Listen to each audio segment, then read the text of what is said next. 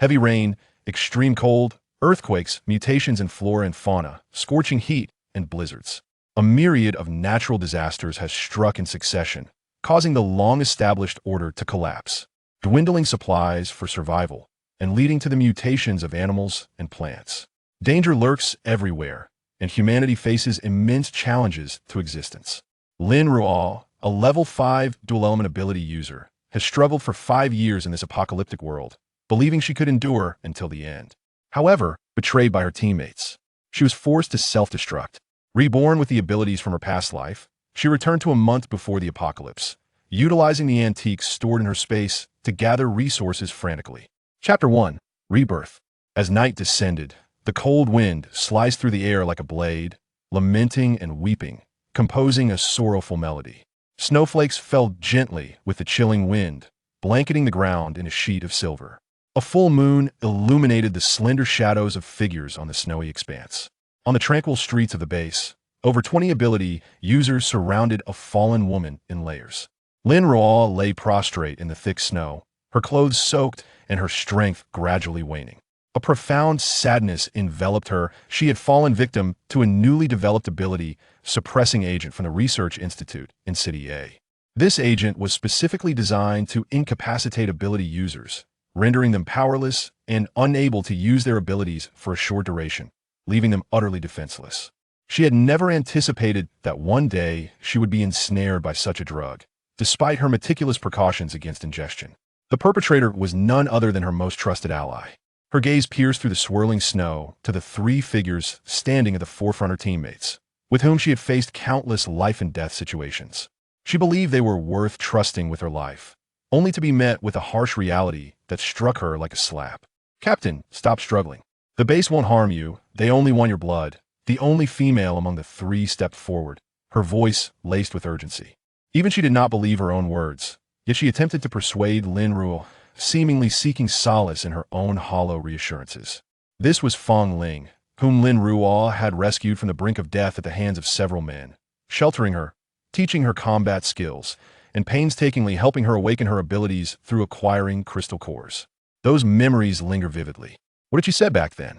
Lin Ruo lowered her gaze, recalling how Fong Ling had clung to her, crying, promising that her life would henceforth belong to Lin Ruo.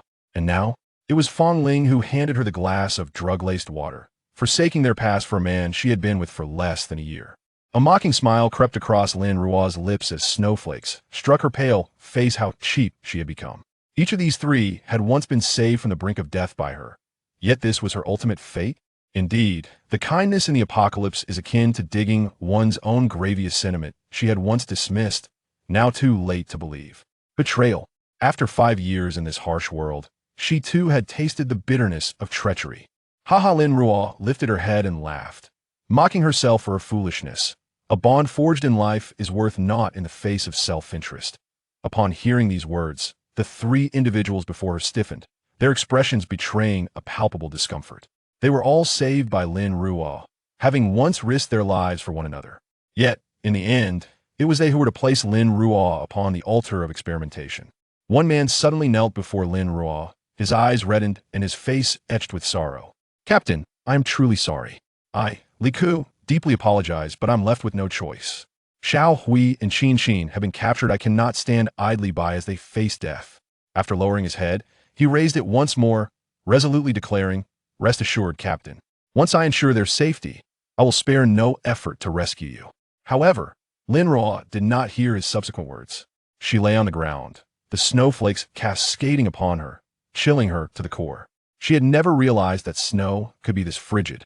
Family thus. Even if I save your entire family and awaken your abilities, when it comes time to make a choice, I will ultimately be the one sacrificed.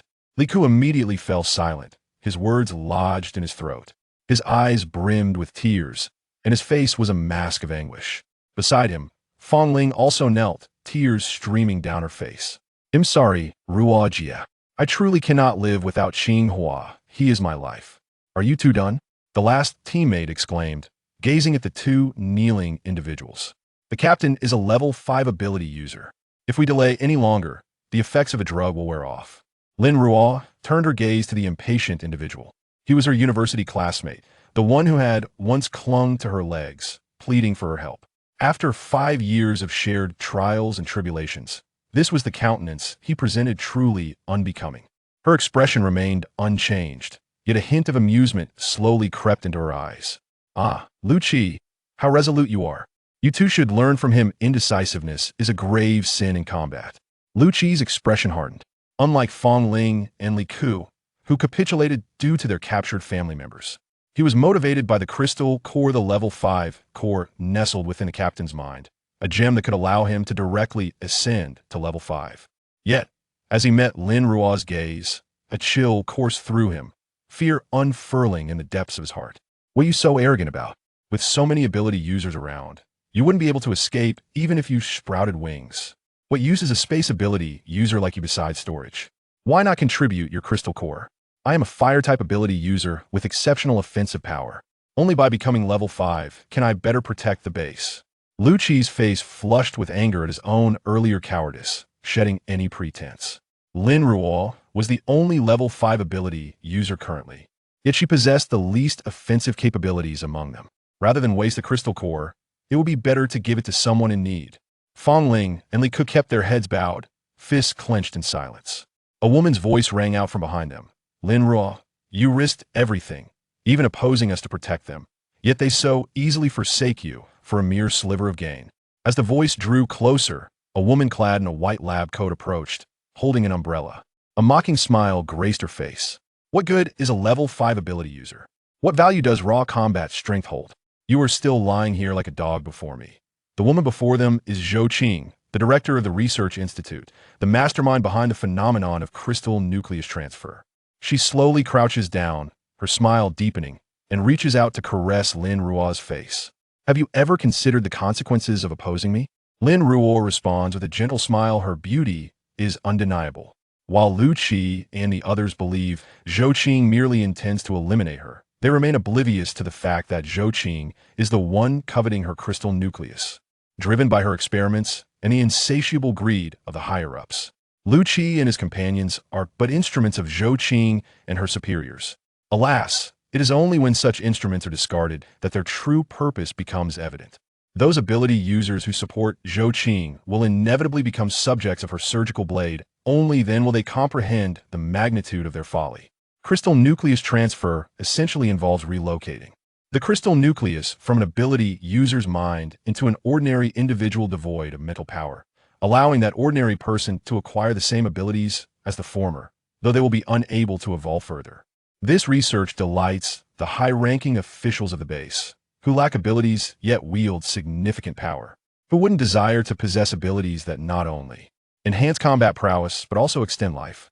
Amongst the elite, Lin Ruo, as the captain of the ability team, staunchly opposes this research, resolutely confronting all the higher-ups. Regrettably, she ultimately succumbs, defeated by those she fought to protect. How absurd it is that these individuals remain oblivious to the principle of the rabbit dies and the hound is cooked. Truly foolish. Having witnessed the malevolence of humanity in the post-apocalyptic world, Lin Ruo's smiles have become increasingly rare. At this moment, her smile resembles a solitary plum blossom blooming amidst the icy snow, exquisite and unparalleled. The apocalypse has proven to be a formidable challenge, requiring not only the confrontation of mutated flora and fauna, but also the navigation of ever-shifting natural disasters and the treachery of human nature. Is there still a necessity to preserve such a wicked place? No. As her mental energy surged, a flicker of blue light danced in her eyes. She was able to summon her abilities, albeit feebly. "You must realize that the base leader would not approve of your actions," she states, needing to buy herself a little more time due to the frailty of her powers. Zhou Qing scoffs derisively. "Do you truly believe that without the base leader's consent, I could summon so many high-level ability users? How naive! Were it not for Chun Yu's unwavering protection of you behind the scenes, do you think you would still be standing here unscathed?" Zhou Qing, brimming with confidence, speaks with scorn. "He has consistently stood by your side, yet what has become of him in the end? Did he not meet a tragic demise, devoured by a mutated beast?" Though Lin Ruo had long accepted the truth, she still closed her eyes in sorrow as Zhou Qing's words pierced her heart like a dagger. The one who shielded her from harm met a grim fate. The very person who had elevated her, the one she had trusted wholeheartedly, ultimately choosing to lead her to a path of despair. She smiled softly the moment had arrived. With her mental energy coiled and ready to strike, she spoke with increasing calmness. Very well, since those who genuinely cared for me are no longer here, there is nothing left worth preserving. Zhou Qing, taken aback, quickly rose to her feet, her expression shifting from surprise to uncertainty as she regarded Lin Ruo. Although Lin Ruo was a spatial ability user, her formidable combat prowess still instilled fear in Zhou Qing. She swiftly turned to her assistant and commanded, "Hurry, fetch another vial of the P2 serum." Lin Ruo's eyes narrowed slightly, filled with malice. The reason she spent so long engaging them in conversation was indeed to buy time her teammates knew her best. Her ability mutation granted her a resistance to this drug far superior to that of ordinary ability users. Yet, she was not seeking to flee after experiencing this betrayal. She had become disillusioned with the man-eating apocalypse. "Do you desire the crystal core within my mind?" Lin Ruo's smile faded, her hand glowing with a bluish light as the surrounding blizzard suddenly froze in midair.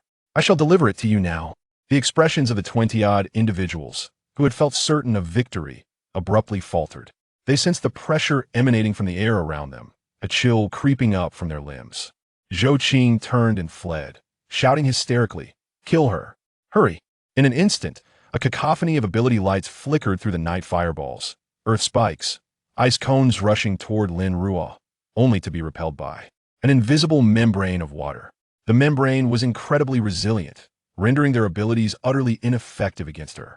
For years, no one knew that she was, in fact, a dual ability user now. She no longer needed to conceal her true power. Lin Ruo's expression grew colder, her visage paler, as a trickle of crimson blood escaped her lips. Simultaneously, the surrounding blizzard melted into water, which frantically converged towards her, forming a colossal sphere of water.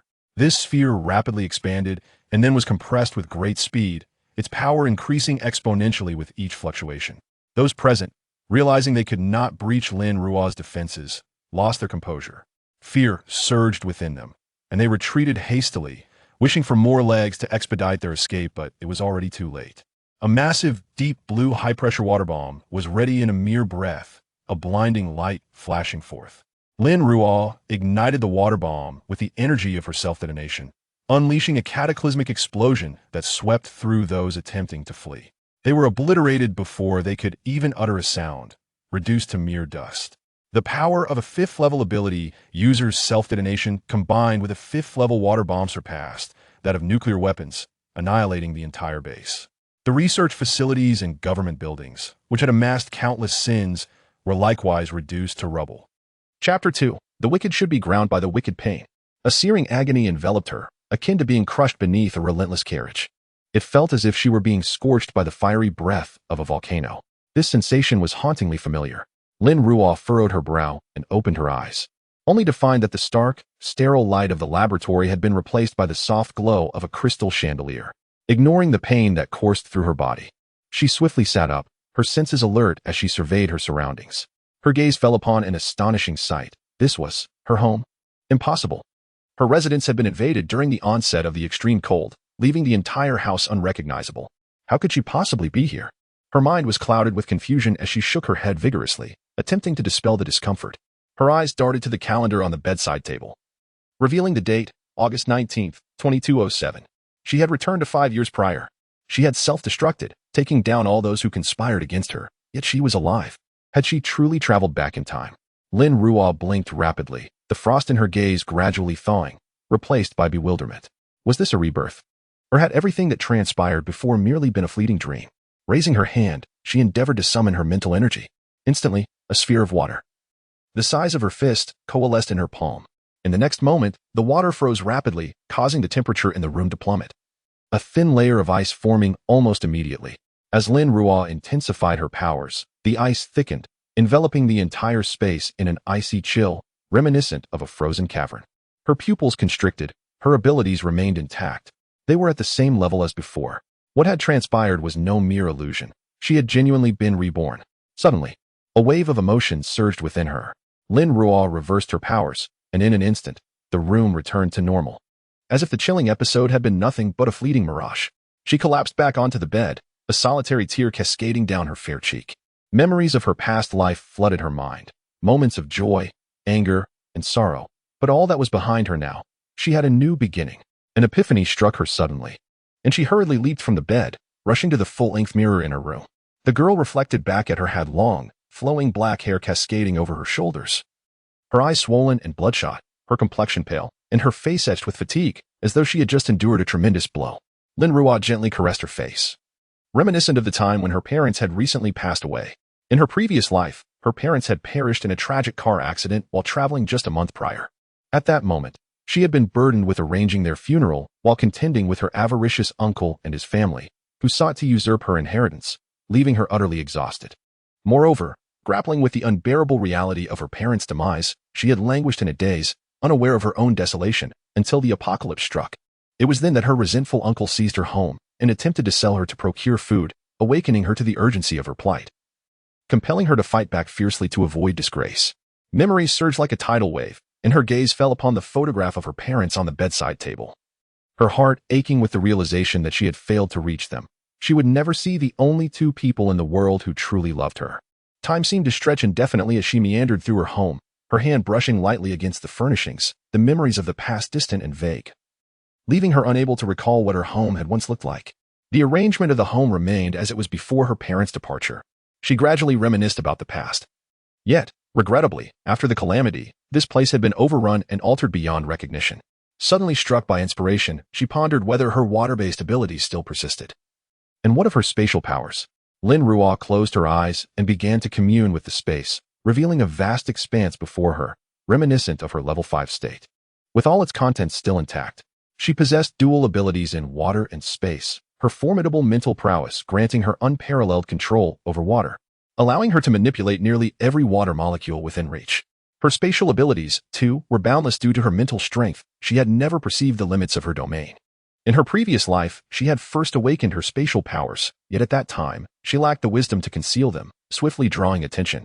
Reflecting upon it now, she realized that Jiang Haochen, the commander of Base A City, had approached her precisely then, not out of genuine interest, but rather for exploitation.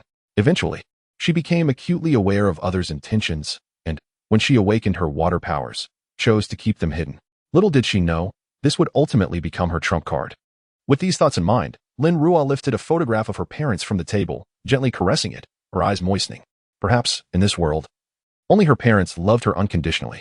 Resting her forehead against the picture, she felt the presence of those who truly cared for her. Even if her parents had ascended to heaven, initially she had grown weary of the apocalypse, contemplating that death would bring an end to her suffering. Yet fate had bestowed upon her a second chance.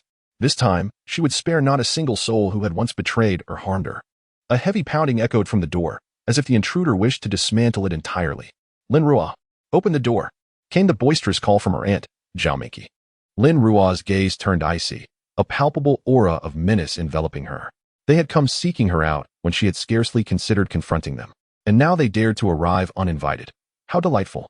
Drawing a deep breath, she swiftly transformed her expression into one of feigned sorrow and despair, hastening to open the door. Standing before her were her uncle Lin Bin, Zhao Minqi, and their 14-year-old son Lin Yi. The moment Zhao Minqi laid eyes on Lin Ruo, she instinctively pointed a finger at her, shouting, "What is the meaning of this? Your uncle and aunt have been here for ages, and you only just opened the door. Are we unwelcome? How could you be so ungrateful after we helped with your parents' affairs?" Lin Ruo raised her gaze, noticing not only the trio but also neighbors from the same floor. With a swift glance, tears welled up in her eyes as she implored, "Uncle, aunt, I have told you that this house is the last gift my parents left me. You cannot take it away. Please, just leave me be. You're merely a girl. You will surely marry in the future. The Lin family's possessions cannot be squandered on outsiders. This house is meant for your brother's wedding," Zhao Minqi exclaimed, her frustration palpable as she fretted over money and property, escalating her demands. Lin Ruo displayed a countenance more sorrowful than tears, casting a glance at the neighbors and then at her uncle's family, before reluctantly conceding, "Please, come inside. Let us not disturb others." Lin Bin exchanged a knowing glance with Zhao Minqi before entering the room alongside Lin Ruo, while Zhao Minqi urged Lin Yi to follow suit. Upon entering, Lin Yi held his head high, surveying the surroundings as if admiring his possessions. However, the moment Lin Ruo shut the door, her demeanor transformed, her expression chilling and her eyes radiating a fierce intensity. She promptly retrieved her phone, activated the recording function, and placed it beside the door. "Don't you dare withhold the property deed. I must remind you that your uncle holds the position of director. It would be child's play for him to deal with a young girl like you. Do not mistake my kindness for weakness. Zhao Minqi, now unconcerned by Lin Ruo's presence, declared, we will find you a suitable marriage arrangement. Once you graduate from university, you shall marry and limit your interactions with us. Lin Ruo's voice was tinged with desperation, yet her actions were swift and decisive. She swiftly approached Zhao Minqi, covering her mouth with her left hand while seizing her right arm with her right. With a sudden force, a faint crack echoed as Zhao Minqi's right arm dislocated. Her face drained of color, cold sweat beading on her brow. But her mouth remained muffled by Lin Ruo's grip. And, I was wrong. Please, don't do this. You cannot take this house from us. Lin Bin and the others were momentarily stunned by Lin Ruo's boldness, rushing to her side in an attempt to pry her hands away. What are you doing?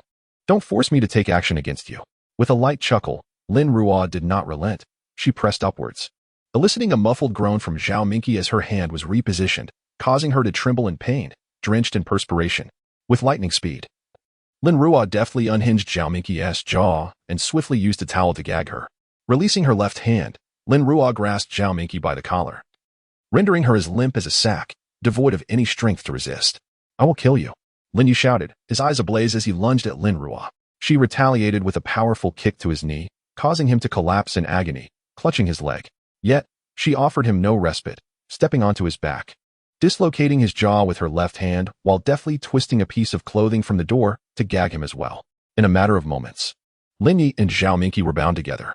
This entire sequence transpired in the blink of an eye, and by the time Lin Bin comprehended the situation, his wife and child were under Lin Ruo's control. He rolled up his sleeves, advancing with a posture ready for confrontation. Lin Ruo smiled at him, then turned and delivered a swift kick to his abdomen.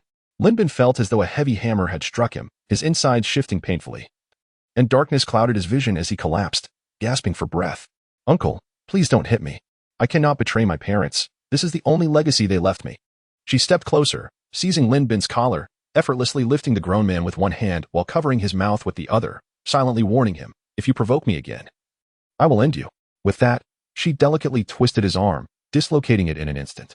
As Lin Bin's eyes rolled back, teetering on the brink of unconsciousness, Lin Ruo firmly pinched his acupoint, compelling him to remain awake. With a gentle smile gracing her lips, Lin Ruo's voice was as cold as ice. Remember this pain well. Should you dare provoke me again, I assure you, I shall make your suffering 100-fold worse. Do you understand? As she spoke, she forcefully lifted her hand, and in an instant, Lin Bin's dislocated arm was rejoined. Yet, the agony he experienced was several times more intense than before, rendering him to feel as if his arm were better off severed. With his mouth covered by Lin Ruo, he could only emit muffled groans, his face gradually turning a shade of purple from the strain. Once Lin Bin began to regain his composure, Lin Ruo unclasped his chin and bound his mouth with cloth, while her other hand shifted to his leg, dislocating the joint once more. After allowing Lin Bin a moment to recover from the pain, she reattached it again. This cycle continued for half an hour, during which Lin Ruo methodically dislocated every joint in Lin Bin's body. By the end, he was ashen-faced, curled up in a corner, drenched in cold sweat, with a dark stain marking his trousers. With a radiant smile illuminating her face, Lin Ruo felt a measure of the resentment from her past life dissipate. Looking down at Lin Bin, who lay on the floor like a defeated dog, her tone turned mockingly humble. Uncle, you are my kin. How could you treat me this way? Lin Bin gazed at her with eyes filled with terror, desperately shifting his body backward while shaking his head. With his jaw dislocated and mouth bound, he could produce no sound. Lin Ruo chuckled softly, leaning closer to Lin Bin, silently asking, do you now believe I could end your life? Understanding her intent, Lin Bin's pupils constricted, and he hurriedly nodded in agreement. Meanwhile, Zhao Minqi and Lin Yi, bound to the side, were too frightened to even lift their heads, trembling in fear. They were bold with the meek but cowered before someone truly formidable. Clapping her hands, Lin Ruo retrieved the recording phone from the doorframe, pressed the pause button, and raised it towards the three, stating, I have recorded everything, your malicious attempts to torment me. I welcome you to approach me anytime. It offers me the chance to eliminate future troubles.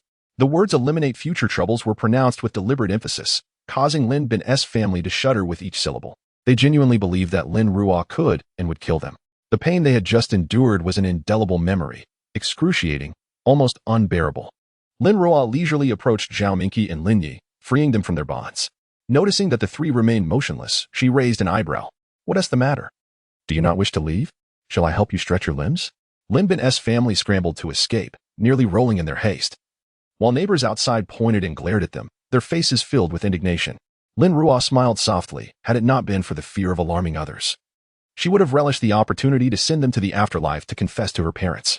Closing her eyes, she took a deep breath, expelling the pent-up resentment within her and suppressing the violent urges that clamored in her heart. Chapter 3. Spatial Upgrade. After a long while, she reopened her eyes. The turbulent energy within her dissipating, her aura settling into a serene calm. With a collected mind, she approached the cabinet and gently lifted her parents' photograph, meticulously wiping away the fine dust that had settled upon it. This time, she resolved not to choose the A-City base. In her previous life, she had learned that among all the bases, only the B-City base was official, a paragon of both scientific prowess and martial strength. Hence, in this life, she intended to venture to B-City. However, she had numerous matters to attend to in a city before that. With a flicker of her mental energy, the photograph was absorbed into her spatial realm, where Lin Ruo's consciousness also descended. Within this space lay a plethora of items she had gathered during the apocalypse, some provisions, predominantly instant foods like bread and compressed biscuits, many of which had already expired, yet remained invaluable in a post-apocalyptic world. There was also a substantial collection of crystal nuclei, extracted from the mutated flora and fauna, brimming with energy that aided in the cultivation of supernatural abilities. Additionally, there were various garments, electrical appliances, and a considerable assortment of weaponry, primarily firearms, with few cold weapons. Among them were gold bars, jewelry, and antiques, acquired through exchanges of food or crystal nuclei, sometimes out of kindness, other times simply because of their aesthetic allure. Reflecting on the impending apocalypse a month hence, Lin Ruo contemplated the newfound utility of these items. Suddenly, she recalled the jewelry her mother had gifted her during her lifetime, declaring it her dowry to be cherished. Rising, she made her way to the vanity in the guest room and opened a box resting atop it. Though the contents were not particularly valuable, they embodied her mother's heartfelt intentions, which she vowed to safeguard diligently. With a surge of mental energy, the jewelry box was drawn into her spatial realm. Suddenly, a tremor coursed through the crystal nuclei in her mind, leaving Lin Ruo momentarily stunned. Before she could fathom the cause, she felt the nuclei within her brain radiating heat, intensifying to an almost searing degree. Lin Ruo furrowed her brow. This was a precursor to an upgrade of her supernatural abilities, yet she wondered why. The crystal nuclei in her mind grew increasingly warm, akin to a searing iron, inducing a sharp pain in her head. Waves of energy converged upon the spatial nuclei, and without pausing to ponder the reason, she swiftly seated herself and began absorbing the energy surrounding the nuclei. After approximately an hour, Lin Ruo finally consumed the entirety of the energy. When she reopened her eyes, a flash of white light shimmered within her gaze. Her spatial abilities had ascended. Her mental energy delved into the spatial realm, which had transformed dramatically from its former boundless void. At its center emerged an extraordinary expanse of approximately 3,000 acres, one-third of which comprised black earth, another third a vast lake, and the remaining third ordinary land. The lake's waters were crystal clear, revealing the lakebed over 10 meters deep. Where Lin Ruo discovered it was littered with enormous stones. Tentatively, she filled a cup with the lake water to bring it forth from the spatial realm. As the blue light pulsed in her hand, the water swiftly surged from the cup, levitating in her palm. As her water-based abilities could ascertain whether the lake water harbored any toxins. After a long while, her eyes sparkled with realization. The water of this lake not only contained an abundance of trace elements, but was also utterly devoid of impurities, making it exceedingly beneficial for her health.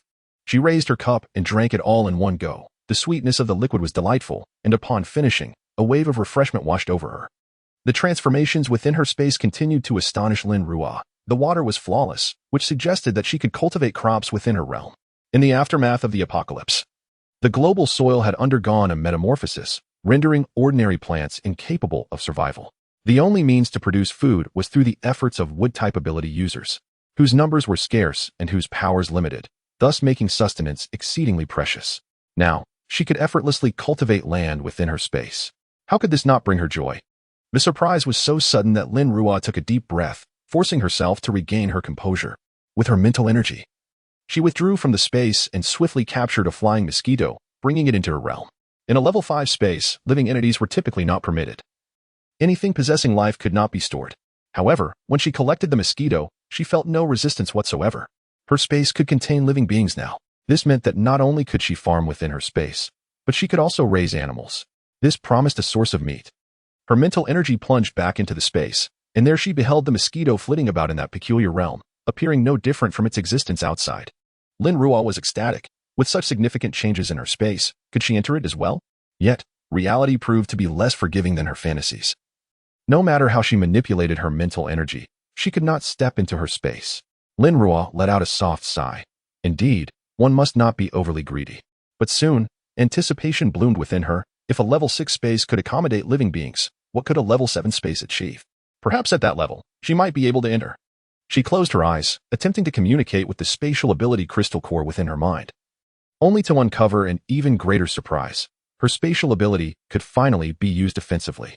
With a mere thought, a 2-meter-long transparent spatial blade materialized out of thin air, effortlessly cleaving through the heavy marble television cabinet beside her, severing it cleanly in two. Approaching the cabinet, Lin Ruo gently traced the smooth, even cut, which indicated that the spatial blade had passed through as if slicing through air, meeting no resistance whatsoever.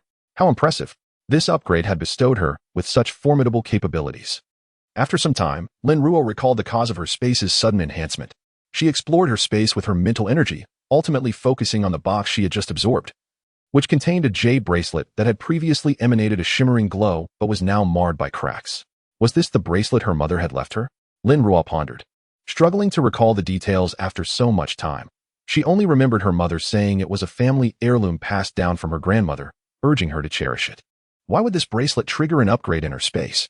Did it harbor some hidden secrets? Lin Ruo examined the cracked jade bracelet closely, probing it with her mental energy for quite a while, only to detect a faint trace of spatial energy lingering on its surface. It seemed that this bracelet had once been a space of its own, inadvertently absorbed and fused with her own realm. How had she failed to notice this in her past life? She chuckled softly, realizing that her parents were indeed watching over her from the heavens. Not only had they granted her a second chance at life, but they had also revealed the secret of the jade bracelet. With so many fortuitous advantages bestowed upon her in this new life, what reason did she have not to live it more splendidly? She retrieved paper and pen from the drawer and swiftly began to compile a list of essential supplies. Nothing could be overlooked in terms of clothing, food, shelter, and transportation. Her family, though comfortably middle class, consisted of educators, and she herself was merely a recent university graduate. In her possession were the savings of over 200,000 left by her parents and an insurance payout of 2 million due to their unfortunate accident, along with the house she currently resided in. Gazing at the extensive list of supplies, Lin Ruo furrowed her brow. There was a considerable amount to prepare, and her available funds were insufficient. She needed to quickly sell some items from her space. Completing her list, a pronounced growl from her stomach reminded her of her hunger. She glanced at her phone, noting it was already 9 o'clock in the evening. The recent upgrade of her spatial abilities had drained much of her energy, compounded by the fact that during her previous life, she had neglected her meals, consumed by overwhelming sorrow. Naturally, she was now ravenous. As she rubbed her somewhat empty stomach, thoughts of the delectable dishes from the pre-apocalyptic world flooded her mind, causing her mouth to water. She craved food.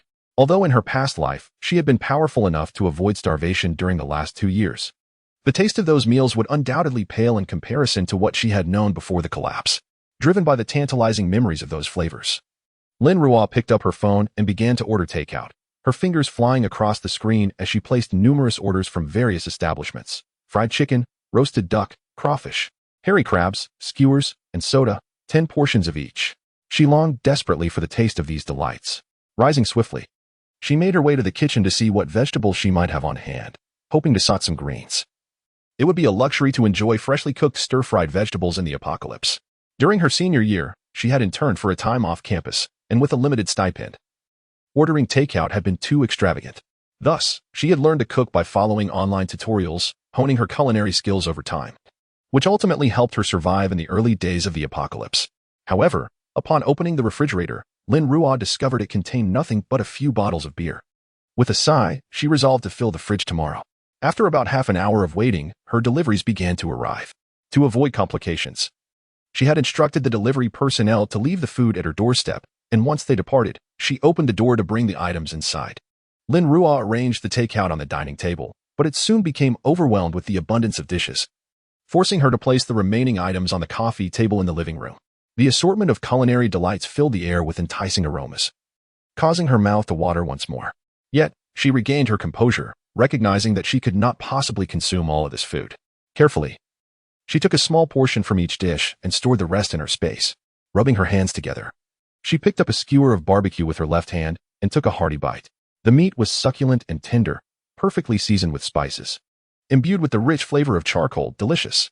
With her right hand, she picked up a piece of fried chicken and took a hearty bite, her eyes narrowing in bliss. The crispy exterior gave way to succulent, juicy chicken within, filling her with an overwhelming sense of happiness, accompanied by a generous sip of her favorite soda. She sighed in contentment, sheer satisfaction. After indulging in a delightful feast, Lin Ruo retrieved the list of supplies she had just compiled, mentally planning her tasks for the following day. She then refreshed herself and settled into bed, cradling a photograph of her parents, feeling an unprecedented tranquility and joy. Contrary to her expectations of a restless night akin to the end of the world, the familiar sense of her memories soon lulled her into slumber. This was the most peaceful sleep she had experienced in 5 years. Chapter 4. Preparations for hoarding in the stillness of the night. As a ray of sunlight streamed through the window, Lin Ruo abruptly opened her eyes. She quickly sat up, scanning her surroundings with heightened alertness. Moments later, it dawned upon her that she had been reborn. Grabbing her phone from the bedside table, she noted the time, exactly 5 o'clock. This was the biological clock from her previous life, and to her surprise, it had persisted even in this new existence.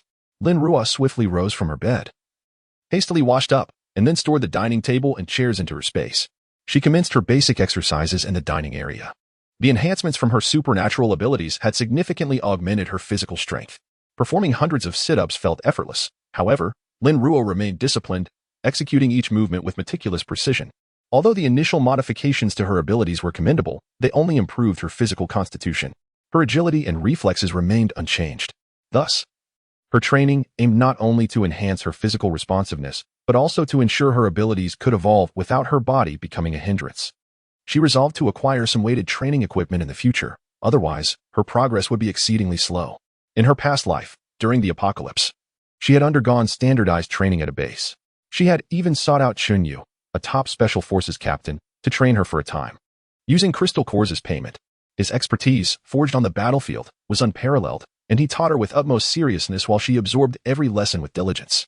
Their training concluded only when he declared that there was nothing more to teach. Consequently, a bond of mentorship had formed between them, deeper than that with others. Tragically, during a mission, Chun Yu was overwhelmed by a pack of mutated wolves. Although she had been the last to flee, he had valiantly pushed her out of the fray, sacrificing himself in her stead. In her previous life, Chun Yu was the only person she had never misjudged. However, upon her rebirth, she wondered whether he would be the same as before, with time and space having shifted. Shaking off such thoughts, Lin Ruo focused on the urgency of strengthening her body. The techniques she once mastered felt instinctively familiar, as if etched into her mind. Yet, they remained foreign to her current physique. Each movement executed with an awkwardness that required gradual refinement. After more than 2 hours of intense training, even with her superior constitution, she felt the soreness seep into her muscles. Nevertheless, she persevered, completing a set of martial arts forms. Only when her body was utterly spent did she cease, allowing her water-based abilities to flow through her, alleviating her fatigue. She discovered this remarkable property of her water abilities, which had indeed contributed to her formidable skills in her past life. Breathing heavily on the dining room floor, Lin Ruo relished the exhilarating sensation of pushing her limits, a vivid reminder of her vitality. Gradually, she moved her body, channeling her water abilities to diminish her exhaustion before she finally rose and made her way to the bathroom. Upon entering, Lin Ruo gazed into the mirror, observing her flushed cheeks and drenched hair, a true reflection of her living self. She filled the bathtub with warm water and immersed herself, letting her water abilities circulate rapidly around her. With a long, contented sigh, she surrendered to the soothing embrace of the water. After indulging in a soothing hot bath, Lin Ruo felt rejuvenated, her muscles brimming with vitality once more. She retrieved several crystal cores from her space, clasping them in her hand to absorb their energy for the cultivation of her supernatural abilities. Over an hour later, having drained the cores of their energy, she discarded them back into her space and picked up her keys, preparing to descend the stairs. "Xiao Ruo, are you going out?" As Lin Ruo stepped out of her apartment, she spotted Grandma Wu from downstairs, returning home with a bag of breakfast. "Grandma Wu," Lin Ruo greeted warmly. After the passing of her parents, Grandma Wu had provided immense assistance with their affairs, and Lin Ruo felt profound gratitude towards her. Seeing her again after many years stirred deep emotions within her. Sighing softly, Grandma Wu scrutinized Lin Ruo's expression, noticing the absence of her previous despondency. Replaced instead by a vibrant demeanor, she felt a wave of relief. Having heard about the recent troubles caused by those vile individuals, she felt pity for the young girl who had to endure such hardships at such a tender age. With a loving smile, she extended the bag of breakfast towards Lin Ruo. I bought some breakfast. Would you like to take some to eat on the way? Lin Ruo smiled and politely declined. Thank you, Grandma Wu, but I plan to eat out shortly. Please give it to Lulu instead. In her past life, during the harshest winter, Grandma Wu had given all her warm clothes to her granddaughter, ultimately succumbing to the cold herself. With only herself and her granddaughter to care for, and her son trapped in D-City due to the apocalypse, Grandma Wu's death meant her granddaughter's survival was impossible. When Lin Ruo discovered Grandma Wu had passed away a week later, she found her granddaughter lying beside her, lifeless from starvation. In this life, though she could not offer much, she would do her utmost to help, as a means to repay Grandma Wu's kindness towards her. Very well. You go ahead and keep busy, Grandma Wu said with a smile, waving as she ascended the stairs. Lin Ruo then turned and briskly made her way to the entrance of the community, scanning for a shared electric bike and riding swiftly to a nearby rental shop. Upon entering, the receptionist greeted her warmly, her smile genuine and hopeful. Hello, how may I assist you today? Hello, I would like to rent a vehicle. I possess a C1 license and require the largest capacity car available, Lin Ruo replied with a smile. Before the apocalypse, humanity had exhibited remarkable kindness. Yet it was only after that calamity that the true nature of people was revealed. Since then, she had not encountered such a sincere smile. Of course, please follow me. The receptionist said cheerfully, leading Lin Ruo inside, eager to secure a substantial commission. The young woman introduced Lin Ruo to various models, and ultimately, Lin Ruo selected an SUV. This vehicle offered the best value, equipped solely with the driver and passenger seats, with the rear completely stripped down for cargo. Additionally, its fuel tank was sufficiently large, which would facilitate the storage of gasoline and diesel in the future. After a brief inspection, Lin Ruo decided on the vehicle, agreeing to a rental fee of 2,500 per month, committing to 2 months, knowing that the impending torrential rains would inevitably submerge many vehicles. She promptly paid 5,000 yuan, signed the contract, and soon received the keys. After refueling at the gas station, Lin Ruo, undeterred, filled her vehicle's substantial tank, which held approximately 80 liters. She then siphoned gasoline into containers in the trunk before proceeding to another station to repeat the process several times, amassing a staggering 400 to 500 liters of fuel in her empty barrels. She then drove to the suburban industrial park, a desolate area dotted with abandoned factories, many of which had ceased operations due to poor location and were available for rent. The park was largely deserted, lending an air of tranquility to the surroundings, with factories spaced far apart, rendering it difficult for them to be seen from one another. Even delivery trucks coming and going would not raise suspicion. Lin Ruo selected a sizable, vacant factory estimated to cover about 5,000 square meters, with 2 stories and a 5-meter-high outer wall that effectively shielded her from prying eyes. She promptly contacted the landlord using the number on the rental sign. Upon answering, the landlord assured her he would arrive shortly and instructed her to wait. Taking advantage of her vehicle's concealment, Lin Ruo began to hone her abilities. She toyed with a small water sphere, which morphed into a life-sized water model resembling herself, complete with distinct facial features. This manipulation of water was mentally taxing for Lin Ruo. In her previous life, she had practiced her powers in this manner, pushing her mental energy to its limits and gradually enhancing her capabilities. Depleting her mental energy to such an extent was perilous, especially in a world fraught with danger. Yet Lin Ruo dared to do so, owing to her water manipulation abilities. This was why she stood as the sole level 5 Esper among all the bases. Her relentless effort and willingness to confront risks set her apart from others. After an hour, Lin Ruo lowered her hands, her complexion pale from exhaustion. Her mental energy was nearly depleted, yet the core of her water ability emitted a faint glow, rapidly replenishing her reserves. Just then, the landlord arrived. A middle-aged man of modest stature yet ample build. "Young lady, are you the one looking to rent this factory?" he inquired, surprised by her youth and the prospect of her running a factory. Standing tall, Lin Ruo offered a benign smile, explaining, "It's for my father.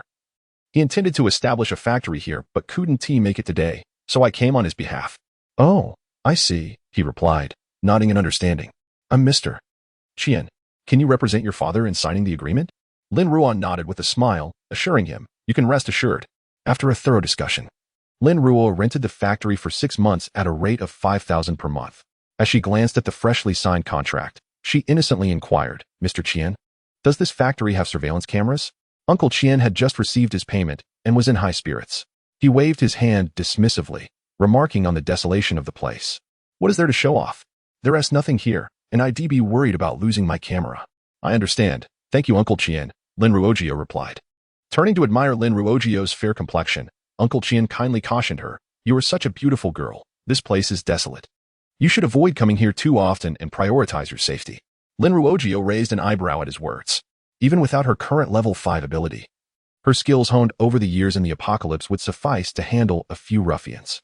Yet, she appreciated Uncle Qian's concern, responding with a sincere smile, "Don't worry. From now on, it will be my father who comes here. I'm just helping out this once." Once she saw Uncle Qian drive away, she finally unlocked the door, revealing a space of 5,000 square feet, not insignificant and ample for her needs. Chapter 5. Hoarding supplies in the dimly lit warehouse, Lin Ruo meticulously examined her surroundings. Finding no signs of surveillance equipment, satisfied, she secured the door and drove off to refuel her vehicle, filling it with 5 or 6 canisters. The available space was now packed, indicating an urgent need to procure additional supplies. She drove directly to the largest wholesale market in City A, first purchasing several cameras. Afterward, she wandered purposefully through the market, where numerous grain and oil wholesalers were present. After observing discreetly for some time, she finally selected a particular vendor. Without hesitation, she entered the store, which was owned by a burly, bald middle-aged man, whose muscular physique and bare torso gave him a rather intimidating appearance. Consequently, the shop was nearly devoid of customers. "What can I do for you, young lady?" Upon noticing Lin Ruo's presence, the man looked up, his voice deep and somewhat daunting. Unfazed, Lin Ruo responded with a cheerful smile, "Uncle, I would like to purchase rice, flour, cooking oil, and an assortment of seasonings. That has quite a variety. How much do you need?" The man's eyes lit up at the mention of so many items, his demeanor softening as he stepped closer. "I need 200 tons of rice and flour each, 2,000 barrels of 5L cooking oil, 1 ton of salt, and 500 boxes of various seasonings. All types, please." Upon hearing her request, the man's brow furrowed, his expression darkening. "Young lady, do you really need so much? You're not just playing with old Wang, are you?" "Of course not. My family is opening a food processing factory, and I am genuinely here to make a purchase." Lin Ruo remained calm and composed, undeterred by his intimidating demeanor. "If you doubt my sincerity, I can provide a down payment." The man's frown relaxed somewhat, recognizing her earnestness. Reluctantly, he began to calculate the costs. Rice at a wholesale price of 4 yuan per kilogram, flour at 3 yuan, cooking oil at 45 yuan per barrel, and salt at 3 yuan per kilogram. He produced a lengthy receipt, totaling 2 million yuan. Calculating a 30 down payment, the amount came to 600,000. Lin Ruo nodded, observing the figures. She understood that the prices he offered were the lowest wholesale rates, confirming his honesty. With a beaming smile, she said, "Brother Wang, could you please provide me with your bank account number? I will transfer the funds." The man remained skeptical, questioning whether a young girl could truly order such a vast quantity. Nevertheless, he reluctantly provided his bank details. Given his appearance, he had struggled to keep the shop afloat. And if he could indeed secure such a substantial order today, it would revive his business. Ding. The man instinctively glanced at his phone, which displayed a notification of 600,000 yuan received. He stood up in astonishment. "Young lady, you really intend to purchase all this?" Amused, Lin Ruo replied, "Of course. With such a sincere price you've offered, I will undoubtedly buy from you. However, the quality must be assured. Please do not attempt to pass off inferior products." The man clapped his chest with a resounding thud, reassuring the young woman, "Rest assured, my goods are undoubtedly the finest in this wholesale market." Lin Ruo nodded, then produced a note. "I have many other items to purchase, Brother Wang. Please deliver the goods directly to this address by tomorrow morning. I will check the inventory and settle the full payment once everything is accounted for." "Absolutely, absolutely." The man, elated by such a large order, grinned widely. "You need not worry. I have plenty of stock in my warehouse. I will ensure timely delivery. All right, I will take my leave now." After exiting the shop, Lin Ruo did not depart the wholesale market. Instead, she turned and entered a grocery store.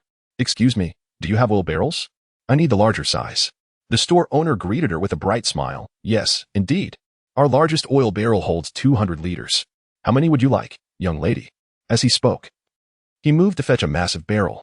Lin Ruo assessed the size and estimated that her SUV could accommodate only 3 or 4 of them, but they could fit within her storage space. "If you need a large quantity, I can offer you a price of 258 each, but for smaller orders, it will be at market price," he said, calculating in his mind, thinking that this young lady did not seem likely to order much. Lin Ruo approached the barrel, inspected its quality, and declared, "I'll take 10,000 of these. Can you deliver them the day after tomorrow?"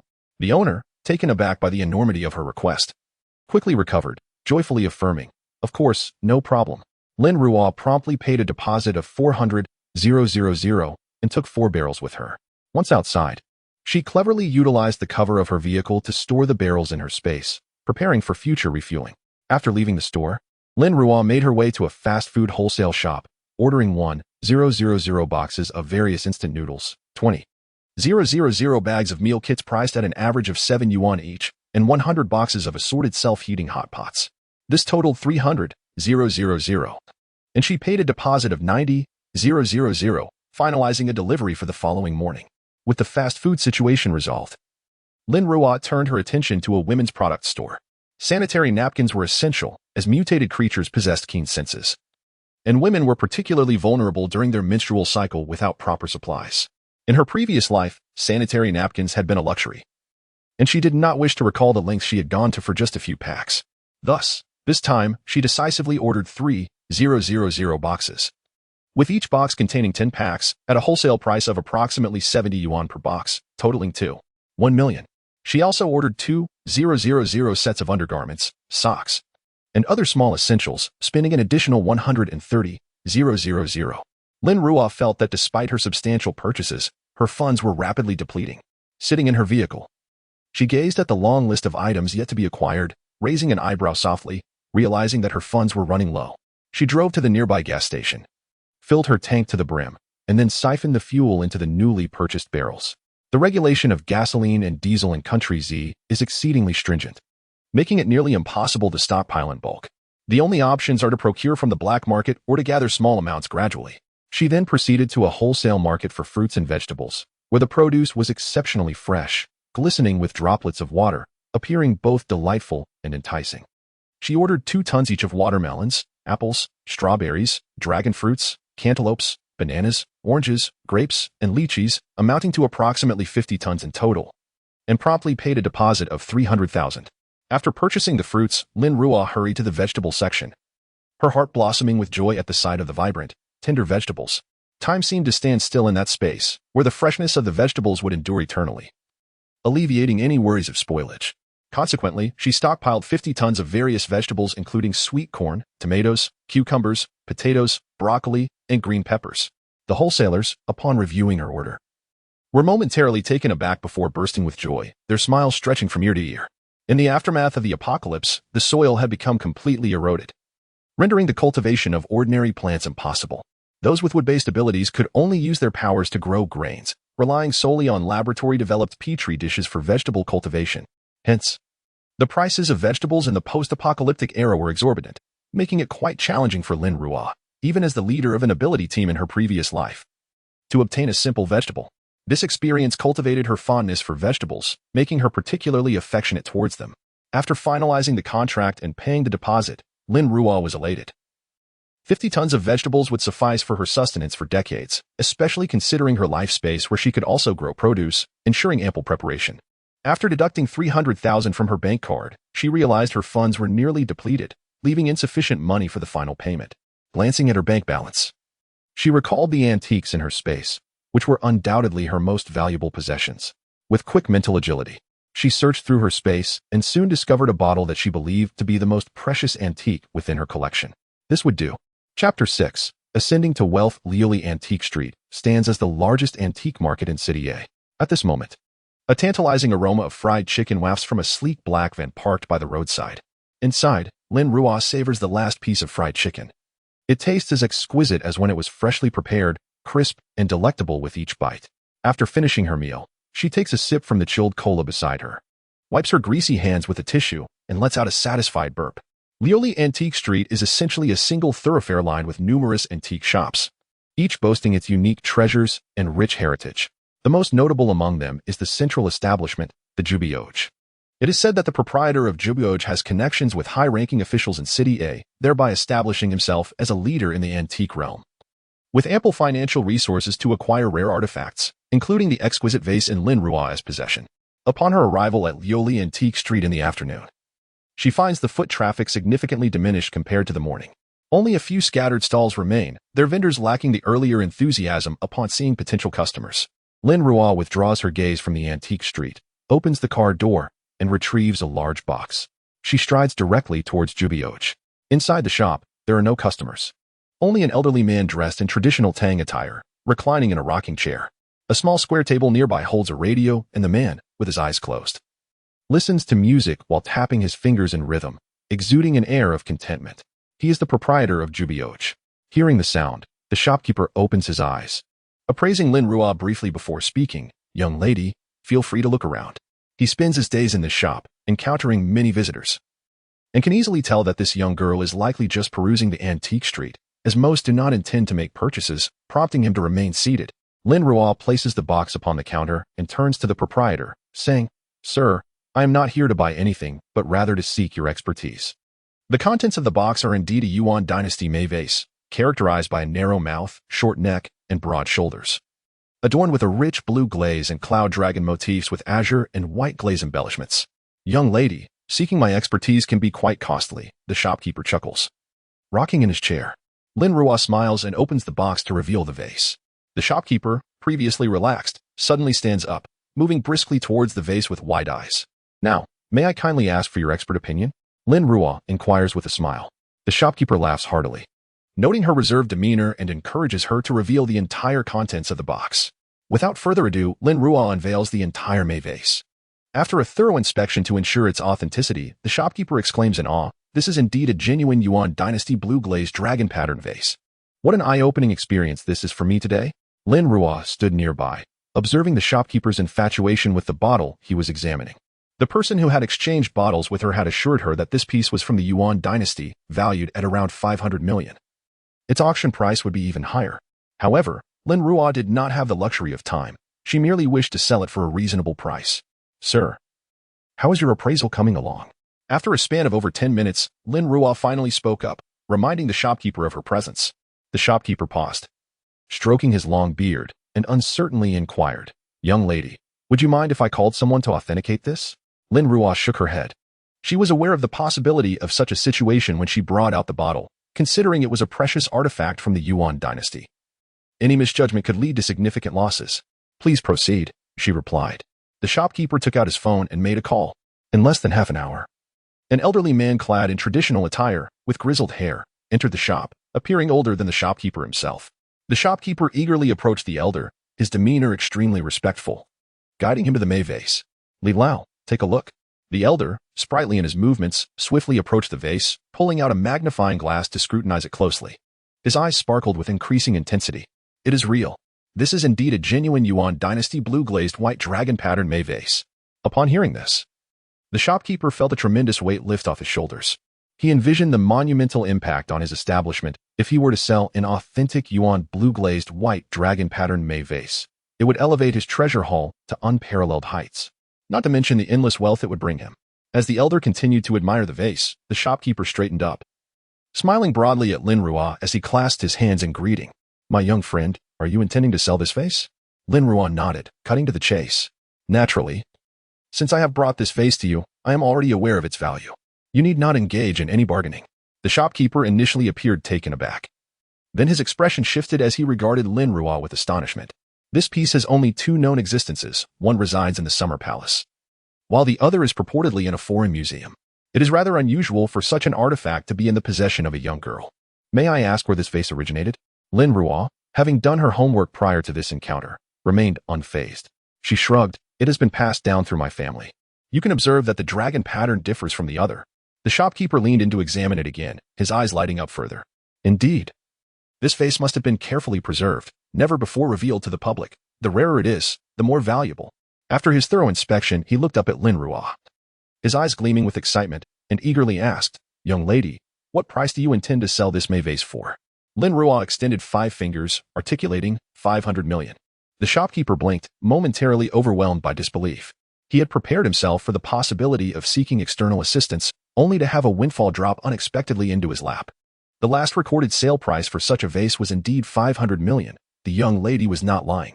Yet, the current auction prices had risen considerably. Did she not realize this? "Are you certain?" the shopkeeper questioned, skepticism creeping into his tone as he pondered whether the girl was merely testing him. Lin Ruo wore a bittersweet smile on her face. The family business had encountered difficulties, and she urgently needed money today. Otherwise, she would not have resorted to selling a cherished heirloom. Understanding her plight, the shopkeeper nodded, unable to suppress the grin on his face. He admitted, "To be honest, at this price, only my establishment, the Jujioj, can afford such a treasure." Thus, I shall shamelessly take advantage of your situation. Not at all, Lin Ruo replied, a glimmer of amusement in her eyes, aware that the deal was secured. Upon leaving the shop, her bank balance had soared to 9 figures, filling her with elation. The bottle she had exchanged for 5 packets of instant noodles had now transformed into a sum that could procure an abundance of supplies. Lost in her thoughts, Lin Ruo received a call from the bank. She answered, and the customer service manager on the other end spoke with utmost respect. May I ask if this is Miss Lin Ruo? Yes, Lin Ruo responded, her tone indifferent. The manager continued respectfully today. Your bank account has just received a deposit of 500 million. You have now been upgraded to our black gold client status. May I inquire if you have time to complete some formalities? I don't have time at the moment. I'll visit when I can. Lin Ruo considered how to spend the newfound wealth and found no time to visit the bank. Very well. Should you decide to come, please inform me, and I will arrange for transportation to pick you up, the customer service manager concluded politely before hanging up. Lin Ruo chuckled softly to herself. She had indeed experienced the privileges of a wealthy lady. Chapter 7. The plainclothed demoness. As Lin Ruo drove out of the ancient street, the sky was still bright. She initially intended to seek out a nearby gas station, but as soon as the engine roared to life, she noticed a vehicle trailing her. Lin Ruo's brow furrowed, her expression turning icy. She had drawn unwanted attention.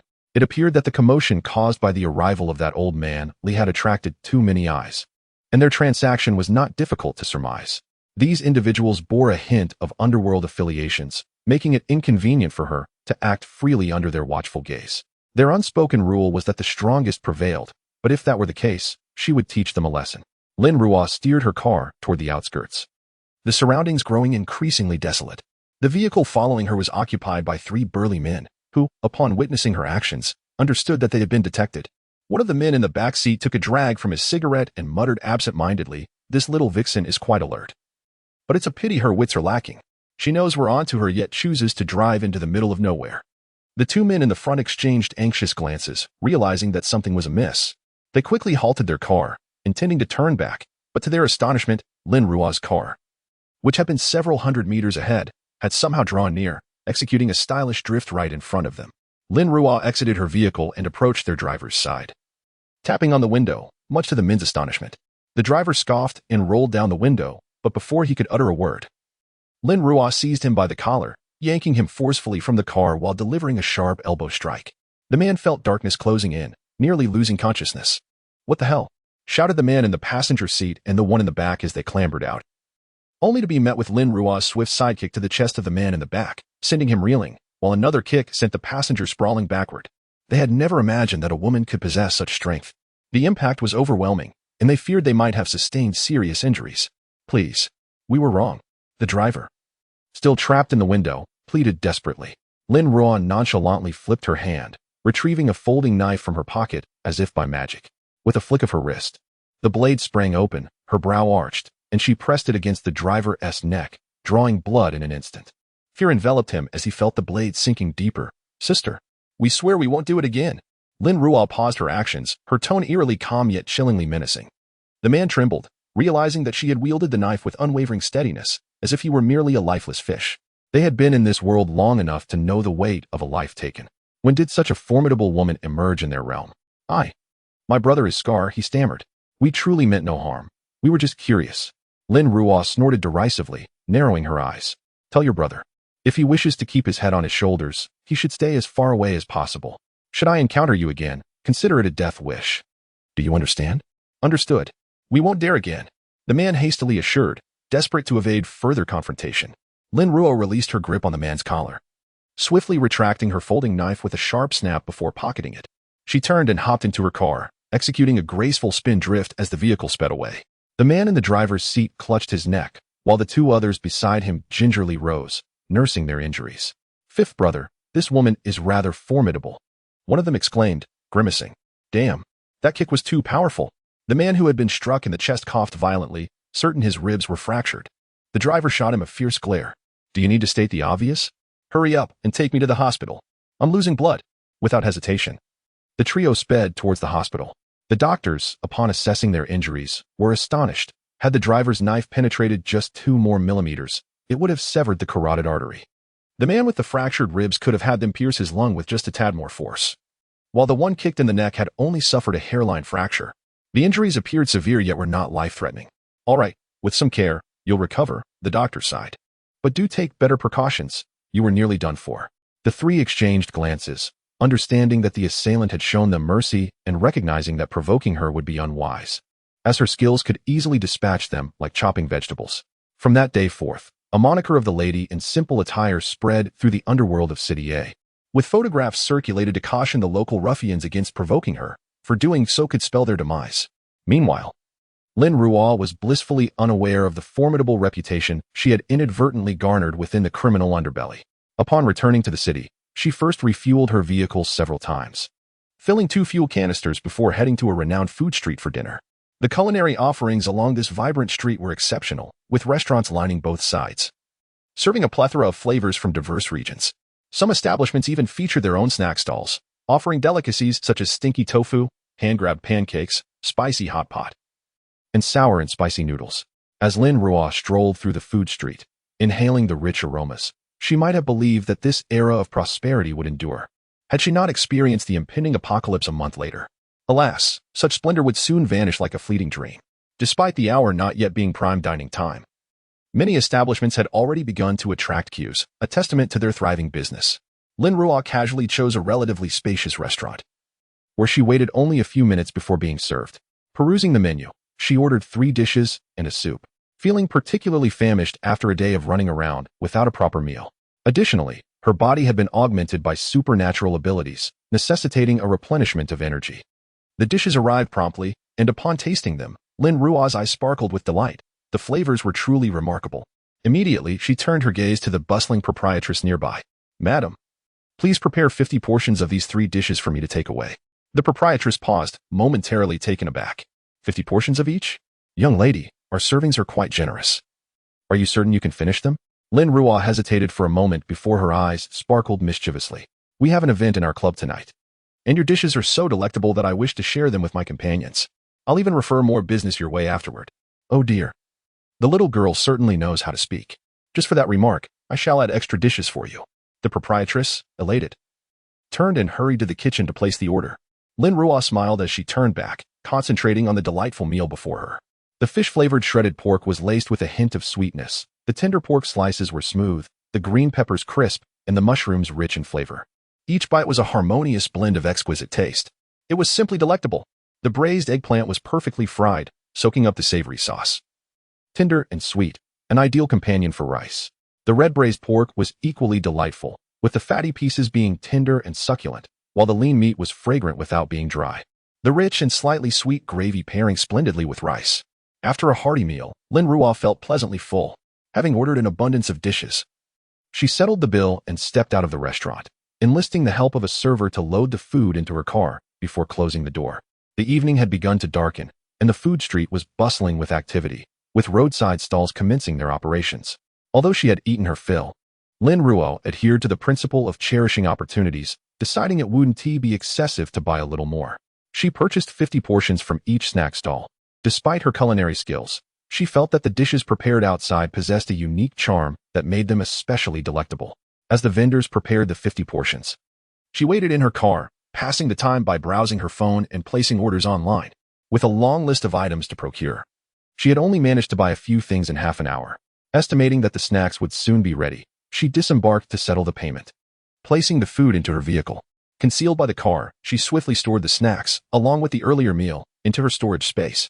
Having collected an ample supply of delicacies, Lin Ruo drove home in high spirits. Upon arriving, she deliberately retrieved a few portions of snacks from her storage and went downstairs to knock on Grandma Wu's door. Upon opening the door and seeing Lin Ruo, Grandma Wu beamed. "Ah, little Ruo, you've returned. Is there something you need?" Lin Ruo presented the snacks she held, saying, "I bought some food outside, thinking you might not have dined yet, so I brought it for you."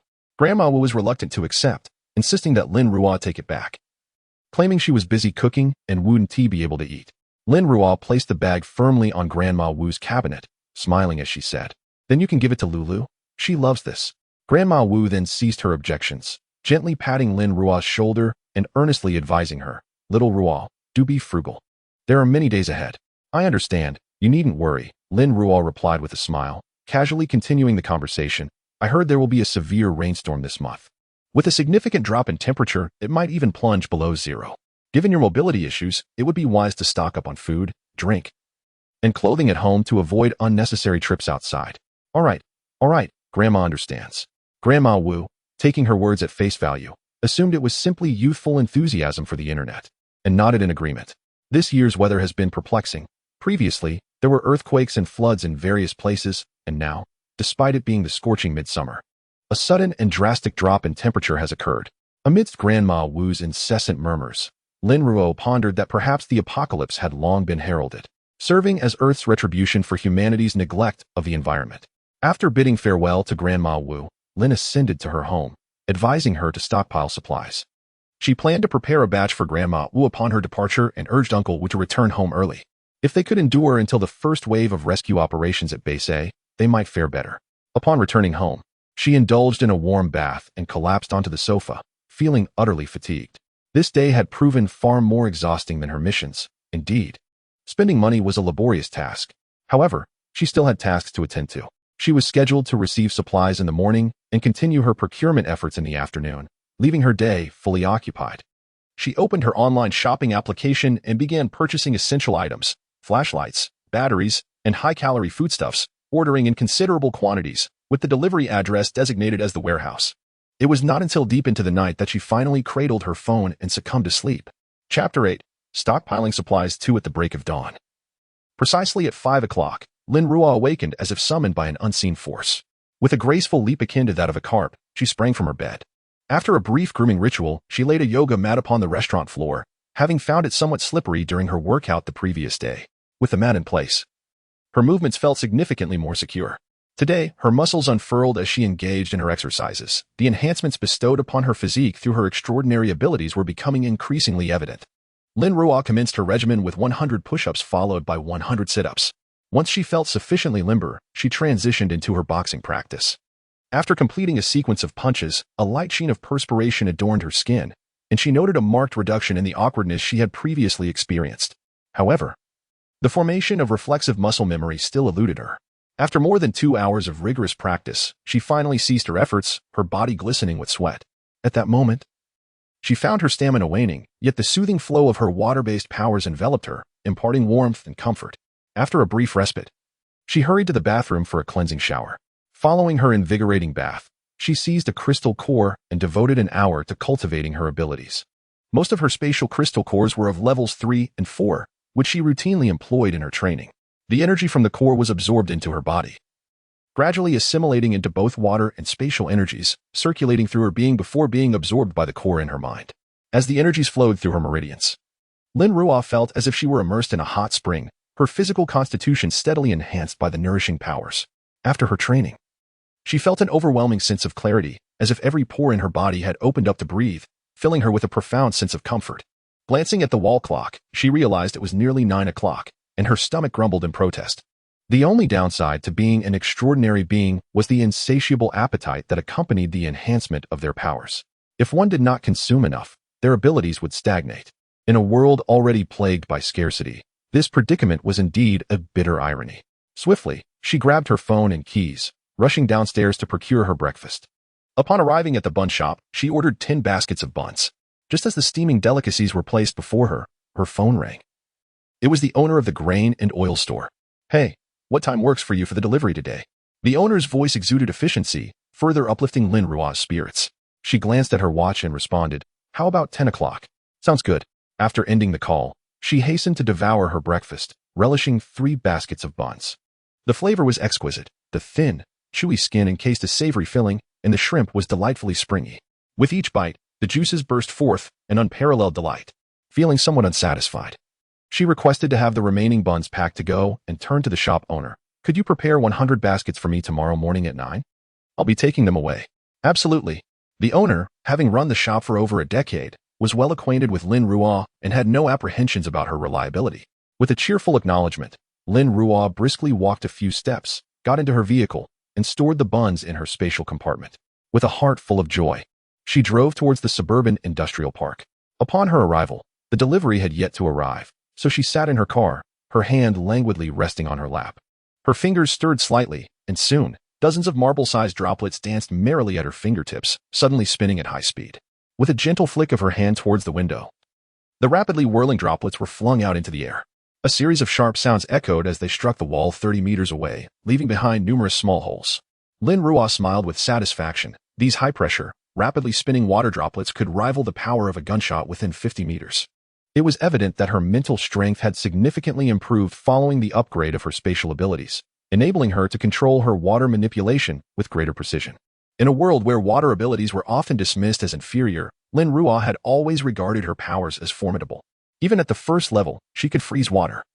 And by the fifth level, her control expanded further, allowing her to lower water temperatures to -200 degrees, instantly freezing anything that came into contact with it.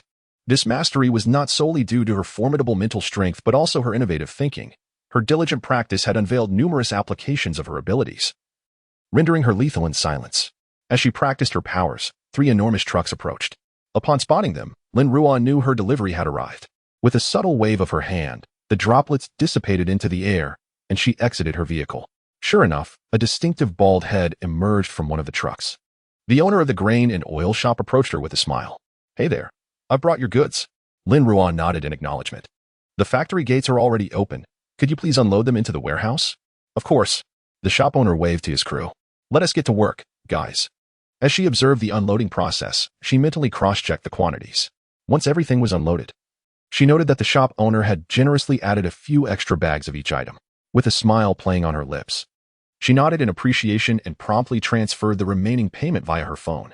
The shop owner, grinning widely as he received the payment notification, exclaimed, "Next time you need something, come find me. I'll give you a discount. I like dealing with someone as straightforward as you." "Absolutely," Lin Ruo replied, watching as the 3 trucks departed in a grand procession.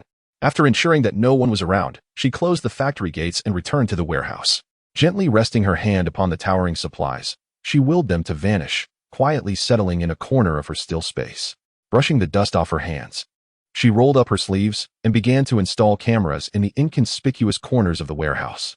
Although the place seemed barren, she decided it prudent to set up a few cameras to deter any potential visitors to her unassuming domain.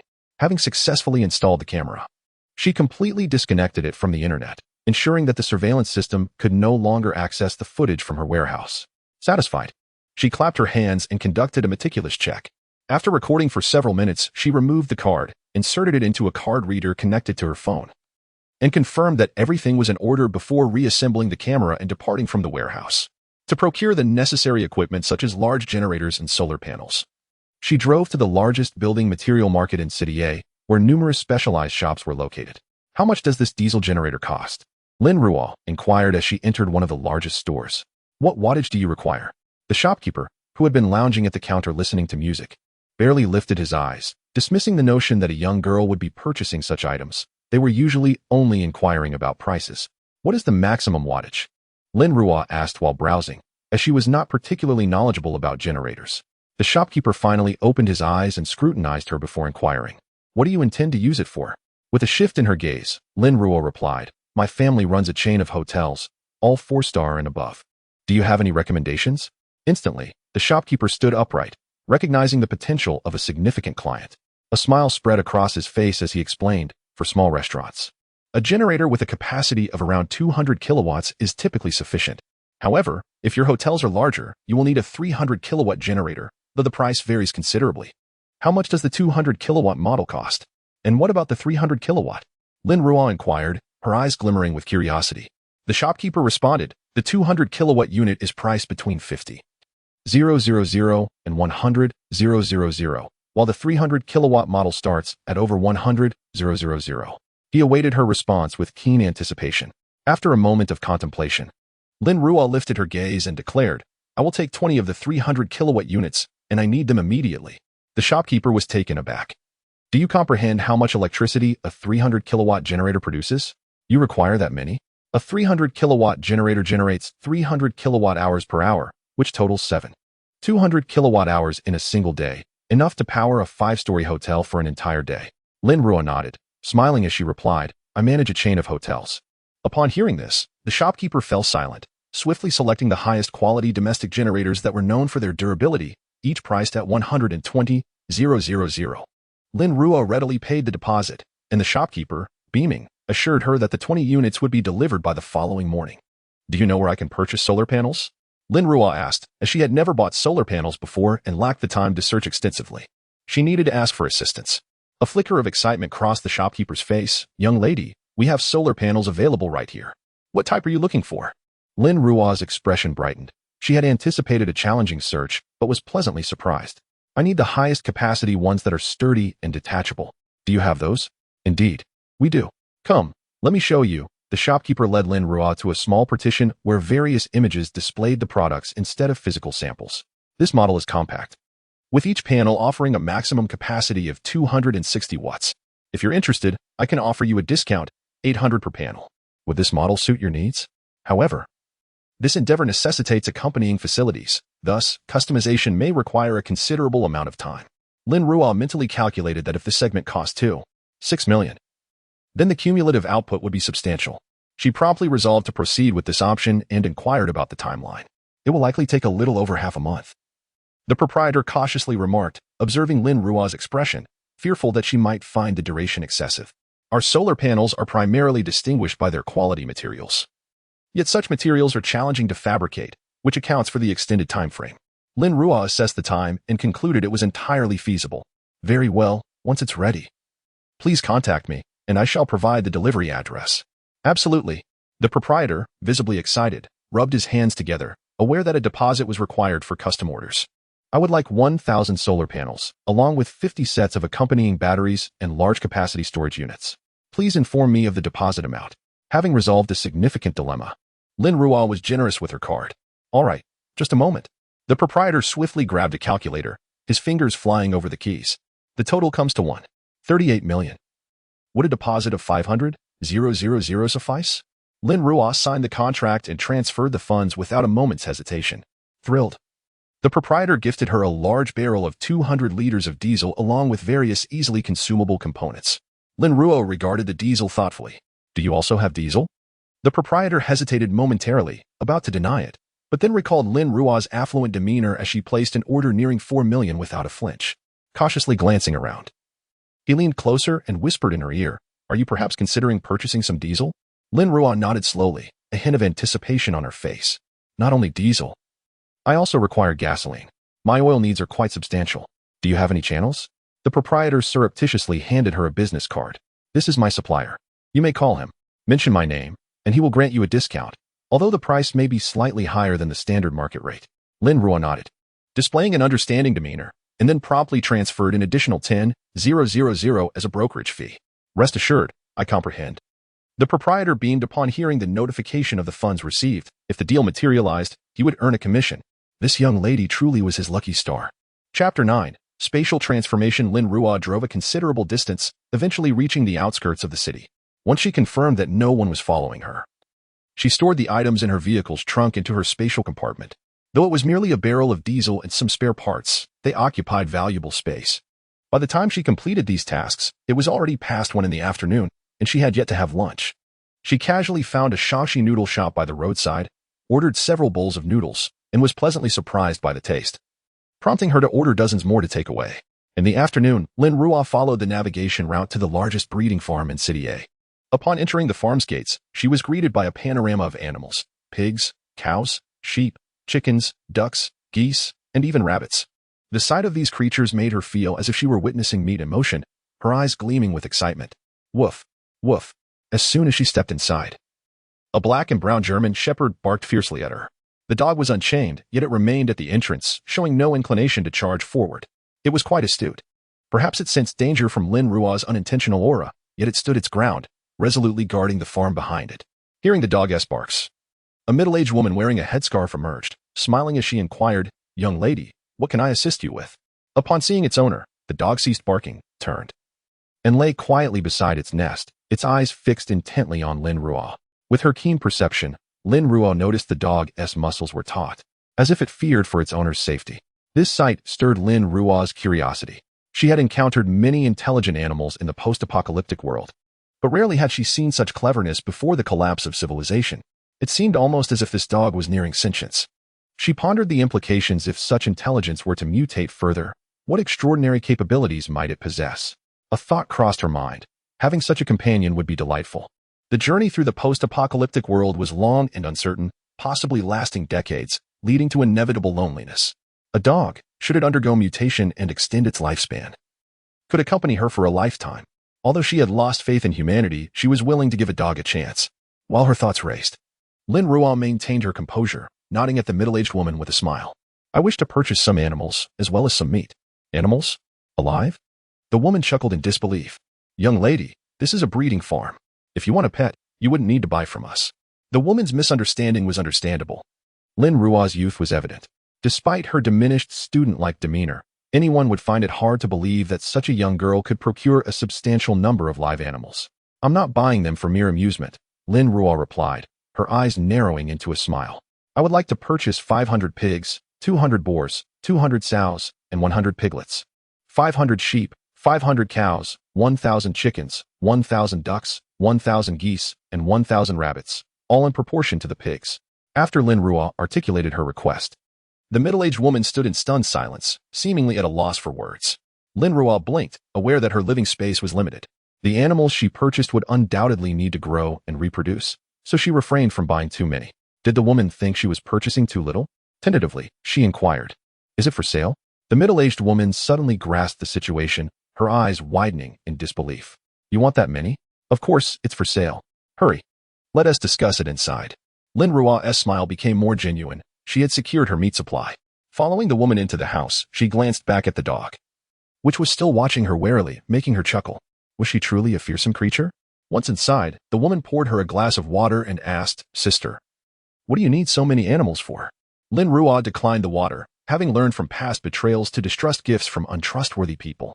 She simply smiled and replied, I've opened a food processing factory. These animals are just for initial requirements, and I will certainly need to order more later. I wonder if this price can, of course.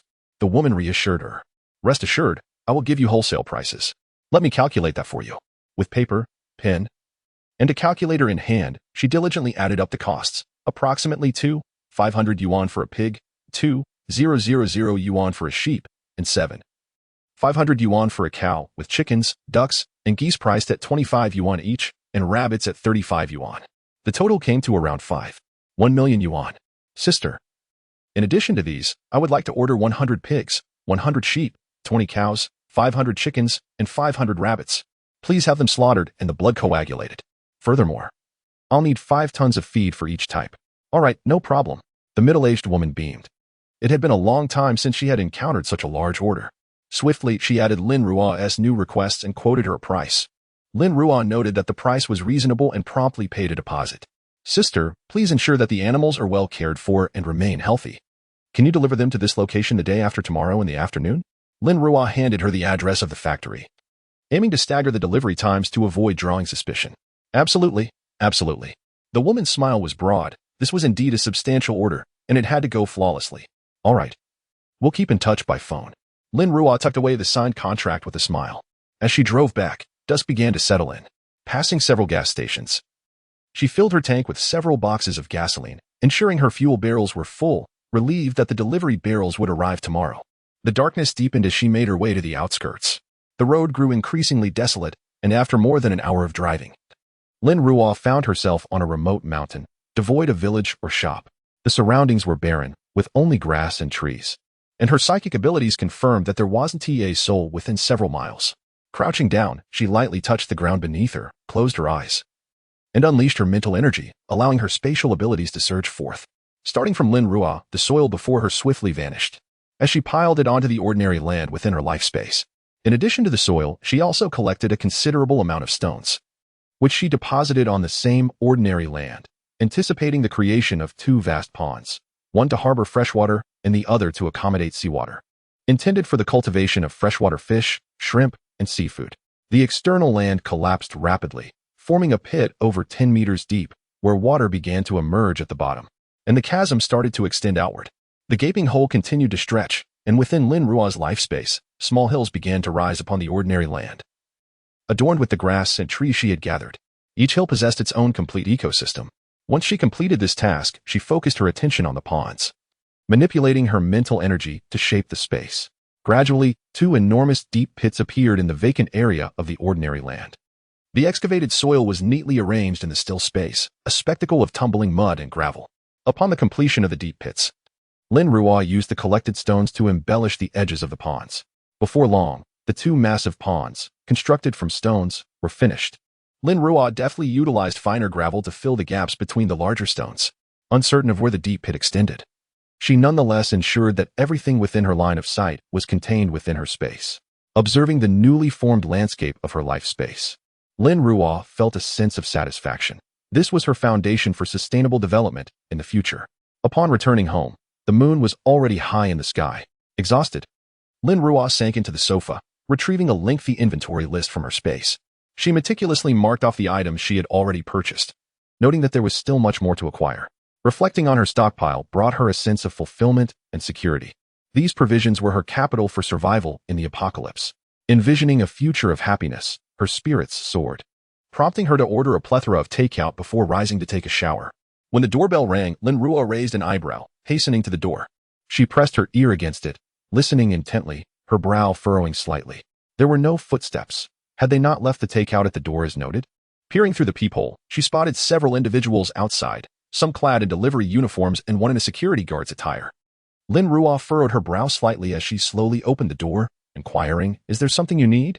Having noticed that Lin Ruo had ordered an abundance of takeout, the security guard, concerned for her well-being, had accompanied the delivery. "Young lady, are you really ordering this much food all by yourself? Do you require any assistance?" Taken aback, Lin Ruo realized they suspected something was amiss. Carefully scrutinizing the guard's face, she recognized him from her past life, though time had dulled her memory of the security staff, save for those who had committed wrongdoings. The fact that she could not recall this individual suggested he had done no harm during the apocalypse, indicating his character was trustworthy. A subtle relief washed over her, and a smile graced her features. "It's all right. I have some classmates coming over to join me shortly, which is why I've ordered so much. You needn't worry." Upon hearing these words, the security guard finally exhaled in relief, realizing he had been overly cautious. It was late at night, after all, and a young lady like her should indeed exercise caution. If any issues arose, she could simply call the security booth. "All right. Thank you," she replied. Once the delivery person and the guard had departed, Lin Ruo was finally able to sit down and indulge in her meal. The weariness of the day alleviated by the delightful food. Dingling. Lin Ruo picked up the phone, her brow furrowing slightly upon seeing the caller ID. "The police station?" A flicker of apprehension crossed her eyes. "Hello," she answered, her voice sweet and melodious, like that of an obedient girl in the ears of the officer on the other end. "Hello, we are officers from the A City Police Department. It has come to our attention that Mr. Lin Bin and Ms. Zhao Minky have just reported to the station. You are currently implicated in a case of intentional injury, and we kindly request that you come to the station at your earliest convenience." Chapter 10, Confrontation at the Police Station, Intentional Injury? A slight smirk played at the corner of Lin Ruo's mouth, the chill in her eyes deepening. Indeed, it was them. This family was truly insatiable. Rushing to the police station in the dead of night to file a complaint. Little did she know, after leaving her home, the Lin family felt as if every part of their body ached, prompting an immediate visit to the hospital for an injury assessment. However, despite the hospital's thorough examination, no evidence of their injuries could be found. Reluctantly, the three of them returned home. Yet the persistent pain served as a constant reminder of Lin Ruo's methods and their animosity towards her. As the primary target of Lin Ruo's vengeance, Lin Bin felt the weight of her murderous intent that day. She truly wished for his demise. He stumbled through 2 days of work, returning home only to have a flower pot plummet from above, landing perilously close to his feet. A wave of terror washed over him instantaneously. He leaped back, convinced it was Lin Ruo's doing. She had every intention of killing him. Each night, his dreams were haunted by her piercing gaze, filled with malice, as cold as a blade poisoned with intent, threatening to sever his head at any moment. He could no longer endure this life of perpetual fear. After a family discussion, they resolved to report to the police, believing that only law enforcement could offer them protection. Although the officers were skeptical of their claims, after all, how could a freshly graduated young woman possess the brutality they described? The Lin family remained steadfast, prompting the police to notify Lin Ruo to appear at the station. Upon her arrival, Lin Ruo beheld the Lin family huddled together like frightened quail. A fleeting look of derision crossed her face, quickly replaced by faux concern as her eyes glistened with unshed tears. She hastened to Lin Bin, asking, "Uncle, Aunt, what has happened to you? Stay away. Don't come any closer. Don't kill me." Lin Bin recoiled at the sight of her, genuine fear coursing through him as he recalled the agony of his dislocated joints. Tears streamed down Lin Ruo's cheeks as she turned helplessly to the police officer. "Officer, what is the meaning of this? With a sigh of resignation, the officer recounted their report to Lin Ruo. After hearing their allegations, she shook her head vehemently, tears falling as she lowered her gaze in silence. No, I didn't. I merely wished to keep my parents' house and money from them. How could they slander me like this? They're my family. At that moment, the officers who had gone out to gather evidence returned, whispering to one another while casting disdainful glances at the Lin family. All neighbors on the same floor can testify.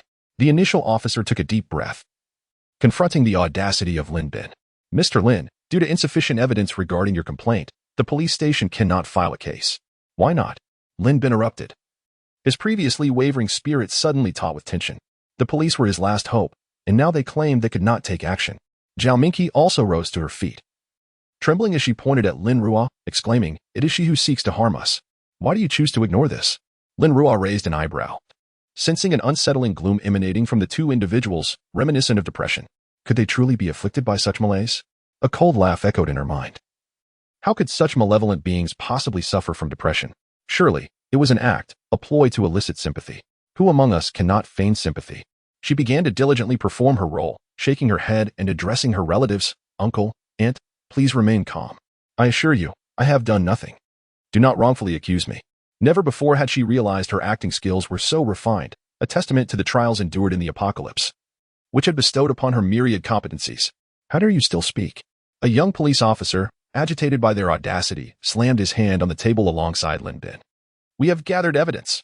Following the demise of the Lin couple, witnesses have reported your actions.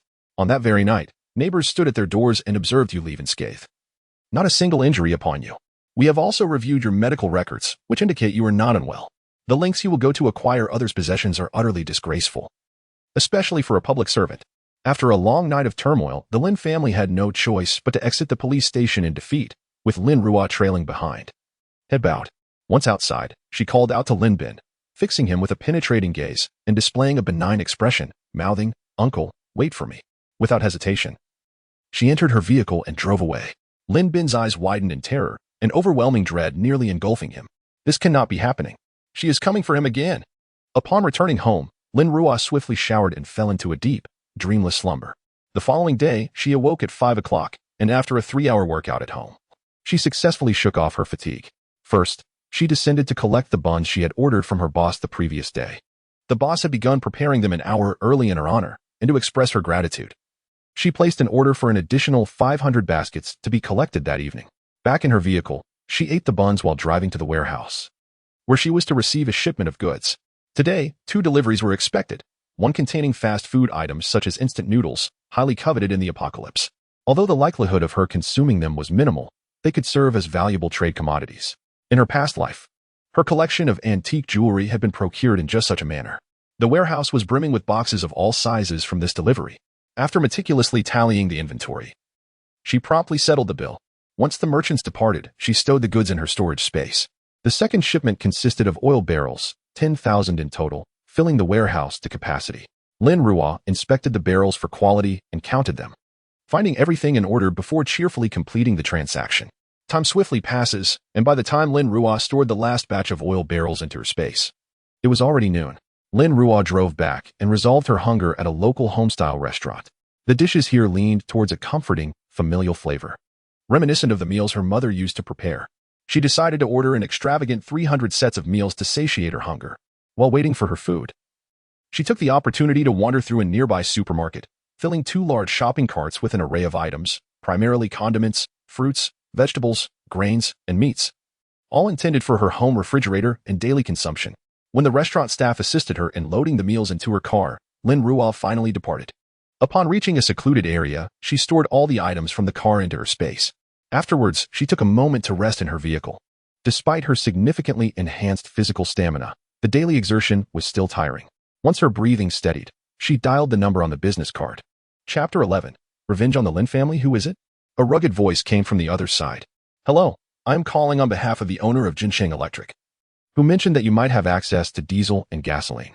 Lin Ruo got straight to the point, recognizing that this person was likely involved in the black market, where individuals preferred not to spend excessively. "Old Jean, come to number 12, Nanxiang Street, at midnight tonight." There was a brief silence before an address was provided to Lin Ruo. All right. After hanging up, she rested in her car for a moment before driving to the largest garment factory in the city. The factory spanned an area of 100 acres and produced a wide array of clothing.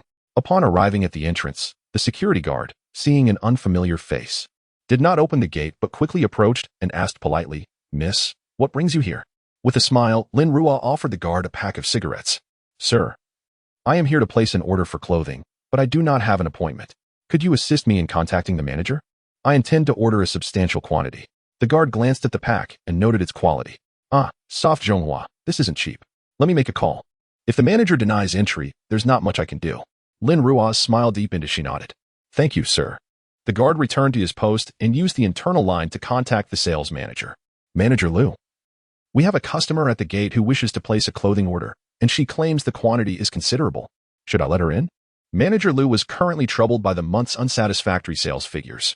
Just as he was feeling drowsy, an opportunity presented itself. "Wait for me. I'm on my way." "Sure." The guard hung up and turned back to Lin Ruo with a grin. "Please wait a moment. The manager will be here shortly." "Thank you, sir." Lin Ruo handed the guard another pack of cigarettes, instantly brightening his expression. Manager Liu hurried to the entrance and was surprised to see a young woman in her 20s standing there. He looked at the guard with confusion. "Is this the customer?" Before the guard could respond, Lin Ruo stepped forward, extending her hand with a smile. "Hello, Manager Liu. I am here to place an order for clothing. If the quality meets my expectations, the quantity will not be an issue." Manager Liu scrutinized her for a moment, sighing inwardly. It seemed this visit might be in vain. But since she was already there, he decided to entertain the possibility. "Come in, let us discuss this in detail." Once in Manager Liu's office, he poured her a glass of water before inquiring, "What type of clothing are you looking to order?" Lin Ruo did not drink, but instead produced a sheet of paper detailing all the types of clothing, specifications, and sizes she required, including some men's garments. All based on Chun Yu's dimensions from her past life. Manager Liu took the paper and was taken aback by the extensive list, which included over 20 types of clothing. Down jackets, tactical jackets, insulated suits, tops and trousers, specialty snow boots, and combat boots with leather soles. "How many do you need?" He suddenly realized that this could be a significant order. Lin Ruo picked up her cup and took a sip of water before leisurely stating, "If the quality of the clothing meets my standards, I will require 2,000 sets of each item, and 3,000 sets of both men's and women's down jackets and thermal suits." "So many?" Manager Liu exclaimed in astonishment. To put it into perspective, just the down jackets tailored to her specifications would cost 700 to 800 each. This single order alone exceeds nearly 4 million, not to mention the additional 20 items. "Come, let us discuss this in detail." As Lin Ruo exited the garment factory, Manager Liu beamed as he accompanied her outside. To him, securing a 10 million order felt akin to encountering a deity of wealth. It was imperative to treat her with utmost respect. Passing by the gatekeeper, Manager Liu shot him an appreciative glance accompanied by a thumbs up, leaving the gatekeeper feeling quite pleased. Having resolved the clothing matter, Lin Ruo drove back to her neighborhood, first stopping by the Baozi shop to collect her pre-ordered buns. Concealing them within her vehicle, she placed the buns into her hidden space. Subsequently, she returned home with the items purchased from the supermarket. As she closed the door behind her, she collapsed onto the sofa, utterly exhausted. Today had proven even more taxing than the previous day. She felt like a spinning top, whirling relentlessly without a moment's respite. Given her physical condition, she was so fatigued that even the thought of eating was unappealing. This conveyed the intensity of her exertion. As her water-based abilities coursed through her, Lin Ruo sensed her fatigue dissipating swiftly. After resting briefly on the sofa and regaining her strength, she stood up to organize the groceries, methodically categorizing them to store in the refrigerator. It was already 7 in the evening, and hunger gnawed at her insides. She retrieved the tomatoes and beef brisket she had just purchased, preparing herself a steaming pot of tomato beef noodle soup. The firm yet smooth noodles, topped with tender, braised brisket, combined the sweet and sour notes of the tomatoes with the savory richness of the beef, making for a delightful meal that was both satisfying and not overly filling. Lin Ruo devoured an entire pot in no time. After finishing her meal, Lin Ruo felt revitalized. She changed into a fitted black tracksuit and picked up her car keys, ready to head out. After freshening up, she noticed it was already past 9 o'clock. She grabbed her keys and set off, for tonight held significant undertakings. Arriving outside Lin Bin's residential complex, she hadn't initially intended to confront them so soon. However, with so many matters at hand and their incessant attempts to trouble her, she decided it was best to resolve the issue promptly. As fate would have it, she had business that required her to be out at midnight, making it an opportune moment to handle this matter as well. Finding a surveillance blind spot, Lin Ruo nimbly scaled the complex, using her water-based abilities to detect the locations of cameras, moving with agility like a shadow. Reaching the ground floor, She concentrated her mental energy, allowing the surrounding moisture to envelop her, forming a transparent water membrane. The light refracted strangely upon the membrane, gradually concealing her form within its embrace, thereby achieving invisibility. The stairwell of the building was riddled with cameras, necessitating her stealth to execute her plan flawlessly. The hour was still early, and the Lin family had yet to retire for the night. Lin Ruo skillfully approached the entrance of Lin Bin's residence. Her finger poised over the keyhole. A chilling frost rapidly filled the lock, and within moments, a key materialized. With a gentle turn, the door creaked open. She slipped inside with the swiftness of a flash, closing the door soundlessly behind her. Navigating past the foyer, she made her way to the living room, only to find it deserted, suggesting that everyone was sequestered in their respective rooms. Having visited this place before, she was well acquainted with its layout and promptly headed to the master bedroom. There lay Lin Bin, clad in pajamas, eyes closed and brow furrowed in slumber. Lin Ruo approached swiftly, executing a precise strike to his neck that rendered him unconscious, his hands falling limply to his abdomen. The sound of running water echoed from the bathroom, indicating that Zhao Minqi was still bathing. A smirk curled at the corner of Lin Ruo's mouth as she swiftly opened the bathroom door. Upon witnessing the sudden intrusion, Zhao Minqi was about to call for Lin Bin to close the door when she was deftly knocked unconscious by Lin Ruo. Without delay, Lin Ruo dashed to Lin Ye's bedroom, where he sat engrossed in a book at his desk. Before he could lift his gaze, she struck him down as well. Lin Ruo then dragged the three of them, as if they were lifeless swine, into the living room, aligning them neatly. From the space, she retrieved a pair of scissors and proceeded to mangle their hair with reckless abandon. Next, she fetched a fruit knife from the kitchen, gripping Lin Bin's hand to forcefully sever both of his ears. Since he had failed to heed her earlier warnings, he no longer had any use for them. Recalling the torment she had endured at their hands after they had taken over her home, Lin Ruo's expression remained devoid of emotion as she seized Lin Bin's hand and plunged the knife brutally into Zhao Minqi's thigh, blood gushing forth in an explosive spray that splattered Lin Bin and Lin Yi. Thanks to the water barrier she had conjured, Lin Ruo remained unscathed.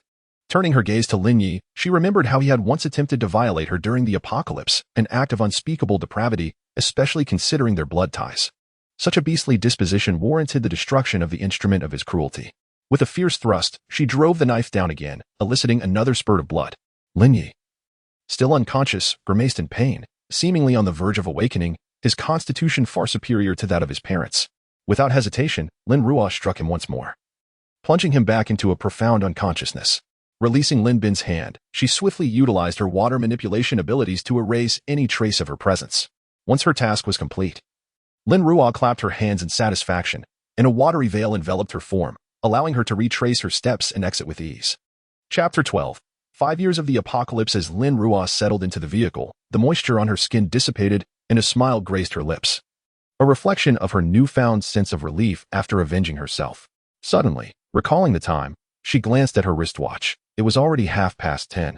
With practiced ease, she shifted gears and pressed the accelerator, the sleek black business car swiftly departing.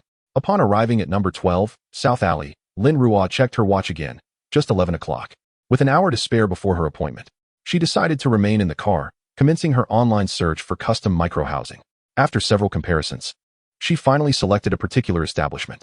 This flagship store was a leader in the industry, and Lin Ruo had previously discussed the finest materials with them, ensuring that they met her high standards. Once in contact with their manager, Lin Ruo inquired about additional details and ultimately placed an order for 5 sets of microhousing. These bespoke dwellings were crafted from the most resilient materials available in the current world, sturdy and durable in design. The architecture was based on her own sketches, employing a semi-enclosed extension style. Upon activating the extension button, the entire interior would be enveloped without a trace of a gap, with the ceiling exceeding the wall thickness by an additional 20 centimeters. The living space was customized to an ample 60 square meters, more than sufficient for one person and a dog. Such elaborate customization came with a steep price. Each micro-house cost 20 million. Lin Ruo had reluctantly agreed, knowing that as long as the funds were secured, the expense was inconsequential. Having endured 5 years in the apocalypse, she would never claim to fully understand it. The onset of this desolate era was marked by 3 months of relentless torrential rain. Following this deluge, a peculiar rain, lasting a mere half-hour, descended, dubbed energy rain by the survivors. In its wake, flora and fauna began to undergo mutations. The extent of these transformations, of course, depended on various inherent qualities. Some individuals mutated swiftly and powerfully, while others, with more modest traits, experienced slower changes and gained little in the way of abilities. There were also fortunate humans who were touched by this energy rain, emerging as endowed beings. Not long after the energy rain, an extreme chill swept the globe, temperatures plummeting rapidly to below 70 degrees Celsius. Many were unprepared, lacking adequate clothing, and were frozen into lifeless statues. As people struggled to devise a response, a greater crisis unfolded. The most populous creatures in the cities were not dogs or cats, but rather insects and rats, proliferating in numbers and evolving toxins that rendered their bites venomous, a constant threat. Tides of insects and rodents surged forth, resulting in the demise of countless survivors. Their bodies reduced to tattered remnants, some even leaving behind no trace but bone dust. The frigid temperatures persisted for a year, and as humanity gradually acclimated to the biting cold, a cataclysmic earthquake struck on a global scale. The already brittle structures collapsed under the tremors, while immense fissures marred the once solid ice surfaces, posing a perilous risk of slipping into the frozen abyss. The earthquake raged for 3 days, followed by an inexplicable spike in temperature, soaring from -70 to +70 degrees Celsius, evaporating the thick ice in mere days. Many succumbed to the heat, having failed to recognize the perilous shift in climate, perishing silently in the sweltering aftermath. The scorching heat envelopes the earth, rendering the entire world akin to a colossal furnace. Without precautionary measures, humans venturing outdoors are quickly afflicted by symptoms of heat stroke and dehydration. The very soles of their shoes may melt upon contact with the asphalt. Coupled with the scarcity of water resources in this post-apocalyptic era, the number of lives lost to the sweltering conditions has surged, doubling beyond previous counts, making survival exceedingly arduous. This oppressive weather has persisted for 2 years. Moreover, the mutation of flora and fauna has bestowed upon them a semblance of consciousness, with a predilection for flesh, be it their own kind or humans. The struggle for human survival has become increasingly precarious, relegating them to the lowest tier of the food chain. The space for human existence in this desolate world is diminishing rapidly. Although the apocalypse seems to harbor profound malice towards humanity, glimmers of hope do exist. The mutated plants and animals, along with the gifted individuals, possess crystalline cores within their bodies, which serve as their source of energy. Should humanity master the art of absorption, these crystals can awaken latent abilities and enhance their powers. The changes wrought by the apocalypse have also yielded unexpected resources, such as ores harder than steel, and certain mutated plants that bear energy fruits, capable of producing astonishing effects when consumed. After 2 years of extreme heat, acid rain commenced, bearing corrosive properties that could reduce an adult to nothing but bones in mere minutes. Even materials as robust as steel merely slowed the rate of corrosion. The only substance capable of withstanding this acid rain was a newly discovered ore from the post-apocalyptic world. The B-City base had anticipated the arrival of acid rain and developed protective shields. With the assistance of B-City, the A-City base acquired a supply of this ore, which safeguarded a significant portion of its population. The acid rain lasted 5 days, followed by a fierce blizzard that plunged temperatures dramatically, freezing many who could not find shelter in time. The blizzard persisted for 2 years, transforming the world into a vast expanse of white, with thick layers of snow blanketing the ground. No one dared to venture outside, as the threat of being buried by an unforeseen snowdrift loomed large. Lin Ruo has survived in this apocalyptic landscape for 5 years, aware only of the calamities that have unfolded during this time. The aftermath of the blizzard remains an enigma, compelling her to prepare meticulously for the unknown. The microdwelling she has customized serves as a precaution against unforeseen circumstances, and if given the choice, she would prefer a modicum of comfort in her living conditions. Lin Ruo does not intend to reside permanently within the city. The likelihood of pestilence and rodent infestations escalates in densely populated areas, and the terrifying earthquake she experienced taught her that the towering structures of the city offer no refuge. Living alone enables her to evade such dangers more effectively. In her previous life, she survived 5 years without these resources. In this life, armed with them, she is determined to endure until this wretched apocalypse reaches its conclusion. Yet, she intends to remain within proximity of the B-City base, for its ability to detect the impending acid rain suggests it may yield other valuable insights. It is far wiser to be prepared than to confront the unknown head-on. Moreover, the numerous concoctions developed at the B-City base during the latter part of the previous era proved to be exceptionally effective in repelling mutated flora and fauna. Furthermore, some specialized heavy weaponry was devised explicitly to combat those with extraordinary abilities. Lin Ruo found herself immensely coveting these creations. However, their rarity rendered them unattainable, with not a single piece available in a city. After an hour of negotiations, Lin Ruo finalized the particulars with the merchant from Weishu, signing an electronic contract that stipulated a construction period of 2 weeks before she proceeded to pay a deposit. Having settled the finer details, she set her phone aside. The time was nearly upon her, and the lights that had previously been dark on the 12th were now aglow. Without a moment's hesitation, Lin Ruo opened the car door and leapt out. Chapter 13. Number 12. South Lane. As the night deepened, the street lay tranquil and silent, with only the occasional chirping of cicadas breaking the stillness. The dim yellow light emanating from number 12 resembled a monstrous beast, poised and waiting for its prey to ensnare. Lin Ruo scrutinized the grand entrance of number 12, noting the presence of 7 or 8 surveillance cameras, a testament to the caution exercised within. Unperturbed, she approached the door. And before she could knock, it swung open from within. A tall, muscular man emerged, exuding an air of ruggedness, adorned with tattoos that bespoke a life of rough experiences. He assessed Lin Ruo with a gaze that lingered, a flicker of recognition sparking in his eyes, though he could not place her. His curiosity piqued, he scrutinized her further. Bewildered by the audacity of a delicate girl to venture here alone, a sense of suspicion crept into his mind as he instinctively glanced behind her.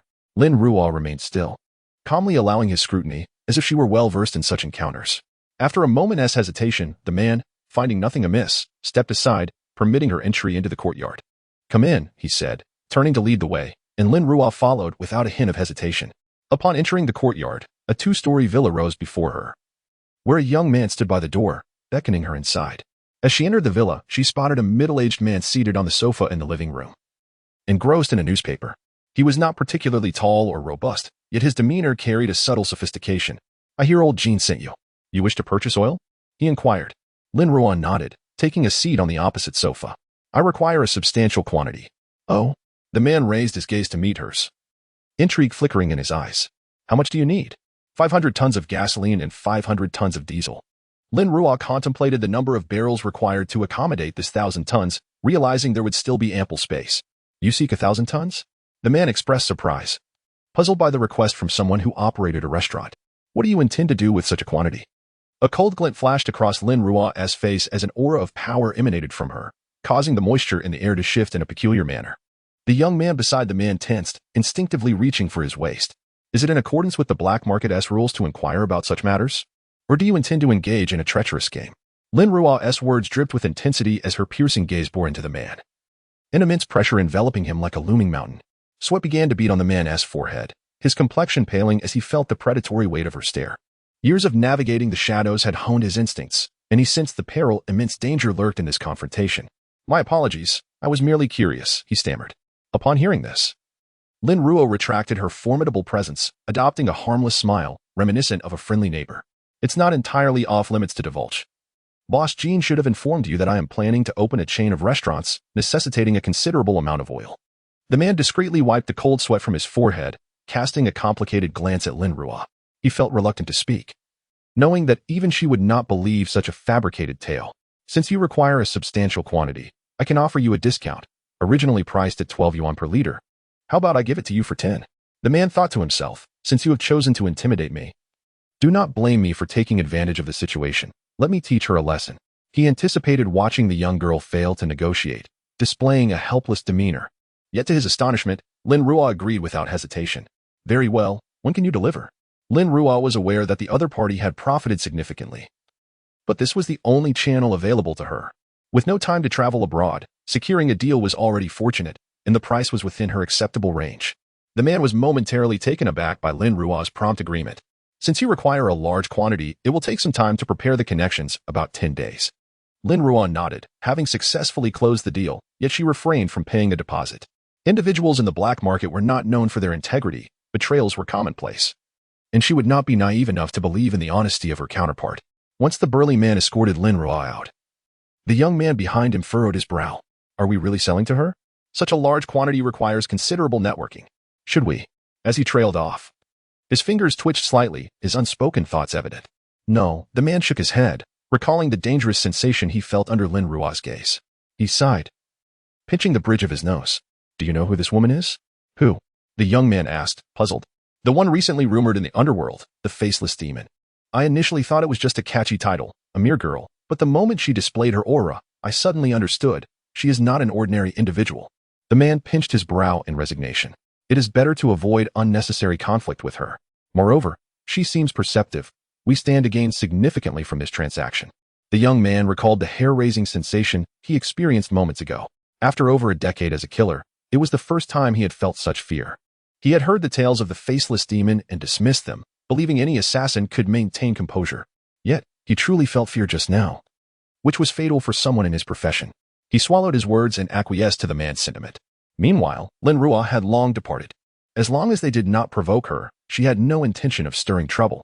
Upon returning home, she indulged in a comforting shower and promptly fell asleep. The night seemed to pass swiftly. The following morning, Lin Ruo adhered to her routine of early exercise, this time incorporating additional equipment. With 30 kilograms of weighted rings on her arms, she trained for 2 hours until her stamina was completely depleted. After finishing breakfast, she received a call from the police station, informing her that another incident had occurred at Lin Bin's residence. Lin Bin had his ear severed. Zhao Minqi was stabbed in the thigh with a fruit knife, and Lin Ye's reproductive organs were severely damaged. All three were currently hospitalized. However, after forensic investigation, it was determined that these events were the result of Lin Bin's mental breakdown, leading to self-harm and violence against others. Moreover, Lin Bin now seems to have succumbed to madness, and even Zhao Minqi and Lin Yi appear to be experiencing a form of mental distress, incessantly claiming that Lin Ruo is the source of their woes. Yet, the surveillance cameras in the community clearly depict the truth. There are no blind spots in the elevators, stairwells, or corridors of the building. Lin Ruo has never set foot there. Having listened to the entire discourse, Lin Ruo replied, her voice as choked as ever, "Officer, I believe they would prefer not to see me. I no longer wish to be associated with them. As for this matter, please handle it according to protocol." The police department understood her predicament. The young lady was already grappling with the trials of daily life, and should she bear such a significant burden? How could she possibly continue to live? Very well, I apologize for the disturbance. After hanging up, a smile crept across Lin Ruo's face. This family issue was finally resolved. However, her joy was fleeting, as she had a demanding task ahead that could not be delayed. As per her usual routine, she visited the warehouse in the morning to receive the goods. The first delivery consisted of fresh vegetables and fruits, over 100 tons, meticulously sorted and neatly arranged in boxes within the warehouse, which Lin Ruo promptly transferred into her space. In the afternoon, the matriarch of the livestock farm arrived with livestock, poultry, and butchered meat. The animals were crammed into enormous iron cages, huddled together, their eyes wide with panic as they gazed outside. Lin Ruo gently ushered them into her space, where each species occupied its own small hill, and at the base of each hill, she constructed a tall enclosure. The animals, bewildered by their sudden displacement, cried out in fear and dashed about. However, once they discovered the absence of danger and the presence of delectable grass, they gradually calmed down and began to graze leisurely. Lin Ruo observed these creatures closely, ensuring they acclimatized to their new environment. For their well-being directly influenced their growth rate. Meat was of utmost importance. She thoughtfully created a small pond on each hill to facilitate their access to water. The ponds for the ducks and large geese were comparatively larger, as they were typically more drawn to water. Lin Ruo took a moment to survey her surroundings. To prevent the animals from escaping, she erected a tall fence around each hill, designating the area within as the breeding zone and the outer area as the planting zone.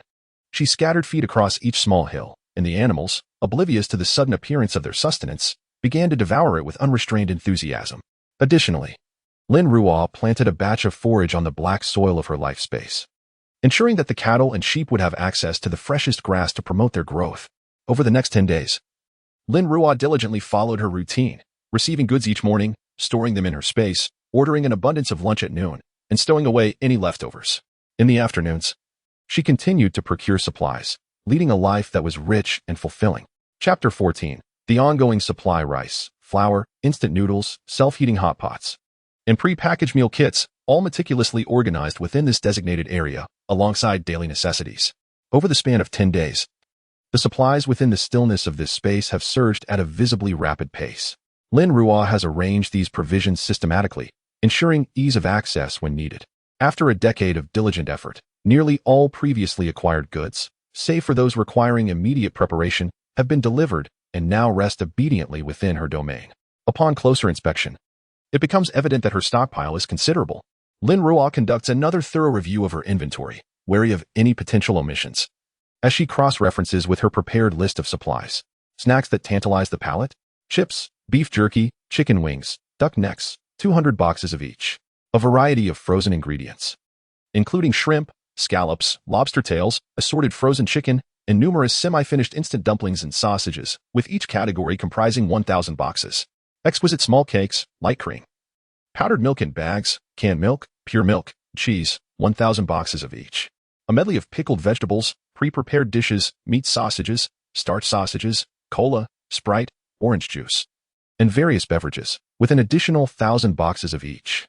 Even fitness equipment, such as treadmills, rowing machines, and stationary bikes, Lin Ruo has procured 10 sets of each. For equipment like weighted belts and rings, she has secured 100 sets. Furthermore, she has acquired 200 automatic feeders. As time within her space aligns with the outside world, Lin Ruo fears she may sometimes be unable to feed the animals residing in her sanctuary. Though they can graze on grass, complementing their diet with these feeds will enhance their growth, making this an essential addition. The automatic feeders, being the best choice, are high-powered and rechargeable, costing over 5 million. Additionally, she has purchased 300 automatic sprinklers to be installed in the cultivation area, ensuring her crops are never deprived of water at an expense exceeding 1 million. Beyond that, she has invested in numerous agricultural electric devices, including shelling machines and grinding mills. The most efficient laptops, 20 units, along with 20 of the sturdiest mobile phones and various high-capacity hard drives, have been acquired. Refrigerators, ovens, microwaves, and water heaters, 30 of each. Bedding sets, including sheets and duvet covers, come in 1,000 sets, while shampoos and body washes are stocked at 2,000 bottles each, alongside 10,000 toothbrush and toothpaste sets. Moreover, she has selected the finest electric blankets, an array of sleeping bags, heating pads, thermoses, and electric heaters, at 2,000 sets of each. Skincare products, being the most costly, have been chosen from highly cost-effective brands, with 5,000 sets ordered. Cookware and utensils are all of the highest quality, crafted from 304 stainless steel, totaling 2,000 sets.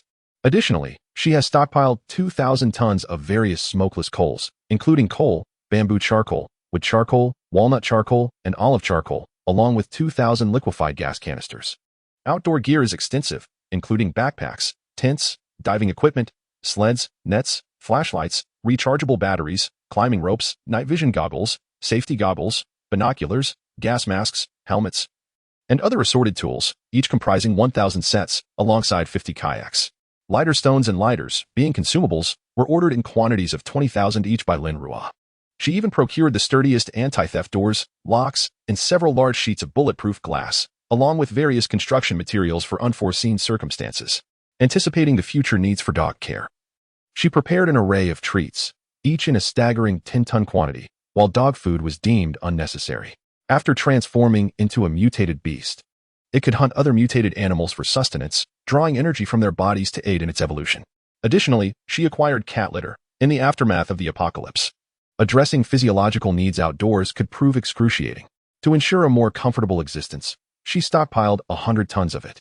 Upon reviewing her supplies, Lin Ruo felt a sense of relief as she had nearly completed her preparations for daily necessities.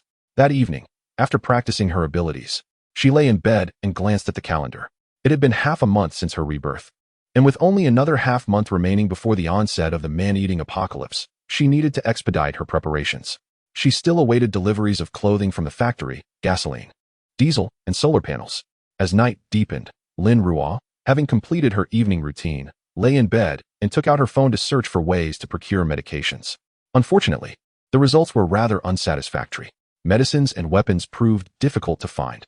The former were strictly regulated in Z country, prohibiting excessive buying and selling.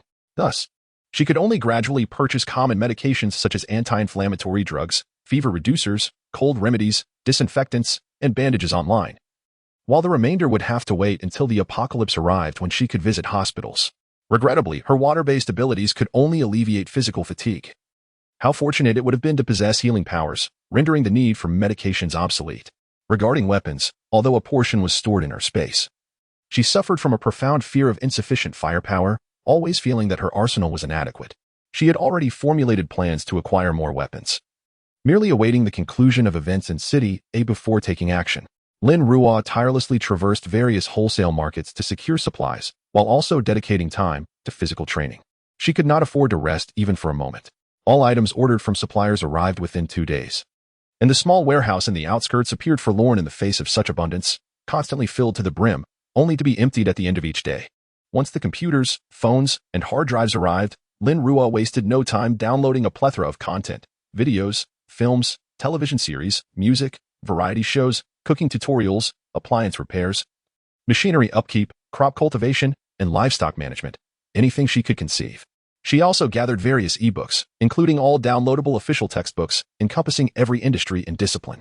Ultimately, She categorized and stored these videos and books on different tablets or phones.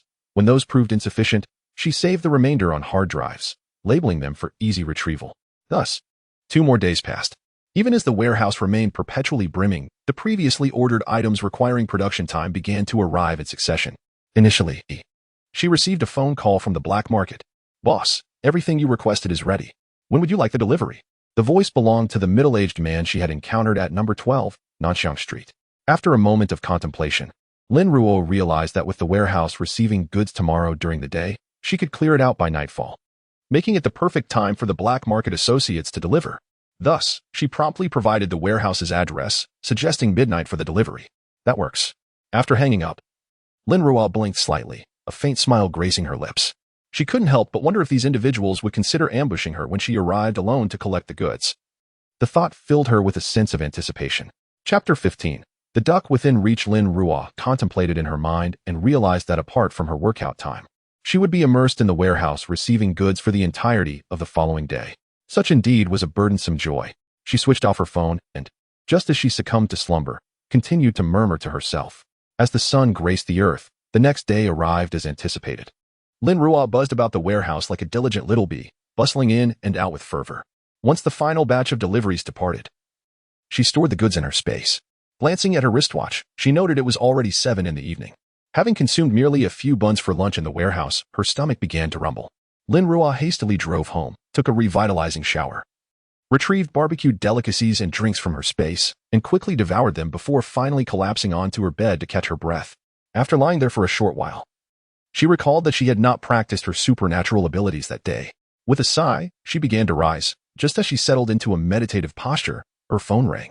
Upon checking, she saw that it was Zhao Li, her roommate from university with whom she had a decent relationship. However, after graduation, Zhao had returned to her hometown, and their last communication had been at the time of their graduation. "Hello?" A soft voice came through the line. "Lin Ruo, are you currently in City A?" Lin Ruo raised an eyebrow, her tone somewhat indifferent. "Is there something you need?" Zhao Li hesitated, a hint of embarrassment in her voice. "I just wanted to ask, our class is organizing a gathering, and I was hoping to arrive early in City A. Would it be possible to stay at your place?" Lin Ruo's brow furrowed.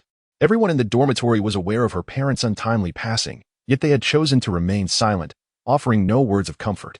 She understood this, as they had all graduated and were not obligated to maintain contact. However, now, with just a class gathering on the horizon, Zhao Li wanted to come early and stay at the home of someone recently bereaved. Was this not a lack of consideration? "I'm sorry, but it's not convenient at home," Lin Ruo replied, her voice growing cold, her tone devoid of inflection. She had no intention of compromising her own comfort for the sake of a tenuous bond of friendship. Zhao Li seemed to sense Lin Ruo's emotions and fell silent, aware that her request was somewhat excessive. Yet, her visit was not solely for the gathering. She genuinely wished to see the class monitor, whom she admired greatly. Missing this opportunity would mean losing any chance with him. As Lin Ruo was the only person she felt somewhat familiar with in City A, she had mustered the courage to make this call. "Well, that's all right. I'll just stay at a hotel," Zhao Li said, attempting to ease the awkwardness by changing the subject. "By the way, will you be attending the gathering?" "No," Lin Ruo replied, her agitation mounting. Given the recent loss of her parents, what state of mind would she be in to attend a class reunion? She felt foolish for even answering this call and was ready to hang up. "I heard the class monitor and the top student will both be attending." "Are you really not going?" Zhao Li expressed her regret, yet she understood Lin Ruo's situation. Lin Ruo paused, her hand hesitating midair. "The top student? Was that not Lu Qi? He would be attending too?" "Lu Qi?" Zhao Li was momentarily taken aback. Lin Ruo actually remembered Lu Qi's name. It dawned on her that Lin Ruo might have feelings for Lu Qi. With an ambiguous smile, she replied, yes, he will be there too. Will you come?" Lin Ruo's lips curled into a cold smirk. In her previous life, she had missed the gathering due to her parents' recent passing, which meant she had never met Lu Qi. Little did she expect to have the opportunity to see him again so soon in this life. "Lu Qi, it has indeed been a long time," Lin Ruo thought, a deeper smile gracing her lips. "All right, I will go. When is the gathering?"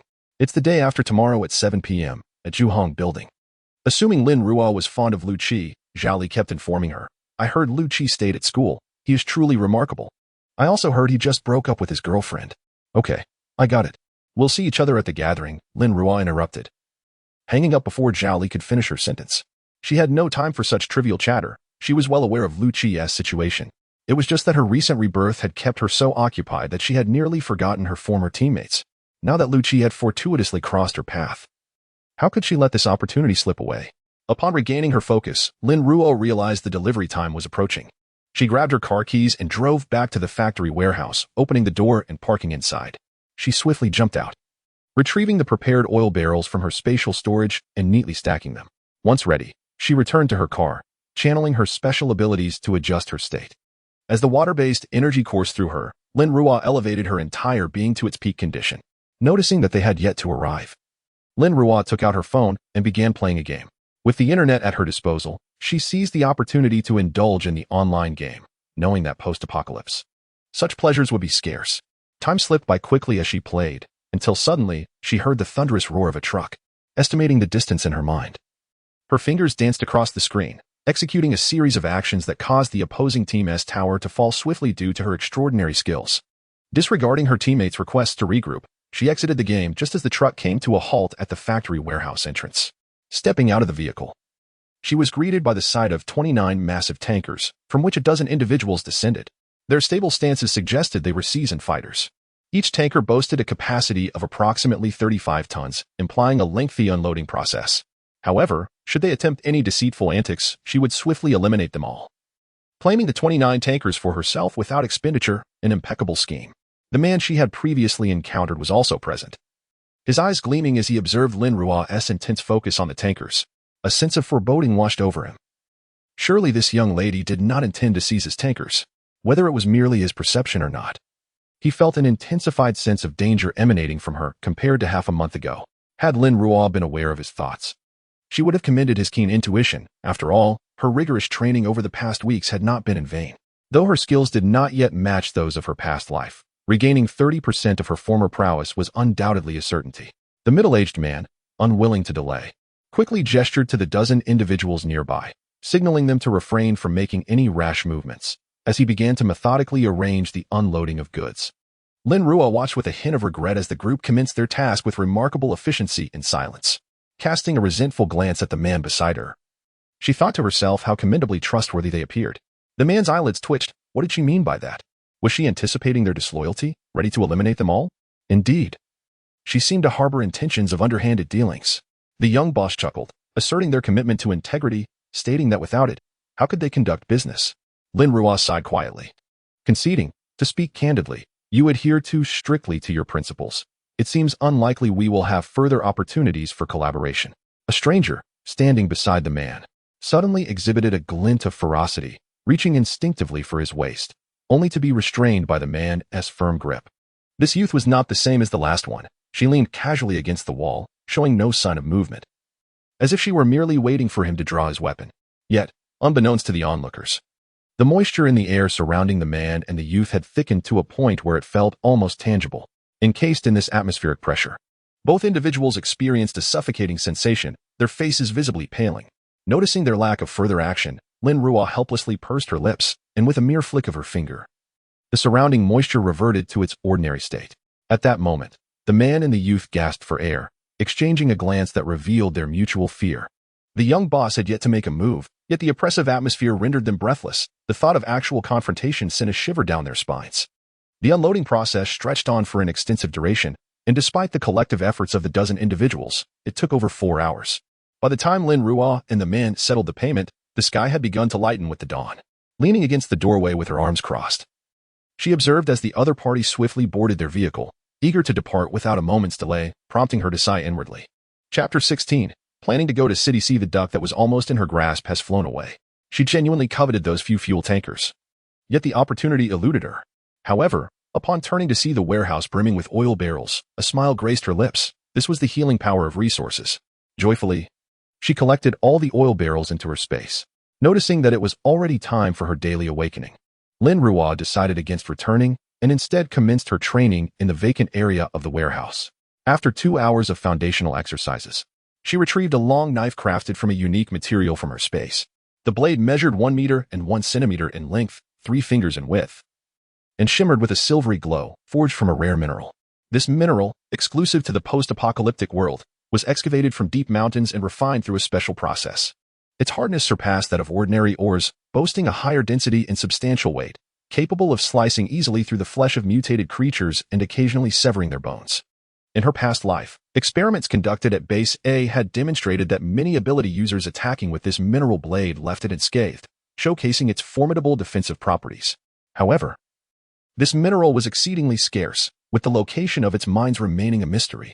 In her previous life, the entire Base A had managed to acquire merely 3 such blades. Were it not for Lin Ruo's exceptional capabilities and Jiang Haochen's intention to promote her, she would not have obtained this mineral knife. She had learned that this mineral originated from Base B, and the knife itself was crafted there. Thus, a part of her motivation to venture to Base B was rooted in this knowledge, as she aimed to establish a defensive system for her sanctuary. She recognized that living alone would inevitably lead to conflicts with other ability users, making the use of this mineral in her defense system most appropriate. With the knife in hand, Lin Ruo gently caressed the blade before executing a swift motion, unleashing an invisible gust of wind that accompanied her movements. She danced with the long knife, her form a blur of motion. After 2 hours of practicing her techniques, Lin Ruo was drenched in sweat. She closed the warehouse door and retrieved a large tent from her space, swiftly setting it up in the now empty warehouse. Entering the tent, she produced a sizable bathtub. Resting her hands on its edge, and soon the tub began to fill rapidly with water, the level rising steadily until it was full. With a flicker of her mental energy, the water in the bathtub began to heat, reaching a perfect bathing temperature within seconds. Lin Ruo leisurely enjoyed a bath in the tent, afterwards storing the used bathtub back into her space. From her collection, she then set a table with several baskets of steamed buns and a steaming cup of milk tea, relishing her breakfast. Noticing that there was still time left, she dismantled the tent and returned to her vehicle, retrieving 2 crystal nuclei to commence her ability training. An hour slipped by, and as the delivery time approached, Lin Ruo concluded her training, placing the empty shells of the nuclei back into her space. Today's shipment consisted of clothing she had ordered from a garment factory, and the unloading was swift, taking no more than 2 hours. Once the delivery personnel departed, Lin Ruo picked up a men's down jacket enclosed in a bag. Her thoughts drifting. What was Jinyu doing at this moment? In her past life, she encountered him at the A City base. A year into the apocalypse during a bitterly cold season. At that time, Jinyu staggered through the base's gates, utterly disheveled, and collapsed the moment he stepped inside. In the apocalyptic world, kind-hearted souls were a rarity. Onlookers merely watched the spectacle without offering assistance. Ultimately, it was Lin Ruo who took him home, providing him with rice soup, which roused him from his unconscious state. She had inquired about his identity, to which he simply replied that he was the captain of a special operations team who had escaped from City C, revealing little else. Now she pondered. Was Jinyu still in City C?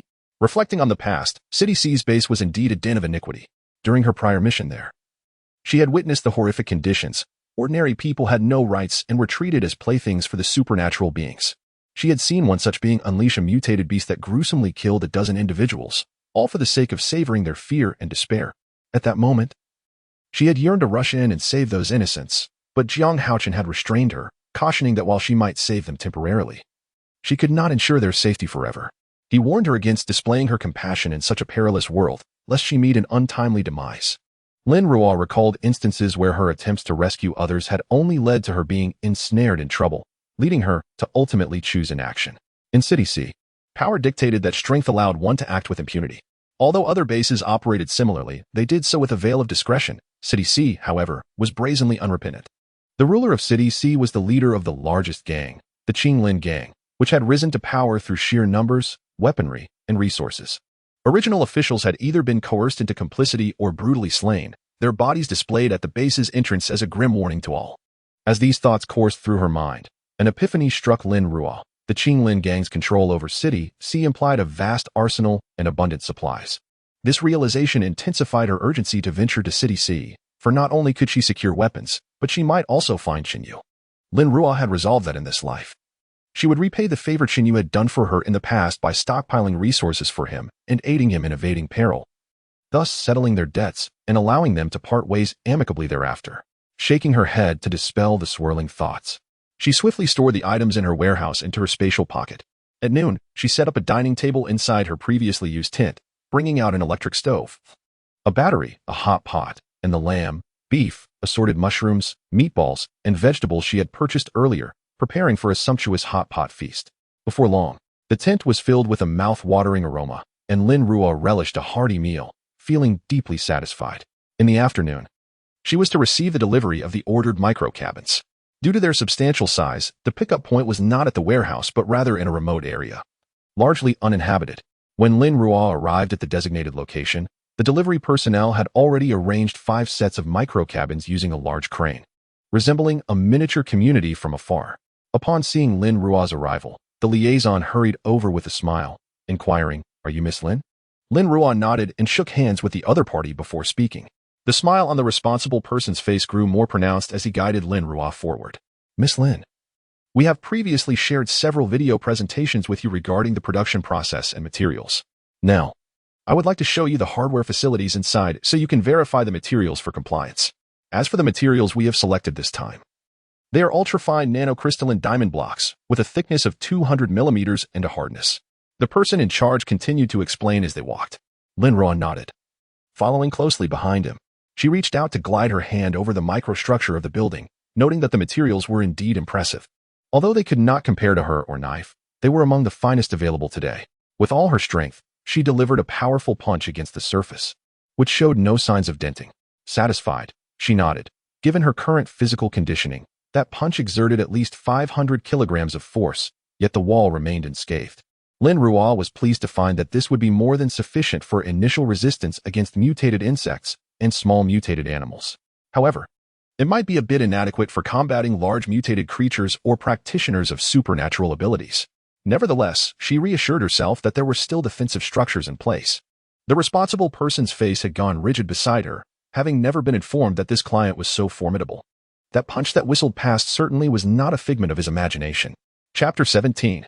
Hoarding seeds. The person in charge struggled to regain his composure and articulate his thoughts. Lin Ruo clapped her hands, her eyes curving into crescent moons. "It's quite all right. Your colleagues have already provided a thorough explanation of the facilities within. I am well acquainted with the functions of the microdwelling. I merely need to inspect the materials, which appear satisfactory at first glance. Now, let us discuss the matter of the final payment." The person's eyes brightened, and he eagerly acquiesced. "In that case, Miss Lin, please follow me." Lin Ruo did not engage in further conversation with him. Instead, she returned to her vehicle and promptly transferred the remaining payment into their company account. Upon receiving the call from the company, the person in charge beamed with delight. This was a substantial order of 100 million. And the payment had been processed with unexpected smoothness. "Miss Lin, we shall not impose any further," he announced, leading a procession of dozens of individuals as they departed in a grand manner. Once Lin Ruo could no longer see their vehicles, she released her mental energy, scanning the vicinity to ensure there were no surveillance cameras or similar devices. Only then did she feel secure enough to store the 5 microdwellings in her spatial pocket. With this acquisition, nearly all her ordered items had arrived, save for the solar panels. She activated her navigation system. Currently, she was in the outskirts, approximately 2 kilometers from the nearest river. The Hongzhe River, a significant waterway traversing the entirety of City A, boasts a width of up to 300 meters at its broadest point, making it the widest river in the city. Upon reaching the vicinity of the Hongzhe River, Lin Ruo checked her surroundings for any signs of life.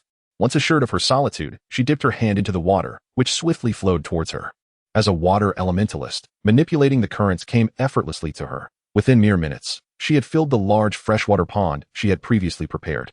The river teemed with microorganisms, making it ideal for the habitat of fish and shrimp, as well as for irrigating farmland.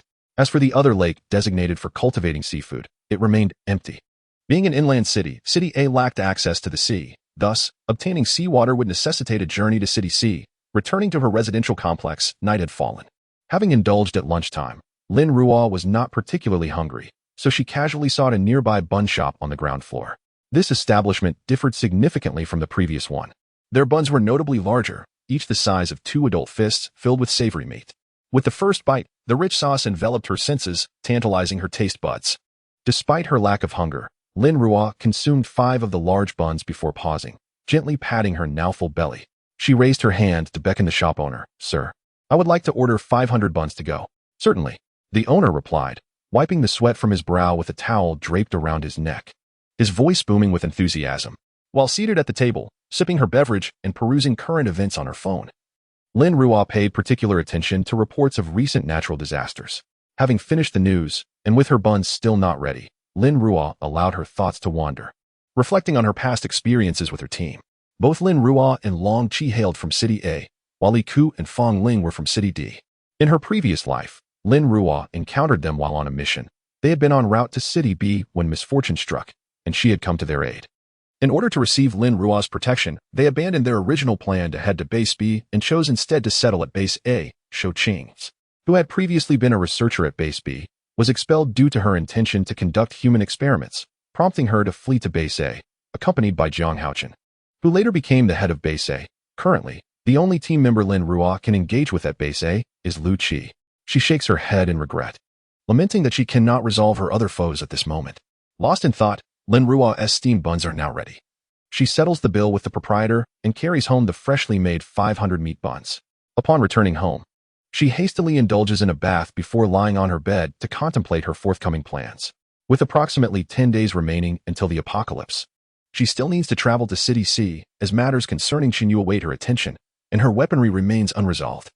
Although she possesses supernatural abilities that render ordinary weapons unnecessary, the psychological impact of firearms during the early days of the apocalypse is significantly greater than that of other means, potentially alleviating numerous troubles. Every task must be undertaken sequentially, and it is prudent to act swiftly. The following day, during her training, Lin Ruo adds another layer of weighted rings to her regimen. Each ring on her wrists and ankles now weighs 50 kilograms. With these weights donned throughout the day, her training effectiveness soars. Lin Ruo has already booked her flight to City C for the next day. In the morning, she collects the solar panels she had previously ordered, and upon securing all items into her space, her supplies are now complete. In recent days, Lin Ruo has sensed the presence of individuals lingering near the warehouse, likely due to her rather audacious activities, which have sparked their suspicion but not yet incited any further actions. She is on the verge of leaving Base A. Once the apocalypse commences, locating one another will become nearly impossible, and it remains uncertain who will survive. Before her departure, she dismantles the surveillance systems in the warehouse, which will likely no longer be utilized. Locking the heavy door behind her, she decides to visit the market one last time, determined to make the most of her final day at the warehouse. Time flies, and as she glances at the clock, she realizes it is nearly noon. She hops into her car and heads to the nearby farmer's market, suddenly recalling an essential item she has yet to procure: seeds. While driving, she sighs, feeling overwhelmed by the whirlwind of activity. Time seems insufficient, and nearly 20 busy days have passed, almost causing her to overlook this critical necessity. Her planting area remains empty, a sheer waste of potential. Arriving near the farmer's market, she steps out, feeling a pang of hunger. Having encountered delicious meals recently, she has accumulated a fair amount of prepared food in her space. However, adhering to her principle of frugality, she refrains from utilizing it today. For lunch, Lin Ruo finds a nearby northeastern restaurant, ordering several dishes along with a simple fried rice.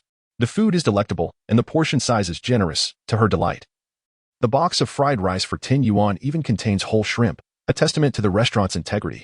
She requests 300 portions of each dish to take away.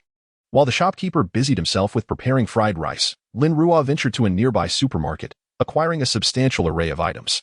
Once she had loaded her purchases into the vehicle and stored away 300 boxes of fried rice, over an hour had elapsed.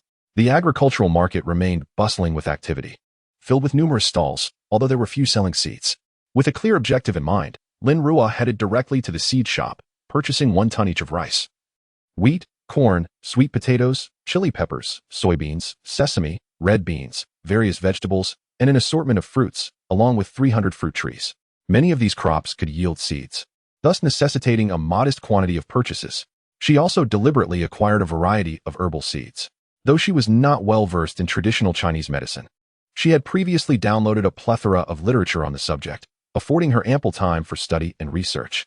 Once she had mastered the intricacies of traditional medicine, she intended to delve into the study of instruments or chemistry, as the protracted duration of the apocalypse warranted finding ways to occupy her time. As Lin Ruo perused the market, she noted the abundance of shops selling fertilizers and pesticides. After careful contemplation, she decided against making any purchases, for the items in her space could be controlled effortlessly through her mental prowess, rendering pest issues irrelevant. Furthermore, she aspired to cultivate crops of the highest quality, desiring pure and harmless food. Thus, she preferred to forego these substances whenever possible. The agricultural market boasted a diverse array of shops, including a vast seafood section teeming with various aquatic life. Within this area, Lin Ruo selected numerous live freshwater fish, shrimp, and crabs, and procured a considerable quantity of fish fry, shrimp fry, and crab fry. She inquired about their dietary needs and purchased ample fish feed, seeking guidance from the seafood vendor on the nuances of aquaculture. although she had previously downloaded this knowledge onto her hard drives in preparation for any eventuality. Her lack of practical experience made on-site learning invaluable. The vendor, impressed by her extensive purchases, generously offered his expertise and attentively advised her on several critical points. After completing her shopping, Lin Ruo drove the delivery truck to her warehouse, unloading the cargo and marveling at the replenished inventory. Once she had placed all the seeds into her space and transferred the fish and shrimp into the prepared freshwater pond, she followed the vendor's instructions for feeding them. Observing them regain vitality in the pond, Lin Ruo finally exhaled in relief. Chapter 18. Punishing Lu Qi. Had Lin Ruo forgotten something? What could it be? After pondering for a considerable time while seated in the car, she finally pulled out her memo to check, and then it dawned on her. Ah, yes. Today was the day of the class reunion, and also the day to bid farewell to Lu Qi. She raised her arm to glance at her watch, already 6:30 in the evening, and the gathering would commence in half an hour. There was no time to return home, thus, Lin Ruo hastily retrieved a damp towel from her belongings to freshen up before heading straight to the venue. Second floor of Jihong Building. Iminju. The notice for this university gathering had been well disseminated, with 30 individuals registered to attend, and over 20 had already arrived. Among them was Zhao Li. Seated beside the class monitor, whispering to him, her eyes filled with affection. The class monitor, however, appeared somewhat distracted, frequently glancing towards the entrance as if awaiting someone. Only when he realized that time was slipping away did he casually inquire of Zhao Li, "Didn't you say Lin Ruo would be here today?" Zhao Li's smile faltered. Lin Ruo had once been the belle of their school, a goddess to many during her time there. Initially, only a handful had signed up for the gathering, but upon her announcement that Lin Ruo would attend, many more expressed their desire to join. Even the class monitor incessantly messaging her for updates about Lin Ruo. She was no fool, she understood the implications, and a tinge of bitterness stirred within her. At this moment, she wished fervently that Lin Ruo would not show up. She should be arriving soon. It's almost 7, and she is never late, Zhao Li replied. Her smile strained. Upon hearing this, the class monitor's eyes sparkled with amusement, and he lowered his gaze to check his attire for any discrepancies. Witnessing his demeanor, Zhao Li felt a pang of resentment. She recalled her earlier phone conversation with Lin Ruo, where she had learned that Lu Qi would be attending, prompting her own decision to come. A flicker of mischief crossed her mind, and her smile returned. After all, she was here for Lu Qi today. As she spoke, many turned their attention to Lu Qi, who was surrounded by admirers, their expressions tinged with mild irritation, including that of the class monitor. Zhao Li smirked, taking a sip of her drink with renewed satisfaction. Suddenly, the door to the private room swung open, and Lin Ruo's figure appeared before everyone. Unlike her classmates, she had not made an effort to dress up. Her unadorned face remained fair and delicate. With a chic bob haircut, she wore a simple short-sleeved shirt and long pants.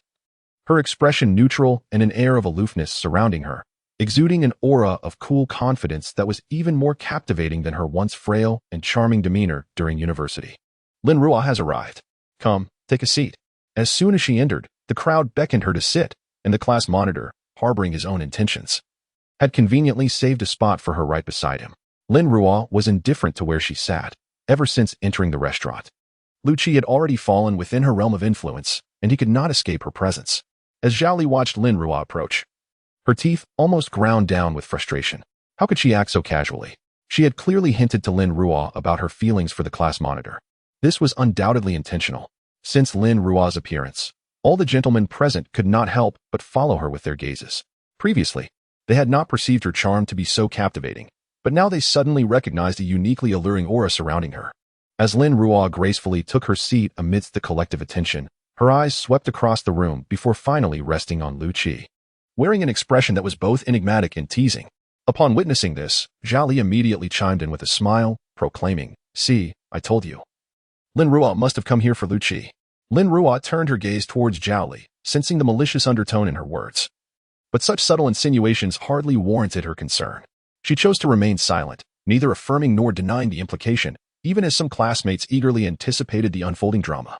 Lu Qi, upon hearing Zhao Li's comment, paused his flirtatious banter with a female classmate, his eyes sparkling as they turned toward Lin Ruo.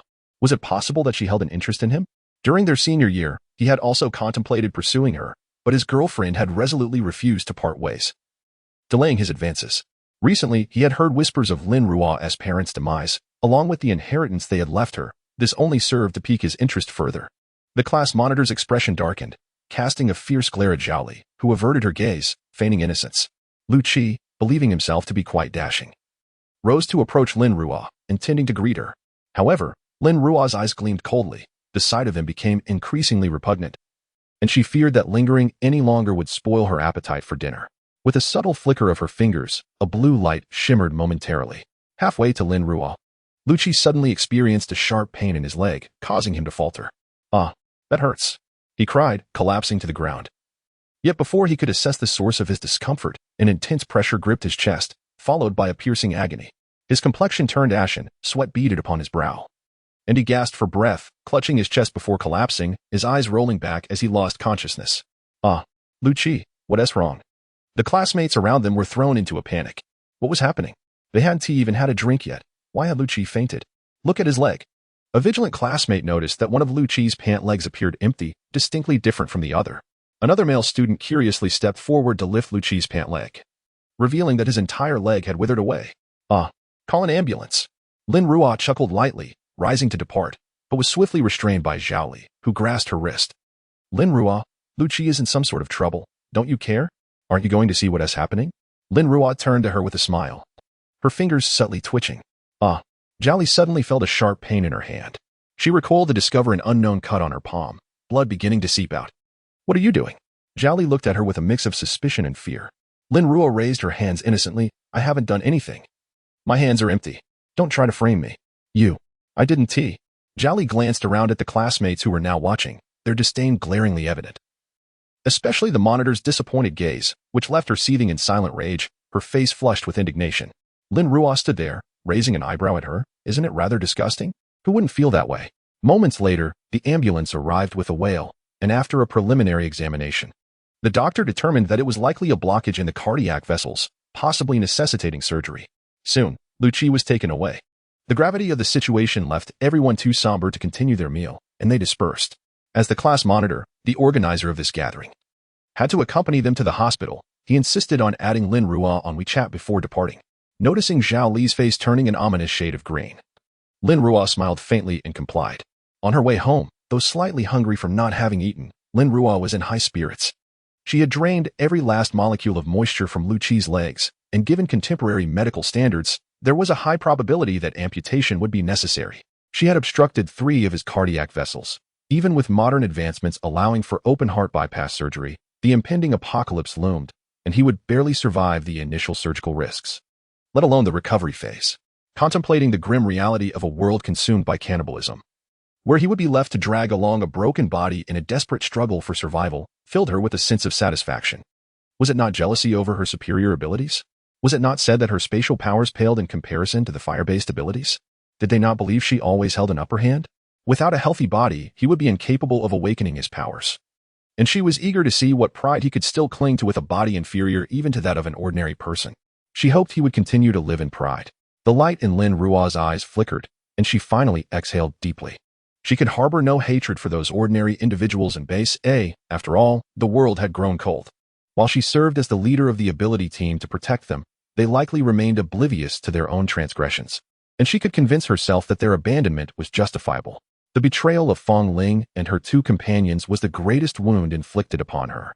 They had shared 5 years, weathered storms together, and she had even saved their lives, only to be driven to the brink by them. How ironic.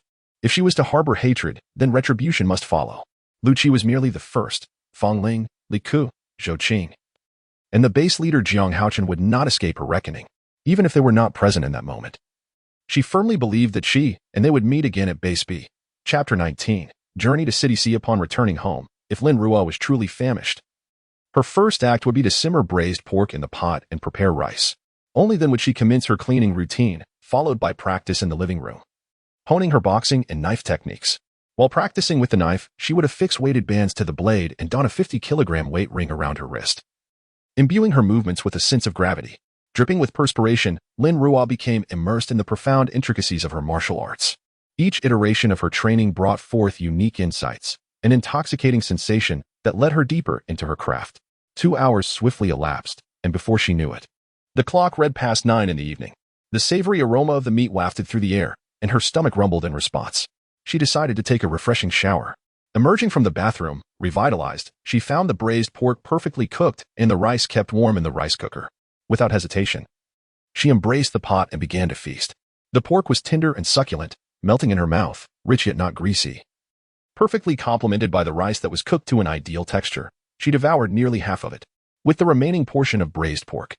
She packed it away in a container, preserving it for future enjoyment, ensuring nothing went to waste. After placing the dishes in the dishwasher for cleaning, Lin Ruo reclined on her bed, releasing a contented sigh. There was nothing quite like the comfort of her own bed. She picked up her phone to peruse the day's messages. The class group chat had accumulated several hundred unread notifications, primarily discussing Luqi's collapse at the class reunion. Do you know why Luqi fainted? I do. A relative of mine works at that hospital. I heard he has 3 blocked arteries and needs bypass surgery. The class monitor mentioned that his legs looked emaciated, like those of a corpse. The doctor said it was a rare disease and that amputation was necessary, prompting Luqi's parents to sign the consent for surgery immediately. What? He's only in his 20s, and now he faces amputation and open-heart surgery. What will he do afterward? Once he loses a limb, he'll be incapacitated. After the bypass, what prospects does he have? Will his future be ruined? Who can blame him? He never took care of his health, changing girlfriends incessantly has left him drained. Such a pity. Lin Ruo felt a surge of delight upon reading these exchanges, relishing Luqi's unfortunate predicament. Subsequently, she exited the class group, disregarding the messages from the class monitor and Zhao Li, and closed her eyes, swiftly succumbing to sleep, for she needed to catch an early flight the following day.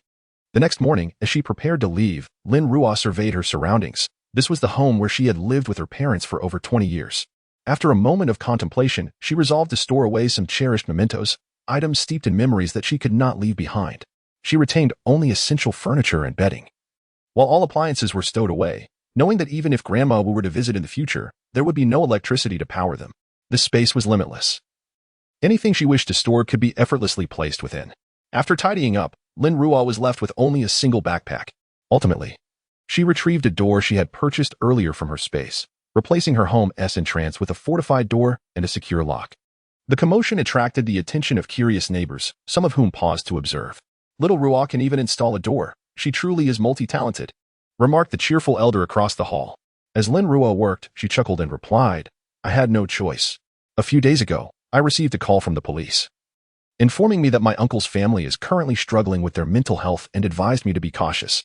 I thought replacing the door for added security would be prudent, and doing it myself saves money. The aunt living nearby sighed, what a situation this is. Indeed, Lin Ruo concurred. She worked efficiently, completing the door installation in less than half an hour. Finally, she summoned a large freezer from her space, along with a generator and a barrel of diesel. Inside the freezer, she stored dozens of pounds of various meats, an array of seasonings, and 2 boxes of pre-prepared meals. Outside, she placed 10 bags of 20-pound rice and flour and 5 buckets of cooking oil. Then, she handed her keys to Grandma Wu downstairs. Grandma Wu, I'll be away for a while. Could you please look after my keys? Grandma Wu accepted the keys, smiling as she inquired, where's little Ruo off to? Lin Ruo raised a folder in her hand. I'm going to work in Sea City for a bit. I've heard the seafood there is exquisite. I'll bring some back for you. Splendid.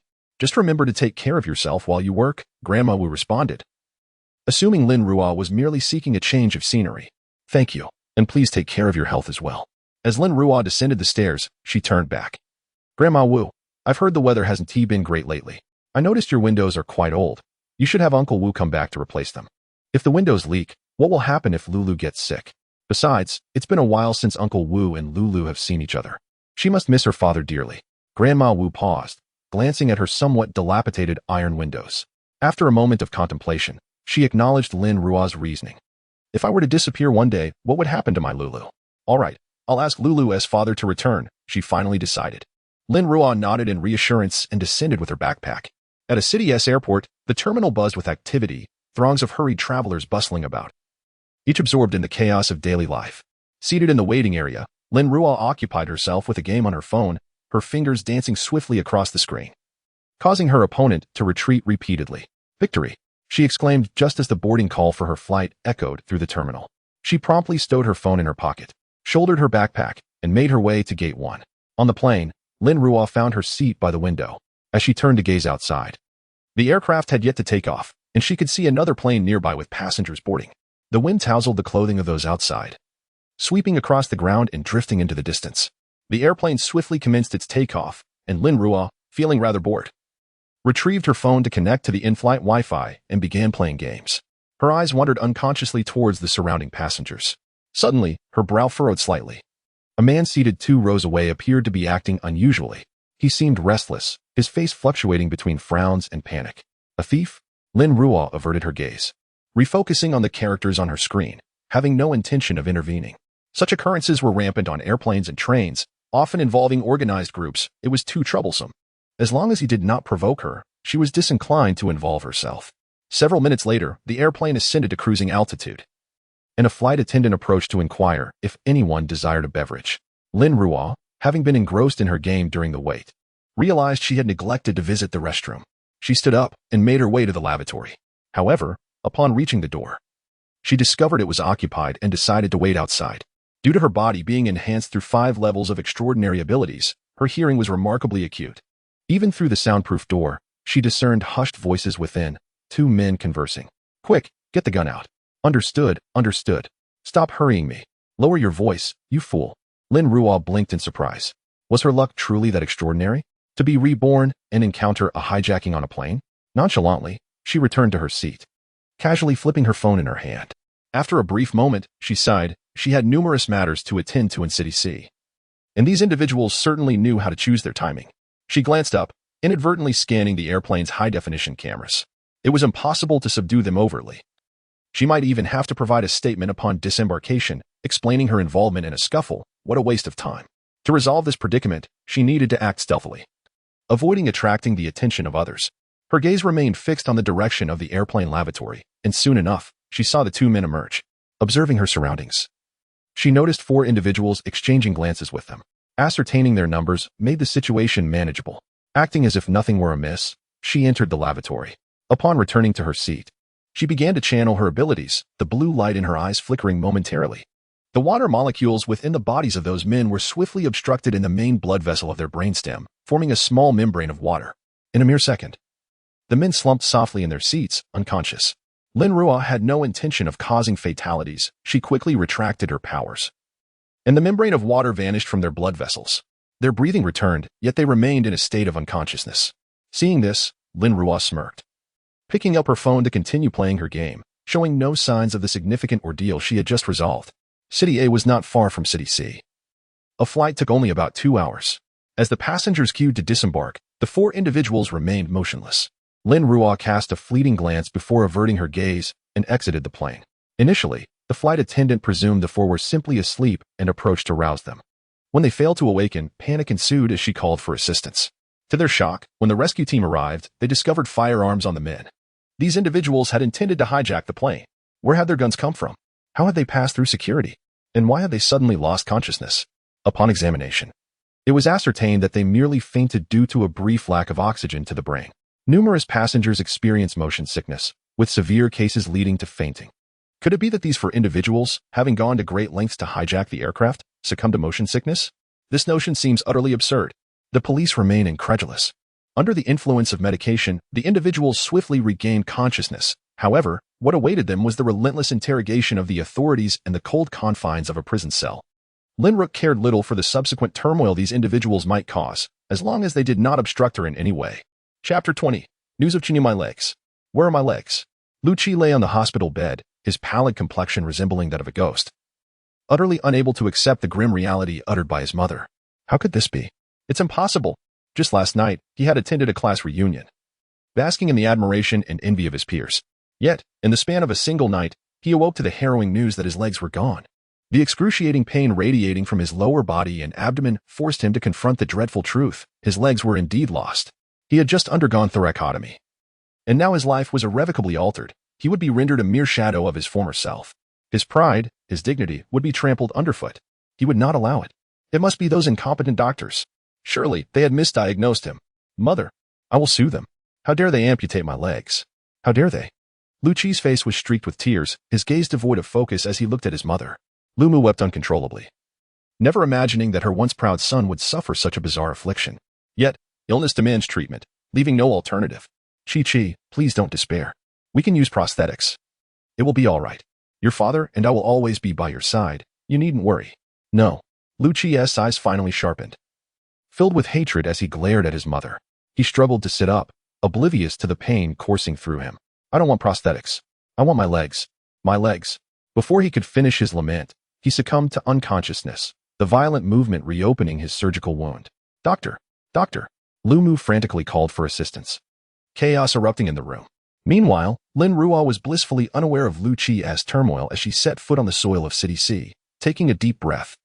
She found herself back in a place that haunted her with bloody memories, the very air tinged with the scent of iron. Where could Qin Yu be now? Standing outside the airport, she scanned her surroundings.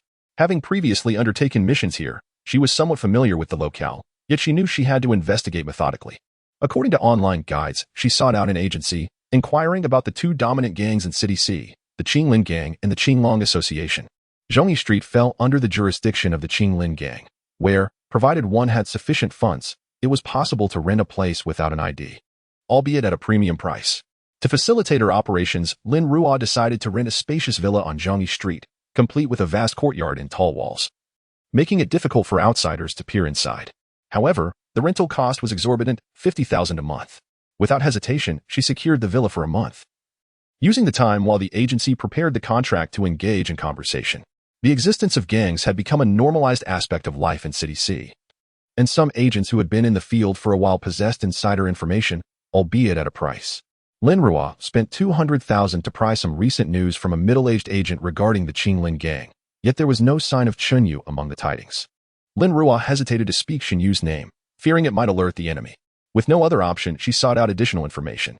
After completing the necessary formalities, the agent escorted her to the rented villa.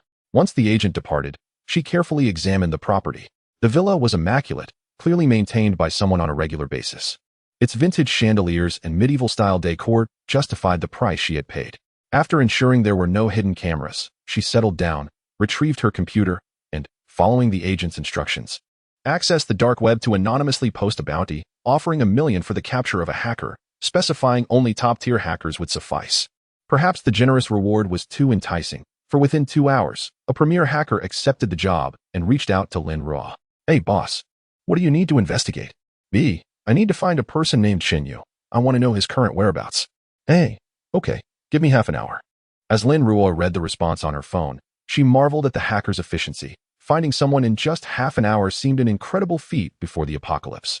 With half an hour to spare, she entered her spatial realm. Since establishing it, she had yet to sow crops in the fields. Now that she had time, she decided to fill the vacant farmland, eager to compare the ordinary soil with the fertile black earth of her jade bracelet space. As she delved into her realm, she communicated with the entire space, causing the seeds stored in the stillness to emerge one by one. The land of her life space began to form neatly arranged little pits, into which the seeds soared and nestled, with the surrounding soil covering them. Within just a few minutes, all the fields were planted. Then, with a mere thought, streams of water flowed from the freshwater pond, irrigating every plot. Once everything was set, Lin Ruo arranged the automatic feeders and sprinklers, programming them accordingly, and surveyed her rejuvenated spatial layout with satisfaction before withdrawing her consciousness. An hour had passed when her phone buzzed with a message from the hacker. Hey, boss, this task is quite challenging. I had to pull out all the stops to uncover this. The person you seek is the captain of a special forces team, but he seems to have crossed paths with the Qinglin Gang recently, who are actively pursuing him. A conflict? Lin Ruo realized why he had been in such dire straits. It appeared he had fled to City A to escape the Qinglin Gang. Her thoughts shifted, since the Qinglin Gang was still hunting him. It meant he was yet to be captured, making the situation more manageable.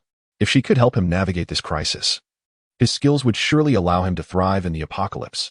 A, this person is well hidden. I couldn't track him down. Should I continue searching?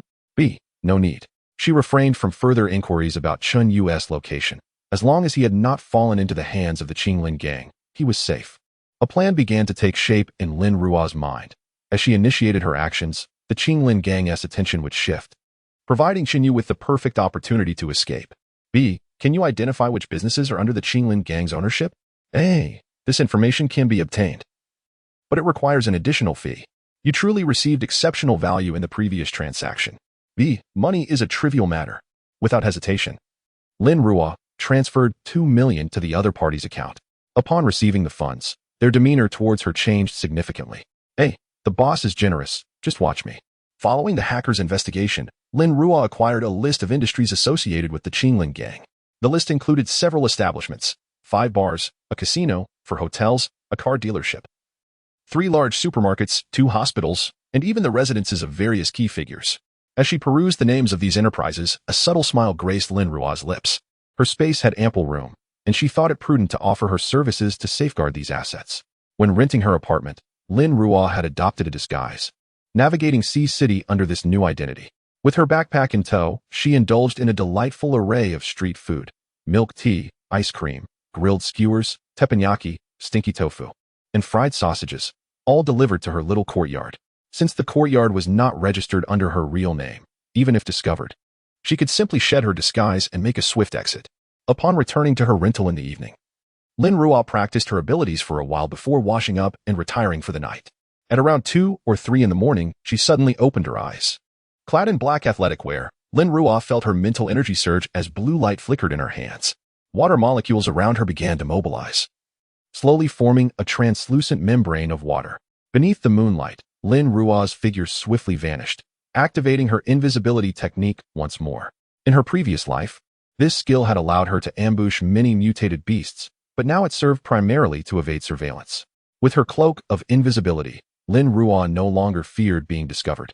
In the darkness, she sprinted at incredible speed, a mere shadow in the night. In less than 10 minutes, she arrived at the nearby seaside. The hour was late, and the area was deserted, save for the sound of waves crashing against the shore. Taking advantage of the night, Lin Ruo plunged her hand into the sea, drawing in copious amounts of water, which began to swirl into a vortex on the surface.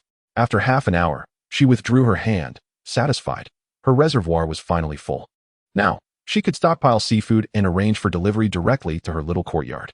By the time Lin Ruo returned to her rental, it was already 4 o'clock. Rather than sleep, she decided to work out, having neglected her routine the previous day due to travel. With a 50-kilogram weighted belt, she felt no resistance, executing her movements with grace. After 3 hours of rigorous training, she lay on the ground, drenched in sweat, as her water-based abilities coursed through her body. After a moment, she opened her eyes. As dawn broke, Lin Ruo concluded her training, invigorated and vibrant, her demeanor betraying none of her late-night escapade to steal seawater. Chapter 21. The zero-cost purchase in City C. Miss Fong, the goods you ordered have arrived. Where shall we place them? Lin Ruo, her face adorned with a mask, stood in the courtyard directing the delivery personnel to position the items in the corner by the wall. Here will suffice. Once the delivery team departed, she secured the courtyard gate and turned to store the goods within her space. In recent days, she had been meandering through the various enterprises under the Qinglin gang, utilizing her shopping excursions as a means to extend her mental reach. This allowed her to effortlessly hear conversations from 100 meters away and even manipulate surrounding water molecules with her aquatic abilities to scout the terrain. While exploring other enterprises, Lin Ruo encountered a few mid-level members of the Qinglin gang, yet their discussions yielded no significant information. As she reviewed the list of enterprises, she marked off those she had visited, annotating the insights she had gleaned from each location. In her investigative interludes, she indulged in extravagant purchases of an array of seafood, various fish, shrimp, crabs, conchs, scallops, squid, and octopus, acquiring each in substantial quantities. Furthermore, given the proximity to the sea, she stumbled upon several shops selling diving equipment. During her visit, she discovered not only diving gear but also private boats and yachts for sale.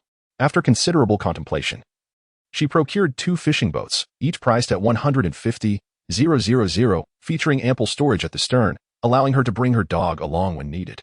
To facilitate her endeavors, she also arranged for elaborate banquets at nearby hotels, 100 tables for wedding feasts, 1 per day, at 5 different hotels over 3 consecutive days. She insisted that all dishes be packaged in disposable containers for delivery to her villa, with 1 shipment each day. As a result, the villa's courtyard became inundated with deliveries, and the interior was equally filled with goods. Over these few days, Lin Ruo reveled in her bounty. However, she soon sensed that she was being followed. From their conversations, it was evident that these individuals were also affiliated with the Qinglin gang, trailing her due to the sheer volume of her purchases, oblivious to the item's whereabouts. Feigning ignorance, she continued her routine, albeit with a gradual reduction in her acquisitions, presenting an air of having lost interest. In the evenings, she ventured into night spots such as bars and casinos, employing her abilities to skin each venue. Finally, 2 days later, while drinking at a bar named Rich, she released her water-based powers and discovered a vast underground structure, based on the shapes of the objects reflected by the water molecules in her mind. It appeared to be their clandestine weapons depot. Simultaneously, she eavesdropped on a conversation among key members of the Qinglin gang. The Azure Dragon Society has been quite active lately. Remain vigilant, for this is the heart of our Qinglin gang, and we must not suffer any losses. Seventh brother, our armory is well concealed here. There is no need for concern. Indeed, who would suspect that we would hide our weapons underground? Just stay alert. I advise you without further ado. Yes, yes, seventh brother. We shall heed your warning. Lin Ruo's lips curled into a subtle smile, her eyes sparkling with a vibrant glint. To obscure their activities, the Qinglin gang had concealed their most vital arsenal beneath the bustling city, establishing a lively bar above as a faade for their operations. Indeed, the most perilous locations often proved to be the most secure. With her objective firmly in mind, she ceased her reconnaissance, hastily settled her bill, and returned home. That evening, she meticulously devised a strategic plan, knowing that should anything go awry with the Qinglin gang, Sea City's foremost faction, an immediate lockdown would ensue. Coincidentally, the impending apocalypse loomed near, prompting her own departure from Sea City. Thus, she resolved to execute a grand scheme. The greater her actions, the more animosity she would attract, thereby ensuring Qinyu's safety.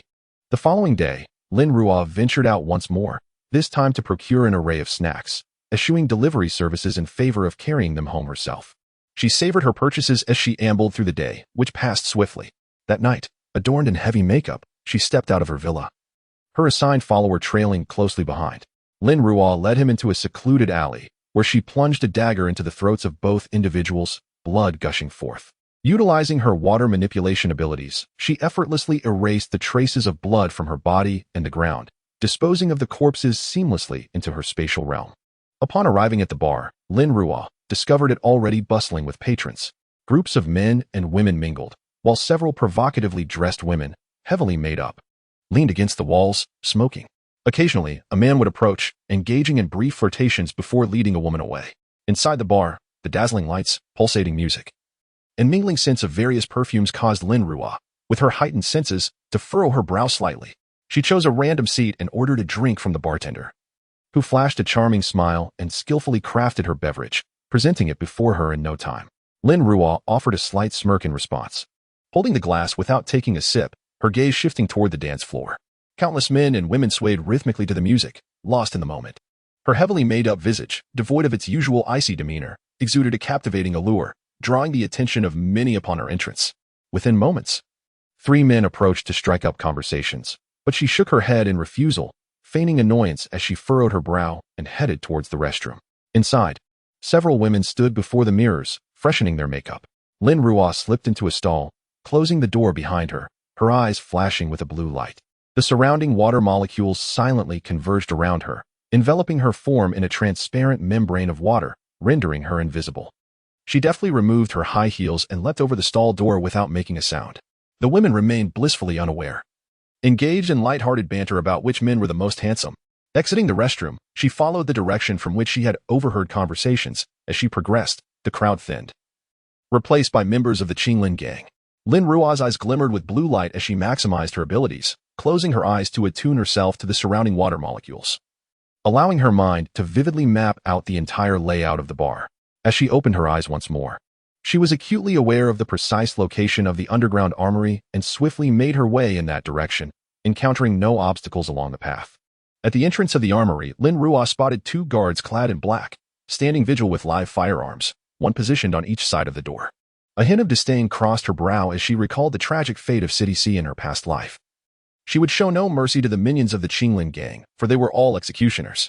With a flick of her wrist, 2 translucent ice crystals, each the size of a soybean, materialized above her palm. As she deftly twirled her fingers, the crystals began to spin rapidly. With a gentle wave of her hand, the ice crystals hurtled towards the guards, who immediately froze in place, their eyes wide with shock as they toppled backward. Blood began to seep from their foreheads, staining the ground beneath them, creating a vivid pool of crimson. Not bothering to glance back at them, Lin Ruo approached the grand entrance of the armory. Above it, an electronic lock caught her attention. Upon inspection, she discerned it to be a state-of-the-art iris verification lock. Yet she surmised that the requisite iris for verification was not present here. Without hesitation, she placed her hand upon it. Although the lock's exterior was waterproof, the interior was not a vacuum. As long as there was air, moisture existed within. A faint blue glow emanated from her hand as water molecules coalesced into a single droplet, which accurately fell onto the central control chip. The advanced chip short-circuited instantly, and the lock clicked open. With her invisibility still intact, Lin Ruo confidently stepped inside, casting a brief glance at the surveillance camera at the entrance. The armory spanned approximately 5,000 square feet, housing an extensive array of weaponry, various types of cold weapons, an assortment of handguns, sniper rifles, assault rifles, shotguns, an array of ammunition, grenades, and smoke bombs. To her astonishment, there were even rocket launchers present. She could hardly believe her luck at discovering such heavy artillery. It felt like a windfall from the heavens. Gather it all. Leave not a single bullet behind. In what seemed like mere moments, the once bountiful armory was stripped bare, having been thoroughly searched by Lin Ruo in under 2 minutes. Meanwhile, chaos erupted among the headquarters of the Qinglin gang, as the guards at the armory's entrance lay incapacitated, and the realization dawned upon them that the weapons were vanishing one by one. Chapter 22. The Zero-Cost Purchase in City C. The complete takeover boss. Something's gone awry. The weapons from the armory have inexplicably vanished. The individual responsible for surveillance, drenched in sweat, frantically called Luo Juanxiang, the leader of the Qinglin gang, to report the alarming situation. The surveillance footage remained intact. Without even a moment's interruption, he could discern no anomalies. How had the door been opened? Where had the weapons suddenly disappeared to? What?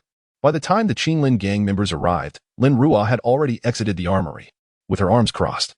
She stood nearby, observing them as they hurried inside to assess the situation.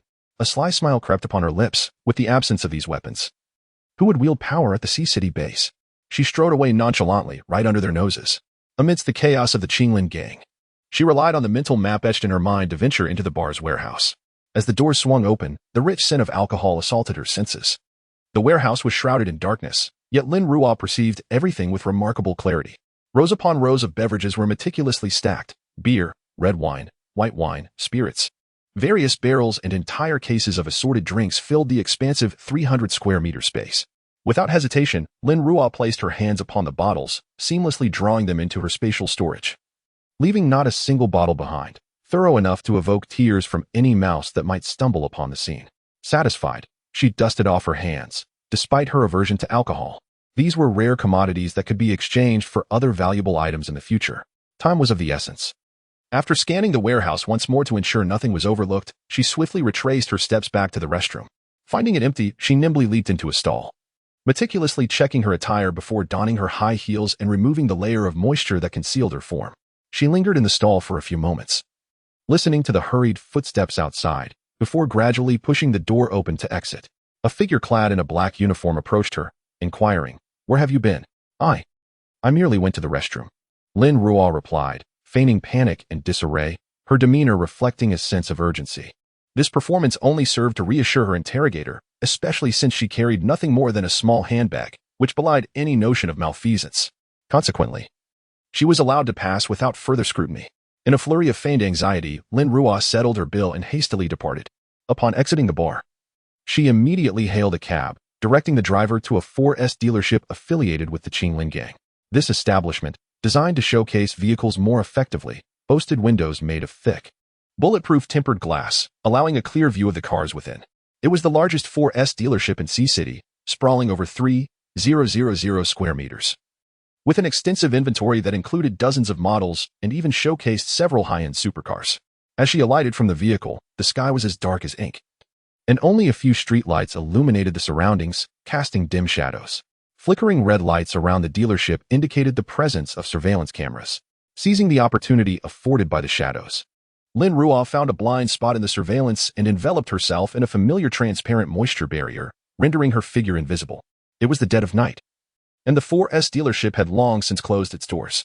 The outside surveillance was fully operational, and no night shift staff remained within. Lin Ruo approached the glass display window of the dealership, gazing inside at the sleek, vividly colored sports cars, each undoubtedly exorbitantly priced.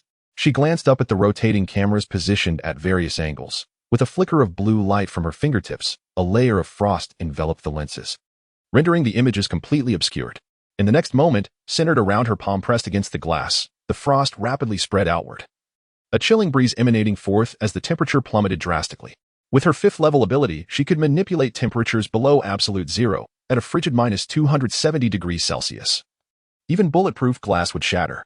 She struck the ice-fractured glass with a heavy fist, and what was once impenetrable shattered like fragile ice.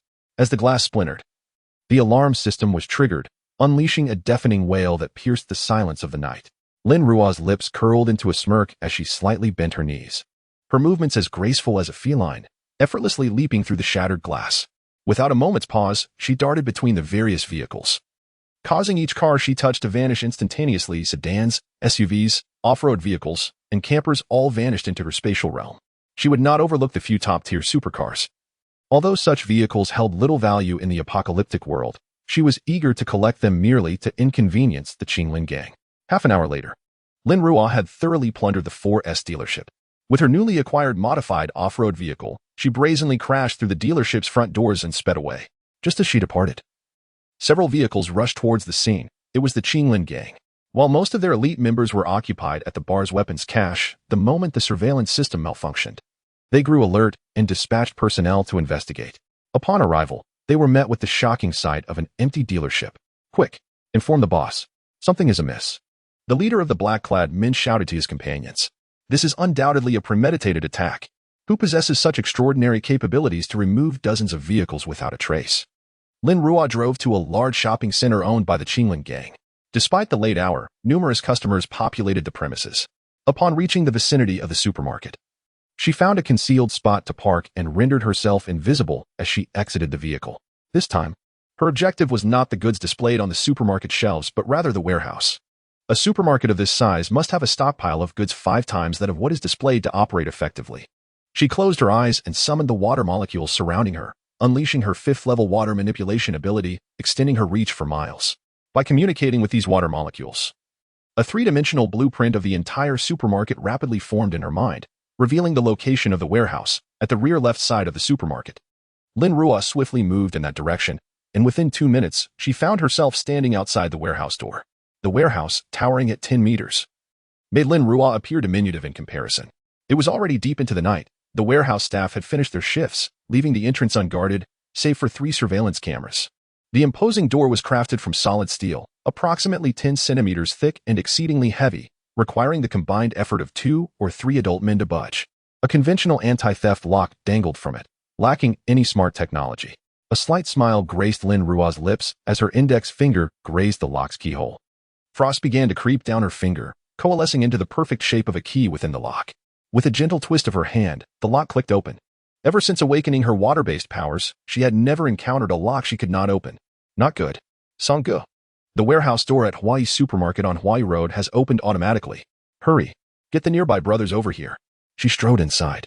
The supermarket's warehouse was vast, extending over 100 meters in depth and around 30 meters in width, with a height of 10 meters. Countless boxes were meticulously organized by category. Lin Ruo beamed. Could anything be more exhilarating than a zero-cost shopping spree? Spending money required one to run around. But this direct collection into her space was infinitely more convenient. Everything here was now hers. The boxes were arranged by type, including sections for food, fresh produce, daily necessities, home goods, maternal and infant products, and imported goods. The warehouse housed no fewer than several 100,000 items. As Lin Ruo glided on her skateboard, she reached out to touch the items, effortlessly drawing them into her space without leaving a single piece behind. These were the resources for the Qinglin gang to establish dominance over the Sea City base. In her quest to liberate the people of Sea City, she willingly bore this sweet burden. The warehouse was so expansive that it took Lin Ruo over 10 minutes on her skateboard to collect everything. Upon exiting through the main door, she spotted several commercial vehicles quickly approaching, their engines humming as they lined up outside. Dozens of individuals poured out of the cars as they reached the warehouse entrance. Lin Ruo raised an eyebrow. These people were surprisingly quick, catching up to her so swiftly. But what good would it do? Could they really thwart her? She chuckled softly and departed silently, leaving the group in a state of frantic confusion. Sangge. This supermarket warehouse has been emptied too. Damn it. How on earth did they manage this? It's only been a matter of minutes since the door opened. And how could they possibly clear out such an enormous warehouse in that time? Quick, search for any clues they may have left behind. Lin Ruo then drove to a hospital affiliated with the Qinglin gang, a prominent establishment bustling with patients. In order to avoid drawing attention, she stealthily circumvented to the hospital's warehouse, where she transferred 2/3 of each type of medication, leaving only 1/3 for emergency use. During this operation, she encountered members of the Qinglin gang face-to-face. Although they did not detect her presence, their appearance in the warehouse hindered her collection efforts. Thus, she had no choice but to gift each of them an ice bullet, sending them off to have a chat with the King of Hell. In the span of a single night, Lin Ruo meticulously visited all the various enterprises of the Qinglin gang, skillfully evading detection and leaving their personnel utterly bewildered. Unfortunately, she failed to capture anyone, even lacking a clear image of her adversaries. It was not until dawn approached that Lin Ruo drove back to her secluded courtyard, parking her vehicle in a discreet location. She extended her mental acuity to ensure there were no watchers surrounding the villa before exiting the car, effortlessly storing it within her space. Once she dispelled her invisibility, she retrieved a bottle of white liquor from her space, sprinkling some over herself to create a pronounced scent of alcohol. Only after confirming the strong aroma did she put away the remaining liquor. She then feigned inebriation, staggering toward the villa. As she passed a nearby convenience store, she deliberately purchased a bottle of water, allowing her drunken appearance to be evident as she returned to the villa. The store owner, also an informant for the Qinglin gang, had grown accustomed to such antics and paid her little mind. Upon returning to the villa, Lin Ruo frowned as she shed her clothes, her acute sense of smell finding the overwhelming sin of alcohol torturous. After taking a shower, she finally lay on her bed, exhaling in relief. The thrilling escapade of the night had come to a close. However, having unleashed her abilities for several hours, both her mental energy and powers were severely depleted, necessitating a period of cultivation to recuperate. She procured 2 crystal cores from her space and swiftly entered a meditative state. Meanwhile, the Qinglin gang was in an uproar. Reports of theft flooded in from every corner. All stockpiles had vanished without a trace. What on earth was happening? The surveillance footage revealed nothing, leaving everyone puzzled as to how the stolen items had been discreetly removed. The underlings hesitated to report the full extent of the calamity, fearing the dire consequences that awaited them. The gang leader, Luo Juanxiang, was preoccupied with the issue of missing weapons and remained oblivious to the fact that other warehouses had been entirely emptied. Fools. A band of imbeciles. How could the weapons from the armory simply disappear into thin air? He sat before his subordinates, his face a mask of fury as he slammed his hand on the table. This was utterly bizarre. The surveillance clearly showed items vanishing without a trace.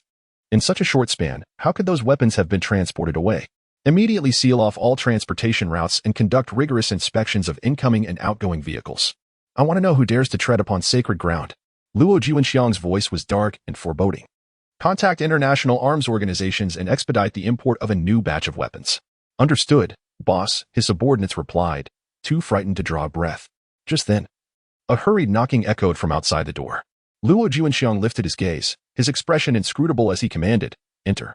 The one who entered was Luo Juanxiang's right-hand man. Visibly flustered, he had just received alarming news. All of their enterprises had been compromised, an occurrence so unfathomable that it defied belief. Boss, we've just tallied the losses, and it appears that every single one of our properties has been robbed, with not a single place spared. What? Luo Juanxiang felt a wave of darkness wash over him, nearly choking on his disbelief. Who could have orchestrated such an audacious act? The trusted confidant was filled with bewilderment, still unaware of the situation. From the surveillance footage, it appeared as if these items had vanished into thin air. Otherwise, it would suggest the presence of someone capable of invisibility. Yet, even if such a feat were possible, how could one person abscond with so many resources? With so many cameras, was there not a single angle that could provide clarity? Luo Juanxiang suppressed the ache in his chest, his expression darkening as he inquired. The confidant, feeling guilty, lowered his gaze and said nothing. Chapter 23 Arrival in City B. Luo Juanxiang's pupils dilated slightly as he inhaled deeply, his expression darkening as he inquired, what is our total loss? According to the statistics, we have incurred losses exceeding 100 billion. A wave of crimson sweetness surged in his throat, and his vision blurred momentarily. Taking another deep breath, he forced the blood back down. The entirety of Qinglin gang's operational funds barely reached 100 billion. This truly felt like a desperate attempt to annihilate us. Urgently regulate all idle funds and endeavor to replenish our resources. We must salvage our industries first. As for the arms, Luo Juanxiang felt a pang of anguish, deciding to postpone that matter until they regained their footing. Spare no effort in tracking this down. I refuse to believe they can transport so many goods out of City C. Understood. Lin Ruo had spent 2 hours honing her skills, finally returning to her peak condition.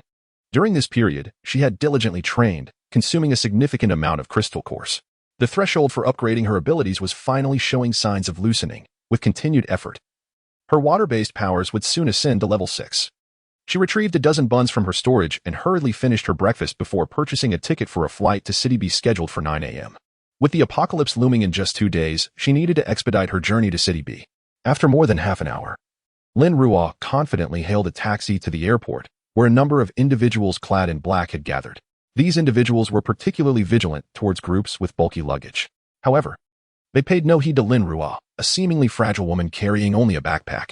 With a soft chuckle, Lin Ruo mused on the deceptive allure of her appearance. While waiting for her flight, she received a message. Hey, boss, was the incident with Qinglin gang orchestrated by you? You're truly remarkable. B, what incident? A, don't play coy. I know it's you. As a token of my admiration, I'll share another piece of information. B, what is it? A, the Qinyu you're searching for has just left City C and is en route to City B. B, thank you. Could I ask you for another favor? A, of course, boss. B, please help me find a way to contact Qinyu. A, no problem. Shortly thereafter, Lin Ruo received an anonymous text message containing a phone number. After reviewing it several times to ensure she memorized it, she tossed her phone into her storage. Half an hour later, she successfully boarded the flight to City B, leaving City C behind. City B, the capital of Z country, was a place Lin Ruo had already arranged accommodations for during her time in City C. To be prudent, she first visited her hotel and rested for an hour. With the apocalypse imminent, she had yet to secure a place to live or acquire a dog, leaving no room for delay. She took a taxi to a real estate agency in the city center, confident that time was still on her side with 2 days remaining before the end. Her requirements for a residence were modest, sturdy, high-rise, and ready for immediate occupancy. The agent quickly filtered through available properties that met Lin Ruo's criteria and promptly took her to view them. The Longwan community stands as a distinguished affluent neighborhood within our district. Towering at 25 stories, I present to you the top floor of Building 3, which features a modest storage room above. Each floor accommodates 2 households, and the corridors are exceptionally spacious. Most importantly, this community was constructed with military-grade standards and has received official certification, making it a renowned architectural benchmark in City B. The greenery is equally commendable. As the young man walks, he shares insights about the community with Lin Ruo, who observes discreetly. The comings and goings are graced by luxury vehicles, and the elevated location is complemented by comprehensive amenities, including 3 large supermarkets, 2 shopping malls, and a variety of recreational facilities. Although 2 of the supermarkets are situated at a lower elevation, it is an unavoidable circumstance, as large supermarkets typically avoid high-rise locations for customer accessibility. Lin Ruo nods in approval. This place is indeed commendable. Accompanying the young man, she views an apartment, number 2501, which is fully furnished, spanning 150 square meters with a well-designed layout comprising 2 bedrooms and a living room. The space is impeccably maintained, reflecting the owner's fondness for the property, and it comes equipped with all necessary appliances ready for immediate occupancy. Lin Ruo promptly signs the lease at a monthly rate of 30,000, committing to a 6-month term with a deposit and 3 months rent paid up front, transferring a total of 120,000 to secure the keys. Additionally, she has rented another compact apartment located approximately 10 kilometers from her current residence. After visiting this new unit to drop off supplies intended for Qinyu, she places the keys into the mailbox downstairs. These provisions are meant for Qinyu, but the time to inform him has yet to arrive. Once these arrangements are completed, she enlists the help of an agency to rent a vehicle and hires several cleaners to tidy up the Longduan apartment. Meanwhile, she drives to enjoy a meal, selecting a high-end restaurant in this upscale neighborhood, where Western cuisine is prevalent. With ample funds available, she indulges herself, ordering 3 servings of steak, French escargot, creamy chicken and mushroom soup, and red wine braised beef. Upon tasting the first bite, Lin Ruo is captivated. The establishment's premium pricing is justified by the exquisite flavors. She proceeds to order 50 additional servings to take home. After a leisurely hour spent dining, Lin Ruo exits the restaurant just as she receives a call from the agency confirming that the cleaning has been completed and she is welcome to move in at her convenience. She stores the packed gourmet meals in her vehicle, but instead of returning home, she drives directly to the pet market. City B boasts 2 substantial pet markets, filled with a plethora of animals, birds, fish, insects, cats, dogs, snakes, and even pigs. Lin Ruo has a clear objective. She has long admired the Czech wolf dog and the German shepherd. Initially, she intended to choose between these 2 breeds, but upon encountering an adorable puppy, she feels her heartstrings tugged. What choice can she possibly make? She desires them all. Ah, they are truly delightful. Sister, do you see this dog? It is a purebred Czech wolf dog. Just look at its teeth, its paws, its stature. There is no comparison. A shopkeeper observed Lin Ruo squatting before a dog cage, her eyes gleaming as she gazed at a young Czech wolf dog within. He couldn't help but smile, recognizing that those who appreciated such a dog were undoubtedly affluent. Lin Ruo nodded at the proprietor. After circling the market, she found herself particularly drawn to this puppy among all the Czech wolf dogs. The little creature was entirely clad in silvery gray fur, and despite being confined in the cage, it exhibited no signs of agitation. As Lin Ruo watched, It stared back at her with its glistening, moist eyes, its tiny nose twitching adorably. Both of its parents were competition dogs of remarkable quality, boasting a lineage that was undeniably pure. The shopkeeper bent down beside her, though the price was equally steep. Lin Ruo looked up at him and asked, "May I hold it?" The proprietor nodded, affirming her request. He opened the cage, gently lifting the puppy and placing it in Lin Ruo's arms. She received the little creature with care, and it began to sniff her all over, even licking her hand as if to familiarize itself with her scent, an utterly charming display. Utilizing her abilities, Lin Ruo examined the puppy's health. Perhaps the sensation of her powers coursing through its body was too pleasant. For the pup half closed its eyes and let out soft whimpers. After the examination, Lin Ruo wore a smile. The puppy was robust, and such a dog would be more likely to undergo mutations in a post-apocalyptic world. "How much for this dog?" she inquired.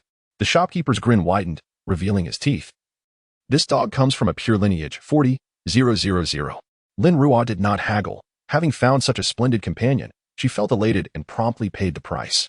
She also arranged for a dog cage and various necessities to be delivered to Lonyuan community, placing the puppy into her pet backpack. She resumed her exploration of the pet market, aspiring to acquire a German shepherd as well. She recalled a particularly clever shepherd she had seen guarding previously and hoped to find one of similar intelligence. Soon, she spotted a diminutive German shepherd puppy, lethargically sprawled in its cage, nudging a small toy ball with its nose, exuding an air of boredom. Lin Ruo couldn't help but chuckle. This little one certainly seemed bright. She crouched down, gazing intently at the puppy. "Would you like to come with me?" The young dog looked back with wide eyes, tilting its head in confusion, seemingly unsure of Lin Ruo's words. However, its nose began to twitch, as if catching a whiff of something delightful. Its eyes brightened, and it stood up, barking excitedly at Lin Ruo. Lin Ruo laughed, feeling fortunate to encounter two clever companions in one day. She looked up at the shopkeeper. "May I take it out to sea?" The proprietor nodded, turning to attend to other customers. Lin Ruo opened the cage and cradled the puppy in her arms, using her abilities to assess its health. The puppy yelped happily, its tail wagging so vigorously it nearly lifted off the ground, confirming its good health. Lin Ruo turned to the shopkeeper. "How much for this dog?" "This one is 30,000. Both its parents are competition dogs, incredibly intelligent. And this is the best price I can offer you." The shopkeeper, upon finally receiving an inquiry about the price of the dog, was instantly filled with joy. While the dog was undoubtedly intelligent, it possessed a certain temperament. It had previously evaded several customers who attempted to engage with it, turning its back and exhibiting a demeanor of indifference, causing the potential buyers to shake their heads and depart. It had been nearly a week since anyone had shown interest. Lin Ruo glanced down at the little dog nestled in her arms. It seemed to understand its own worth and, fearing that she might not purchase it, kept burrowing anxiously closer to her, emitting soft whimpers. She smiled gently, realizing that this little creature was more astute than one might expect. After completing the transaction, she became the proud owner of the most exquisite pet in the market, adorned with a pet backpack containing a German shepherd in the front and another backpack on her back, holding a Czech wolf dog. Upon returning home with her two delightful companions, she found that the shopkeeper had also delivered the necessary supplies for the dogs and was waiting downstairs. The community garden, not far from Building 3, was occupied by several mothers engaged in conversation while watching their children, who were curiously glancing in this direction. Chapter 24. A foo and a show. It appears that the new tenants from Building 3 have just moved in, accompanied by two pets. Lin Ruo cast a glance at the group of middle-aged women seated in the children's playground, engaged in conversation while watching the children. She paid them little mind, after all. Her purchases were not in bulk but consisted merely of dog supplies, unlikely to attract attention. She enlisted assistance to carry her belongings to the 25th floor, only to encounter her neighbors waiting for the elevator, a couple with a boy of about 7. The man was dressed in casual attire, yet his posture suggested a military background. The accompanying woman exuded an air of elegance. Her delicate features were framed by a soft, cream-colored dress that accentuated her graceful figure. Upon noticing Lin Ruo, she greeted her with a smile. "Hello, are you the tenant of 2501? We are from 2502. My name is Qian Li, and this is my husband, Li Wei. Now that we are neighbors, please feel free to reach out if you need any assistance." With a conjecture about their professions forming in her mind, Lin Ruo reciprocated with a smile. "Hello, I'm Lin Ruo. I look forward to our future interactions." Their conversation was brief, as the elevator soon arrived. Just before entering, Lin Ruo noticed the little boy gazing longingly at the two pet carriers she was holding, clearly filled with desire. Once the door closed, severing their view, she released the two little creatures. They were not timid in the least. Upon emerging from the carriers, they began to explore their surroundings, sniffing and darting about. seemingly acclimatizing to their new environment. As they frolicked, they eventually converged, both wrinkling their tiny noses and emitting soft growls at each other, as if disapproving of one another's presence. The two little ones engaged in playful wrestling, nipping at each other's hindquarters with their still-developing baby teeth, though no blood was drawn. Their yelps filled the air. Lin Ruo smiled gently, pleased that they understood not to bite each other's necks. From this day forth, we shall be one family. You must learn to coexist harmoniously. The two little ones tilted their heads, their big, sparkling eyes fixed on Lin Ruo, seemingly oblivious to her words. Oh, I must give you names. What shall they be? Lin Ruo pondered, biting her finger in contemplation. Suddenly, her eyes brightened as she addressed the shepherd dog. You shall be named a show. The shepherd, with round, glimmering eyes, barked in protest, as if to say no, but alas, it could not articulate human speech. Lin Ruo merely smiled, patting its fluffy little head, rendering the protest ineffective. A show, she called out with a sparkle of mirth in her eyes. With the little creature lay on the ground, giving a meek response, appearing quite reluctant, its head drooping as it sulked. Lin Ruo turned to the expectant wolf dog, saying, You will be named Afu. Afu obediently barked once, seemingly pleased with this name. Afu, what woof? Afu joyfully circled around Lin Ruo, its large eyes fixed intently on her. Lin Ruo affectionately stroked the heads of her two new companions, her smile warm with the hope that they would thrive in happiness and longevity, taking out their toys and playing with them for a while. Lin Ruo then began to tidy up. As she gazed at the heap of dog supplies cluttering the living room, she extracted only the dog bowls, the dryer, the bathing shampoo, and the dog bed, placing them on the balcony while sweeping the rest into her spatial realm with a mere wave of her hand. The two little creatures, bewildered by the sudden disappearance of their belongings, questioned the fate of their treasures. Where had everything gone? In a flurry, the two tiny ones stumbled over, sniffing around with their little noses, attempting to locate their lost items. Lin Ruo gently patted their heads and also brought them into the spatial realm, allowing them to acclimate to the new environment. However, by a twist of fate, the two pups ended up in the breeding area. A show and a Fu were momentarily perplexed. Where were they? Surrounded by unfamiliar objects, they initially felt a twinge of fear. Yet, in such a vast space teeming with animals, perhaps their instincts were awakened, and soon they began to frolic joyously. The chickens, ducks, and geese in the space were not particularly pleased, while the larger animals like cows and sheep intimidated a show and a Fu, who dared only to tease the poultry. They circled the little mountain enclosure, barking incessantly, which sent the frightened fowl scurrying away to hide in the depths of the hill. Outside, Lin Ruo remained blissfully unaware of her future food supply being tormented. She was in high spirits, eager to prepare a delightful meal as a reward for herself. After retrieving a set of pots and pans from the spatial realm and organizing them, she delved back into the space to check on the crops she had previously planted. To her surprise, she was met with a scene of chaos, as the poultry flapped and squawked in a frenzy. Hastily, she released a show and a Fu back into the living space, replenished the automatic feeder with feed to soothe the agitated birds, and filled their water dispenser with water from the lake. Then, she noticed that their nest on the hill was brimming with eggs. She collected them all, sending the edible ones into the stillness of the spatial realm while leaving the hatching eggs behind for the creatures to incubate. The crops in the field were thriving remarkably. The rich black soil seemed exceptionally fertile, and within just a few days, the plants had grown to a height of 20 centimeters. The vegetable garden, lush and verdant, showcased many greens that were ready for harvest, glistening with droplets from the automatic sprinkler, evoking a refreshing sensation in the viewer.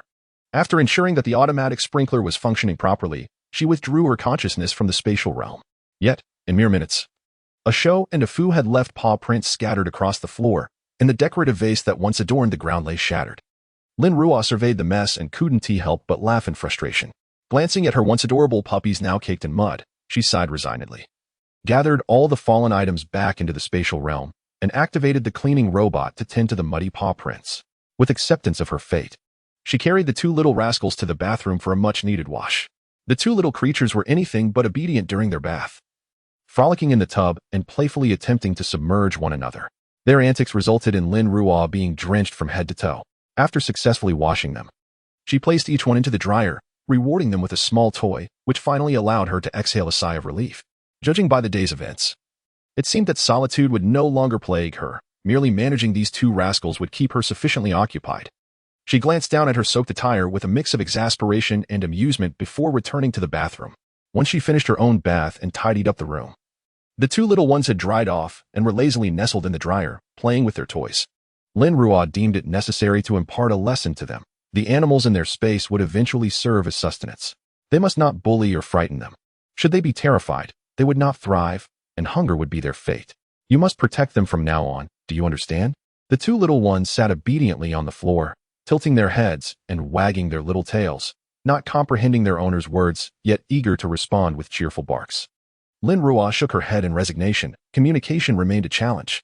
However, once she utilized the crystal core to enhance their bodies, she would be able to stimulate their mutations early on, making future conversations a breeze. Chapter 25. The First Day in City B. Woof. Ashu tumbled over, startled by Afu, and immediately confronted him with indignation. Woof. Afu, undeterred, retorted with bravado. For just moments ago, Ashu had nipped at his rear. The playful barks evoked a knowing smile from Lin Ruo, who allowed the two to frolic in the living room. She retrieved a generous piece of pork, a bag of rice, along with various seasonings, cooking oil, vermicelli, sauerkraut, and some fresh vegetables from her storage space. Pork and sauerkraut stew with vermicelli is a beloved home-cooked dish from northeast China, where the pork is tender and succulent, neither overly fatty nor greasy. The sauerkraut and vermicelli absorb the essence of the pork, and when paired with fragrant rice, it is simply divine. After placing the meat into the pot to stew, Lin Ruo stepped out of the kitchen, casually shutting the door behind her. The hour was late, and darkness had enveloped the sky. Seizing the opportunity while the meat simmered, she set about organizing the house. Although the cleaning lady had tidied up, Lin Ruo felt the need to rearrange the layout. She first retrieved a pre-purchased interior security lock from her storage and reinforced the apartment door. Turning her attention to the living room, she noted that the previous occupants had adorned the space with numerous delicate ornaments, which not only consumed space but were also fragile. With Ashu and Afu now in residence, she felt these items posed a danger, akin to inviting two little wrecking balls into her home. Thus, she stowed away all unnecessary cabinets and knickknacks, leaving only a modest coffee table and a sofa nestled in the corner, maximizing the available space for the two lively companions. With the living room arranged, Lin Ruo proceeded to the master bedroom. It was spacious and boasted a small balcony. She made minimal alterations, merely replacing the pillows, sheets, and blankets, and hung a few garments in the wardrobe. In contrast, the secondary bedroom underwent significant transformation. She cleared out all its contents into her storage and brought forth a set of exercise equipment, as she would need to stay active indoors during the impending downpours. The apartment's layout comprised 2 bedrooms and a living room, offering ample space without feeling cramped. This was one of the reasons Lin Ruo had been drawn to this place. After attending to those tasks, she ventured out to the large balcony. It was an enclosed design, featuring a grand floor-to-ceiling window along its edge. Such glass, however, would provide little resistance against the apocalyptic rains. It seemed she would need to reinforce each window with a layer of protective energy during the storms to ensure her safety. Having thoroughly inspected the apartment, Lin Ruo turned to observe the antics of her 2 little companions. They were joyfully racing around, each clutching their toys, occasionally nipping at one another or playfully pouncing on each other, utterly engrossed in their merriment. Lin Ruo chuckled. It was fortunate that she had acquired 2, providing them with companionship. Settling onto the sofa with her tablet, she immersed herself in the Song of Decoction, an introductory text on traditional Chinese medicine. Initially, her brow furrowed in concentration, as the myriad of medicinal names and properties proved overwhelming and intricate. The various formulas and concoctions were challenging to memorize, yet after an hour, she found herself captivated by the material. With a sudden flurry of urgent barks, Lin Ruo was jolted from her book. She quickly raised her head to see Ah Shou, his front paws resting against the kitchen door, his face a portrait of eagerness. Blinking in surprise, she was then enveloped by the delicious aroma wafting through the house. It appeared that the meat was ready. The savory scent of the meat, enhanced by the addition of pickled vegetables, carried a tangy note that made one's mouth water, particularly torturing the 2 small creatures with their keen sense of smell. Outside the kitchen, Ah Shou was anxiously scratching at the door, bouncing on his little legs, attempting to push it open and sneak inside for a morsel. Meanwhile, Afu patiently sat at the door, drooling, his big eyes reflecting unfulfilled desire. Amused, Lin Ruo rose to her feet, shaking her head as she approached the kitchen. You 2 are merely 3 months old. You cannot indulge in such delicacies just yet. Soon, you shall have your milk. Woof woof. Upon seeing Lin Ruo finally stand, Ah Shou turned and barked at her, seemingly urging her to share the tantalizing meat. Ignoring his pleas, she picked up their food bowl and entered the kitchen to prepare their dinner. First, she prepared some goat's milk, adding a small amount of dog food, allowing it to soak until softened. Then, she retrieved a large piece of chicken breast from her storage, placing it in cold water and bringing it to a boil over high heat. While the chicken simmered, Lin Ruo took out another pan to saute some vegetables. The greens, freshly harvested from her space, were vibrant and crisp, After washing and chopping them, she heated the pan, adding a touch of oyster sauce, salt, and sugar, finishing with a generous sprinkle of minced garlic before swiftly removing them from the heat.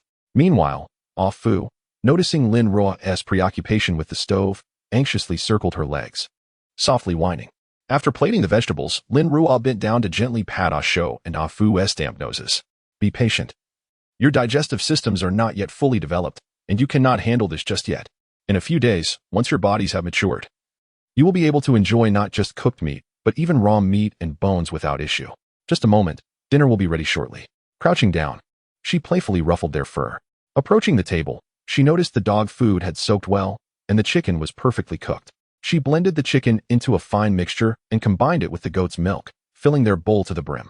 Suddenly feeling a furry nudge against her leg, she looked down to find Ah Fu nudging her with his head. A smile crept onto her face. They were indeed hungry. She placed the bowl before them. The enticing aroma of meat mingled with milk, enticing them to feast. They eagerly lowered their heads, savoring the meal, and Lin Ruo smiled softly at the sight.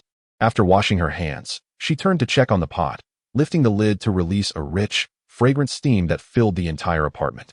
Serving herself a portion of the stew at the table, she retrieved a tablet and selected a drama, ready to indulge in both the delicious food and the show. As she savored a piece of meat, the tender texture combined with a hint of tanginess delighted her palate. She closed her eyes in bliss. After a long day, she truly felt famished. The Western cuisine she had for lunch was enjoyable, yet it lacked the comforting satisfaction of this meal. Indeed, she found herself to be a true connoisseur of Z-country cuisine. After watching an episode of a television series on her tablet, Lin Ruo devoured 3 generous bowls of rice, left half of the pork and sauerkraut stew untouched, and polished off an entire plate of vegetables. Once she finished, she patted her round belly with satisfaction, feeling a wave of contentment wash over her. She stored the leftovers into a still space. Cleaning up was a breeze. She placed the dirty dishes into the dishwasher and wiped the coffee table with a pristine cloth. As for the dog bowls belonging to Ah Fu and Ah Shou, a glimmer of blue light flickered in Lin Ruo's eyes, and a water sphere, as large as a soccer ball, enveloped the bowls. Inside, gentle currents of water washed over them. In a mere moment, the bowls were spotless, with the dirty water flowing under Lin Ruo's control into the sink. Ah Shou and Ah Fu had already finished their meals and were frolicking nearby. They became intrigued by the floating water sphere, scampering about with their little short legs in playful pursuit. Seeing their delight, Lin Ruo raised an eyebrow. Her playful spirit ignited. 2 ice crystals, each the size of her fingers, danced around the 2 little ones in circles. They turned to catch them, but each time they missed, often losing their balance and tumbling to the ground, which elicited peals of laughter from Lin Ruo. Since the passing of her parents, such laughter had been a rarity for her. Too much sorrow awaited her. Too many burdens lay upon her shoulders. In that moment, Lin Ruo felt lighthearted and joyous, momentarily forgetting all her troubles. Chapter 26. The day before the apocalypse. As Lin Ruo was reveling in her amusement, her phone chimed. She picked it up to discover an invitation from the property management to join the Longyuan Owners Group, a convenient means to receive notifications and updates. Without hesitation, she entered the group, which was bustling with activity. Messages flowed rapidly, consisting of advertisements, job postings, and casual conversations. After a few minutes of perusing, her interest waned. Perhaps the information would only prove useful when the impending storm of the apocalypse commenced.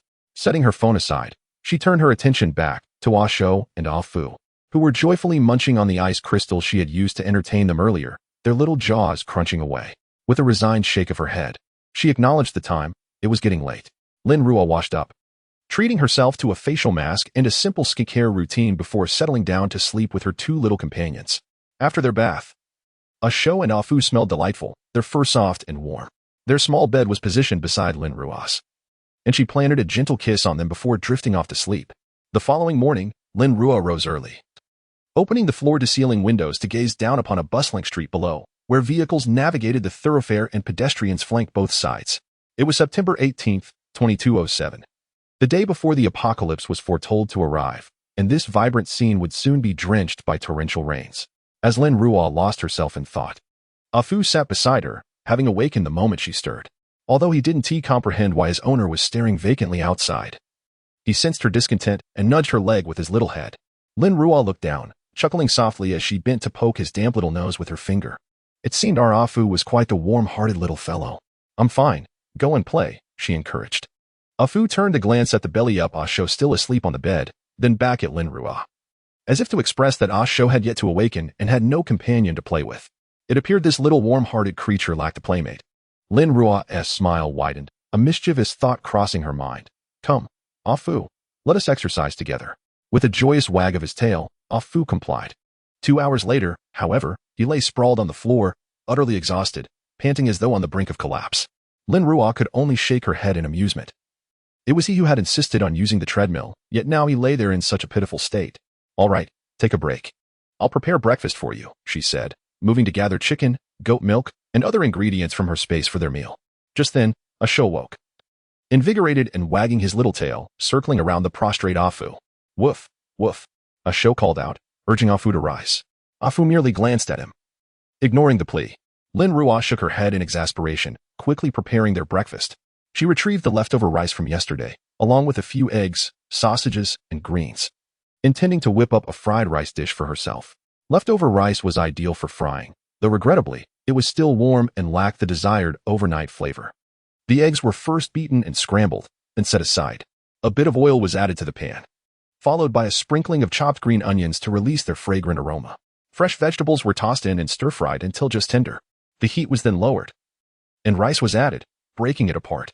A suitable amount of chicken essence, oyster sauce, and salt were incorporated, creating a delightful aroma before the eggs and sausage were reintroduced.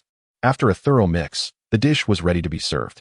As a final touch, a sprinkle of green onions adorned the top, presenting a bowl of fragrant fried rice. A feast for the senses. After preparing the meal, Lin Ruo finally went to take a shower, having worked up quite a sweat during her earlier exercise, her clothes clinging uncomfortably to her skin. Upon entering the bathroom, she tossed her soiled garments directly into the washing machine and quickly washed up, brushing her teeth before emerging feeling refreshed. Dinner is ready, Lin Ruo called out. Immediately, 2 little ones hurried from the secondary bedroom, their short legs almost propelling them forward in their excitement. Slow down, there is no rush. Lin Ruo placed their bowls on the floor, watching as they devoured their meal with great enthusiasm, finishing every morsel within minutes. Once they were done, she gently patted their round bellies, relieved to find them full. As she had worried they might not have eaten enough, Lin Ruo took her time savoring her breakfast, tidying up the dining table afterward and placing the dishes into the dishwasher. She then retrieved 2 dog leashes from the storage, playfully shaking them at Ah Fu and Ah Fu, smiling enticingly as she asked if they wanted to go out and play. Woot woof. At the mention of a walk, Ah Fu was the first to respond, his tail wagging furiously like a propeller, while Ah Fu obediently trotted over to sit in front of Lin Ruo. Having spent just a day with them, Lin Ruo had already begun to discern their personalities. Ah Fu was the calm, gentle type, while Ah Fu was energetic and lively. Once their leashes were securely fastened, she led them outside, where she encountered her neighbor, Qianli, who was also with her child, seemingly preparing to go out.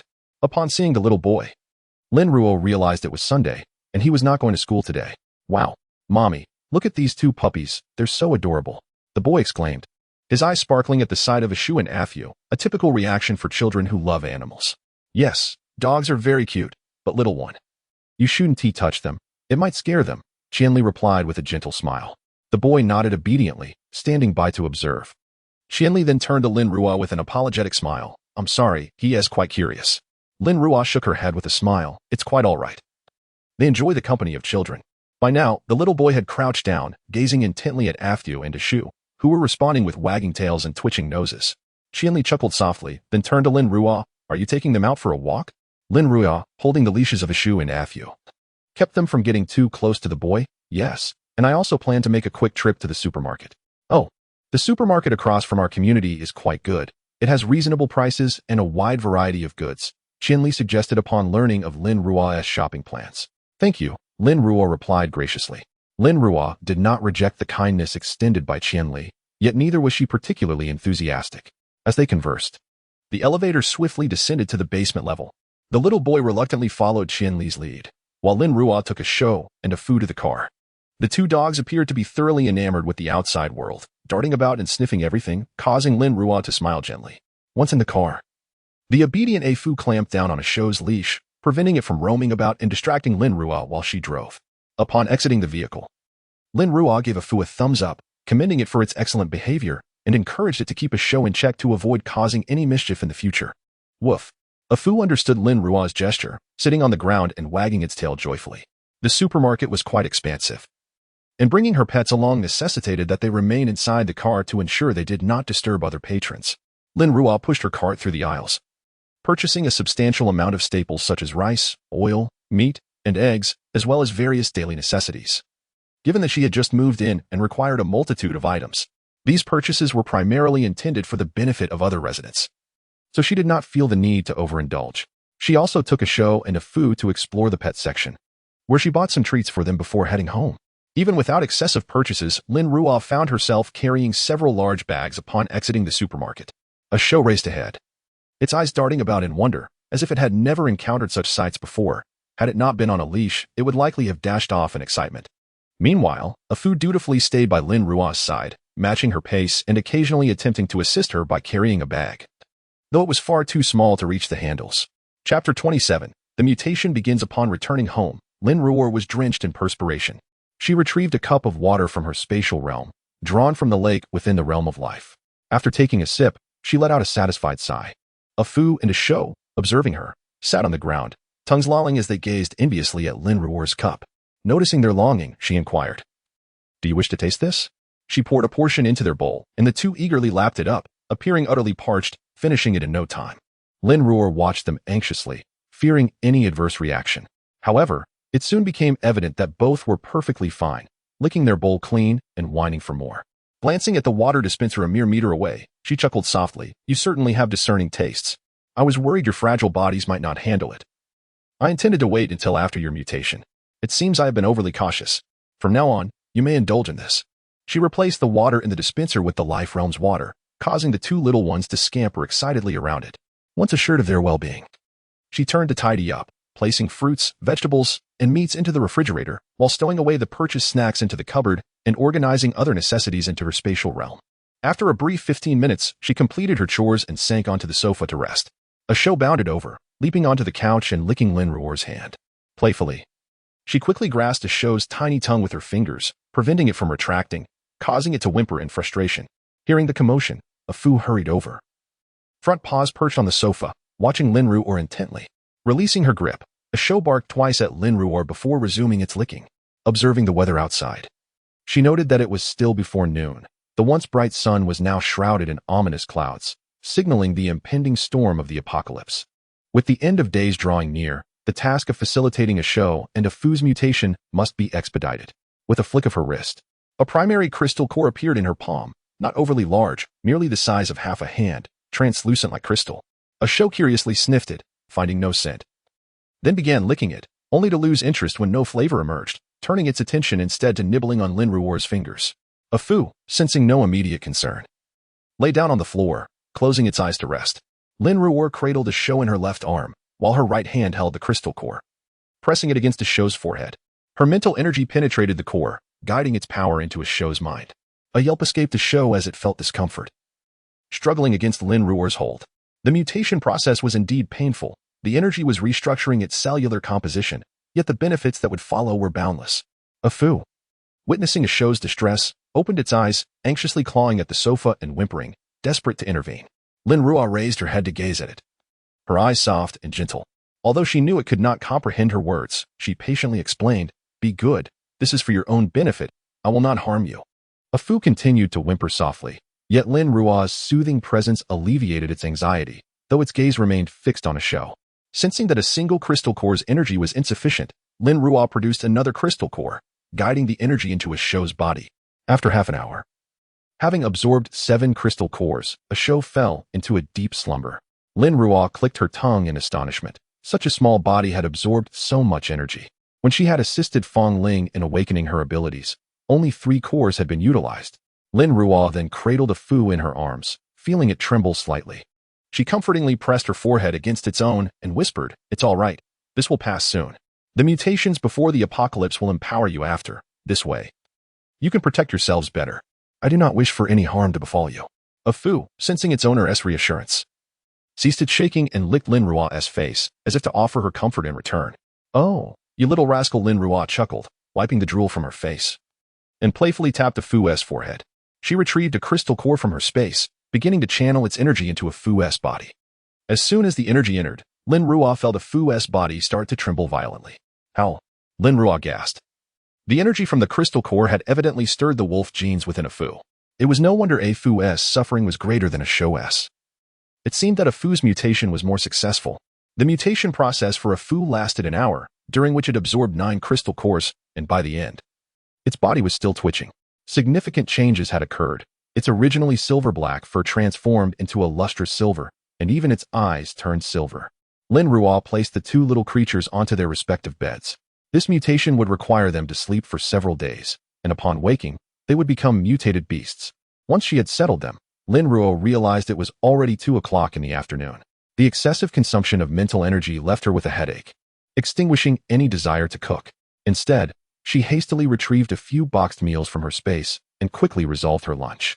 After finishing her meal, Lin Ruo took out 2 crystal cores to begin her own training, as she needed to replenish her depleted mental energy. Sitting cross-legged on the couch, she held a crystal core in each hand, her surroundings radiating alternating hues of white and blue light.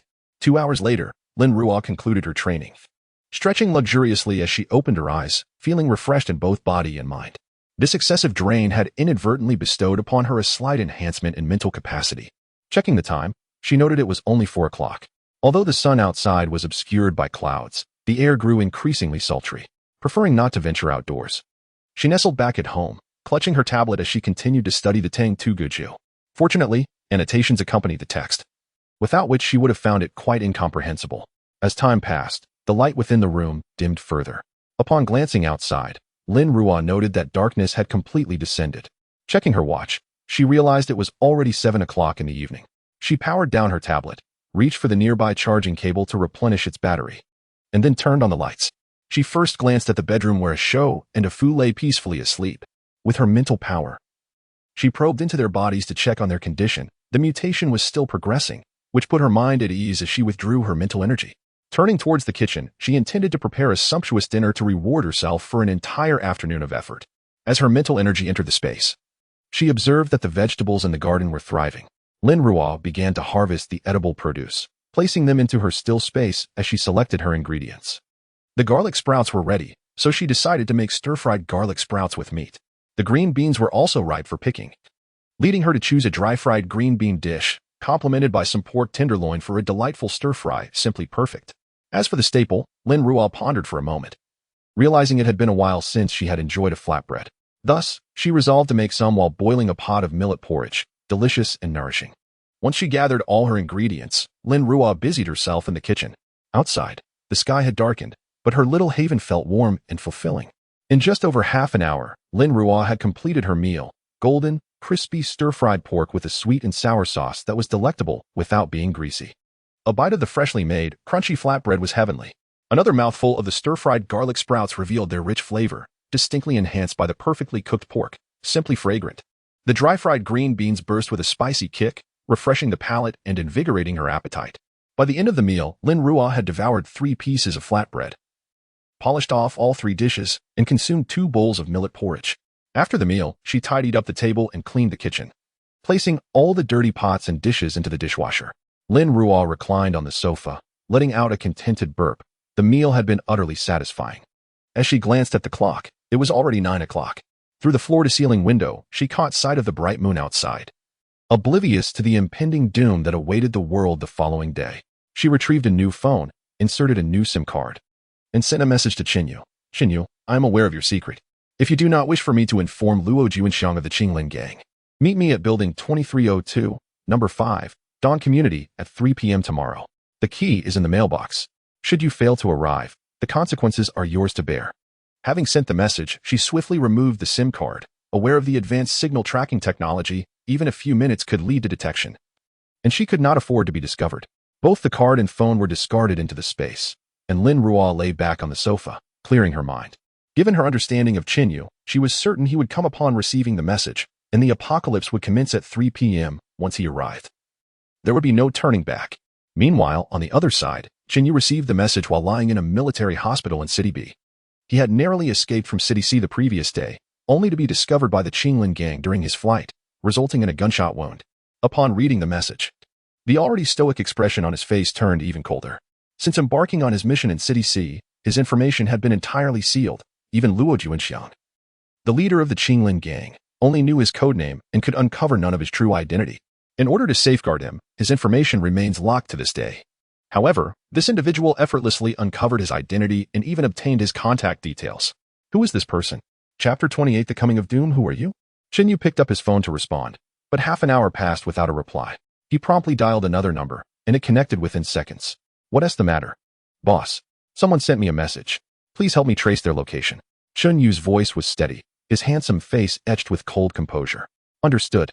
Shin Yu placed the phone back on the bedside table, just as his device began to flicker with symbols appearing on the screen. A few minutes later, the phone rang again. Shin Yu answered. Hello? Boss, I've just checked. The other party is quite experienced. They sent the message and then pulled the card. We can't trace them. I see. Although he had suspected as much, hearing his teammate confirm it caused Shin Yu to furrow his brow. Boss, your injury isn't fully healed yet. Tomorrow, Baozi and I will come to accompany you. After a moment's reflection, Shin Yu agreed, recognizing that this was not solely his affair. All right, you two come pick me up tomorrow. Okay. After hanging up, he rested his arm on his forehead, his mind racing with thoughts. The situation regarding the Qinglin gang was indeed perplexing. According to intelligence, all assets under the Qinglin gang had been completely emptied, with losses exceeding 100 billion. Few had managed to extract these resources from the Qinglin gang in City C, and even fewer had successfully transported them away. How had they managed such a feat? Who were they? Had it not been for this group diverting the Qinglin gang's attention, he would not have been able to slip away from City C unnoticed.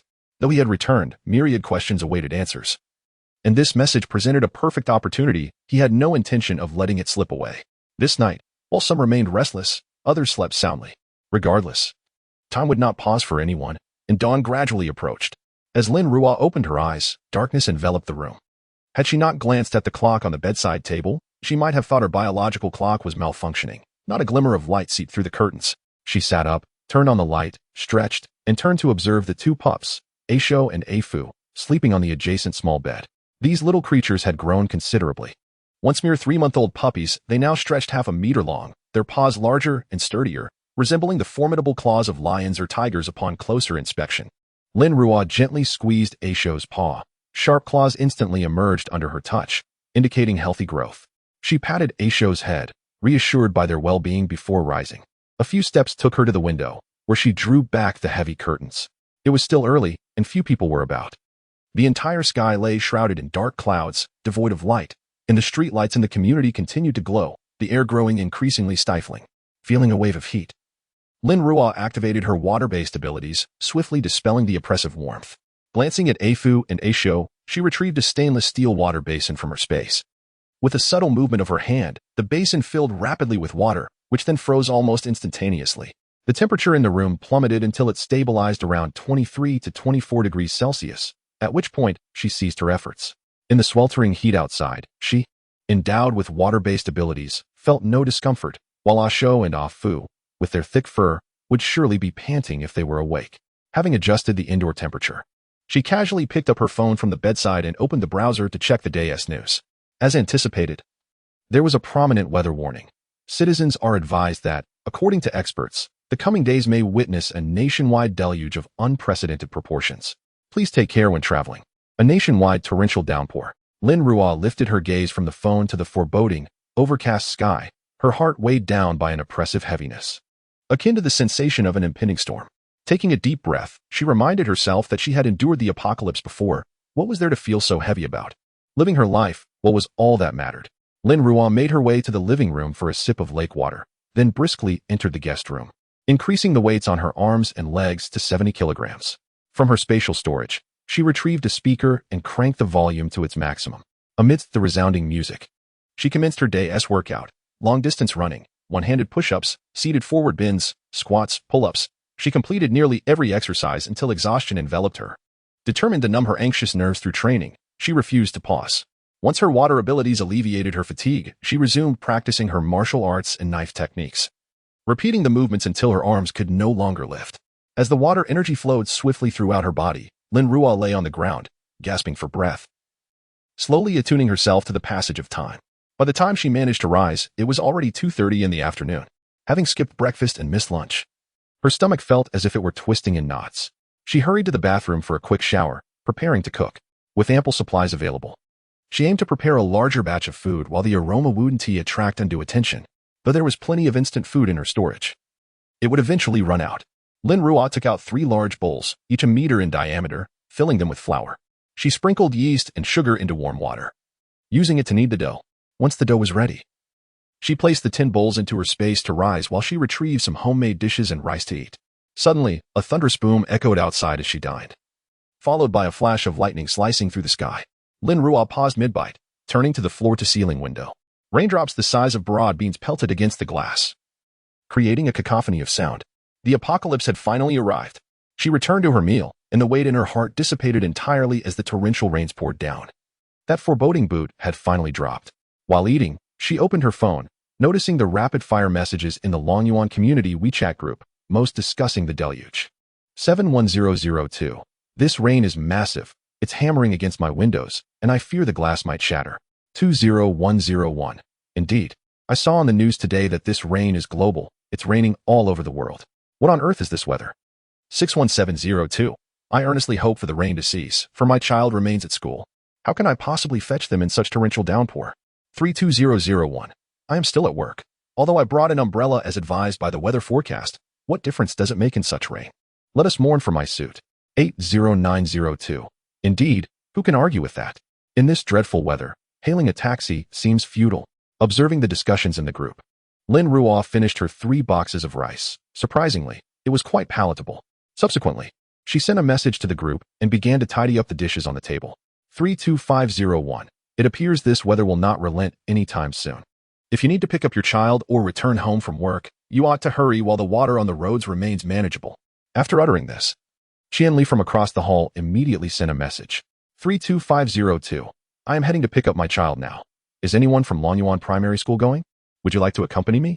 Noticing responses to Qian Li's message in the group, Lin Ruo chose not to linger on the conversations any longer. She simply silenced notifications and exited WeChat.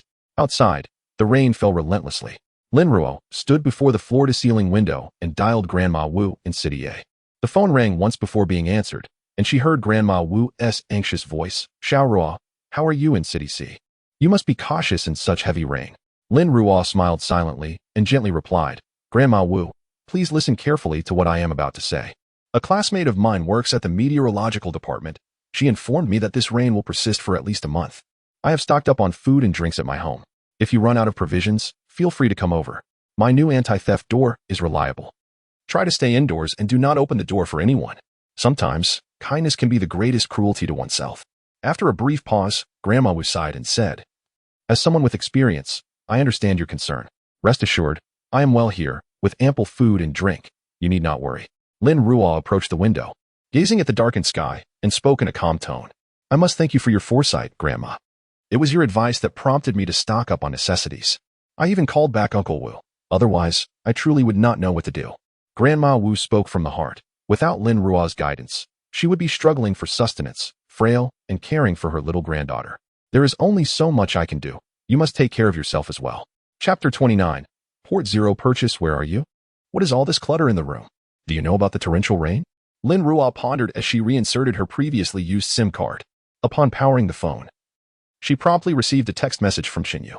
After reading it thoroughly, she contemplated for a moment before choosing to reply, these are prepared for you. The apocalypse has begun. Please take care of yourself.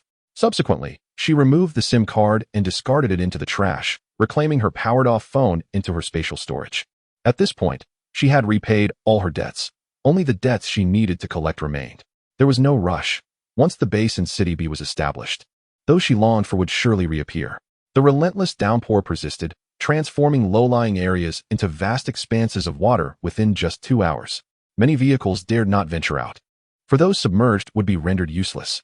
The Longyuan community, situated on elevated terrain with an excellent drainage system, experienced only a few centimeters of water accumulation on the surface. Just then, the working professionals and schoolchildren returned home, their community chat buzzing once more as they remarked on the unprecedented intensity of the rain, which had not been witnessed in decades. 101402. Thankfully, I picked the kids up early. We can't drive out now. 91402. Have you seen the moments posted online? It's a sea out there. 81301. I saw it, but our community is on high ground, and the drainage is effective. We'll be fine. 101201. I never expected the rain to be this heavy. How many cars will be waterlogged this time? 50301.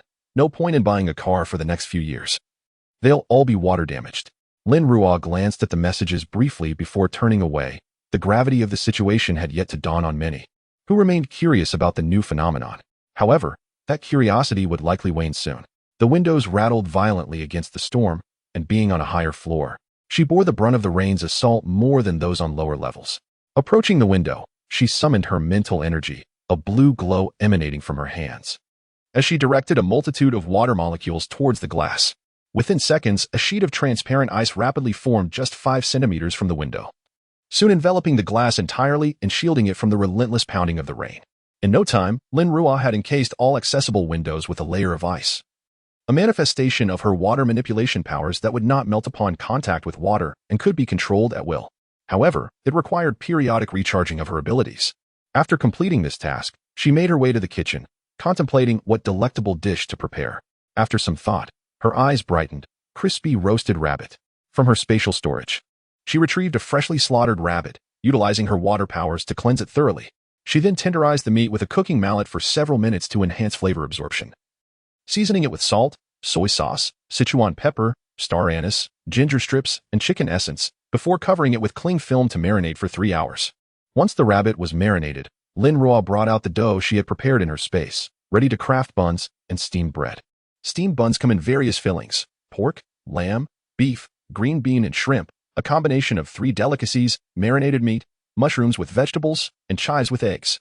Lin Ruo retrieved a large iron pot and 5 large steamers from her space. In 3 hours, she diligently steamed 5 large pots of buns, totaling approximately 500, along with 3 large pots of steamed bread, amounting to over 300. By the time she used up all the dough, the kitchen timer chimed. Lin Ruo set aside her tablet to wash her hands before proceeding to the kitchen. She first preheated the oven to 180 degrees, then wrapped the marinated rabbit meat in aluminum foil and placed it in the oven to bake.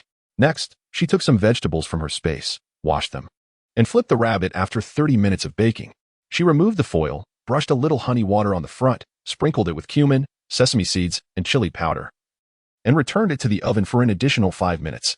The fragrant, crispy roasted rabbit was ready, filling the entire apartment with a mouth-watering aroma. Lin Ruo swiftly stir-fried some vegetables, creating a garlicky dish that perfectly complemented the richness of the meat. She served the roasted rabbit and the sautéed vegetables on the dining table and turned to wash her hands.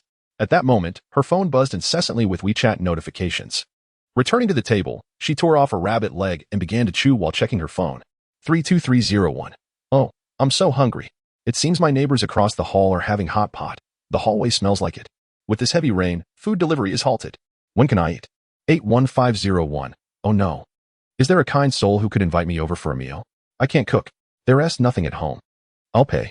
60802. Cough, cough. I can only watch food videos at home and indulge in instant noodles. 31601. You still have instant noodles? I don't even have that. I have to go to the supermarket right now. For 1202, the water level in our community is almost knee-deep. Be careful if you go out. Many others in the group were lamenting. This was an upscale community, and those who lived here generally did not lack for money. But few had provisions at home. Most relied on takeout or dining out. With the heavy rain outside, takeout was certainly out of the question, leaving many to endure hunger. Lin Ruo took another bite of the delicious roasted rabbit, contemplating that this was merely the beginning, at least for now. They could still venture to the supermarket across the street to buy supplies. However, when the water level rose and they could no longer venture out, they would truly understand what it meant to be hungry. After her meal, she sat cross-legged on the floor, adjusting herself to an optimal state before studying the map of B City. That night, she intended to engage in some zero-cost shopping. The torrential rain would soon engulf the world, and many supplies would be spoiled by the flooding. Rather than allowing them to decay, she preferred to put them to good use. At midnight, clad in black sportswear that seamlessly blended with the night, she summoned her mental energy, fully unleashing her water-based abilities. Sitting on A, she harnessed her powers as the water behind her propelled her swiftly forward. Her ultimate destination was the north port of City B. Along the way, she passed by several gas stations without a moment's hesitation, using her unique abilities to swiftly traverse them. As she moved through the gas stations, her hand plunged into the water, making contact with the ground, her mental energy penetrating through the thick concrete to reach the underground oil tanks. With a flicker of her spatial powers, the entire tank was instantaneously absorbed into her realm. Throughout her journey, Lin Ruo silently plundered every gas station she encountered, leaving them completely emptied. Outside, torrential rain fell, while the staff inside merely gazed through the glass doors, utterly oblivious to the theft occurring right under their noses. An hour later, she arrived at the largest north port in City B, her spatial realm now brimming with 30 large oil tanks, each holding 50 cubic meters of oil, approximately 40 tons, though none were filled to capacity. The north port spanned about 26 square kilometers, with 60% designated as storage areas, where towering stacks of containers were scattered about. Lin Ruo utilized her abilities to pinpoint the locations of surveillance cameras, gliding swiftly across the water on her board, deftly avoiding detection. Her body, enhanced by her powers, moved with remarkable speed, and with the assistance of the flowing water beneath her, she became a mere streak of light, weaving through the containers. With each touch upon a container, its contents were drawn into her spatial realm. Seasonal fruits, apples, peaches, watermelons, and grapes were neatly packed together. Rice, flour, automobiles, electronics, mobile phones, computers, fresh meats, seafood, clothing, cosmetics, gasoline, and diesel, all gathered in 10-ton increments. Lin Ruo beamed with joy as the supplies in her still space multiplied at an astonishing rate. There was no time for organization. She hastily piled everything together, intending to sort them later when time permitted. In this single storage area, nearly 1,000 containers were present. Although some were empty, the sheer volume of goods was staggering. As she prepared to leave, Lin Ruo evaded the surveillance zones and stealthily collected over 20 metal containers, stacking them neatly within her realm. She had only lived in the post-apocalyptic world for 5 years, and there might come a time when these resources would prove invaluable. Realizing she had completely cleared the area, she twisted at her waist, and her board swiftly changed direction, propelling her towards the dock. Located at the northernmost point of the North Port, the dock was approximately 2.5 kilometers from the storage area, which Lin Ruo covered in just 2 minutes. Before her lay an array of boats, obscured by the heavy rain. She chose 3 nearby yachts, 6 jet skis, and a small cargo ship to absorb into her space. The sight of a towering cargo ship stirred her excitement. Yet she knew that even if she stored it away, she would have no practical use for it. Releasing such a conspicuous vessel would make her an easy target. Nevertheless, the neatly arranged cargo containers atop the ship beckoned her, and she quickly leaped aboard, gathering every container into her realm without a glance at their contents. In less than 10 minutes, cloaked by the downpour, she made her rapid escape. After spending over an hour at the northern port, Lin Ruo felt the rising water level accelerating, and it was highly likely that the surrounding drainage system had collapsed. The nearby vessel swayed incessantly, and the threat of waves loomed large. It was not a place to linger. With a shiver running down her spine, Lin swiftly turned around, unleashing her water-based abilities and propelling herself forward with all her might. As the scenery rushed past her, she cast one last glance at the expansive dock, where numerous workers were still busily engaged in their tasks. Her gaze darkened momentarily before she turned back, seamlessly melting into the rain and vanishing from sight. On her return journey, Lin deliberately chose a longer route that wound through the city, where the number of gas stations was now double that of her previous path. She adeptly siphoned fuel from the underground tanks into her spatial storage. Currently, her oil reserves had reached an impressive 4,000 tons, which should suffice for personal use. Her aversion to shortages was indeed severe. Silently returning to the vicinity of her neighborhood, Lin contemplated her next move before jumping onto a water slide from a higher elevation. The water only reached halfway up her thighs, appearing to be around 70 to 80 centimeters deep. Stowing the slide into her spatial storage, she waded through the water and quickly entered the supermarket, which was bustling with panicked shoppers scrambling for supplies. Observing the disheveled shelves, it was evident that many had foreseen the impending crisis. If these shoppers were wise, they would stock up on rice and flour, though not palatable on their own. They were filling. Rice and flour were consumed slowly. A family of 3 could make a 5 kilograms bag of rice last a week, and if cooked into porridge, it would last even longer. During the early stages of the torrential rain, if everyone safeguarded their provisions, hunger would not be a concern. In contrast, instant foods were consumed rapidly. As the rain intensified and water levels rose, the first and second floors of the supermarket would soon be inundated, marking the onset of a material shortage. She swiftly gathered an array of food and daily necessities, queuing at the checkout area, which once had only a few people now stretched into a long line. After finally completing her purchase, she lugged several large bags of supplies back towards her residence. With her physical prowess, the knee-deep water posed no hindrance to her movement, and she quickly made her way home. Upon entering, Lin found herself thoroughly soaked, her ear-length hair dripping continuously. Without hesitation, she tossed the supplies into her spatial storage and headed straight for the bathroom. She hastily removed her drenched clothes and placed them in the washing machine, then turned on the shower. As the warm water cascaded over her, Lin finally exhaled in relief. Her mission had been successfully accomplished. After changing into dry clothes, she settled onto her bed and focused her mental energy, causing her hair to dry instantly. A small water sphere materialized in her hand. She swiftly transformed the water sphere into ice and tossed it into a basin in her bedroom before taking a moment to assess her haul from the evening. As her consciousness delved into her storage space, she beamed with satisfaction at the abundance of supplies. The sensation of having ample resources was truly delightful. She began to meticulously organize her space, aware that haphazardly collecting items would make future retrieval quite cumbersome. After only a few minutes of tidying up, Lin Ruo began to experience a headache. She had overexerted her mental energy during the prolonged use of her abilities that night. Retracting her psychic force, she reclined on her bed and retrieved a crystal core from her space, swiftly replenishing her powers. Before she realized it, dawn had arrived. The ice in the basin, bolstered by Lin Ruo's abilities, had yet to melt, and the temperature in the room was just right. However, the heavy rain outside had rendered the entire apartment somewhat damp. Once her abilities were fully restored, Lin Ruo opened her eyes, and her mental energy unconsciously radiated, enveloping the entire apartment. With a slight lift of her hand, the water molecules within the apartment rapidly surged towards her. In an instant, a water sphere the size of 2 fists appeared above her hand, with the water inside continuously swirling, causing the sphere to gradually enlarge. After a few minutes, Lin Ruo felt the humidity in the room was sufficiently regulated, and she tossed the water sphere into her freshwater pool in her space. She stretched luxuriously, her bones cracking satisfyingly, despite having not slept the previous night. Her extensive training had entirely revitalized her spirit. She felt invigorated rather than fatigued. Nearby, on a small bed, were the peacefully sleeping a Shou and a Fu. She crawled over and nuzzled the soft fur of a Shou and a Fu, her heart warmed by the moment, feeling that all her efforts were worthwhile. These two had now grown to 50 centimeters in length, and after being infused with the energy from the crystal core, they were growing at a remarkable pace, changing almost daily, which made their little bed seem increasingly cramped. After giving a Fu's fluffy head a gentle rub, she noted how much he resembled a silver wolf now, looking incredibly handsome. A Shou's fur had also changed. Once a blend of black and brown, it was now transitioning towards a solid black. Lin Ruo was curious about what genes might have been inherited from the German Shepherd lineage and decided to observe further. The room remained shrouded in darkness, and Lin Ruo instinctively turned on the light, but to her surprise, it did not illuminate. Blinking in confusion, she soon realized that the power had gone out. Rising to her feet, she approached the window and pulled back the curtains. Indeed, she saw that the community had turned into a sea. The low-lying structures were entirely submerged, with an estimated water level of about 1 meter deep.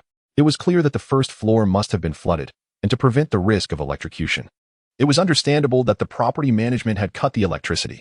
She drew the heavy curtains back together and retrieved a rechargeable lamp from her space, placing it on the table and turning it on. Rather than rushing to train, Lin Ruo picked up her phone to review the messages in the community group chat.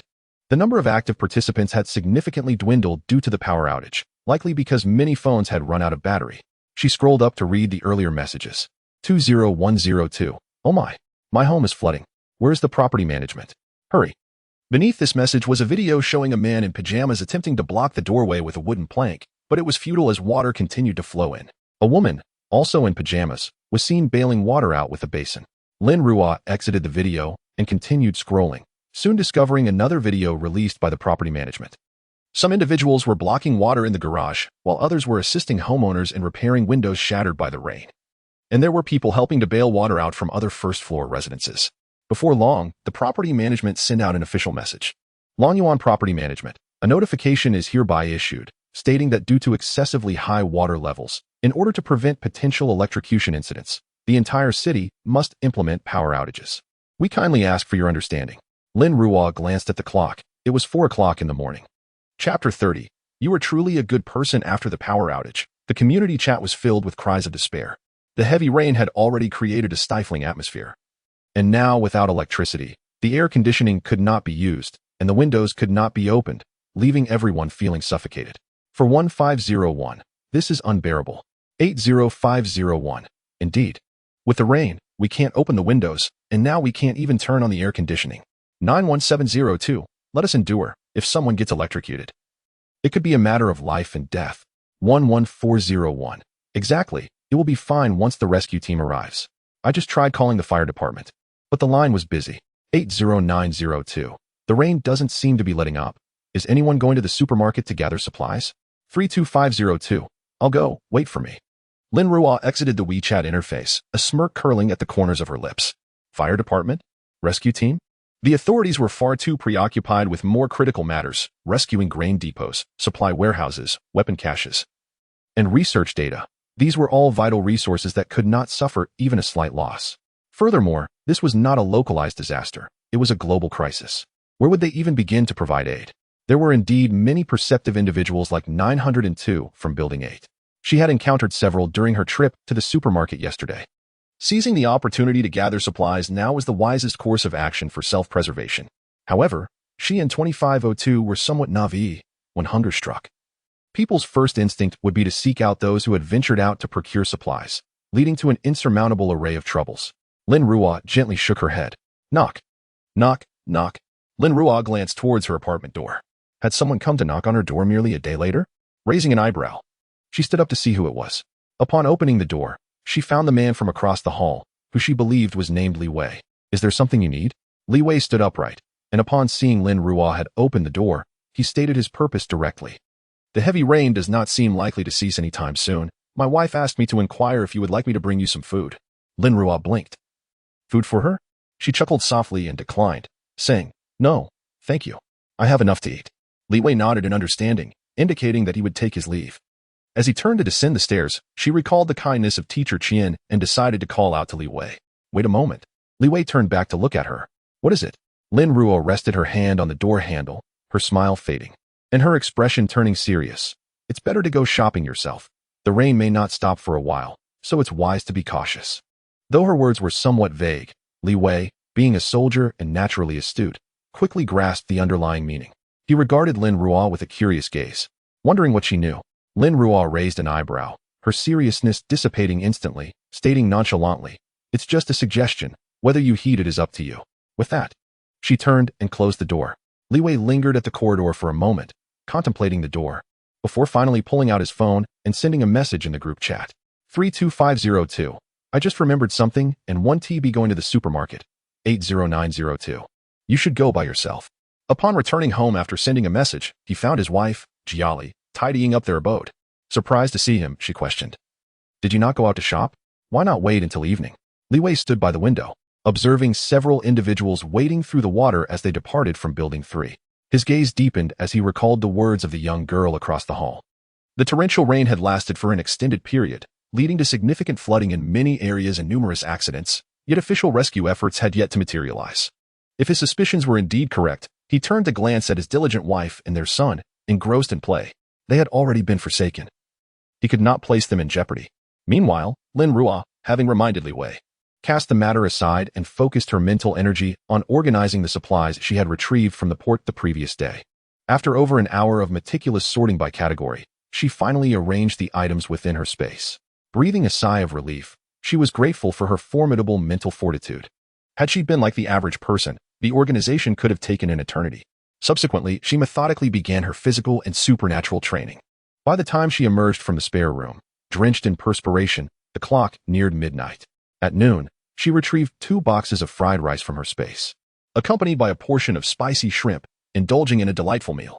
Once finished, she swiftly resumed her preparations for instant foods, this time crafting dumplings, flatbreads, and rice balls. Lin Ruo extracted a power bank and 10 rice cookers, filling each with a pot of rice, enough to create a significant quantity of rice balls.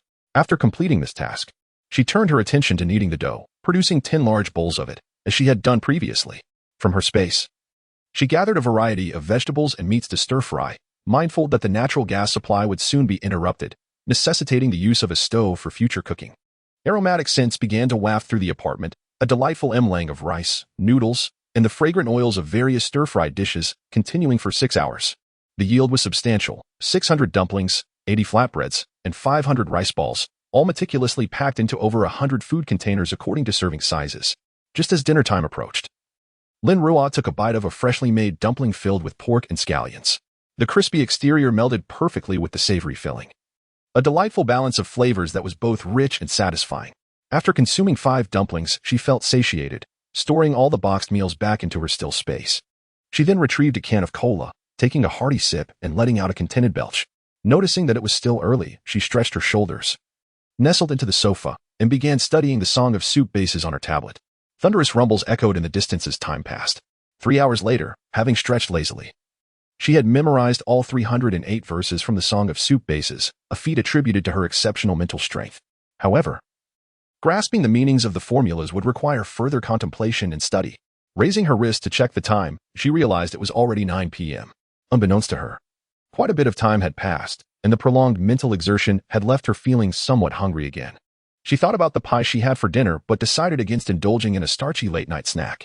Her spiritual energy delved into the space, rummaging through the prepared food section until she finally selected a portion of crayfish, a skewer of grilled meat, a piece of fried chicken, and a warm cup of milk tea. Ah, yet another day of caloric excess. Lin Ruo cheerfully peeled a crayfish and popped it into her mouth, the spicy flavor instantly enveloping her palate. She squinted her eyes in delight, determined to analyze this taste before the food in the space was consumed, lest it become a fleeting memory. After her meal, she discarded the takeout containers into the trash and stood by the window to observe the current water level. It had already reached 1.5 meters. The first floor was likely uninhabitable now. Taking another sip of her milk tea, she chewed on the tapioca pearls and picked up her phone to see what was happening in the community group chat. 10101. My home is uninhabitable. Is there any neighbor who can offer shelter? 80102. Indeed, we are all neighbors. Is there a kind soul willing to help? It's pouring outside, and we can't get to a hotel. We can pay, if that helps. 81702. Those in Building 8 can come to my place. I'm a single man, so it's quite convenient. 32002. I also live alone. You all can move in with me, preferably women. 30101. Oh my, you truly are a good person. Before long, residents from various buildings were offering refuge to those on the first floor. Of course, these offers were not entirely altruistic. It was likely motivated by monetary gain. Lin Ruo took another sip of her milk tea, aware that these well-meaning gestures could lead to complications. After all, who would be the host and who the guest when the time came? In her previous life, her kindness in sheltering the Lin family had led to dire consequences. She quickly shook her head to dispel those unpleasant memories, finishing her milk tea and tossing the cup into the trash before heading off to shower. Emerging from the bathroom, feeling refreshed, Lin Ruo nestled into her bed, suddenly realizing that a show and the others might find their bed too small. Considering that a show and a fu would surely grow larger, they would be cramped together on that one bed. She began to search through her space, feeling that none of the bed sizes would be suitable. Eventually, she decided to replace the master bedroom entirely with thick carpeting. This way, they could surround her bed, effectively sleeping together. When the master bedroom became too cramped, they would likely have to leave Long Yuan. Before sleep, she extended her spiritual energy into the space, harvesting the matured vegetables, then took a stroll around the animal hill. The little pigs, sheep, and cows had grown considerably, and the sows, ewes, and cows were pregnant, filling Lin Ruo with joy as she tended to them with even greater care. Over in the poultry area, numerous chicks, ducklings, and goslings had hatched, with many eggs still in the nests. As per her routine, she collected the eggs and placed them into the still space. The most delightful sight is the rabbits. When this batch of rabbits arrived, some were already pregnant, and now, to her surprise, a considerable number of baby rabbits have been born within the space. They have made their homes atop small hills, with burrows dug in abundance. The rabbits reproduce with astonishing rapidity, and in the future, they will serve as the primary sustenance for a show and a fu. Lin Ruo contemplated the future, her spirit gradually retreating from the space as she slowly succumbed to slumber. Chapter 31. I have asserted that it cannot be so. In the stillness of the night, a sudden rustle disturbed the tranquility of the room. Lin Ruo, roused by the sound, swiftly opened her eyes and turned to the side, where she was greeted by the familiar visage of a show. Further back, a fu stood wagging its tail, gazing at her. After 5 days of slumber, they had finally awakened. Woof! A show, filled with joy upon seeing Lin Ruo, bounded towards her. Over the course of 5 days, their size had burgeoned to an impressive 1 meter in length and a height of 60 centimeters, surpassing that of the average adult dog. Although Lin Ruo had not weighed them, their muscular physique suggested that they were far from light. Since a show's transformation, its movements had become remarkably swift. Yet to Lin Ruo, it appeared as if time had slowed to a crawl. She rolled to the side, deftly evading its enthusiastic advance, and sat up, ignoring a show's pitiful gaze. With a playful scolding, she remarked, "Have you awoken with a misunderstanding about your weight? Your hefty frame could easily crush me." A show comprehended her words, lowering its head to inspect its own growth, and in its eyes, a profound confusion emerged. It turned to a fu, only to discover that a fu had also grown. A woo. Sensing a show's bewilderment, a fu barked in response. Lin Ruo smiled knowingly. approaching them and wrapping her arms around each of their large heads. Do not fret. You have absorbed a unique energy and undergone a transformation. You will grow stronger and live longer, allowing us to remain together for an eternity. Does that sound agreeable? A show's spirits lifted at the thought. It cherished its owner and yearned for their everlasting companionship. It extended its long tongue to lick Lin Ruo's chin, its tail wagging with fervor. Gurgle. A show's stomach emitted a rumble, and its intended bark transformed into a whimper as it nuzzled against Lin Ruo, emitting soft cries of hunger. Lin Ruo found the scene both amusing and endearing. Despite their robust appearances, their bellies were indeed quite flat, indicating genuine hunger. I shall prepare a meal for you. Rising, she moved toward the living room, while Afu obediently perched by the bedroom door, observing her every move. A show, resembling a devoted shadow, trailed closely behind. The entire house was shrouded in darkness, the curtains in the living room still drawn. From her storage space, she retrieved a lamp, placing it on the dining table, followed by 2 bowls, each half a meter in diameter. The previous bowls would no longer suffice for their appetites. Henceforth, their meals would be measured in bowls. Next, she produced a raw pig leg weighing approximately 20 to 30 pounds. With a gentle wave of her hand, the spatial blade cleaved the leg in 2. The meat arranged within the bowls. She filled each with half a basin of goat's milk, added several raw eggs, and included 5 large meat buns. This splendid breakfast was now prepared, and Asho and Afu were already salivating in anticipation, yet they remained seated on the ground, awaiting her command. All right, it's time to eat. No sooner had Lin Ruo placed the bowls in the corner of the living room than Asho and Afu lunged forward. Though Afu was positioned farther away, its speed rivaled that of Asho, and they commenced their feast almost simultaneously. They consumed their meal with remarkable swiftness. The raw pig leg bones, though exceedingly tough, posed no challenge for them, akin to the ease of gnawing on fish bones. This experience afforded Lin Ruo a clearer understanding of their current biting strength. It was evident that their abilities would undoubtedly enhance significantly in the future. Given their initial mutations, it appeared that both possessed exceptional potential. The rhythmic crunching of bones echoed throughout the room, as Asho and Afu feasted. Lin Ruo, shaking her head in resignation, glanced at her watch and noted that it was already 4 in the morning. With no need to continue her slumber, she resolved to rise and engage in some exercise. 5 days had passed since the apocalypse began, with incessant torrential rains causing floodwaters to rise perilously close to the 2nd floor. The community not only faced power outages, but also a lack of water supply. Despite the relentless downpour outside, collecting rainwater was a meager means of survival. The property management was at a loss. The water level was too high, and the ground pressure too great for them to pump any water out. The situation was exacerbated by clogged drainage systems, rendering both clean and wastewater without an outlet, making even basic sanitation a challenge. Yet, official communications were conspicuously absent. With no signal and no electricity, the residents felt entirely cut off from the outside world, and many began to grasp the gravity of the situation. Some property staff and security personnel working in Longyuan community grew increasingly concerned for their families, but returning home seemed an insurmountable task. The floodwaters were too deep. Swimming back was far from realistic, and although the current was not swift, it still posed significant dangers. In this moment of crisis, anxiety gripped everyone as they fiercely safeguarded their supplies, fearful of theft. Meanwhile, the 2nd floor was on the brink of inundation. Its residents could no longer remain in their homes, seeking assistance from neighbors. However, in such dire circumstances, who would willingly welcome strangers into their abode?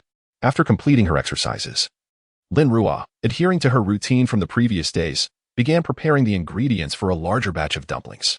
She intended to store them in her space, so that when hunger struck, all it would take was a quick boil for a delicious meal. Just then, a knock echoed through her door. Having just finished her training, Lin Ruo paused, turning to face the entrance. Asho and Afu, having already finished their breakfast, lay resting in the living room. Upon hearing the knock, Afu dashed to the door, fixated on the entrance, while Asho sprinted over, barking furiously. From outside, the deep, resonant barking sounded imposing, accentuated by a low growl that suggested a formidable presence within. The visitors hesitated. The records indicated that this young woman owned only 2 small puppies. Could there be other large dogs inside?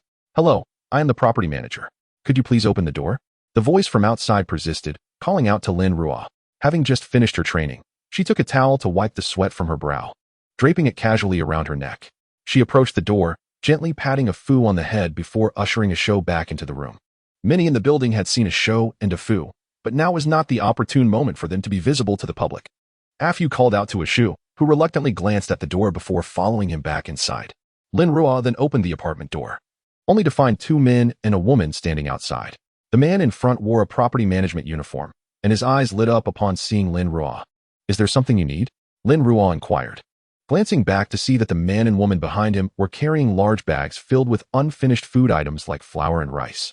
It dawned on her what their purpose was. Zhao Hui flashed a professional smile.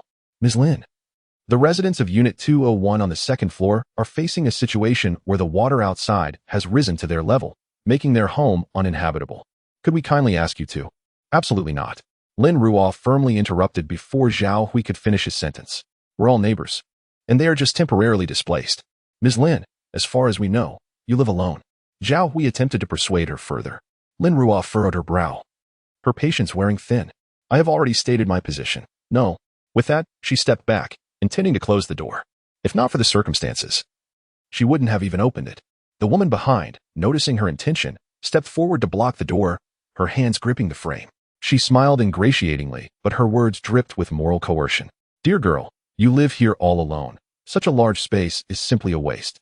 We're neighbors, and you cannot just stand by while we are in need. Isn't mutual assistance the mantra these days? We truly have nowhere else to go. Can't you find it in your heart to help us?"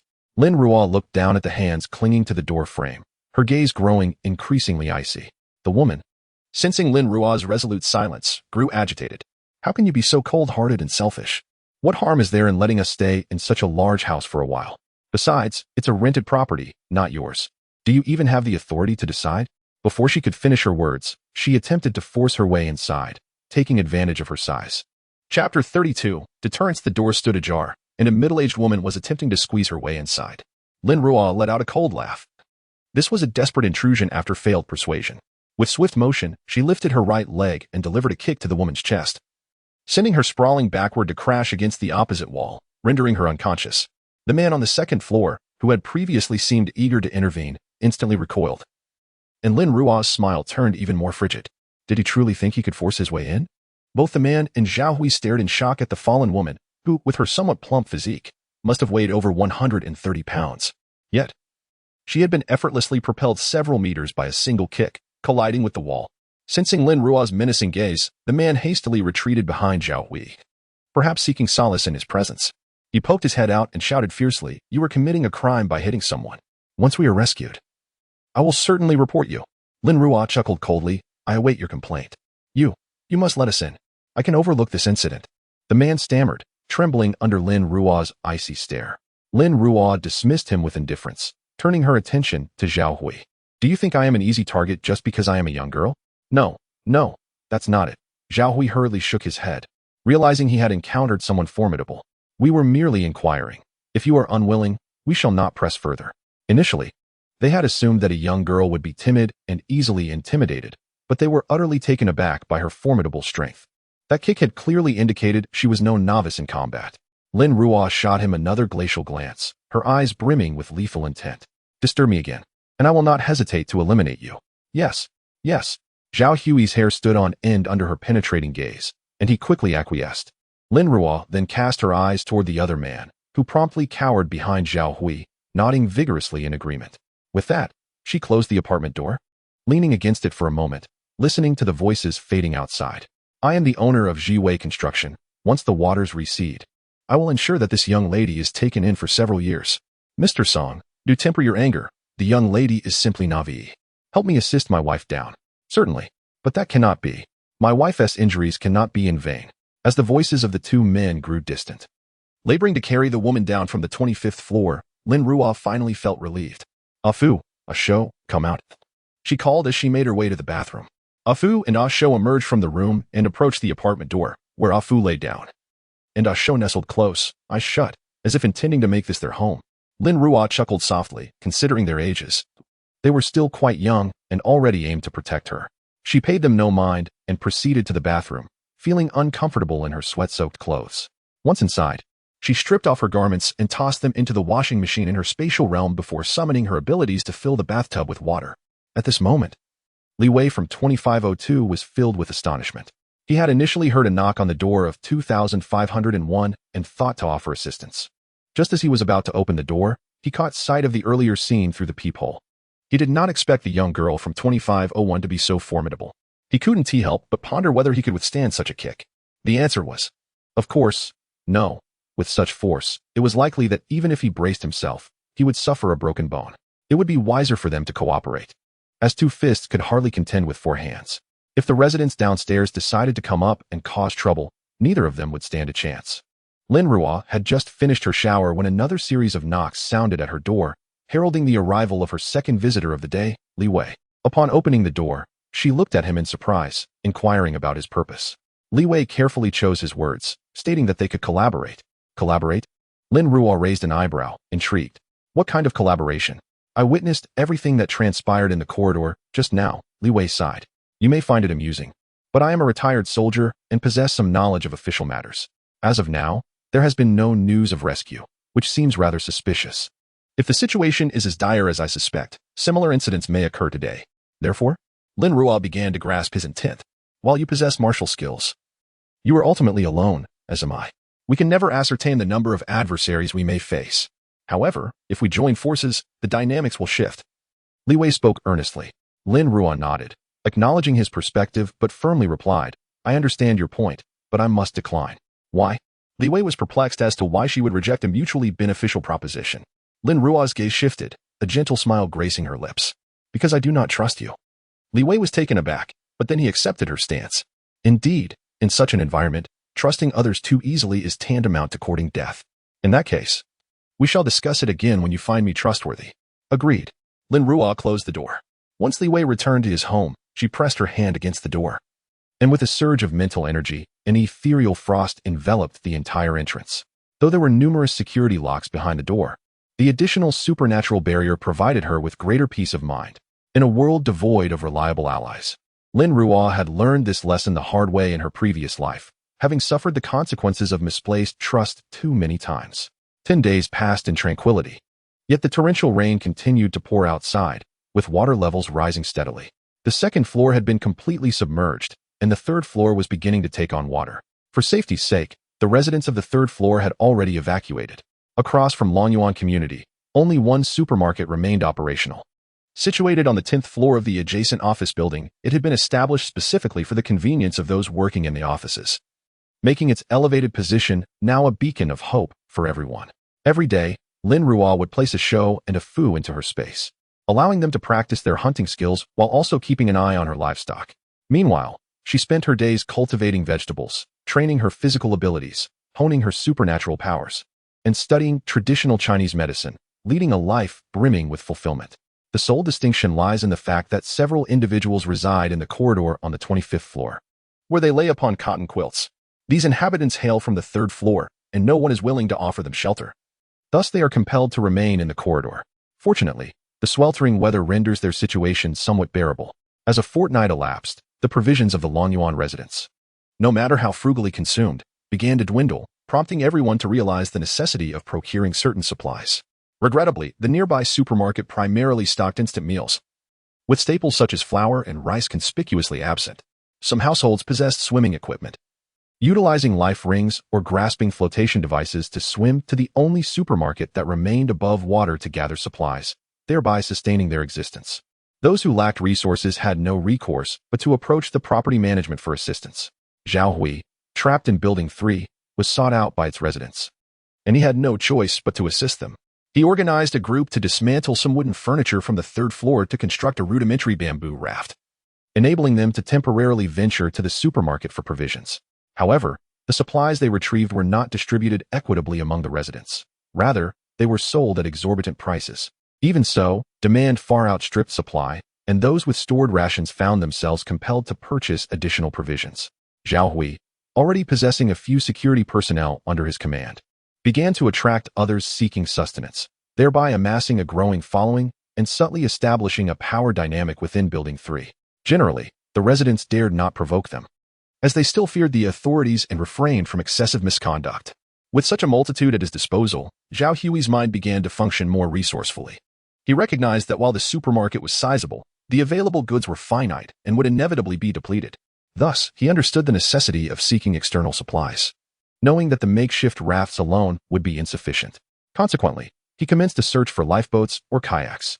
Meanwhile, his followers grew increasingly audacious, feeling a sense of superiority.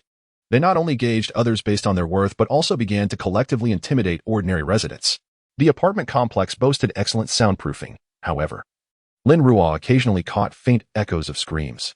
To maintain discretion, Lin Ruo ventured out once to procure supplies. Perhaps Zhao Hui had issued a warning, for those individuals did not trouble her. As time slipped by, 7 days had passed, and the residents exhausted their cash reserves. Unable to purchase goods with money, they resorted to bartering. Some, driven by hunger, were forced to vacate their homes and reside in the corridor. However, carrying such an abundance of supplies proved perilous. The corridor often echoed with cries, and upon listening closely, Lin Ruo discerned that most of the commotion stemmed from theft or robbery among those dwelling in the corridor. A series of knocks interrupted Lin Ruo's meal. She had just prepared steamed buns upon her arrival in this desolate world, and they were still steaming when she retrieved them. Their mild flavor rendered them less likely to attract unwanted attention. After hastily consuming a few buns and sipping some mineral water, she rose to answer the door. Outside stood Li Wei, who had visited Lin Ruo several times over the past week, only to be rebuffed each time. Yet here he was again. You must have noticed that Zhao Hui's prices have soared, Li Wei remarked, casting a glance at the others in the corridor, who were indeed watching them intently. As he gazed into Lin Ruo's calm and serene eyes, he expressed the notion that their resources had long been monopolized, which posed a significant disadvantage to them. While they could exchange goods now, these items too would eventually deplete. Lin Ruo nodded in acknowledgement. Within a mere month and a half, Zhao Hui had amassed a group of over 10 individuals. When this assembly came to realize that the law could not restrain them, the calamity threatening the entire building would likely ensue. So what then? Li Wei sought her out, indicating that he had devised a plan. I have constructed a raft. In a couple of days, I can organize a group to procure supplies from the opposite side, yet I harbor concerns. Are you worried that Zhao Hui will sabotage your efforts? Lin Ruo discerned Li Wei's trepidation without hesitation. Indeed, I am not apprehensive about my own capabilities, but rather about the safety of my wife and child, Li Wei remarked, casting a glance at the individuals in the corridor. His unspoken fears palpable.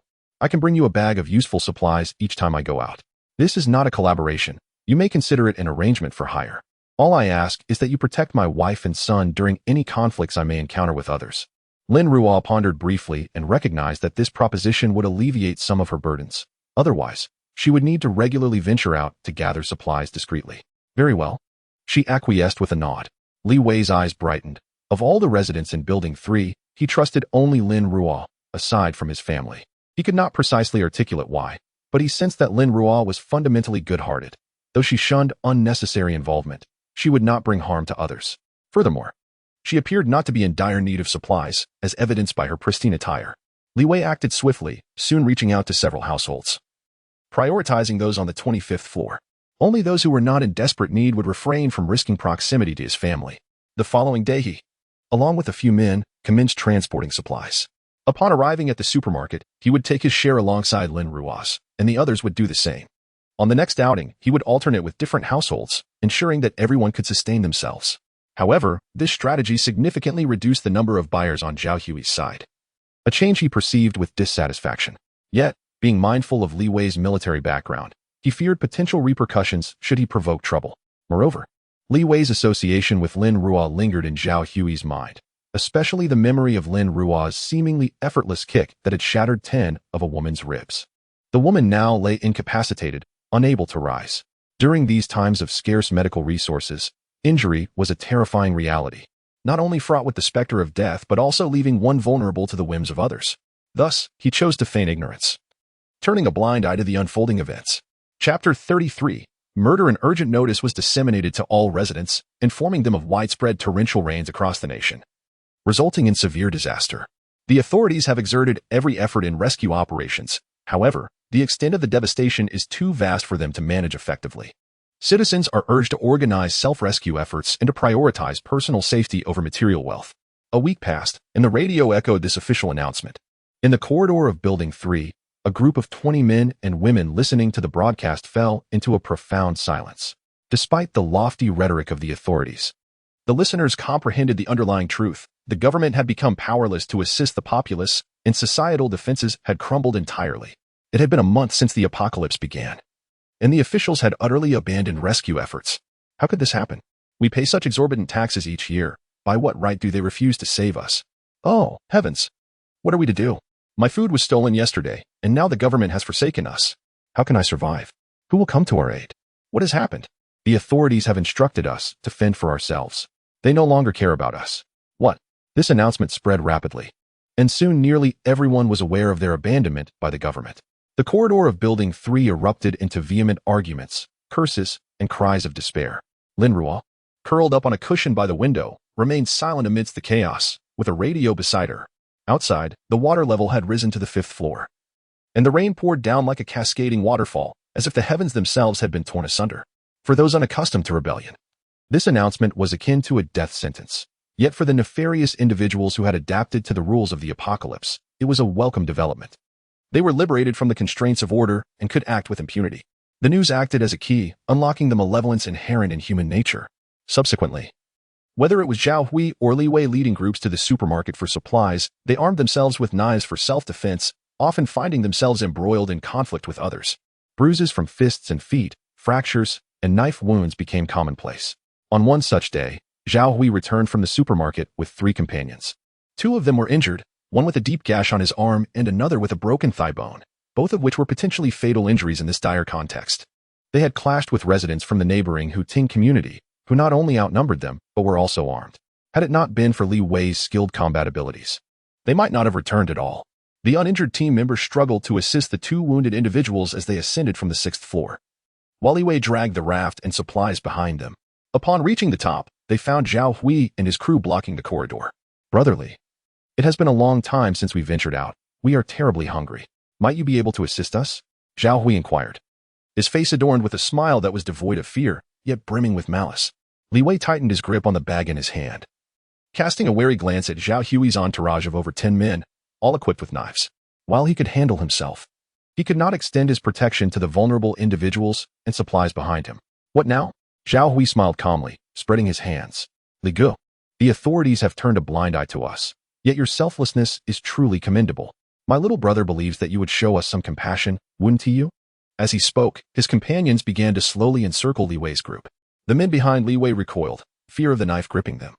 The agony of their injured comrade lingered in their minds, and they were not ready to embrace death. Li Wei scoffed, if you intend to rob us, just say so. Spare me the fraternal pleasantries, it's quite nauseating. Damn it. Unappreciative fools. Zhao Hui cursed at a yellow-haired man, who lunged at Li Wei with a machete. As he moved, several men behind him followed suit, their blades glinting ominously as they aimed for Li Wei. Lin Ruo leaned against the railing of the staircase with her arms crossed, observing the impending clash without the slightest intention to intervene. She had merely agreed to ensure Li Wei cared for his wife and child. There was no pact to engage in brawls. Originally, she had only intended to descend to gauge the situation and retrieve supplies, but was met with this chaotic scene. Li Wei sidestepped the yellow-haired man's strike, seizing the man's wrist with deft precision. He deflected the incoming blade with the man's own arm, severing it cleanly, blood spraying across Li Wei's face. The injured man cried out, stumbling back and collapsing to the ground, clutching his severed limb in anguish. Li Wei swiftly seized the knife from the man's hand and kicked him aside, his movements unrelenting as he directed his attack toward a third assailant's arm with remarkable speed. Lin Ruo nodded in approval, her training evident in the fluidity and precision of his strikes, far surpassing the reckless aggression of these untrained men. Suddenly, her gaze sharpened. She noticed someone attempting to abscond with her supplies. With a swift motion, she darted towards the thief, seizing her belongings and delivering a spinning kick that sent him tumbling into the water. The onlookers were momentarily stunned by her grace and speed. In mere seconds, the man was submerged. What are you doing? Lao Zhou is one of our own, protested another injured man seated on the ground, a member of Li Wei's faction. Lin Ruo glanced at him, her tone icy. He attempted to steal my supplies. I've shown restraint by not killing him, which is already a favor to Li Wei. The man who had been kicked into the water struggled to climb to the 5th floor, coughing violently as he expelled the water he had swallowed. He dared not meet Lin Ruo's or his allies' gazes, muttering, I only wanted to help carry it. I was afraid of falling in. The man who had defended him shot him a glare, shifting away slightly. It was wise to maintain distance from those who might turn against them for mere possessions. Lin Ruo's speed instilled a sense of trepidation in Zhao Hui, should she catch him off guard with a blade. He would find himself at the mercy of the underworld without a clue. He quickly called his subordinates back, instructing them to cease their actions, reminding them that Sister Ruo was present as well. The men immediately retreated, having heard Zhao Hui speak of Lin Ruo's prowess, rumored to surpass even Li Wei's. When Zhao Hui turned his gaze towards Lin Ruo, his demeanor transformed into a facade of cordiality. Sister Ruo has come down today. I thought she would remain uninvolved. He chuckled nervously. Lin Ruo merely glanced at him, silent, focusing instead on the contents of her supply bag. Zhao Hui furrowed his brow, perplexed by Lin Ruo's intentions. Was she now aligning with Li Wei? With two of his men already injured, continuing the skirmish seemed unwise. He hastily commanded his subordinates to withdraw. A dozen men barely managed to contend with Li Wei, and with Lin Ruo joining the fray, their chances of victory were non-existent.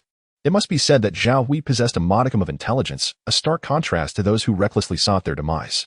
Damn it! Why should I fear a mere woman? Once I subdue her, everyone will know my strength. A towering man in a tank top stepped forward, attempting a surprise attack on Lin Ruo. Careful, Li Wei instinctively warned. The man was scarcely a meter from Lin Ruo, and his swift strike came unexpectedly. As the blade approached her face, Lin Ruo instinctively recoiled slightly, grasping the man's wrist with her left hand. In that same instant, a sharp dagger materialized in her right hand, performing an exquisite flourish before plunging accurately into the man's neck. She then delivered a powerful kick to his abdomen, sending him sprawling. The dagger seamlessly extracted from his flesh as blood gushed forth, splattering the corridor walls in a crimson spray. The man dropped his weapon, eyes wide in horror as he desperately clutched the gaping wound on his neck, yet the lifeblood continued to pour forth. He collapsed to the ground, lifeless, his gaze fixed in a final, vacant stare. Gasps echoed around as onlookers recoiled. The scene before them gruesome. The deceased man's neck bled profusely, creating a vivid pool of red, and his torso had unnaturally folded at the waist, a clear sign of a broken spine. The entire event transpired in mere moments. The man had been kicked away, his life extinguished. Though engaged in a brawl, they had always maintained an unspoken understanding to avoid fatal outcomes, inflicting wounds only on limbs. To their astonishment, Lin Ruo was the first to take a life in Building 3.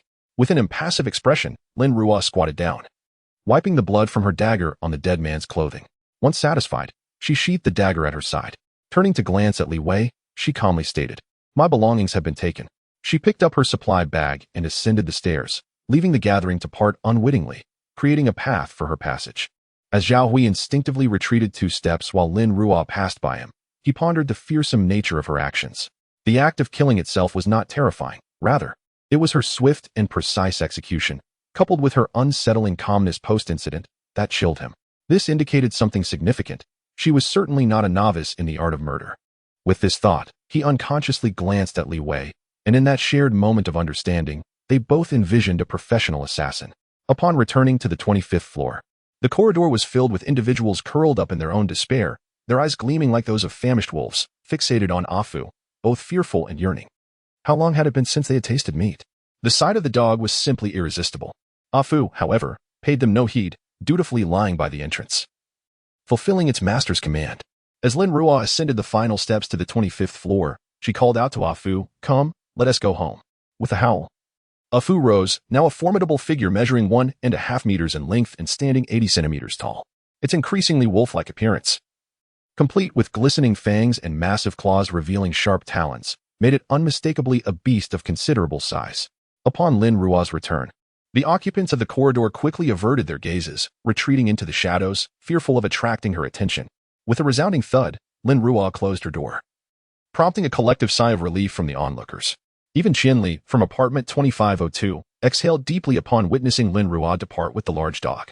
Although she understood that the dog was there to protect her and Dodo, a sense of unease lingered. The dog was simply too large, resembling a wolf more than a domestic canine. Moreover, she distinctly recalled that Lin Ruo had only 2 3-month-old puppies. Surely a dog could not grow to such proportions in just a month. Lost in her thoughts, the sound of movement at the door startled her. Peering through the peephole, she recognized Li Wei. Hastily, she opened the door, only to be met with the sight of him, bloodied and battered, causing her to gasp in shock. "You're hurt. Quickly, let me see." Chapter 34. The consequences of being good in a dimly lit room. Qianli anxiously tugged at Li Wei, urging him to sit quickly on the couch, before turning to frantically search for the medical kit. Li Wei gently pressed her hand down, his voice weary yet soothing. "It's all right, this is someone else's blood. If it weren't for Lin Ruo today, I might have been injured as well." "Lin Ruo saved you?" Qianli paused her search, feeling a sense of relief upon realizing the blood was not her companion's. Li Wei shook his head in contemplation. "Not exactly saving. It just happened that someone was after her supplies, which compelled her to act. Today, I saw Lin Ruo's dog," Qianli said, handing Li Wei a towel while swallowing nervously. "That dog is probably about 1.5 meters long now." "What?" Li Wei halted his wiping motion, turning to stare at Qianli in disbelief. Shouldn't your dog only be 4 months old? Indeed, I was puzzled too. But Lin Ruo had that dog guarding our door today. It was over 80 centimeters tall, just half a head shorter than our dodo. Qianli recalled the stature of a Fu, realizing it was indeed comparable to her own child. Li Wei, initially bewildered, cast his gaze outside at the relentless downpour. If the rain could last this long, what else could transpire? This could only indicate that Lin Ruo harbored secrets, but for them, it was a positive sign. At least Lin Ruo bore no malice towards them. If possible, try to get closer to Lin Ruo. That way, when I'm out, I'll have the reassurance of her protection over you, Li Wei stated, cleaning the blood from his body and embracing Qianli with care. Qianli nestled in his sturdy embrace, nodding obediently. She understood her limitations in contributing. It was Li Wei who must strive and seek. Her sole purpose was to alleviate his worries about her and their child. Upon returning home, Lin Ruo placed the supply bag aside. She had already inspected its contents, which included instant noodles, bread, biscuits, bottled water, a few chocolates, and several packets of chips. Selecting a pack of barbecue-flavored chips, she promptly sorted the rest into her stasis space. After opening the chip packet, she indulged in the snack, preparing to settle comfortably on the sofa to peruse her traditional medicine books and pass the time. Such a life was quite pleasant. Supplies were regularly delivered, sparing her the pretense of searching for them and granting her ample time for personal pursuits.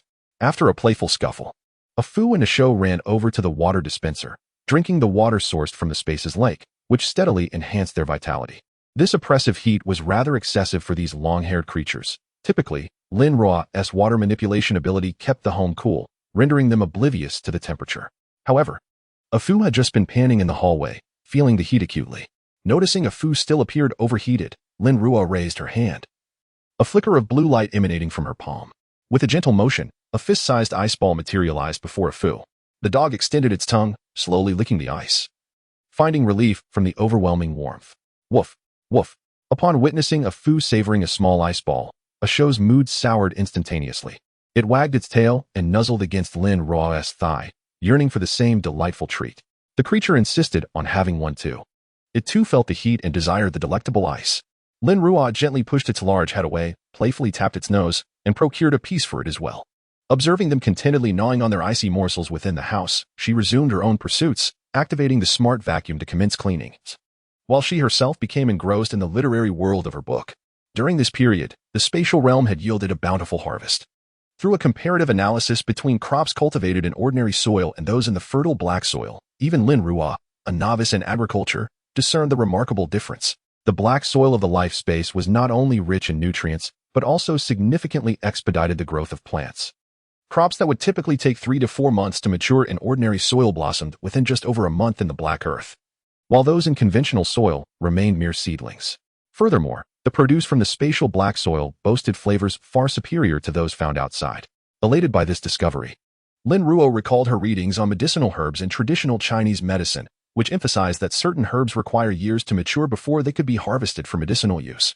Consequently, she partitioned the black soil into 5 distinct plots, one dedicated to staple crops such as rice, corn, and soybeans, another for vegetables, which matured rapidly and required daily harvesting, a third for forage crops to feed animals, thereby accelerating their growth when supplemented with the grass from the nearby hill, a fourth plot designated for fruit trees, yielding exceptionally flavorful fruits that even a Shou and a Fu relished, and finally, a section for medicinal herbs, allocating a significant portion for those with prolonged growth cycles while reserving a small area for faster maturing herbs. Having organized the planting zones within the space, Lin Ruo also tended to the freshwater and saltwater areas, where the fish and shrimp thrived splendidly. She noted with delight the considerable growth of the aquatic creatures, scanning with her mental prowess to discover many fish and shrimp with swollen bellies, indicating impending offspring. In the animal sector, the previously young creatures had grown considerably. The pregnant animals were thriving, indulging in ample food and rest, their rounded bellies bringing joy to Lin Ruo, as they represented her stockpile of resources, necessitating additional feed. Upon glancing at the rabbits, Lin Ruo blinked in surprise. Their numbers had reached a point of proliferation within the space, with the small hill designated for them becoming nearly depleted of grass due to their voracious appetites. These little creatures reproduced rapidly and grew swiftly. Coupled with Lin Ruo's substantial purchases, new bunnies emerged almost daily, with litters averaging around 10, though some bore as many as 15. Fortunately, a Fu and a Shou were able to assist in managing the burgeoning population, or else it might have spiraled into a disaster. Despite this, Lin Ruo sought out a book on rabbit husbandry, preparing to implement a breeding control policy when the dietary habits of a fu and a show evolved. With a sigh, she added more feed for the rabbits and thoughtfully included ample forage, encouraging them to eat well and grow plump. Organizing all the items in the space, Lin Ruo withdrew her mental energy from the realm and resumed her perusal of the medical texts, eagerly anticipating the moment she could concoct potions. True knowledge is born of practice, and when it comes to testing medicines, as long as one is willing to provide sustenance, it is certain that many would be amenable in this apocalyptic world. While Lin Ruo prepared to explore the formulation of potions, the residents of Building 3 were already abuzz with the chilling news about the little girl from 2501 who had committed murder. No one dared to utter a word, for they all recognized that none could remain unperturbed while taking a life. "Let me go? Release me. Help." A piercing scream echoed in the dead of night, followed by a flurry of curses. At the entrance, Asho instantly sprang to his feet, lowering his posture to observe the doorway, poised like a black panther awaiting its prey in the shadows. Meanwhile, in the master bedroom, Afu merely twitched its ears, not opening its eyes. It possessed absolute trust in Asho, knowing that should any matter arise that required assistance during the night watch, he would surely call for it. Lin Ruo, too, alertly opened her eyes, her mental energy swiftly extending outward. She discerned that it was the girl from the 20th floor, previously lauded for her kindness, whose home had taken in individuals who not only seized her hard-won provisions but also bartered her to a man in Zhao Hui's group in exchange for food. Retracting her mental energy, Lin Ruo turned over and attempted to resume her slumber, reflecting on the folly of altruism in the apocalypse. Good deeds do not lead to long life. They may instead bring calamity for generations. Yet, Lin Ruo underestimated the situation. Just as she was about to drift into sleep, a thunderous knock resounded at her apartment door. "What woof? Help me. Save me. I don't want to be sold. Please. You are my only hope." Lin Ruo turned over, furrowing her brow, feeling only irritation at the disturbance, devoid of any sympathy. This scene bore an uncanny resemblance to Fong Ling from her past life. Having suffered once, she would not allow herself to be ensnared again. Outside, the girl remained ensnared by the man, desperately shouting at Lin Ruo's door. "Help. Save me. Please. I will do anything you ask." She had heard tales of a woman on the 25th floor whom everyone feared, and being a woman herself, she believed that this person would not stand idly by while someone was in peril. She had no choice but to seek her aid. "Damn it, you filthy woman. Just wait until I take you back." The man, yanking the girl by her hair, half-heartedly glanced at Lin Ruo's door, apprehensive that she might truly emerge. The girl, being dragged by her hair, flailed her arms desperately, crying out in pain, "Let me go. I didn't take your food. Go find them, please." With a click, the door creaked open, and the girl's eyes brightened instantly. But alas, it was not Lin Ruo who appeared, but Li Wei from 2502. "What do you want?" Li Wei's tone was brusque. He had no desire to meddle in others' affairs, yet due to Qian Li's insistence, he had no choice but to step out. The man, upon seeing Li Wei, wore a similarly displeased expression. "She is someone I purchased with food. Mind your own business." I did not take his food. Please. Brother, help me. That family not only occupies my home but has also sold me to this man. I beg you, save me." The woman's face bore the pallor of long-term malnutrition, streaked with black tears, her weeping a pitiful sight. "Whoever took your food, go seek them out." Li Wei's expression darkened further. Though everyone was preoccupied with their own troubles, witnessing such shamelessness from a family was indeed a first. "Must you meddle in this matter?" The man released the woman's hair, gazing deeply into Li Wei's eyes. "And if I must?" A true man would retrieve the food himself. To trouble a woman is hardly a display of strength. Li Wei's words were blunt, and the man recognized that he was no match for him. He also harbored a deep-seated fear of Lin Ruo from the 2501 unit. If this fierce spirit were to be provoked, escape would be impossible. Damn it! What a stroke of bad luck. Just you wait. In the end, the man relinquished his pursuit, casting one last scornful glare at the woman before descending the stairs. The woman knelt on the ground, sobbing and repeatedly bowing to Li Wei, expressing her gratitude. Thank you. Li Wei glanced at her once before turning away to return home. Feeling the weight of the gazes upon her, the woman retreated into a shadowy corner, wrapping her arms around herself. The tears in her eyes became uncontrollable, had it not been for this kind stranger's intervention. She dared not imagine the fate that awaited her. Chapter 35. The exhaustion of the mind. The corridor finally fell into tranquility, enveloped once more in darkness. Lin Ruo closed her eyes again, surrendering to slumber. "Beast, let me go? Is there anyone who can help me?" Help." Two vehicles were parked side by side, creating a narrow path between them. A young girl was pinned beneath a robust man, her cries for help reduced to mere whispers, while 3 or 4 men nearby laughed boisterously as they adjusted their clothing. This woman is quite delightful. Let us take her along for our amusement. It's about time. We shouldn't be too lonely on this journey, should we? Ha. The girl's eyes reflected despair and emptiness. Lin Ruo approached swiftly from around the corner. Before the men could react, she fired precise shots, each bullet finding its mark. The men collapsed around her, and the last one, merely turning his head, was met with a fatal shot to the forehead, crumpling lifelessly onto the girl. The girl, already half broken, was drenched in her own blood.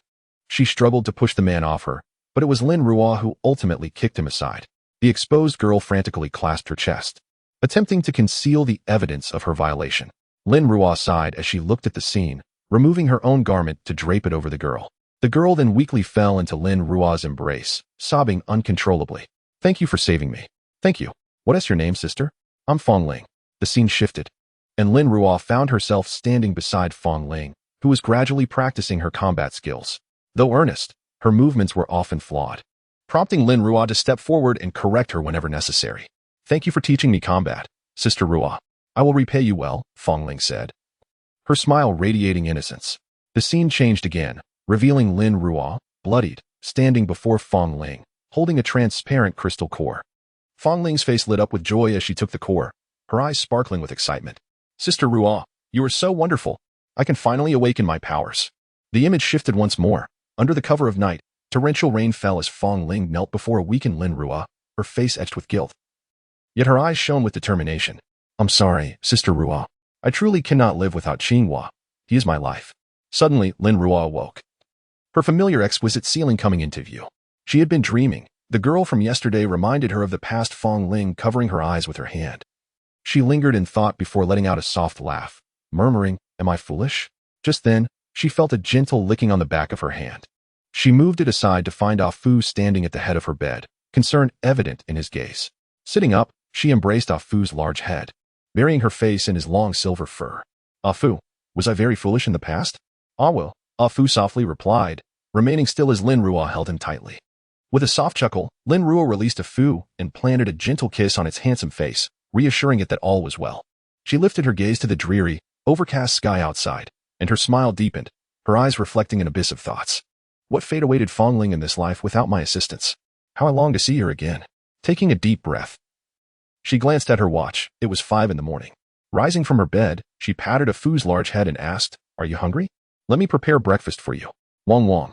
A show dashed over, coming to a halt before Lin Ruo like a gust of wind, as if to remind her not to forget its meal. I know. You worked hard yesterday, a show. Today, I'll give you an extra egg, she said with a playful smile, raising a finger. A show understood perfectly, turning to Ah Fu with a proud glance, seemingly boasting, Look, I have one more egg than you. Aren't you envious? In response, Ah Fu merely rolled its eyes, silly dog. Lin Ruo proceeded to the kitchen, retrieving a large bowl for their meal. She filled it with a whole peeled rabbit, half a basin of goat's milk, and 5 freshly made meat pies. Indeed, Ah Show's bowl contained one more egg than Ah Fu's, though Ah Fu's bowl had a bit more goat's milk. Both Ah Show and Ah Fu sat obediently on the floor, awaiting their feast until Lin Ruo placed the bowls before them. Time to eat. Go ahead, she announced. And only then did the two begin to feast, displaying impeccable manners. Afterward, Lin Ruo changed the cat litter in the bathroom. During this time, she had relied on it for her physiological needs, while Ah Show and Ah Fu resolved theirs each morning in the spatial realm. Next, she ventured to the guest bedroom to commence her exercises, strapping on a 70-kilogram weighted ring around her wrist. This weight felt somewhat light to her now. She needed to incorporate more challenging movements to expedite her physical exertion. Before her lay a tablet, playing an exercise video, and she diligently followed the movements of the instructor. Though while they performed 10 sets, she aimed for 100, completing all her exercises in precisely half an hour. Having finished her foundational training, she began practicing her boxing and knife techniques. The styles taught by Qin Yu had become second nature to her, even triggering reflexive responses in her body. Now, she aimed to explore a new boxing style. After rummaging through the downloaded videos, she finally located a tutorial on Bajiquan. This martial art was straightforward yet powerful, exuding an impressive force that captivated Lin Ruo. After diligently practicing Bajiquan for 2 hours, she felt her strength deplete once more. Sitting cross-legged on the floor, her water-based abilities flowed swiftly throughout her body, enveloping her in a warm, comforting sensation. Lying back, Her mental energy surged as she conjured a massive water sphere in her hands. The sphere rapidly morphed into likenesses of a show and a fu, each form standing, lying, running, animated and vivid. This exercise consumed her mental energy at an astonishing rate, with each transformation demanding the equivalent of a full exertion of her abilities. Thus, within just over an hour, her mental energy was wholly drained, leaving her feeling somewhat overextended. Since the successful mutation of Afu and Ashu, every time she cultivates her extraordinary abilities, she exhausts her mental energy. Although this depletion results in excruciating headaches, the rapid enhancement of her mental capacity makes the ordeal worthwhile. At this moment, Lin Ruo gritted her teeth against the intense pain, retrieving 2 third-level crystal cores from the ground prepared prior to her training. In her current state of mental exhaustion, she found herself unable to open a spatial portal. As she grasped the crystal cores, a chill emanated from them. Summoning her last vestige of mental strength, she connected with the energy within the cores. This energy surged swiftly into her own, nourishing her mental faculties while her abilities operated fervently, absorbing the influx. After an hour, Lin Ruo found herself surrounded by a dozen empty crystal husks. Upon opening her eyes, a flicker of brilliance danced within them, and she exhaled deeply. The throbbing headache from her mental strain was nearly unbearable. However, this rigorous training bore remarkable fruit. Over the course of the past month, her steadfast dedication to cultivating her water-based abilities was finally set to yield an upgrade.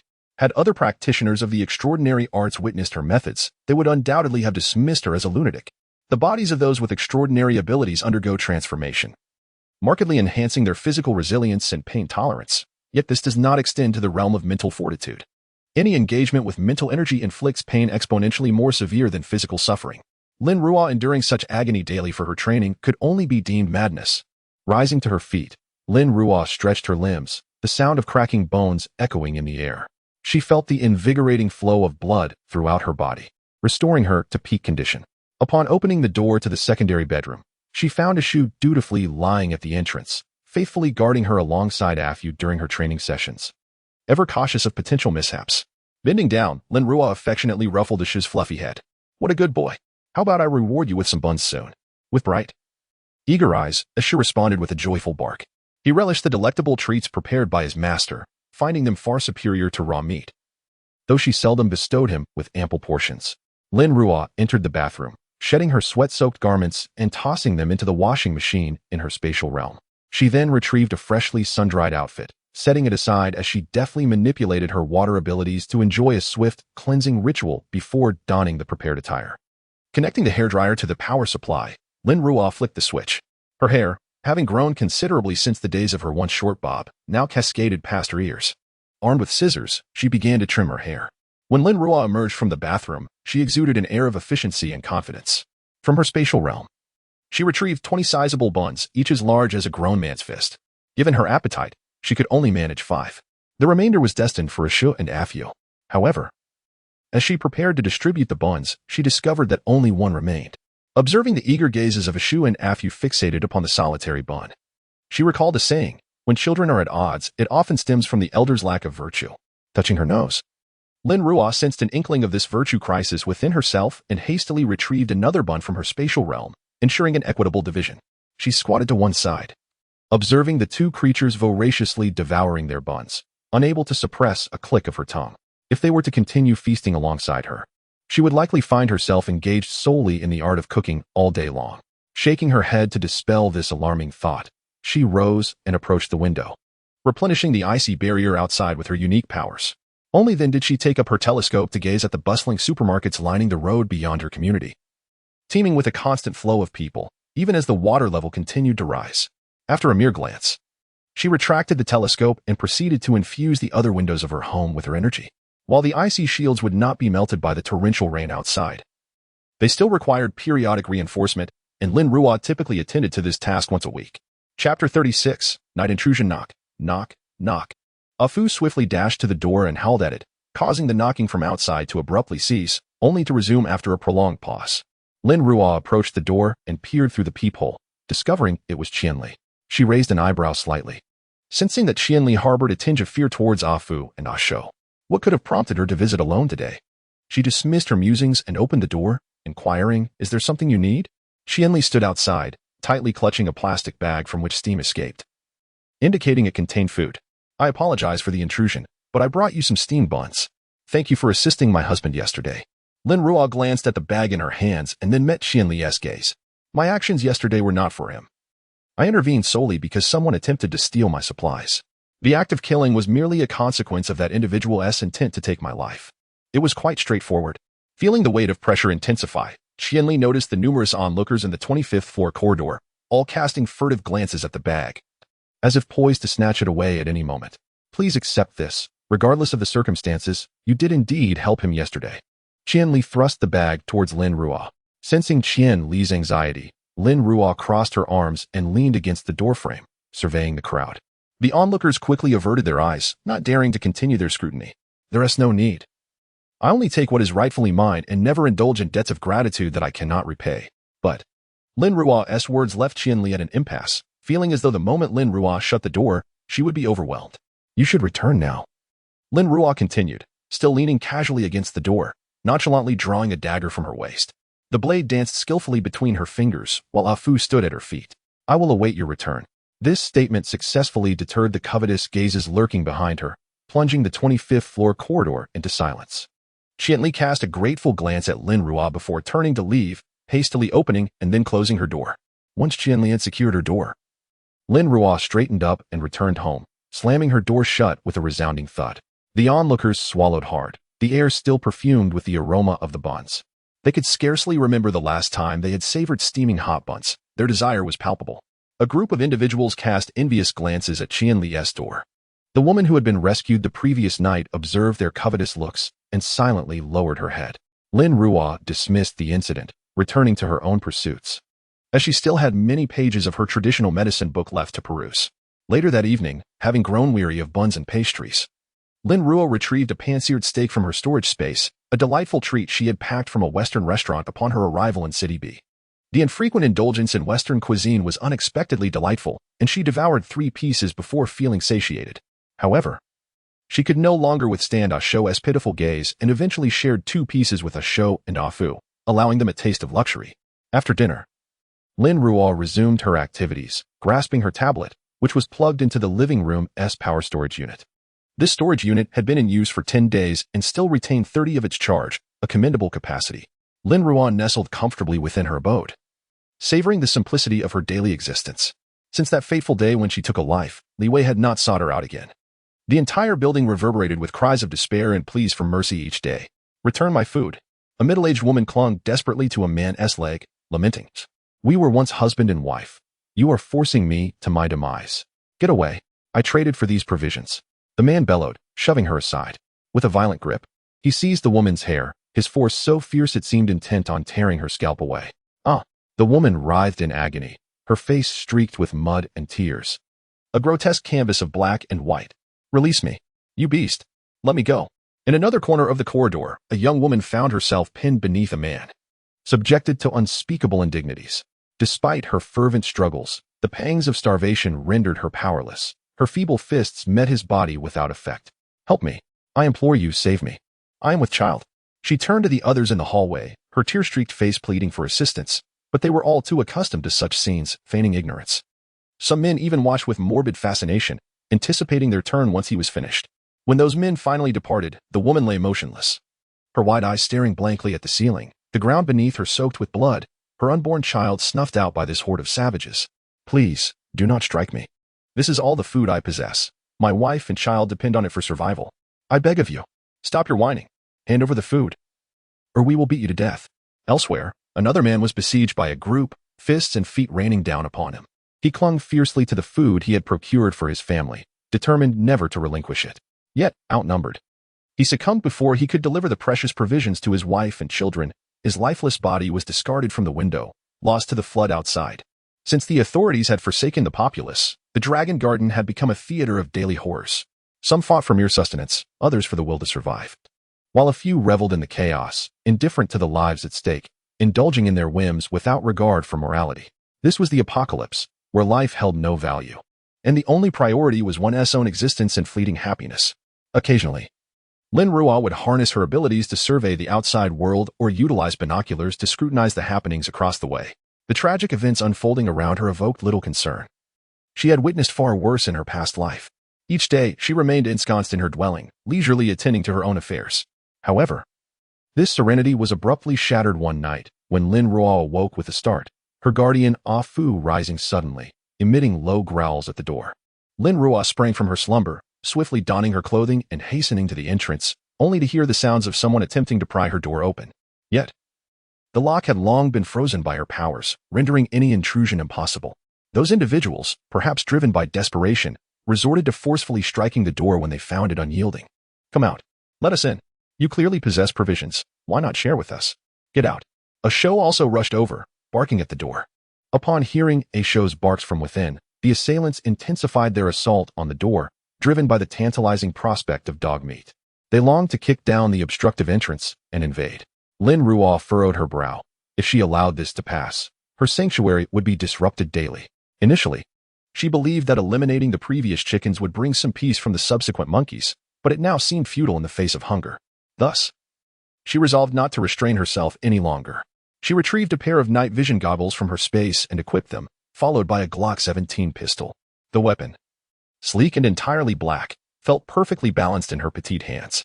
After inspecting the magazine, which contained 17 rounds, she gazed at the door that was being battered. Her eyes darkening with determination, though uncertain if there were indeed 17 adversaries awaiting her outside. Placing her hand on the door, she melted the ice off the lock and swiftly opened it. The first assailant, still poised to strike, stumbled forward as the door swung open. A fu, a show. Leave no survivors. Eliminate them all. Lin Ruo commanded, delivering a powerful kick to the foremost man, sending him crashing into those behind him. Without hesitation, she fired the Glock in her right hand. Bang. Chapter 37. The Symphony of Bloodbang. The gunshot pierced the air with a sharpness that seemed to penetrate the eardrums of everyone on the 25th floor, striking at their very hearts and instilling a sense of dread. The bullet found its mark, striking the man who had been kicked away directly in the forehead, causing a bloom of crimson to erupt as he slumped softly against the wall opposite, lifeless. She possesses a firearm. Run. Lin Ruo's eyes, enhanced by her abilities, had long acquired nocturnal vision, rendering all things in the dark visible. This was her domain. In the shadows, she observed 9 individuals, panicked by the gunfire, hastily fleeing toward the staircase. Lin Ruo let out a cold laugh. Moments ago, they had been so arrogant when they had banged on her door, yet now, upon hearing the gunfire, they faltered. Unperturbed, she swiftly fired her weapon with her right hand. Bang, bang, thud, thud. With each piercing shot, another individual collapsed onto the floor. The dull thud of bodies hitting the ground melded with the gunfire, creating a hauntingly beautiful symphony. Lin Ruo reveled in this tragic melody, harvesting lives amidst its haunting notes. Upon hearing Lin Ruo's command, Ah Fu and Ah Shou sprang into action, each tackling an adversary, their jaws opening wide as they sank their teeth into their victims' necks. Their sharp fangs pierced through flesh in an instant, and with a violent shake of their heads, they tore the necks apart, blood gushing forth in torrents. Gurgle, gurgle. Within mere seconds, the two had silenced their foes, their windpipes and throats shredded. The skirmish lasted less than 2 minutes, resulting in the demise of all 9 individuals. Lin Ruo claimed 7, while Ah Fu and Ah Shou each accounted for 1. These individuals had intended to escape, yet they hadn't even grasped the doorknob of the staircase before meeting their end. The corridor on the 25th floor was thick with the scent of blood. 9 bodies sprawled haphazardly across the floor, a river of crimson pooling beneath them. The residents of the 25th floor had never imagined they would one day confront such a hellish scene, the blood encroaching upon their feet. A stark reminder of the grim reality before them. Murder. So much blood. She had indeed killed so many. Help. Please don't kill us. I beg you. Though shrouded in darkness, they could vaguely discern the outlines on the ground, the pungent aroma of blood wafting through the air, and more chillingly, they could see the gleaming eyes of Ah Fu and Ah Shou lurking in the shadows. Their fears surged to new heights. Click. The door of apartment 2502 swung open, and Li Wei stepped out. He surveyed the corpses on the ground, then glanced at the gun in Lin Ruo's hand, remaining silent. The others, witnessing Li Wei's emergence, found an inexplicable sense of reassurance, perhaps believing him to possess a moral compass that Lin Ruo lacked. Little did they know, Li Wei's heart was a tempest of turmoil. He had been standing inside, unable to see, yet hearing the gunfire and the screams outside. Initially, he had contemplated rushing out to assist if those individuals breached Lin Ruo's sanctuary, yet he had underestimated her. She wielded a firearm. Lin Ruo gazed upon the lifeless bodies strewn across the ground, her expression remarkably serene. This was the long-awaited apocalypse. Taking lives in such a world felt as commonplace as daily chores. Which day passed without death? Indeed, this reality provided her a peculiar sense of comfort. Her mind had long acclimated to the harshness of the end times. The month preceding the apocalypse had left her feeling constrained. This was far more agreeable, liberating. She tucked her gun into her waistband, humming a tune as she grasped two corpses, their blood staining her fair hands, yet she remained unconcerned. With purpose. She made her way toward the stairwell window. Those huddled around the window instinctively made way for her, their actions entirely reflexive. She flung open the window, and large raindrops battered against Lin Ruo's face, instantly soaking her shirt. "TSK, soaked again," she muttered softly, glancing down at her damp clothing. With little effort, she tossed the two heavy corpses out the window. The thuds and splashes echoed as the bodies plunged into the puddles below, creating a substantial spray. Listening to the cacophony, Lin Ruo resumed her humming, turning to find Li Wei approaching, similarly burdened with two corpses, seemingly aiding her in the grim task. She welcomed the assistance, relishing the relief it afforded her. Once they had disposed of all the bodies, she noticed the extensive bloodstains on the floor and frowned. Unwilling to utilize her water-based abilities for cleaning, nor did she wish to use her hands. "I will help you clean it up." A woman with long hair rose from the shadows, her frail appearance marred by soiled clothing. The voice was eerily familiar. Moments later, recognition dawned. It was the good-hearted girl. Since someone was willing to undertake the cleaning, Lin Ruo felt no reluctance, yet she added, "I'll give you a loaf of bread once it's clean." The woman's eyes sparkled with surprise. Her voice choked with emotion. "Yes, I will clean it thoroughly." Lin Ruo nodded, dismissing her, instructing, "Knock on my door when you're done." "Okay." The woman eagerly agreed. The onlookers in the corridor shot her resentful glares. After all, she had seized such a favorable opportunity, yet they dared not act against her. Having collectively understood that stirring trouble on the 25th floor could provoke calamity, an encounter with that harbinger of misfortune meant doom for all. This shared understanding kept the number of residents on the 25th floor consistently high, as they regarded it as the safest haven. Lin Ruo turned to Li Wei, who lingered nearby, offering her gratitude. "Thank you for helping me dispose of the bodies. Would you like a loaf of bread?" Li Wei paused, recalling what Qian Li had previously mentioned about Lin Ruo's aversion to owing favors. He shook his head. "No, I simply dislike having corpses in the corridor." Lin Ruo regarded him, recognizing his straightforwardness. "In that case, I shall take my leave." They both turned to return home, leaving the corridor's inhabitants exchanging glances, pondering whether their tone had been too tranquil. Discussing corpses as if they were merely conversing about the day's meals was indeed chilling. Upon returning home, Lin Ruo's first action was to summon a Fu and a Shou into her space, utilizing her water-based abilities to bathe them within that realm. Their bodies were already covered in dense fur, and the blood was difficult to clean. It was imperative to wash them promptly, lest the stains set. "In the future, I shall craft them fitted raincoats," Lin Ruo chattered as she manipulated her water-based abilities, ensuring that when they commit their acts, they would not be splattered with blood, which would be troublesome to cleanse. A Fu remained silent, dutifully squatting to the side, awaiting his bath, while A Shou grew restless, pacing around the expanding water sphere, occasionally taking a playful nip at it. Enveloping both of them in a large water orb, only their heads remained above the surface as the gentle currents caressed their fur, washing away the bloodstains. Soon, the water began to cleanse the blood from their heads, and in under 10 minutes, A Fu and A Shou were spotless. Lin Ruo then employed her water abilities to dry them off, and when they emerged from the space, they were two pristine, fragrant dogs. Lin Ruo affectionately planted a kiss on each of their foreheads. Knock, knock, knock. Lin Ruo retrieved a loaf of bread from the space and approached the door. A woman stood there, somewhat flustered. "You." "Hello, the corridor has been cleaned." Lin Ruo peeked out and observed that the corridor was immaculate. Every nook and cranny attended to, the heavy scent of blood having dissipated. She nodded in satisfaction and handed the bread to the woman.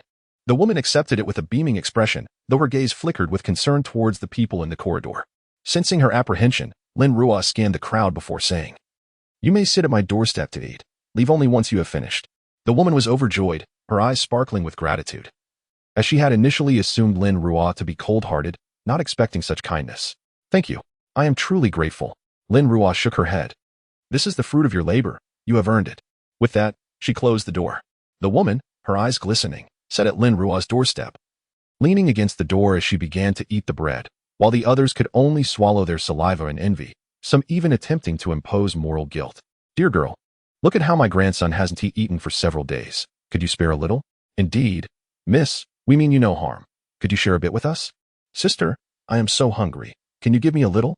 The woman feigned deafness. It was her previous kindness that had led her to this plight. And she would not repeat the same mistake. These people dared only to stand at a distance, offering persuasion, but none had the courage to approach and seize the bread. They understood the weight of Lin Ruo's words. Those who dared to take would meet their demise. The torrential rains of the apocalypse poured down, submerging the world in a deluge. The drainage systems of cities having long since collapsed. Water levels rose daily, culminating in widespread flooding. Many low-lying neighborhoods were completely inundated, and weak structures began to collapse. A significant number of residents were forced to evacuate, yet the swift currents claimed many lives during the perilous journey. The Lonyuan community, situated on higher ground and sturdily built, became a refuge for many. Thus, Lin Ruo believed that after this incident, no one would dare knock on her door again, granting her a semblance of peace for a while. Indeed, merely a week had elapsed when a knock echoed once more from the 25th floor. However, this time it was not directed at her own door, but rather at the one belonging to Unit 2502. Ashu and Afu stood vigilantly at the entrance, their bodies tense with alertness. Ever since the previous altercation, they had remained on high alert, with both dogs lying at the door during the night, perhaps fearing an unexpected intrusion. The incessant knocking persisted, and Lin Ruo could discern that it was not a solitary individual at the door. What woof? Ashu barked furiously at the threshold, while Afu crouched low, ready for confrontation. The commotion outside intensified upon hearing the dog's barks. The knocking grew more fervent, as if to hasten the occupants of 2501 into action. The individuals outside seemed desperate to gain entry, crying out in a pitiful cacophony. Miss Chien, my grandson can no longer endure this. I implore you, grant us some sustenance. I am eternally grateful for your kindness. Please, I have not eaten for nearly a week. I beg you, provide me with something to eat. Brotherly, it's old Joe. My child is suffering greatly. Please lend me your assistance. The clamor outside escalated with vigorous knocks resounding against the door. Miss Chien, I beseech you, open the door. As a mother, how can you stand idly by and watch a child perish? I implore you, can you truly bear to witness such suffering without offering aid? The plaintive cries continued unabated, prompting Lin Ruo to rise from her bed, her brow furrowed in irritation at the disturbance. Ashu, Afu, cease your barking, she called out towards the door.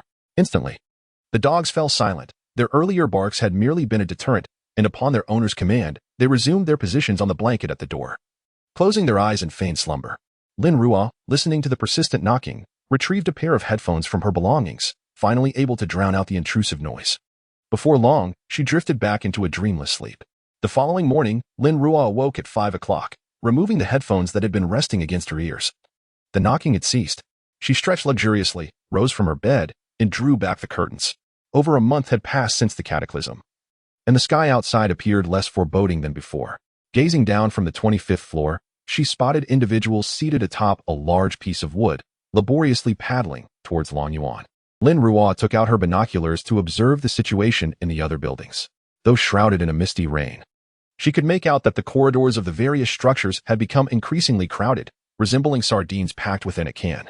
In recent days, she had noticed a significant influx of people relocating to Lonyuan, as many lower floors had already succumbed to flooding. Migration was inevitable, though she had not anticipated such a large number. With the population of Lonyuan surging, it was likely that the stockpiles in the supermarket would soon be depleted. When the food supply ran dry and lives were threatened, the plight of ordinary individuals would grow increasingly dire. Contemplating this, Lin Ruo suddenly became curious about how the residents of Unit 2502 had managed to disperse those knocking at their door. Had they resorted to lethal measures? Lin Ruo prepared breakfast for a show and a foo, then changed into a black tracksuit and retrieved a desert eagle to tuck at her waist. You two take good care of the house. I'm stepping out for a bit. Oh well. A foo lifted his head from the bowl of food, responding to Lin Ruo. With a light chuckle, Lin Ruo opened the door. Upon exiting, she noticed the door of Li Wei's house ajar. He was engrossed in some task at the entrance. When he saw Lin Ruo, he merely glanced at her before resuming his work. Lin Ruo turned to survey the corridor on the 25th floor. It seemed that the number of residents had increased significantly, as the hallway was now teeming with people. Upon seeing Lin Ruo emerge with a gun at her waist, they instinctively shrank back, parting to clear a path for her. What is going on? Chapter 38. The robbery. Lin Ruo, having finally developed a spark of curiosity, pondered how those individuals had managed to succeed against Li Wei's dexterity and vigilance. Surely they would not have triumphed. Why then, at such an early hour? Were they at the repair door?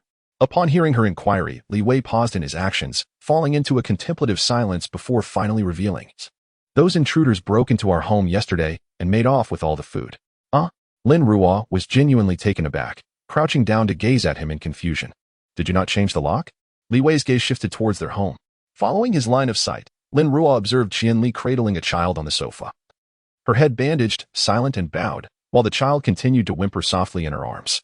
In that instant, Lin Ruo began to grasp the situation. Qianli, shielded by Li Wei since the onset of the apocalypse, had yet to witness its brutality. Perhaps, when those desperate individuals had pleaded so heart-wrenchingly, she merely intended to open the door and discreetly offer them some food. Instead, they had surged forward, invading her home and seizing all their provisions. Having unraveled the essence of the matter, Lin Ruo felt her curiosity sated. She touched her nose and shifted the topic. I've noticed many people flocking towards Building 3. Have the numbers increased significantly these past few days? Finishing the last screw, Li Wei stood up. Indeed, recently, many have arrived at Longyuan. The already scarce food supplies seem even more diminished due to their presence. Contemplating her need to maintain appearances, Lin Ruo infused her tone with a hint of gravity. Does that mean the supplies at the supermarket are dwindling as well? Li Wei nodded solemnly. The stock in several large supermarkets has been rapidly depleting. What do you plan to do then? Lin Ruo glanced at a man not far away. He, believing himself to be discreet, maneuvered through the crowd towards her. His intentions clear. As he became aware of her gaze, he froze momentarily before hastily retreating to conceal himself amongst the throng. Lin Ruo smirked sarcastically. Some individuals simply refuse to acknowledge the gravity of their situation until it is too late. Li Wei cast a glance at those individuals, his eyes reflecting a simmering hostility. The previous night, shrouded in darkness and swift movements, he had been unable to discern who had stolen their belongings.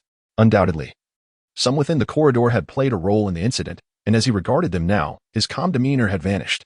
In the end, we may have to venture out and see if we can find food, Li Wei said with a sigh. However, our raft is far too rudimentary, and the currents are too treacherous, rendering it incapable of sustaining prolonged travel over water. Indeed, Lin Ruo replied, pursing her lips in agreement. It appears we have yet to devise a solution. I shall descend to investigate further. With that, Lin Ruo nodded at Li Wei and proceeded down the stairs. The corridor of Building 3 was filled with people, many of whom had relocated from outside, their faces largely unfamiliar. As Lin Ruo descended, those around her, noticing her clean attire and evident lack of food scarcity, began to harbor greedy thoughts, their eyes fixated upon her. Lin Ruo cast a sidelong glance at them, but did not falter in her steps, continuing her descent. At that moment, a man clad in a tank top rose to his feet, his garments smeared with grime and speckled with dried bloodstains. As he moved, several other men behind him stood up in unison. The man in the tank top smiled at Lin Ruo and extended his hand, asking, Sister, where are you headed? Lin Ruo halted her steps and turned to face them, her hand instinctively reaching for her firearm. Just then, an unexpected figure darted out from the side, swiftly delivering a kick to the man who had been harassing Lin Ruo. How dare you speak to Sister Ruo like that? The assailant was none other than Zhao Hui. Upon hearing from his subordinates that Lin Ruo had been spotted in the corridor, he felt a wave of anxiety wash over him. Fearing that one of his men might unwittingly provoke this formidable lady, his apprehension stemmed not from the fear of her violence, but from the concern that she might hold him accountable for any misstep. Zhao Hui, who valued his life, knew better than to underestimate her. As he emerged, he witnessed a newcomer from the previous day brazenly teasing Lin Ruo. Without hesitation, he intervened, successfully sparing the young man from peril. This woman was not only skilled and ruthless, but also armed, accompanied by 2 fierce dogs. She was a force to be reckoned with, and he dared not provoke her. Brother Hui, I had no idea this was Sister Ruo. The man on the ground was drenched in cold sweat, despite being a newcomer to Longyuan. He had heard tales of Lin Ruo's reputation and could scarcely believe that this seemingly delicate girl was the infamous living Yama, had it not been for Zhao Hui's timely intervention. He feared he would now be a lifeless corpse. Lin Ruo smirked slightly. Brother Hui, you're not busy today? Sister Ruo, what are you saying?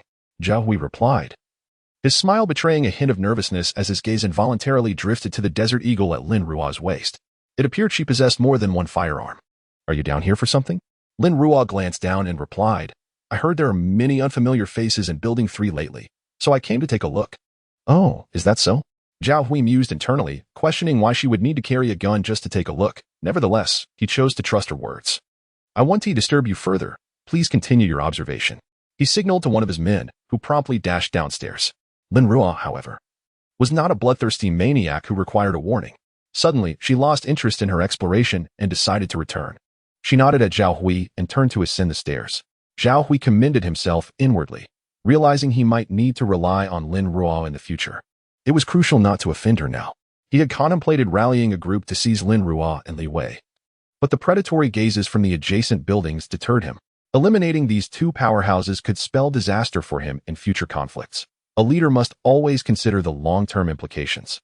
Time passed swiftly, and 2 months into the apocalypse, the floodwaters had completely submerged the 9th floor. Bang!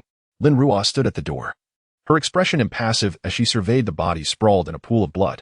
Her inner turmoil quelled, she seized one of the corpses and, with practiced ease, hurled it from the corridor window. There were 3 of them, 2 men and 1 woman, newcomers to Longyuan. At this moment, the door of Building 3 in Longyuan stood intact, the sole refuge of the Lin family. Observing their surroundings, these individuals felt an inexplicable sense of security emanating from Lin's home, prompting them to knock, seeking shelter. When a young girl answered the door, their thoughts became more animated, contemplating the prospect of claiming this residence for themselves. Yet, they remained oblivious to the pitying gazes cast upon them by those lingering in the corridor, who understood the peril of knocking on the door of this harbinger of doom. It was likely that these 3 would not emerge unscathed that day. The sight of them sprawled in a pool of blood would soon validate such apprehensions. "I will clean up. Allow me," exclaimed one, eager to offer her services. "I used to work in cleaning. I am swift and efficient. Have some dignity." "You were a boiler operator," came the retort. In the 25th floor corridor, voices clamored in competition, each vying for the coveted reward of bread. Lin, ever the kind soul, selected one. "You shall do." The woman beamed with joy as she adeptly set about her task. This marked her 10th time in the past fortnight, and she had become quite proficient. At times, she even wished for more visitors, for each knock would yield an abundance of bread. Once the woman completed her work, Lin routinely bestowed upon her a loaf of bread and invited her to sit at the entrance and enjoy her meal. Returning home, Lin shed her blood-stained garments, tossing them into the spatial washing machine for a cleansing before donning fresh attire. The supplies from the supermarket had finally been consumed, and Lin sensed the growing frenzy among the people outside. Some, fully aware that they would gain nothing from her, still dared to test their luck. A testament to their madness. The door of apartment 2502 had already been pried open several times, had it not been for Li Wei's installation of multiple security locks. Those individuals would have forced their way inside. Recalling the moments when they thought they could break in and seize an opportunity, only to find the door locked from within, filled her with revulsion at their frustrated and vicious countenances. Nowadays, every time Li Wei returned home, he carried a blade, his hands stained with more blood than Lin's. Neither he nor Qianli would show any mercy to those outside any longer. That very night, Lin received yet another visitor. Knock, knock, knock. A Shou and a Fu raised their heads from their feeding bowls, standing tall. Now, their stature had reached 2 meters, with shoulder heights exceeding 1 meter 20. Weighing approximately 350 pounds, rivaling that of a Siberian tiger. Lin was in the midst of her meal, sighing to herself, "Haven't I just dealt with one wave? And now, more trouble." The frequency of these disruptions was excessive, even interrupting her meals. Swiftly finishing her bun, she grabbed the gun from the table before heading to the door. Peering through the peephole, she was taken aback to see Li Wei and Zhao Hui outside. Weren't they at odds? How curious that they would appear together at her doorstep. Despite her confusion, she reached for the doorknob and opened the door. As the door swung open, the 2 men were greeted by the delightful aroma of steamed buns, and they could not help but swallow hard, surprised to discover that she had buns to share. As they were about to exchange pleasantries, their gazes simultaneously fell upon the firearm in Lin Ruo's hand. The situation had grown increasingly dire, with dwindling supplies and a rising frequency of conflicts.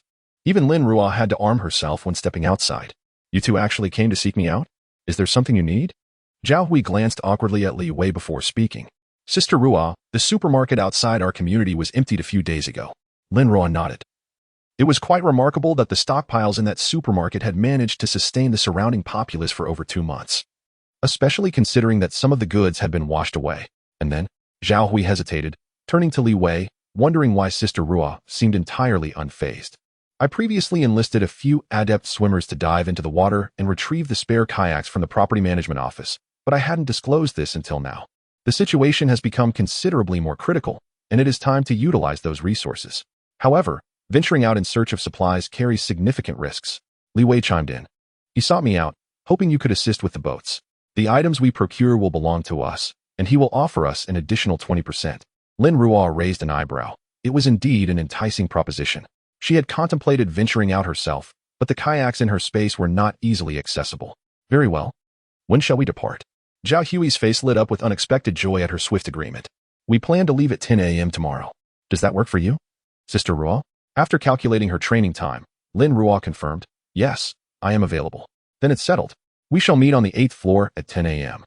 With the plans established, Zhao Hui and Li Wei did not linger. The tantalizing aroma wafting nearby had intensified their hunger, compelling them to return for sustenance. Chapter 39. Sacrifice for gain in apartment 2302 of Building 3. Zhao Hui unlocked the door. Inside, 5 individuals were either seated or standing, all of whom had accompanied him since the onset of the torrential rain. These individuals represented Zhao Hui's most trusted allies, all of whom would accompany him on a quest to procure supplies. Brother Zhao, how did it go? Did they agree? Lu Hao inquired eagerly, rising from his seat as Zhao Hui entered. With a robust physique, the ordinary-sized clothing he wore clung tightly to him. Prior to the storm, he was a fitness instructor. Feeling somewhat fatigued, Zhao Hui settled onto the sofa and gulped down half a glass of water from the table before responding. They have all agreed. We shall depart tomorrow. Boss, are we providing them with too many supplies? Miao Wei interjected, taking a seat beside Zhao Hui on the sofa. This venture is inherently risky, and we need to ensure the supplies we bring back will last us longer. Sending out 4/10 while we only retain 6/10 among ourselves seems inadequate. Zhao Hui opened his eyes and cast a sidelong glance at him, his tone growing stern. Do you grasp the nature of our current reality? Do not assume that our people in Long Yuan are invincible. There are many more formidable individuals out there. B City is known for harboring hidden talents. When confronted with danger outside, even if all the supplies were yours, could you guarantee their safe return? Miao Wei fell silent, aware that with his own capabilities, merely surviving the ordeal would be a substantial achievement. Noticing that Miao Wei had absorbed his words, Zhao Hui softened his tone and continued.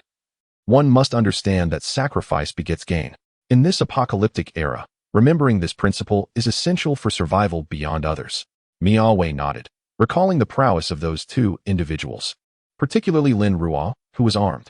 Zhao Hui then rose and approached the window, where the relentless rain left streaks on the glass, obscuring the view. We are likely to be the vanguard with this canoe. Even if we manage to secure supplies, future troubles loom ahead. I have heard that formidable characters have emerged from the other buildings, and even if we succeed in retrieving our supplies, we may not be able to safeguard them. Will Lin Ruo assist us? Lu Hao furrowed his brow. Having heard that the residents of buildings 8 and 9 were currently embroiled in dire circumstances and were beginning to gravitate towards building 3. Even if she chooses to disregard us, she would not neglect the canoe. Besides, do you truly believe those individuals will only target us? With the supplies returned, how much can we distribute among ourselves? What about Lin Ruo and Li Wei? They will not escape the attention of those newcomers, and whether she intends to or not, she will have to intervene. Once they have received the supplies, they will have effectively boarded the vessel, and disembarking will not be a simple task. A smile graced Zhao Hui's face, his mind calculating the potential returns on his invested resources. With these supplies I am relinquishing, they must yield significant value. Your foresight is commendable, boss. Meanwhile, Li Wei returned home to find his wife teaching their child how to complete homework, a tender expression filling his eyes. Upon hearing the door open, Qianli and Dodo looked up, their faces radiating genuine joy. Daddy, Dodo exclaimed, rushing over to embrace Li Wei's leg. I just learned so many new characters with Mama. Soon, I will be able to read stories to you. Li Wei gently patted Dodo's head, lifting him with one arm while using the other to pinch his increasingly gaunt cheeks. Well done. Dodo is truly remarkable. Qianli approached with a piece of bread and a bottle of mineral water. How did the negotiations go? After placing Dodo down, Li Wei took a hearty bite of the bread, replying, Lin Ruo has agreed. We will venture out together tomorrow in search of supplies. She agreed? Qianli was taken aback, having thought that the somewhat aloof girl would refuse. Yes, Li Wei nodded while chewing. Perhaps the supplies are running low. Qianli sighed. Indeed. In this world, who possesses an inexhaustible stock of resources? Be careful tomorrow, Qianli said, her eyes filled with concern as she looked at Li Wei. After the incident where they were robbed, she had come to understand that the world had changed. Theft and murder had become commonplace, and searching for supplies was perilous. Once Li Wei finished the bread and drained the water, he reminded her, after I leave tomorrow, ensure that all the locks are secured and bolted. Understand? Qianli recalled the frenzy of that day, nodding as anxiety began to rise within her. She dreaded experiencing such chaos again. They were uncertain if they would find useful supplies this time. I heard the leader plans to take us to the Stellar Mall. The elevation is advantageous. The supermarket is on the 13th floor and should be safe from flooding. But if we think that way, surely others will as well. We don't know how many have already raided that supermarket. It's likely that little food remains. Yet, it's still better than our current predicament. Any supplies we can gather will be of value. Dressed in a black tracksuit, Lin Ruo descended from the upper floors with a massive backpack and a black raincoat draped over it. As she reached the 8th floor, she overheard an animated discussion. And through their conversation, she discerned that their destination was indeed the Stellar Mall. Renowned in B City, the Stellar Mall boasted 24 floors filled with diverse goods, making it a reasonable choice for their first objective. Ruojia. Good morning, Ruojia. Upon her arrival, the 5 individuals on the 8th floor stood respectfully, greeting her, not out of genuine reverence, but rather due to the firearm she carried. Lin Ruo acknowledged them with a nod, then seated herself on the stairs. It was now 9:40, still before 10 o'clock. At that moment, Zhao Hui descended, accompanied by others, carrying 2 inflatable rafts. Lin Ruo stood aside to observe the rafts, which appeared to be of medium size, capable of accommodating about 4 individuals each. It seemed that their group consisted of around 8 people. Zhao Hui greeted her with a smile. You're here early, Ruojia. Lin Ruo nodded, remaining silent. Zhao Hui was unfazed. He understood that both she and Li Wei were cautious by nature, and they would only engage in conversation when something piqued their interest. After years in property management, he had honed his skills in reading people. As the group assembled, he promptly instructed them to lower the 2 kayaks into the water. Once the kayaks touched the surface, those on the mission list instinctively boarded. Lin Ruo and Li Wei each took a kayak, with Zhao Hui opting for Lin Ruo's vessel, presumably placing greater trust in her capabilities. The water flowed swiftly, and given the considerable distance ahead, the 4 individuals in the kayak had to split their efforts, 2 paddling to maintain the vessel's course, while the other 2 managed the accumulating water with tools. Ahead, Lin Ruo's kayak was manned by Lu Hao and Miao Wei, who were responsible for rowing. They had not gone hungry since the torrential rain began, and with Lu Hao being a fitness instructor, his strength propelled the kayak forward at a brisk pace. The relentless downpour soon caused water to pool on the kayak, compounded by the splashes from their movement, swiftly submerging their feet. Zhao Hui picked up a nearby stainless steel basin, wiped his face clean of rainwater, and began to bail out the excess water, with Lin Ruo following suit. Though clad in raincoats, the incessant rain ensured that their clothes were soaked. Zhao Hui's kayak sped ahead, leaving Li Wei's crew struggling to keep pace. Apart from Li Wei's exceptional stamina, the others were not accustomed to such exertion. And within half an hour, they could no longer continue and needed to rotate. Their presence on the water drew considerable attention, especially as they passed through narrow paths adjacent to residential buildings, where many opened their windows, pleading for rescue and seeking passage on their kayak. In this post-apocalyptic world, the once innocent and kind-hearted had been harshly educated by reality. None aboard responded to the cries for help. The desperate souls resorted to moral coercion, some resorting to curses, while others hurled objects in an attempt to sink the kayak. Lin Ruo, seated at the stern, remained impervious to the vitriol, her hands diligently bailing water. For in this world, such curses were as common as the calls of birds, an everyday refrain. These individuals, selfish and petty, were intent on tearing apart others' umbrellas even as they stood drenched themselves. Their fate was deserved, a consequence of their own making, with no one else to blame. In truth, their kayak was a good 10 meters from the buildings, and any attempts to throw objects their way would not reach them. Yet, the assailants persisted, cursing and throwing in frustration. Zhao Hui and the others had grown accustomed to such encounters. After more than 2 months in this dystopia, they had witnessed the spectrum of human nature, far preferable to the acts of murder, robbery, and assault. Is this your first outing after the deluge, Sister Ruo? Zhao Hui inquired, striking up a conversation. Lin Ruo, still focused on her task, merely nodded. Ah, look at how this cruel world has transformed people into monsters. Zhao Hui lamented, setting down his basin in reflection. In Building 3, he endeavored to restrain those who followed him without coercion. However, he could not manage the autonomous transactions of others. Overregulating would yield no benefit for him. He was aware of the murders and robberies committed by outsiders in Building 3. Yet as long as these individuals did not target his group, he chose to remain a passive observer. One must prioritize their own well-being. Meddling excessively could lead to casualties within his ranks, ultimately to his detriment. The past 2 months had indeed exposed him to various familial conflicts, spouses turning against each other, fathers and sons at odds, brothers becoming adversaries. The drama unfolded relentlessly, making it impossible to avert his gaze. Lin Ruo lifted her head to observe the frenzied individuals above. All they could do was strive not to become like them. Zhao Hui nodded in agreement, acknowledging the necessity of maintaining some rationality. For those upstairs had succumbed entirely to madness. Soon, their vessel arrived at their destination. Although it was merely a couple of streets away, they took nearly an hour to reach it. The vicinity of the Stellar Mall was bustling with people entering and exiting. Some relied on floating boards, others constructed simple rafts, while some, like them, utilized kayaks, and a few even operated motorboats or private yachts. The wall of the Stellar Mall had been forcefully breached, creating a vast circular entrance for public access. As Lin Ruo and her companions entered the mall, they encountered various floating debris along their path and eventually halted near the staircase. Nonetheless, their arrival in the mall drew considerable attention. The subtle glances of onlookers did not escape Zhao Hui's notice. Observing the situation, he felt a sense of foreboding. Conflict seemed inevitable. And he truly considered himself a civilized individual who wished to avoid confrontation. After securing the boat to the handrail of the stairs, he directed their efforts. Let us divide into two groups, Group A and Group B, with 4 members each. Group A will procure supplies while Group B safeguards the boat. After 1 hour, we will switch roles. Does this arrangement work? He looked to Li Wei and Lin Ruo for their opinions. Exchanging glances, Li Wei and Lin Ruo found the distribution reasonable and nodded in agreement. Naturally, they could not remain in the same group. They had to be separated. However, Li Wei's group included 2 men who had shared the boat with Lin Ruo, along with Zhao Hui, ensuring a balanced combat capability. Li Wei's team was designated as Group A, while Lin Ruo became part of Group B. Once the groups were established, Li Wei surveyed the bustling mall and cautioned, "Be careful." The 4 members of Group B offered no pleasantries, swiftly making their way into the expansive mall where numerous items awaited retrieval, necessitating efficient time management. Lin Ruo bore an additional weight of 100 kilograms, a burden she had acclimated to over the past few days, which did not hinder her fundamental movements. However, she maintained a pace consistent with the others, neither hurried nor lagging, as they entered the mall.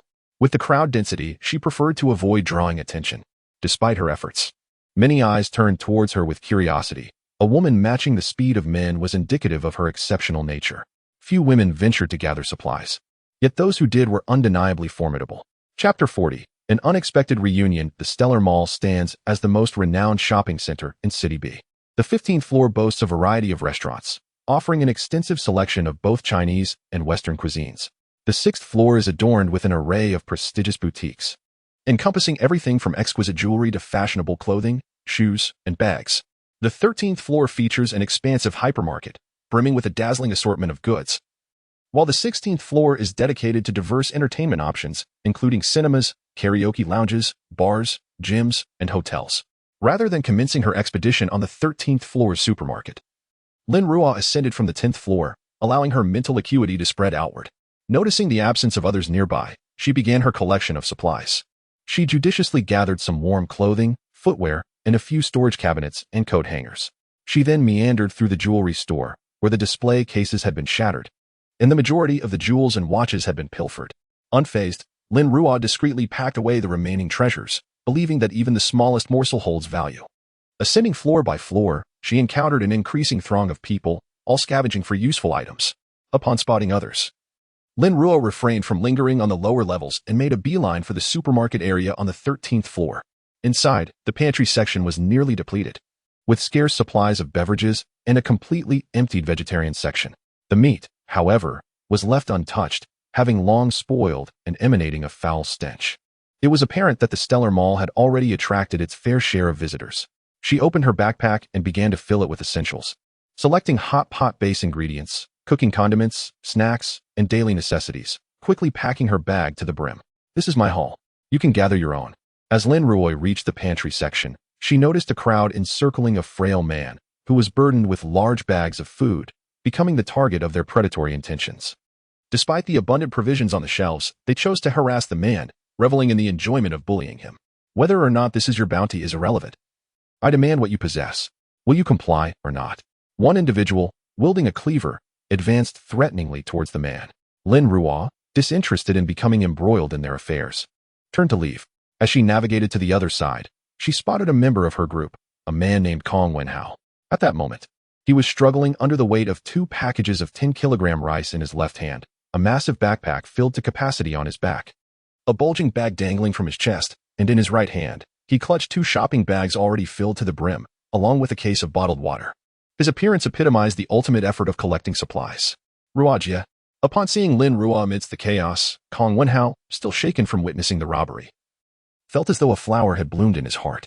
"Our savior has arrived." Lin Ruo nodded and gracefully maneuvered past him, snatching a bag of rice and a bag of flour from the shelf behind him, which she held in her left hand. Drawing a dagger from her waist, she inquired, "I'm heading back. What about you?" Kong Wenhao felt a surge of joy and promptly expressed, "I am ready as well. Sister Ruo, may I accompany you back?" Lin Ruo nodded, choosing not to seek out the other two individuals. Should they cross her path, she would attend to them, for she had accepted their provisions as compensation. If they did not appear, she would leave it to fate. As the two ventured outside, they indeed witnessed a group of men who had felled a frail man to the ground, blood staining the earth and the bag of supplies he had clutched so tightly. Yet, in the next moment, that bag was snatched away. "Ah, this young lady is quite lovely, and she appears so pristine and vibrant," remarked a man wielding a cleaver, his eyes lighting up upon seeing Lin Ruo. The blade he held was still smeared with the blood of the earlier victim, droplets splattering his face. And coupled with his lecherous gaze and grotesque grin, he appeared particularly menacing. As he spoke, he motioned for those behind him to approach, scrutinizing Lin Ruo as if assessing merchandise. Kong Wenhao swallowed nervously, but Lin Ruo feigned ignorance, her steps unwavering. When the man noticed her disregard, his anger flared, and he raised his hand to seize her shoulder. Naturally, Lin Ruo would not allow him to lay a finger on her. She shifted her body to the right and swiftly slashed upward with her dagger. In an instant, the man's left hand was cleanly severed, blood spurting forth and splattering Kong Wenhao's face. The cleaver fell to the ground as the man clutched his wrist with his remaining hand, gritting his teeth in agony. His eyes locked on Lin Ruo with a fierce intensity. "Damn it! Kill her!" he bellowed, turning to shout at his companions, and with his remaining hand, he grasped the fallen cleaver, lunging fiercely at Lin Ruo. Lin Ruo remained undeterred. Having forged an enmity, she resolved to eradicate the threat entirely. For leaving even a single enemy alive would jeopardize her own safety. She tossed the rice flour in her hand to Kong Wenhao, who steadied it with his leg. With a swift motion, she aimed her dagger at the man's neck, and in that moment, the man's blade halted midair as he stiffened and collapsed to the ground. Lin Ruo advanced rapidly, closing in on the remaining assailants, all of whom brandished knives and aimed their strikes at her. Yet, in her eyes, their movements were languid. She merely pivoted slightly to evade, her steps pressing forward as her dagger danced through the air, each stroke leaving a trail of crimson, targeting the neck and chest with lethal precision. In less than 2 minutes, 5 adversaries lay slain, and the remaining 3, paralyzed with fear, abandoned their fallen comrades and the supplies, fleeing in desperation. Lin Ruo did not pursue them. Instead, she crouched down, wiping her dagger clean on the clothing of the deceased, then cutting a piece of fabric to tend to her hands. Despite her efforts to avoid the bloodshed, her raincoat bore stains, and some had even splattered onto her face. She frowned slightly and turned to Kong Wenhao. Startled by her gaze, he stammered, "Sister Ruo, I am one of you." Lin Ruo, speechless, regarded him, aware that he was indeed an ally. She took her supplies from Kong Wenhao, replying, "I know. Let us go." Kong Wenhao, without a moment's hesitation, swiftly matched Lin Ruo's pace. The onlookers, observing from a distance, etched Lin Ruo's visage deeply into their memories. Her remarkable skills were certainly not to be trifled with. Upon returning to the disembarkation point, Li Wei and his companions bore traces of blood, while the other 2 members of Team B had returned unscathed. "You all should go," Lin Ruo instructed, placing her belongings upon the ground as she addressed Li Wei. "The supplies in the grain and oil area are nearly depleted. We must act swiftly." "Understood," Li Wei replied, hastily ascending the stairs with the other 3 individuals. Lin Ruo found a spot by the water's edge, settling into a cross-legged position. From her backpack, she retrieved a bottle of mineral water, discreetly extracting it under the cover of her mountaineering bag. She also produced a clean cloth, pouring a small amount of water onto it. After lightly dampening the fabric, she returned the remaining water to her backpack, utilizing the reflection from the pooled water. She began to wipe the blood splatters from her face. The sensation of dried blood on her skin was far from pleasant. She resolved to remember to wear a mask next time she ventured out, for it would certainly facilitate her endeavors in combat. Kong Wenhao and the other 2 recounted their recent experiences in vivid detail, and soon, admiration flickered in the eyes of his companions as they regarded Lin Ruo. Initially, they had believed her ability to dispatch so many foes was solely reliant on the firearm in her possession. However, it now appeared that she could accomplish such feats with nothing more than a dagger, showcasing her formidable prowess. As they pondered this, an unexpected presence approached them, 6 bodyguards clad in suits, forming a protective circle around a man and a woman at the center. The man's arm was wrapped around the woman's slender waist, and she nestled against him, her gaze filled with tender affection. If one were to disregard the surrounding context, the couple exuded an air of romantic intimacy, coupled with the imposing bodyguards behind them. The group appeared less like individuals seeking supplies and more akin to a domineering CEO accompanied by his charming wife on a shopping excursion. Upon sensing their approach, Lin Ruo lifted her head, momentarily narrowing her eyes before breaking into a genuine smile. What a twist of fate! Wasn't that Zhou Qing, the esteemed director? Chapter 41. The death of Zhou Qing in the dimly lit shopping mall. Amid the cacophony of the stairwell, a vision of beauty approached gracefully. Lin Ruo gazed intently at the enchanting figure drawing near, her allure as radiant as ever, delicate and captivating. Yet, who could fathom that beneath such exquisite beauty lay a heart marred by ugliness and selfishness? She had initially intended to seek out Zhou Qing and Jiang Haochen when the bitter cold descended. But fate had conspired to bring her face to face with them today. What serendipity! The consequences of malevolence are dire. Even the heavens could not turn a blind eye, seemingly aiding her in her endeavors. As the group drew closer, the light in Lin Ruo's eyes intensified, and the curve of her lips rose with increasing delight. Kong Wenhao cast a cursory glance at Lin Ruo, instinctively taking a step back upon witnessing her unsettling expression. After realizing his reaction, he awkwardly rubbed his nose. Indeed, her demeanor was rather unsettling. The group of 8 soon stood before Lin Ruo and her companions, and the man at the center turned his gaze towards Kong Wenhao, the only one among them who appeared to possess considerable strength, brandishing a bloodied knife. "Is this your kayak?" Kong Wenhao addressed Lin Ruo, who sat by the water's edge. "Look, it's a woman leading the team," the man remarked with surprise, observing the woman seated with a tattered piece of cloth in hand. "Are you their captain?" His brow arched slightly. A woman at the helm, flanked by 3 seemingly frail teammates. His initial impression was one of disdain. Perhaps he had underestimated them. Lin Ruo rose to her feet, not deigning to glance at the man before her, her attention fixated on Zhou Qing. At that moment, Zhou Qing donned a striking red spaghetti strap gown, accentuating her exquisite figure, her fair skin radiating an endearing charm, devoid of the assertiveness one might expect 5 years hence. Recalling the scenes before her demise, a hint of murderous intent flickered in Lin Ruo's eyes, her gaze towards Zhou Qing shifting from fervent to frigid. Zhou Qing, sensing the impending danger, instinctively retreated behind the man, lightly shaking his arm as she feigned a pout. "Haoshuan, I feel a bit scared." Li Haoshuan patted Zhou Qing's hand resting on his arm and then, with displeasure, addressed his subordinates. "Go and seize those 2 boats for me." The bodyguards behind him, imposing in stature and evidently armed, swiftly moved into action. Though these guardians appeared formidable, Lin Ruo felt no fear. Rather, exhilaration coursed through her. Since her rebirth, she had tirelessly trained, yet had never truly unleashed her full potential in combat. Today presented a rare opportunity to gauge her prowess without resorting to her extraordinary abilities. However, before indulging in this thrill, she had to resolve one matter. Zhou Qing could not escape. Their encounter had been too hard one. A glimmer of blue light flashed in her eyes as her psychic energy surged forth, her water-based abilities swiftly converging upon Zhou Qing. At the onset, Zhou Qing concealed herself behind Li Haoshuan, her gaze towards Lin Ruo laced with disdain as she anticipated the latter's impending misfortune. However, in the next moment, an excruciating pain surged through her thigh. Bang! Ah, my leg! Zhou Qing collapsed uncontrollably to the ground, her complexion ashen and devoid of blood, as her thigh was shattered into fragments. Surrounding her were grotesque remnants of flesh and bone. "It hurts. Haoshuan, it hurts so much." Li Haoshuan, too, found himself besmirched by the grisly aftermath, initially startled, followed by a grimace of revulsion as he instinctively raised his head, vigilant of the rear. The bodyguards, disregarding Lin Ruo and her entourage, formed an impenetrable barrier around Li Haoshuan. A minute elapsed in silence, and narrowing his eyes, Li Haoshuan bellowed, "Who dares to strike from the shadows? Are you too cowardly to confront me?" The onlookers, recognizing the formidable presence before them, retreated from the stairwell, silence enveloping the scene save for the sound of water flowing. "Ah, I've lost so much blood. Haoshuan, please help me. I don't want to die." Zhou Qing, pushed outside the protective circle, crawled toward Li Haoshuan with her bloodied hands, leaving a trail of crimson in her wake. "It hurts. The pain is unbearable." She had been pampered since childhood, excelling academically, possessing a sharp mind, and graced with beauty. She had always been the center of adoration. Even amidst the apocalypse, she had Li Haoshuan's affection to rely on. She had never experienced such despair.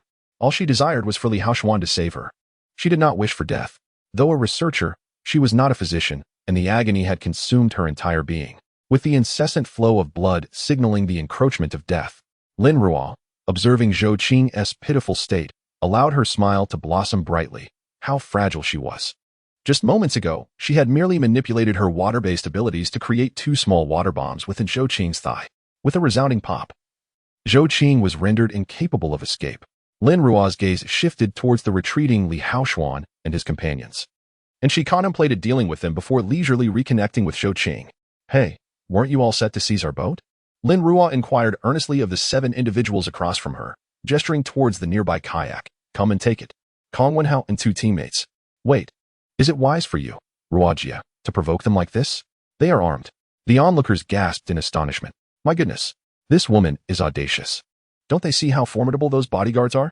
Feeling Lin Ruo as provocation, Li Haoxuan's expression darkened. The audacity of a mere woman to mock him was tantamount to courting death. Open fire. Eliminate her first. The bodyguard before him swiftly unsheathed his weapon at the command. But Lin Ruo darted forward, her movements swift as lightning, like a fleeting shadow. Before he could fully draw his gun, she seized the weapon's safety, rendering him powerless. No matter how he struggled, the man was not to be underestimated. He swiftly bent his knees to thrust upward, aiming directly at Lin Ruo's chest. Lin Ruo narrowed her eyes slightly, and with a sudden surge of strength, she snapped his hand with a resounding crack. The gun seamlessly transitioned into her grasp. Simultaneously, her other hand blocked his leg, resulting in another crack as the bodyguard's leg bone shattered. The bodyguard let out a muffled groan, feeling as though he had kicked a stone. In a swift motion, he drew a military dagger from his other side, aiming it quickly towards Lin Ruo's throat. While shouting to his comrades to open fire, a faint smirk curled at the corner of Lin Ruo's mouth as she seized his wrist with her right hand, exerting tremendous force that crushed the wrist of his other hand, causing the dagger to clatter to the ground. With both hands incapacitated and one leg rendered useless, the bodyguard could no longer endure the pain and collapsed to the ground, cold sweat beading on his face from agony. Bang! Lin Ruo's gun twirled in her grip before she fired a shot at the fallen bodyguard, the bullet piercing his skull. At that moment, the other bodyguards had already drawn their pistols and aimed them at Lin Ruo. Witnessing her prowess, Li Haoxuan began to panic. He had not brought many men for this outing, and for safety's sake, he decided it was time to retreat. In a swift motion, Lin Ruo grasped the corpse of the previously incapacitated bodyguard from the ground with her left hand, using it as a shield against the incoming bullets. The sounds of bullets embedding in flesh echoed around her. Shielding herself with the lifeless body, she approached the remaining bodyguards quickly. The guards, attempting to reposition themselves, began firing at Lin Ruo in hopes of bypassing the corpse in front of her to eliminate her. Unfortunately, Lin Ruo's speed was unparalleled. Even as the bodyguards tried to retreat, the distance between them rapidly diminished. She even counted the gunfire, timing their reloading intervals, and from behind the corpse, she extended her hand, relying solely on her hearing to shoot down 2 more bodyguards. In an instant, the distance closed to within 5 meters. Lin Ruo swiftly hurled the corpse towards the remaining bodyguards. The last 3 men darted to the sides to evade, but the angle of the incoming body was awkward, its speed astonishing, and its force immense. They were inevitably grazed by the body, causing them to stumble.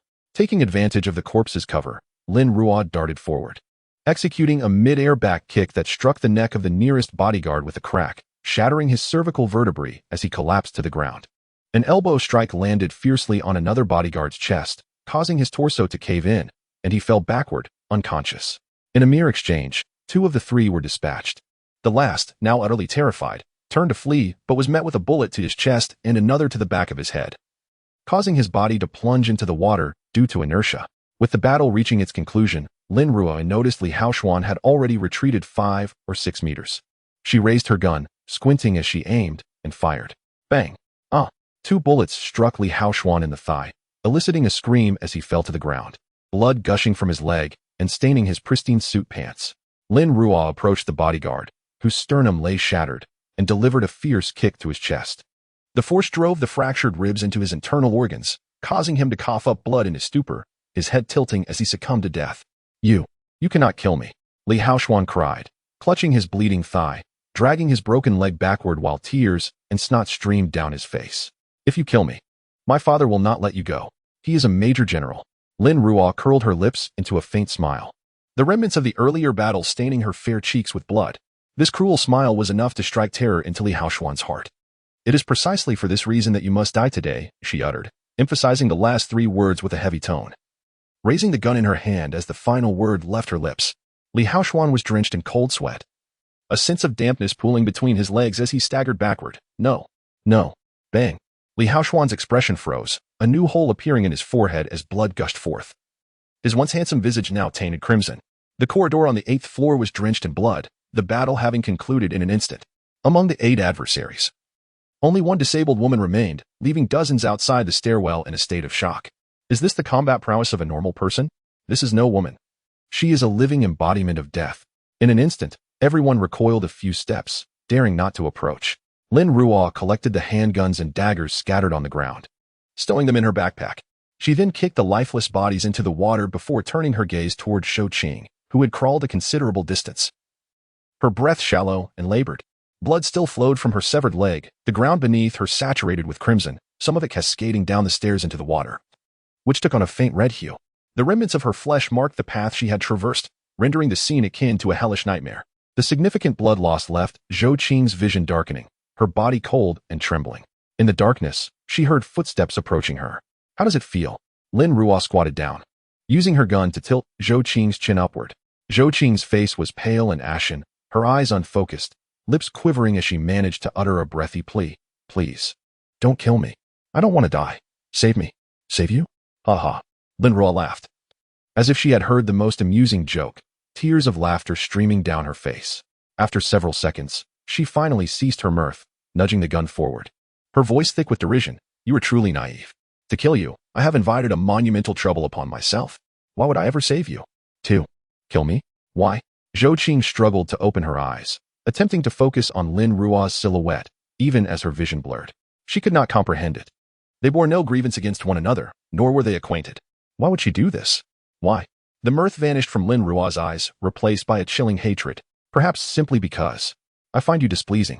Standing upright, Lin Ruo ended Shou-Ching's life with a single shot, then discharged several more bullets into her head and heart, ensuring her demise was absolute. Kong Wenhao and the two teammates beside him stood with their mouths agape, astonished by the sheer magnitude of animosity and resentment. How deep must their grievances run, to waste so many bullets even in death? After eliminating Shou-Ching, Lin Ruo lifted her head and took a deep breath, feeling a significant weight lift from her shoulders. With this individual gone, the abhorrent experiment that had caused so much disdain would vanish along with her, never to resurface again. Chapter 42. The crafting of medicinal ingredients. After Lin Ruo had dealt with the few individuals, she resumed her seat by the water's edge, using a bottle of mineral water to cleanse her face. A vacuum of space formed around them, with others retreating 10 meters away, wary of provoking the living embodiment of death and inviting disaster. Kong Wenhao briefly contemplated distancing himself from Lin Ruo, yet he hesitated, opting instead to huddle with the two other team members, striving to diminish his own presence. After considerable effort, Lin Ruo managed to wipe the blood from her face, expending an entire bottle of mineral water. The act of killing was indeed troublesome. While the act itself was exhilarating, the aftermath left a mess of blood everywhere, which was hardly sanitary. Li Wei and the others soon returned, their eyes widening at the sight of the extensive bloodstains on the stairway. The metallic scent so pungent it was nearly suffocating. They frowned, bewildered by the sheer volume of blood. However, this was not a suitable place for conversation. The group swiftly boarded the boat, wrapping all their supplies in raincoats to prevent them from getting waterlogged. On the journey back, Lin Ruo and Zhao Hui were supposed to paddle the boat, but Kong Wenhao interjected, "Allow me to assist Sister Ruo in rowing." Zhao Hui cast an astonished glance at him. He had never perceived this fellow as particularly observant. Lin Ruo returned his gaze and tossed the oar to Kong Wenhao. Naturally, she preferred not to exert herself unnecessarily. The two kayaks swiftly departed from the Stellar Mall. Once they had moved a considerable distance, the remaining individuals dared to gather and discuss the recent events. Moreover, the luxurious yacht remained unclaimed by the living embodiment of death. A fierce battle had erupted in the mall over this opulent vessel, and it was later reported that the water flowing from the Stellar Mall that day was tinged red. As Zhao Hui rowed, he discreetly gestured to Kong Wenhao and quietly inquired, "What transpired? Why are you so eager to assist?" Kong Wenhao glanced at Lin Ruo, who was busy bailing water, noticing her lack of concern, and thus recounted the events to Zhao Hui without embellishment. The unadorned narrative caused Zhao Hui to gasp in astonishment, turning to regard Lin Ruo in shock. All 6 adversaries were armed, yet they were eradicated in mere minutes, and she emerged unscathed. What level of prowess was this? Meanwhile, on the other boat, Li Wei absorbed the entirety of the account, his expression darkening. He had previously held estimations of her capabilities, yet Lin Ruo consistently shattered his expectations. If their claims were true, Lin Ruo's skills matched those of a world-class assassin. Their return journey lasted an hour, during which the number of individuals throwing objects at them diminished significantly. However, upon arriving at the Longyuan community, the tension among Zhao Hui and Li Wei became palpable, particularly as they passed buildings 8 and 9, where heads protruded and hostile gazes were directed their way. Zhao Hui's brow furrowed deeply. These individuals would likely become restless upon sighting the two kayaks. Lin Ruo glanced up, but paid them no heed. The greatest gain from this outing was undoubtedly Zhou Qing. It seemed prudent for her to accompany them on their next expedition for supplies. Perhaps they would even encounter Jiang Haochen. As for Li Haoshuan, his father holds the rank of lieutenant general, which indicates that the high-ranking officials in City B remain in the urban area and have not relocated. Thus, the establishment of the base in City B has yet to commence. Returning to Building 3, Zhao Hui is responsible for distributing supplies. All the provisions that Lin Ruo has taken for herself belong solely to her. In addition, she has received 2 bags of 10-kilogram rice, 2 boxes of bottled water, and 3 large bags of assorted instant foods containing an array of biscuits and instant noodles. Sister Ruo, you must be particularly cautious in the next couple of days. Zhao Hui quietly reminds her as she carries her belongings upstairs. She glances back at him and nods slightly, fully aware of what Zhao Hui implies. Though she seldom ventures out, she is quite informed about the happenings within the various buildings of Longyuan. These individuals are aware of the valuable goods they possess and will undoubtedly attempt to seize them. Upon reaching the 25th floor, Lin Ruo keenly senses the furtive glances cast upon her by those in the corridor. She turns her gaze towards her door. The ice that had sealed the lock remains intact, albeit marred by numerous scratches and dents, evidencing that it has been forcefully struck. As her eyes sweep over the faces of the onlookers, they shrink back in fear, trying to diminish their presence. The kind soul who often assists Lin Ruo in cleaning up bloodstains dares not meet her gaze and gradually lowers his head. A smirk plays on Lin Ruo's lips. It is as she anticipated. Their assimilation is swift. She shifts her focus back to her door, places her hand against it, and in an instant, the solid ice surrounding the lock dissipates. Only then does she retrieve her key and smoothly unlock the door.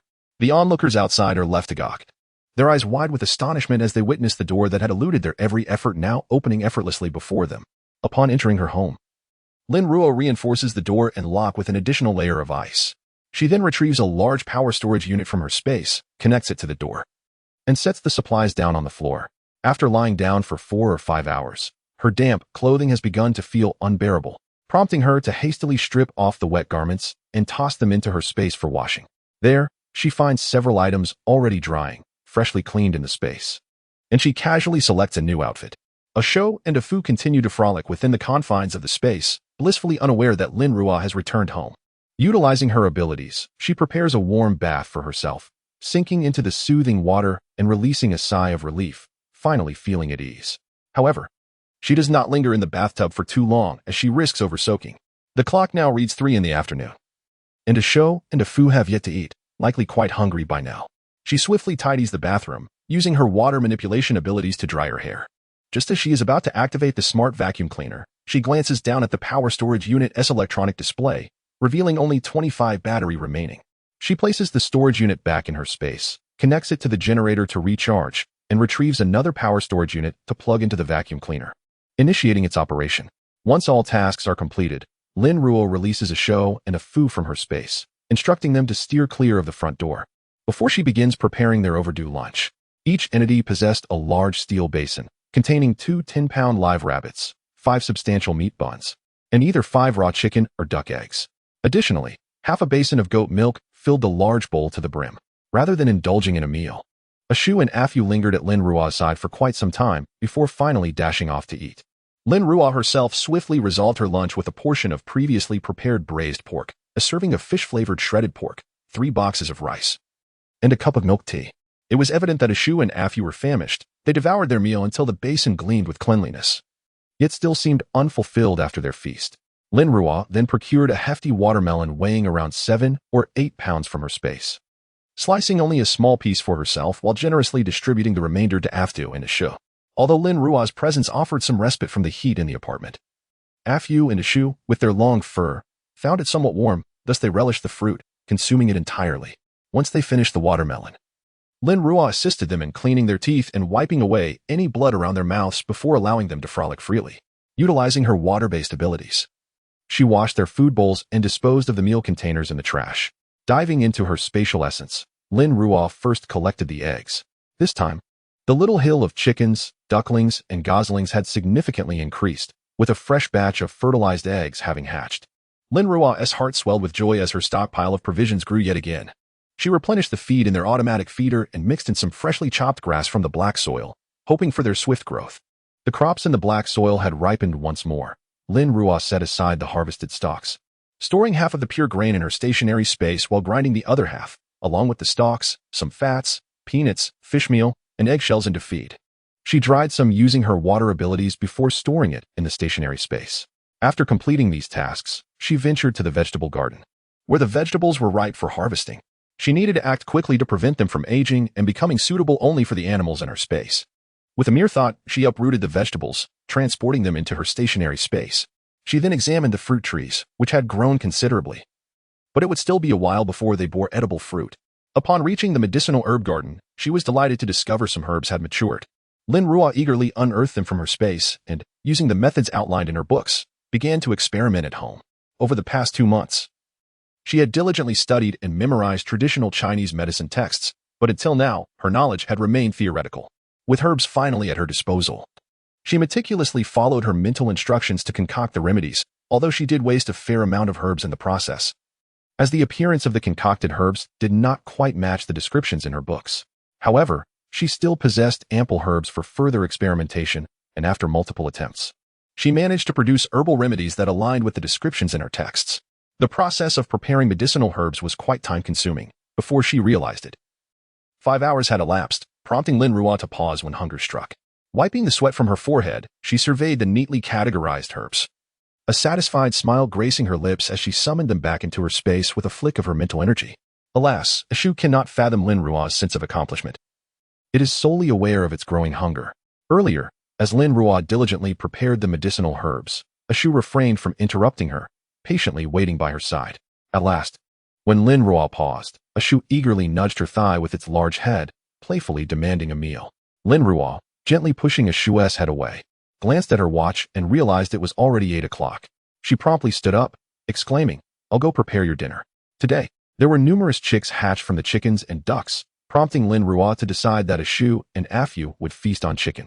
She retrieved their steel bowls, placing 2 whole chickens in each, complemented by some freshly washed fruits and a selection of freeze-dried treats favored by dogs. Once everything was set, Ashu hurriedly dashed to its meal, while Afu leisurely approached, licking Lin Ruo's hand before it began to eat. Only then did Lin Ruo have the opportunity to prepare her own dinner. She served herself 2 portions of homemade fried rice, a serving of fried chicken, and washed a basin of strawberries, thus completing her evening meal. Connecting the projector to her tablet, she selected a comedy film to enjoy while dining. The fried rice was still steaming when served, and the fried chicken had a crispy exterior, with tender, juicy meat inside. Absolutely delectable. The strawberries were large and sweet. Yet having indulged too much earlier, she found herself leaving half of them uneaten. Regrettably, the comedy did not elicit laughter by the time she finished her meal. Lin Ruo had yet to smile. Perhaps next time, she mused, she would opt for a horror film instead. She picked up her tablet and switched to a romantic film, one she had heard about during its release, noted for the sweetness of its lead actors' performances. Once Ashu noticed that she had finished eating, it trotted over, drooling at the sight of the remaining strawberries. Lin Ruo, bemused and amused by Ashu's gluttonous expression, decided to share the leftover strawberries with both Ashu and Afu. The film continued to play on the screen, while Lin Ruo's homemade ice basin sat comfortably in the living room. Seated on the sofa with Afu's large head resting on her small legs, Lin Ruo continued to watch the film, observing the romantic interlude between the protagonists. Yet, she felt no sweetness in their love story, only a sense of tedium. Perhaps, having endured the apocalypse and witnessed numerous betrayals among couples, she found it difficult to immerse herself in such narratives. Ashu dozed off, its head nestled on her leg, as a warm atmosphere enveloped the room. Suddenly, a piercing scream shattered the tranquility from outside. Chapter 43. Chaos Do Not Kill Me. Lin Ruo was still watching the movie, but the sounds of violence outside made this romantic film seem even more unbearable. She clicked her tongue, turned off the projector, and stood up to stretch her limbs. Next time, she resolved to choose a horror film featuring zombies to match the atmosphere. Afu and Ashu had already darted to the door, recalling their owner's warning against approaching it. With ears perked up, they remained vigilant to the commotion outside. The screams grew increasingly louder, drawing nearer and sounding more vivid. Lin Ruo raised an eyebrow in surprise. It appeared that this group had fought their way up from the lower floors. How ruthless could they be? Was there truly such savagery in Building 3? She pondered for a moment, then shook her head slightly. If such brutality existed, Zhao Hui would not allow it to escalate. Thus, only one possibility remained. It must be individuals from the other buildings. She approached the balcony, gently lifting the edge of the curtain, and picked up the binoculars placed nearby to look down. Indeed, there were numerous rafts tethered near Building 3. Lin Ruo's eyes curved with satisfaction. It seemed that many had come this time. Zing. Ah, damn it. There's electricity on this door. How is there power when the electricity has been cut? She must have a generator. That has quite a treasure. Be careful. Once we get in, we'll make that wretched woman taste the shock. There's nothing on 2502, hurry. Open this one first. Lin Ruo raised an eyebrow, the sounds outside unmistakably revealing their intentions. Since they had come, they should not leave unscathed. Instead of grabbing the desert eagle on the table, she retrieved a finely crafted long knife from her spatial storage, weighing 3 kilograms. The blade was sleek with deep blood grooves on either side. A gentle flick of her fingers sent a resonant hum through the steel. It was indeed a splendid weapon. Lin Ruo's delicate fingers glided over the blade. When it came to killing, she found the tactile sensation of the blade piercing flesh to be particularly gratifying. Upon seeing her draw the long knife, Afu and Ashu turned towards the door, their bodies tensed, for standing on end, entering a state of readiness. With the long knife in hand, Lin Ruo walked slowly to the door, stowing away the power box and electric clips in her spatial storage. Grasping the doorknob, she looked down and smiled at Afu and Ashu. Let us go. Today we shall indulge in a delightful slaughter. With that, she flung the door open. Without hesitation, Afu and Ashu sprang forth.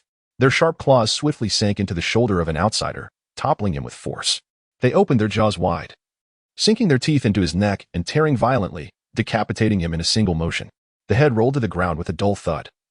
And the two men had not even managed to scream before their fate was sealed. Simultaneously, Lin Ruo, with the swiftness of a lightning bolt, slammed the door shut.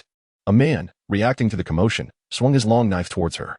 Lin Ruo raised her own blade, and with a single stroke, severed his shoulder, sending his arm and knife flying through the air, blood splattering across the face of a nearby individual. Ah! The man clutched his shoulders in agony, a stark contrast to the ordinary individuals around him. These people were ruthless enough to wield knives and take lives, yet they differed from those who had undergone rigorous training, as they could not endure such excruciating pain. Accompanied by the haunting cries of despair, Lin Ruo plunged the long blade into his chest with swift precision, her wrist deftly twisting, instantly mangling his heart and silencing his screams. She withdrew the blade from his lifeless form, which collapsed to the ground with a thud. Raising her gaze, she surveyed the chaos unfolding in the corridor of the 25th floor, where Zhao Hui and his comrades engaged fiercely with their adversaries. To facilitate recognition amidst the mayhem, each individual had bound a red ribbon around themselves. Li Wei had also ventured out, wielding his weapon. Having already claimed the lives of 4 or 5 foes, his visage and attire drenched in crimson, a clear indication of his bloodlust. Afu and Ashu exhibited a remarkable synergy, alternating between offense and defense, allowing them to counter their attackers without sustaining a scratch. Within mere moments, 4 or 5 adversaries lay slain. The corridor was teeming with combatants, blood splattering in every direction. A sinister smile curled at the corners of Lin Ruo's mouth as she wielded her knife with unyielding resolve. Her movements seemingly instinctual, a testament to the reflexes she had honed over countless hours of training. As an assailant attempted to ambush her from behind, she deftly thrust the blade backward, the tip piercing his chest with deadly accuracy. With a swift motion, she extracted the knife, severing the head of another foe in a single fluid motion. The act of killing transpired in an instant, 2 bodies collapsing simultaneously. Damn it! Charge! A frenzied adversary, equally consumed by bloodlust, swung a cleaver menacingly at the formidable Afu, believing that even if he did not fell the beast, he could at least inflict injury. However, after claiming 1 life, Afu merely glanced at him before retracting, only to be ambushed by a massive figure that sank its teeth into his arm. With a sickening crunch, Ashu tore the entire arm from the assailant's body. Ah! The man fell to his knees, clutching his blood-soaked shoulder, only to have Lin Ruo swiftly slice through his neck, a thin line of crimson emerging as blood gushed forth. He collapsed backward, lifeless. As the death toll on the 25th floor escalated, the ground became increasingly littered with bodies, necessitating that combatants tread upon the fallen as they advanced. It soon became evident to their opponents that they were at a disadvantage, with their own ranks suffering heavy losses while only a couple from the opposing side had fallen. The formidable duo of a man and woman, along with their fierce canine companions, instilled a sense of dread. After all, no one wishes to meet their demise. Retreat. Split into 2 groups. In an instant, they divided. One faction heading toward the staircase leading down, while the other dashed toward the rooftop, intending to leap into the deep waters below, where allies on wooden rafts awaited to aid their escape. Zhao Hui and his men guarded the staircase descending, while Li Wei stood firm at the ascending end. Given the superior numbers on Zhao Hui's side, Lin Ruo unhesitatingly opted to support Li Wei. Afu, Ashu, headed the other side. Hearing her command, Afu's ears perked up. He swiftly severed the neck of the man before him, then leaped toward Zhao Hui's direction. Meanwhile, a shoe flung its head, sending several surrounding foes sprawling as it rapidly advanced toward Afio.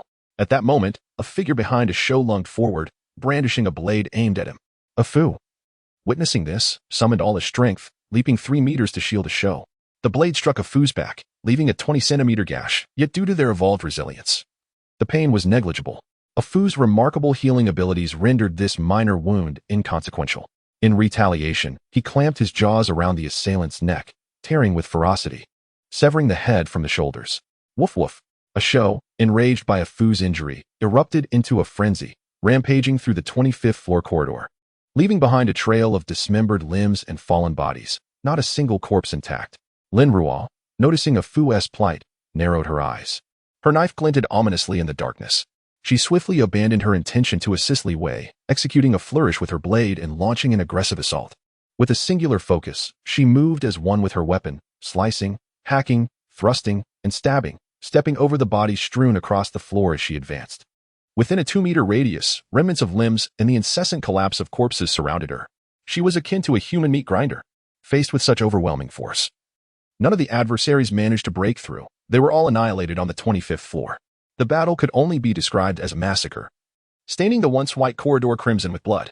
When the chaos finally ceased, the bodies lay piled 4 layers deep, and blood flowed like a river down the staircase. Zhao Hui's group had dwindled to only 4 or 5 members, the rest either dead or gravely injured, and in their current state. Serious wounds were tantamount to a death sentence. Li Wei's crew-cut hair was soaked in blood, clinging to his face as it trickled down his cheek. He gripped a blood-red bone knife tightly, leaning against the blood-splattered wall, panting heavily. Lin Ruo stood nearby, resembling a specter of bloodshed, her entire form drenched in crimson, save for her eyes, which sparkled with a fierce light, exuding an aura of death. A Fu and a show were similarly stained, their fur matted and tongues lolling as they gasped for breath. Damn, this is exhilarating, Zhao Hui exclaimed, disregarding the gruesome scene as he plopped down on a nearby corpse. This group was utterly deranged, 70 to 80 individuals. Without Lin Ruo and Li Wei, he mused, he would have met a similar fate. He gazed at Lin Ruo, who stood resolutely in the center, flanked by her 2 formidable canines. It was evident that the majority of those 70 to 80 had perished at the hands of Lin Ruo and her beasts. These dogs were ferocious, displaying an uncanny tactical intelligence, leaving no room for survival. Ruo Jia, how do you raise these dogs? Teach me. Once we escape, I must have a pair of my own. Zhao Hui jested, panting heavily. Lin Ruo shot him a glance, her tone icy. You couldn't. Li Wei, leaning against the wall, chuckled softly, the tension of the earlier skirmish dissipating. Zhao Hui was left speechless, realizing that she had an uncanny ability to shut him down. How could he not raise them? Zhao Hui turned to glance at the 2 bloodhounds, their eyes glimmering with a chilling light. He rubbed his nose, sensing that perhaps raising such fierce creatures was beyond his capabilities. With their savage temperament, they would dare to bite a person without hesitation. One could only assume they had never tasted cooked food, having long been accustomed to the scent of blood. Perhaps they had indeed feasted on human flesh. As this thought crossed his mind, he noticed the fear in the gazes of a Fu and a show and quickly stood up, forcing a grim smile towards Lin Ruo. Sister Ruo, you must be tired. Let us handle the cleanup outside. You should return home and rest. Lin Ruo surveyed the numerous corpses strewn across the ground, unwilling to engage in such laborious work. She nodded in agreement and, accompanied by a Fu and a show, made her way back home. Once the door to Lin Ruo's house closed, Zhao Hui dared to approach Li Wei, whispering, brotherly. What do you think Sister Ruo feeds those 2 dogs to keep them so fierce? Li Wei lowered his eyes with a smile. Indeed, in this apocalyptic world, where people struggled to find enough to eat, what could those dogs possibly consume? Yet, what did it matter to him? He cast a glance at the bodies on the ground, silently warning against dwelling on matters better left unconsidered. Zhao Hui rolled his eyes. Am I not aware? I am merely curious. Curiosity killed the cat, you know? Li Wei reminded, lifting 2 corpses as he moved towards the window. Understood, understood, Zhao Hui responded, dragging the remaining bodies to be discarded. Splash, splash. From the 25th floor, bodies were continuously thrown out, striking the water below and creating a tremendous splash. The nearby buildings stood as onlookers, but upon witnessing the fallen figures, they realized the gravity of the situation. Building 3 had emerged victorious. With so many losses on the opposing side, Building 3 had indeed triumphed. Any future actions would require careful consideration of their strength. Meanwhile, Zhao Hui and his companions counted the rain that poured through the window, tallying a total of 94 corpses, including their own losses. Exhausted, their arms felt as if they could no longer lift. They had to rely on the residents of Building 3, who had hidden below, to assist in disposing of the bodies. Damn it. If provoked, I will march straight to their lair. Zhao Hui vented, lying on the ground like a dead dog. Utterly spent, Li Wei glanced at him but said nothing more, turning to head home. Going to confront the enemy's stronghold depended on Lin Ruo's willingness. With just their small group, could they truly succeed? Back at her home, Lin Ruo immediately checked Fu's wounds. Seeing that they were not deep, she felt relieved. To apply medicine, she first needed to bathe him. Her eyes shimmered with a blue light as she conjured 2 large water orbs. After a few minutes, the bloodhounds emerged clean and refreshed. Only then did Lin Ruo begin to shave the fur around Fu's injury, applying medicine and bandaging it while a show patiently waited nearby. Once the treatment was complete, Lin Ruo sighed in relief, patting Fu and a show on the head. You two play for a while. I need to take a shower. She directed the blood water out of the window and encased the door in a layer of frost before making her way to the bathroom. Today, she had indeed bathed in blood and needed to cleanse herself thoroughly. After more than half an hour, Lin Ruo emerged from the bathroom, her previous cleanliness restored. Upon witnessing Lin Ruo emerge from the bath, Fu and a show eagerly approached, yearning for a cuddle. However, Lin Ruo promptly guided them to the bathroom to brush their teeth. Though they had bathed, remnants of meat lingered upon their teeth, necessitating thorough cleansing. It was only after scrubbing their mouths 3 times that Lin Ruo felt assured of their cleanliness. Good. The blood of those individuals is foul. You mustn't consume it, understand? While Lin Ruo could tolerate Fu and a show feasting on mutated beasts, the thought of them devouring human flesh was unacceptable. Hence, she dedicated extra effort to ensuring their mouths were impeccably clean of human blood and flesh. Fu and a show nodded in agreement. Sensing that this flesh lacked the fragrant allure of mutton from their realm, Lin Ruo affectionately patted their large heads. Good boys. Chapter 44, The Upgrade of Water Ability. What? The young master has taken the yacht out and has yet to return. In the top-floor office of the Huaxing building in City B, a middle-aged man clad in military attire slammed his palm down on the desk, his eyes blazing with fury as he glared at the bodyguard who dared not meet his gaze. Taking a deep breath to regain his composure, his eyes darkened as he recounted the situation at hand. Indeed, the bodyguard finally mustered the courage to lift his head, his tone steady. Sir, the young master merely mentioned taking Ms. Zhou out for some leisure, without specifying a destination. At that time, Akuan had dispatched 5 individuals to accompany him. It's Zhou Qing again. I knew that woman was trouble. Li Weiguo felt a headache coming on. Li Haoshuan was his long-awaited son, whom he had indulged somewhat. In recent days, he had been preoccupied with military construction projects, inadvertently neglecting him, and now, in the blink of an eye, the boy had vanished. Go find him. We must locate the young master. Yes, sir. The bodyguard acknowledged and exited the office. Li Weiguo rose and approached the floor-to-ceiling window. Outside, torrential rain pounded against the glass, creating a cacophony of sound. This deluge had caught everyone off guard. All government officials had evacuated promptly and soon began to gather supplies and documents, embroiled in a whirlwind of activity. As the second-in-command of the military in City B, he was well aware of the chaos outside. The torrential rain had persisted for over 2 months, and the order of the outside world had collapsed entirely. To venture out in a yacht amidst such turmoil was akin to a monk wandering into a den of monsters, oblivious to the multitude of ill intentions directed toward him. Now, with all circuits and networks down, even the satellites were rendered inoperative by a bizarre electromagnetic disturbance, making the search for individuals akin to finding a needle in a haystack. Standing before the window, hands clasped behind his back, Li Weiguo gazed into the inky darkness outside, fervently hoping for the safety of the boy. After a prolonged moment, he returned to his desk, retrieving the meticulously crafted blueprints for the military base designed by experts. The construction site remained undetermined, as all plans hinged upon the cessation of the relentless downpour. A flicker of determination ignited within his eyes. In this time of societal collapse, perhaps an opportunity lay before him. The following morning, Lin Ruo was blissfully unaware that the world was frantically searching for Li Haoshuan. She was in the midst of a pivotal moment. During routine training, she had exhausted her mental energy as per her usual practice. Just as she was about to recover with the crystal cores, an unexpected surge of opportunity for upgrading her water ability manifested. Lin Ruo hastily retrieved a pile of crystal cores from her spatial storage, positioning herself amidst the crystalline accumulation. The energy within the cores was drawn forth by her overflowing mental strength, rapidly surging toward her body. It felt as though she were submerged in an ocean 100 meters deep, adrift in the currents. The water flowed continuously into her, gathering within her, increasing in volume until she felt as though she might burst. As the water began to spread throughout her entire being, cleansing her body, the sensation was profoundly pleasurable, and Lin Ruo quickly lost herself in the experience. Time slipped away, and in reality, Lin Ruo sat cross-legged in her bedroom, her form encased within a massive block of ice. The temperature of the ice was exceedingly low, rendering both a Fu and a Shou unable to venture within a 3-meter radius, leaving them to pace anxiously in the distance. Knock, knock, knock. A sound echoed from outside the door.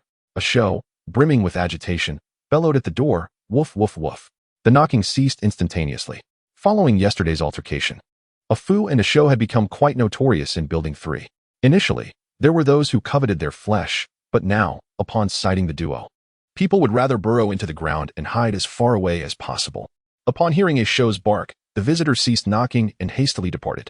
The icy grip on Lin Ruo persisted for an entire day before it began to crack from within. At that moment, all the crystal cores around her had dwindled down to a single shell, their energies completely absorbed by her. As the ice dissipated, a foul odor wafted through the room. Lin Ruo wrinkled her nose and opened her eyes. One of her eyes glimmered with a white light, while the other sparkled with blue, the radiance fleeting. The spatial and water energies within her finally reached a harmonious equilibrium.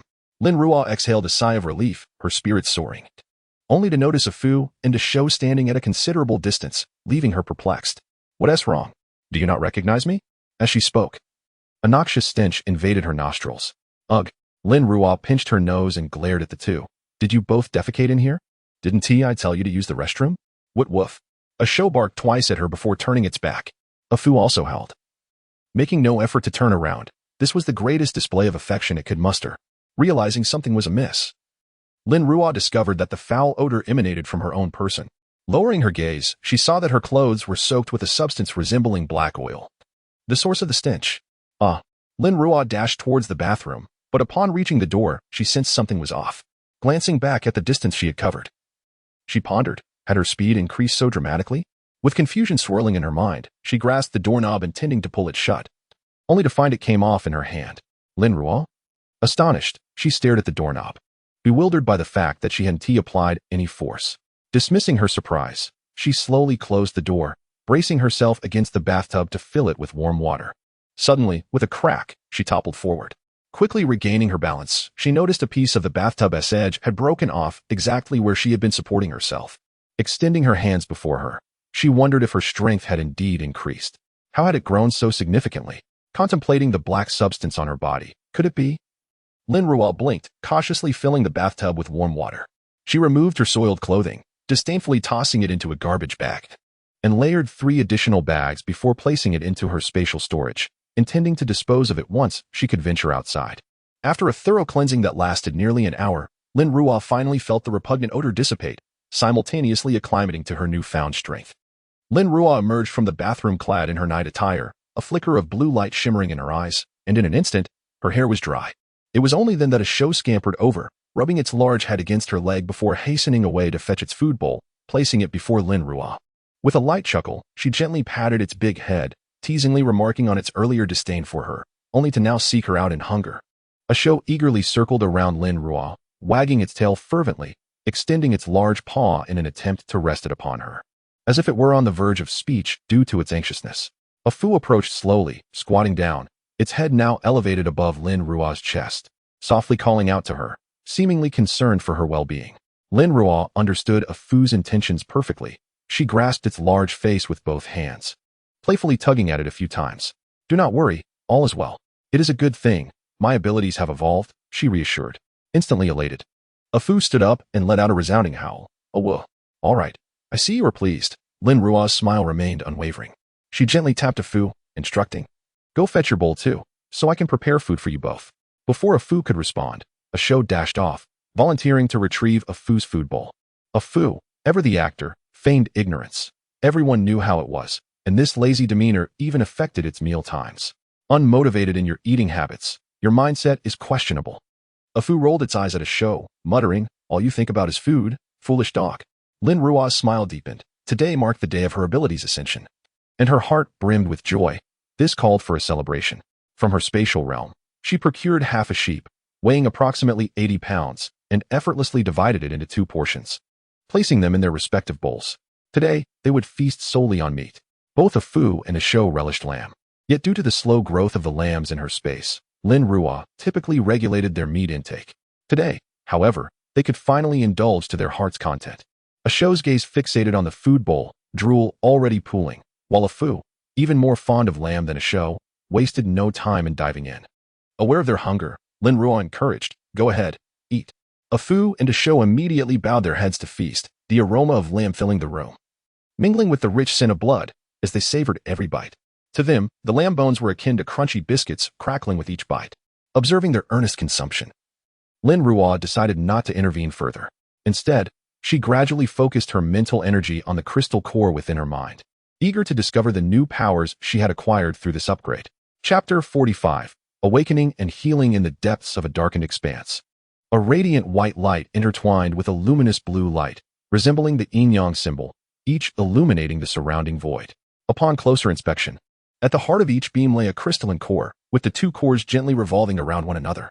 Lin Ruo's mental energy delved into her consciousness, gradually making contact with the water elemental core.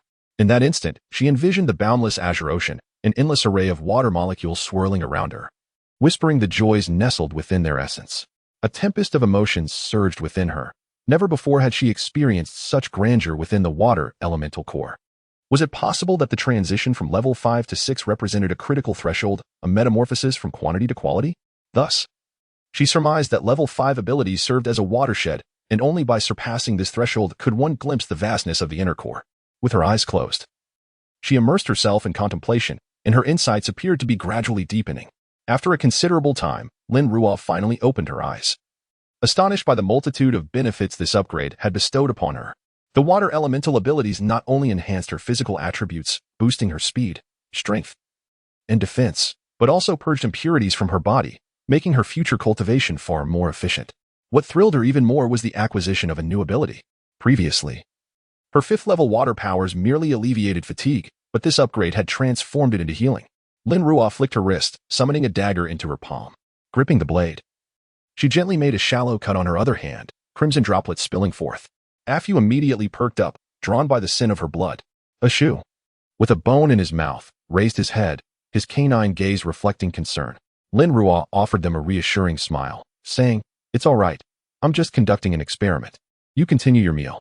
A Shou tilted his head, returning to his food, while Afu cautiously scanned the surroundings before resuming his meal as well. Feeling the concern of Afu and a Shou warm her heart, Lin Ruo turned her attention back to her bleeding hand.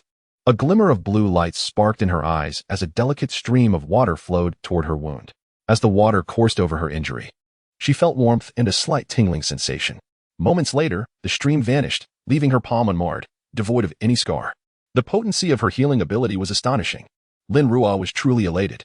In her previous life, she had encountered many awakened healers, most of whom could only facilitate the closure of wounds, inevitably leaving scars. To her surprise, her healing prowess appeared to be capable of erasing even the traces of scars. With this newfound ability, she need no longer worry about injuries to herself or her companions, Afu and a Shou. Previously, in City C, she had pilfered numerous medicinal supplies, yet she was no doctor. Untrained in their use, she had turned to studying traditional medicine to prepare for unforeseen circumstances.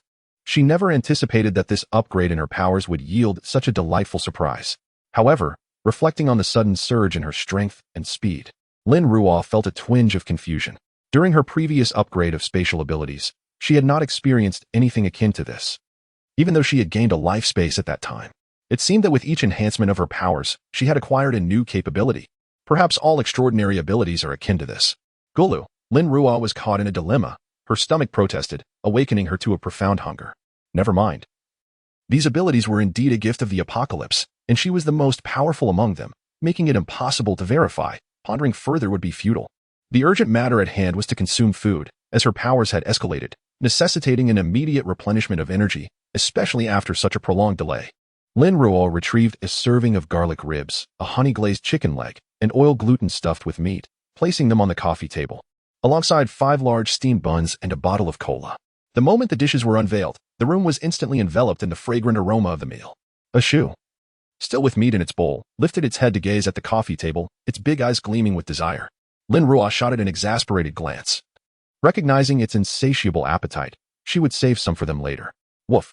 Ashu, hearing Lin Ruo's assurance, felt satisfied and resumed its meal. Before indulging, Lin Ruo retrieved a tablet from her space and selected an animated film to watch while dining. Halfway through the movie, having finished her meal, she picked up the cola on the table, giving it a slight shake. The room temperature beverage instantly exuded a refreshing chill. In such sultry weather, one naturally craves something cold. Taking a sip, she felt an immediate sense of relief. There was still a considerable amount of food left on the table. She had devoured all the buns, while Afu and Ashu lay by her feet, both now sprawled out to a height exceeding her calves. Glancing at their bowls, she noticed there was still a decent amount of lamb, which she promptly stored away in her space, knowing it would spoil if left out for even half a day. With a kind heart, she poured the remaining dishes into their bowls, thoughtfully adding a bowl of rice for each. Afu and Ashu rushed over, indulging heartily. Lin Ruo chuckled, observing how these two, having clearly filled their bellies, treated the familiar food as if it were mere snacks, always eager for more. Shaking her head, she nestled back into the sofa to continue watching the film, which boasted impressive special effects and appealing character modeling. Once Afu and Ashu had finished and returned, Lin Ruo called Afu over, placing her hand gently on the side of its injury as she activated her water-based ability. A delicate stream of water flowed over Afu's wound, which had already begun to heal. In mere seconds, the flesh fully mended, even the shorn fur regrowing. Howl! Afu sprang up, turning to inspect its back where the wound had once been. Upon seeing it had completely healed, it licked Lin Ruo's hand in gratitude. Ashu hurried over to investigate, and upon witnessing the miraculous recovery, it nuzzled Lin Ruo's shoulder. Woof! Lin Ruo smiled as she gently pushed them away, reassuring them that they need not fear injury anymore. Having healed Afu, she utilized her water abilities to tidy up after the meal and even assisted in cleaning their mouths. Afu lay lazily beside Lin Ruo, while Ashu stood guard by the door. Lin Ruo, comfortably lying on Afu's belly, continued to enjoy her film. Knock, knock, knock. Ashu immediately lifted its head toward the door, barking twice. Outside, Li Wei heard Ashu's voice and called out anxiously, Lin Ruo. It's Li Wei. Lin Ruo furrowed his brows and glanced at the clock on the wall. It was already past 9 in the evening. What could he be here for? He seemed rather anxious. Lin Ruo, are you there? Lin Ruo looked at the film nearing its end. Li Wei was not the type to lack awareness. Her refusal to open the door was simply her choice, despite the shouting. It was futile. With Li Wei's stubbornness, if she chose not to open the door, he would keep knocking. Rising from his seat, Lin Ruo picked up the gun resting on the table beside him and tucked it into the small of his back. Although they had fought valiantly together just yesterday, it did not preclude the possibility of someone turning against her today. It was best to be cautious. When Lin Ruo finally opened the door, Li Wei stepped forward anxiously. Lin Ruo, I apologize for disturbing you so late. I came by earlier today, but you didn't answer. Upon opening the door, Lin Ruo noticed the 25th floor corridor was unusually empty. The people who had previously lingered there had vanished. Where could they have gone? It dawned on him that the bloody struggle they had witnessed yesterday must have frightened them away. Lin Ruo scoffed softly. Recognizing some individuals as ungrateful, they would gladly eat from a bowl but curse with the same breath, a classic case of the ingrate. After a brief moment of distraction, he turned to Li Wei and inquired, What is the matter? My child, Dodo, has a fever. I've tried various physical cooling methods, but the fever won't subside. Do you happen to have any antipyretics? Li Wei had only a first aid kit at home, and the fever-reducing medication had already been exhausted. He had checked with Xiao Hui, but there was none to be found there either. Now, they could only hope that Lin Ruo had some. A fever? Lin Ruo observed the urgency in Li Wei's expression, his concern for the child suddenly reminding him of his father. His tone softened slightly. I will go look for some. Thank you. Li Wei's face relaxed immediately. In this apocalyptic world, even an adult falling ill could be fatal, let alone a child. If Lin Ruo didn't have any, he had contemplated borrowing a kayak from Xiao Hui to take the child to the nearest hospital in hopes of finding help. Lin Ruo closed the door, feigning a search. A few minutes later, he opened the door, holding a few fever-reducing tablets wrapped in tissue paper. Take one at a time, with at least 6 hours in between doses. Li Wei solemnly accepted the medication, bowing deeply to Lin Ruo. Thank you. Thank you. The ironclad man, unbending in the face of weaponry, bowed his head for the safety of a child. Lin Ruo waved him off, saying nothing as she closed the door. Leaning against the heavy door, she heard the resounding slam of 2502's door. She was suddenly transported back to her childhood, when she had a fever and it was pouring rain. Her father had been unable to find a taxi. Instead, he wrapped her in a raincoat and ran 2 whole streets to take her to the doctor. Though the raincoat was soaked, she felt the warmth and security of her father's embrace, a cocoon of safety where she had no worries. But as she grew older, She realized that her father too would age, that his once strong arms had weakened. She had thought she could become her father's support. But a tragic accident had taken her beloved parent away. Lost in these thoughts, Lin Ruo felt her eyes welling up. She hastily moved a few steps and embraced the approaching Afu. Afu, I no longer have a father. Afu let out a soft whimper, gently nudging Lin Ruo's face with his moist nose, offering her silent comfort. Ashu hurried over, bowing his head to nuzzle Lin Ruo's hand. All right, she murmured, her emotions fleeting as she found solace in the presence of Afu and Ashu. She playfully tugged on Ashu's large ears, declaring, though I may not have my father to hold me, I can ride on your back, can't I? Wong Wong. Ashu responded with delight, lowering his front limbs to invite Lin Ruo to climb aboard. Her eyes sparkled with excitement as she realized Afu and Ashu had reached her chest. Surely they could carry her without issue. Ashu, can you manage me without being overwhelmed? Wong Wong. Ashu seemed anxious, almost tugging at Lin Ruo's clothing, while Afu nudged her gently from behind, encouraging her to mount Ashu's back. With a joyful leap, she twisted her body and settled onto Ashu's sturdy frame. Once atop, she marveled at how much Ashu had grown. There was more than enough space for her to lie comfortably upon him. Ashu bore her weight effortlessly, glancing back at Lin Ruo with a proud glimmer in his eyes, as if to say, look at your petite stature. Did you truly fear you might crush me? He trotted around the living room, making 3 joyful circles, while Afu lay on the floor, watching the playful antics of the girl and her dog. With their affectionate antics, any lingering traces of Lin Ruo's discontent vanished. She leapt down from Ashu's back and embraced both Afu and Ashu, showering them with kisses. You two are the best.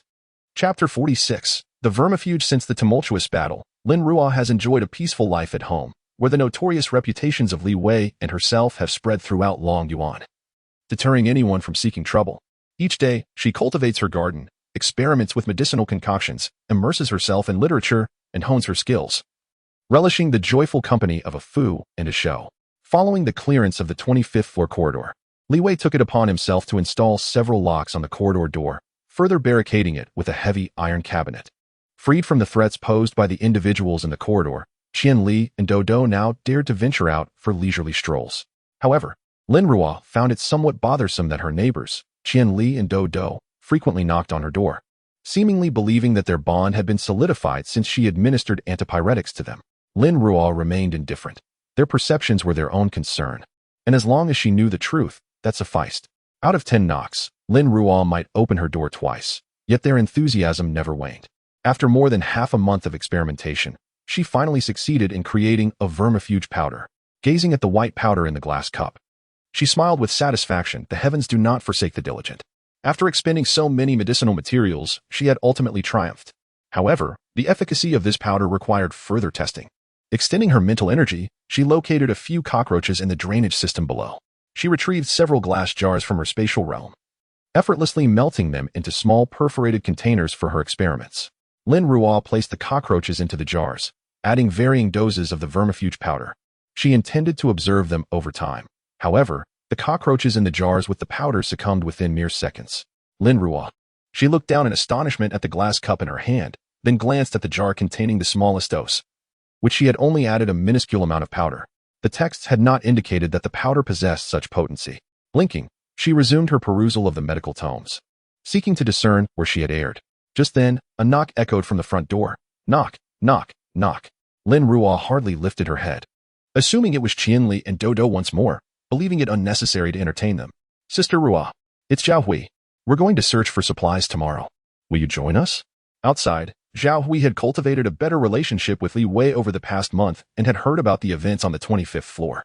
Realizing that silence would not yield an open door, he shouted heartily from outside. Lin Ruo, how bothersome.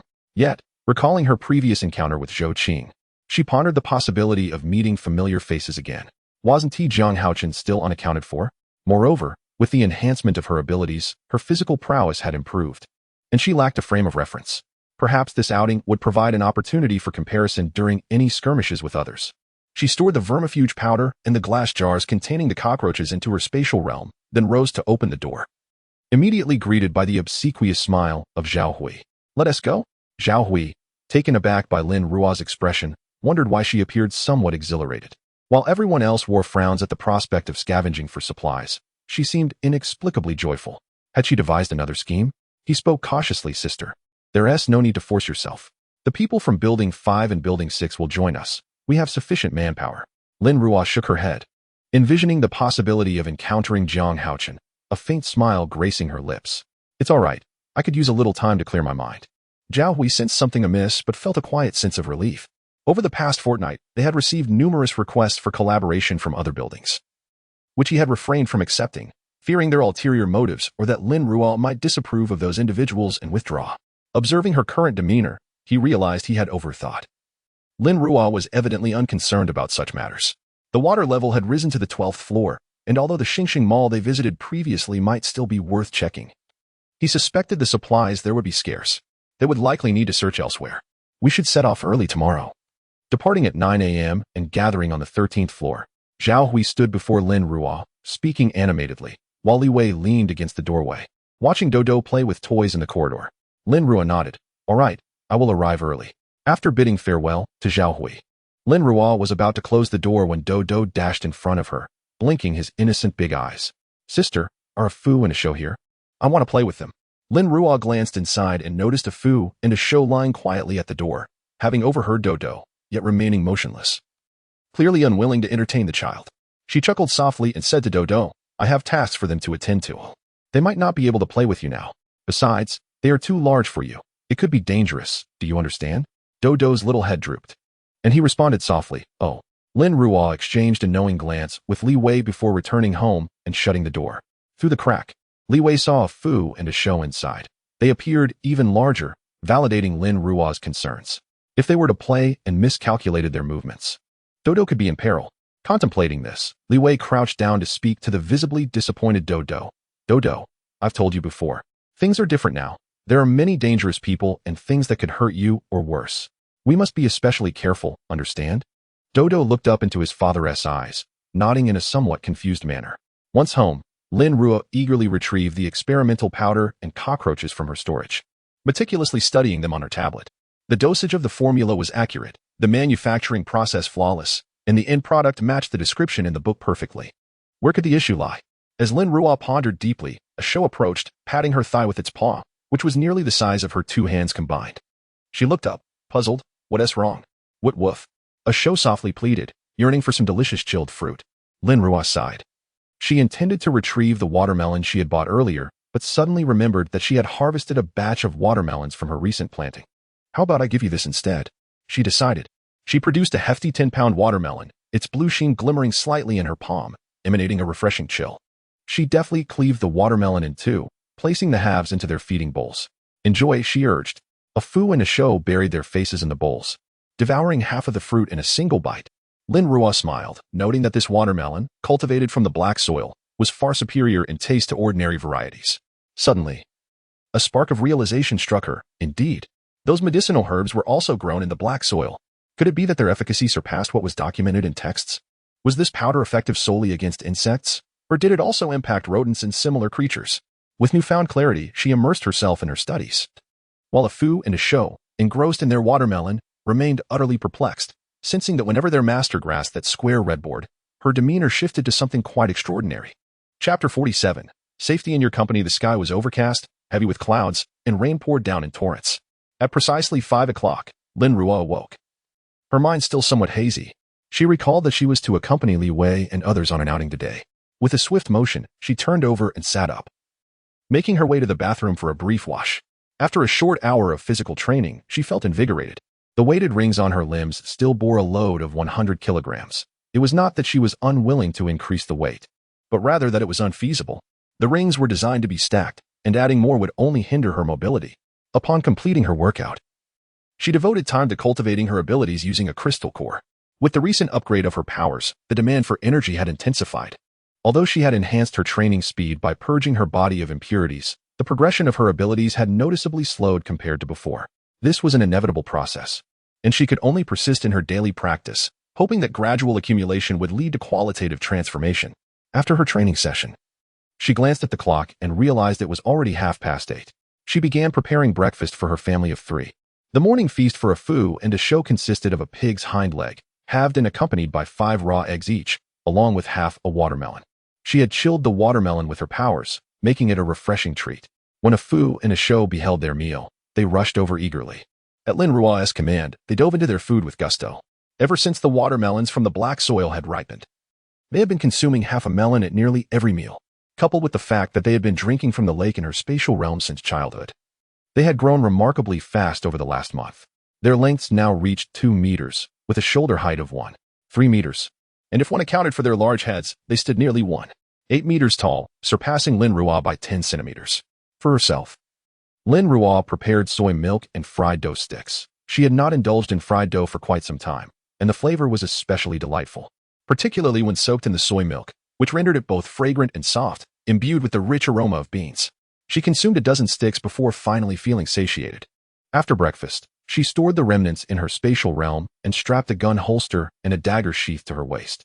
The holster contained a Desert Eagle, a firearm that, despite its shorter magazine of only 9 bullets, offered greater power at the same range, a minor drawback for someone with access to spatial resources. In the dagger sheath lay a triangular military dagger, sharp on all 3 edges and designed with blood channels, making it lethally efficient.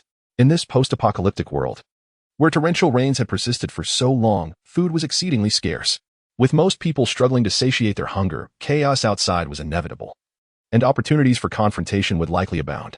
More importantly, she donned a black hat and mask, waterproof and sweat-resistant, shielding her face from blood splatter while ensuring visibility and breathability truly practical. Her tall stature, coupled with the black athletic attire and a voluminous black raincoat that concealed her figure, rendered her indistinguishable in gender. When she arrived at the 13th floor, no one recognized her. "Who are you?" Miao Wei inquired, squinting in confusion. "Are you from building 5 or 6? How did you come down from upstairs?" Lin Ruo raised her head, her eyes glancing at him from beneath her mask as she introduced herself. Miao Wei's eyes widened in astonishment. Lin Ruo's appearance was so androgynous that even he failed to recognize her, mistaking her for an unfamiliar man. "Sister Ruo, your look is truly remarkable," Kong Wenhao chimed in. Giving Lin Ruo a thumbs up, his eyes shut in admiration. He resolved to cling tightly to Lin Ruo's side, for only in her presence did he feel secure. Lin Ruo cast him a glance but remained silent, sitting on the steps as she observed the water level slowly rising below. Zhao Hui approached and sat a short distance from Lin Ruo, whispering, "Sister Ruo, may I sit with you later? I can paddle the boat for you." Lin Ruo turned to him, her expression one of confusion. "Why?" Zhao Hui rubbed his nose, facing the disapproving gazes of their companions, yet he maintained his composure. "It's safer to be with you." Lin Ruo turned away. As long as there were no ulterior motives, she did not mind. Li Wei leaned casually against the railing, chuckling softly. Since the last chaotic encounter, Zhao Hui's demeanor towards him and Lin Ruo had changed significantly, rendering him less bothersome in Li Wei's eyes. Before long, the individuals from buildings 5 and 6 arrived, a group of 4 who had somehow procured an inflatable fishing boat capable of accommodating 3 to 4 people. Upon their arrival, Zhao Hui began directing everyone onto the boat, ultimately bending the rules for his own benefit by arranging for Lin Ruo and Li Wei to board with him. "Hold on. Boss, it's fine for you to sit with Sister Ruo, but why also bring Li Gu along? That hardly seems fair. Our combat power needs to be balanced." Lu Hao protested upon seeing the arrangement. Miao Wei chimed in, "Exactly. Or you could just let Sister Ruo come with us." Zhao Hui scoffed. "What do you know? With my slender arms and legs, I need to find a couple of strong legs to cling to." "Be quiet, all of you. You just want to monopolize her." Lu Hao, Miao Wei. This man truly became invincible when he set his mind to being shameless, taking advantage of their bickering. Kong Wenhao quietly sat beside Lin Ruo, whispering, "Sister Ruo, we're sitting together again. When we go to gather supplies, take me with you, and I'll help you carry things." Lin Ruo. Li Wei laughed heartily. These individuals were quite amusing, presenting themselves as if they were offering treasures. However, aside from anything else, sitting beside Lin Ruo genuinely provided a sense of security. If only Afu and Asho could join, that sense of safety would be overwhelming. The group joked and teased, some responsible for paddling the boat while others scooped out water. Lin Ruo, who did not need to paddle, picked up a basin to bail out water, only for Zhao Hui to snatch it from her hands. "Sister Ruo, leave this to me. You need to conserve your energy for later. There will be a fight soon." Lin Ruo stood drenched in the downpour, the large raindrops pelting her body with a cacophony of sound. After a moment of stunned silence, she let out a soft sigh and withdrew her hand. It was better to endure just for the morning. To those in buildings 5 and 6 observing from behind, this exchange suggested an unexpected camaraderie among the occupants of Building 3. Such unity is indeed commendable, and it is no wonder they can withstand the numerous assaults faced previously. It appears that upon their return, they must rally everyone together, for only through solidarity can they confront those formidable external adversaries. This journey bears a stark contrast to their last visit. This time, not only did individuals seek their aid, throwing objects at them, but some even leapt into the water, swimming towards their vessel to intercept them. A few of the weaker individuals, upon jumping in, were swiftly swept away by the current, while the stronger ones persevered in their efforts to reach them. This scene caused those aboard the ship to furrow their brows. The madness of these individuals compelled them to quicken their rowing. As they watched the approaching figures, Lin Ruo silently reached for the holster at her lower back. Should these individuals come within 5 meters of the boat, she would not hesitate to fire. After all, the straight-line distance they covered was indeed shorter than the diagonal path Lin Ruo and her companions were traversing, and soon enough, 2 individuals drew perilously close to their vessel. With swift precision, Lin Ruo extracted her firearm from its holster and fired 2 shots, sending them to their demise. Upon witnessing that Lin Ruo and her companions possessed firearms, those still in the water hastily began to retreat. Zhao Hui, still shaken, cast a wary glance at those who continued to swim towards them. Having spent the past fortnight in Building 3, he had nearly forgotten the extent of the madness outside. However, he pondered the impending return. Their vessel would be laden with supplies, significantly increasing its weight. With Lin Ruo armed with only a single gun and limited ammunition, he wondered if they would be fortunate enough to depart unscathed when the time came. Lin Ruo's keen eyes scanned the surroundings, and upon turning her head, she noticed the concern etched on Zhao Hui's face. She raised an eyebrow, teasingly asking, "Are you afraid?" Zhao Hui, detecting the playful tone in her voice, straightened his neck defiantly, adopting a facade of fearlessness, yet his words lacked conviction. "Who is afraid? We can always take another route." Li Wei chuckled, leisurely rowing as he remarked, "I expected you to suggest we eliminate them all, yet you propose an alternate path instead, and you claim you're not afraid." Zhao Hui shot him an exasperated glance, turning away to continue bailing water. He found Li Wei's tendency to poke at vulnerabilities rather irritating, a practice unbecoming of a friend. Chapter 48. Portraits in search of people. The waters surged fiercely, and amidst the murky floodwaters, 3 small boats navigated through the torrential rain. This group comprised Lin Ruo and her companions. They journeyed safely to the Stellar Mall, where, from a distance, they observed an array of small boats and wooden rafts, indicating that many had come here in search of supplies. Upon entering the mall, Lin Ruo immediately noticed a yacht moored nearby, guarded by 2 bodyguards brandishing rifles.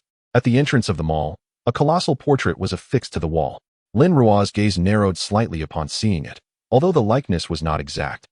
Anyone familiar with her would recognize her at first glance. Beside the portrait was a wanted poster detailing a list of supplies, stating that whoever found the woman depicted in the portrait would receive the items listed, with a chilling reminder that she must be seen alive or dead. A smirk crept upon Lin Ruo's lips beneath her mask. It appeared that the trouble she had caused previously had finally caught up with her.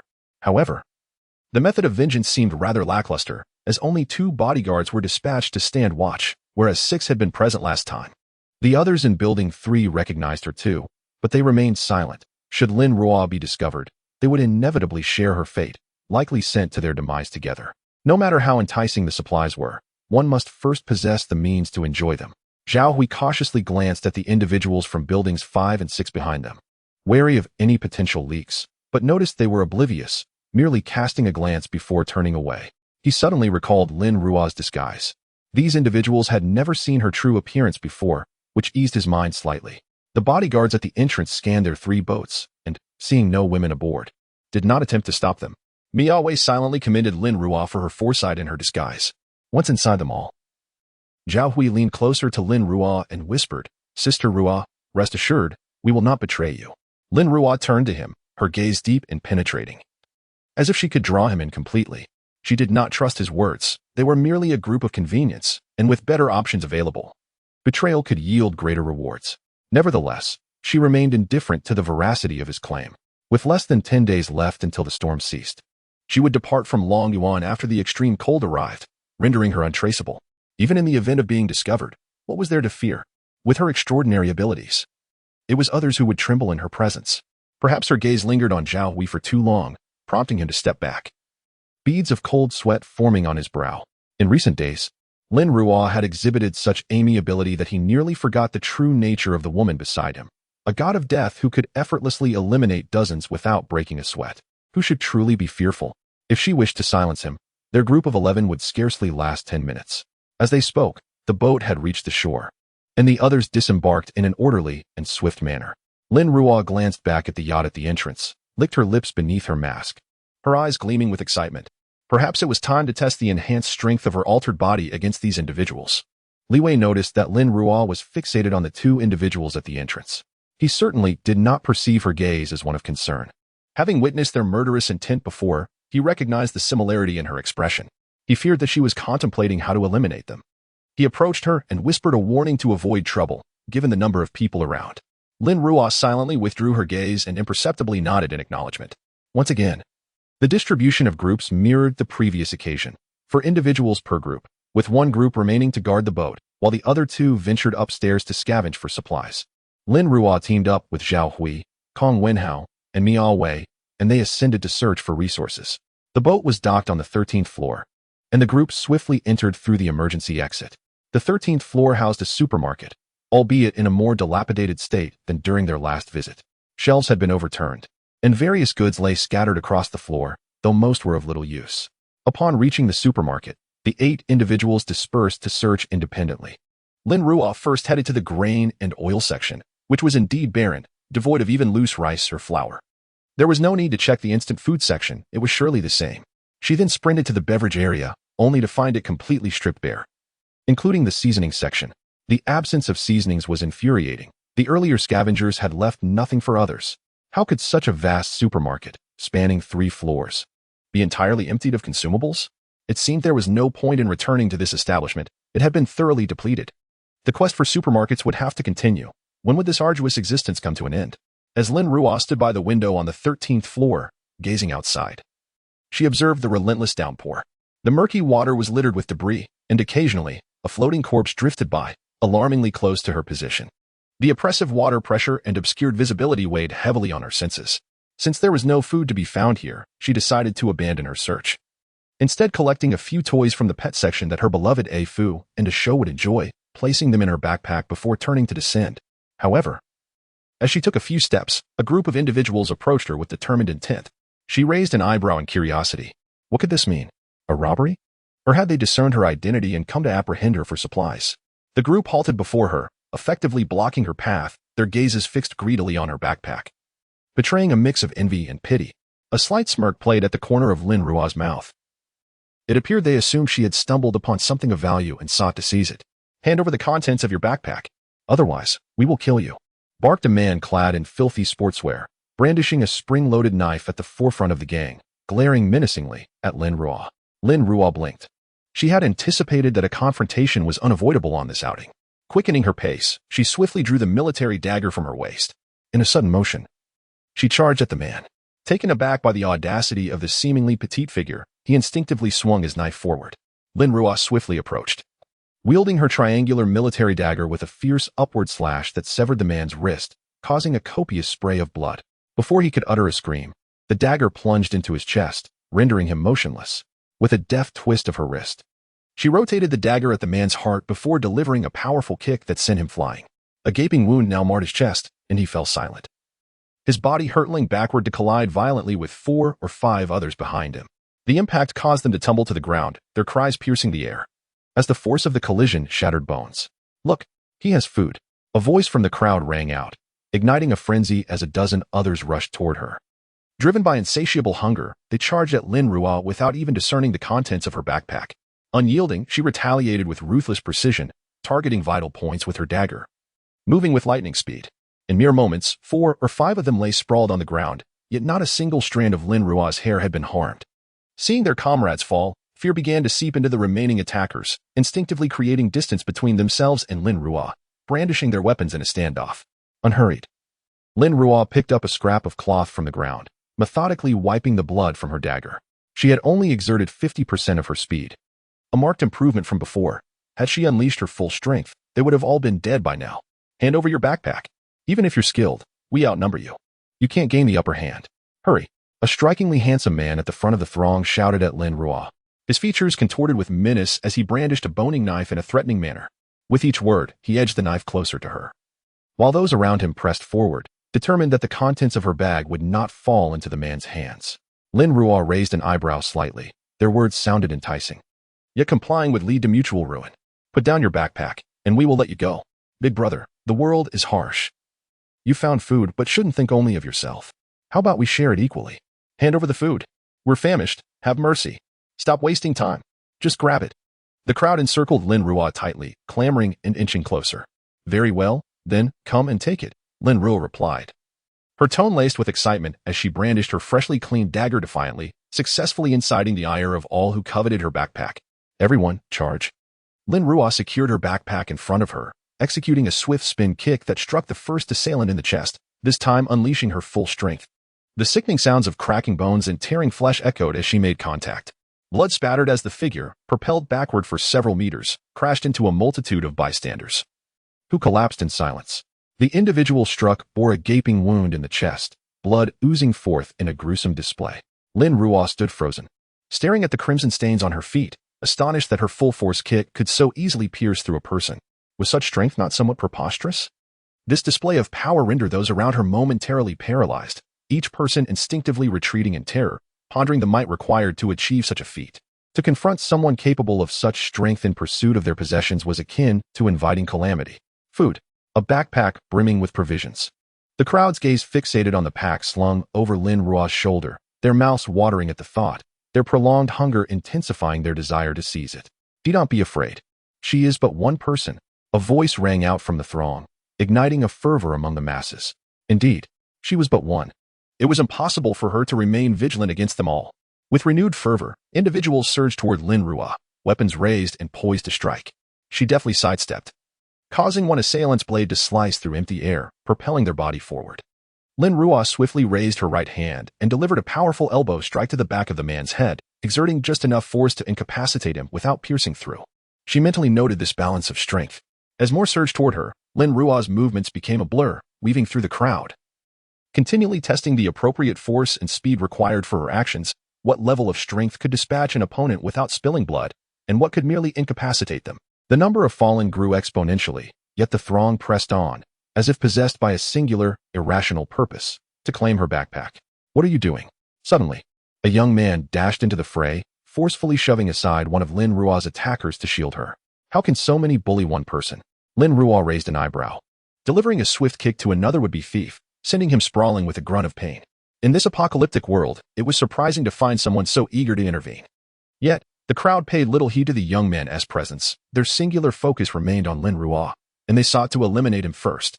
While fending off the assailants, the young man turned to Lin Ruo, urgency etched on his face. What have you done? Why are they all attacking you? Lin Ruo remained silent, her focus solely on ending the conflict swiftly as her movements became increasingly rapid. The young man, witnessing her fierce efficiency, was taken aback by the petite woman's formidable prowess as she dispatched attackers before they could even close the distance. Give us the backpack. We'll kill you. Then the backpack will be ours. The assailants shouted, brandishing their weapons as they charged, their words revealing the underlying motive of their frenzied assault. The man furrowed his brow. Although the fault lay with these individuals, the little fellow's actions were excessively ruthless. After all, these were lives at stake.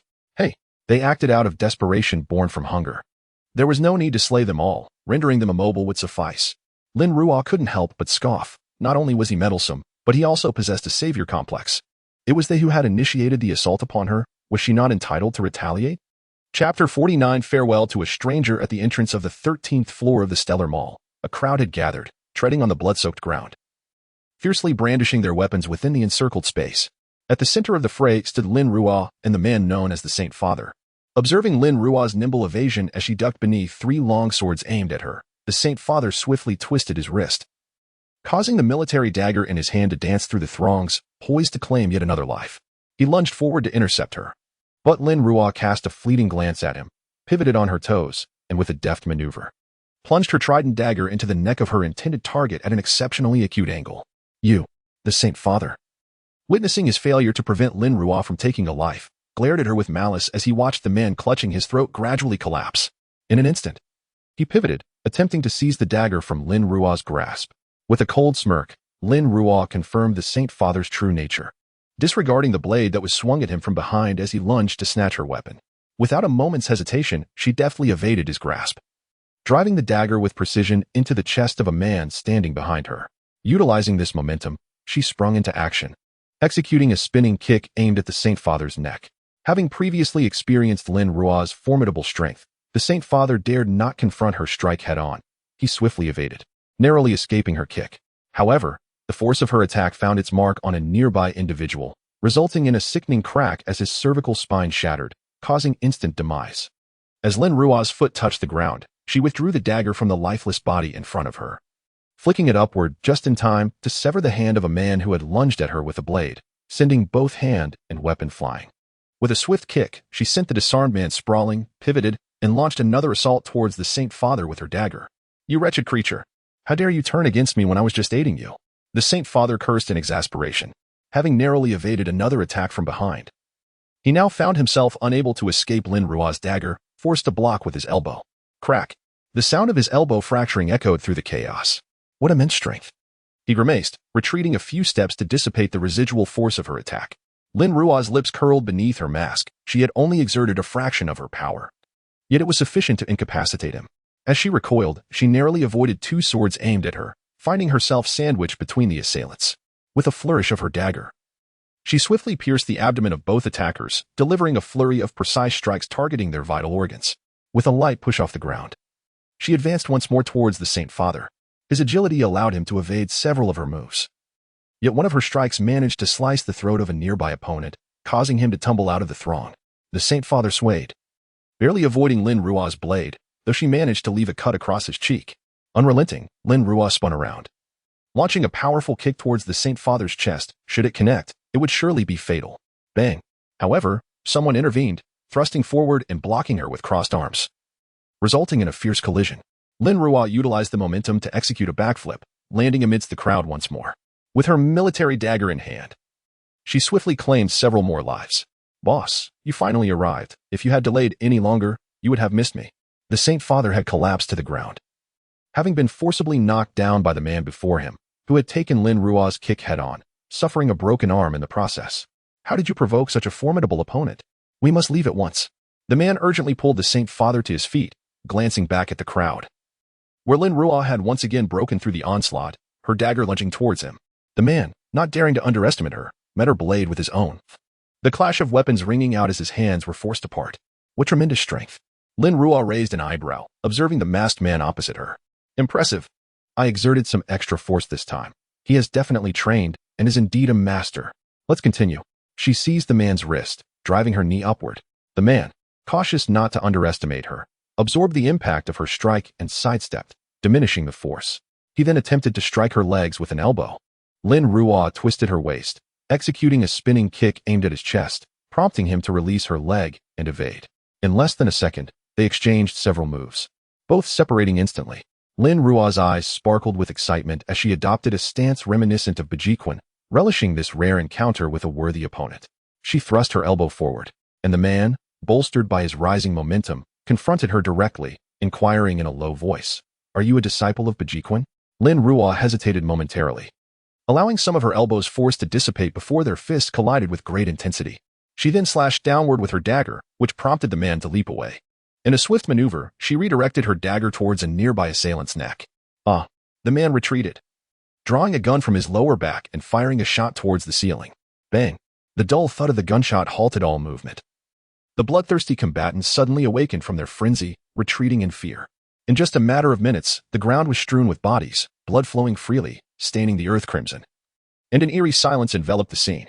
The man, his eyes narrowing beneath the mask, threatened sternly, "Cease all actions. If you do not comply, I will fire." So many lives lost. What has become of me?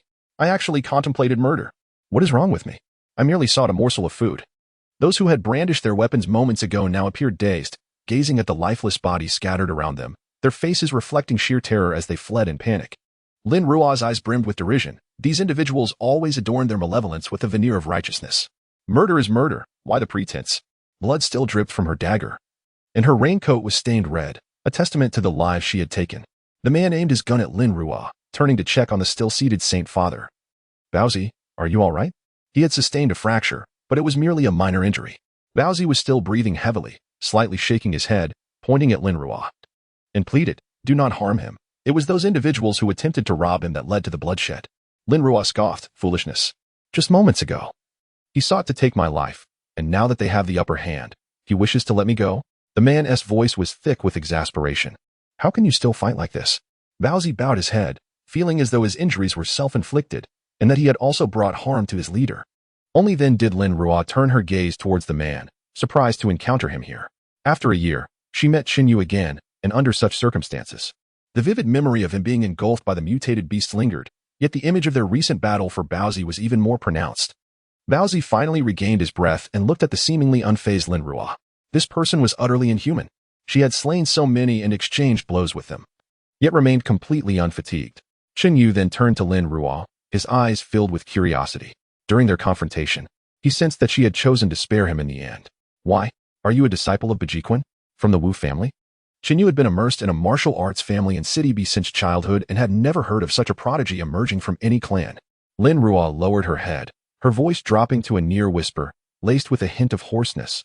Mind your own business. With that, she swiftly turned and disappeared from their sight. Qin Yu and Baozi felt no compulsion to pursue her. Engaging with someone of such formidable power was unwise. After a long silence, Baozi abruptly rose from the ground, astonished as he looked at Qin Yu. Wait, I finally understand what felt amiss just now. Qin Yu ignored him, nearly stowing his weapon away. The area was littered with corpses. Lingering would not serve them well, and they needed to leave promptly. Seeing that Qin Yu was unresponsive, Baozi gazed at him with a look of lament. Boss, did you not say your martial arts were a family secret, not to be shared with outsiders? Qin Yu, puzzled, shot him a glance. Yes, and? The style that man used at first is identical to yours. It was as if he was cast from the same mold. He only resorted to Bejiquan later. Baozi asserted with unwavering conviction. Having faced Qin Yu countless times, he would not mistake it. He had sensed an undeniable dissonance earlier. What? Qin Yu exclaimed, taken aback. Are you certain? Baozi nodded emphatically. Absolutely. Let us pursue. Qin Yu grasped Baozi and they hurried downstairs. However, by the time they reached the ground, Lin Ruo had already departed on a boat. As Lin Ruo sat on the vessel, she meticulously cleaned the military dagger in her hands. Zhao Hui observed her for a moment, then lowered his head to diligently bail water. They had long realized that the entire stellar mall was devoid of food, prompting their early return to the boat to wait. Yet, Lin Ruo had delayed. And upon hearing the sounds of battle within the mall, they assumed she was merely spectating, unaware that she was, in fact, the main character in this unfolding drama. Until she saw Lin Ruo, drenched in blood, rushing down from the upper floor, exclaiming for them to leave quickly. He initially assumed she was fleeing from some formidable adversary, prompting him to hastily organize the group to board the ship and depart. However, witnessing Lin Ruo's demeanor now, it hardly seemed like fear. A faint smile graced the corners of Lin Ruo's lips as she chuckled at her own instinctive hesitation to harm. Qin Yu's gaze towards her was filled with unfamiliarity. He was no longer the man willing to sacrifice himself for her. He remained oblivious to the fact that she had saved him, for they had not shared the trials of life and death together. In her past life, Lin Ruo was bold, kind-hearted, and resilient, inspiring Qin Yu to assist her because of their similarities. Yet the Lin Ruo of today had transformed, becoming detached, self-serving, and adaptable, skilled in the art of deception. They bore no resemblance to one another whatsoever. Thus, even if given another chance, Qin Yu would not revert to his former self. The tides of fate shift. And so do people. Lin Ruo had long since come to terms with this reality. Differing life experiences forge different identities, such as the Lin Ruo of her past and the Lin Ruo of the present. The past is but a fleeting memory.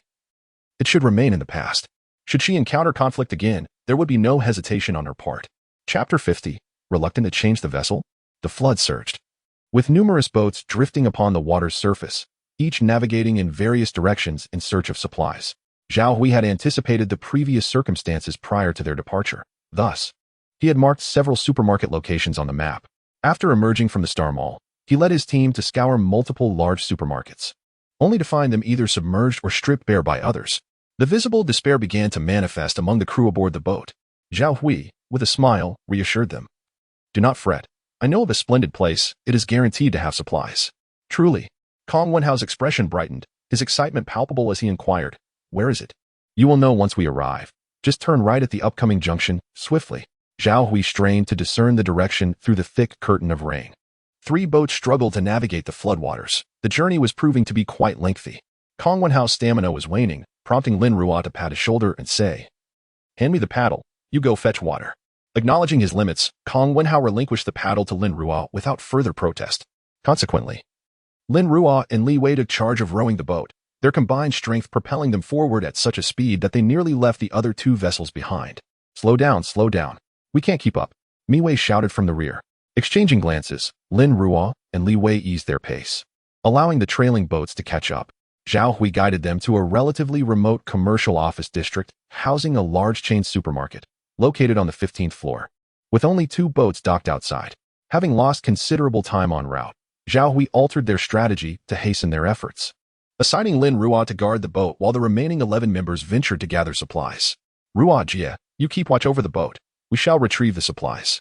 I will bring your share down, Zhao Hui instructed, looking at Lin Ruo. She nodded in agreement. However, the individuals from buildings 5 and 6 were initially uneasy about leaving Lin Ruo alone, for the boat was a crucial asset that could not afford any mishaps. Yet, Zhao Hui's words assuaged their concerns. Are you worried? Can we not handle things with Ruo Jie? Upon reflection, they recognized that if a single person could not safeguard the boat, their presence would be of little value. Consequently, the 4 individuals from buildings 5 and 6 resolved to accompany the others to gather supplies. Lin Ruo, weary of violence, chose not to engage in further conflict and instead grasped the desert eagle she had secured at her waist. Those stationed on the boat averted their gazes from the firearm in her hands, adopting a composed demeanor. Content with their response, Lin Ruo acknowledged that, in the early days of the apocalypse, the fear of firearms remained significantly high. However, as some individuals awakened to their abilities, such weapons would no longer inspire such dread. Given the challenges of procuring supplies this time, and the possibility that the supermarket might not exist upon their return, Zhao Hui and his team resolved to take full advantage of the abundant resources available. Lin Ruo sat at the edge of the boat, observing the vessel as 11 others busily ferried supplies back and forth. This time, the provisions were remarkably abundant, including rice and flour, instant noodles, and even Lin Ruo's favorite snacks. She was astonished. While there was not a grain of rice to be found nearby, here the supplies were plentiful. This location was in the office district, devoid of any residential areas. Those unfamiliar with the area could hardly believe such a supermarket existed, and many who had been here previously lacked the means of transport to return, which explained the surplus of goods. Noticing Lin Ruo's look of astonishment, Zhao Hui quietly explained that he had stumbled upon this large supermarket during a prior visit.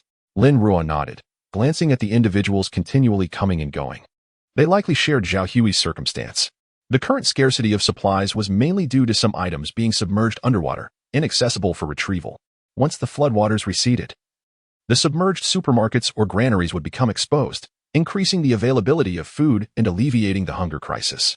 However, this would be accompanied by the onset of extreme cold, raising concerns about survival in such frigid conditions. As the boat became fully loaded, there was no more room to accommodate additional supplies. The kayak's waterline had dipped significantly, prompting Zhao Hui and the others to cease their efforts. On their return, excitement mingled with apprehension on everyone's faces. They were thrilled that the food they procured would sustain them for 2 months, yet they were wary of potential robberies along the way. Lin Ruo and her companions had no choice but to sit on the edge of the boat, their raincoats draped over the towering stacks of supplies, for at this juncture, provisions outweighed the needs of the individuals. With the increased load on the boat, rowing became more laborious, significantly slowing their progress. Fortunately, both Lin Ruo and Li Wei possessed considerable strength, allowing them to alternate their paddling to avoid exhaustion. Zhao Hui sat on the boat, muttering to himself as he plotted the safest route, one that was wide in distance from the various neighborhoods, thus minimizing the risk of robbery. Despite his precautions, they encountered a fishing boat midway through their journey, crewed by 6 individuals, each wielding a knife and exhibiting the signs of someone who had never known hunger. Upon spotting the ample supplies aboard their boat, the crew of the fishing vessel eagerly approached, intent on seizing the provisions. Zhao Hui's group was thrown into disarray.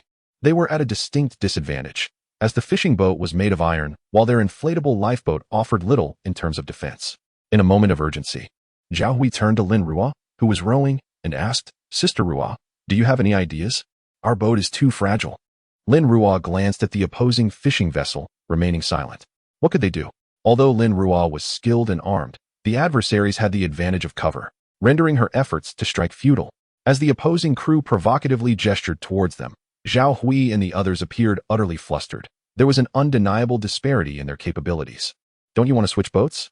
Li Wei, overhearing Lin Ruo, looked at her in surprise, questioning if she had a plan. Zhao Hui, trying to contain his astonishment, pointed at the enemy vessel, asking, "Is that what you mean?" Lin Ruo nodded and glanced at the boat, which was undoubtedly powered by a diesel generator. Just when she felt a bit fatigued from rowing, it arrived at the perfect moment. Thoughts raced through her mind. Of course, she was considering it. What was there to deliberate? Every additional second of contemplation would be a disservice to that vessel. A smirk crept onto her lips beneath the mask as the boat drew closer, its occupants displaying an audacious arrogance, as though they were mere prey on a platter. However, as the distance closed to 50 meters, Lin Ruo swiftly drew her Desert Eagle from her waist and fired without hesitation. In a rapid succession of 6 shots, with only half a second between each, all 5 adversaries fell, struck in the forehead, before they could even react. Only the helmsman remained, momentarily shielded by the glass in front of him, overcome by terror. His legs weakened, yet instinctively he attempted to change course and flee. Lin Ruo narrowed her eyes, aimed, and fired. Bang! Bang! 2 more shots rang out, both hitting the spot where the glass had shattered, effectively executing a clean headshot. Li Wei looked at Lin Ruo in astonishment. Her speed and accuracy surpassed even the sharpshooters from their former team. Back during his military days, their marksmen could not maintain such precision with such brief intervals between shots, each hitting the target espiral. "Sister, you are my true sister," Zhao Hui exclaimed joyfully, nearly leaping with excitement. After shouting at Lin Ruo, he plunged into the water, swimming towards the fishing boat like a child who had just received a new toy. The return journey was exceedingly effortless. Zhao Hui piloted the fishing boat, towing a rope tied to a lifeboat, creating a delightful string of vessels reminiscent of candied hawthorn. Lin Ruo sat cross-legged at the bow of the fishing boat, braving the pouring rain with one hand propping her head, observing the ripples the boat carved through the water. Despite the downpour, everyone aboard the fishing boat wore expressions of unprecedented ease and joy. Li Wei approached and settled beside Lin Ruo, wiping the rain from his face. "Zhao Hui just whispered to me that he wants to add an additional 10% of supplies as rental for this boat, claiming it belongs to you." Lin Ruo glanced at him, noting the absence of discontent on his face, before returning her gaze forward and nodding lightly. "It often feels as though we are living in a post-apocalyptic world. While you seem to be here on vacation," Li Wei chuckled softly, continuing. "What appears to be insurmountable challenges to us are mere trifles for you, easily handled. These, you perceive, is the result of countless efforts I have exerted." Lin Ruo replied calmly, her voice steady. Regardless of past or present, her dedication had always been greater than others, shaping her into who she was now. "I must strive even harder moving forward." She looked out over the water's surface, her tone resolute and unwavering. No one understood the horrors of the apocalypse better than she did. Only through relentless effort and progress could one survive in such a world. Li Wei shuddered at her words. If someone as formidable as Lin Ruo was still striving for improvement, what had he been doing during this time? Perhaps he too needed to change to better adapt to this unforgiving world. With the assistance of the fishing boat, their journey back to Longyuan was remarkably effortless. In less than half an hour, they returned, and the residents of Longyuan, upon hearing the sound of the fuel engine, peered out of their windows only to witness a breathtaking scene. A fishing vessel trailed behind it 3 additional boats, each adorned with various raincoats, bulging conspicuously, making it easy to surmise their contents. Lin Ruo sat at the bow of the boat, and upon their arrival at Building 3, Zhao Hui, brimming with enthusiasm, began distributing the supplies. The provisions gathered by the inhabitants of Buildings 5 and 6 were to be partially handed over to Building 3, while the remainder was theirs to keep. The abundance of resources in Building 3 allowed Lin Ruo to select 3 bags of rice, each weighing 10 kilograms, 2 bags of flour, also 10 kilograms each, 5 barrels of purified water, each holding 5 liters, alongside 2 large boxes of instant noodles, 2 barrels of cooking oil, and 2 hefty bags of daily necessities, as well as 1 large bag filled with various snacks. She refrained from taking more, for these supplies constituted her sustenance for 2 months. When the harsh winter arrives, she would depart from this place to live independently, at which point she could freely utilize the items from her spatial storage without the need for concealment.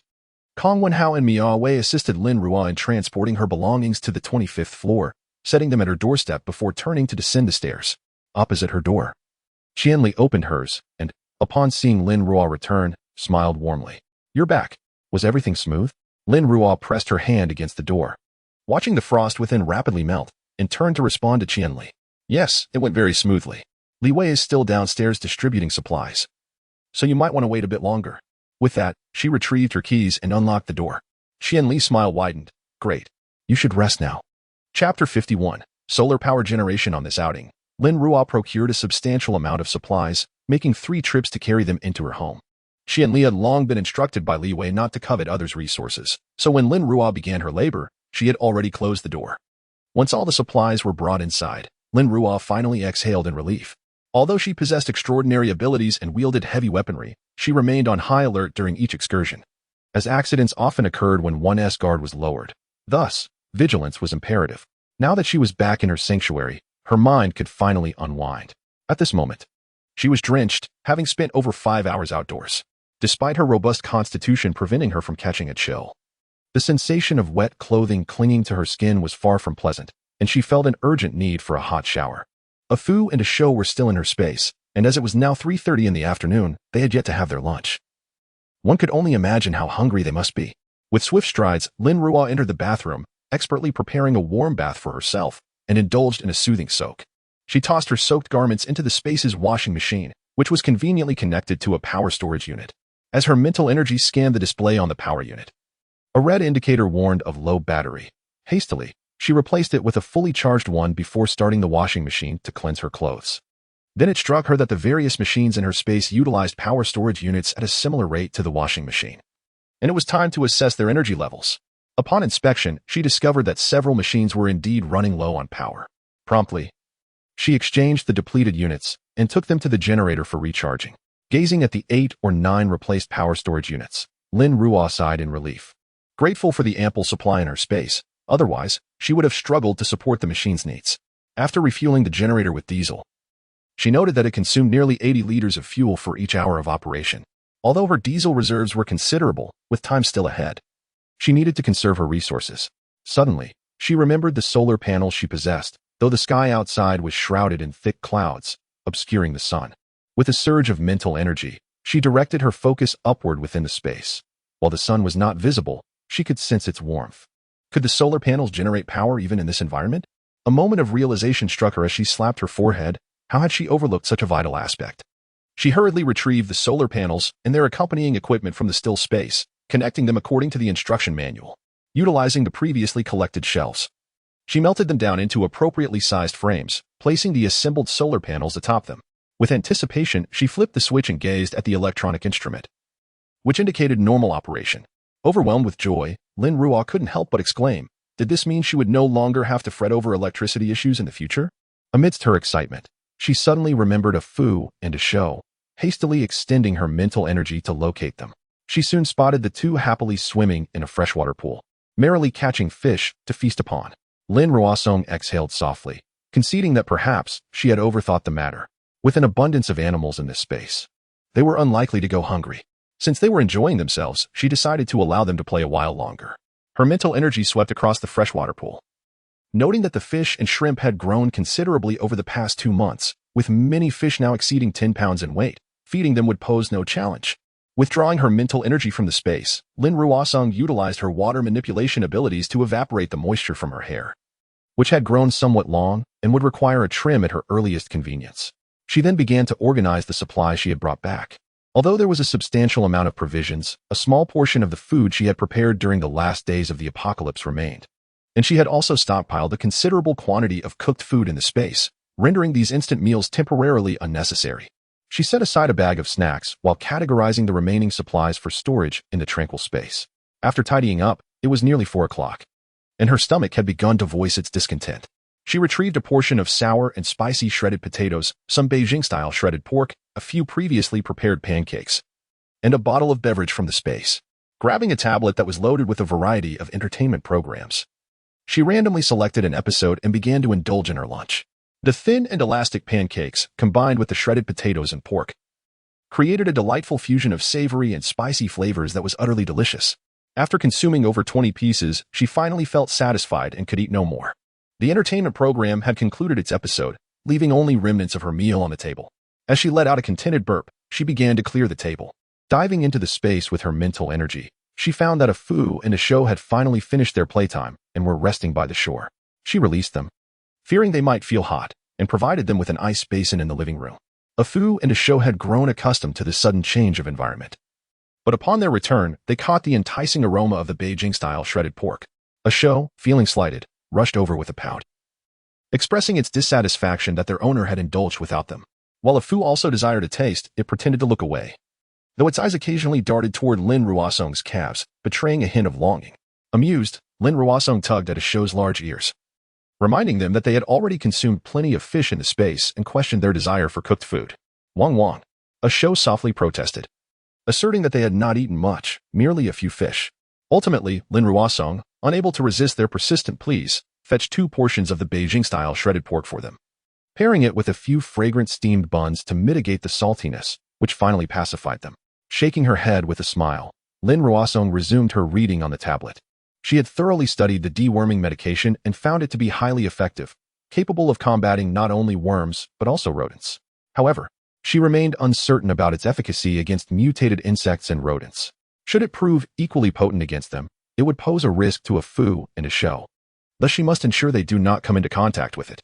The successful formulation of the deworming medication instilled her with confidence, prompting her to embark on the development of a new substance, this time selecting a powder designed to repel mosquitoes and flies. In a world ravaged by the apocalypse, all creatures have undergone mutations, and mosquitoes and flies are no exception. While their transformations may not be apparent during the frigid periods, they become overwhelmingly ubiquitous during the sweltering months. The mutated mosquitoes and flies possess heightened toxicity and form vast swarms, leaving many victims with large, pus-filled welts from their bites. Truly a terrifying sight. This time, Lin Ruo's objective is to create a solution that not only repels these mutated pests, but is also harmless to her companions, a Fu and a Shou. Outside, the rain relentlessly batters against the windows, while inside, Lin Ruo and her companions huddle together by a basin of ice. A Fu has closed his eyes, feigning sleep, while a Shou, feeling bored, gnaws on a toy Lin Ruo had just given him, having learned to be gentle after previously ruining the last one. As Lin Ruo diligently studies her medical texts, hours seem to vanish in the blink of an eye. When she feels a Fu nudging at her pant leg, she looks up, questioning what is the matter. A Fu turns his gaze towards the window, and Lin Ruo follows his line of sight, only to realize that night has fallen.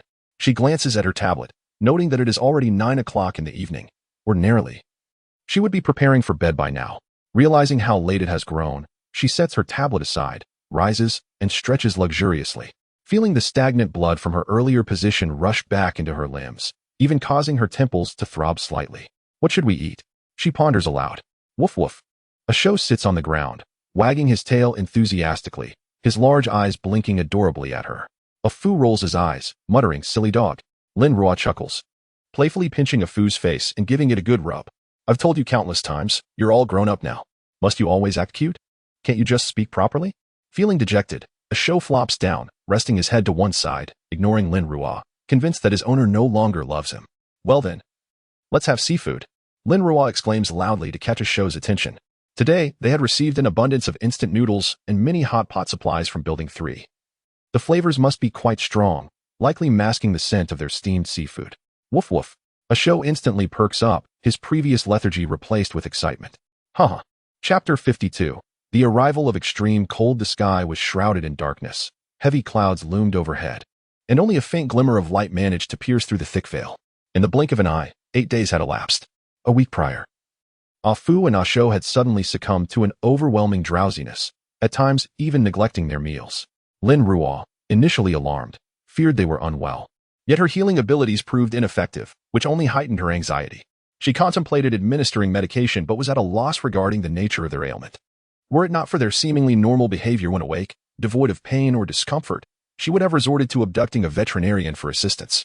After observing them closely for 2 days, Lin Ruo discerned that their lethargy was accompanied by an accelerated growth rate, nearly transforming before her eyes each day. Initially, she attributed this rapid growth to an overindulgence in the fruits from the spatial realm. However, her casual discovery of several motionless mice in the pipeline, neither dead nor dying, but merely asleep, triggered a realization. She then utilized her mental acuity to scan the surroundings, uncovering numerous similar instances. It dawned on her that the mutations in the animal kingdom had already commenced, not confined to the timeline or scope perceived by humanity. Rather, they varied in intensity, with some remaining undetected. Perhaps the energy rain merely enhanced their mutations rather than serving as its origin. Snapping back to reality, Lin Ruo glanced at her wristwatch, noting that the energy rain was set to arrive in half an hour. She needed to take Ah Fu and Ah Shou to the rooftop in advance. Ah Fu, Ah Shou, let us proceed to the rooftop. Recently awakened and well-fed, they were not overly drowsy at the moment. They believed Lin Ruo was finally taking them out for an outing, joyfully bouncing about. Though they could frolic in the spatial realm, they yearned to accompany Lin Ruo outside. As Lin Ruo stepped out, the noise was minimal, and the 25th floor was enveloped in tranquility. Ah Fu and Ah Shou also moved quietly. The door of 2502 clicked open, revealing a small head, Dodo. His eyes brightened upon seeing Ah Fu and Ah Shou, and he turned to Lin Ruo, inquiring, "Is sister taking them out?" Lin Ruo glanced into the apartment of 2502 and casually replied, "They have been cooped up at home. I'm taking them to the rooftop for a bit. Can I come?" Dodo asked eagerly. Lin Ruo cast another look toward the door, aware that Qianli was just behind it, able to hear her breathing. Dodo needed to seek his mother's permission. If Qianli consented, it would be delightful for Dodo to experience the energy rain, as awakening abilities would better prepare children for survival in the apocalypse. Of course, if they declined, she would respect their decision entirely. "Mom, can I go play on the rooftop for a while? With Sister Ruo and Afu and Asho?" Dodo exclaimed with enthusiasm. Each time he wished to play with Afu and Asho, his sister would thwart his intentions. He did not want to miss this splendid opportunity. Qianli, who had been standing behind the door, could no longer conceal herself upon hearing his request. She stepped out, offering Lin Ruo an apologetic glance before turning her attention to Dodo. "Dodo, dear, not long ago you had a fever. Now, we find ourselves with a scarcity of medicine, and even a minor ailment could pose a significant threat. It continues to rain on the rooftop. Shall we refrain from going?" Dodo, though reluctant, was a well-behaved child. He recalled the worried expressions on his parents' faces during his last illness and did not wish to cause them further concern, thus relinquishing the idea of playing with a Fu and a show. "All right," Dodo murmured softly, turning to Lin Ruo. "Sister, you should wear your raincoat too, so you don't catch a cold." Lin Ruo nodded in silence. This was their own decision. Sometimes it is through taking risks that one reaps rewards, while remaining stagnant yields nothing. Time slipped away, and she quickly led a Fu and a show upstairs, disappearing around the corner of the staircase. Watching their retreating figures, Dodo felt a pang of disappointment as he followed his mother home. Upon reaching the rooftop, a Fu and a show curiously surveyed their surroundings, their keen noses sniffing the air, puzzled by the lack of entertainment in this vast, open space. As moments passed, Lin Ruo gazed up at the sky, enduring the rain. Soon, the torrential downpour began to lessen.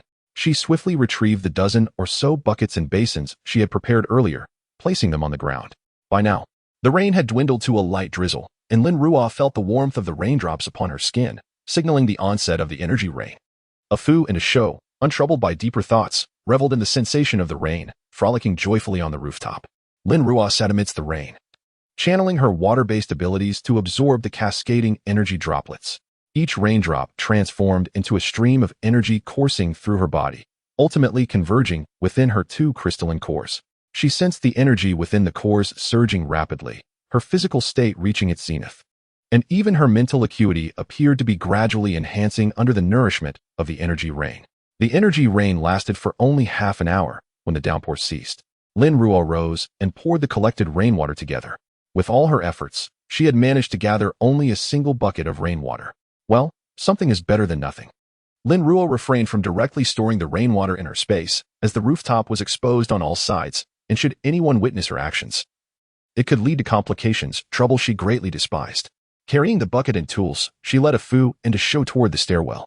The moment she stepped into the stairwell, she instinctively glanced back and spotted a man in black hastily disappearing from view. Lin Ruo furrowed her brow, pondering whether she had acted inappropriately. Deciding she had not, she proceeded into the stairwell, turning the corner to ensure she was out of sight before finally storing her belongings in her space. At that moment, she was greeted by a chorus of jubilant cheers. "The rain has stopped. The rain has finally ceased. We are saved. Oh, if only the rain had stopped earlier. My husband would still be alive. The retribution for those evildoers is at hand. I can finally return home." One by one, people leaned out from their windows, eagerly extending their hands to confirm whether the rain had truly come to an end. Lin Ruo observed them, understanding their sentiments, for she too had once been among their ranks.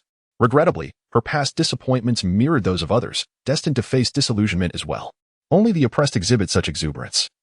Those who have harmed others by breaching rules during this time must now be filled with trepidation, fearing the inevitable return to a life constrained by regulations. Lin Ruo returned home with a Fu and a show, their bodies nearly dry from the energy rain.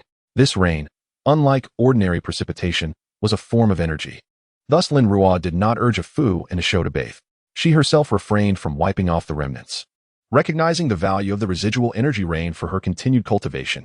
Meanwhile, after playing for over half an hour and expending their limited energy, a Fu and a show, having been drenched in energy rain, were in dire need of digestion. Soon enough, they began to yawn, succumbing to sleepiness. "Wait, have a bite before you sleep. Who knows how long you will be out." Lin Ruo prepared an entire sheep, dividing it in two to ensure they had sufficient sustenance. Yet, A Fu and a Shou could only manage half each before exhaustion overwhelmed them. A Shou buried its head in the bowl. Lin Ruo gently roused it, guiding them to the bedroom for a proper rest. In the bedroom, a Fu and a Shou nestled against Lin Ruo, eyes fluttering shut as they drifted into slumber. Observing their round bellies, Lin Ruo felt a sense of contentment. It was crucial to provide ample food for mutated creatures to ensure their transformation was flawless. Watching their enormous forms, each exceeding 2 meters in length, curled up peacefully, Lin Ruo smiled, knowing their growth would accelerate remarkably after this. Outside, she saw the jubilant crowd, tears of joy mingling with cheers. With the addition of these mutated animals, it was uncertain how many lives would continue to flourish. Look, the water level is dropping again. Seated by the window, Lin Ruo remained composed, turning a page in her ebook. With the torrential rain having ceased, the previously stagnant water began to recede slowly. Overnight, the water level plummeted from the 15th floor to the 11th, a drop of nearly 10 meters. This news further elevated the spirits of the populace. At this rate, the accumulated water would vanish within 3 days, restoring normalcy to all. Many individuals from lower-lying neighborhoods flocked to Longyuan for refuge. And upon witnessing the dramatic decrease in water levels overnight, they eagerly leaped into the water to swim back home. Lin Ruo continued to read by the window, observing the throngs diving into the water with a tranquil heart. With a day and a half remaining until the extreme cold, she hoped these individuals would not be disappointed upon returning home. Lin Ruo's method of passing time was rather monotonous. Aside from reading, she engaged in her cultivation. Though she had yet to fully digest the rapidly accumulating energy within her, she could distinctly sense an enhancement in her abilities. The energy rain was indeed a boon. And as she recalled the energy rain collected in her space, she pondered, perhaps it would be better to bestow it upon a Fu and a Shou. With her abilities already at level 6, absorbing all that energy rain might not elevate her further, it was wiser to lay a solid foundation for them instead.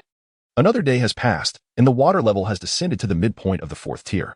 The number of inhabitants in Longyuan has dwindled, with many having departed to return to their homes. Even Zhao Wei sought out Li Wei and Lin Ruo to confer, his worries palpable. After all, he had shed considerable blood in the aftermath of the apocalypse, and should society revert to its former state, he would find himself in peril. Lin Ruo, however, did not participate in their discussions and felt no concern for their plans. They were mere transients in her life, not worthy of her attention.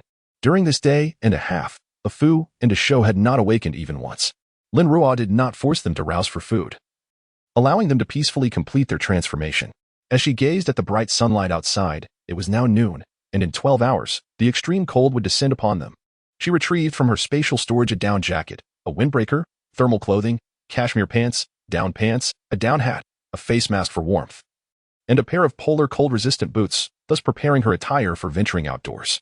Continuing her preparations, she extracted a down quilt, an electric blanket, an electric heater, and a charcoal stove for tonight's use. Although her water-based abilities allowed her to regulate her body temperature, rendering her impervious to the frigid climate, she feared that if her powers waned during her deep slumber, she might succumb to the cold. Therefore, she would not neglect any necessary measures for warmth during the night.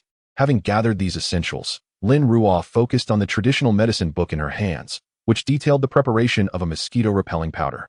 The process was simpler than that of insect-repelling powder. However, she lacked the necessary medicinal materials. She had already sown some in the fertile black soil and awaited their maturation to commence her preparations. For dinner, she retrieved from her storage a portion of clams stuffed with meat, a serving of lamb chops, several plump white buns, and a bowl of wintermelon and pork rib soup. To enhance her dining experience, she selected a zombie film, setting up a projector to cast the movie onto the wall. As she savored her meal, she watched the undead feast upon humanity, finding the spectacle oddly appetizing. After dinner, with over an hour of the film remaining, she took a cushion from the sofa, reclined comfortably, and embraced it while observing the desperate struggles of the human characters. In a surprising twist, the formidable zombie king was vanquished by an obscure protagonist. Lin Ruo smacked her lips, taking a sip of orange juice, deeming the film a poor representation of reality. Indeed, the orange juice, pressed from water sourced from her spatial lake, was delightful. No wonder a Shou always requested to drink it. As the film concluded, she glanced at the wall clock. It was 10 o'clock in the evening, with merely 2 hours remaining until the extreme cold would arrive. Lin Ruo constructed a cozy nest for a Fu and a Shou within her spatial realm before gently placing them inside. For the bitter chill of the weather was hardly conducive to comfort. Subsequently, she directed her mental energy to the breeding area, where new life had emerged 2 litters of piglets. The 2 sows were remarkably prolific, one giving birth to 10 and the other to 12 piglets. Lin Ruo watched the pink piglets nursing at their mother's bellies. Cherubic in their youth, destined to one day satiate her hunger. She generously provided ample space for the sow to cultivate an abundance of food, such as carrots and apples, ensuring a steady supply of milk. In the planting area, some vegetables had also reached maturity, with deft control over her mental energy. She precisely harvested them and stored them in a still space. When her mental energy withdrew from the space, half an hour had elapsed outside, and Lin Ruo was nestled in her bedroom, engrossed in a book. The hour hand ticked ever closer to 12, the sound echoing softly. Suddenly, the alarm she had set earlier rang, signaling that the extreme cold would commence in 5 minutes. Rising, she plugged in the electric blanket and heater in her room, connecting them to the power storage unit. Next, she began to ignite the stove, quickly lighting the bamboo charcoal within. Once she saw the charcoal aflame, Lin Ruo covered the stove with its lid. Although the bamboo charcoal produced no smoke, she stood up to crack open a window, ensuring ventilation to prevent carbon monoxide poisoning. After this series of actions, the already warm master bedroom transformed into a sweltering haven. Glancing at the clock, she noted there was still a minute remaining. Lin Ruo retrieved a specially designed thermometer from her space, which indicated a temperature of 40 degrees. She settled into her room, her gaze fixed intently on the thermometer. Soon, she noticed the mercury level within the thermometer descending rapidly, and she felt a hint of coolness in the previously stifling air. The extreme cold had begun. Chapter 53 Departure from the Dragon Courtyard. It was a chilling -10 degrees. Then -15 degrees. Lin Ruo observed the steadily descending temperature on the thermometer, as a layer of moisture condensed on the master bedroom window, gradually transforming into intricate frost patterns. Her water-based abilities had long since begun to operate, rendering her impervious to the biting cold. She placed the thermometer outside the master bedroom door, then retrieved an identical thermometer from her spatial storage, setting it on the bedside table. Only then did she don the inner thermal clothing and cashmere attire she had previously taken out. Once dressed, she felt a slight warmth. Her water abilities commenced a recalibration, adjusting to a stable temperature. In less than a minute after putting on the thermal garments, the thermometer in the master bedroom registered a frigid -18 degrees, and the temperature continued to plummet. Having completed her preparations, Lin Ruo opened the master bedroom door to check the thermometer outside. However, the moment she swung the door open, a wave of icy air rushed in, causing her to shiver violently. Her water abilities activated once more, assisting her in temperature regulation. As the chill dissipated, she stepped outside to examine the thermometer, only to find the reading had already plummeted to -40 degrees and was still descending rapidly. In just a few minutes, the temperature had dropped from approximately +28 degrees to the current -40 degrees, a staggering difference of nearly 70 degrees. How could an ordinary person possibly endure such extremes? She pondered the fate of countless individuals who might succumb to the cold today. She positioned the thermometer back outside, swiftly retreated into the warmth of her room, and nestled beneath the cozy down comforter. Feeling the warmth envelop her, her water abilities resumed their function, consistently maintaining the most suitable temperature. With her face and hands exposed to the frigid air, despite the electric heater and fireplace glowing within the room, her face felt icy. Turning her gaze back to the thermometer on the table, she noted the temperature had decreased to -20 degrees, with the rate of decline now considerably slow. It appeared that the temperature in the master bedroom had stabilized due to the insulation measures taken. Yet, outside, the temperature continued to fall, and Lin Ruo observed a delicate layer of ice crystals slowly forming on the master bedroom door, expanding gradually. The external chill had yet to reach its limit. Lin Ruo had experienced such extremes before, typically maintaining below -60 degrees. However, these concerns were not her priority at that moment. With her face pressed against the warm down comforter and her body resting on a cozy electric blanket, drowsiness overcame her. It had been ages since she had stayed up so late, and fatigue washed over her. She buried half her face in the warm down comforter and quickly drifted into slumber. The following morning, Lin Ruo awoke at the early hour of 5 o'clock. By then, her face had turned rosy from the cold, for the bamboo charcoal in the fireplace had burned out the previous night, extinguishing the flames. Lying in her warm cocoon, she turned to glance at the thermometer in the room, which confirmed a temperature of -28 degrees. Summoning her water abilities to adjust her body temperature, she swiftly rose to don her down jacket and pants, ready to commence her tasks. First, she reignited the fireplace, then checked the power consumption of the battery storage from the previous night, discovering that the 2 electric heaters had consumed a little over 10 degrees of electricity combined. Relieved, she realized that the solar panels in her spatial storage could easily meet the demand. Crackle. The bamboo charcoal in the stove crackles delightfully, while a kettle on top of the 2 stoves emits a gentle plume of steam. Beside them, 2 electric heaters quietly radiate warmth. Inside the room, the temperature hovers around -10 degrees Celsius due to the combined efforts of the stoves and heaters. Beautiful frost patterns adorn the glass by the window, and the icy layer on the main bedroom door remains unmelted as delicate snowflakes begin to dance outside. In the main bedroom, Lin Ruo is clad only in a thin layer of thermal clothing, wielding a knife as she swiftly maneuvers around the room, her blade dancing with fierce grace. Knock, knock, knock. Lin Ruo. The voice of Li Wei calls from outside. With a powerful swing, she halts the knife midair, then sheathes it and grabs a towel. Glancing toward the door, she wipes the sweat from her brow with a towel hanging by the stove, dresses in her clothes from the bed, dons a hat and mask, and finally turns to open the door. The bedroom door is frozen shut by a thin layer of ice. With a slight tug, it creaks open, and Lin Ruo steps into a world of frost and snow. Everything inside is coated in a crystalline layer of ice, some surfaces even adorned with icicles. Despite her heavy attire, a chill permeates her being as her water-based abilities activate, dispelling the cold. She quickly closes the main bedroom door, ensuring that the frigid air remains outside. In mere moments, she notices the air in the bedroom begin to fog with white mist. In this shared apartment, the bedroom door separates two worlds, with temperatures differing by several degrees. This is the essence of extreme cold, even with 2 stoves and 2 electric heaters. Only the main bedroom is warmed, while the rest remains bitterly cold. Lin Ruo, are you alive? Li Wei's knocking grows more insistent, his voice trembling slightly. It is not fear for Lin Ruo that causes his tremor, but the unbearable chill of the outside air. Dressed in multiple layers of sweaters and a thick down coat, with a hat and mask, his voice still quavers in the cold. This weather is maddening. It feels as though it will freeze one to the very bone. His knocking is driven by concern that Lin Ruo may not have noticed the rapid drop in temperature. Any delay in awareness could leave one at risk of freezing. Creak. Lin Ruo's front door, encased in thick ice, requires effort to pry open.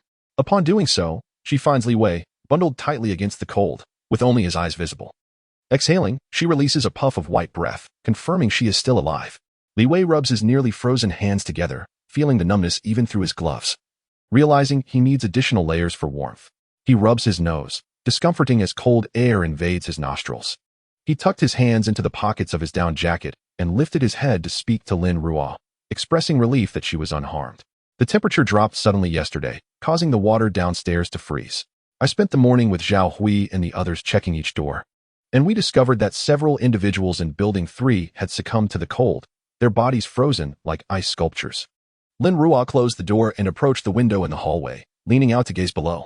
The water level outside was just high enough to submerge a floor, reaching approximately 3 meters, and it had already frozen over. Many people were walking on its surface, bundled in thick clothing and moving with great caution. A fine layer of white frost surrounded them, a result of tiny ice crystals forming where warm and cold air met, indicating that their bodies were significantly warmer than the surrounding atmosphere. I didn't anticipate such a swift drop in temperature, Li Wei remarked, noticing Lin Ruo's focused gaze on the scene outside. After the heavy rainfall, many shops were inundated, but now that the water has receded, it's an opportune moment to search for supplies. Zhang Hui and I have discussed it, and we plan to head out shortly. Will you join us? Observing the throngs of people making their way outside, Lin Ruo shook her head. I still have plenty of supplies left from my last outing, so I won't be going out for now. You all can proceed. Li Wei opened his mouth to persuade her, but thinking of Lin Ruo's temperament, he decided against it. With her capabilities, she could seek supplies whenever she wished.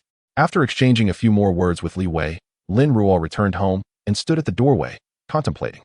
She had stored every item in her home within her space, leaving not a single thread behind. What was once a cozy apartment now appeared barren, resembling a model unit. After confirming that she had not overlooked anything, she donned her tactical jacket, layered a thermal mask over her face, and wore thick gloves. With a concealed backpack slung over her shoulders, she finally stepped outside. Are you heading out, Lin Ruo? Li Wei and the others just departed, Qianli said, as she placed a garbage bag at the door. Dressed in a thick down jacket, with a hat and mask shielding her from the cold, she still felt chilly, rubbing her face and ears with her gloved hands as she spoke. Yes, I intend to venture out for a while, Lin Ruo replied, withholding her plans to leave from them. After taking a few steps, she turned back to Qianli, who was about to enter. Reflecting on their harmonious 3-month coexistence, she decided to offer a parting gift. Pretending to retrieve a box from her backpack, she handed it to Qianli. When Li Wei returns, please give this to him, and let him know that there may be more than one crisis to contend with. Qianli accepted the box, puzzled, and did not open it. She simply nodded, all right. And what about you? Lin Ruo shook her head and waved her hand dismissively, turning to leave. The stairwell was adorned with ice, long and sharp icicles hanging precariously. The second-floor window had been forcefully broken open, creating a stark temperature contrast between the outside and the hallway. An abundance of tiny white ice crystals condensed in the air, resembling white mist. Walking through the corridor felt akin to entering a water-curtain cave, enveloped in an ethereal ambience. In Building 3, numerous individuals emerged, traversing up and down. They were all clad in thick attire, their faces concealed beneath hats, rendering their identities a mystery. Each person was preoccupied with the pursuit of supplies, exhaling visible breaths in the frigid air. Some, inadequately dressed, clasped their arms tightly, resolutely pressing onward. Lin Ruo observed briefly, knowing that such individuals were unlikely to return. The extreme cold was unlike an ordinary winter. Mere minutes of exposure could result in frozen skin, leading to a rapid loss of sensation and eventual necrosis. Prolonged exposure to such a harsh environment could freeze the mucous membranes of the respiratory tract, inducing severe coughing, difficulty in breathing, or even asphyxiation. The process of becoming rigid with frost was excruciating, commencing with tissue necrosis, nerve damage, and organ failure, culminating in immobility. Many succumbed to the bitter cold. Their faces often contorted in agonizing expressions. In such conditions, a moment's carelessness could lead to frostbite, or worse, death. These individuals hurriedly sought resources, striving to escape hunger. Yet they overlooked the most severe peril, the extreme cold. Lin Ruo walked among them, witnessing the tenacity of some who rushed to the police station and fire station, hoping to find assistance. Yet, without exception, those places had long been deserted, their weapons and equipment vanished without a trace. Was there any doubt remaining? Everything had been evacuated in advance. Outside the police station, these people wept inconsolably, their tears and snot soaking their masks, awaiting a fate of frozen and necrotic facial skin. What folly! As Lin Ruo ambled through this scene, she comprehended that the advent of the extreme cold shattered many illusions. They were acutely aware that society could never revert to its former trajectory. No longer protected, they were compelled to struggle for survival. Their hearts brimmed with despair and urgency. Yet such feelings were futile. Survival was paramount. Gradually, Lin Ruo exited Longyuan, bundled so tightly that only her eyes were visible, rendering her unrecognizable. She sought a secluded spot, utilizing the cover of her backpack to discreetly retrieve a pair of ice skates. In the absence of reliable transportation, this mode of travel was far swifter.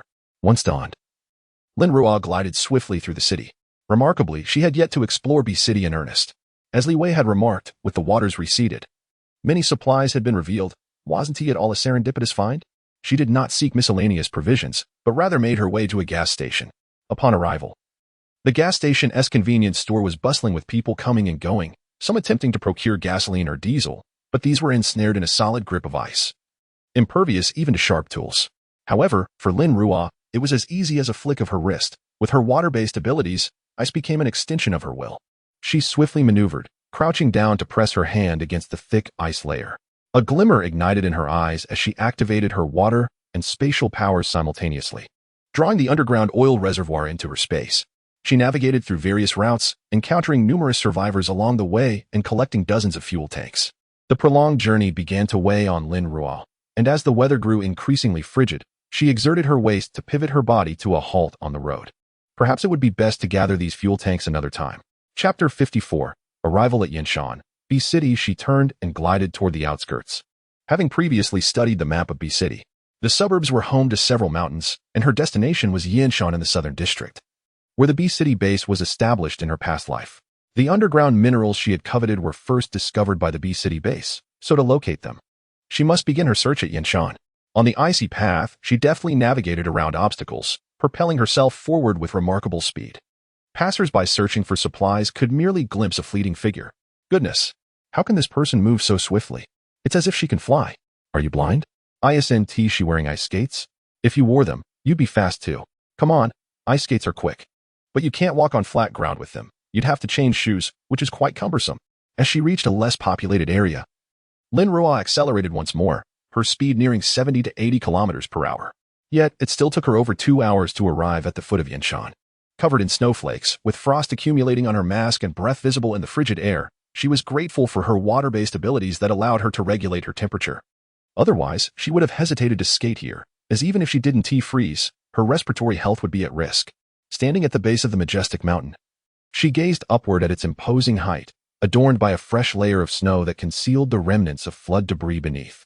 A sudden gust of cold wind rustled through the barren branches, producing a sound reminiscent of the mountain weeping. Lin Ruo recalled the information she had memorized about this mountain. It stood at an elevation of 500 to 1,500 meters, covering an area of 42 square kilometers. In her previous life, the B City base was constructed halfway up this mountain, utilizing the abundant stone and iron or to forge steel. A testament to the mountain's grandeur in uplifting humanity, Lin Ruo resolved to establish her shelter on this mountain, seeking underground minerals while keeping a watchful eye on the B City base. She had long coveted the weapons produced there. Crouching slightly, she swapped her ice skates for sturdy, non-slip boots, storing the skates away. With a leap, she ascended several meters and landed securely atop a large rock, swiftly making her way up the mountain. The terrain was strewn with stones, slick with ice and snow. Even with her non-slip boots, Lin Ruo nearly lost her footing. A glint of blue light flashed in her eyes as the soles of her boots became encased in frost, delicate spikes sprouting from beneath, as hard as iron, ensuring a firm grip on the icy surface. With her footing secured, she exhaled in relief and turned her gaze to the snow-covered forest ahead, moving swiftly through the barren trees. Upon reaching the mountainside, the traces of past inundation had vanished, revealing towering trees that retained a semblance of verdancy beneath the ice and snow. Lin Ruo gazed at these resilient trees, which, against all odds, thrived in such extreme cold. It was highly likely that they had undergone mutation. Once these plants fully transformed and grew, re-entering such a forest would require Lin Ruo to exercise utmost caution, as it would prove exceedingly perilous. As she navigated through the mountains in search of a suitable refuge, her heightened vigilance kept her mental energy outwardly projected. It was too long before she stumbled upon numerous signs of human passage in alarming number, suggesting the presence of a military force. Activating her water-based abilities, she rendered herself invisible and began to stealthily pursue the source of the tracks. Be cautious. Cut down all these trees and stack them over there. Let us first construct some basic shelters before gradually expanding, commanded a man in a military coat, wielding a chainsaw as he directed his soldiers. From her vantage point in a nearby tree, Lin Ruo calculated the number of individuals present, several thousand, approximately 2 battalions, likely the advanced construction team from the base. These individuals exhibited organization, discipline, and specific roles. Trees fell one by one, while others used drills to excavate tree stumps from the frost-hardened ground. And yet more were tasked with refilling the soil.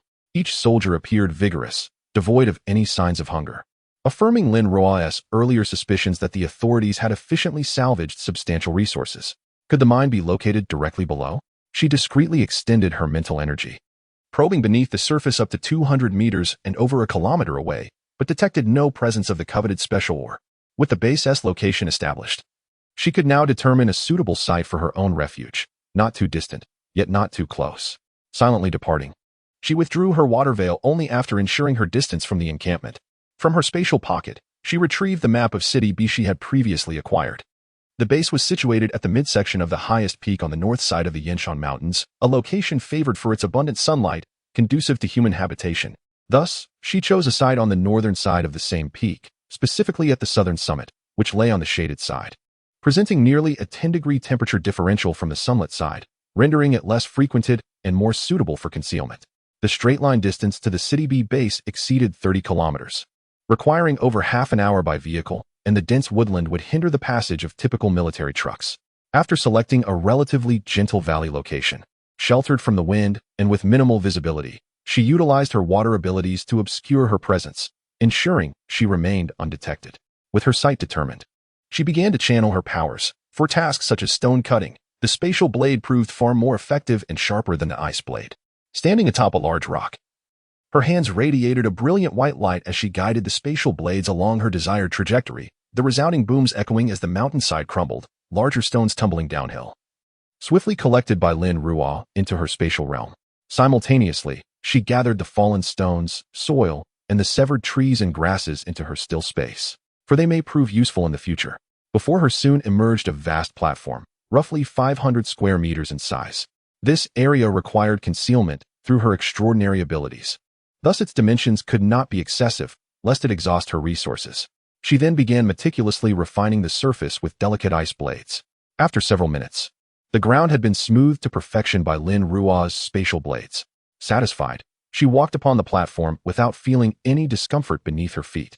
Subsequently, she retrieved 2 miniature abodes from her space, placing them closest to the mountainside. Lin Ruo adjusted their angles slightly. One was designated for her own residence, while the other was prepared for Afu and Ashu. Given their current larger sizes, it was more spacious for them to inhabit a separate miniature abode. Within her space, Lin Ruo crushed the cut stones, melting and reassembling them into a massive semicircular lid, 3 meters thick. The lid featured numerous holes of varying diameters, some measuring over 10 centimeters, while others were merely a few centimeters wide. At the base, she left an exit for her own passage, concealed in shadows. Lin Ruo then removed this colossal lid from her space and placed it upon the platform she had prepared, resulting in a thunderous sound. Following that, she retrieved soil and grass from her space to cover it. By the time the snow fell again tonight, the area would blend seamlessly with its surroundings, rendering it indistinguishable. Once these tasks were completed, Lin Ruo stepped inside to assess the freshness of the air beneath the lid. It felt quite satisfactory, with ample light filtering through the holes for illumination. Having accomplished this, she entered the left miniature abode, designed entirely in the style of an apartment, even featuring a large fireplace at her request. From her space, Lin Ruo extracted the recently felled trees, placed her hand upon them, and swiftly drained their moisture, placing them in the fireplace. She then doused them with a bit of diesel and ignited it with a lighter, causing the diesel to gradually ignite the wood beneath. Once the fireplace was ablaze, the temperature within the miniature abode began to rise slowly. Lin Ruo connected a large-capacity power storage unit to the water and electricity interface, ensuring that all outlets within the abode were operational. Additionally, she installed a sizable water tank and a sewage tank, resolving the bathroom waste issue. Lin Ruo was finally free from the need for cat litter. The sewage tank required cleaning only once every 2 months, providing great convenience. With these arrangements completed, the miniature abode was deemed ready for use.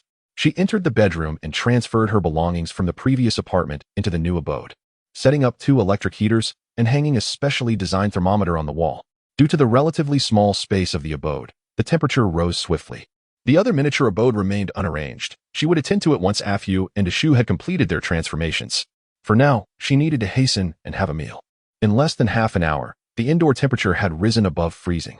Lin Ruo removed her outer jacket and down coat, added more wood to the fireplace, and finally settled onto the sofa to rest her weary feet. As she surveyed her surroundings, she realized that everything was nearly in order, prompting her to exhale a long sigh of relief. At last, she had found a moment of temporary solace. Chapter 55. Are the cockroaches in the north really that big? The snow-covered mountains stood majestic and sacred, enveloped in serene silence, disturbed only by the gentle sound of snowflakes falling. Lin Ruo stood outside the circular protective dome, clad in thick garments and cradling a warm water bag in her hands, gazing into the distance. Away from the throngs of people, she finally felt a sense of liberation. She could indulge in whatever she desired without concern for the heavy aromas tempting others or act freely without fear of being scrutinized. As the snowfall intensified, she returned to the shelter after standing outside for only a short while. She set down the warm water bag and retrieved some wood from her spatial storage, igniting a large bonfire on the platform. The flames danced vigorously, casting a warm glow around her. Feeling quite hungry, she placed a triangular grill over the fire, suspending a pot above it. A glimmer of blue light flickered in her eyes as the surrounding water molecules began to converge into the pot. In a brief moment, the pot was filled halfway with water. Focusing her mental energy into the spatial realm, she first checked on Afu and Ashu, who were still asleep, their bodies growing rapidly to a height of 2.5 meters. At this rate, it would likely take them another day to awaken. While traversing the Yin Mountains earlier, Lin Ruo had also encountered many slumbering creatures, their sizes having significantly increased since their mutations, with various physical changes evident: longer, sharper teeth, thicker fur, and larger claws. These animals now appeared vastly different from their former selves. In a few days, once their transformations were complete, they would awaken, desperately in need of energy, and would roam in search of sustenance, their diets having shifted to a sole preference for flesh and blood. In the cities, the dense population would surely attract these mutated beasts. With other food sources scarce, these creatures would turn to humans for nourishment, causing the human race to plummet from the pinnacle of the food chain to its very base. They would have to confront the harsh cold and dwindling food supplies while evading the onslaught of these mutated animals, drastically diminishing their chances of survival. This was the true essence of an apocalyptic world. To Lin Ruo, encountering these creatures felt like a divine blessing, as if each one were being gifted a bullet directly embedded in their foreheads, sparing them from the trials of this new era. These mutated animals now lay docile in her still space, awaiting Afu and Ashu's awakening to receive their much-needed sustenance. Not dwelling further on her thoughts, she retrieved a block of hot pot base from her spatial storage and placed it into the pot, which began to bubble with a delightful aroma of spicy goodness. Overcome by hunger, Lin Ruo took out a pound of lamb, holding it in her left hand as it quickly froze. with her right hand. She retrieved a cleaver from her spatial storage and began to slice the lamb into paper-thin pieces, each cut precise and elegant, cascading into a bowl that had long been prepared.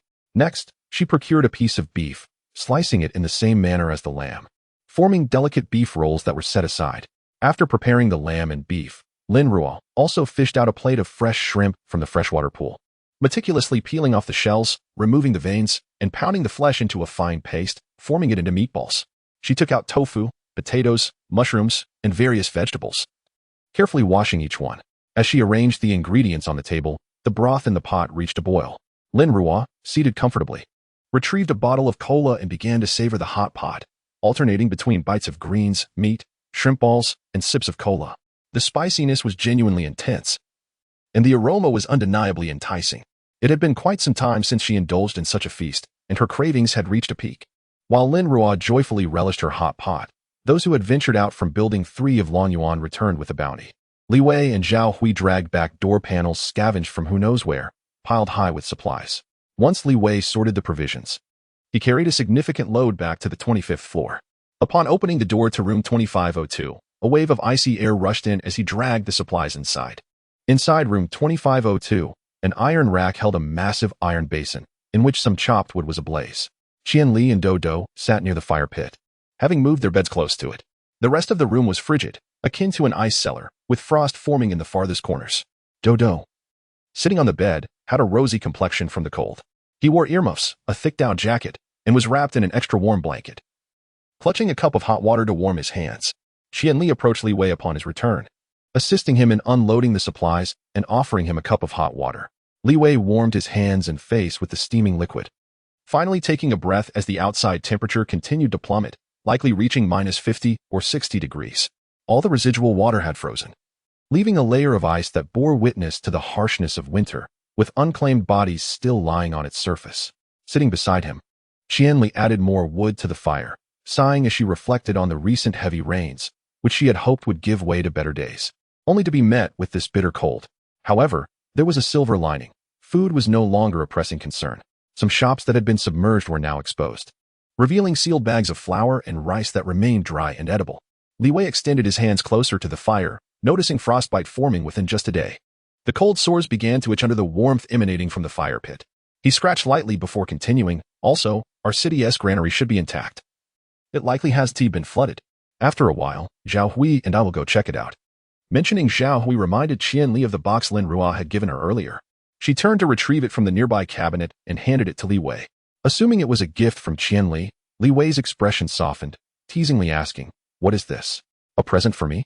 With a blush, Qian Li shot him a glare and shook her head, her gaze shifting to the box in his hands. "This is from Lin Ruo. She specifically asked me to give it to you and mentioned that the apocalypse presents more than one kind of crisis. I'm not sure what she meant by that." Upon hearing that it was from Lin Ruo, Li Wei's demeanor turned serious. She never spoke without purpose. "Where is she?" he inquired. "She went out and hasn't returned yet. Ever since Qian Li obtained the box, she has been observing Lin Ruo's movements through the peephole. After Lin Ruo left, she has not returned, and the two large dogs have also not made an appearance." It was only then that Li Wei furrowed his brow and opened the box, only to find several motionless cockroaches inside. Qian Li instantly recoiled several meters away, for she harbored an intense fear of these insects. Ah, cockroaches. Yet, the frigid air several meters away compelled her to inch closer to the fire pit, though she maintained a certain distance from Li Wei. Li Wei, however, did not approach to comfort her. He remained solemnly focused on the box before him. He could discern that the cockroaches were not dead, as their legs were still twitching slightly. But why were these cockroaches lying still? Moreover, were they not a tad larger than usual? Do cockroaches in the north grow this big? As large as a finger? Just as he was pondering this, the cockroaches in the box began to change. Their exoskeletons started to elongate. Li Wei's eyes widened in shock. Had he been seeing things? Were the cockroaches actually growing? Qian Li, too, caught sight of this transformation, her eyes widening in disbelief. Were these cockroaches growing at such an alarming rate? Was there more than one type of crisis in this apocalyptic world? Without hesitation, Li Wei closed the lid tightly and turned to seek out Zhao Hui, leaving behind a terse instruction: "Stay vigilant at home, lock the doors, and I will return shortly." Zhao Hui was currently distributing supplies to the brothers. The room filled with 3 large fire pits, the flames within crackling vigorously, warming the space. The room was occupied solely by men. Some were laughing excitedly, Others were playing cards, smoking, sharing jokes, while a few sat silently, lost in thought, filling the entire living room. Suddenly, a series of knocks echoed at the door, causing everyone to turn their attention towards it. Each muscle tensed, the previous ease evaporating in an instant. Zhao Hui, alert, exchanged a glance with Lu Hao. The timing of the knock following their recent acquisition of supplies raised their suspicions. Lu Hao nodded silently, rising to grab a machete that lay nearby, raising it high as the others discreetly readied their weapons. Zhao Hui approached the door, slowly opening it. Upon doing so, he was met with the anxious figure of Li Wei standing outside, having rushed out without a mask. Zhao Hui breathed a sigh of relief, brotherly. Didn't we just part ways? Is there an issue with the supplies? As he spoke, he gestured to Lu Hao, who sheathed his machete and returned to his tasks. Laughter resuming in the room as if the previous tension had been but an illusion. Li Wei clutched the box tightly in his hands and spoke softly. Let us discuss this inside. Zhao Hui, perplexed by Li Wei's unease, glanced over his shoulder but saw no one else, prompting him to step aside and allow Li Wei entry. What is the matter? Zhao Hui quickly shut the door and turned to Li Wei, who handed him the box. This is from Lin Ruo. Take a look. Zhao Hui's mind struggled to comprehend the situation, yet he accepted the box, opening it to reveal several cockroaches inside. He chuckled, jesting. Brotherly, are you trying to scare me with a handful of cockroaches? Sister Jia is not so idle. However, as he glanced again at the cockroaches in his hand, his smile faltered. But these cockroaches you've caught are rather large. Li Wei, aware of Zhao Hui's disbelief, sighed. Lin Ruo had left behind a statement. The impending crises of the apocalypse are manifold. What is our current crisis? The bitter chill, the scarcity of resources, compounded by the possibility of species mutation. What? Zhao Hui gasped, looking up at Li Wei, his eyes filled with gravity. Brotherly, this is no jest. Li Wei met his gaze, his expression imbued with utmost seriousness. I witnessed these cockroaches grow a millimeter in a mere second. Do you think I am jesting? Zhao Hui inhaled sharply, staring at the box in his hands. Indeed, how could such large cockroaches exist in the north? This must be a mutation. So Zhao Hui, quick-witted, recognized the severity of the situation. These cockroaches could not remain dormant forever. Once awakened, they would seek sustenance. What could they consume? These creatures are capable of feeding on human flesh. Contemplating their reproductive capabilities, a shiver ran down Zhao Hui's spine. We must act swiftly, Li Wei urged. Taking a deep breath, Lin Ruo has likely already realized the danger and departed. Departed? Zhao Hui exclaimed, looking astonished at Li Wei. We have yet to see her two large dogs. Large dogs? Zhao Hui murmured, pondering. What circumstances could lead to such size? It appears they too have mutated.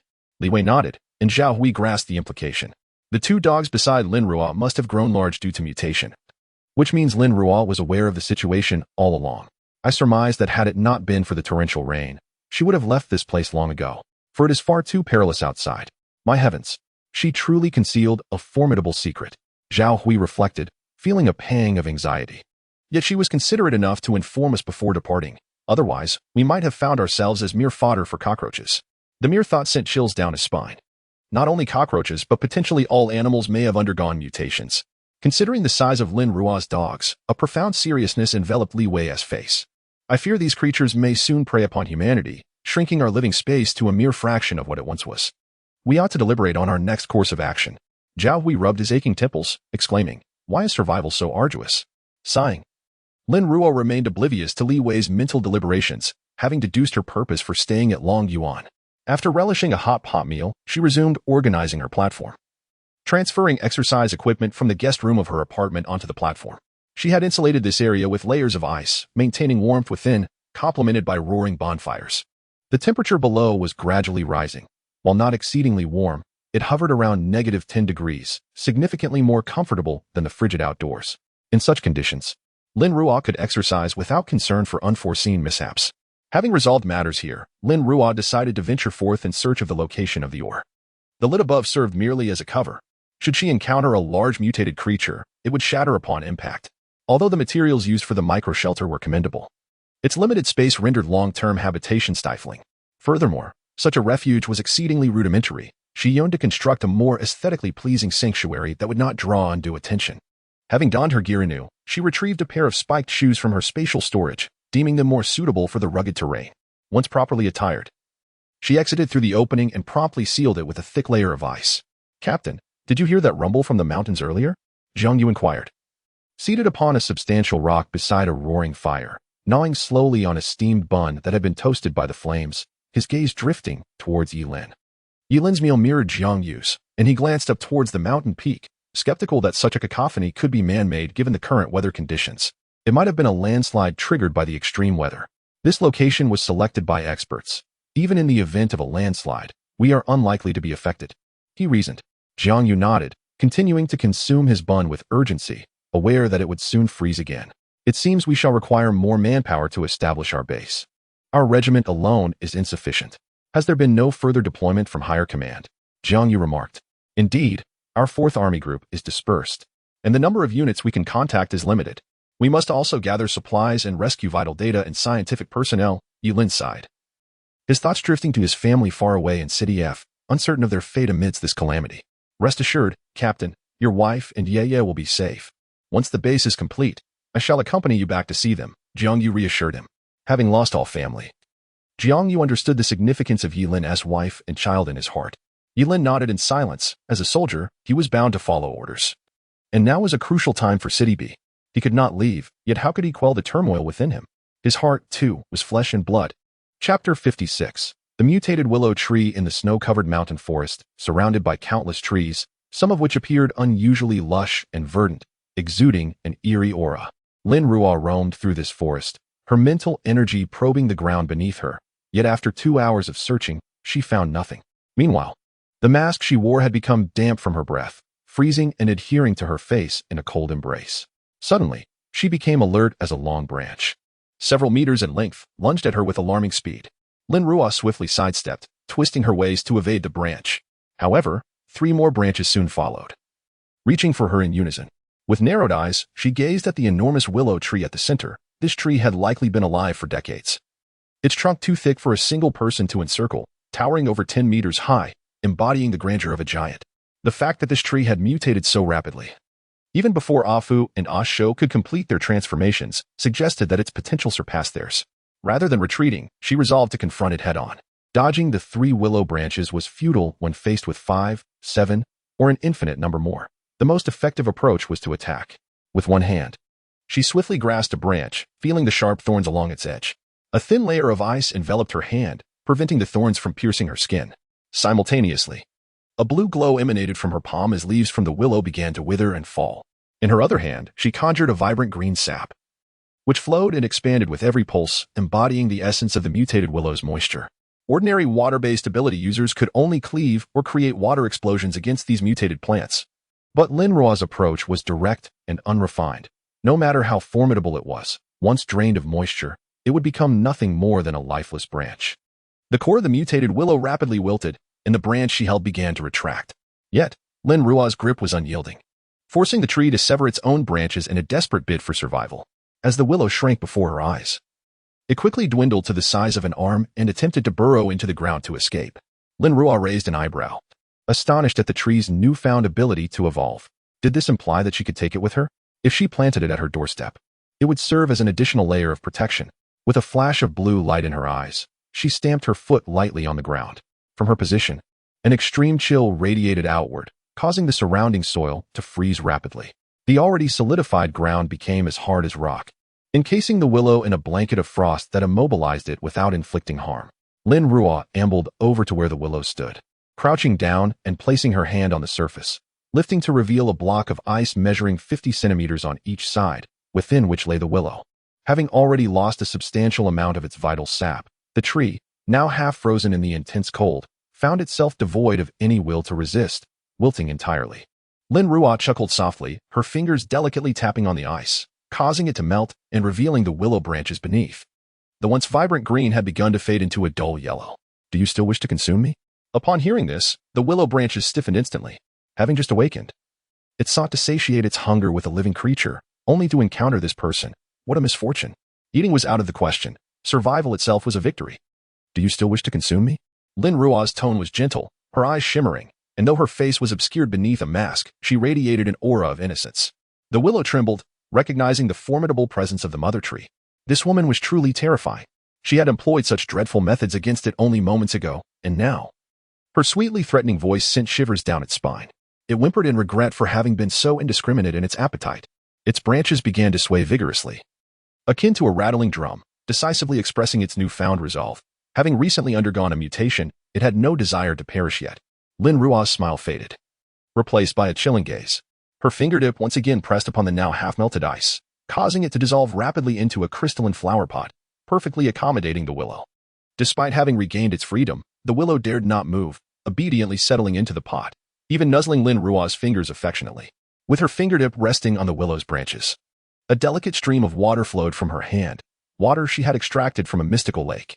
The willow sensed the extraordinary quality of this water, and upon absorbing it, its withered leaves revived, bursting forth with a striking green that contrasted beautifully against the icy landscape.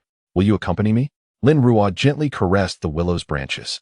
The willow entwined itself around her finger, realizing that while it had previously yielded to Lin Ruo's formidable prowess, the revitalizing water had sparked an eagerness to remain. This water was a remarkable boon for mutated plants, and it found itself utterly enchanted. Observing the willow entwined around her finger, a faint smile graced Lin Ruo's lips. The tactic of offering a reward after a stern lesson proved effective. Cradling the willow, she dashed through the forest, swiftly returning to her sanctuary. She refrained from placing the willow into her spatial realm.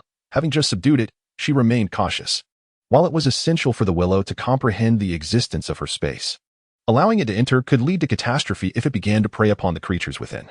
Half an hour later, Lin Ruo arrived at her refuge, using an ice shovel to dig a small pit near the entrance, where she planted the willow. "This shall be your home from now on. If you remain loyal to me, I shall treat you well in return." The willow had never felt such tranquility being rooted in the earth. Hearing Lin Ruo's words, it eagerly nodded. This woman was not to be trifled with. Having had its essence drained by her once, it feared that another provocation could lead to its very annihilation. Lin Ruo nodded in satisfaction, yet gazed at the modestly sized sapling before her. While she recognized its latent strength, it still lacked the imposing grandeur she desired. After some contemplation, she snapped her fingers, and a flicker of blue light emerged from her palm, bringing forth the essence extracted from the willow tree once more. The previously swaying willow abruptly straightened its posture, its branches reaching upwards, affectionately brushing against Lin Ruo's calf, resembling a loyal companion. Lin Ruo chuckled softly. "Since you have chosen to accompany me, I shall not neglect you. Here's the sap from your trunk, returned to you." The willow eagerly nodded, yearning to seize the essence from Lin Ruo's hands, yet it understood that merely snatching it would not suffice for a complete restoration. It required Lin Ruo's water-based abilities to truly recover its former vitality. Lin Ruo nodded in agreement, her palm glowing blue once more as a swirling mass of green sap swiftly flowed out, piercing the ground like a slender thread into the roots of the young tree. The willow sensed the energy revitalizing it, its trunk beginning to grow rapidly, while the number of branches multiplied, each slender tendril dancing gracefully in the breeze. Returning the sap along the same path from which it was drawn, Lin Ruo looked up at the now towering willow and declared, "From now on, your name shall be Alu. Stay here and guard this place, ensuring that no mutated creatures or plants approach." The branches swayed vigorously, producing a rustling sound all around. Satisfied, Lin Ruo nodded approvingly. Alu was indeed perceptive, quite commendable. To reward its loyalty, she retrieved a live chicken from her spatial realm and tossed it to Alu. The willow, lacking in intellect, did not ponder the origins of the chicken. It was simply elated. Although the strange liquid had already provided the energy it required, it still preferred the taste of fresh flesh. Without delay, it extended its branches to nuzzle Lin Ruo's arm in a gesture of affection, but soon its focus shifted, eagerly grasping the chicken, wrapping it tightly as the sharp thorns pierced through its body. Moments later, all that remained of the chicken were scattered feathers and a layer of skin. Chapter 57. Harmonious coexistence. In the morning, the hills of the spatial breeding area were adorned with lush trees, while the cultivated grass thrived exuberantly. Numerous animals had already awakened, flocking to the feeders for nourishment and hydration. The planting zone was a verdant expanse, with crops growing tall and nearing maturity. Woof. Afu and Ishu awoke within this space, their bodies having grown to an impressive 3 meters in length. Initially perplexed by their sudden enlargement, they soon embraced their newfound stature with joy. Possessing a commendable intellect, they understood that their growth and strength were essential for better safeguarding their master. They frolicked in the open land, leaping and practicing their pouncing techniques. When Lin Ruo entered the space with her mental energy in the morning, she was greeted by the sight of the 2 dogs tumbling about, stirring up clouds of dust. Fortunately, this area was distant from the breeding zone. Otherwise, the timid chickens, ducks, and rabbits would have been sent into a frenzy. She sighed softly, swiftly controlling Afu and Ishu, lifting their massive bodies into the air before conjuring a water sphere to bathe them. Afu and Ishu made no attempt to resist. As they ascended involuntarily, they recognized their master's presence. Lin Ruo meticulously washed them with the water sphere, taking 20 minutes for the bath, resulting in the water turning completely black from the mud. Since she had not used any shower gel this time, she decided to pour the soiled water directly onto the soil of the planting zone to nourish it. Subsequently, she utilized her water manipulation abilities to dry their fur before releasing them from the space. Upon being placed on the external platform, Afu and Ashu initially appeared bewildered. Questioning the unfamiliar surroundings, Lin Ruo stroked their freshly cleaned, silky fur, informing them that they would no longer reside in their previous home. This was to be their temporary abode. The dogs felt a surge of happiness, realizing that although their former home was nice, it was far too small for their active spirits. They began to explore the new environment, eager to familiarize themselves with its scents and nuances.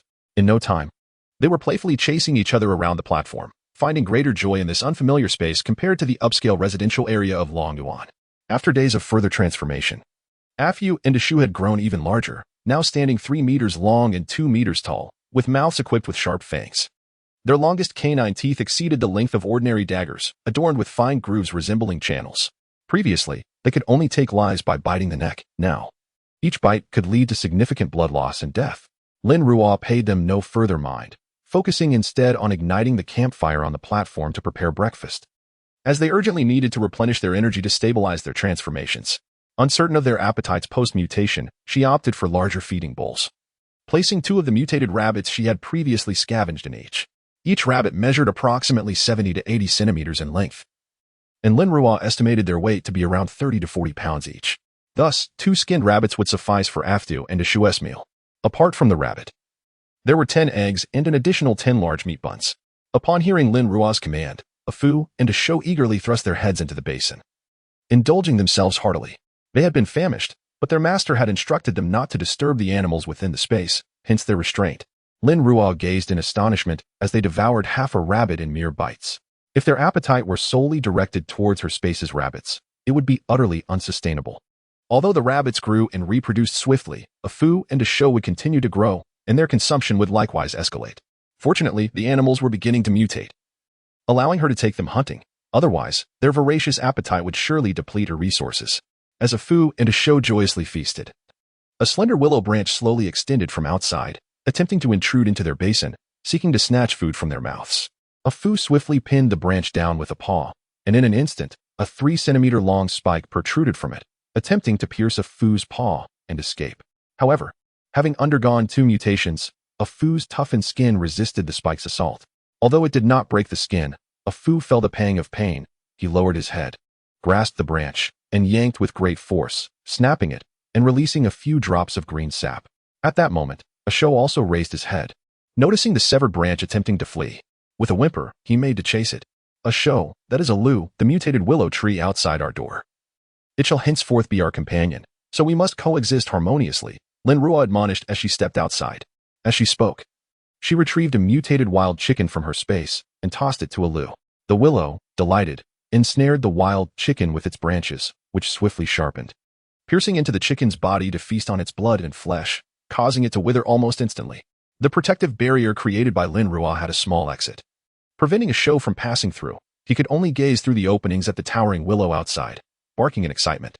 The willow's branches swayed, greeting Afu and Ashu. Afu glanced at Alu and responded with a howl, acknowledging the greeting. They resumed their breakfast while Lin Ruo commenced her training for the day. She ascended to the platform and removed her heavy clothing. As soon as the fabric was loosened, a chill enveloped her, prompting a slight shiver. She activated her water-based abilities, dissipating the cold instantly. The weight ring she wore had fully adjusted to her, previously. While residing in the dragon courtyard, the cumbersome weight had been inconvenient. Now liberated from that constraint, she added an additional 30 kilograms, bringing her total to 130 kilograms. Initially, the added weight felt unfamiliar, as her body had grown accustomed to the 100-kilogram ring over time. After 2 hours of weight training, practicing her boxing and sword techniques to the limits of her physical capacity, she relied on a mineral knife for support, perspiring profusely as her water abilities circulated throughout her body.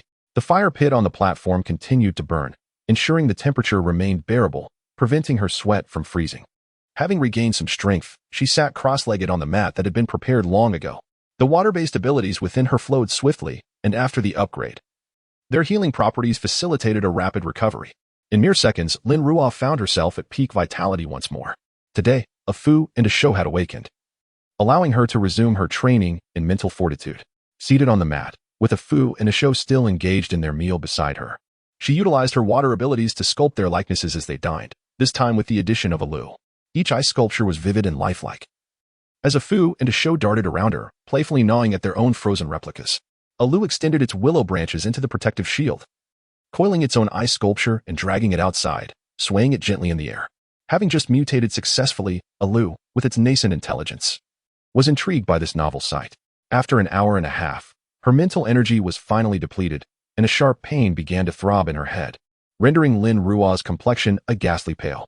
Enduring the intense headache, she managed to grasp a crystal core beside her, initiating the replenishment of her mental energy. Observing this, a Lu halted mid-air, swiftly tapping a Fu and a Shou while gesturing towards Lin Ruo, urging them to assist her. However, a Fu and a Shou remained oblivious, steadfastly guarding Lin Ruo's vicinity and preventing any encroachment. A Lu, perplexed and anxious, twisted its branches in agitation. Time slipped by, and after half an hour, a Fu, a Shou, and a Lu maintained their vigil beside her. By the time Lin Ruo completed her training, it was already 9 o'clock in the morning. Upon opening her eyes, she was startled to see a Lu suddenly rush towards her. Thinking it might attack, she instinctively summoned her abilities. But a Lu merely wrapped its branches gently around her wrist, swaying slightly. Lin Ruo was taken aback. What did this mean? A Lu was simply expressing its concern, having feared that its newly found caretaker might perish. This caretaker was rather kind, providing it with delicious meals at every turn, along with the abundant water energy. It was reluctant to part ways. Lin Ruo patted a Lu's branches, prompting it to release her. It's all right. This is merely my daily training routine. Cultivating mental energy entails this process. One must endure it. A Lu seemed to grasp this partially, its branches tilting in contemplation. Feeling a twinge of hunger herself, she merely squeezed a Lu's branches before heading to prepare breakfast. Recently, a cow in her space had given birth, providing fresh milk.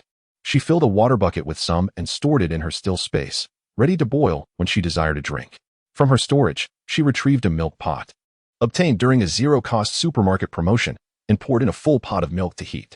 She consumed only a cup herself, alongside 3 pancakes she had purchased from a breakfast stall, which sufficed to satiate her hunger.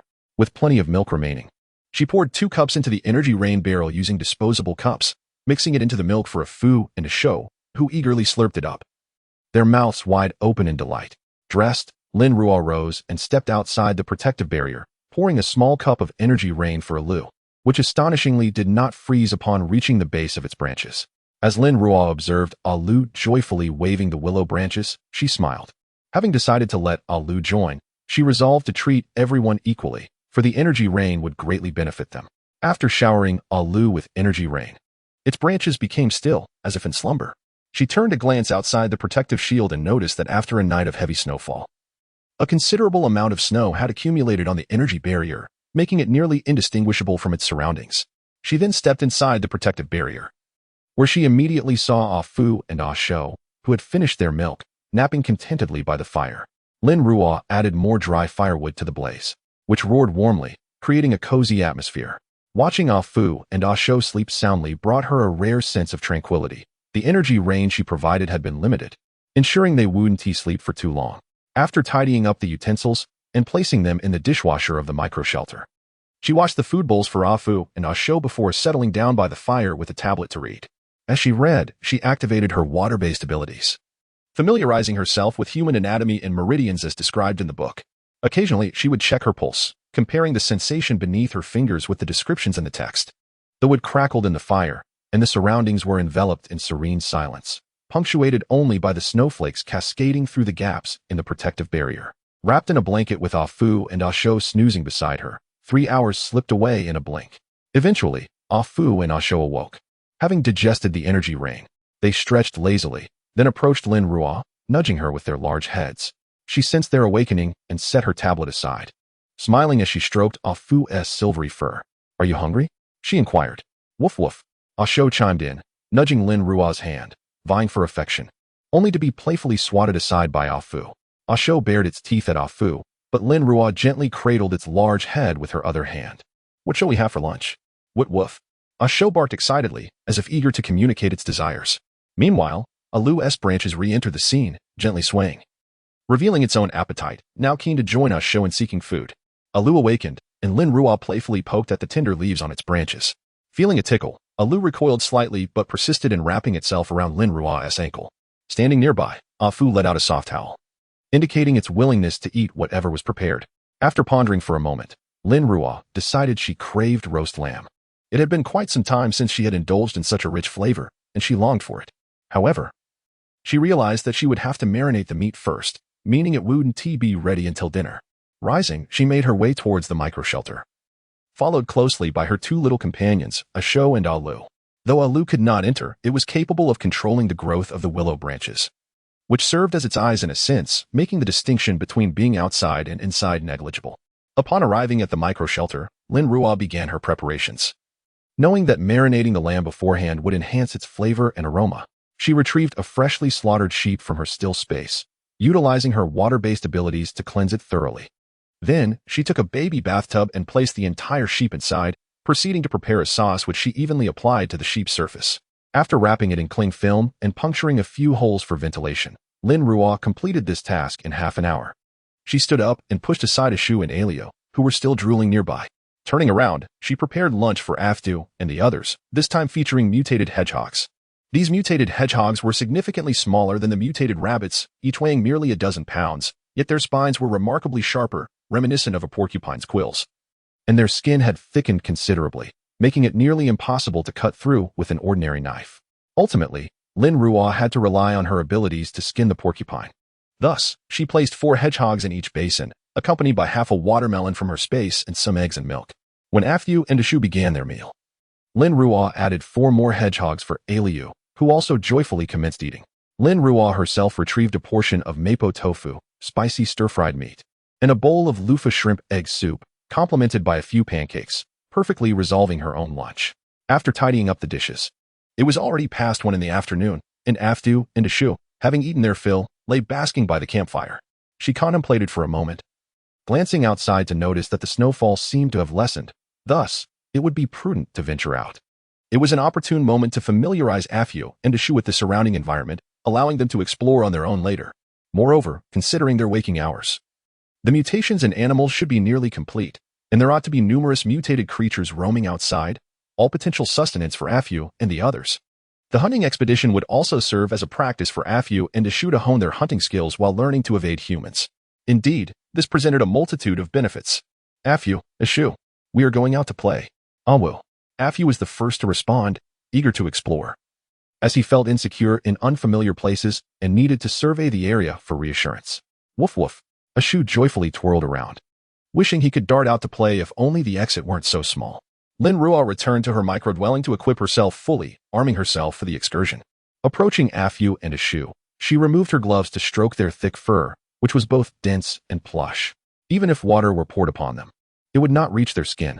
She couldn't help but marvel at how, after their mutations, these creatures had indeed become the darlings of this apocalypse. While countless humans succumbed to the frigid conditions, the animals sprouted thick fur from the outset of their transformations to withstand the harsh winter. Returning her thoughts to the present, Lin Ruo summoned Afyu and Ashu into her space, donned her gloves once more, exited, and then released them. She turned back to seal the exit with ice.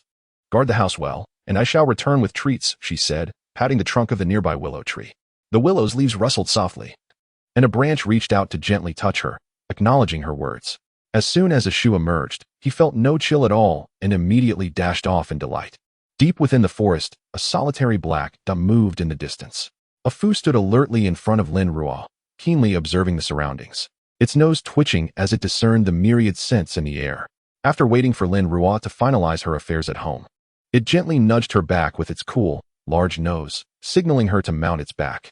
Lin Ruo glanced up at the now diminutive figure of Ashu, a subtle smile gracing her lips. She chose not to call him back, allowing him the freedom to frolic. With her hand resting upon Afu's back and her legs slightly bent, she made a graceful leap onto its broad, sturdy spine.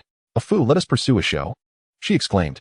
With a resounding howl, Afu surged forward like a gust of wind, its massive form darting across the snowy terrain, her legs racing with remarkable speed, seemingly undeterred by the slick ice and snow upon the stones, as it bounded after Ashu. Chapter 58, Tactical Coordination. Woof. Afyu, bearing Lin Ruo upon his back, did not falter in speed. With Ashu waiting for them, they soon reached his side. As they drew closer, Lin Ruo discerned that a Shu was not merely pausing for their arrival. Rather, he was vigorously digging into the frozen earth with his powerful claws, his large rear elevated. Despite the ground being solidly frozen, a Shu's sharp claws, combined with his tremendous strength, propelled clumps of brown soil into the air, gradually forming a small mound behind him. Afu scampered over, sniffing the excavation site before joining a Shu in the endeavor. Lin Ruo blinked, a hint of confusion crossing her face as she leapt down from Afu's back, standing aside to observe their rapid excavation. In a short while, a substantial pit emerged before them. What, indeed, lay beneath that warranted such determined digging? Curiosity piqued. Lin Ruo crouched down to inspect the depths of the hole. Woof. A Shu, now covered in dirt, paused momentarily to respond to Lin Ruo's inquiry. Afu raised his head. His once pristine silver fur now muddied, and with a howl, resumed his digging. Lin Ruo, unable to decipher their exchange, merely watched as the pit deepened until, at approximately 2 meters down, she caught a glimpse of gray. What could this be? Afu began retrieving slumbering creatures from the depths of the pit, arranging them neatly upon the ground. Lin Ruo's gaze sharpened, and she realized they were a litter of mutated rabbits, evidently more astute than those she had previously encountered, having chosen to hide in their burrow for sleep. Among the group were 2 large rabbits and 8 smaller ones, each measuring only 20 centimeters in length. This family, buried so deep underground, could not escape your keen sense of smell. Lin Ruo pointed at a Shu's dirt-encrusted nose, surmising that these rabbits had yet to fully mutate before being unearthed, thus providing sustenance for her companions. While both were engaged in digging, a Shu emerged completely coated in soil, his once black fur now a rich brown hue, while Afta bore only a modest amount of dirt on his legs and body, still revealing traces of his silver sheen. Lin Ruo sighed, realizing that upon their return, baths would be necessary for them. Thankfully, her water and spatial abilities would ease the burden of such a task, for employing just her hands would be utterly exhausting. Afu let out a low call to Lin Ruo before swiftly biting down on the male rabbit's neck. A Shu too quickly followed suit, dispatching the female rabbit with a swift snap.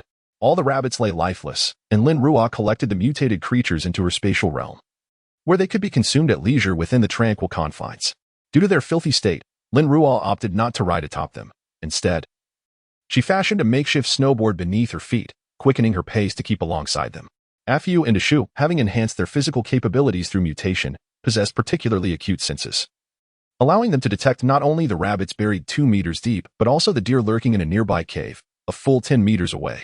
Lin Ruo followed closely behind them, acting as their pocket, collecting those animals that had not yet fully mutated and were still in slumber. They were responsible for delivering the fatal bite, while Lin Ruo took charge of gathering them. Together, they amassed a considerable amount of provisions, and Lin Ruo conducted a thorough exploration of the underground, yet found no trace of ore. Suddenly, while Lin Ruo was putting a squirrel the size of a rabbit into her space with a Fu, she heard a deep roar echoing from the direction where a Shu had rushed out. A Fu's ears perked up immediately, and it darted swiftly towards a Shu's direction. Lin Ruo quickened her pace, her figure blurring as she dashed forward. That roar could not have been emitted by an ordinary creature. It was undoubtedly the cry of a mutated beast, one that a Shu could not handle alone. As Lin Ruo entered the depths of the forest, she beheld a Fu and a Shu engaged in a fierce battle with a massive shadow. Narrowing her eyes, she recognized it as a mutated black bear. This bear was enormous, its muscular form towering at 6 meters when it stood on its hind legs, exuding an overwhelming sense of intimidation. Its claws were extraordinarily sharp and powerful, effortlessly splintering tree trunks. Blood stained its muzzle, indicating it had recently feasted. A Fu and a Shu, being domesticated dogs, had never faced such a formidable forest predator before. Initially, despite their coordinated efforts, they were caught off guard by the bear's colossal claws, sustaining grievous wounds. Though the bear was massive and immensely strong, it lacked agility.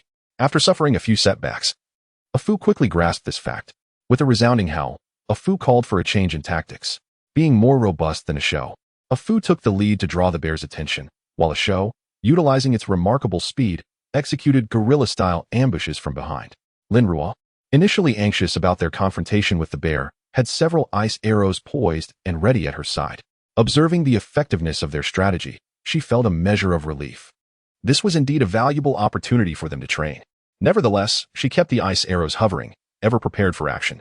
A Shu unleashed its full potential, darting rapidly under a Fu's command and targeting the bear's vulnerable spots.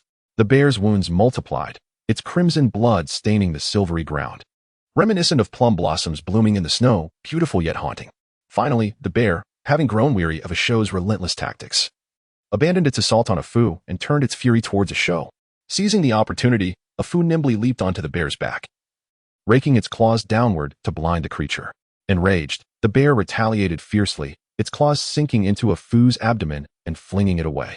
A Fu's silvery fur was instantly soaked in crimson, yet it executed a graceful flip mid-air and landed lightly on its feet, though it soon collapsed to the ground, the snow beneath it gradually saturating with blood. Without a moment's hesitation, Lin Ruo rushed towards a Fu, kneeling beside it, her hand pressed against its continuously bleeding abdomen, unleashing her water-based powers with reckless abandon. Upon witnessing a Fu gravely injured, a Shu's ferocity erupted instantaneously. He swiftly circled back, leaping onto the back of the black bear, and with a fierce grip, sank his teeth into the bear's neck. The immense power of his bite met the bear's remarkably resilient throat bones, failing to crush them outright. As the bear's claws lunged toward him once more, a Shu pivoted, leveraging his body's momentum to tear violently at the flesh, evading the bear's counterattack and landing beside Lin Ruo and a Fu, vigilantly observing the enraged creature. The bear's neck was torn open, its eyes gouged out, blood gushing forth. After a few staggering steps, it collapsed with a thud, lifeless. At that moment, the azure light of Lin Ruo's water-based ability enveloped a Fu entirely, and a gentle stream of water began to flow over his wounds, gradually alleviating his injuries. A Shu, naturally extroverted, stood quietly to the side, his gaze fixated on a Fu, the concern in his eyes palpable. With Lin Ruo's water ability in full effect, the damaged organs within a Fu rapidly healed under the soothing flow, while the torn flesh swiftly reorganized and healed, slowly transforming into scars that eventually faded, allowing silvery fur to regrow. As the blue glow dissipated, a Fu rose, affectionately licking Lin Ruo's face, as if to reassure her that he was unscathed. A Shu trotted over, sniffing around a Fu, who stood still, allowing the playful antics. Once a Shu confirmed a Fu was all right, he pounced affectionately, rubbing against a Fu's neck. In return, a Fu gently nudged him toward Lin Ruo, letting out a playful bark. Observing the two in their joyous reunion, Lin Ruo chuckled softly, noting how a Shu's concern for a Fu's injuries made him oblivious to his own, only reminded by a Fu's gentle nudges. "A Shu, come here, let me tend to your wounds," she called.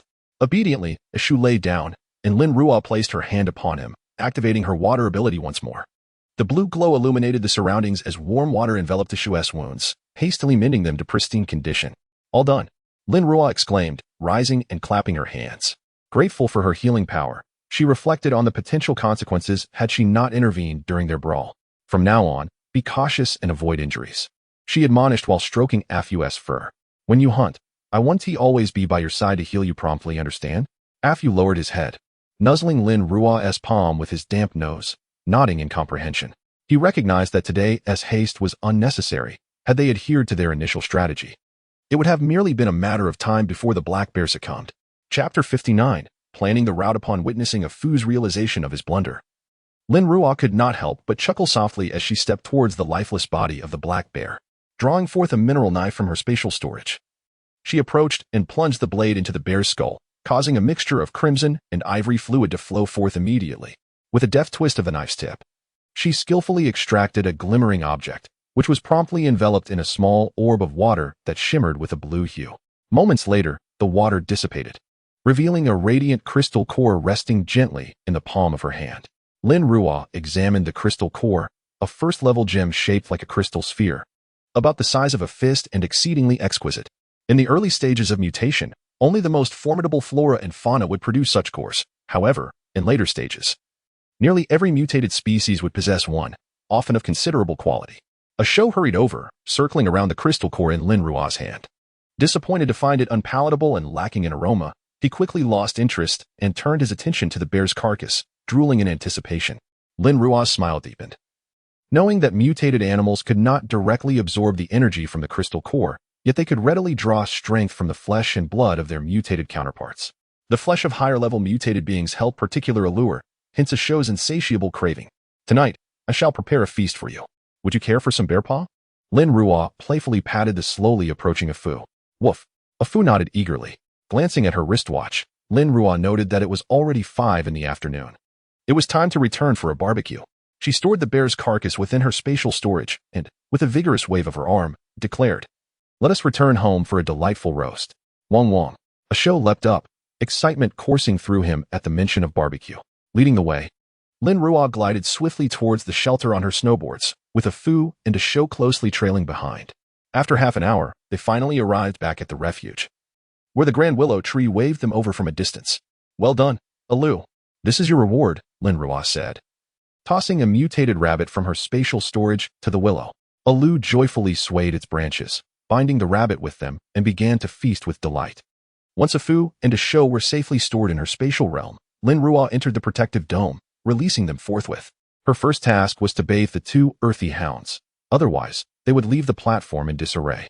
After their cleansing, a Fu and a Shou lay sprawled on the ground, their fur impeccably clean, contentedly resting with closed eyes. Only then did Lin Ruo return to her modest abode, preparing the materials for the whole roast lamb. From her spatial storage, she retrieved a massive roasting rack, skewering the marinated lamb she had prepared earlier. The bonfire on the platform had extinguished, so she reignited it and placed the entire lamb over the flames, commencing the roasting process. The whole lamb required precise cooking. It needed to be rotated continuously while being basted with oil and sprinkled with spices. Since a Fu and a Shou could not tolerate spiciness, she refrained from adding chili powder. After 3 hours of roasting, the delectable aroma wafted through the air, drawing a Fu and a Shou to the bonfire. Their eyes fixed longingly upon the succulent meat on the rack, utterly captivated by its enticing fragrance. Beginning from 6 in the evening, the roasting commenced, and Lin Ruo, feeling hungry, was enticed by the tantalizing aroma that wafted through the air, causing her to swallow repeatedly in anticipation. It was not until 9 o'clock that the lamb was finally ready to be savored. Lin Ruo generously shared half with a Fu and a Shou, intending to divide the remaining portion with Alu. However, upon tasting it, Alu shook its willow branch, signaling its disinterest. Thus Lin Ruo was fortunate enough to claim the other half of the roasted lamb. Additionally, Lin Ruo retrieved a black bear she had captured earlier from the stillness of her spatial realm. The bear weighed approximately 600 kilograms, and with precision, she skillfully removed its hide, which, once tanned, would serve as an exceptional material for wind and cold resistance. After the skinning, the bear appeared somewhat diminished in size, its paws impressively large, measuring 40 centimeters in width. Lin Ruo meticulously severed each paw, each weighing around 25 kilograms. She placed the bear paws alongside the roasted lamb in a basin, allowing a Fu and a Shou to begin their meal. Compared to domesticated lamb, they exhibited a clear preference for the flesh of mutated creatures, eagerly gnawing on the bare paws with delight. Lin Ruo indulged in only one lamb foreleg, and then produced a watermelon, cultivated in rich black soil, slicing it into quarters. She offered one piece to the willow branch that reached into the protective barrier, while she slowly savored her portion with a spoon. The watermelon was exceedingly sweet, its crisp texture melting in her mouth, the abundant juice effectively masking the greasiness from the roasted lamb. Alu showed great enthusiasm for the fruit as well, and after finishing, its willow branch extended towards Lin Ruo, playfully nudging her little finger. Lin Ruo smiled, recognizing that among her 3 companions, Alu excelled in the art of affection. A Shou, on the other hand, was a more boisterous darling, often overwhelming Lin Ruo with its exuberance, nearly toppling her due to its strength. In contrast, Alu was gentle and delicate, tickling her heart with its soft touches. Meanwhile, a Shou noticed Alu's intentions towards the large willow tree outside, enviously contemplating more watermelon for itself. It promptly abandoned its meat, dashing over to snap at the willow branch, which nimbly evaded, nearly resulting in a Shou biting Lin Ruo's hand. A Fu quickly intervened, delivering a gentle swat to a Shou's head, causing a yelp. A Shou shot a fierce glare at the now elusive willow branch, lowering its head in submission. Quietly munching on the bare paw in its bowl, Lin Ruo chuckled softly, reflecting on the fact that a Fu and a Shou were merely 6 months old, still youthful in the realm of dogs. She affectionately patted a Fu's large head, soothingly assuring them, "It's all right, it's all right. Today, all of you have worked hard. So how about I reward each of you with a watermelon?" A Shou barked happily, puffing up proudly as it glanced at a Fu, who was still eating, and at Alu, who was watching from the side, as if to flaunt Lin Ruo's affection. With a resigned smile, Lin Ruo produced 3 large watermelons from her spatial realm, knowing that a Fu and a Shou might struggle to consume such a bounty.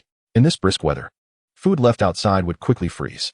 Alu joyfully clutched its watermelon and ventured outside, while a Fu and a Shou protectively cradled their own, guarding their precious treats. Lin Ruo stretched lazily. 2 hours had elapsed since the meal, and it was now 11 in the evening. After replenishing the firewood for the campfire, she rose to tidy up the makeshift lodging for a Fu and a Shou. Their modest abode contained nothing but a fireplace, an electric heater, and a power storage unit. The act of tidying was essentially about making their nest comfortable. She laid down a layer of insulating leather on the ground, followed by a thick wooden board, atop which rested 2 flat mattresses. Over this, she placed 2 layers of plush blankets, and finally, a substantial down quilt. Lin Ruo sat upon it to test its softness. It was luxuriously cozy and warm, thus the nest was deemed complete. She scattered an array of their favorite toys within, igniting the fireplace to finish her preparations. As she exited the makeshift lodging, Lin Ruo noticed that a foo had already eaten its fill. The untouched lamb, a remaining piece of bear paw, and half a watermelon were neatly placed in the bowl, entirely unsoiled. A show was still dining, its belly round and full. The watermelon had vanished, while the lamb remained in the bowl, and it nibbled slowly at the bare paw, clearly no longer hungry and merely gnawing as if to grind its teeth. If you can't eat anymore, just stop. I will save it for you to continue next time, Lin Ruo said, leaning closer to a show and gently patting its still chewing mouth. A show glanced at Lin Ruo and then at its food bowl, ultimately yielding to reason and nodding in agreement, for it truly could eat no more. Lin Ruo smoothed the show's fur before placing both a show and a foo's bowls into the still space.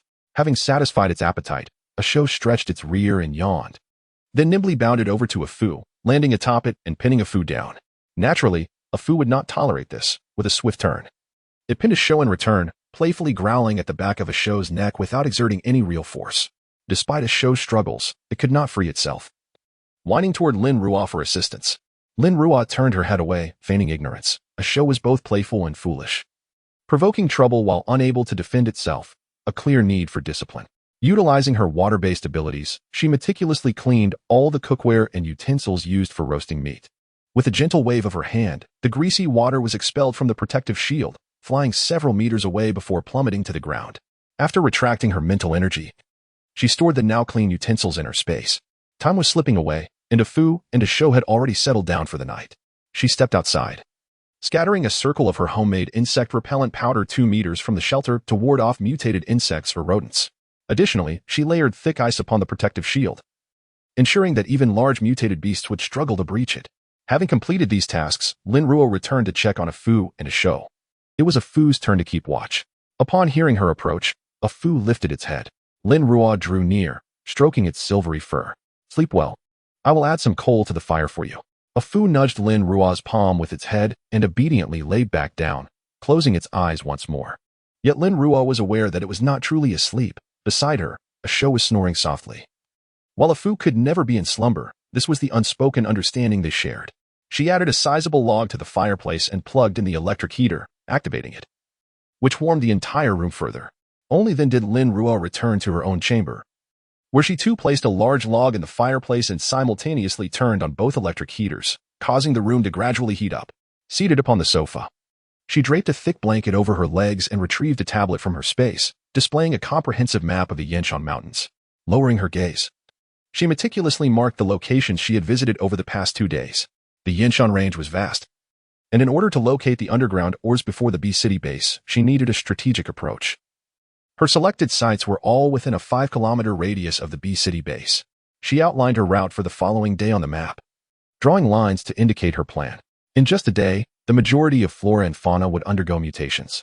It was likely that even this place would no longer remain tranquil, necessitating an early discovery of the ore deposits. With her plans in place and the room's temperature rising above freezing, she shed her outer down jacket, first visited the bathroom for a refreshing shower, and then nestled into bed, activating the electric blanket. Surrounded by warmth, she gradually drifted into slumber. Chapter 60. Outbreak of mutant animals. While she slept soundly, the world outside began to undergo a cataclysmic transformation. A multitude of flora and fauna mutated, and these altered beings required vast quantities of sustenance, which predominantly consisted of humans. Overnight, humanity plummeted from the pinnacle of the food chain to its nadir. Help! Monsters! Get away! I am your master. How dare you bite me? Are you mad? Help! What is this abominable creature? Help! Ah! It hurts. In Long Yuan, cries of distress echoed as some individuals were bitten by their own pets. These mutant animals, newly transformed, were driven by an insatiable hunger for energy.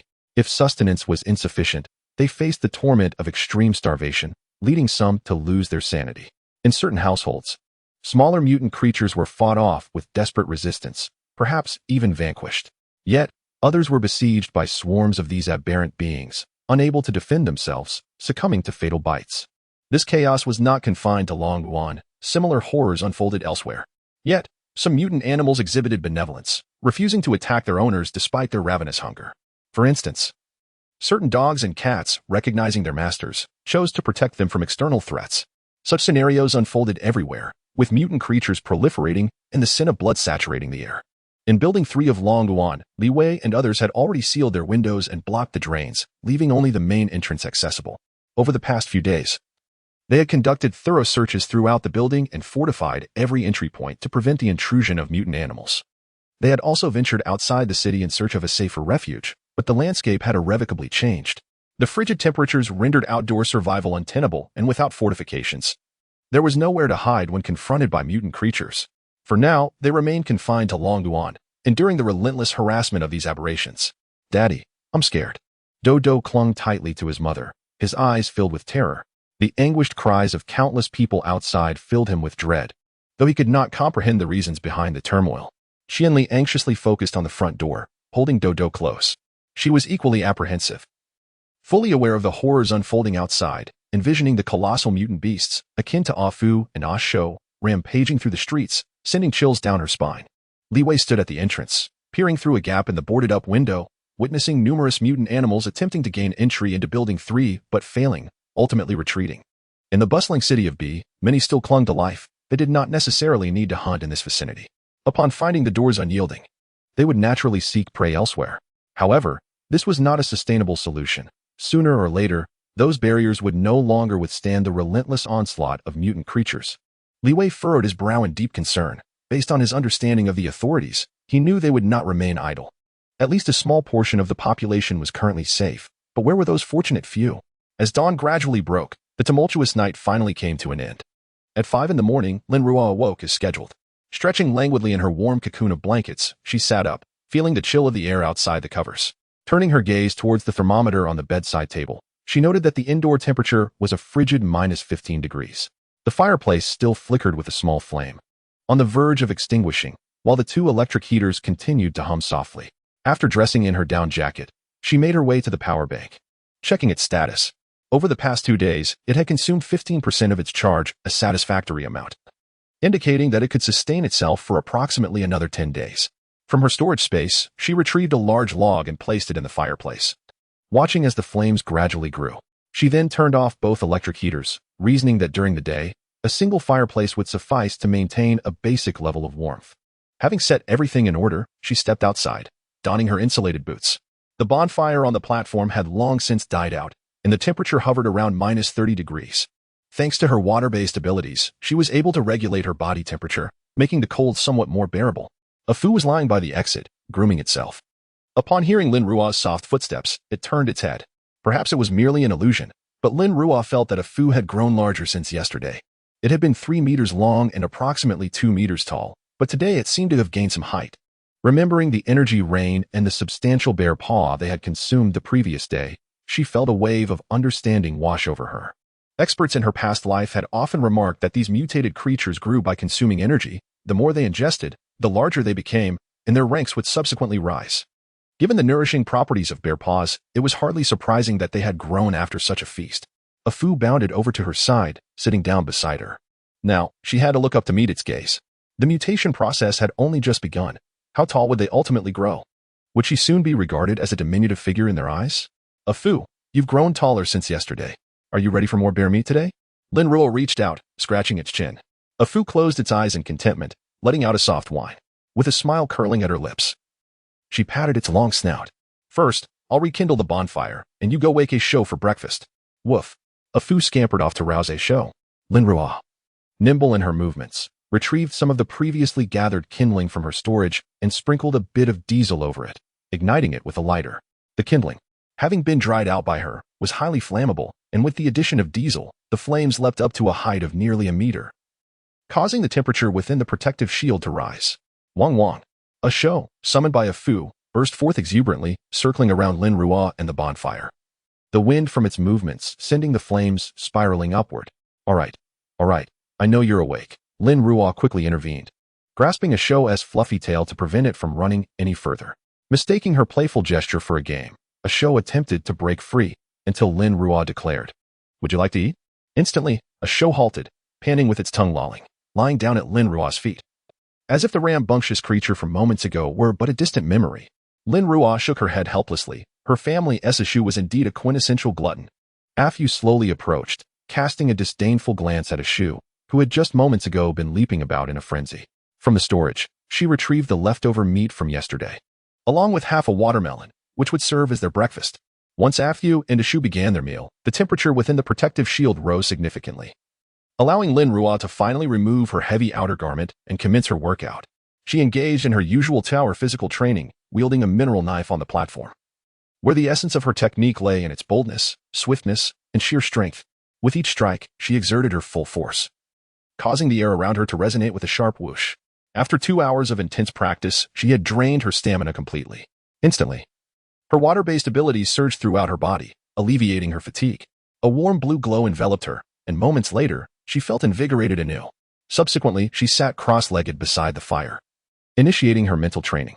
This time, she aimed to create a colossal ice sculpture. Her mental energy expanded outward, coalescing within the shield to form a 3-meter diameter water sphere. Under Lin Ruo's guidance, the sphere gradually morphed shape, soon resembling the bear they had encountered the previous day. With her eyes closed, she recalled the details of the bear's battle, its imposing presence, and skillfully directed her mental energy to imprint those nuances onto the water bear before her. The water bear slowly developed features: a snout, limbs, sharp fangs, a gaping mouth, fierce eyes, and formidable claws, until even each strand of fur was distinctly rendered. With the last vestiges of her mental energy, she commanded the water bear to freeze rapidly, transforming it into a towering ice sculpture, approximately 6 meters tall, emanating a chilling aura. This ice sculpture not only mirrored the bear's appearance, but also captured its demeanor and presence with uncanny fidelity. Watching this, Afdu and Eshu bristled, lowering their bodies and emitting low growls of threat towards the ice bear.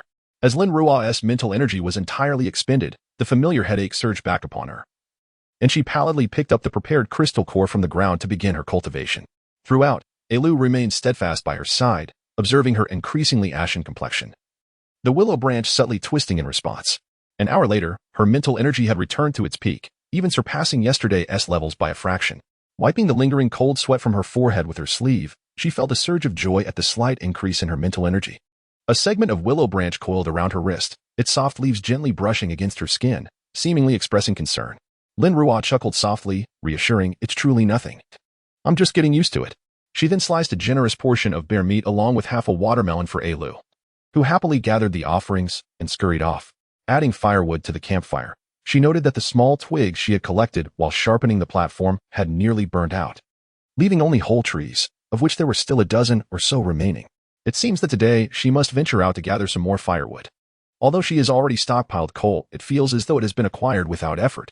The charcoal will be reserved for emergencies.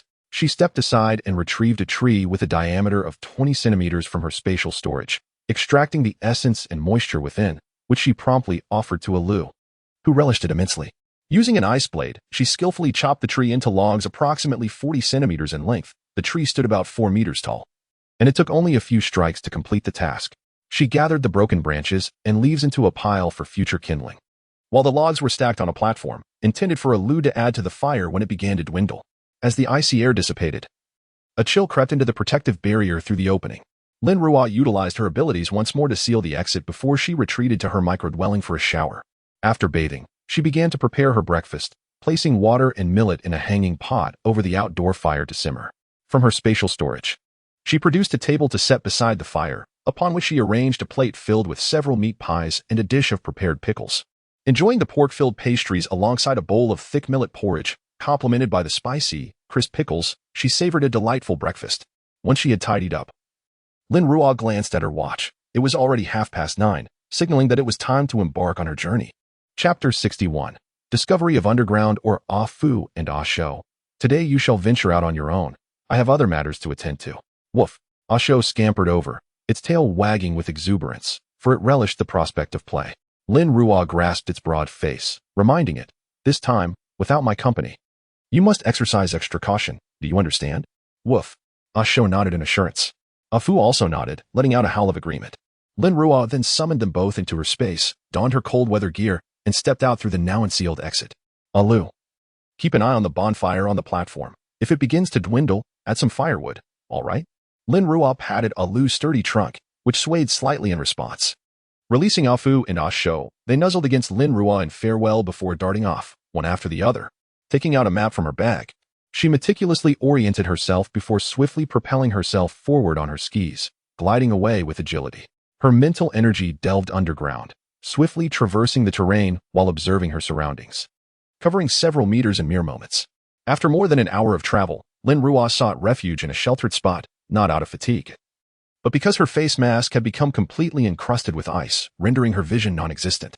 She promptly retrieved another mask from her space, swiftly replacing the frozen one and discarding it before resuming her journey.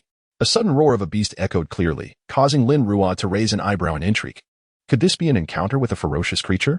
Recalling the crystal core of the black bear she had encountered the day before, her eyes sparkled with excitement. Her supply of cores was dwindling, and she could not afford to miss this opportunity. With a swift turn of her waist, she altered her course towards the source of the roar. Another roar reverberated through the air, and Lin Ruo, her face concealed beneath the mask, wore an expression of perplexity. The sound carried a light, shrill quality, not characteristic of larger beasts. Straining her ears, she could not discern the identity of the creature merely by sound. With remarkable speed, she covered the several kilometers in just a few minutes. Following the sound led her to a mountain gully, where she concealed herself behind a towering tree. Finally able to discern the nature of the encounter. To her astonishment, a lynx had collided with 3 spotted deer, all of which had undergone mutations. The lynx, intent on preying upon the deer, faced off against the transformed creatures, which had adapted their diets and now sought to overpower the lynx in a show of numbers. The lynx, having grown to nearly 2 meters in length and standing over 80 centimeters tall, bore sharp claws that gleamed menacingly, with 2 formidable fangs protruding from its lower jaw, presenting a fearsome visage. The spotted deer, already larger than the lynx, included 2 adults measuring around 3 meters, alongside a juvenile measuring merely 1.5 meters. The antlers of the adults had enlarged significantly, sharp as blades and flecked with remnants of blood, as they bared their teeth, fiercely guarding the young deer behind them. A great battle was imminent as the lynx stealthily circled the 3 spotted deer, seeking an opportunity to strike. Suddenly, it lunged at the fawn with ferocity, while the antlers of the 2 adult deer aimed menacingly at the lynx. With remarkable agility, the lynx evaded the attack, but the fawn managed to flee. Both parties were locked in a stalemate, neither willing to sustain injury, refraining from aggressive assaults. Moments later, Lin Ruo, concealed behind a tree, grew impatient with the evenly matched confrontation. She knew that only one side would collapse from exhaustion, and the prolonged struggle hindered her other endeavors. Raising her hands, a sniper rifle and a silencer materialized, swiftly assembled. She rested the rifle on her shoulder, narrowing her eyes to take aim. Bang! The 12-centimeter bullet shot forth, hurtling toward the animals. Her first shot struck the lynx, which had been circling the 3 deer in search of a favorable attack position. This creature, known for its swiftness and arboreal agility, was particularly difficult to pursue in the forest.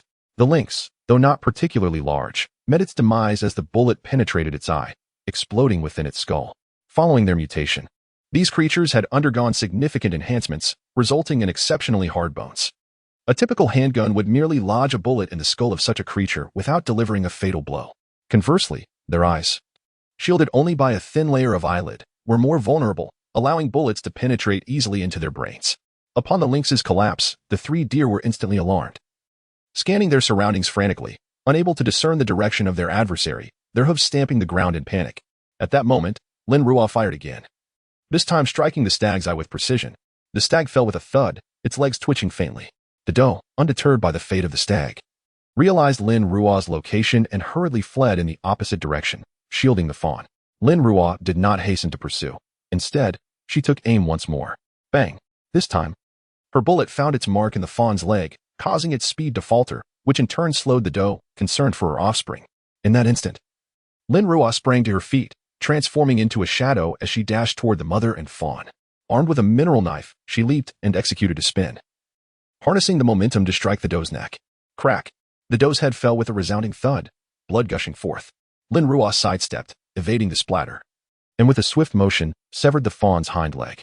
The already panicked fawn, now hindered by the sniper's bullet and the knife's blow, could no longer stand. Approaching the fawn, Lin Ruo was met with its wide, terrified eyes, filled with innocence and despair. Yet, she felt no compassion, had the roles been reversed. She too would have become prey to these mutated beasts. With a decisive swing, she beheaded the fawn, thus eliminating all 4 mutated creatures. Stowing the carcasses within her spatial storage, She slung the sniper rifle across her back. The mountains of Yinshan teemed with mutated beasts, and she resolved to dispatch them with a single shot whenever encountered. Lin Ruo glided gracefully on her snowboard, drawing closer to the Bee City base. Throughout her journey, she exerted her mental prowess extensively, probing the subterranean conditions. Today, her objective was the vicinity surrounding the Bee City base. She believed that the discovery of underground minerals in her previous life at the Bee City base was no mere coincidence. After half an hour, Lin Ruo arrived at the periphery of the Bee City base. Concealing herself with a water membrane, she ascended a peak and peered through her binoculars towards the base. At that moment, the Bee City base had undergone a remarkable transformation. A towering stone wall encircled the base, enclosing an expanse of several thousand square meters. The wall, approximately 2 meters wide and 15 meters high, was adorned with watchtowers and high-voltage electric fences. Every 10 meters stood a watchtower, each equipped with both light and heavy machine guns, manned by 3 soldiers.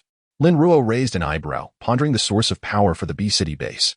Were they relying on generators? How much diesel would be required to sustain such an extensive network of high-voltage electricity? Within the walls, a 2-story villa complex had been constructed at the center of the base using military-grade steel. Surrounding the villas were houses fashioned from shipping containers. Further out lay extensive tents. Lin Ruo pressed her lips together. Even at such a time, they were building villas. It was evident these were intended for the elite, while ordinary soldiers were relegated to the tents. On the outermost layer, 10 heavy military trucks were parked alongside 5 armored vehicles and a dozen buses, with several cranes and cargo trucks engaged in construction activities. Some structures were already taking shape, tall buildings crafted from stone with thick walls, appearing quite secure. The base was bustling with activity as individuals moved purposefully, each fulfilling their duties. Indeed, it was the only official base in Country C capable of such rapid construction within a mere 3 days. Previously unable to rescue the populace, they were evidently focused on salvaging resources. Lin Ruo, binoculars in hand, scrutinized the bustling activity at the Bee City base. This is not a sustainable approach. I cannot remain here in perpetual observation, for that would yield nothing. She muttered to herself while continuing to survey the area through her binoculars. Suddenly, a spark of inspiration ignited in her mind. The houses were constructed from stone, and the trucks were laden with stone as well. She adjusted her binoculars, failing to spot any nearby quarries, which implied that the stones had been transported from elsewhere. With her keen eyesight, Lin Ruo discerned that these were merely ordinary stones, not the underground minerals she sought. Yet, what if they had unearthed underground minerals while quarrying stone? She meticulously recalled the timeline from her previous life regarding the Bee City base's announcement of underground minerals. The process from discovery to research to application necessitated time. If she were to trace back from the announcement, it was reasonable to deduce that the Bee City base must have found the underground minerals during this period of construction. Lin Ruo's gaze shifted, contemplating the possibility that the current quarrying site at the Bee City base could very well be the location of the mineral discovery. The more she considered it, the more plausible it seemed. As she observed another truck departing for the quarry, Lin Ruo eagerly followed suit, gliding swiftly on her snowboard. She leaped gracefully, her body performing a perfect somersault in midair before landing securely on the sloped mountain terrain. With a swift motion, she glided downwards, eventually coming to rest behind a procession of trucks. These vehicles traversed the winding roads of the mountains, while Lin Ruo maneuvered through the dense forest. Her objective modest and further concealed by the lush greenery, rendering her undetectable to the trucks below. The snow-covered ground compelled the trucks to maintain a cautious speed, and Lin Ruo effortlessly kept pace with them. After half an hour, the trucks finally began to decelerate, revealing a vast quarry not far ahead. Lin Ruo elevated her snowboard, coming to a halt, and retrieved a pair of binoculars from her belongings to survey the site. Numerous workers were busily engaged in their tasks, industriously toiling away. Utilizing her water-based abilities to become invisible, she tread lightly upon the frozen snow beneath her, leaving no trace of her passage. With a blend of delicacy and swiftness, she approached the quarry's vantage point, lying low as she observed the dozen or so workers operating the stone-cutting machinery. They were transforming massive boulders from the mountainside into neatly shaped rectangular blocks, which were then hoisted onto the trucks by cranes. The cacophony of the machinery drowned out all other sounds, completely engrossing the workers in their labor.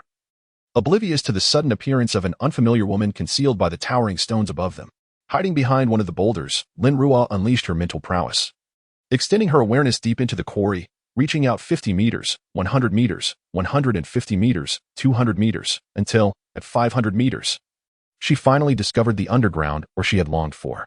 Chapter 62. The acquisition of underground or the mental force penetrated through the rocky surface. Gradually unfurling within the subterranean cavern, where not a glimmer of light could be found, entirely shrouded in darkness. Lin Ruo, utilizing her mental faculties to scan the depths, discovered that the internal space of the mine was constricted, evoking a feeling of claustrophobia, with a labyrinthine and intricate structure that seemed unfathomable. The walls of the cavern were adorned with an array of ores, each covered by a delicate layer of ice. Maximizing her mental energy, she conducted a thorough scan of the entire mine, conjuring a three-dimensional image of the cavern in her mind. Her mental force swiftly identified the section of the mine closest to the mountainside, positioned towards the southeast. Observing the quarry workers below, she calculated that at their current pace, the mine would not be fully excavated for another 2 days, by which time the ores would likely be significantly depleted. A gentle smile graced her lips since her rebirth. Fortune had favored her, as if guided by unseen forces. With agility, she leaped down the southeastern slope, landing softly beside the rock face. Utilizing her mental prowess to locate the most accessible point for extraction, and began to channel her water-based abilities. A colossal spiral ice cone materialized before Lin Ruo. Resembling a drill bit, with its thickest part measuring approximately 1 meter in diameter. Under her mental control, it swiftly burrowed into the mountainside. The cacophony of diamond drills masked her actions as fragments of ice and stone erupted around her. Maintaining a safe distance, Lin Ruo solely manipulated her water-based abilities. In less than 10 minutes, a circular hole, 1 meter in diameter, was drilled through the rock face. Lin Ruo crouched and crawled through this opening, traversing several meters before entering the mine. Once inside, she observed her surroundings, which were filled with subterranean ores. Her heart soared with joy. The mental readings indicated that the mine contained approximately 2.4 million tons of ore, with a volume of about 800,000 cubic meters. She realized she could construct any manner of refuge, even magnificent castles of ore, and still have ample material left over. However, considering the impending acid rain and the various heavy weaponry that the B City base would produce from these ores, she decided against extracting them all. Instead, she resolved to take 2/3, leaving the remaining third for the B City base to develop weaponry. Placing her hand upon the cavern wall, she watched as the ores rapidly diminished, chunks peeling away from the surface and vanishing from sight. Moments later, 2/3 of the ore had been extracted, discreetly selecting gaps to gather the ores, thus significantly reducing their density. This way, when the B City base returned to mine, they would not suspect human interference, merely attributing the depletion to a natural scarcity. Having collected the ores, Lin Ruo refrained from lingering, emerging through the tunnel she had excavated. Subsequently, she wielded her spatial blade to indiscriminately slash at the surrounding rock face, leaving it in a disarray of jagged fragments. She continued to strike the mountainside several more times, causing debris to cascade down and accumulate against the walls. Once satisfied with her handiwork, she departed. Upon reaching the heart of the forest, she dispelled the cloaking water membrane, only to find that ice crystals had once again formed upon her mask, and even her hat had become frozen. Having lingered too long in this frigid wilderness, any ordinary person would likely have lost sensation in their limbs. On her journey home, Lin Ruo navigated through the woods, gathering a considerable amount of deadwood to store in her space. She encountered several small mutated creatures, primarily rabbits and pheasants, each measuring merely 70 to 80 centimeters. These creatures were drawn by the scent of blood and flesh emanating from Lin Ruo, yet all were swiftly dispatched by her single shot, becoming provisions for a foo and a show. By the time Lin Ruo returned to the shelter, it was already 2 in the afternoon. From a distance, she spotted several corpses of mutated animals piled at her doorstep. A foo and a show, with their imposing forms, lay beneath a willow tree nearby, gnawing on something. A foo, a show, a lu. Lin Ruo glided closer, her skis slightly raised, coming to a halt. A foo and a show lifted their heads, and she finally discerned what they were devouring. Both were smeared with blood, and tufts of fur littered the ground. What woof! A show leapt up instantaneously, disregarding the wild chicken on the ground, and rushed towards Lin Ruo. She quickly sidestepped to avoid a collision, for if it pounced on her, she would have yet another bloody outfit to wash. While her parka was manageable, her down jacket would be a challenge to clean, and improper care could compromise its warmth. She needed to be frugal with her clothing. Calm down. You're covered in blood, Lin Ruo remarked, her tone laced with clear disdain. Subsequently, she employed her mental energy to inspect them thoroughly, reassured that none of it was their blood. A foo approached, subduing the reluctant a show, and gently called out to Lin Ruo before turning to regard the carcasses of the mutated animals. A woo. Following its gaze, Lin Ruo could easily identify the nature of the spoils. A foo's prey had all been killed with a swift bite to the neck, reflecting its efficient hunting style. In contrast, a show's quarry bore numerous scratch marks, indicative of its playful hunting method before delivering the final blow. A lu's captures, however, featured a singular lethal wound. Each heart pierced through. A Fu had caught a wild boar and a hare, while a Shou claimed a wild wolf and a pheasant. And a Lu had gathered smaller creatures such as hedgehogs and squirrels. A Lu pushed its prey towards Lin Ruo, the intention unmistakable. All these offerings were for her. Lin Ruo chuckled softly, realizing that as their energy intake increased, a Lu's intelligence was also rapidly advancing. It now seemed to comprehend the distinction between a satisfying meal and mere sustenance. Very well, I shall store these for you, allowing you to feast at your leisure. Excellent work, all of you. Today's harvest is plentiful. I discovered some subterranean minerals, which brings me joy, and I shall prepare a feast for you this evening. A flicker of white light shimmered in her eyes as she stored the mutated animals into her space, subsequently drawing a Fu and a Shou into the same realm before stepping into the protective dome. As she released a Fu and a Shou, the bonfire on the platform, thanks to a Lu's efforts, continued to blaze vigorously, ensuring that the temperature within the protective dome remained warm. The two of them remained still, obediently lying there, awaiting Lin Ruo to bathe them. They were aware that their recent outing had rendered them rather filthy, and upon returning home, their owner would undoubtedly prioritize giving them a wash. Indeed, Lin Ruo had such intentions. The temperature on this platform was just right, ensuring that their bath would not be cold. She swiftly washed them before allowing them to play on their own. There was little time to reflect on her gains from the day, as the three gluttons at home must surely be hungry. She needed to prepare their lunch first.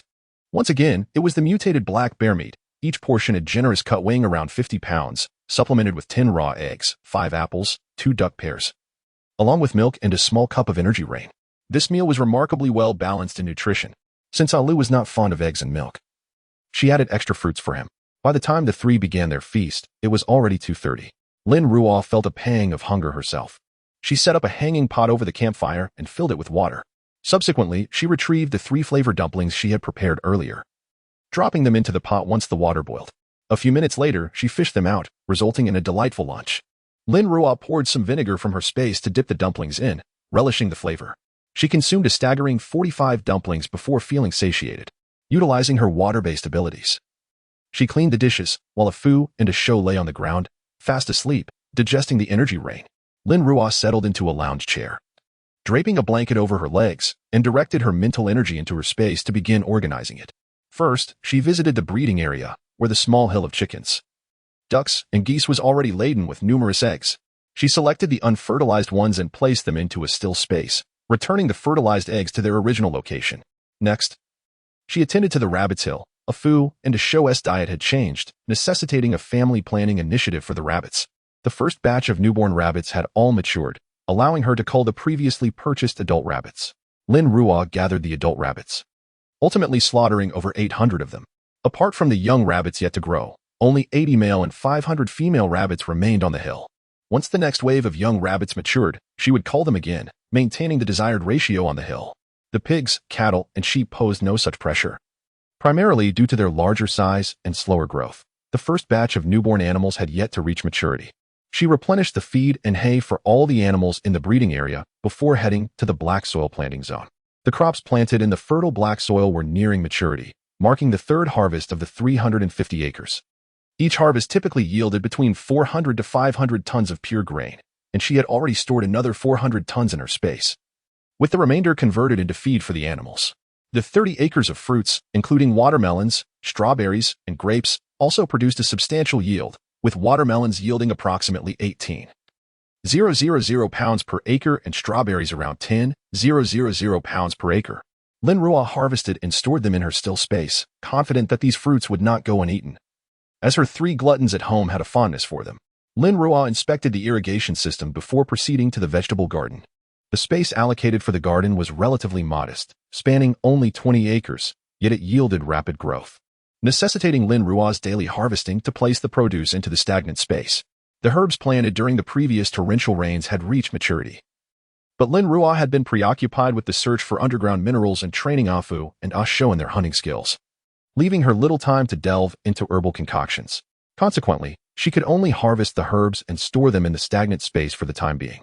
The fruit trees in the orchard had grown significantly taller, yet they had yet to bear fruit, with at least another 6 months expected before any blossoms appeared. The aquatic life in both the freshwater pond and the seawater pool thrived in a carefree manner. The previously small fish and shrimp had been born and now frolicked energetically in the water. Lin Ruo added some water from the space's lakes to enhance their flesh's flavor. Having organized her living space, Lin Ruo let out a deep sigh of relief. Initially, she had perceived the 3,000 acres of her life space as rather limited.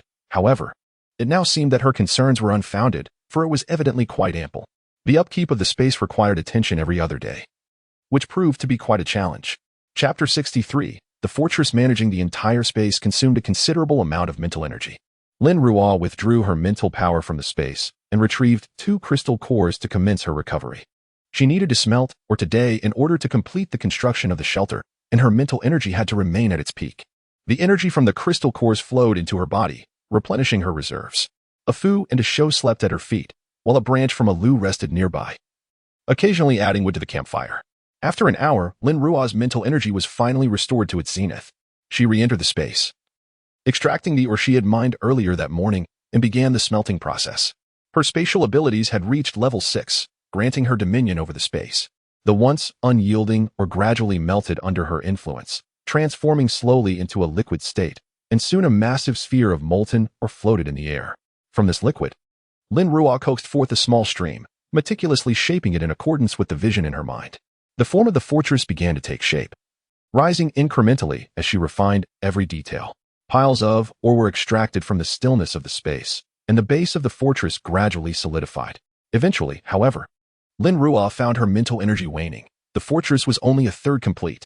She was compelled to withdraw from the space once more to replenish her energy with the crystal cores.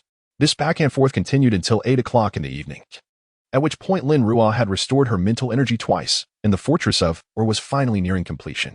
She gazed at the fortress suspended in the space, her face reflecting satisfaction. The fortress took on the appearance of 2 stacked rectangular prisms, with the upper prism occupying merely half the area of the lower one. The outermost layer of the upper structure was entirely composed of 10 layers of military-grade bulletproof glass, forming a circular glass enclosure. The thickness of this bulletproof glass measured 300 millimeters, capable of withstanding high-velocity fire from large-caliber machine guns. The roof was styled in traditional Chinese architecture, with eaves extending outward to shelter the entirety of the structure beneath. The base of the fortress was also rectangular, measuring 2 meters in thickness and covering an area of 2,000 square meters. Lin Ruo contemplated burying the base an additional 2 meters underground to enhance its stability. Thoughtfully, she left a deep pit at the bottom of the fortress for a Lu, intending to fill it with the black soil from her space. A Lu would surely appreciate it. The exterior walls boasted a thickness of 60 centimeters, with a limited number of windows, 1 per room. Each window measured 3 meters in length and 2 meters in width, positioned at a height of 67 centimeters from the ground. These, too, were constructed with 10 layers of military-grade bulletproof glass. The fortress stood an impressive 25 meters tall, 40 meters long, and 30 meters wide, divided into 2 levels. The layout of the first floor was straightforward, comprising 2 sections. The front half featured a living room, dining area, kitchen, training room, and a shared restroom, while the rear half contained 2 bedrooms. For comfort, Lin Ruo designed a grand fireplace in the living room and another in the kitchens, the latter adorned with a metal lid that could be opened for cooking. Each room was equipped with a large fireplace and its own restroom, though a Fu and a Shou might not make use of these amenities, considering that a Fu and a Shou will continue to grow in size. All the doors in the fortress are crafted to be quite tall, ensuring they can move about without hindrance. The second floor houses part of Lin Ruo's studio, where she is currently engrossed in pharmaceutical research. Thus, this room is designated as the pharmacological laboratory. Additionally, there are 2 vacant rooms on the second floor, prepared by Lin Ruo as a precautionary measure. Lastly, she has constructed a protective shield. Although the fortress is already quite sturdy, the presence of windows presents a potential vulnerability. To mitigate this risk, she decided to add a protective shield that can be deployed at any moment. It can be opened when there is no threat and closed during danger, reminiscent of a clamshell in the sea. The shield is semicircular, perfectly aligning with the base of the fortress, leaving no gaps. With a thickness of 1 meter, it features detachable circular openings for ventilation and counterattacks during an assault. After repeatedly placing the shield to ensure its efficacy, she finally stored it in a static space, where it would serve merely as a dust collector in the absence of danger. Once the fortress was completed, Lin Ruo exited the space and collapsed into a lounge chair, utterly exhausted. Upon seeing her finally open her eyes, both a Fu and a Shou rushed over, nudging her with their large noses, one of them sporting a twig of willow in its mouth. Woof. A Shou looked at Lin Ruo with a pitiful gaze. It had been hungry for quite some time, but had refrained from disturbing her while she rested. Lin Ruo scratched a Shou's chin to comfort this big baby and Upon raising her head, realized that night had fallen. Checking her watch, she saw it was already 8 o'clock. She had spent over 6 hours perfecting the fortress. With no time to further admire her creation, she knew it was time to feed her 3 companions before they began to cause a ruckus. Following the standard meal provisions, she had simply altered the flavor this time, serving them meat from a mutated sika deer, each portion weighing 50 pounds. She prepared their dinner, saying, "All right, eat up." As she patted Afu's head, Afu and Ishu, having been starved for too long, buried their heads in the basin, too eager to lift them. The sound of crunching echoing through the air. Lin Ruo then began to prepare her own meal. After such an exhausting endeavor, she too felt hunger pangs. While organizing her living space earlier, she had found freshwater fish appealing, so she decided to grill one today. Using her mental prowess, she extracted an 8-pound grass carp from the freshwater pool, dispatched it within the confines of her space, removed its innards, and skewered it for grilling. She also retrieved non-spicy barbecue seasoning and oil from her inventory and commenced the grilling process, setting the grill beside the campfire. She brushed oil over the fish and continuously turned it to ensure even cooking. The tantalizing aroma of grilled fish wafted through the air, capturing the attention of both Afu and Ishu, their eyes fixed on Lin Ruo's creation, the desire in Ishu's gaze intensifying. After several minutes, the fish was ready, and 2 tall, robust dogs sat attentively beside her, their eyes fixed hungrily on the grilled delicacy in her hands. Lin Ruo turned to check their food bowl, only to find it empty. They had devoured the 50 pounds of meat along with a fair share of fruit. Had their appetites increased so dramatically in just a few days? Were they still not satisfied? Lin Ruo gently patted Ishu's round belly, which seemed to suggest it was satisfied. Was it craving something? Ishu lifted its head, wagging its tail and barking playfully. With a resigned shake of her head, Lin Ruo remarked that they could only have a little. Overeating would lead to discomfort during the night. Afu began to wag its tail as well. Gazing longingly at the roasted fish in Lin Ruo's hands, she divided the fish into 3 portions, keeping one for herself and sharing the remainder with Afu and Ishu. The fish weighed a little over 2 kilograms, so it was reasonable for them to have some. After finishing the meal, Lin Ruo tidied up and settled by the campfire, poring over the map to identify suitable locations for establishing a home. She marked a few potential spots and stroked her chin thoughtfully. The annotations on the map were not entirely precise, necessitating her own reconnaissance. The current dwelling was temporarily safe, but should a significant earthquake occur, it could become perilous. With the establishment of a mineral fortress, the safety factor increased dramatically, thus reducing the considerations she needed to bear in mind while selecting a site. Gazing at the calendar on the table, Lin Ruo estimated the time remaining: 5 days until the rodent swarm and 2 months until the insect tide. The delay of the insect tide compared to the rodent outbreak was attributable to many insects' aversion to cold. In frigid weather, they required additional time to adapt to their surroundings. The mutated rodents of this apocalyptic world were not small, each measuring half a meter in length, and with their sheer numbers, they represented a significant fortune. Moreover, the mutation among animals had reached completion, and the city likely harbored numerous mutated creatures. With ample food supply, these creatures grew rapidly, and many might have evolved crystalline cores, which Lin Ruo could procure through guerrilla tactics on the outskirts of the city. Assessing her own capabilities, she noted that she was a level 6 water-type ability user, augmented by spatial powers. If she couldn't defeat them, she could still escape.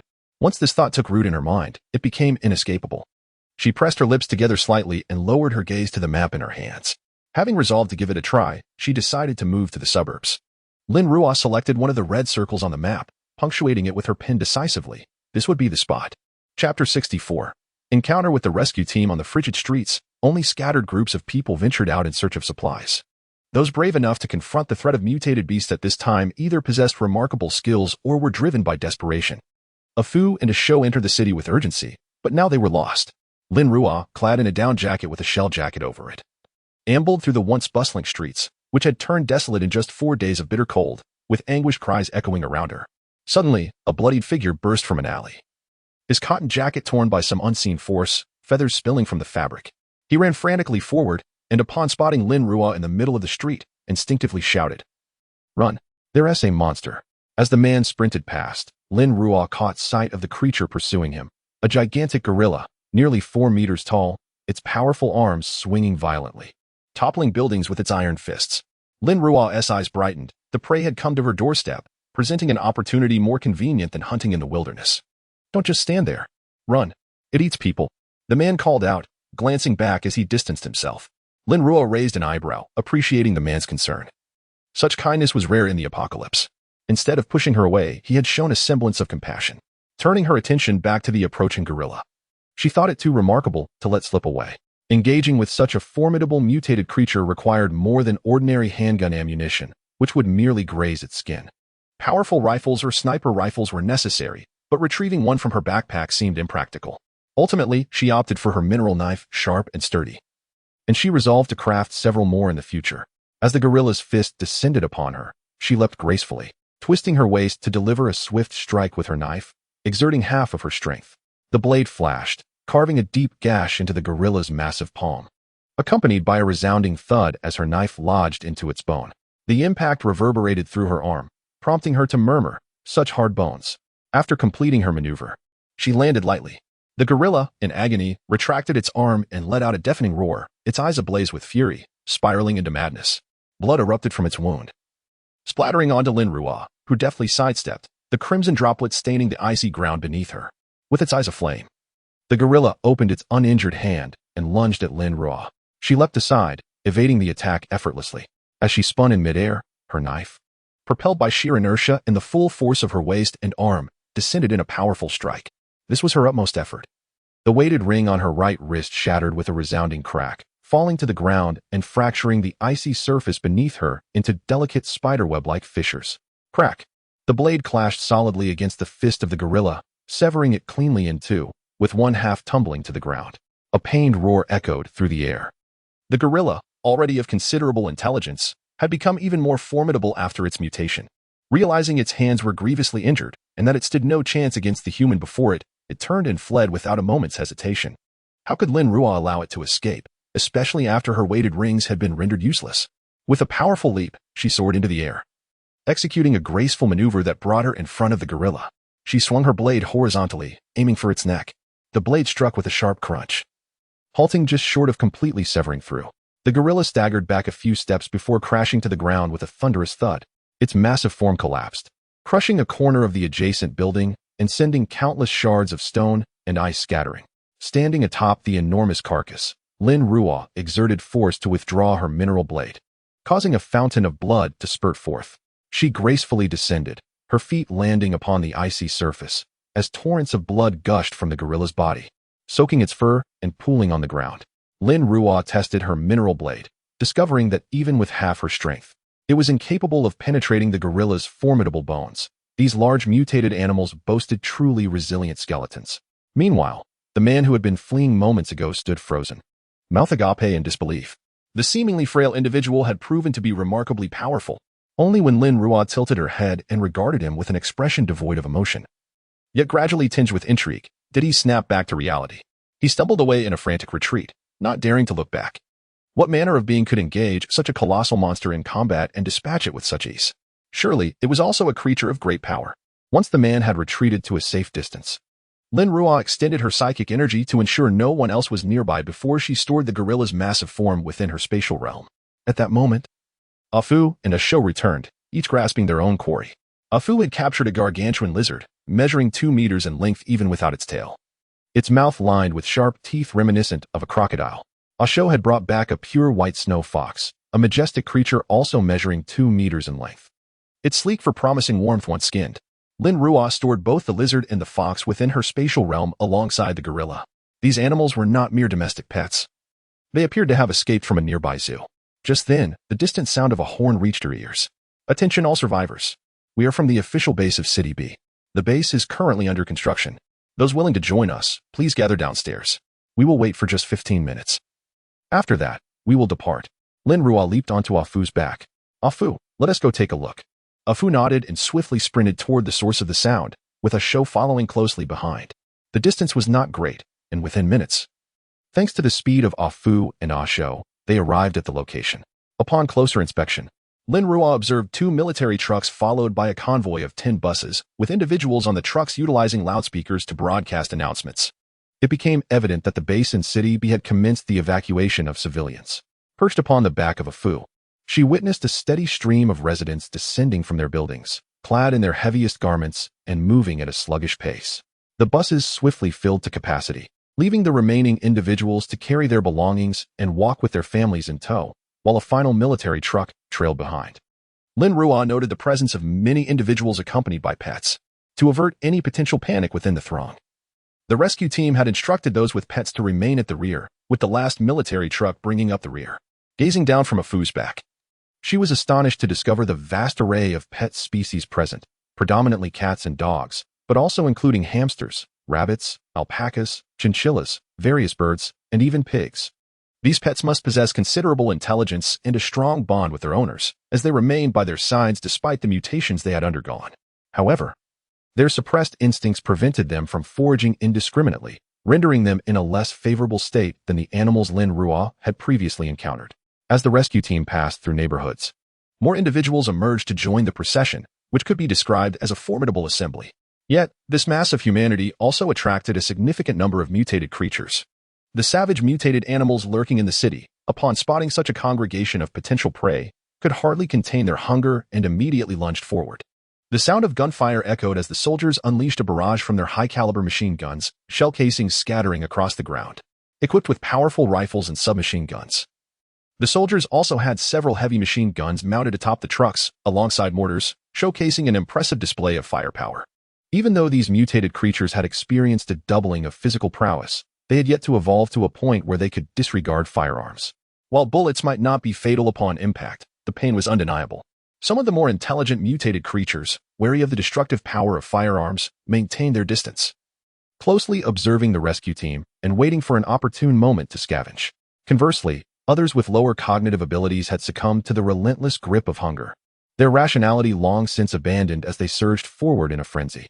The rescue team felt the mounting pressure as they pressed on at an unyielding pace, the accompanying pedestrians voicing their grievances. "You're driving too fast. We can't keep up. Could you slow down a bit? It's freezing out here. My hands and feet are numb, and I can barely walk. Hey, if you dismount from the truck, we could take your place. You've all undergone training and can run fast. We can't keep up." "Exactly. You're going too quickly.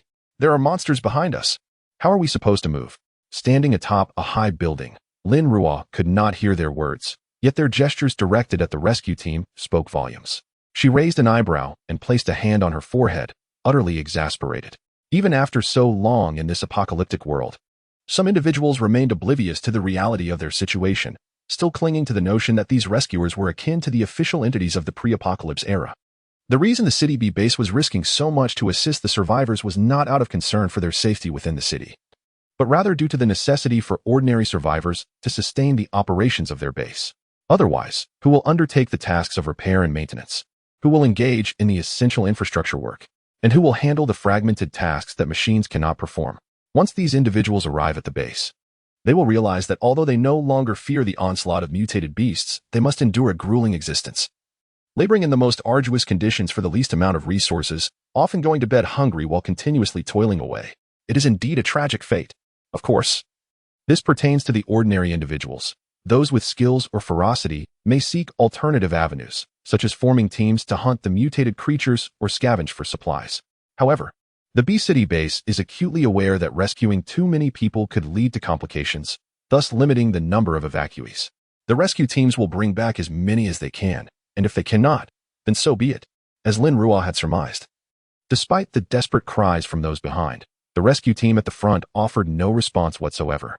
Their firepower had reached its limit, and with dwindling ammunition, they could not afford to linger, lest they find themselves surrounded. Those who cannot keep up should simply fall behind, in such dire circumstances.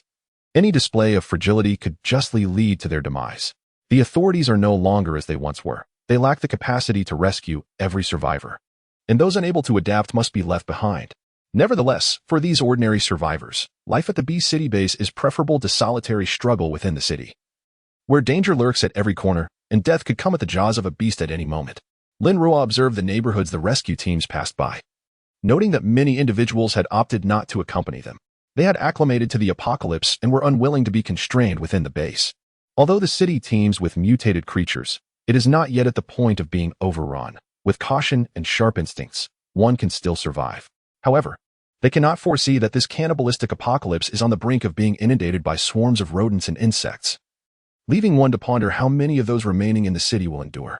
Lin Ruo's brow furrowed in contemplation. Uncertain of the B-City base's capabilities, could it withstand the impending onslaught of rodents and insects? Memories of her previous life flooded her mind. Swarms of rodents and insects. ravenously devouring all in their path, piles of rats and insects everywhere. In her former life, City A faced such horrors, resulting in countless deaths. With only a few emerging alive, perhaps B City possesses more formidable means. Chapter 65, Preparing for Relocation Captain. There is an individual at the 9 o'clock position accompanied by 2 colossal hounds. Below, the sniper from the rescue team, through his high-powered scope, spotted Lin Ruo, Fu, in a show on the rooftop. As the captain of the rescue team, Lu Jinqing fired upon the relentless mutated creatures advancing towards them while stealing a glance in Lin Ruo's direction. All they could discern was a figure clad in black, wearing a mask, seated upon one of the massive hounds, with another standing loyally beside him. The calm demeanor of these 2 hounds suggested that the individual was indeed their master. It was evident that anyone capable of training such formidable beasts was no ordinary person. At that moment, the figure's gaze was intensely fixed upon them, more specifically on the sniper beside Lu Jinqing, exuding a menacing aura. With the 2 hounds poised for an attack, do not aim at them with the sniper rifle, Lu Jinqing urgently instructed, wishing to avoid provoking the enemy further. Understood, Captain. The sniper responded, promptly redirecting his weapon to fire at the mutated creatures that were charging towards them. Seeing that Lin Ruo and her companions had shifted their attention due to the sniper's repositioning and were no longer displaying hostility, Lu Jinqing chose to divert his focus as well. The menacing energy surrounding Lin Ruo dissipated, yet Fu and Sho remained tense, still wary of the recent threat posed by the dark barrel of the gun. It's all right, Lin Ruo reassured, gently patting Fu's neck. Even if that person fires, I will not allow him to harm you. Only then did the 2 hounds relax, observing the streets below. Lin Ruo noted the increasing number of mutated creatures on the rooftops, all drawn by the sounds of the rescue team's gunfire. Since she had not utilized her water membrane for concealment, some mutated creatures had set their sights on Lin Ruo and her companions. Perceiving the flesh of Fu and Sho as an exquisite delicacy, fierce and formidable, Fu and Sho dispatched several of the attacking creatures. Now standing resolutely against the remaining ones, Lin Ruo refrained from collecting the slain mutated creatures into her spatial realm, aware that others were still watching. She glanced down once more, observing the fallen mutated creatures sprawled across the ground, some already being devoured by their brethren, a regrettable sight. A cunning smile crept across her face. Fu, Sho, stay in the spatial realm for a moment. I am going to scavenge. With a howl, Fu responded, acknowledging her command. A glimmer of determination shone in her eyes as she leapt from the high building, seeking a blind spot, where she stored Fu and Sho in her spatial realm. Subsequently, she enveloped herself in a layer of transparent water membrane, rendering herself invisible. The mutated creatures that had been coveting the flesh of Fu and Sho were left bewildered. Where had the 2 beasts and the human vanished? Lin Ruo paid no heed to their confusion. With a few swift strides, she leaped onto the building, collecting the fallen bodies of the mutated creatures into her spatial realm.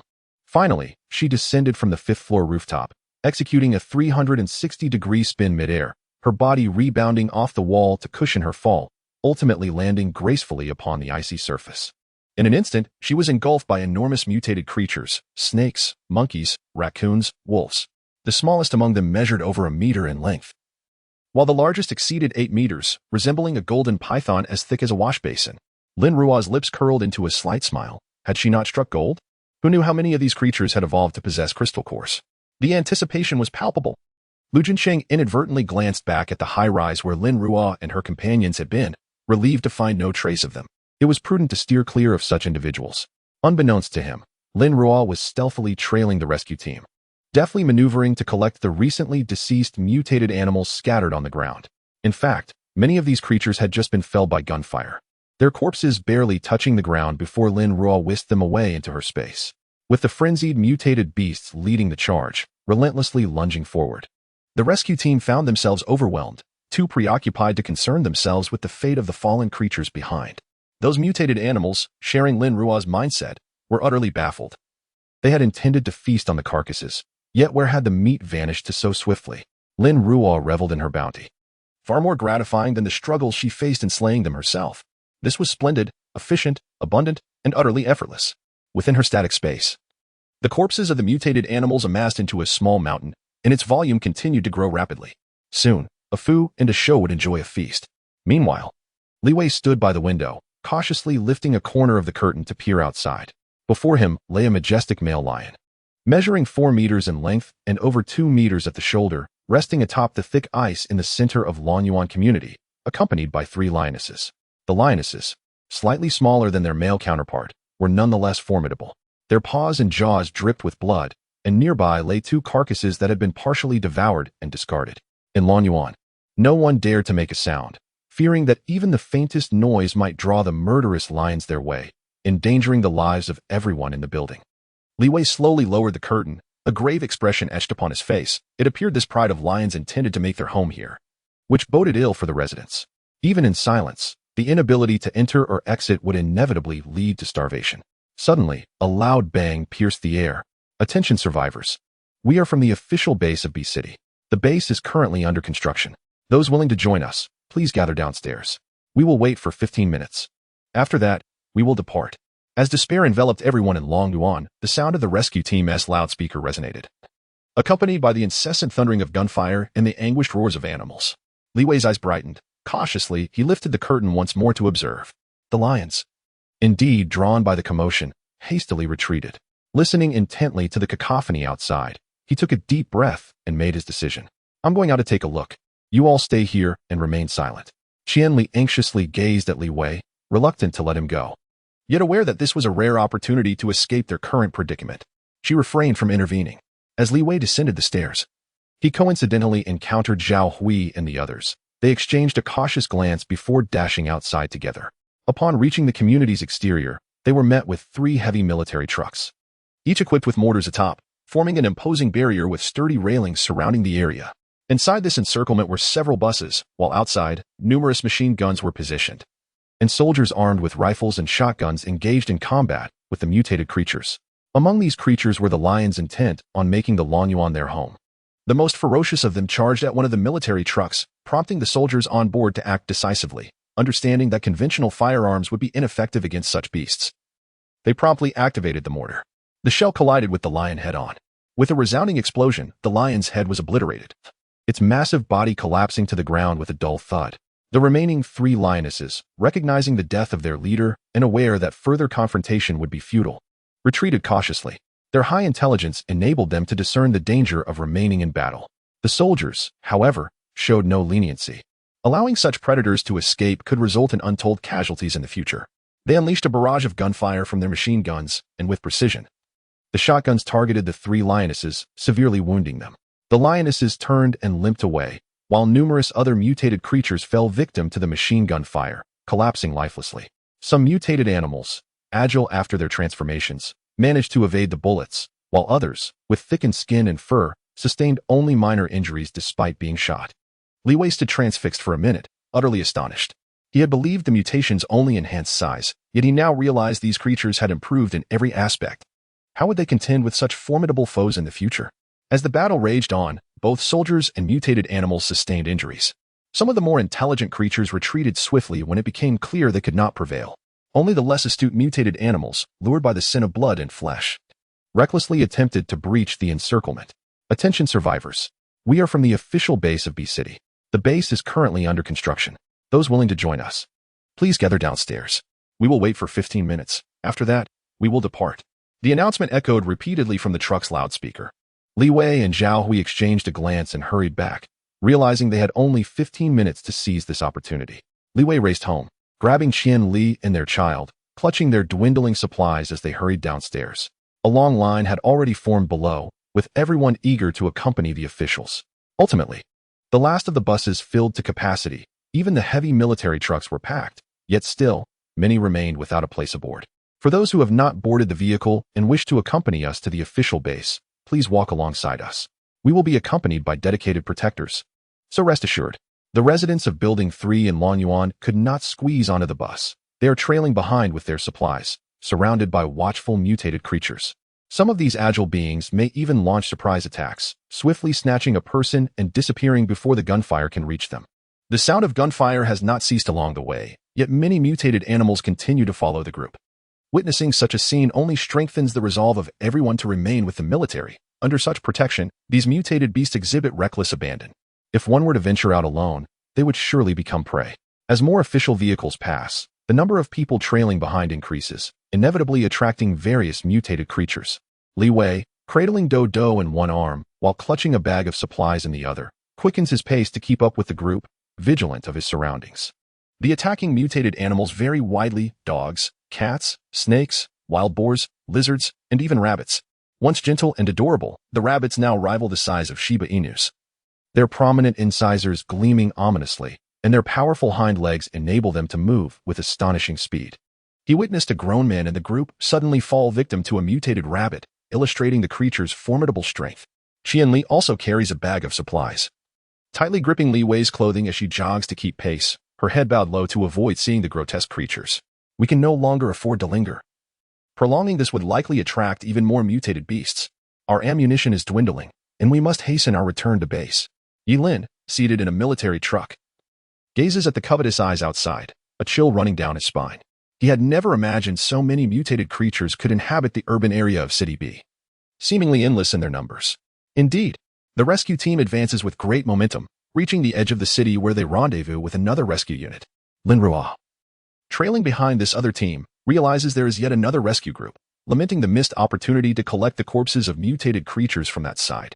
As the rescue team prepares to exit the city, Lin Ruo leaps lightly, elevating herself 10 meters into the air without pausing mid-flight, gradually descending. Just as she begins to fall, a layer of ice materializes beneath her feet. Utilizing the icy surface, she jumps again, the ice dissipating into the air. After several repetitions, she finally ascends to the rooftop of a building. From her vantage point, she surveys the entire rescue team and quickly spots Li Wei among the crowd, raising an eyebrow in surprise at encountering a familiar face. Soon after, she also spots Chen Yu and his teammate Baozi, marveling at the serendipity of life. Chen Yu is clad in the attire she had prepared, alongside Baozi and another team member, hauling a large cart filled with supplies she had gathered. Considering the skills of Li Wei and Chen Yu, it is likely they will join the military upon arriving at the City B base. The rescue team arrived at the outskirts of the city, commencing their operations with heavy artillery. Explosive shells detonated amidst the horde of mutated creatures, obliterating many of them into mere fragments, blood and flesh scattering through the air. Lin Ruo silently expressed her relief, fortunate to have evaded the chaos. The fallen mutated animals quickly became a feast for others of their kind, as numerous creatures lingered to devour the carcasses strewn across the ground. The number of mutated animals trailing the rescue team diminished significantly, effectively creating a barrier against their pursuit. Periodically, shells were fired, and the remaining mutated beasts dwindled in number until their advance was finally halted. The rescue team had successfully shed the threat of the mutated creatures and found temporary safety. Lin Ruo leaped from the rooftop, skillfully utilizing her momentum to land gracefully on the ground. She collected the untouched corpses into her spatial storage and turned to leave. Initially, she had descended the mountain in search of a suitable refuge, but upon noticing how much a Fu and a Shou relished this place, her curiosity drew her closer, resulting in an unexpected windfall. Gliding on her snowboard towards the Yinshan Mountains, she encountered numerous mutated creatures scavenging for food. Upon spotting Lin Ruo, they pursued her relentlessly. However, she would not let them escape so easily. Pressed for time, she employed her spatial blades, swiftly dispatching one after another, maintaining her speed without a hitch. In the blink of an eye, the creatures by the roadside vanished. Observing the growing number of mutated carcasses in her spatial storage, Lin Ruo couldn't help but marvel at the bounty of this location. It was indeed a splendid place to revisit in the future. After more than half an hour, she finally reached the spot marked on her map, situated 5 kilometers from the foot of the Yinshan Mountains and not far from the eastern outskirts of City B. This area remained enveloped in forest, though the lower terrain had been submerged during heavy rains, leaving only desolate trees in its wake. Lin Ruo scouted a modest hill, 5 meters high, which posed no risk of landslides or falling boulders, making it a perfect choice. As she glided around the vicinity on her snowboard, her mental energy searched diligently, revealing no traces of mutated creatures within a kilometer radius. It was indeed a promising location. The base in City B lay nearby in the southern suburbs, making her current position neither too far nor too close. The clock edged towards 2 p.m. as she found a gentle spot and retrieved her micro-dwelling from her spatial storage, releasing a Fu and a Shou. Upon their emergence, they instinctively crouched, scanning their surroundings. Only after realizing they were far from the city center and the frenzy of mutated beasts did they relax. "Are you hungry? Come and eat," Lin Ruo called, presenting their food bowls filled with mutated beast meat and fruit. A Fu and a Shou, clearly famished, rushed over, devouring their meal voraciously without lifting their heads. Lin Ruo then entered the micro-dwelling, where she utilized the kitchenware to prepare a simple stir-fry and steamed rice, enjoying a modest meal within her cozy refuge. After finishing their meal, a Fu and a Shou began to roam about, sniffing the air as they dashed from place to place. Ultimately, they encountered only a few scattered mutated creatures. indicating that the population of such beings in this area was quite limited, alleviating any concerns of persistent disturbances. Lin Ruo, after her meal, diligently washed all the cookware and dining utensils in the micro-dwelling, then cleaned a fu and a shou's bowls before storing them away. 2 hours passed. Ample time for a fu and a show to survey the vicinity within a few kilometers, ensuring its safety, which allowed Lin Ruo to finally relax. Let us settle here, she mused, adjusting her skateboard slightly to come to a halt, finding the location quite suitable. She marked the spot, secured a fu, a show, and the micro-dwelling into her space, and then turned back towards the shelter. Most members of the rescue team in City B were on foot. After successfully evading the mutated creatures, they announced a half-hour break. They needed to reach the City B base before nightfall, as the mutated animals were predominantly nocturnal hunters, possessing superior night vision, while humans struggled to see in the dark. Proceeding in such obscurity would be unwise. Additionally, the frigid temperatures would plummet further at night, and those remaining outdoors risked succumbing to the bitter cold. Let us hold on a little longer. We cannot afford to spend the night in the wilderness, the leader urged. Chapter 66. A reward of 10,000 points in the biting cold. After 2 hours of arduous trekking, the survivors, despite their heavy clothing, began to shiver uncontrollably, their hands and feet losing sensation, and many of the physically weakened individuals were utterly exhausted. At that moment, they finally beheld the towering city walls in the distance, signaling the B City base. Upon entering the gates, the staff registered them, arranged accommodations, and distributed resident cards. For the time being, they were all assigned to communal dormitories, with plans to separate them the following day. The B City base was still under construction, with limited living conditions and few completed buildings.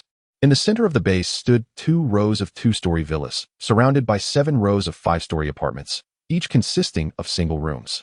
Beyond that were 5 rows of 5-story dormitories, all constructed from massive stones, while the villas were indeed made of lightweight steel. Each row of dormitories comprised approximately 30 buildings, with 20 dormitory rooms in each, all spacious enough to accommodate 20 individuals, providing limited but secure living conditions. Similarly, each row of apartments contained 30 buildings, each with 40 units suitable for a family, though occupancy required qualifications or resources. Currently, the military personnel resided there. As for the 2-story villas, they were exclusively reserved for the base's leadership, with ordinary individuals having no eligibility for residence. This time, the 2 rescue teams brought back around 3,000 people. Yet even a single row of dormitories was not fully occupied. Once assigned to their beds, these weary travelers at the B City base were finally able to rest. Exhausted beyond measure, many collapsed onto their beds, unable to rise, while only a handful remained active. The relentless pace they had maintained throughout their journey was unbearable for anyone. All protests were uniformly ignored by the rescue teams. If individuals became particularly disruptive, team members would coldly direct their weapons at the offenders' heads, their expressions beneath their helmets devoid of emotion, as if the individuals before them were no different from the mutated beasts. Instantly silenced, the troublemakers retreated into the ranks, obediently following the main group.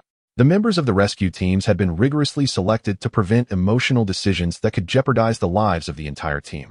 Furthermore, upon accepting their rescue mission, their commanding officer issued a strict order: save those who could be saved, abandon those who could not. And should anyone cause trouble along the way, they were to be dealt with on the spot, without mercy. They had anticipated that upon reaching the B City base, they would receive humanitarian care reminiscent of the world before the apocalypse. However, the stark reality was that no one cared about their survival. There were no blankets or other cold weather supplies distributed, nor was there any food provided. Only 2 gas heating stoves were available. It became painfully clear to them that the authorities had undergone a complete transformation, and they would have to rely entirely on themselves to survive in this cannibalistic world. Yet, there was a slight advantage in following the official forces. The formidable military protection ensured that the monsters could not harm them, alleviating their constant fear of being devoured by mutated creatures. Li Wei sheltered Qianli and Dodo as they sat on the 2 adjacent single beds. They retrieved bread from their supply bags, their vigilant eyes scanning the surroundings. Each stone dwelling was equipped with 2 dedicated heating stoves, fueled by timber cut from the mountains. Previously, a responsible soldier had briefed them on the precautions of residing in the stone houses. Each person was required to submit 10 pounds of wood daily to ensure the stoves remained operational. "Daddy, are we safe from the monsters now?" Dodo's small face was smeared with soot, her eyes betraying a lingering fear. Qianli gently patted Dodo's head, reassuring her, "We are now in a safe place. The monsters cannot enter." Dodo nodded while nibbling on her bread. Li Wei sighed, lamenting the state of the world that had frightened children so profoundly. Uncertain of what challenges lay ahead, "I'll take a stroll outside," he said. Placing the supplies in Qianli's lap, and tenderly ruffling Dodo's hair before stepping out of the dormitory. As Li Wei wandered through the base, he initially intended merely to explore, hoping to find some work, as they could not remain in the dormitory indefinitely. It was far from secure. There was an official hall nearby, bustling with various job opportunities and a place to exchange supplies. A soldier, engaged in work, pointed Li Wei towards a distant dome building. "Thank you." Li Wei nodded in gratitude and made his way towards the dome. Inside, the building was crowded with people coming and going, absorbed in their tasks. Directly opposite the entrance, a massive electronic screen displayed a continuous scroll of tasks. Li Wei raised his gaze, scrutinizing the assignments listed, which primarily comprised labor-intensive jobs and recruitment for soldiers. Suddenly, his eyes narrowed. What was that? He had spotted an image of Lin Ruo among the tasks listed for the B-City base. She was the one seeking revenge. He inhaled sharply, relieved that the cold weather necessitated a mask. Otherwise, others would have noticed his shock. The task of locating Lin Ruo came with a reward of 10,000 points. He had recently learned the purchasing power of 10,000 points. It could sustain a family comfortably for an extended period. Turning to inquire with a nearby staff member, he asked, "Excuse me, could you tell me who initiated this task?" The staff member glanced at the task Li Wei pointed out, noting that many had already inquired. "Given the substantial reward, it's from our deputy base leader. You needn't worry about receiving points for completing the task." "All right, thank you." Li Wei's pupils contracted momentarily before returning to normal. After expressing his gratitude to the staff, he left the task hall. So, it was the deputy base leader. Reflecting on what he had heard about Kong Wenhao, the deceased had indeed claimed his father was a major general. It seemed the entire B-City base would soon be searching for Lin Ruo. Could she still be safe? Meanwhile, Lin Ruo remained oblivious to the happenings at the B-City base, gliding swiftly through the forest on her snowboard. Her eyes sparkled with a blue gleam as she was enveloped by a whirlwind of sharply spinning ice crystals. Her form darted past, and surrounding mutated creatures would suddenly collapse before vanishing swiftly. She traversed the forest, returning to the previously marked location.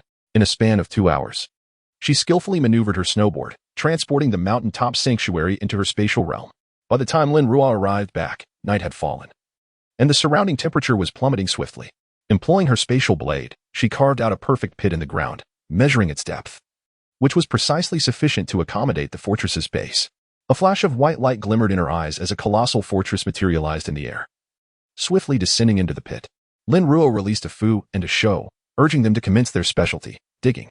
Upon hearing the command, a Shou was elated and eagerly joined a Fu in excavating the earth to bury the fortress's foundation.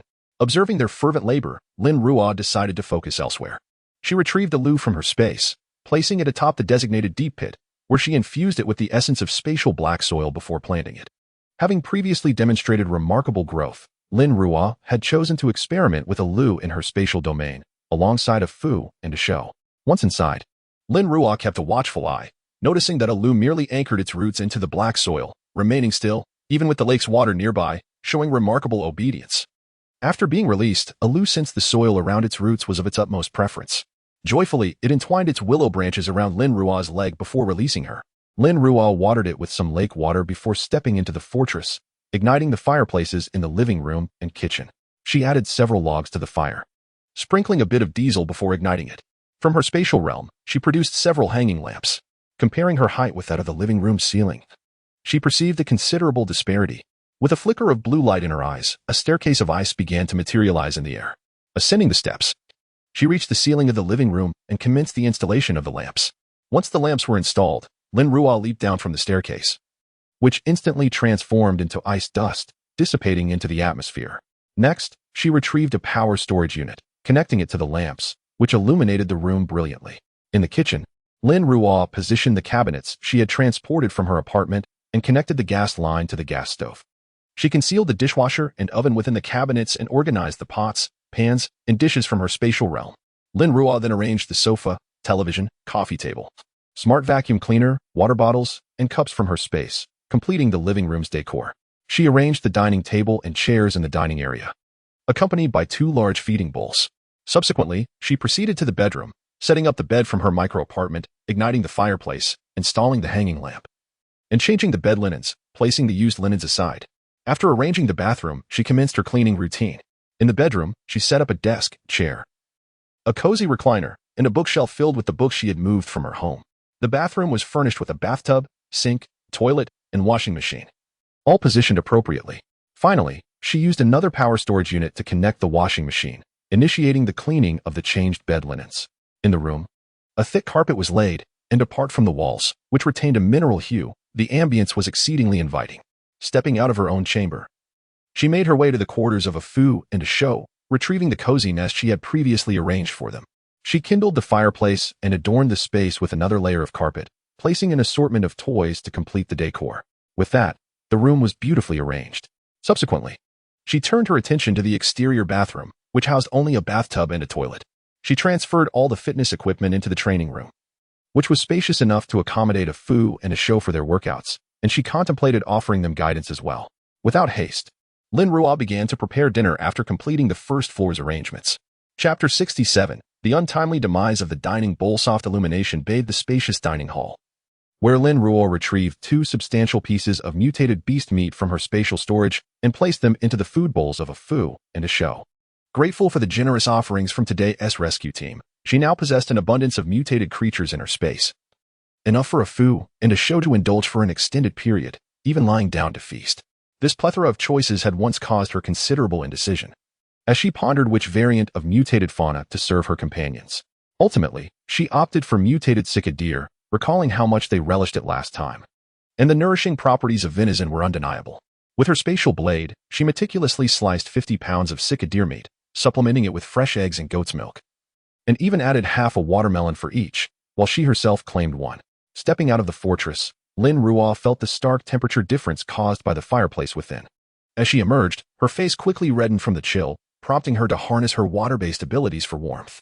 Raising her gaze, she observed a Fu and a Shou had already buried their foundations and were frolicking about, scattering dirt everywhere. Watching the frozen ground on the platform, she marveled at her fortunate awakening of water abilities. Otherwise, she would have been utterly exhausted from the constant need to clean. Come quickly. It's time for a bath and a meal. A Fu and a Shou dashed over, with a Fu halting in front of Lin Ruo. A Shou attempted to nuzzle her hand, but a Fu, aware of the dirt covering them, intervened with a firm paw to deter a Shou. Undeterred, a Shou leapt determinedly, bounding towards Lin Ruo. Displeased by its muddy appearance, she pushed it away, urging, "Hurry back home and wash up." A Fu dragged a Shou back into the fortress, and Lin Ruo secured the heavy door before activating her water abilities. A brilliant blue light flickered in her eyes as a large water sphere enveloped them both. The water was pleasantly warm, and the two delightedly splashed about within it. Once they were cleaned, Lin Ruo felt satisfied. "Let us go eat." They eagerly scampered into the dining hall, following the aroma to their food bowls, and began to devour their meal. Lin Ruo stepped outside the fortress, sprinkling insect repellent powder in a circle 2 meters from the entrance before re-entering. After securely closing the thick door behind her, sealing the snow and wind outside, she manipulated her water abilities to open a window high above. A branch from a Lu reached inside, retrieving her dinner, which was swiftly enveloped in a few paper strips. Within moments, the food was completely consumed. As the temperature outside plummeted, reaching an extreme cold of -70 to 80 degrees Celsius during the night, a thin layer of frost began to form on the exterior of the fortress's thick glass. Inside, fires crackled in the hearths, maintaining a cozy warmth just below freezing. Lin Ruo first activated the floor cleaning robot in the living room, as a Fu and a Shou had left numerous paw prints upon entry. Satisfied with its efficient cleaning, she retreated to her bedroom to change into a thick, cozy set of pajamas, favoring comfort while at home. Emerging from her room, she found a Fu and a Shou had finished their meal and were now licking their large paws beside their bowls. Upon noticing her, a Shou trotted excitedly towards her, but Lin Ruo, finding it a nuisance, gently pushed it aside, forbidding it from following her. Ignoring the aggrieved gaze of a Shou, she donned an apron and entered the kitchen to commence her culinary endeavors. This time, she retrieved a new tablet, upon which a recipe for preparing crayfish was downloaded. She first extracted a box of frozen crayfish tails from the still space, each tail enveloped in a thick layer of ice. Placing her hand upon the icy surface, a faint blue glow emanated, causing the ice to swiftly melt away, leaving the crayfish tails neatly presented in the box. After cleansing the tails with a water sphere, she set them aside and began to prepare the ingredients as per the recipe. Afu sauntered over and settled in a corner of the kitchen, observing Lin Ruo as she cooked. Fortuitously, the spacious design of each room prevented Afu's substantial form from obstructing the kitchen's space. "If you're bored, watch some television for a while. I'll help you brush your teeth after dinner," Lin Ruo said, moving to the living room to turn on the television. She connected a portable hard drive filled with animated shows, and the screen began to display Pleasant Goat and Big Wolf. She glanced at the screen filled with sheep, nodding to herself, knowing that Afu and a Shou relished lamb, and would likely enjoy this animation. Afu lost interest after a few glances, turning away to rest with eyes closed. While Ashu watched with rapt attention, occasionally scampering to the television to bark excitedly. Lin Ruo paid them little mind, returning her focus to the crayfish. Determined to master the dish. Following the steps meticulously laid out in the recipe, soon the air within the fortress was filled with the enticing aroma of spicy seasonings, soon followed by a fragrant scent of garlic. To deter any notions of sharing from Afu and Ashu, she deliberately prepared two distinct flavors, spicy and garlic. Ashu stood behind Lin Ruo, peering over her head at the pot on the stove, eyes fixated on the crayfish, emitting a series of soft whines in a display of affection. Afu, sprawled on the floor, witnessing Ashu's antics, covered his eyes with a paw, unwilling to watch. Lin Ruo brought 2 bowls of crayfish to the dining table, playfully nudging Ashu's large head away to retrieve the rice bowl. Woof! Ashu barked in delight, dashing to grab the rice bowl. However, upon reaching it, he discovered that Afu, the mischievous dog, had already taken the bowl and was standing in front of Lin Ruo. Woof woof! Clattering. Ashu, indignant, opened his mouth to bark, only to have his own rice bowl tumble to the ground. The once round bowl now marred with a significant dent. Ashu stared in shock at his bowl, unable to comprehend why such an inexplicable misfortune had befallen him. His demeanor reflecting profound disappointment. Afu slowly placed the bowl on the ground, his expression radiating schadenfreude. The scene unfolded with such theatrical flair that even Lin Ruo paused in surprise, before bursting into hearty laughter. Haha. Afu and Ashu are often far more amusing than those comedic films. Woof woof. Ashu turned to Lin Ruo with a wounded expression, as if to say, "My bowl is broken, and you find this funny?" Lin Ruo felt the weight of Ashu's forlorn gaze, quickly inhaling to suppress her laughter. "How about we get you a new one?" Ashu gazed at his prematurely worn bowl and reluctantly nodded. He did not wish to eat from a flattened bowl, as it would mar his appetite. Once the master allowed them to venture outside, he intended to bury the bowl, granting it a final rest. Lin Ruo sampled the small crayfish she had prepared, feeling that the spicy flavor was somewhat lacking. Nevertheless, it was still quite enjoyable. She paired it with a copious amount of shells and ultimately boiled a packet of turkey noodles to feel truly satiated. Afu devoured half a basin of crayfish, while Ashu, in an unusual display of restraint, consumed only half of what Afu had eaten, as the new bowl failed to inspire enthusiasm. Lin Ruo did not linger on Afu and Ashu. She placed all the utensils into the dishwasher for cleaning and used her abilities to cleanse Afu and Ashu's bowls before neatly storing them away. She then ushered Afu and Ashu to brush their teeth, retrieve the freshly laundered sheets and duvet covers from the washing machine, and utilized her water-based powers to extract the moisture before folding and storing them in her space. Only then did she feel a sense of leisure. Suddenly, she recalled the multitude of mutated animals stacked within her space, their cores yet to be extracted. Focusing her mental energy, she entered the space, dragging the lifeless bodies of the mutated creatures from their stillness and delved into their heads to retrieve the cores. After this endeavor, Lin Ruo had successfully collected 38 level 1 crystal cores, a bountiful harvest indeed. In this early stage of mutation, only the most formidable mutated beasts could evolve crystal cores. Experts in her past life calculated the ratio to be approximately 50-1. Having secured the crystal cores, Lin Ruo glanced at her watch, realizing it was already past 9 in the evening. Ashu had retired to the bedroom, while Afu lay by the door, seemingly on guard. As Aliu had joined them partway through, Afu remained somewhat distrustful, insisting that either he or Ashu keep watch. Lin Ruo approached and gently patted Afu's large head, reassuring him. "Do not worry, our fortress is quite sturdy. The windows are high, and ordinary animals cannot reach them. The main door is exceptionally robust, impervious to any mutated beast."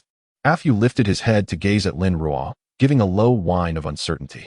With a slight smile, Lin Ruo opened the heavy door of the fortress, inviting, "You may step outside and test the strength of our door." Afu, albeit hesitantly, ventured out, the fortress door closing behind him as Lin Ruo locked it securely. Initially, he nudged the door gently, finding it unyielding. Gradually, he exerted more force, yet the door remained steadfast. In a final attempt, Afu summoned all his strength. But the fortress door did not budge, instead rousing Ashu from his slumber. Ashu tilted his head, puzzled by their antics at the door. Lin Ruo gestured to Ashu. "It's nothing. Afu wishes to test the sturdiness of our home." Intrigued, Ashu insisted on joining in, wanting to partake in whatever Afu was doing. Lin Ruo, with a wink, indulged Ashu's curiosity. The two mutated beasts, each over 3 meters in length and towering above 2 meters, charged together against the fortress door, which remained immovable. Lin Ruo felt immense satisfaction, grateful for her diligent attention to the underground minerals, for they had indeed fashioned a remarkably resilient abode. In the end, A Fu and a Shou were utterly exhausted, yet the fortress door remained steadfastly unmoved, finally allowing them to comprehend the true meaning of Lin Ruo's description of its sturdiness. When Lin Ruo eventually opened the door, a Fu and a Shou obediently retired to their slumber. She added 2 logs to each fireplace in the house before returning to her room, where she retrieved an electric heater from her space, connected it to the power box, and finally nestled comfortably beneath her covers, drifting into a peaceful sleep. At the break of dawn, Lin Ruo awoke to find a Fu and a Shou squatting eagerly by the door. Understanding their urgency, she opened the grand entrance, permitting them to step out and attend to their biological needs. As the door swung wide, a gust of cold air rushed in, causing tiny ice crystals to materialize in the atmosphere near the entrance. Lin Ruo tightened her down jacket and, with a glance at the swiftly retreating figures of a Fu and a Shou, she closed the fortress door behind her. Subsequently, she replenished the fireplaces with larger logs before making her way to the training room for her workout. After 4 hours of rigorous exercise, Lin Ruo emerged from the training room, drenched in sweat. She first took a refreshing shower in her bedroom, releasing a contented sigh afterward. Upon activating the sweeping machine and donning her attire, she pulled open the fortress door to inspect the medicinal powder outside. The platform beyond the fortress was blanketed in a silvery sheen, scattered with minute ice crystals. Lin Ruo's water-based powers flowed vigorously, shielding her from the chill. A Fu and a Shou were joyfully frolicking at a distance near the spot where insect repellent had been scattered the previous day. Numerous insects lay deceased there, and Lin Ruo had instructed them to keep their distance and refrain from consuming the remains. They curiously hopped about, avoiding the powder, while Alu extended its willow branches, playfully stringing together the dead mice and waving them in the air. Lin Ruo felt exasperated. Even the insects and rodents could find joy in such a dismal situation. The area surrounding the fortress was littered with crushed insect carcasses. She crouched down, extending her hand, and a blue luminescence flickered as a slender ice stick elongated from her palm. With it, she examined the insect remains, meticulously discerning their original forms among the shattered remnants, primarily parasitic wasps, crickets, and ladybugs, creatures that were already resilient to low temperatures and now, after mutation, had adapted even further to the frigid climate. Once those intolerant to cold acclimatized to this extreme weather, a wave of insects would inevitably descend. As the blue glow dissipated from her hand, the ice stick vanished into thin air. "Let us go. Time to head home," she declared, turning back. A Fu and a Shou, quick on their feet, swiftly raced past her into the fortress.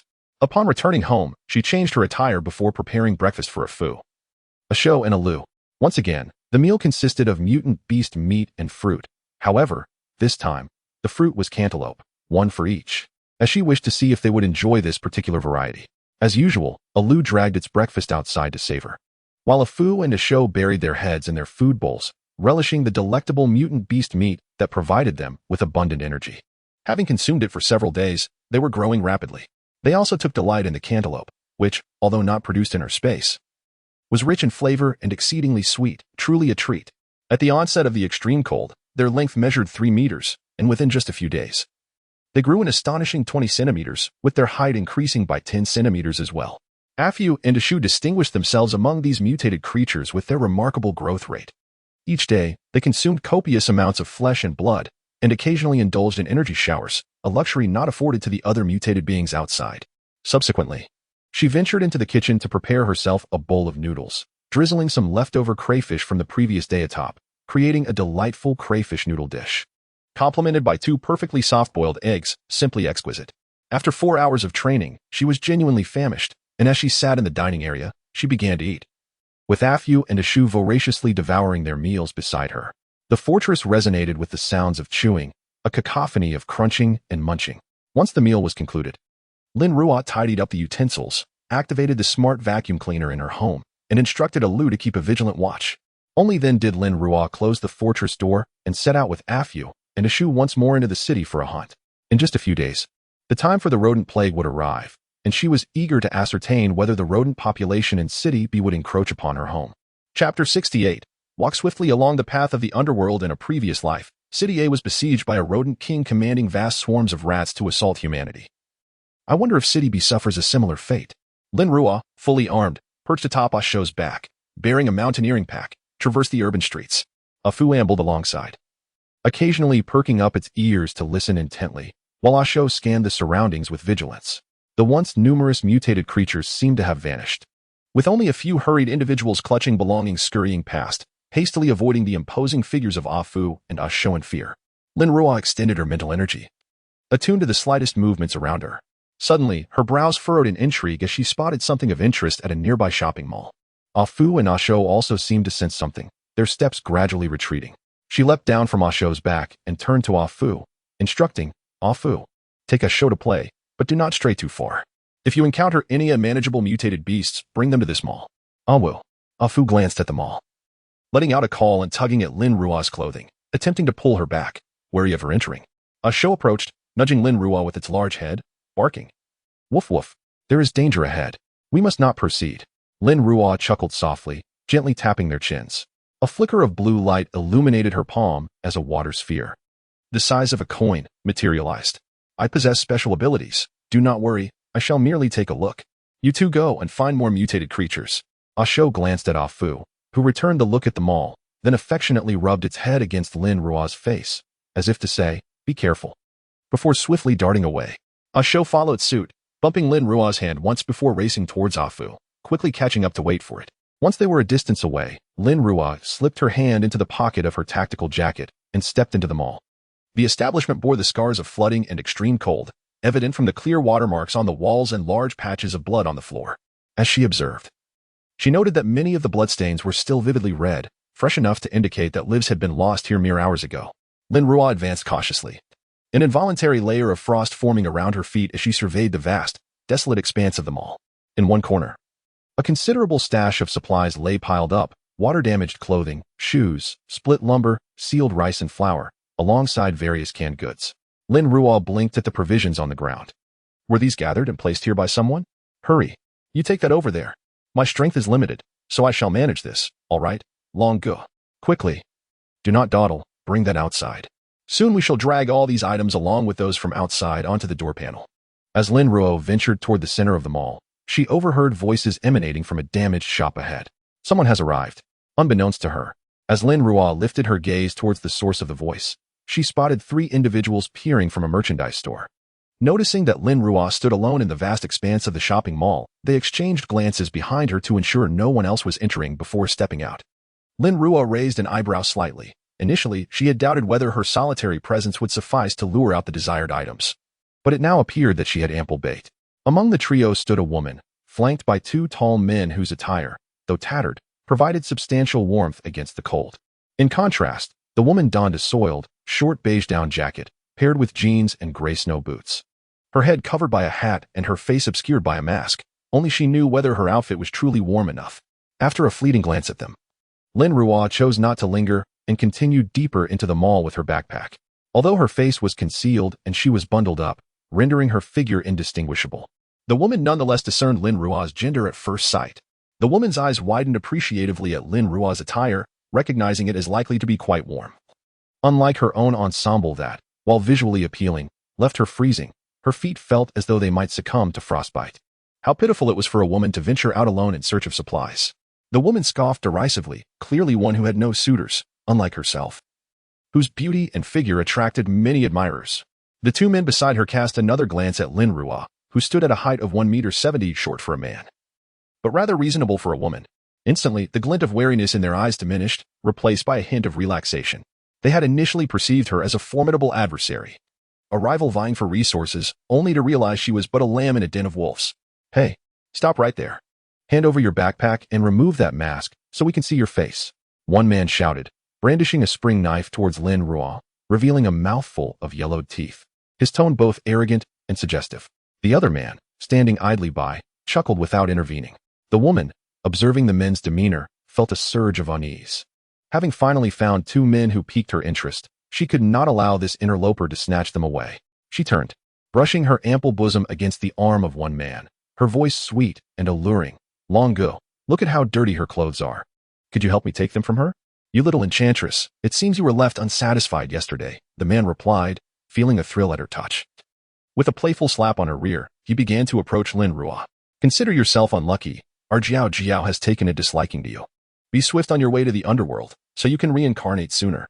A glimmer of triumph flashed in the eyes of the woman called Jiao Jiao. Men conquer the world, while women conquer men. That is the true order of the universe. As the man drew closer to Lin Ruo, Jiao Zhao's sense of superiority became increasingly evident. Throughout the entire ordeal, Lin Ruo remained silent, simply standing there, observing their performance. Were it not for the necessity of ensnaring those entities, she would not have squandered so much time with them. Suddenly, her previously outwardly manifested spiritual energy stirred. She had succeeded in hooking them. The corners of her lips, concealed beneath her mask, subtly lifted. It was indeed a feat. For these entities were quite vigilant and aware of ambushes. It seemed that the three individuals before her were not particularly fortunate. As the man took only a few steps, an eerie rustling began to resonate throughout them all. What was that sound? The man instantly glanced around in panic. The remaining man and woman also surveyed their surroundings. Finding no visible movement, yet the rustling grew louder and more pronounced. In the blink of an eye, vast swathes of darkness began to emerge within them all, densely woven like a black net, encroaching upon the four of them. Even the second and third floors of the mall echoed with the sound of rustling. As numerous dark entities crawled down the walls, thickly enveloping the surroundings until all that was visible was an expanse of blackness. Chapter 69. The mutated ant nest. As they drew nearer, one of the men discerned the vast, dark mass for what it truly was: ants. Countless ants. Ants. So many ants. Run. In a panic, he dashed towards the entrance of the shopping mall, with a man and a woman following suit, disregarding the need to reprimand Lin Ruo. Lin Ruo remained rooted in place, observing as the swarm of mutated ants advanced towards the fleeing trio. Each ant was the size of a grown woman's fist, and their numbers were staggering. These ants exhibited remarkable organization and discipline, promptly blocking the entrance to the mall to prevent anyone from escaping, clearly demonstrating their proficiency. The three individuals, in their haste, grasped a tattered piece of clothing, attempting to sweep away the ants that obstructed their path. However, these were no ordinary ants. They had mutated and were no longer the small, easily squashed creatures they once were. They deftly evaded the sweeping fabric, swiftly leaping onto the three, their sharp mandibles sinking in, causing blood to flow instantly. The trio, in agony, frantically swatted at the incessantly emerging ants, but the sheer number was overwhelming. And soon they felt a creeping numbness enveloping their bodies, rendering them immobile. Lin Ruo, observing from a distance, nodded slightly. It seemed these ants possessed venom capable of inducing paralysis, a rather intriguing attribute. Don't bite me. Help. The woman, frozen in fear, turned to Lin Ruo, extending her hand in a desperate plea for salvation. Lin Ruo looked down with a faint smile. Humanity was indeed a ludicrous species, seemingly oblivious to their previous intentions towards her. The woman, consumed by her desire to survive, continued to reach out to Lin Ruo, clinging to the hope that she might intervene. Yet, Lin Ruo remained an indifferent spectator, devoid of any intention to assist. Help. It hurts. Help. As the woman realized Lin Ruo stood by, laughing without offering aid, her face contorted with hatred. What are you laughing at? You will meet the same fate. Do you think you can escape? I will be waiting for you on the road. As the woman succumbed amidst the throng of ants, her eyes locked onto Lin Ruo, brimming with resentment. If not for her, they would have departed with their spoils long ago. All of this was her fault. Lin Ruo witnessed the trio being engulfed by the relentless swarm, and in no time, only 3 skeletal remains remained. The ants that had feasted upon their flesh did not consume their bounty. Instead, they carried the bones, along with the severed meat, towards a singular direction. Turning her gaze towards that path, Lin Ruo disregarded the overwhelming tide of black ants and began to walk steadily in that direction. The ants advancing towards her suddenly accelerated, with many cascading down in reckless abandon, attempting to leap directly onto Lin Ruo. A flash of blue light ignited in her eyes as an icy shield materialized around her. Enveloped in an arctic chill of -70 degrees Celsius, emanating waves of frosty mist, with the temperature around her plummeting dramatically. The ants had not yet fallen upon the icy shield. Merely grazing the frigid air beside it, they were instantly transformed into frozen clumps, crashing against the barrier before rolling down to the ground. Countless ants leapt down, resembling a hailstorm, each frosty projectile encasing a large ant within. The cacophony of their descent echoed as they continued to freeze and plummet, soon carpeting the ground in a multitude of icy spheres. Lin Ruo maintained her steady pace. Advancing towards her destination, these ants could not breach her shield, posing no threat to her. Their frantic attempts to obstruct her only affirmed that she was on the right path. The queen lay ahead. As Lin Ruo drew nearer to her goal, the surrounding ants grew increasingly frantic, the sound of their relentless assaults reverberating against her icy barrier. Just as she was within 10 meters of her target, a piercing shriek erupted. The vast majority of the ants ceased their attack on Lin Ruo, instead congregating together, gradually forming a colossal hand that reached for her. A flicker of blue light danced in Lin Ruo's eyes as a massive sphere of water materialized before her. Water, a wondrous substance, possesses boundless capacity. As long as there is sufficient volume, it can engulf all. The size of the water sphere swelled, expanding to twice the size of the hand. In an instant, it soared upwards, colliding with the hand in a display of pure absorption rather than resistance, enveloping the entire appendage within its depths. The ants composing the hand disintegrated within the water sphere, floundering like drifting weeds, desperately seeking survival. The blue radiance in Lin Ruo's grasp remained unwavering as the colossal water sphere began to roll across the ground of the mall, devouring ants in its path. Akin to a snowball gathering mass, the once transparent orb took on a dark hue from the multitude of ants swirling within, appearing as though stained with ink from a distance. Soon, the ants in the vicinity were eradicated by Lin Ruo. Yet more began to emerge from the surroundings of the mall, swiftly coalescing into a formidable black spear aimed at the water sphere, attempting to pierce it. A smirk graced Lin Ruo's lips as the water sphere came to an abrupt halt. Her eyes blazed with blue light, and the sphere began to freeze from within, encasing itself in ice within mere seconds, exuding a chilling aura. The dark spear struck the solid ice sphere, akin to dumplings, which then rolled away as frozen orbs upon impact. A shriek pierced the air. Lin Ruo detected a tone of desperation within that cry. With a swift lift of her foot, she moved like lightning, closing the distance with remarkable speed.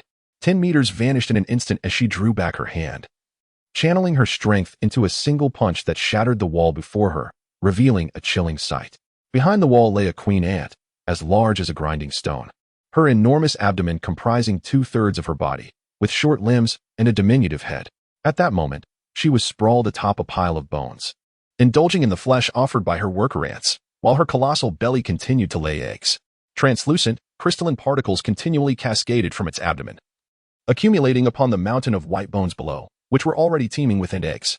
Lin Ruo, who did not suffer from a fear of dense clusters, had felt no trepidation when confronted by the worker ants earlier. However, upon observing the multitude of ant eggs now, she experienced an unsettling tingling sensation at the back of her head, as the sheer number seemed to reach into the tens or even hundreds of millions. As her gaze fell upon the towering skeletal remains, her eyes deepened with contemplation. Having consumed so many lives, it must possess a crystalline core. With a surge of azure energy emanating from her hand, a colossal ice arrow, as thick as her arm, materialized beside her. The queen ant's massive mandibles gaped open, emitting a piercing shriek as the surrounding ants surged forward in a fervent attack against Lin Ruo. Even though they could not approach her, they relentlessly attempted to gnaw through her icy shield with their mandibles. Suddenly, Lin Ruo felt a wave of dizziness wash over her. The icy barrier around her trembled. She swiftly concentrated her mental energy to stabilize her powers, launching the ice arrow at the queen ant with great velocity. The arrow struck true, piercing the queen with a chilling wail, instantly freezing her into a crystalline sculpture. The surrounding ants retreated, recognizing their inability to contend with Lin Ruo in the absence of their queen-esque control. Lin Ruo observed the lifeless body of the queen. Despite her immobility due to her massive size, her mental prowess was formidable, which explained her ability to command such a vast army of ants.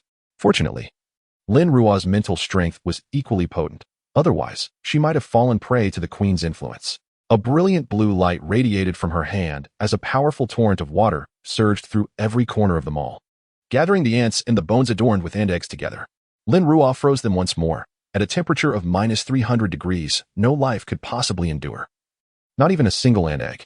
As she channeled her powers, the temperature within the mall plummeted dramatically, with crystalline frost forming in the air and ice formations beginning to manifest across the surfaces, even causing cracks to appear on the walls.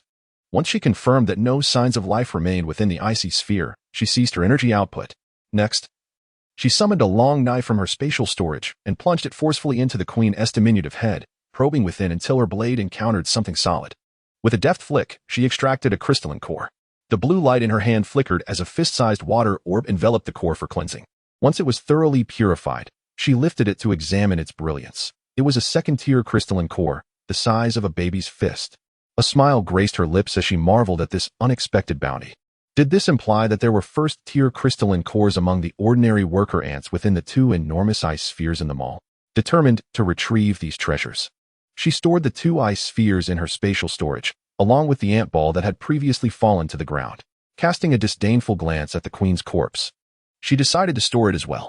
Although it appeared repulsive, the energy contained within could prove advantageous for a foo and a show. She would take it back and see if they were inclined to partake. In the dimly lit shopping mall, bloodstains marred the floor, while the walls were riddled with fine cracks and icicles formed in various corners. Lin Ruo conducted a thorough search of the premises, diligently collecting all usable supplies, which she deemed her recompense for addressing the lurking dangers within the mall. She gathered wood, well-sealed food provisions, an assortment of canned goods, and some jewelry, along with a selection of securely packaged tea leaves.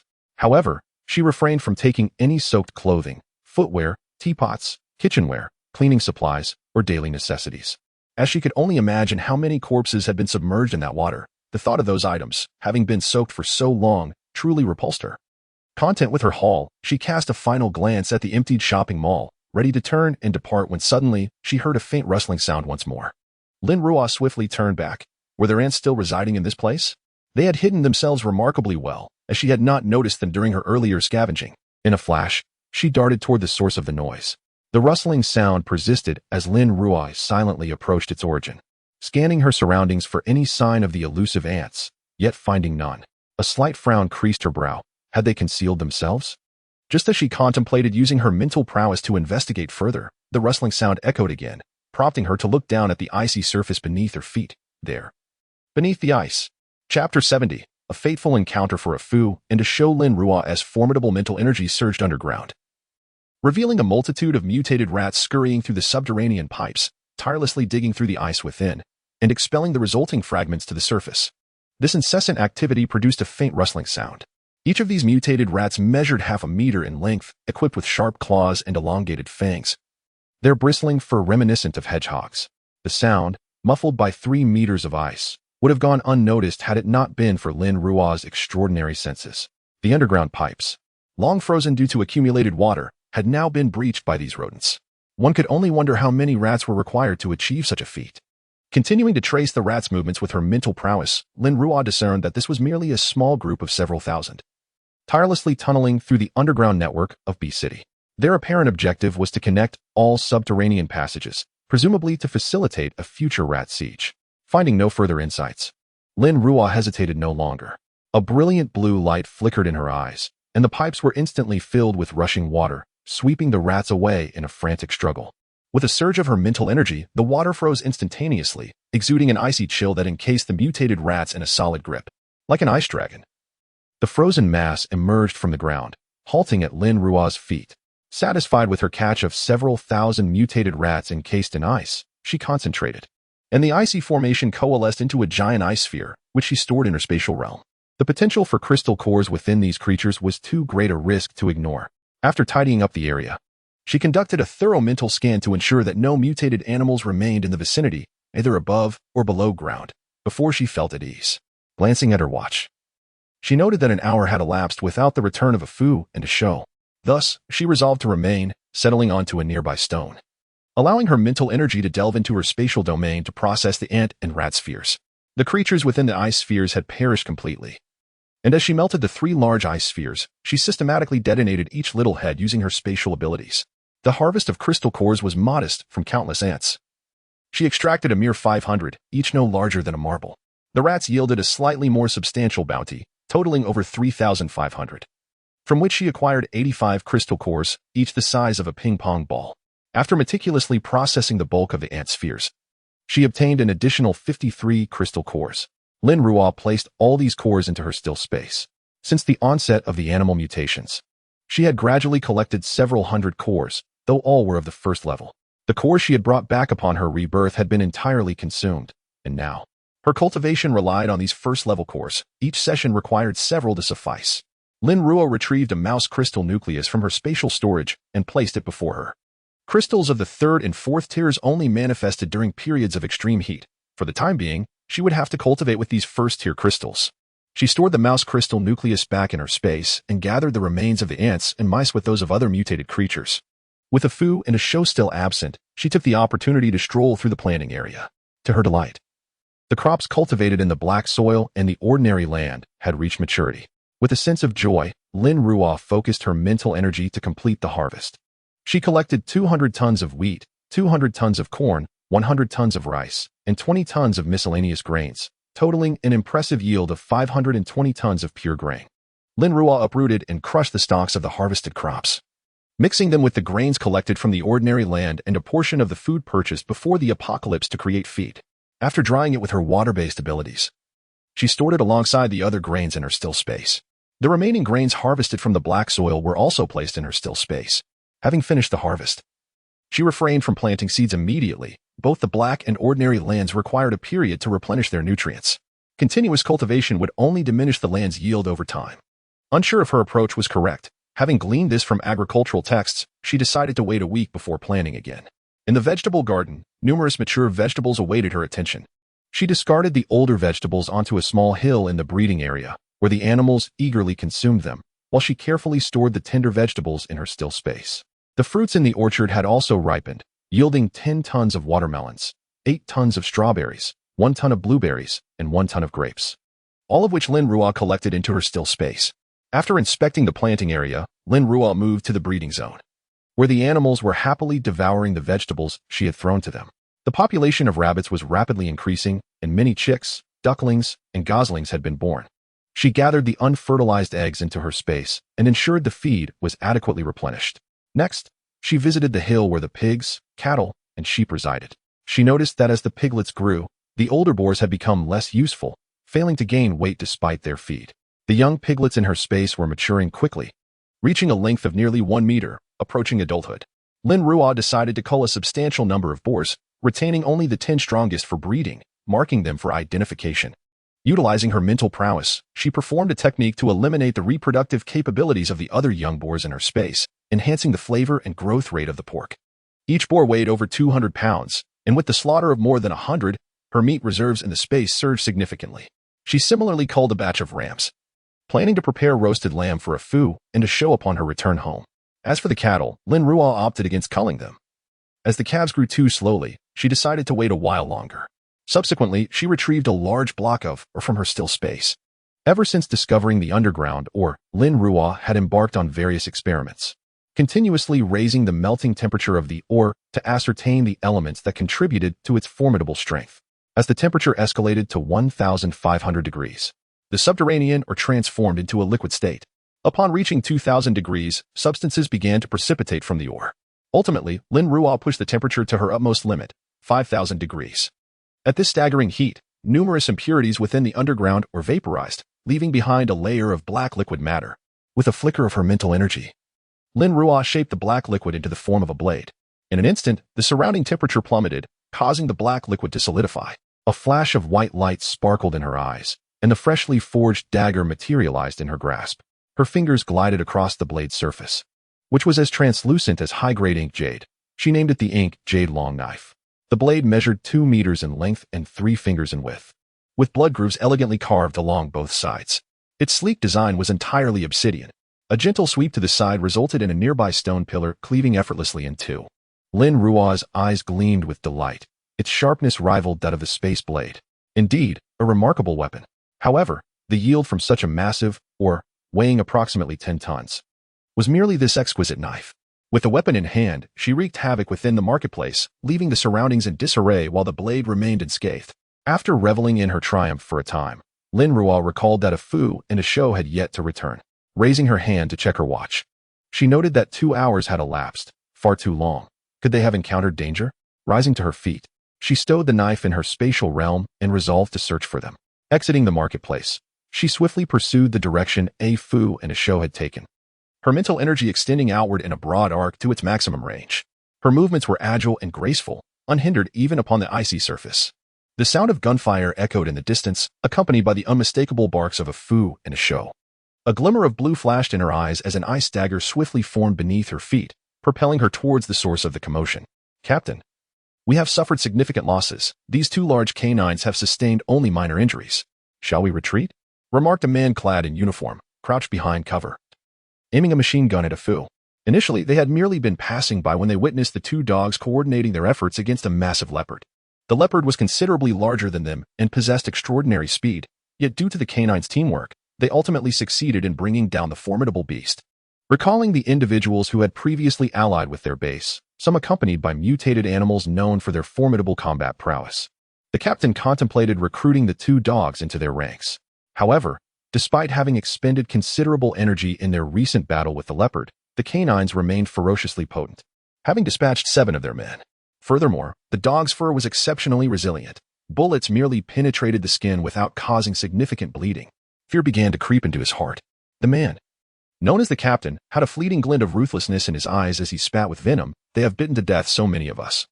This cannot simply be overlooked. Even if we cannot bring back the living, we must return with their corpses. Whose corpse do you intend to bring back? A melodious female voice resonated in their ears. Who? They swiftly turned around to investigate. A dark silhouette rapidly emerged within their line of sight. And only when Lin Ruo stood beside a Fu and a Shou did they realize she was a woman. Lin Ruo positioned herself between a Fu and a Shou, first assessing their condition. Upon seeing their injuries, a chilling aura enveloped her, emanating a potent sense of murderous intent. Both a Fu and a Shou bore numerous gunshot wounds, which had succumbed to the biting cold, causing the flesh around the injuries to necrotize. A woo. What woof? A Fu and a Shou sensed the murderous energy radiating from Lin Ruo. They nuzzled against her face, attempting to reassure her not to worry. Without uttering a word, she stood resolutely between a Fu and a Shou, harnessing her water-based abilities to tend to their wounds, her piercing gaze fixated on the 8 individuals encircling them. Those who had harmed a Fu and a Shou deserved nothing less than death. Chapter 71, Retribution Captain. It appears that this woman is the owner of these 2 colossal hounds. Look how they are affectionately nuzzling her face. No wonder all our attempts to entice them have been in vain. They have a master. The captain's lips tightened beneath his mask, his eyes filled with resentment. For the loss of so many comrades at the hands of these own mutated beasts weighed heavily on him. If he returned empty-handed, he would undoubtedly face punishment from his superiors, and even his uncle would be unable to protect him. As this thought crossed his mind, his resentment morphed into fury. This was all the fault of those 2 dogs. If they had obediently complied, their casualties would not have been so grievous. He vowed to bring back these wretched creatures. Perhaps this would spare him from retribution. Eliminating their owner would suffice to render them masterless. You. Go to the truck and use the heavy machine gun to take them down. Listening to their unabashed conversation, Lin Ruo felt a surge of indignation, her eyes flashing with a blue light as her water-based powers swiftly activated. A massive, opaque membrane of water enveloped them all. What is this? This is an ability. This person is actually an ability wielder. Run. The group of 8, disregarding further discussion, fled desperately, only to collide with the thin water membrane, which rebounded them with immense force, causing one to fall to the ground in disarray. We can't escape. Kill her. Quickly, kill her. If we eliminate her, the ability will dissipate. Bang, bang, bang. A flurry of gunfire erupted as bullets rained down upon Lin Ruo from all directions. Yet, upon nearing her, they encountered an unseen force that halted them mid-air, spinning in a whirlwind of energy, creating ripples that spread across the atmosphere. But not a single bullet could penetrate the barrier and harm Lin Ruo. This protective force was the shield she had previously established for herself, and Ah Fu and Ah Shou.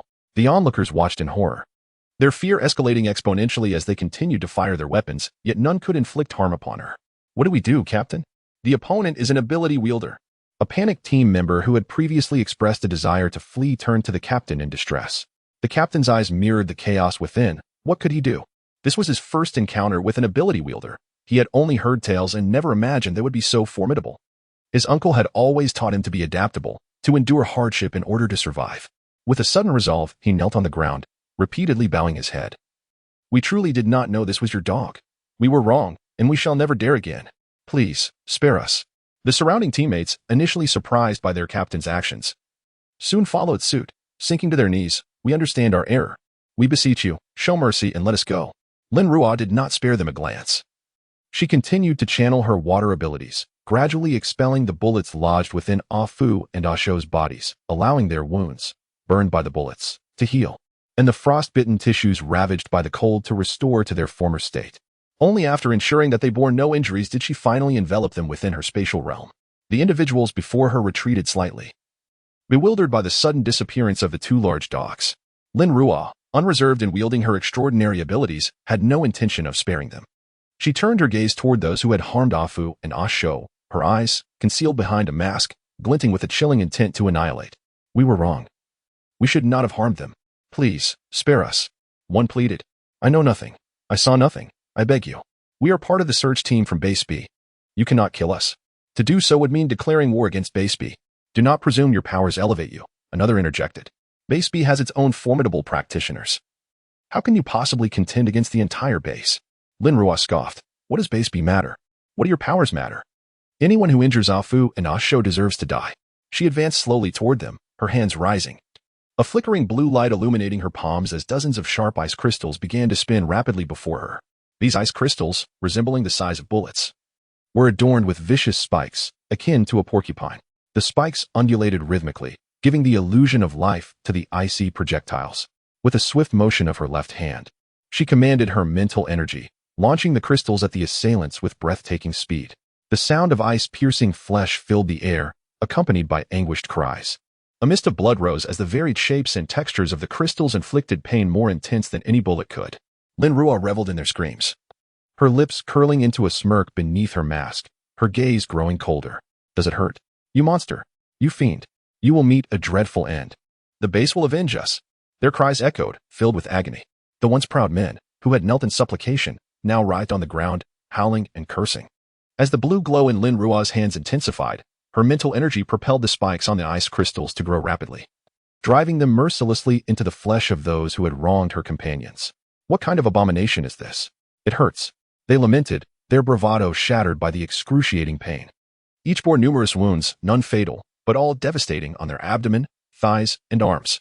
Blood flowed freely, soaking their clothes before being instantly frozen by the biting cold. It hurts too much. Grant me a swift end. Please. We beg for mercy. We were merely following orders from our captain. Lin Ruo's eyes betrayed no hint of compassion. Her hatred was palpable.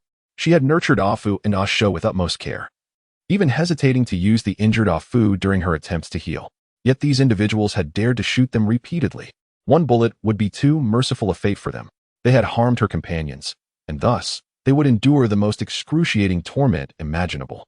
She remained silent, her mental energy surging wildly.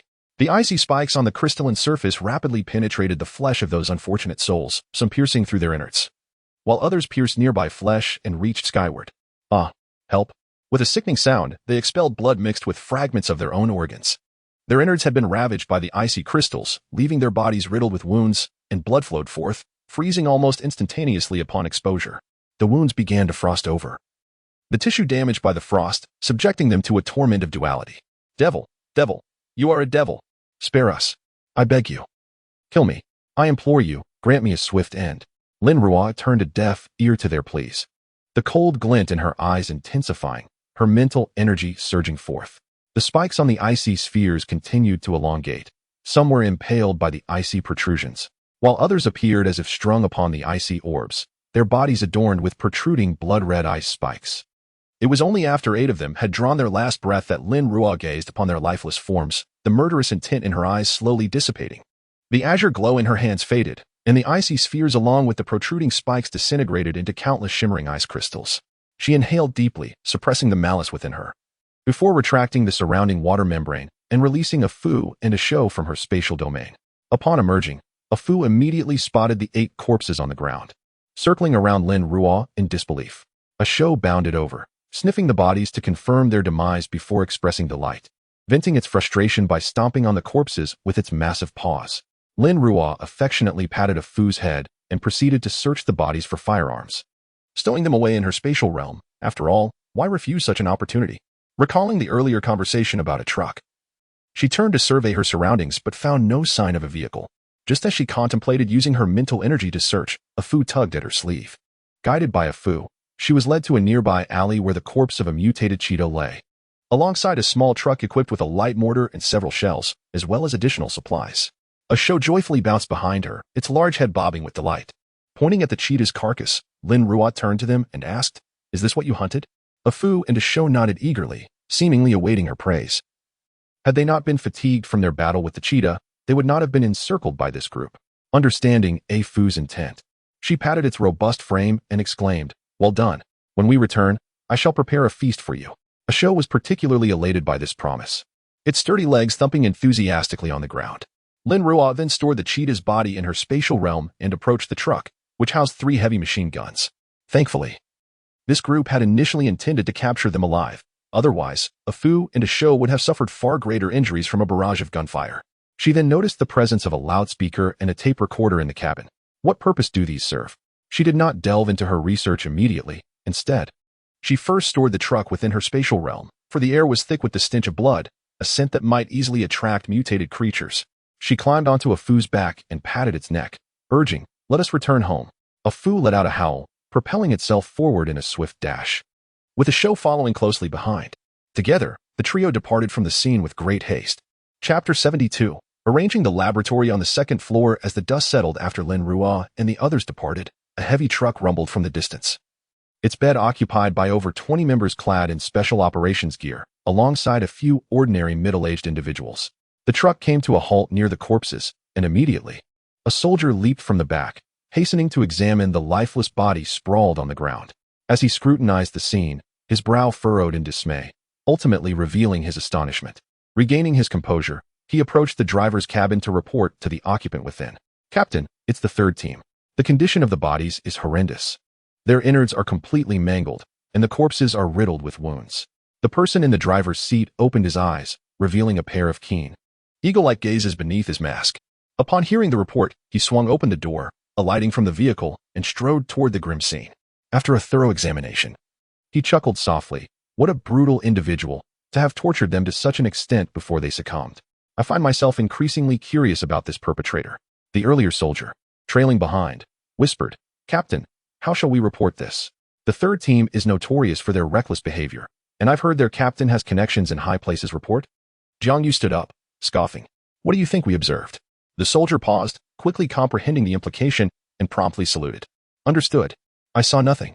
Jiang Yu patted the soldier's shoulder, advising him to keep his comrades' mouths tightly sealed. "Indeed." The soldier nodded, then curiously inquired, "Captain, who do you think is responsible for their deaths?" "Who else but an ability user?"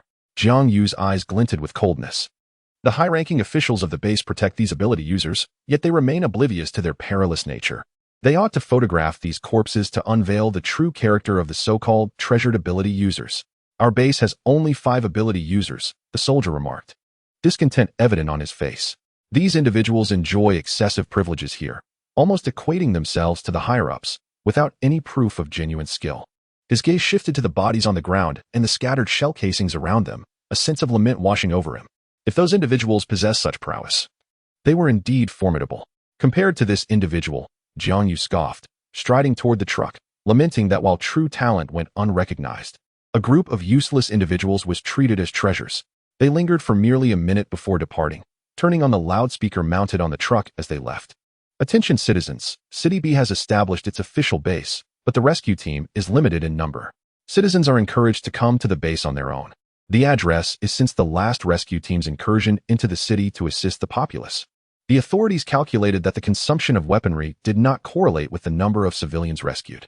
Therefore, it was deemed more prudent to allow the citizens to come forth voluntarily, conserving resources and minimizing casualties." Seated upon Ah Fu's back, Lin Ruo contemplated the ability users mentioned earlier. It appeared that the B City base had indeed recognized the existence of these individuals. It remains uncertain how many extraordinary individuals reside at the B City base. Should they indeed harbor grievances against her due to these few individuals, she would be prudent to prepare in advance. In merely 4 days, the rat tide is set to erupt. If the B City base can withstand the onslaught, she plans to investigate its authenticity. Lin Ruo resolved firmly, while a Fu and a Shou moved swiftly, having taken a considerable detour through the city. Lin Ruo ventured into unfamiliar territories, gathering numerous fuel tanks, many of which had already cracked from the frost. Fortunately, the diesel within had frozen, and the gasoline had turned to icy shards, thus preventing any spills. Along their journey, they encountered mutated animals. A Shou boldly attacked and dispatched them with ease. In this manner, what should have been a half-hour journey extended to 2 hours before they returned to the fortress. From a distance, a Lu spotted their return, waving slender willow branches in greeting. A Fu dashed up to the platform, and Lin Ruo jumped down from him. A Lu's willow twigs swayed in front of her, then pointed towards the back of the fortress. "What is it?" Lin Ruo inquired, following a Lu's gesture. She turned to see 4 mountain chickens quietly lying there. A Lu, as if presenting a treasure, pointed again at the chickens and nudged them toward Lin Ruo, with a nod and a smile.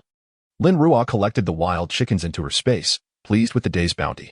Upon entering the fortress through the grand door, the fireplace crackled warmly, filling the room with a comforting heat. A Fu and a Shou quickly made their way inside, while Lin Ruo closed the door behind her and removed her outer garment. Her immediate task was to bathe a Fu and a Shou, who were caked in blood and dirt. Their increased size necessitated larger volumes of water for their baths, which proved somewhat cumbersome in the living room. She summoned them into her space, wielding her water manipulation abilities. Countless tiny streams of water coalesced into a vast rectangular container, gently enveloping a Fu and a Shou. Their heads poked out, merrily swimming within, occasionally bumping into one another and splashing water everywhere. After a quarter of an hour, a Fu and a Shou were finally clean. Lin Ruo helped them dry off before releasing them back into the living space. She activated the smart vacuum cleaner in the living room and then retreated to the bathroom for a hot shower, changing into comfortable sleepwear before exiting her room. Without pausing, she began preparing food for her 3 voracious companions. As they had grown, their appetites had also expanded. A Fu and a Shou could now consume 60 pounds of mutated meat in a single meal, amounting to 360 pounds per day. Additionally, a Lu outside received the same generous portions. In total, they required 540 pounds of mutated beast meat daily, equivalent to nearly 2.5 pigs from the pre-apocalyptic era, illustrating just how insatiable their hunger was. In her space, she retrieved 3 enormous bowls. Having exhausted the supply of mutated black bear from a few days prior, Lin Ruo began dismantling a mutated cicada, then summoned the mutated ant queen from her space. The moment the mutated ant queen emerged, a Fu and a Shou's eyes fixated on her, while a Lu's willow branches continuously caressed the ant queen. Swaying eagerly as they awaited the feast, Lin Ruo blinked, realizing that these level 2 mutated beasts, even if it were merely a queen ant, were greatly favored. She employed her spatial blade to cleave the queen ant's carcass into 3 parts. Fortunately, the queen was still frozen, preventing the ant eggs within her from scattering. Otherwise, Lin Ruo would surely have lost her appetite. Next, she retrieved 3 watermelons, placing them into a basin, and finally exhaled in relief.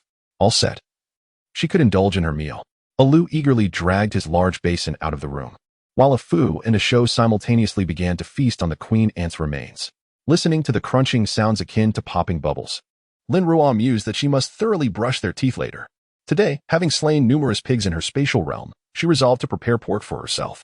As the meat simmered in the pot, she took out some rice harvested from the fertile black soil and steamed it in the rice cooker.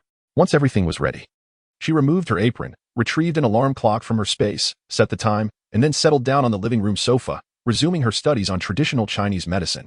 Typically, this stewed meat required over an hour to cook, and the aroma of pork simmering in the large iron pot was particularly enticing. The wood in the fireplace crackled as it burned, and the fragrance wafted from the kitchen pot. A Fu and a Shou, dining in the dining room, could no longer stomach their mutated beast meat, their eyes glued to the large iron pot in the kitchen, drooling. Lin Ruo glanced at them from the living room, shaking her head with a light chuckle, and continued her reading. For the past few days, she had been preoccupied with locating ores and constructing the fortress, causing her studies in traditional Chinese medicine to stagnate. Now that everything was finally on track, she cherished this rare free time to delve deeper into her research. After finishing their meal, a Fu and a Shou scurried to the kitchen, squatting in front of the pot, fearful that it might sprout legs and abscond with the meat. A Lu, eating even faster than the other 2, noticed them squatting and, puzzled, joined them, poking around with a willow branch but finding nothing of interest. When Lin Ruo's alarm clock finally rang, she awoke from her reverie on various herbs and their properties. Looking into the kitchen, she saw the trio blocking the entrance, effectively rendering it impassable. "Haven't you already finished your mutated beast meat? Are you still hungry?" she inquired, setting her tablet down on the coffee table. She stood up and walked to the kitchen, glancing at a Fu and a Shou's food bowls in the dining room, which were completely empty. With no other option, Lin Ruo reluctantly prepared each of them another half basin of meat before she began to enjoy her own lunch. After they had eaten, they hurried to the water basin for a drink. Lin Ruo began to suspect that their stomachs were bottomless, considering how much they could consume. Once they were satiated, a Fu and a Shou were ordered to brush their teeth before they nestled beside the fireplace to doze off. Having already exhausted themselves from battling leopards and facing ambushes that morning, Lin Ruo did not disturb them. Instead, she dressed appropriately, opened the fortress door, and approached a Lu. She retrieved a small basin of water from the lake in her spatial realm and poured it at a Lu's roots. The leaves rustled joyfully as a Lu sprang to life. After watering a Lu, she returned to the fortress, turning to ascend the stairs. The fireplace on the 2nd floor had yet to be lit, leaving the area somewhat chilly. Lin Ruo wore only her pajamas, yet her water-based abilities swiftly circulated, shielding her from the cold. The 2nd floor was designated as her personal laboratory, still in disarray. Upon entering, she first ignited the fireplace, allowing the temperature to gradually rise. Lin Ruo surveyed the empty surroundings and began to extract items from her storage space. A large table occupied the center, while against the wall stood a row of empty bookshelves. She had accumulated mostly ebooks and purchased few physical copies, intending to utilize the shelves for her experimental apparatus in the future. Next, she retrieved various laboratory vessels from her storage. These were not stockpiled. Rather, they were crafted as needed, using glass or stone from her space, meticulously fashioned according to illustrations in her reference materials. Mortars, pestles, balances, grinding bowls, medicine containers, wrapping paper, and glass jars. Though self-made, they proved quite functional. An array of tools sprawled across the table, and Lin Ruo gazed contentedly at her laboratory, envisioning it as the site for her future medicinal powder preparations, free from concerns about affecting a foo and a show. Subsequently, she focused her mental energy into her storage, inspecting today's acquisitions from the cargo truck. The heavy machine gun would naturally be placed among her collection of stationary weapons. She extracted a recorder, gently pressed the switch, and was met with the broadcast from the B-City base. Her brow furrowed slightly. It appeared that the base had suffered considerable casualties recently, resorting to such measures to attract survivors. After a single listen, she stored the device away, her interest waning. Following that, she took a sofa from her storage and placed it in the adjacent glass room. The flames in the fireplace on the second floor blazed vigorously, raising the temperature throughout the level.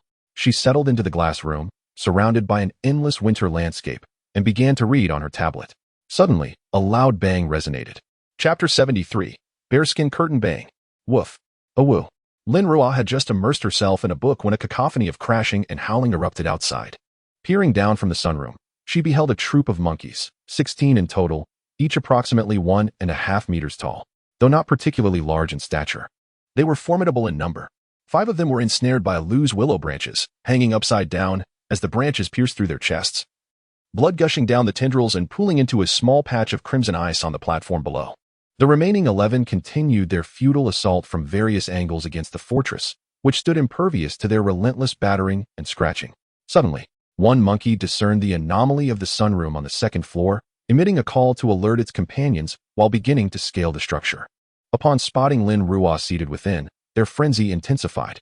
However, the bulletproof glass of the second floor, though not as impenetrable as subterranean rock, was beyond the capability of these monkeys to breach.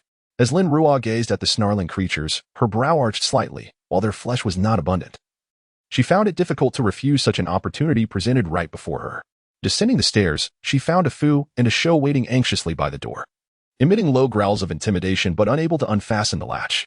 Upon seeing Lin Ruo, they hurried over, nudging her toward the door while softly vocalizing their grievances. "I understand.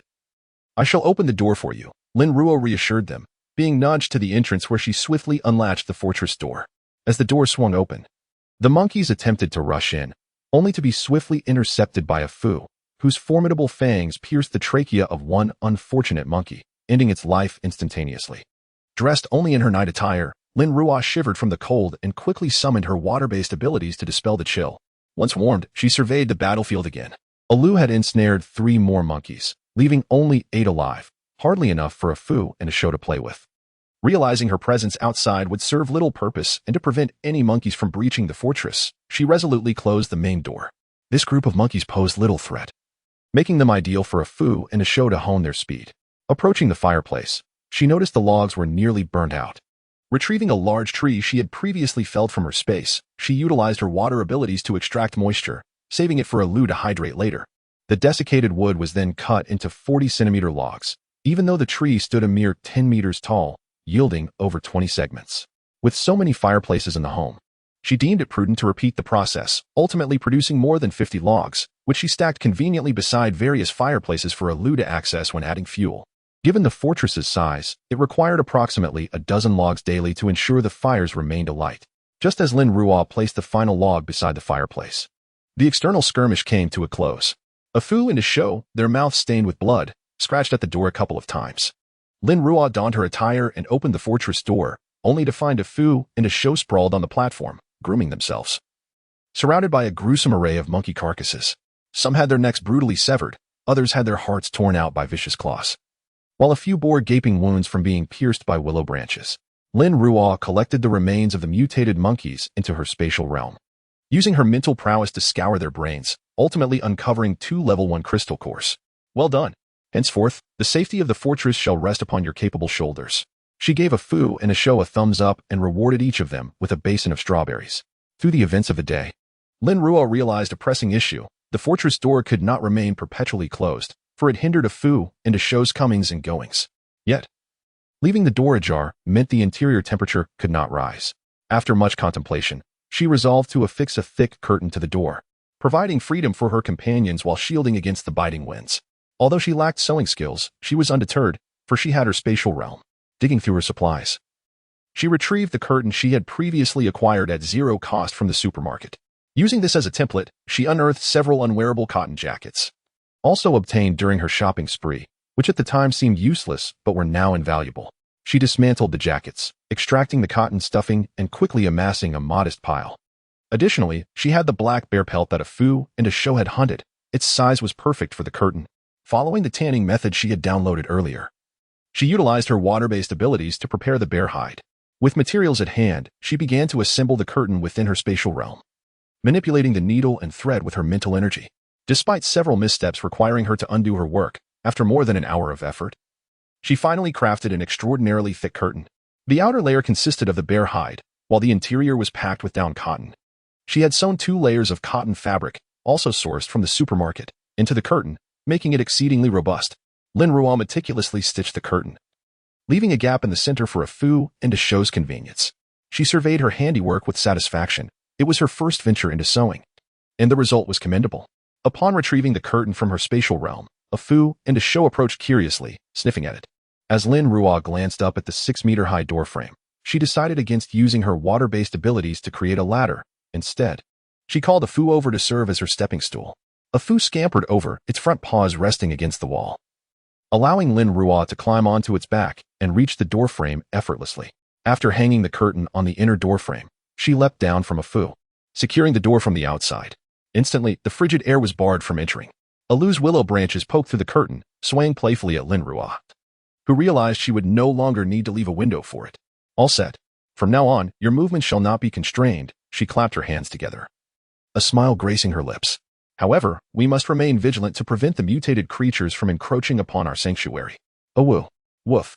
After tidying up, Lin Ruo returned to the second floor to read, while a Fu and a show, after several attempts at the door curtain, dashed out to play.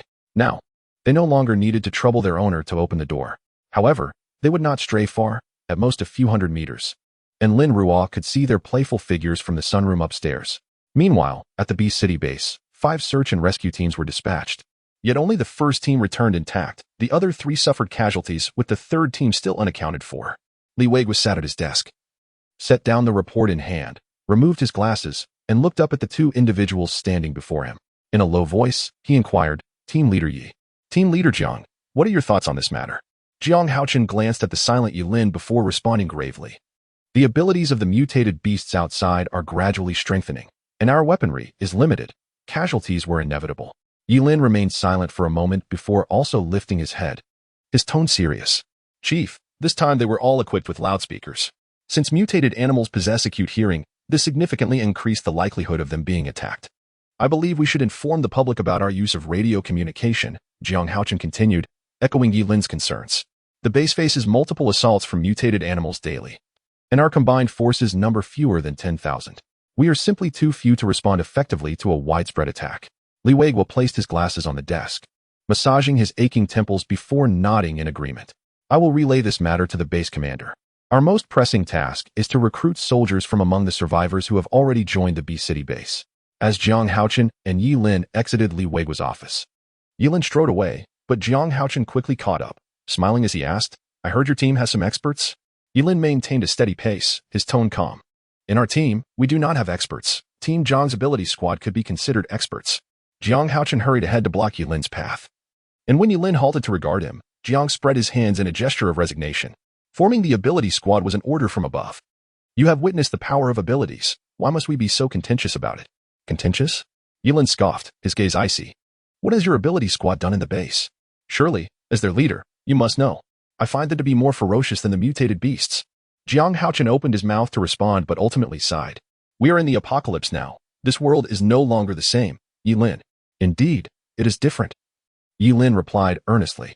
Precisely because it is different, we should strive to restore the world to its former state, rather than aiding in its destruction. With that, Yi Lin circumvented Jiang Haochen and strode away from Li Wei's villa. Jiang Haochen turned to watch Yi Lin's departure, his brow furrowed in deep thought. Why must some stubborn individuals refuse to adapt to the circumstances? How can one compare now to the past? Since the advent of abilities, this world can never revert to what it once was. Captain Ye's temperament remains unchanged as before. While he was lost in thought, the voice of Li Wei reached his ears. He quickly turned around and saluted, Sir. Li Wei waved his hand with a warm smile and continued. Do you know why this team of extraordinary abilities has been entrusted to you? Jiang Haochen remained silent, awaiting Li Weiguo's elaboration. It is because you possess a nimble mind and are not rigid, Li Weiguo remarked, glancing towards the direction where Yi Lin had vanished. Captain Yi is a good man, honest and loyal. However, such a person is not suited to lead those endowed with special abilities. Jiang Haochen opened his mouth but refrained from speaking. Do well in your endeavors. I have greater confidence in you. Li Weiguo patted Jiang Haochen's arm before slowly departing, leaving Jiang Haochen standing there, immersed in contemplation. Chapter 74, Pursued Attention, Citizens. City B has established its official base, but the number of rescue team members is limited. We urge all citizens to proceed to the base independently. The address is. Lin Ruo sat in the living room, savoring a fragrant melon while glancing at her tablet. A Fu and a show had gone out to play, and the radio on the windowsill broadcasted news from the B City base. As she chewed on the melon, she recalled hearing this broadcast from the confiscated truck earlier. It seemed that the B City base had begun to alter its strategy. But why? Pausing her chewing, Lin Ruo thought of the team that had been completely wiped out. Could it be that the previous method of dispersed rescue had resulted in too many casualties? Or perhaps the B City base was running low on weaponry, communicating via radio. How many survivors might not receive the message and thus miss the opportunity to reach the base? After tossing the remaining melon rind into the trash, she retrieved a tissue from the coffee table to wipe her hands. The extreme cold had only just begun, and within less than 10 days, B City base was hastily recruiting so many people. It appeared that the number of warriors at their disposal was insufficient. However, as the duration of this calamity extended, they would soon discover that while mutated creatures posed a barrier, food supplies would dwindle. Lin Ruo picked up another piece of melon to munch on. The adequacy of resources was of no concern to her. Her priority was merely to ensure her own survival. The greatest challenge at present was the impending rat tide. Lin Ruo glanced at the electronic calendar on the table. 2 days remained. After 2 days, a deluge of rats would swarm the city. The thought of the ground teeming with mutated rodents filled her with anticipation, for they all contained crystal cores. Lost in thought, the glass door of the living room was wrapped upon by a willow branch. A Lu had arrived. A Fu and a show were back. Lin Ruo set down her tablet, donned her down jacket, and went to greet them. At the doorway, she saw a Fu and a show sprinting towards her, each carrying a massive creature. A Fu had a 3-meter-long gray wolf, while a show bore a nearly 9-meter-long python. Standing at the entrance, Lin Ruo watched as a Fu and a show quickened their pace, meticulously checking for any injuries on their catches. Once they ascertained that the blood on the creatures was from other mutated beasts, they felt a sense of relief. Suddenly, Lin Ruo's mental energy surged outward, and she turned to gaze in that direction, her eyes glinting with a cold, lethal intent. A Fu abruptly rose, racing towards that direction with a howl. Someone had followed a Fu and a show to her fortress. Ah, run. We've been discovered. Quick. A show dashed outside, confronting 5 individuals, 4 men and 1 woman. A Fu and a show pounced fiercely, each biting down on one of them without mercy. Lin Ruo's gaze remained fixed on the remaining trio of men and women. The fact that they had tracked her here from a distance suggested they had ulterior motives. Remembering the wanted posters she had seen at the Star Mall, her eyes narrowed slightly. A Fu, a show, bring them here. A Fu and a show halted, their massive claws transitioning from grasping to swatting, pinning the 3 who had attempted to flee against the ground, their mouths wide open, roaring at them. A Wu. The 3 individuals were utterly terrified by Ah Fu's enormous jaws and roaring voice, scrambling hastily toward Lin Ruo. She retrieved a firearm from her space, her eyes concealed beneath her mask, intently observing their every move. The trio was clad in heavy attire, with only their eyes exposed. Please spare us. We were merely passing through this place. We truly mean no harm. One man pleaded, bowing repeatedly before Lin Ruo. Another man crawled a few steps forward, stating, We only intended to gather someone for warmth. We mean no harm. Please let us go. Lin Ruo let out a cold laugh. It was evident they had followed her. Even before she could inquire, they were eager to absolve themselves of blame. She had never believed in coincidences. While the 2 men continued their desperate pleas, the woman remained crouched on the ground, trembling uncontrollably. Approaching the woman, Lin Ruo lifted her chin with the barrel of her gun, revealing the woman's eyes filled with anxiety, a sight all too familiar. A slight smirk crept across Lin Ruo's lips. It turned out they were acquaintances, which explained her recognition of Ah Fu and Ah Shou. With a swift motion, she removed the woman's mask, exposing her face to Lin Ruo, her skin reddened by the frigid air. The woman attempted to lower her gaze, but Lin Ruo's gun prevented any movement. With a light chuckle, Lin Ruo remarked, It has only been 3 days since we last met. Yet I find myself surprised by this scenario. The woman shut her eyes tightly, trembling as she spoke. I had no choice. I was coerced into this by them. Damn it. You filthy wench. The two men erupted in anger. It was you who claimed to know these two dogs and brought us here. Now you shift all the blame onto us. Lin Ruo ignored the men entirely, focusing instead on the girl from the good-natured group during the stormy period 2 months prior. It was astonishing how much she had matured in such a short span. Ruojia, please believe me. I was truly compelled. They learned I came from Long Yuan and forced me to lead them here. The woman gazed at Lin Ruo with eyes full of innocence and sorrow, a sight that evoked sympathy. Very well, Lin Ruo set down her gun, rising to her full height and looking down upon the woman kneeling before her. Your performance is quite convincing. You possess remarkable comprehension skills. It is a pity you did not pursue acting before the apocalypse. The woman, initially hopeful upon hearing the first part of Lin Ruo's statement, felt her heart sink upon hearing the latter. She realized the ruthlessness of the woman before her and understood that her chances of survival today were slim. As she looked up at Lin Ruo again, her expression shifted from meekness to one of intense hatred. You are undeniably powerful, yet you are so selfish. Why won't you help us? You indulge in fine food and drink daily, while I am given nothing but a single loaf of bread. Do you have any idea how they torment me behind my back? You know full well and choose to stand by, watching me become the target of scorn. Do you understand the depth of my suffering? Lin Ruo lowered her head and smiled slightly, choosing not to continue her conversation with the woman. Instead, she raised the gun in her hand and fired 2 shots at the man beside her. The bullets struck the foreheads of the 2 men, a trickle of blood oozing out, instantly freezing in the frigid air. The eyes of the men, visible through their masks, widened in shock, their gaze turning blank as they departed from this world. Afu and Asho discarded the lifeless bodies down the mountainside. Lin Ruo then turned to Afu and Asho, giving them instructions. A howl echoed through the air, followed by a bark. Afu and Asho exchanged a glance at the woman on the ground before each took hold of a man, descending the mountain. The sight of the men's deaths startled the woman, who had just witnessed their vibrant lives extinguished in an instant. Coupled with the 2 monstrous beasts dragging the men by their heads, she found herself in a state of shock. Gazing back at Lin Ruo, her previous bravado vanished, replaced by sheer terror. This woman was a devil. She killed without a flicker of hesitation. Why had she ever dared to provoke her? Lin Ruo looked down at her, her slender fingers, encased in gloves, caressing the gun she held, a faint smile gracing her lips. Why have you stopped speaking? The woman trembled and shook her head, her face reddened by the biting cold. She had thought she could face death with composure, but when confronted with its reality, she discovered her inability to remain unperturbed. Sister Ruo, I was wrong. I was foolish. Please spare me.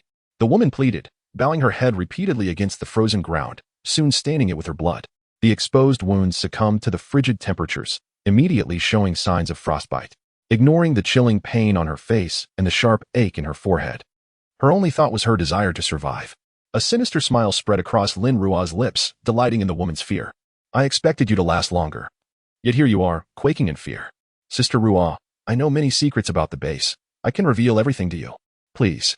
The woman crawled a few steps toward Lin Ruo, her tone earnest, though a flicker of jealousy crossed her eyes at the sight of the house behind Lin Ruo.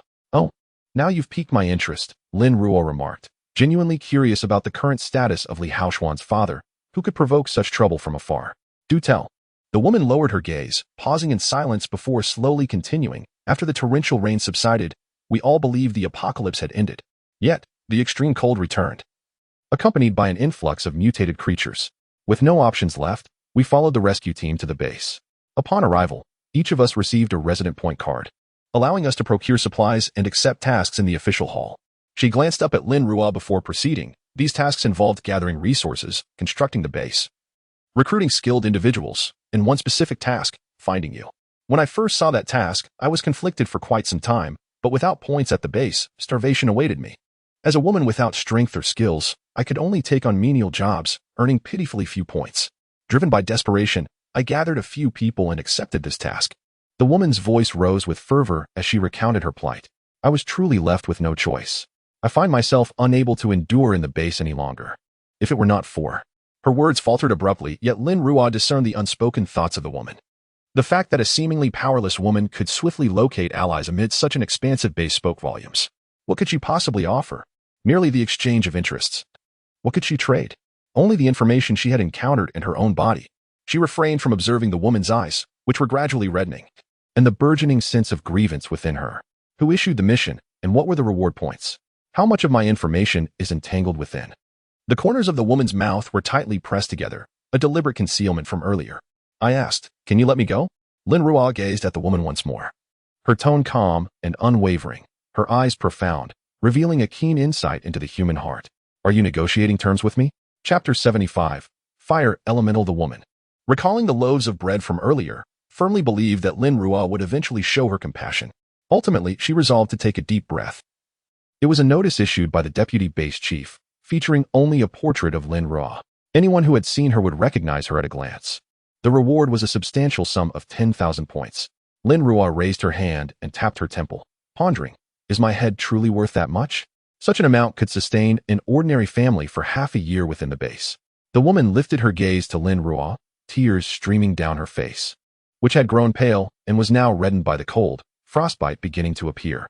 "Sister Ruo, I know you are a good person, otherwise you wouldn't have helped me in Long Wan. Please, grant me one chance, spare me, will you?" Lin Ruo smirked slightly. "Do I appear to be a saint?" Having obtained the answer she sought, Lin Ruo swiftly raised her hand, bang. A bullet sent the woman to meet her demise. "You are mistaken about one thing. My assistance was not born from goodness, but rather from my curiosity to see if you would still succumb to the apocalypse, even with food at your disposal." As Lin Ruo holstered her firearm, she gazed at the lifeless body on the ground, a faint smile gracing her lips. "What a pity. You are even inferior to Fongling. How dull." At that moment, Ah Fu and Ah Shou had returned from the mountainside. Lin Ruo beckoned Ah Fu over. "Ah Fu, do me a favor and dispose of this woman as well." With a swift flick of his enormous tail, Ah Fu clamped his jaws around the woman's head, lifting her up and tossing her aside. Ah Shou, finding it amusing, followed Ah Fu as they scampered off. Lin Ruo extended her mental energy, confirming the absence of any other humans nearby, before retrieving the prey that Ah Fu and Ah Shou had brought back. Utilizing her water-based abilities, she meticulously cleansed the area of bloodstains. By the time Ah Fu and Ah Shou returned, the platform had transformed entirely, devoid of any trace of blood. "Come.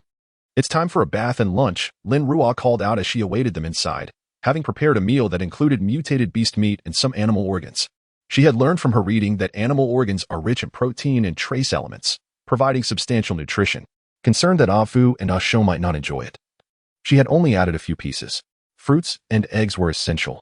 This time, she set a bowl of blueberries for them, as the book indicated that blueberries were beneficial for an animal's brain. Once Ah Fu and Ah Shou entered, Lin Ruo used her water-based abilities to wash off the blood and dirt from their bodies before allowing them to eat. Alu dragged its large bowl outside to relish its lunch. Having mutated only a few days prior, it had been consuming copiously, and with the augmentation from the spatial lake, it had grown significantly more robust, now nearly a meter in diameter. The thorns along its branches had emerged like small knives, incredibly sharp. As for Lin Ruo, she pondered for a while before deciding to indulge in something sweet. She had stockpiled numerous small cakes in her space that she had yet to taste. Today was the perfect occasion to savor them.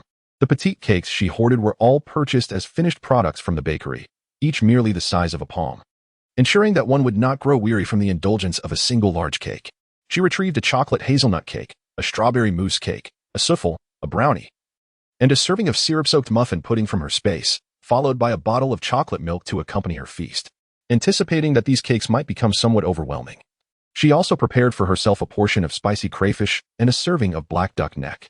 The table was lavishly adorned, although it did not resemble a conventional meal. In the apocalypse, being able to enjoy such a spread felt akin to divine bliss. Those who struggled to sate their hunger on mere thin porridge would likely seethe with jealousy upon learning that Lin Ruo could still indulge in such culinary delights. This time, as Lin Ruo dined, Ah Fu and Ah Shou unusually refrained from crowding around her. They were relishing their own delicacies, and Lin Ruo realized that she had presumptively imposed her own tastes upon them. Disliking the flavor of offal herself, she had naively assumed they would share her aversion. Yet, in truth, Ah Fu and Ah Shou relished it immensely. They even disregarded the mutated beast meat nearby, opting instead to devour the offal in their bowl. She resolved to observe their preferences more closely in the future, preparing their meals according to their likes. As she scooped cake into her mouth with a spoon, she chewed thoughtfully, gazing at Ah Fu and Ah Shou, whose faces were smeared with blood from their awful feast. Casually, she retrieved a tablet from her space, filled with various anime. This time, she savored her meal slowly, discovering that these animations were far more captivating than the previous dramas and films she had watched, igniting her desire to continue viewing. After a while, Lin Ruo switched off the tablet and began to tidy up the remnants of her meal, placing the used utensils into the dishwasher and cleansing Ah Fu and Ah Shou's bowls with her water-based abilities. Subsequently, she picked up the kettle from the small stove, which was bubbling with steam, and brewed herself a cup of tea, relishing this rare moment of leisure. Sitting on the sofa, the steam rising from her tea blurred her vision, and she pondered the events of the day. This matter required swift resolution. She traced her finger along the rim of the cup, her eyes deep and inscrutable. In 2 days, the rat tide would arrive. She needed to monitor the situation in City B to prepare accordingly, leaving her with little time to visit the base there.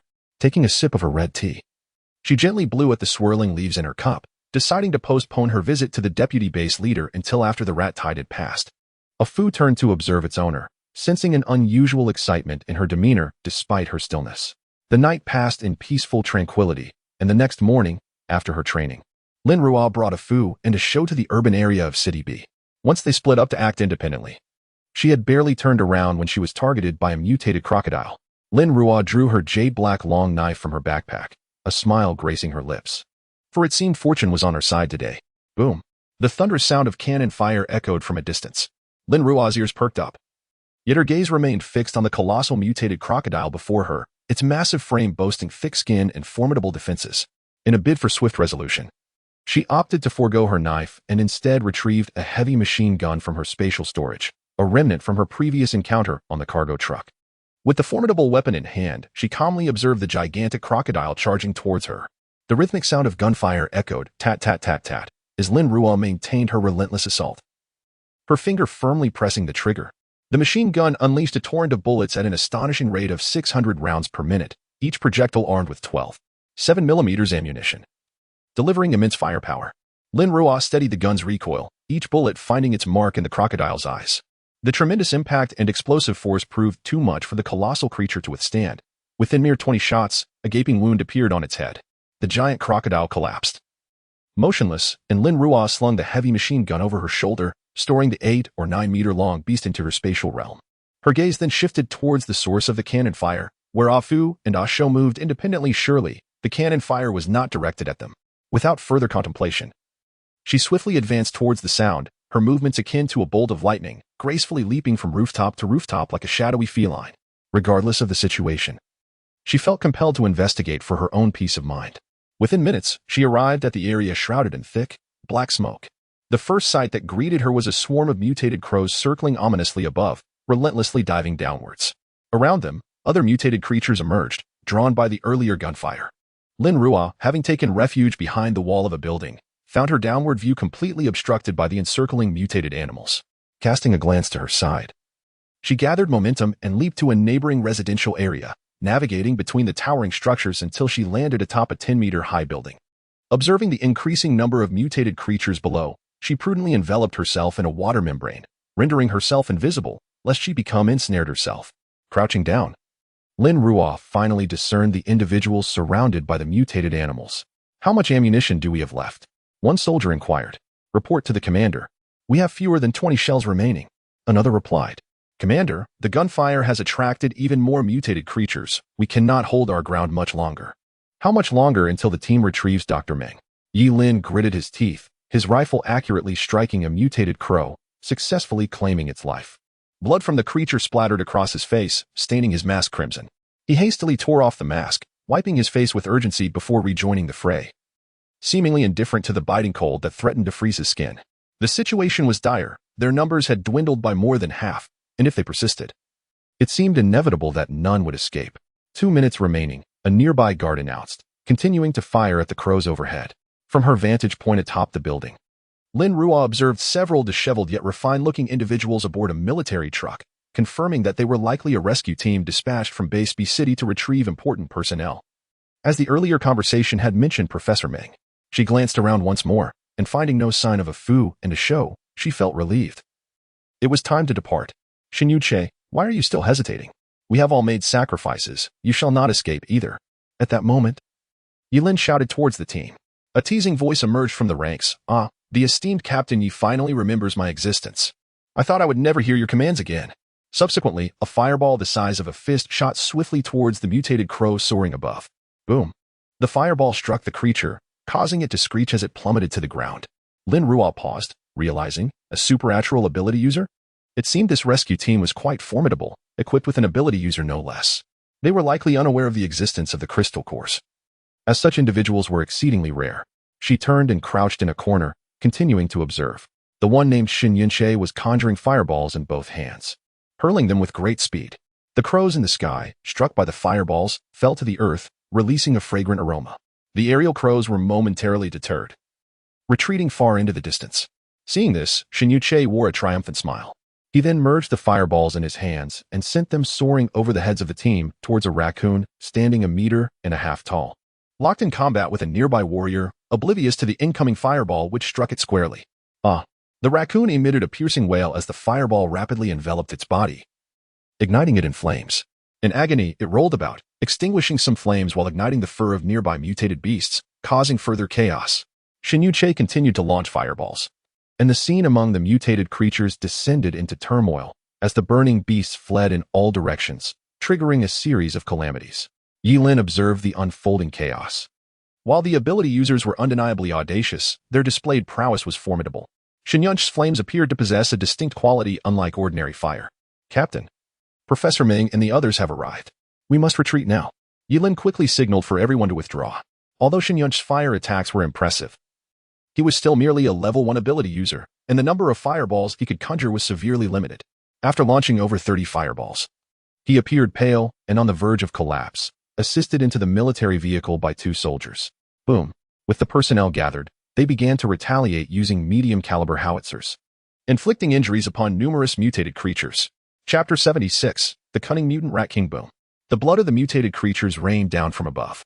Lin Ruo observed everything unfolding below her. It appeared that the ability users held a high status in the B-City base, audaciously challenging their leader.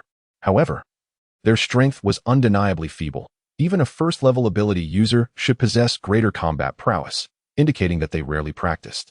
If the B-City base was representative of such a standard, she had little reason to worry about it.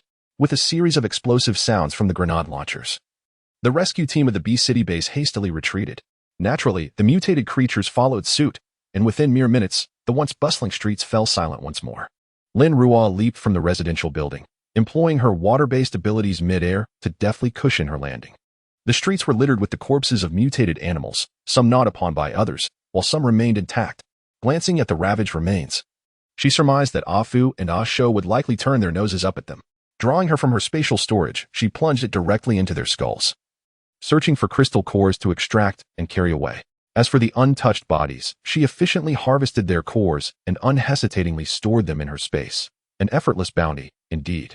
As the pungent scent of blood wafted through the streets, it attracted a host of foraging mutated creatures, the previously airborne mutant crows, mutated cats, mutant dogs, and even 2 mutant snakes. Lin Ruo concealed herself nearby, swapping her heavy machine gun for a sniper rifle equipped with a silencer. The oblivious mutated creatures, lulled into complacency as they feasted, became easy targets for Lin Ruo, who dispatched them with precision shots to their eyes, ending their lives instantly. In less than 10 minutes, she had amassed a collection of over 10 diverse trophies. Ah, what a splendid hunting ground! Reluctantly slinging the machine gun back onto her back, she cast a lingering glance at the hunting arena. Regrettably, she had other matters to attend to. Next time she returned to hunt, she would surely leave some bait behind. Her harvest would undoubtedly be bountiful. Just as she contemplated this, she noticed dozens of mutated rats scurrying from the side, voraciously devouring the flesh. Each rat clutched a piece of meat as they departed. Lin Ruo's eyes sparkled with interest. She quickly extended her mental energy, pursuing them as they darted past a high wall and descended underground. She closely followed, her mental energy racing towards the 3-meter-thick layer of ice below. As expected, all the underground pipelines had been excavated, teeming with mutated rats racing in unison toward a singular direction. Within a 1-meter diameter pipe, half-meter-long rats clambered over one another. Some carried morsels of food in their mouths, a sight that made Lin Ruo feel a wave of nausea. In just a few minutes, thousands of rats had traversed through this pipe. How many more must there be throughout the entire city? Taking a deep breath, she vanished from sight and swiftly moved in the direction the rats were heading. Her mental prowess traversed the underground conduits, revealing a veritable legion of mutated rats, alongside a multitude of smaller ones. The astonishing reproductive capabilities of these aberrations had already given rise to offspring. Faced with such an overwhelming number, Lin Ruo, despite her abilities, dared not act recklessly. Although she possessed extraordinary powers, they were not inexhaustible. She could only bide her time, seeking to comprehend the origins of this rat horde. If she were to discover the Rat King, she could then seize the opportunity to eliminate it. As she followed the swarm, they gradually strayed from the city's core, Arriving at the outskirts. Here, the surroundings lay blanketed in a thick layer of snow, with footprints and sporadic bloodstains marking the ground. The restrictions on pet ownership were considerably less stringent than in the city center, allowing wild animals to thrive in this less populated area, where numerous large-scale farms were also situated. During this frigid season, the prevalence of mutated creatures in the outskirts surpassed that of the city, leading to dire consequences. Standing amidst the desolation, Lin Ruo observed the ravaged landscape, where many structures had succumbed to the colossal forms of mutated beasts, their walls marred and crumbling. The inhabitants had either fled to more remote locales for refuge or sought solace at the Bee City base, bringing their families with them. Following the rat swarm, she arrived at the periphery of a massive complex, witnessing the mutated rodents emerging from underground pipes and scurrying directly into the buildings.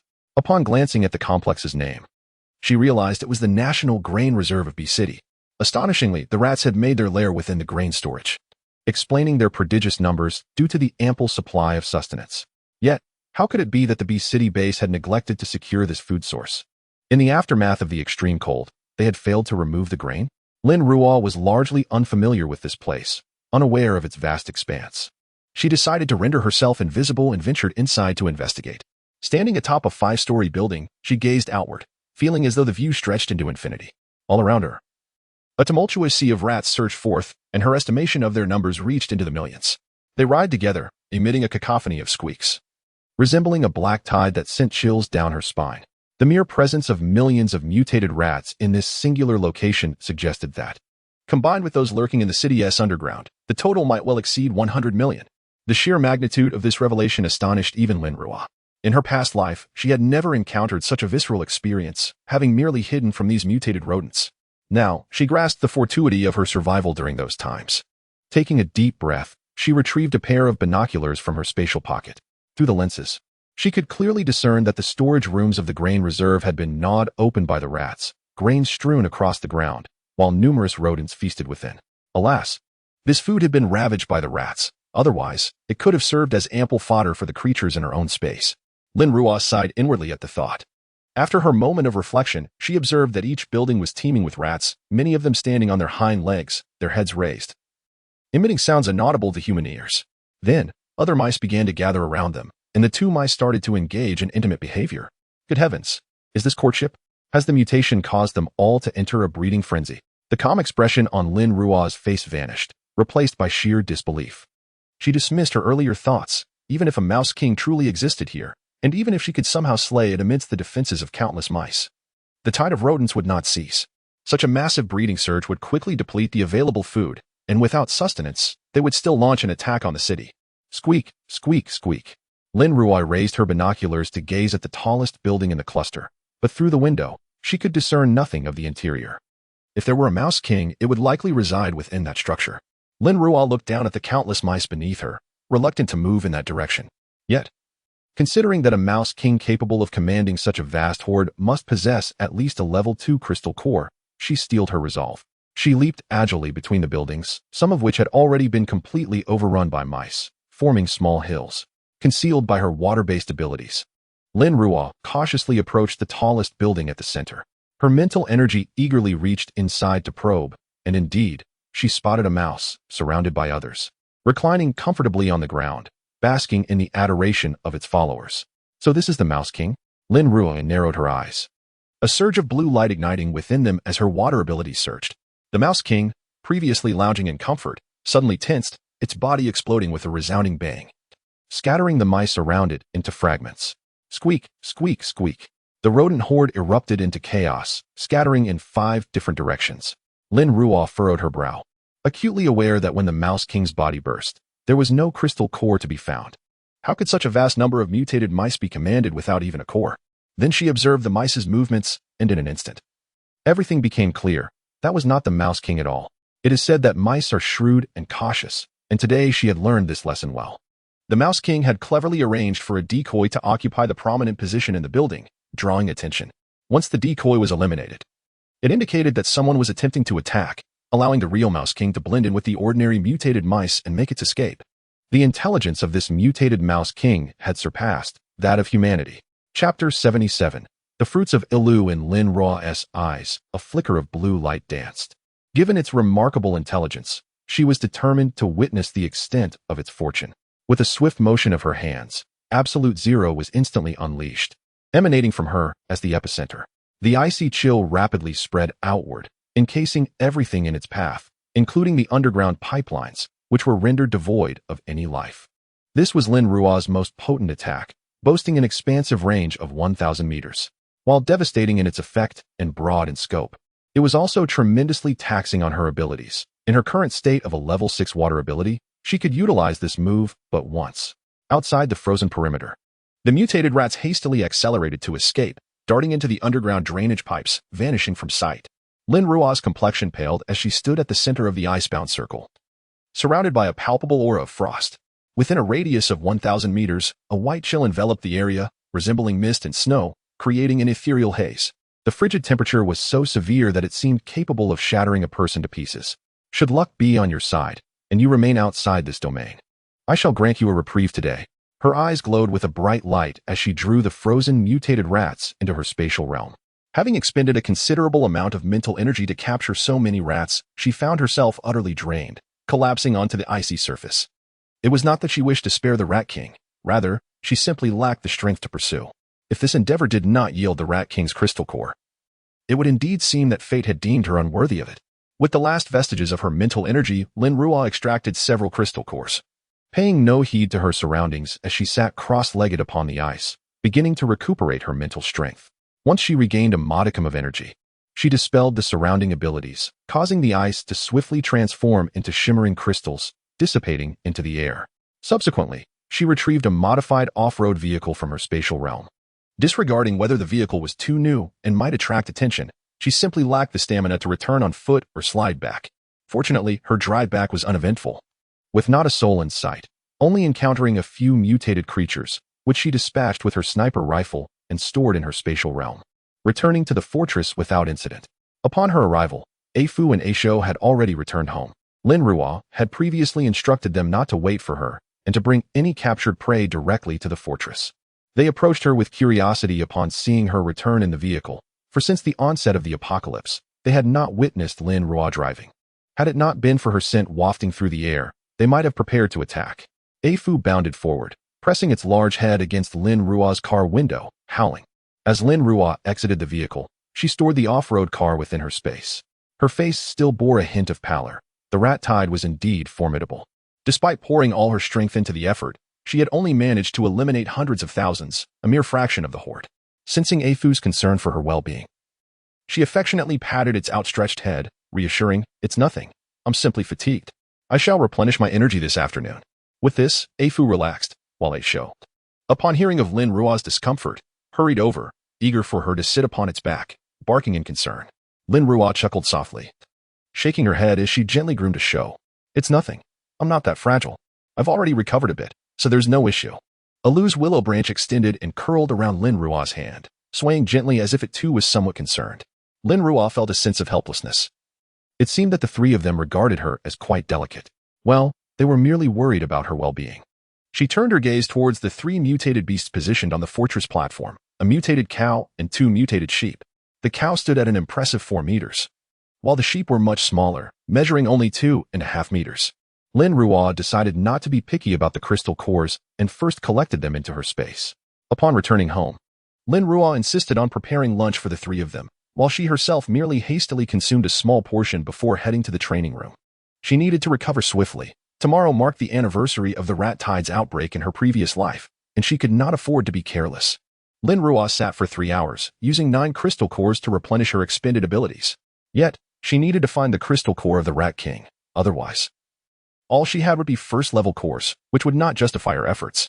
Her mental energy delved into her space, retrieving the mutated rats from the stillness within, then dissolving the ice before beginning her search for the cores nestled in their brains. In the end, after sifting through all the mutated rats, she unearthed 546 first-level crystal cores, but found not a single second-level core. Lin Ruo gazed at the suddenly swelling pile of first-level crystal cores in her space and chuckled lightly. "You truly are impressive. How could you have escaped this time?"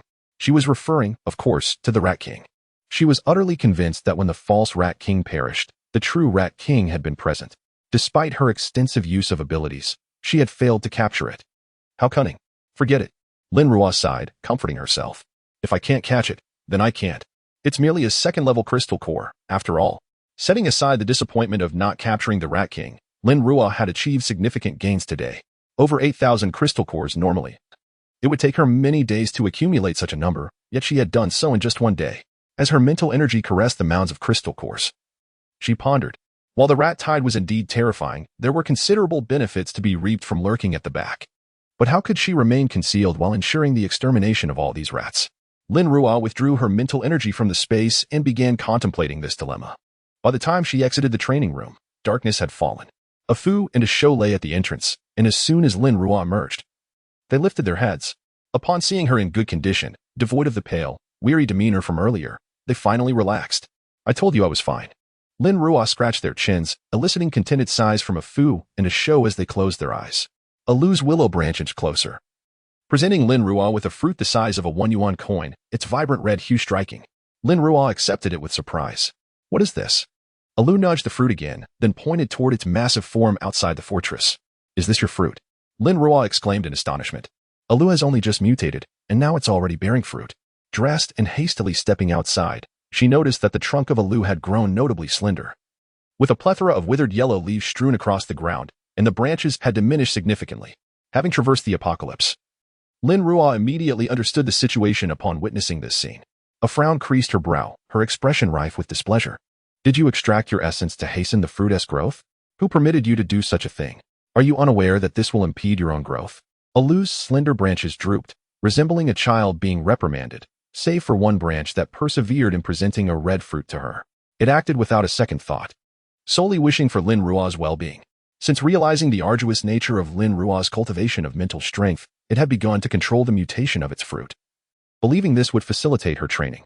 However, upon seeing Lin Ruo injured, it had acted in haste to accelerate the fruit's development. Lin Ruo gazed at the fruit in her hand, a fleeting blue gleam flickering in her eyes before vanishing. She refrained from probing whether the fruit was toxic.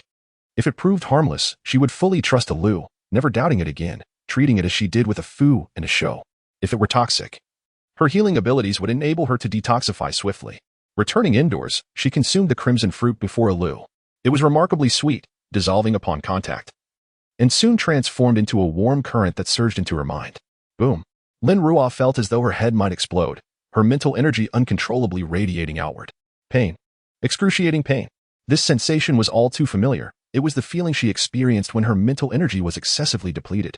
Could it be that a Lu truly intended to harm her? Yet, following the intense agony, an overwhelming comfort enveloped her, her overflowing mental energy retracting, as though she were being cradled anew in her mother's womb. A sensation of warmth and tranquility. Suddenly, it felt as if a thin membrane had been torn asunder, altering her entire perception. She could distinctly sense everything around her, even the minutiae of a blade of grass or a leaf, all rendered vividly clear. Remarkably, she could even perceive the crystalline cores within a Fu and a Shou's minds. This had been utterly impossible before. Her mental energy had never been able to penetrate the brains of mutated creatures to ascertain the presence of crystalline cores, yet now she could perceive them with clarity. When Lin Ruo emerged from this astonishing sensation, 10 minutes had elapsed, and she discovered that her mental energy had indeed increased. This enhancement rivaled 2 months of her previous cultivation. A Lu's fruit possessed the extraordinary effect of augmenting mental strength. What an astonishing phenomenon! In a fit of exhilaration, Lin Ruo leaped up and dashed outside, startling a Fu and a Shou, who had been anxiously watching her due to her earlier pallor. A Lu, your fruit is truly remarkable. You are incredible, a Lu. She embraced a Lu's sturdy trunk, her cheek pressed against its rough bark, longing to plant a kiss upon it. In her past life, she had desperately sought a shortcut to enhance her mental strength, ultimately relying on the exhaustion of her energy to achieve minimal growth. Little did she expect that consuming a Lu's fruit could equate to 2 months of her arduous efforts. Alia felt immense joy as Lin Ruo held it close, its willow branches swaying rhythmically, the leaves rustling softly. To an outsider, one might mistakenly believe a fierce gale was sweeping through the area. A Fu and a Shou trailed behind Lin Ruo, and upon witnessing her lavish praise for Aliu, a Shou, feeling somewhat disgruntled, trotted over and playfully nudged Lin Ruo's back with its front legs. Oh dear, Lin Ruo stumbled slightly, looking up to find a Shou's handsome face adorned with a look of grievance, which made her chuckle in disbelief. Are you jealous? I almost fell because of your antics. A Shou, feigning sorrow, lay down and covered its face with its front paws, acting coyly. All right, I'm not angry, Lin Ruo reassured. gently patting Asho's large head. You are all remarkable. Alia produces such incredible fruits, and both you and Afu are capable hunters who provide for me. Truly. You are all exceptional. Afu, seated nearby, lifted its head high at these words, an uncommon display of childish pride swelling its chest. The master had declared them all outstanding. Turning her attention back to Aliu, Lin Ruo lightly tapped its trunk and earnestly cautioned. You must refrain from such behavior in the future. While your fruits are indeed splendid, this will severely hinder your growth. Should I catch you again? You shall forego the lake's water. Do you understand?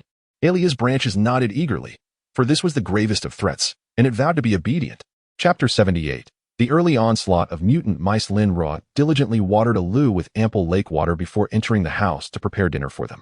They had not eaten well during the day, so the evening meal required a touch of indulgence. She set aside a generous portion of entrails and the flesh of a mutant crocodile she had slain earlier that day. Having read in medical texts about the culinary and medicinal virtues of crocodile meat, which is known to nourish the blood, strengthen bones, invigorate the heart and lungs, fortify the kidneys, and protect the skeletal system, she ensured a Lu received a particularly substantial serving, approximately double that of a Fu and a Shou. This was intended to swiftly replenish a Lu's lost energy. Next, she placed some strawberries from her spatial pocket alongside 2 mutant ants, whose hard shells a Fu and a Shou particularly enjoyed gnawing on. With dinner prepared for her companions, Lin Ruo placed a few clean sweet potatoes on the small stove in the living room, purchased earlier but yet to be consumed. She then turned her attention to her own meal.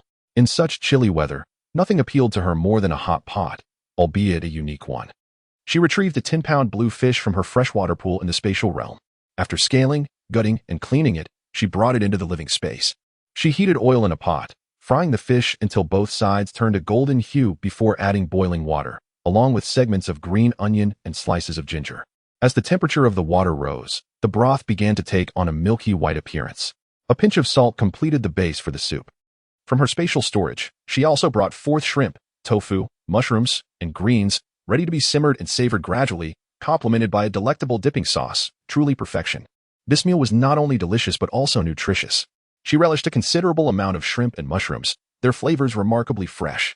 Although she did not consume much of the fish simmering in the pot, she ensured that the remaining ingredients were cooked thoroughly, generously offering the leftovers to a Fu and a Shou. Observing them delight in their meal, Lin Ruo sipped her milk tea, a smile gracing her lips. They were certainly more reliable than a boyfriend. After all, those finicky partners often turn their noses up at leftover food, whereas a Fu and a Shou never expressed disdain. The aroma of fish soup and hot pot wafted throughout the fortress, mingling with the fragrance of sweet potatoes roasting on the small stove for over an hour, transforming into a sugary center. Once a Fu and a Shou had finished their meal, Lin Ruo tidied the tableware, placing it in the dishwasher, while cleaning their bowls with her water-based abilities, setting them aside. The 4 of them then settled together on the sofa, watching television while enjoying the roasted sweet potatoes in hand, with sunflower seeds and peanuts nearby, and tea resting on the coffee table. Inside, Alu also relished the roasted sweet potatoes, consuming them with enthusiasm. Outside, Alu's willow branches ensnared a mutant rabbit attempting to ambush, lifting it off the ground. Sharp thorns rapidly sprouted from the surrounding branches, piercing the rabbit's body with force. The mutant rabbit thrashed its legs in futile struggle. Succumbing to death before its blood even had a chance to flow, the wound instantly frozen. Alu dragged the lifeless rabbit onto the platform, arranging it for Lin Ruo to discover the following day, while requesting another portion of roasted sweet potato from Lin Ruo. Before retiring for the night, Lin Ruo added logs to the fireplace in her home, but sensed something was amiss with a Fu and a Shou. Instead of retreating to their respective rooms, they insisted on keeping vigil at the doorway. Alu can keep watch. You should go to your rooms, she urged. To her surprise, a Shou, usually docile, barked back with a rare defiance, stubbornly refusing to budge. A Fu, too, remained steadfastly at her side. Lin Ruo attributed their behavior to lingering fears from her earlier use of her abilities, so she acquiesced, reasoning that with the fireplace in the living room and the kitchen, it wouldn't be cold for them to sleep outside.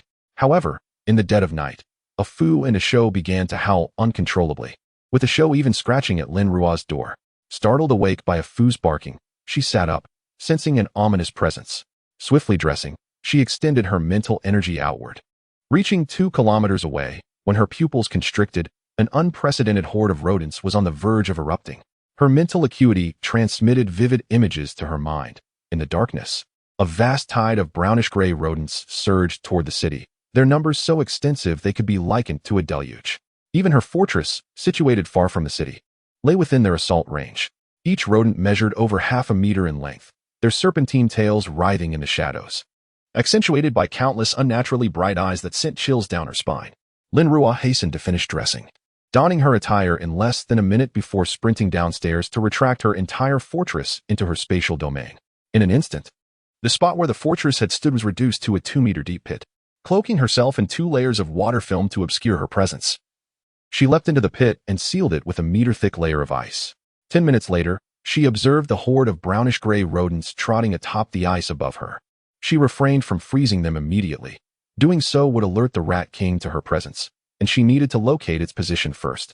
Let us see who outsmarts whom this time, Lin Ruo mused silently, watching the relentless tide of rodents surge above her.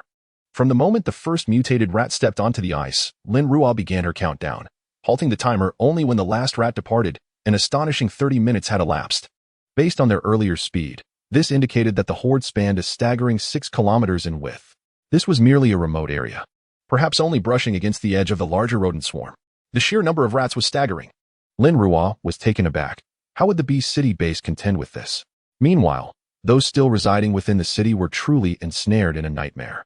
An overwhelming tide of rats, glinting teeth bared, effortlessly gnawed through doors or squeezed through windows, devouring everything edible in their path, including the inhabitants themselves.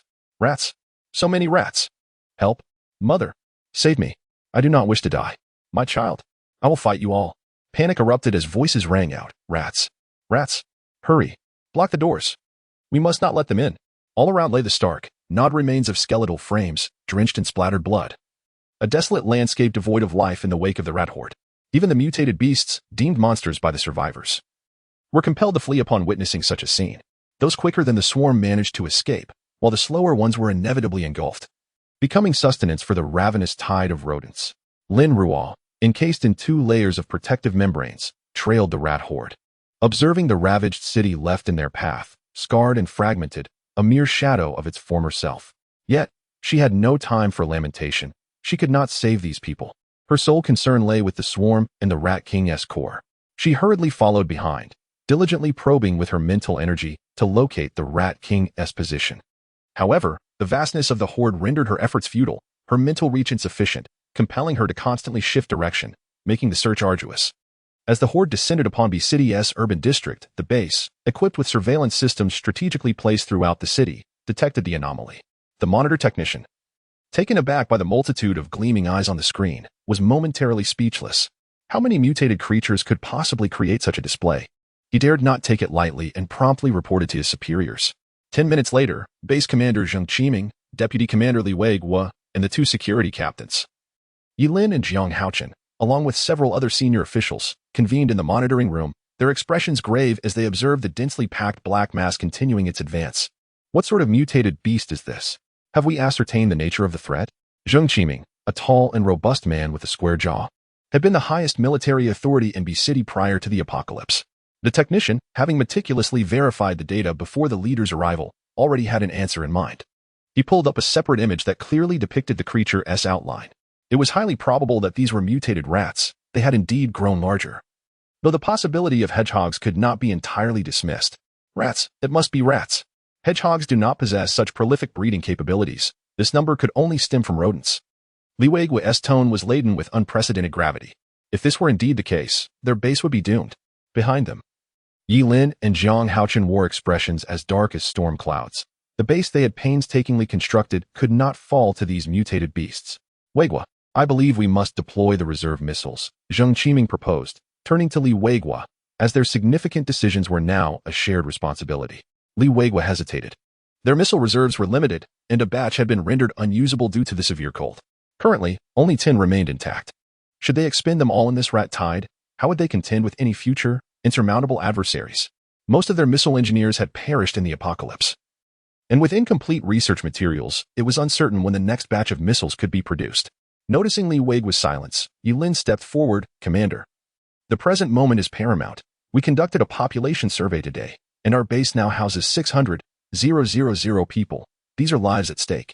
Li Weiguo turned to him, his eyes glinting with intensity. After a prolonged silence, he sighed, acknowledging, of course, I am aware of that.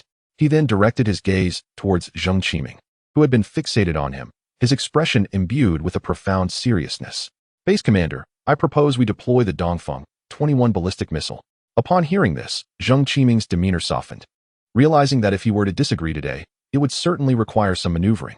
Li Weiguo's bureaucratic tendencies were quite pronounced. To him, the influence bestowed by the missile was far more significant than the lives of these survivors. Zheng Qiming understood well the rationale behind Li Weiguo's recruitment of those with special abilities. However, witnessing Li Weiguo's reasoned approach in the face of such a critical matter today brought him a measure of relief. The situation was urgent, leaving no room for contemplation. Zheng Qiming swiftly turned to Yi Lin, who stood nearby, commanding, quickly, initiate missile strikes against these rodent hordes. We must ensure their annihilation beyond a 10-kilometer radius from the base. Chapter 79, Missile Bombardment in the Shroud of Night. A multitude of emerald eyes glimmered. As the mutated rats scurried forth, voraciously consuming everything in their path, Lin Ruo trailed behind them, her mental prowess unfurling ahead in a bid to locate the mutant Rat King. At this moment, she remained oblivious to the fact that the B-City base had commenced missile deployment. She incessantly shifted her position, deducing that the Rat King's control could not possibly extend too far. There must be a method of communication during command issuance. At last, fortune favored the diligent.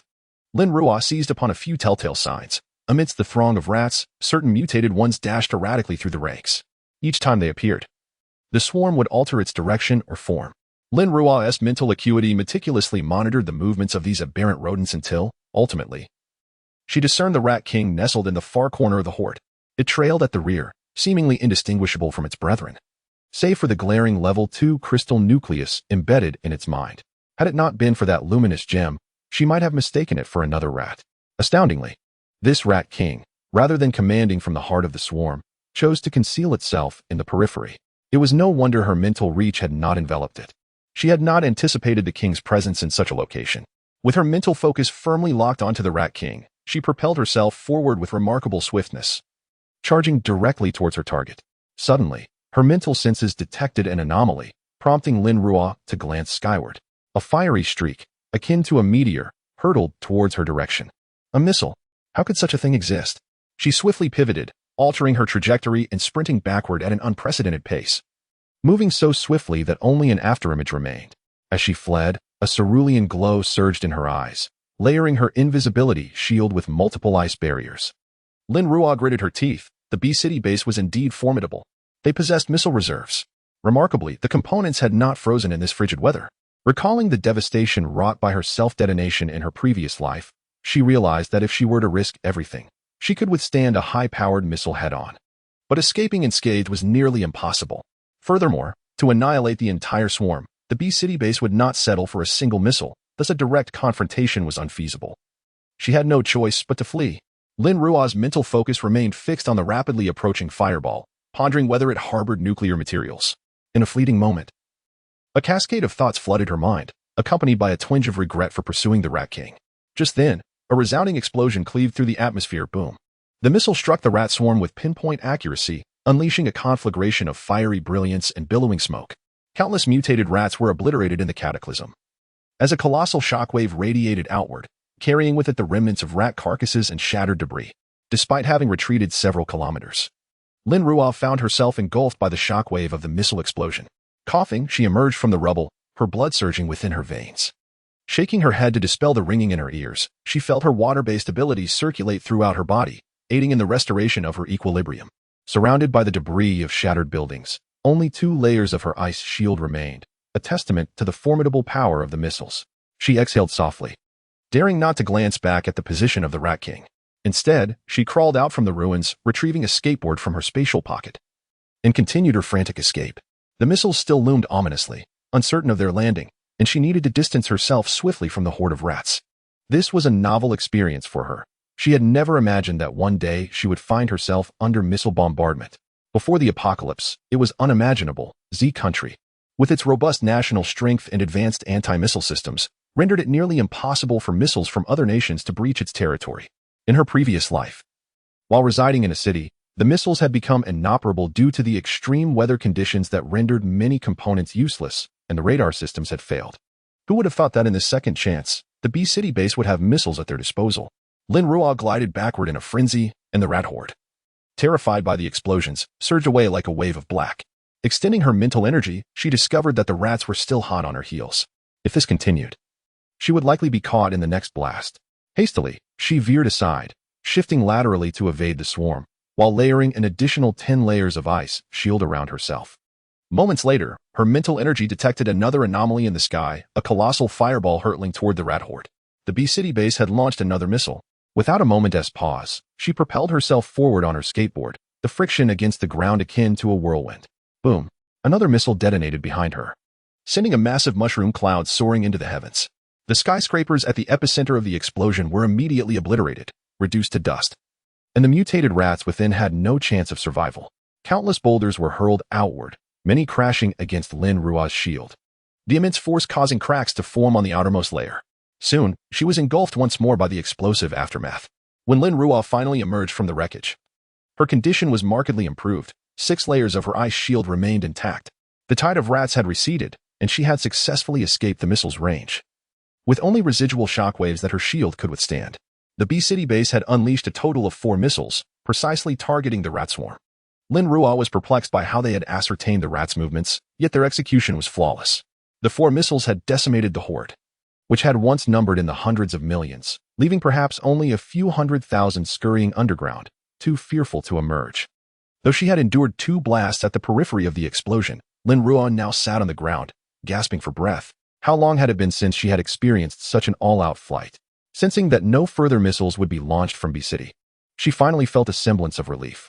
However, the sting of her earlier misfortune gnawed at her, having been blasted twice and exhausting a significant portion of her powers. She had salvaged nothing. Having endured 2 explosions and losing over a dozen layers of her shield without any reward felt utterly unjust. With a slight shift in her gaze, she resolved to turn back. On the journey back, the surroundings were cloaked in a charred darkness, with collapsed structures littering the landscape. The air was thick with the pungent scent of gunpowder, and the ground was strewn with the mangled remains of rodents. The majority of survivors in these areas had fallen prey to the mutated mice. Those who perished in the explosions were few, while the number consumed was countless. As Lin Ruo walked, she utilized her spatial abilities to collect the crystal cores scattered on the ground. Despite the devastation that reduced the mice to mere remnants, the cores remained intact. She picked up a first-level crystal core and mused aloud, contemplating whether it could be refined upon her return, noting the extraordinary resilience of its shell, which even missiles could not shatter. After a brief moment of reflection, she resumed her task of gathering the cores, employing her spatial powers to collect them in large quantities. Meticulously picking them one by one would take an eternity amidst the ruins. She pressed forward, searching for the elusive Rat King, hoping to ascertain its fate. Throughout the night, she swept through all locations with her mental prowess, finally discovering the Rat King's corpse beneath the collapsed building. Remarkably, it had not been obliterated by the blasts but had succumbed to a falling boulder. Its flesh and bones were reduced to a paste, leaving only a second-level crystal core behind. Lin Ruo stored the core within her spatial realm, casting a disdainful glance at the remnants of the rodent. No matter how cunning it had been, it could not evade such extensive firepower. It seemed she needed to further explore her abilities to maximize her attack range with minimal energy expenditure. With that thought, she swiftly vanished into the night sky. Upon her return to the location where she had previously established her fortress, dawn had already broken. She extracted the fortress from her spatial realm and set it in place. Only then did she release a Fu, a Shou, and a Lu from her space, all 3 sensed the imminent danger of the recent rodent surge. However, confined within her space, they could only fret anxiously. Now freed, they immediately circled around Lin Ruo, with a Fu and a Shou sniffing her incessantly, fearful of any mishap befalling her. Though Lin Ruo had endured 2 blasts from missiles, the protective ice shield she bore had ultimately shielded her from harm, leaving her unscathed, save for a slight depletion of her mental energy that required replenishment. "I'm fine, are you all hungry? I'll prepare breakfast for you," she reassured them. Noticing her pale complexion, a Fu and a Shou tugged at her clothing, guiding her towards the training room, urging her to rest. Lin Ruo chuckled softly, assuring them that she was much better than the previous day and that there was no cause for concern. A Fu, seeing her reluctance to enter, nudged her with his large head, vocalizing his insistence. A Shou, eager to assist, appeared ready to carry Lin Ruo inside. A Lu extended its branches, swaying rapidly, gently pushing Lin Ruo along. Gazing at the clock on the wall, which read just past 6 in the morning, she estimated that her recovery wouldn't take long. Yielding to their insistence, she acknowledged that without their support, she would struggle to make any progress. All right, she acquiesced. Lin Ruo opened the door to the training room and, with a hint of exasperation, remarked, "I need to recover for a bit. You all keep an eye on the house and refrain from wandering about." Woof. Ah Shou nodded vigorously. She swiftly entered the training room. Settled onto the mat she usually prepared for her practice, and retrieved several crystal cores from her space to commence her mental recuperation. Having spent an entire night in a state of mental projection, coupled with the exertion of her water-based abilities for defense, the drain on her energy was considerable. However, after consuming Ah Lu's fruit yesterday, her mental fortitude had significantly increased, alleviating any sense of depletion. Threads of energy rapidly flowed from the crystal cores into Lin Ruo's body. After 2 hours, she finally felt rejuvenated. She opened her eyes, a fleeting glimmer of brilliance passing through them, and sensed the surge of power coursing through her entire being. A glance at the clock revealed it was already past 8 in the morning. Stretching languidly, she rose and exited the training room. Outside, Ah Fu and Ah Shou were practicing evasion with Ah Lu. The numerous willow branches of Ah Lu could simultaneously strike at both Ah Fu and Ah Shou from different directions, ensnaring them if they were not vigilant. Observing their earnest practice for a moment, Lin Ruo turned to prepare their breakfast. This time, she provided them with mutated rats, of which she had ample supply in her space, sufficient to sustain her 3 companions for an extended period. Each received 5 rats, along with 5 pounds of offal. Ah Fu and Ah Shou had grown to 3.5 meters in length, significantly increasing their appetite. Each could consume 70 pounds of meat and offal in a single meal, along with a hefty 10-pound watermelon. Ah Lu's appetite was insatiable, capable of eating continuously. Moreover, having recently expended energy to produce a fruit for Lin Ruo, it required substantial nourishment, so she prepared 10 mutated rats to satiate its hunger. The more they consumed, the greater their energy absorption, leading to notable growth in both their physical forms and abilities. Hence, ample nourishment was undoubtedly beneficial for them. Once everything was ready, she called them in for their meal, while she herself steamed a basket of crab roe buns, pairing it with a bowl of golden, fragrant millet porridge, relishing a delightful breakfast. Chapter 80. The explosion of crystal core quantity after tidying up the remnants of her meal. Lin Ruo finally found the time to examine all the treasures she had acquired the previous night. She settled onto the sofa, her mental energy delving into her spatial realm, retrieving the crystal cores she had placed in the stillness of her space. With her water-based abilities, she meticulously cleansed them. During the cleansing process, Lin Ruo swiftly tallied the crystal cores with her mental prowess, and to her astonishment, she had collected a staggering total of 385,749 cores. Such an abundance! It felt as though she had struck gold. Gazing at the dazzling pile of cores in her space, she was practically starry-eyed. Although they were all first-level cores, the sheer quantity was astonishing. If she had encountered such an opportunity in her previous life, she would have undoubtedly ascended to level 6 long ago, sparing herself the prolonged struggle at level 5. Manipulating the crystal cores with her mental energy, she watched as they danced gracefully in the air, glimmering under the sun's rays within her space. Once she had arranged the cores, she picked up the crystal core from the Rat King. This core was relatively small, merely the size of an infant's fist, yet she had sacrificed so much for it, exhausting her abilities once and being blown up twice.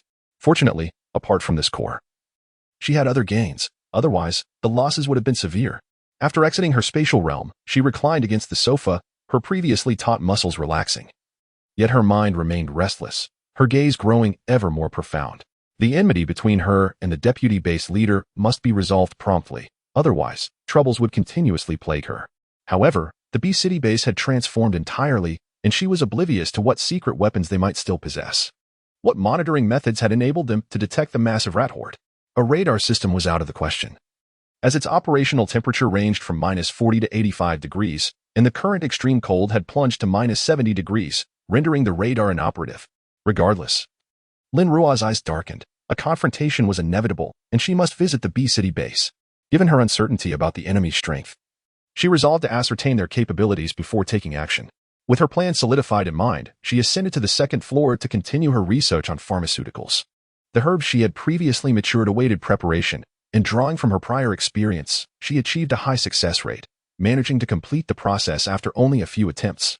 The following morning, Ah Lu remained in the fortress while Ah Fu and Ah Shou ventured out to play. Lin Ruo set off towards the B-City base, her back laden with a massive mountaineering backpack. "Ah Lu, I'm stepping out. I may not return tonight. When Ah Fu and Ah Shou come back, please inform them not to worry," Lin Ruo advised, having poured a generous amount of lake water for Ah Lu with careful instructions. Ah Lu's willow branches gently swayed, delightfully absorbing the water at its roots. With swift strides, Lin Ruo glided across the snowy terrain, rapidly approaching the B-City base. A desert eagle hung at her waist. Equipped with a silencer, she was uncertain whether the Beast City base enforced restrictions on firearms. To avoid drawing attention with gunfire, she opted for the silencer. Along her journey, Lin Ruo encountered numerous mutated creatures, all fleeing to the mountains from the urban chaos caused by the previous day's rat tide. Upon encountering these mutated creatures, Lin Ruo swiftly harnessed her water-based abilities, launching small ice arrows that swiftly pierced their eyes, claiming their lives in an instant. In the next moment, she effortlessly stored them within her spatial realm. These creatures had grown considerably larger since the onset of the extreme cold. Even the smallest mutated chicken measured nearly 1 meter in length. They had been nourished on human flesh, and Lin Ruo showed no mercy in her harvest. With a soft thud, she concealed herself behind a tree, directing 4 ice crystals into the eyes of 2 mutated sheep in front of her, which collapsed immediately. As she approached, poised to use her newly crafted obsidian dagger to extract the crystal cores from the sheep's heads, she suddenly halted. Her gaze shifting to a position behind her, and instinctively stowed the dagger away.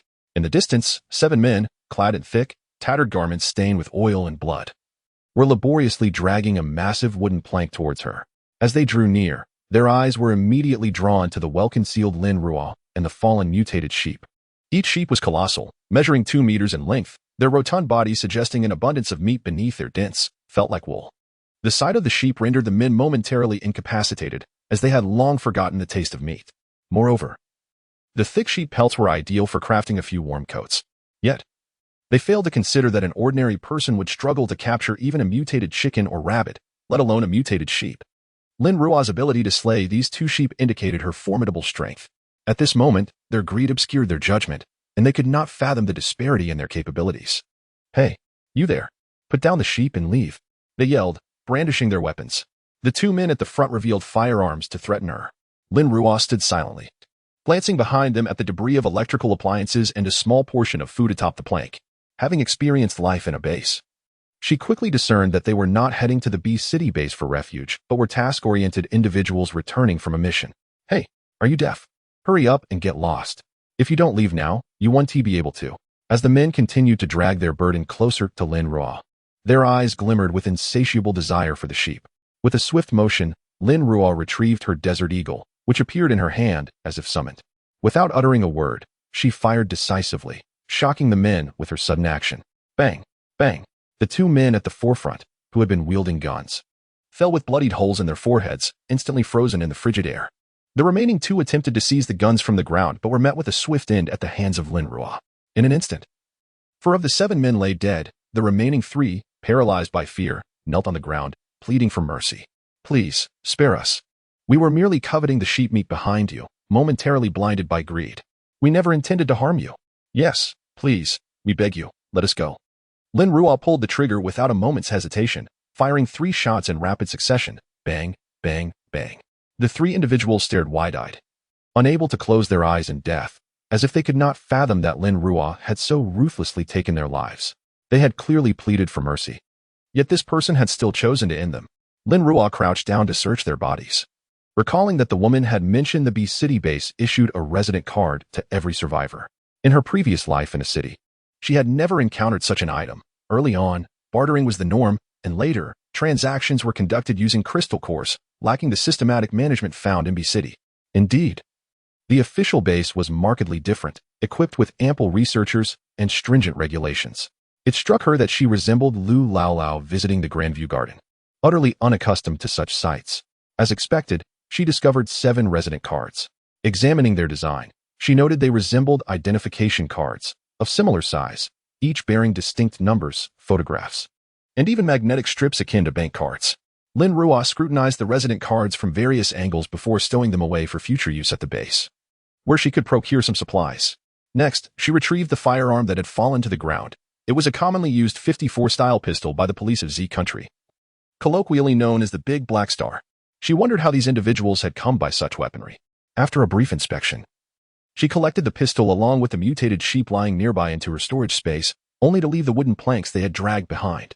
As she glided swiftly along her path, she drew ever closer to the Beast City base, encountering an increasing number of survivors along the way. They too had fled from Beast City, heading towards the base in groups. Many dragged wooden planks or pushed carts laden with their scant possessions.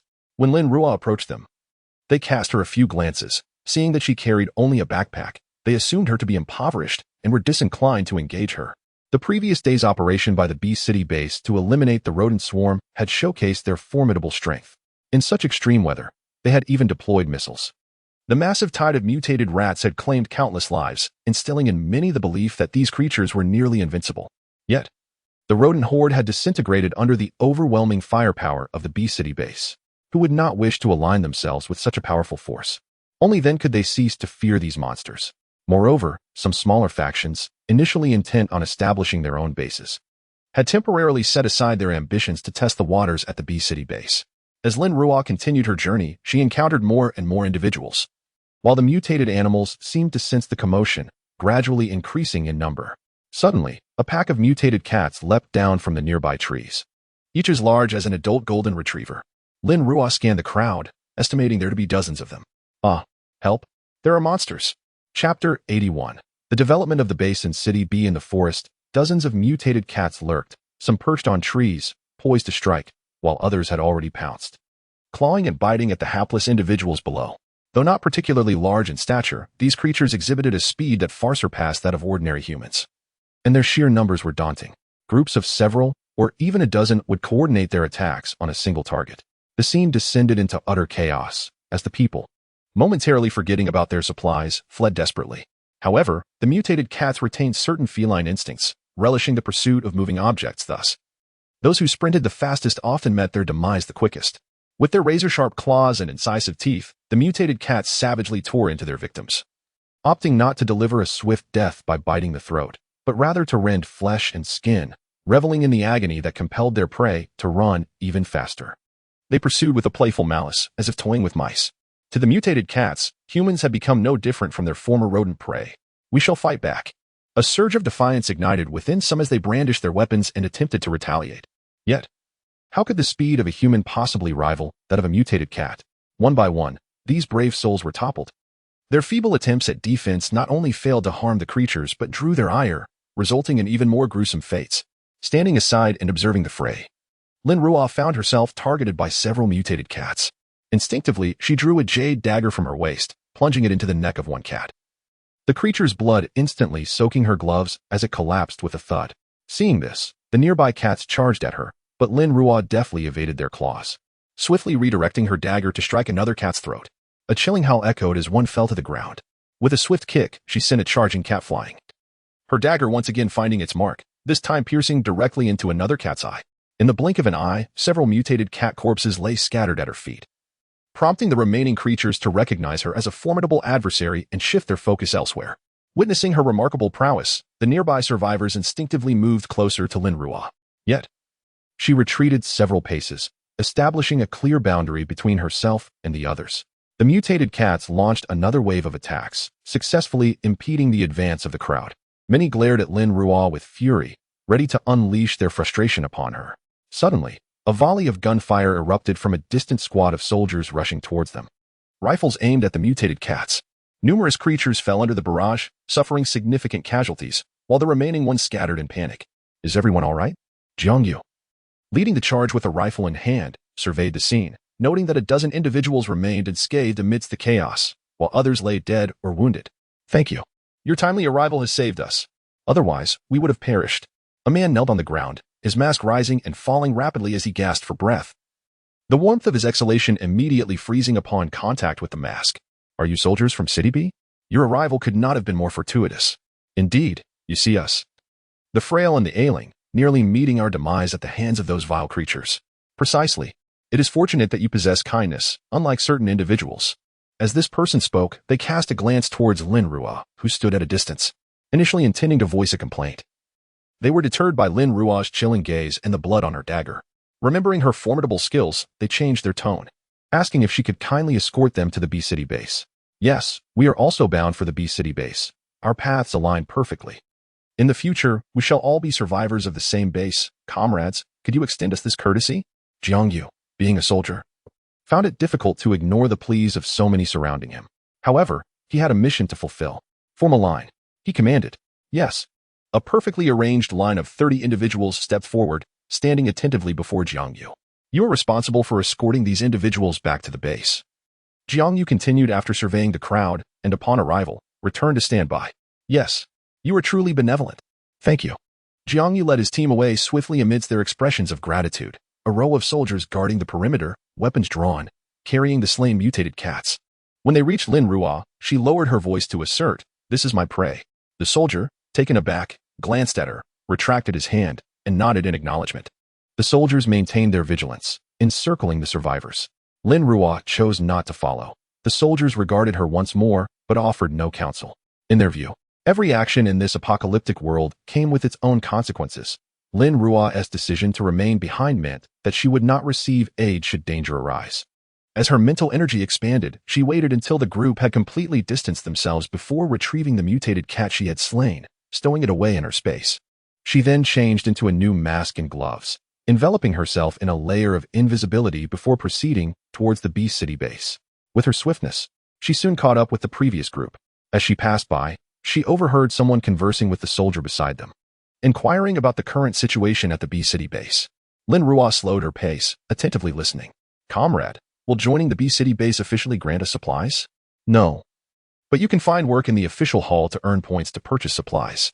Will the base provide us with accommodations?" "Yes. Initially, all newcomers stay in dormitories. And later, you can use your points to move into apartments, which are single rooms. Can older individuals like us still find work?" "Certainly. There are numerous tasks available in the base, many of which are suitable for the elderly." "That is truly wonderful. This model is quite reminiscent of life before the apocalypse." However, they overlooked a critical issue, the purchasing power of points. How much can 1 point actually buy? With the protection of these soldiers, the survivors journeyed safely to the Beast City base. Upon witnessing the Beast City base once more, Lin Ruo felt a slight jolt of surprise. Had the Beast City base been constructed with such remarkable speed? If the previous Beast City base resembled a mere town, the current iteration resembled a county seat. The original city walls had been heightened and thickened. Their imposing height of 20 meters could thwart the assaults of numerous small mutated creatures. Behind the walls, buildings were omnipresent, mostly standing at 5 to 6 stories, constructed from ordinary stone, yet from a distance, they possessed a certain aesthetic appeal. The main gate of the base had also been expanded, its 10-meter width ample enough for any vehicle to pass through. Beside the main gate were smaller doors, each accompanied by long queues of people, bustling with conversation. It appeared almost reminiscent of the world before the apocalypse. Could it be that the Beast City base had developed so swiftly?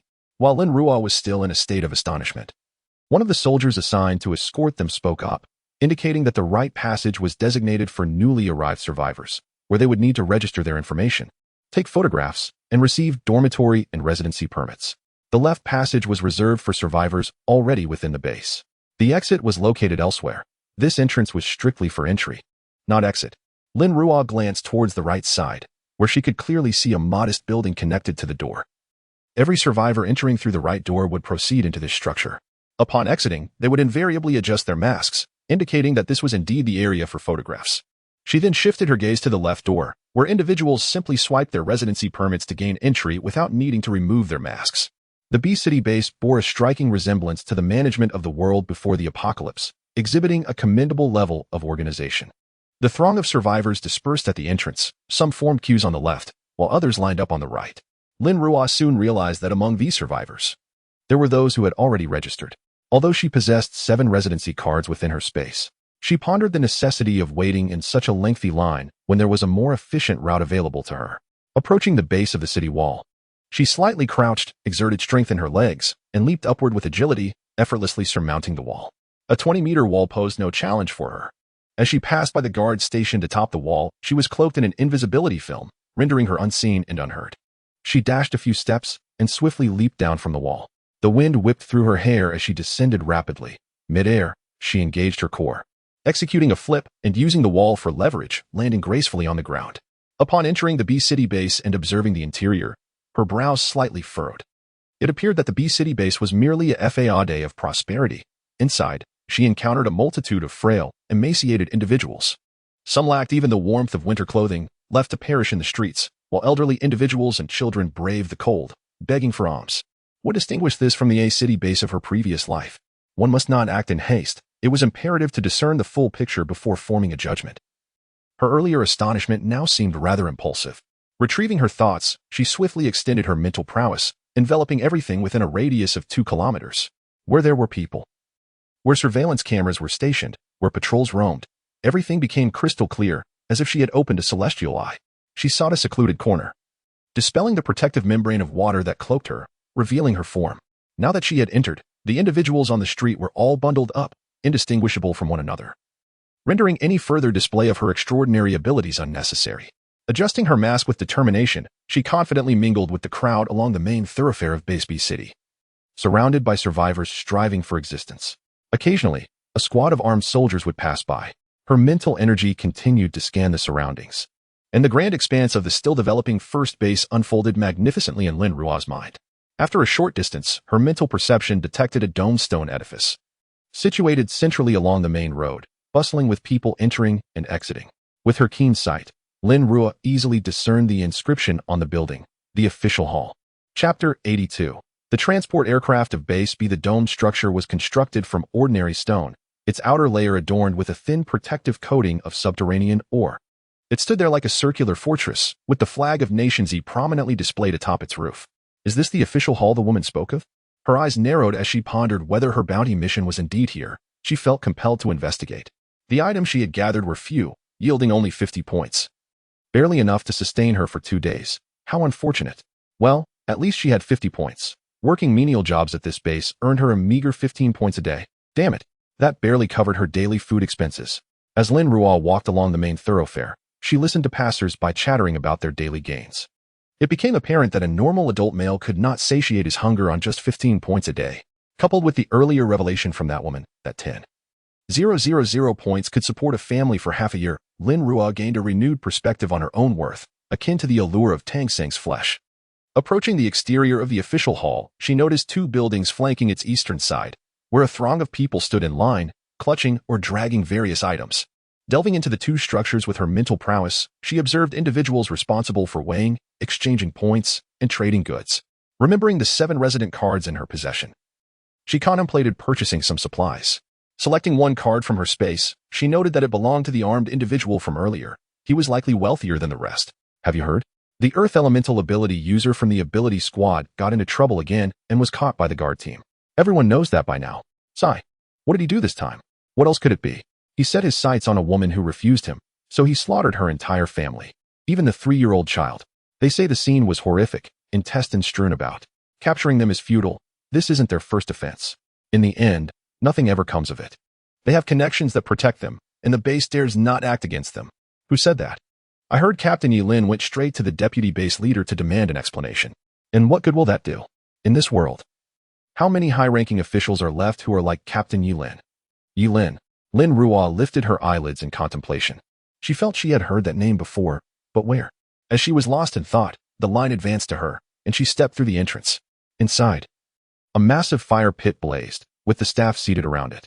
Lin Ruo took a moment to assess the room's temperature, which was surprisingly low, hovering around -10 degrees. Yet, clad in her attire, she felt rather warm, prompting her water elemental ability to regulate her body temperature. The staff, donned in masks and gloves, took the card from Lin Ruo and scanned it at the machine.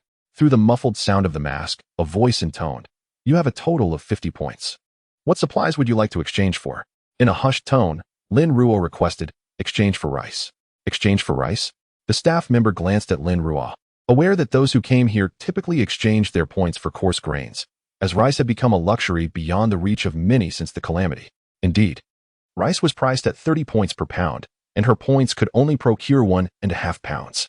The staff inquired again if she wished to proceed with the exchange. Lin Ruo nodded resolutely, prompting the staff to call out for 1.5 pounds of rice. She understood the staff's surprise. Although the grain stores in B City were relatively full before the apocalypse, many had been devastated by floods, their contents swept away. Furthermore, numerous warehouses, despite being waterproof and sturdy, had suffered from stagnant air due to prolonged power outages, resulting in dampness and spoilage. After the extreme cold, mutated rats and other altered creatures had exacerbated the waste. Currently, B City's grain reserves likely did not exceed 2 million tons, with a significant portion consisting of coarse grains. As the population grew, food scarcity became paramount, which explained the soaring prices of grains. Once the staff member shouted into the back, they proceeded to operate the screen, after which a beep signaled the depletion of Lin Ruo's points. The staff returned her card, instructing her to wait for her supplies. Lin Ruo accepted the card and nodded, stepping aside as the next person in line approached. A bag was handed to her from within, and upon opening it, she found some yellowish rice, which was quite satisfactory and free from any off-putting odor. For 30 points, this quality was not exorbitant. She stowed the card and rice bag in her backpack and turned to exit the exchange hall, glancing back once before departing. Following this, she entered the official hall, where a wave of warmth enveloped her. Lin Ruo then noticed 4 large braziers situated in each corner, piled high with wood, around which many thinly clad individuals gathered to warm themselves. A cursory glance revealed that the hall bore a striking resemblance to official venues before the apocalypse, even featuring an electronic screen affixed to the wall opposite the entrance.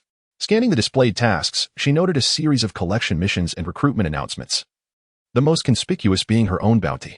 A subtle smile crept beneath her mask. 10,000 points could buy over 300 pounds of rice, quite a generous offer. As she turned to leave the official hall, she spotted a notice on the wall at the entrance detailing the regulations of the B-City base. There were over 20 rules, which she read through. No theft, no murder, no robbery. Offenders faced expulsion or, in severe cases, immediate execution. She scoffed. Who were these rules meant for? According to what she had heard earlier, those with abilities repeatedly violated these rules without facing expulsion or execution. The regulations merely constrained those ordinary individuals too fearful to defy the base. She thought it was sheer self-deception. Striding away from the official hall, Lin Ruo resolved that since she had gone to such lengths to reach B-City, she must make her efforts worthwhile. She first wanted to investigate the secrets concealed within the B-City base, including the appearance and residence of the so-called deputy base commander. The B-City base was not yet extensive, and Lin Ruo employed her mental energy to explore its confines. However, she found no radar or satellite signal receivers.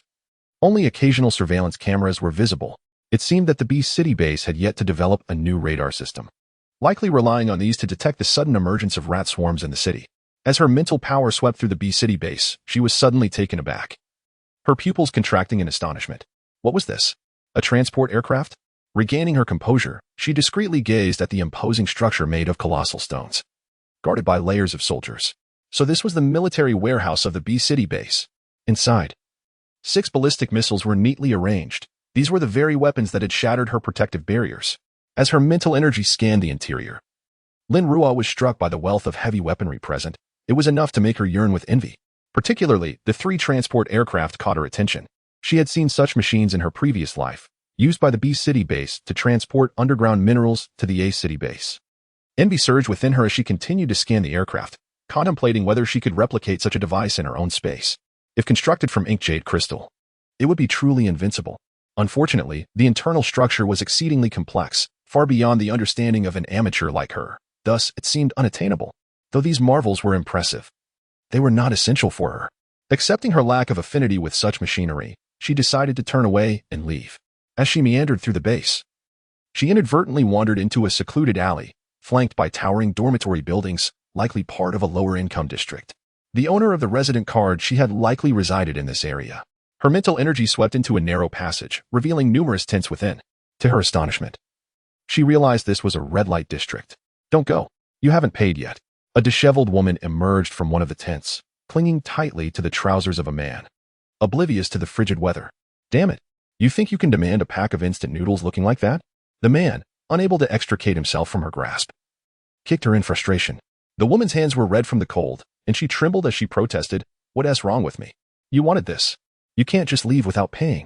Feeling the eyes of onlookers upon him, the man, disgraced, kicked her again and tossed a pack of noodles before departing.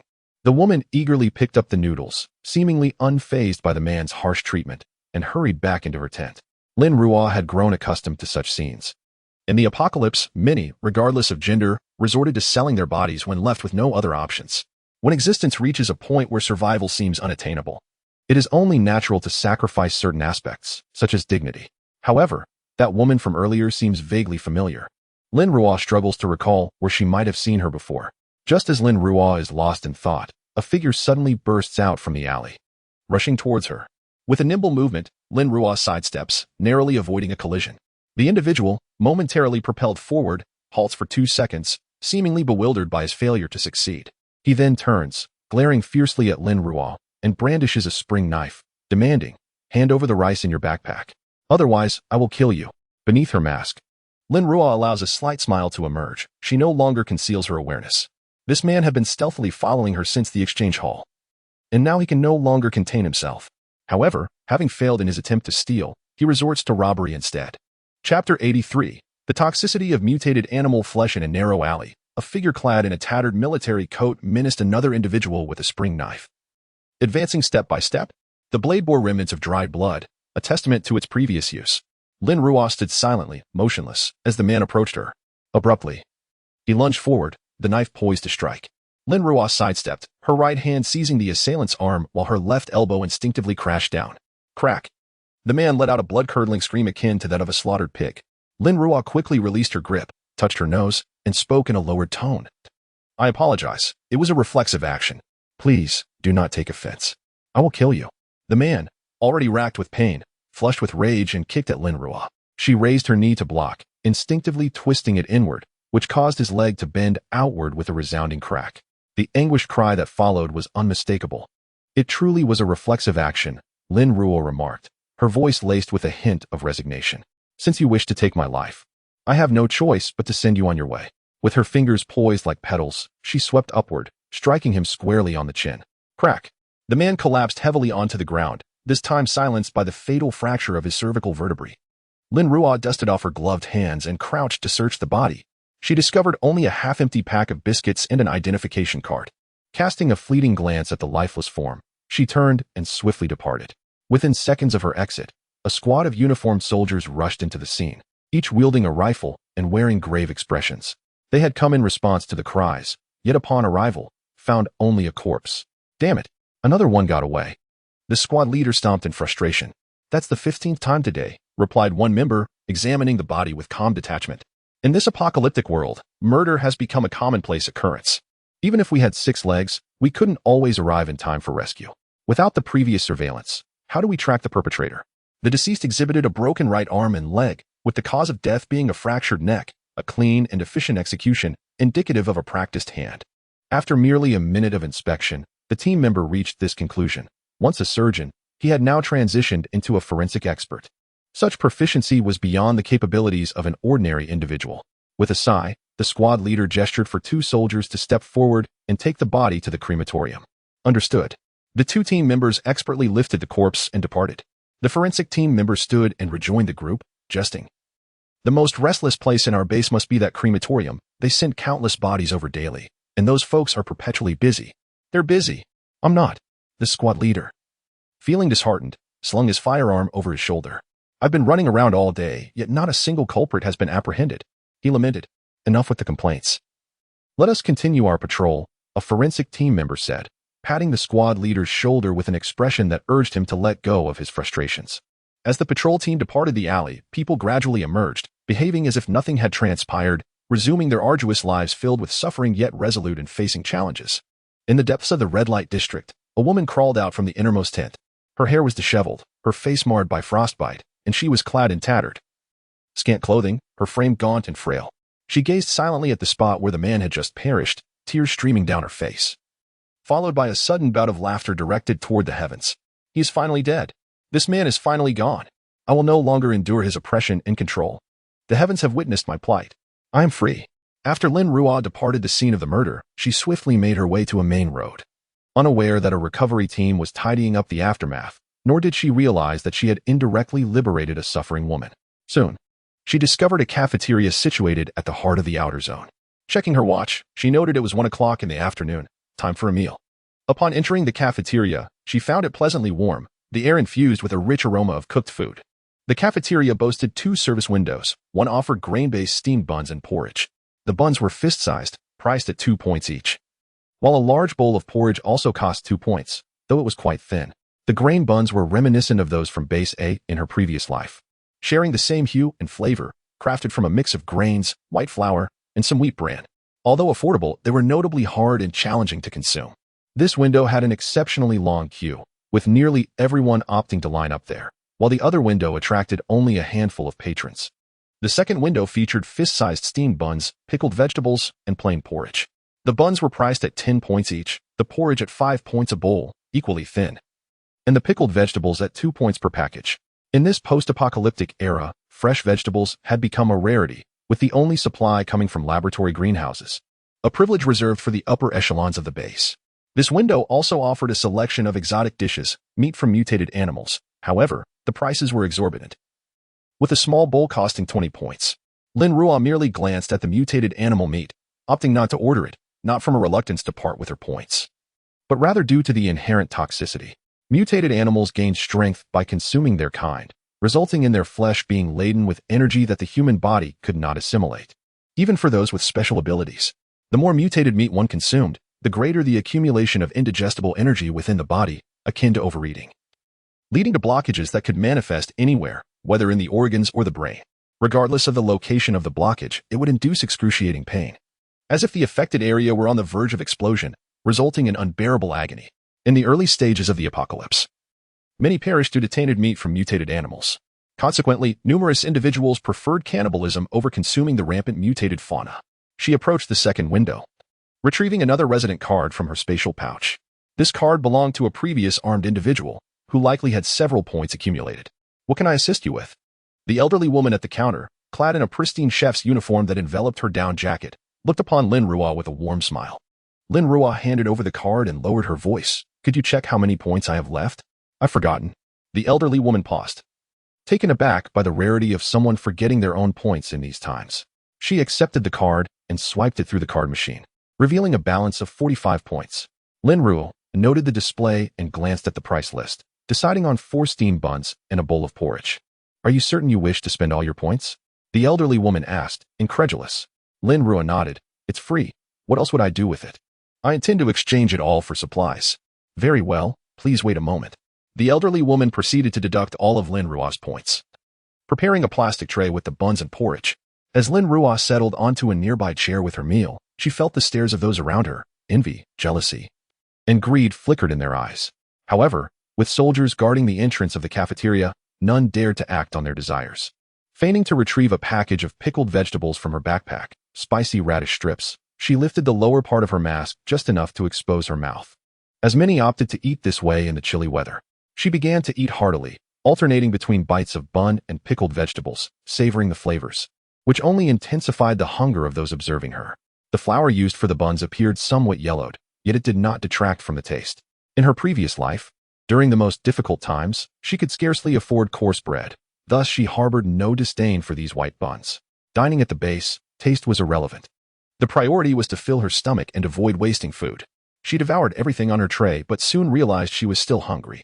Patting her stomach, she decided to wait until she returned home for a more substantial meal. Adjusting her mask, she stood up with her tray and walked toward the cafeteria exit, where a designated individual collected the dishes. Several others followed suit, heading outside as well. Out of the corner of her eye, Lin Ruo noticed the approaching individuals. A smile creeping onto her lips, these were points delivered right to her door.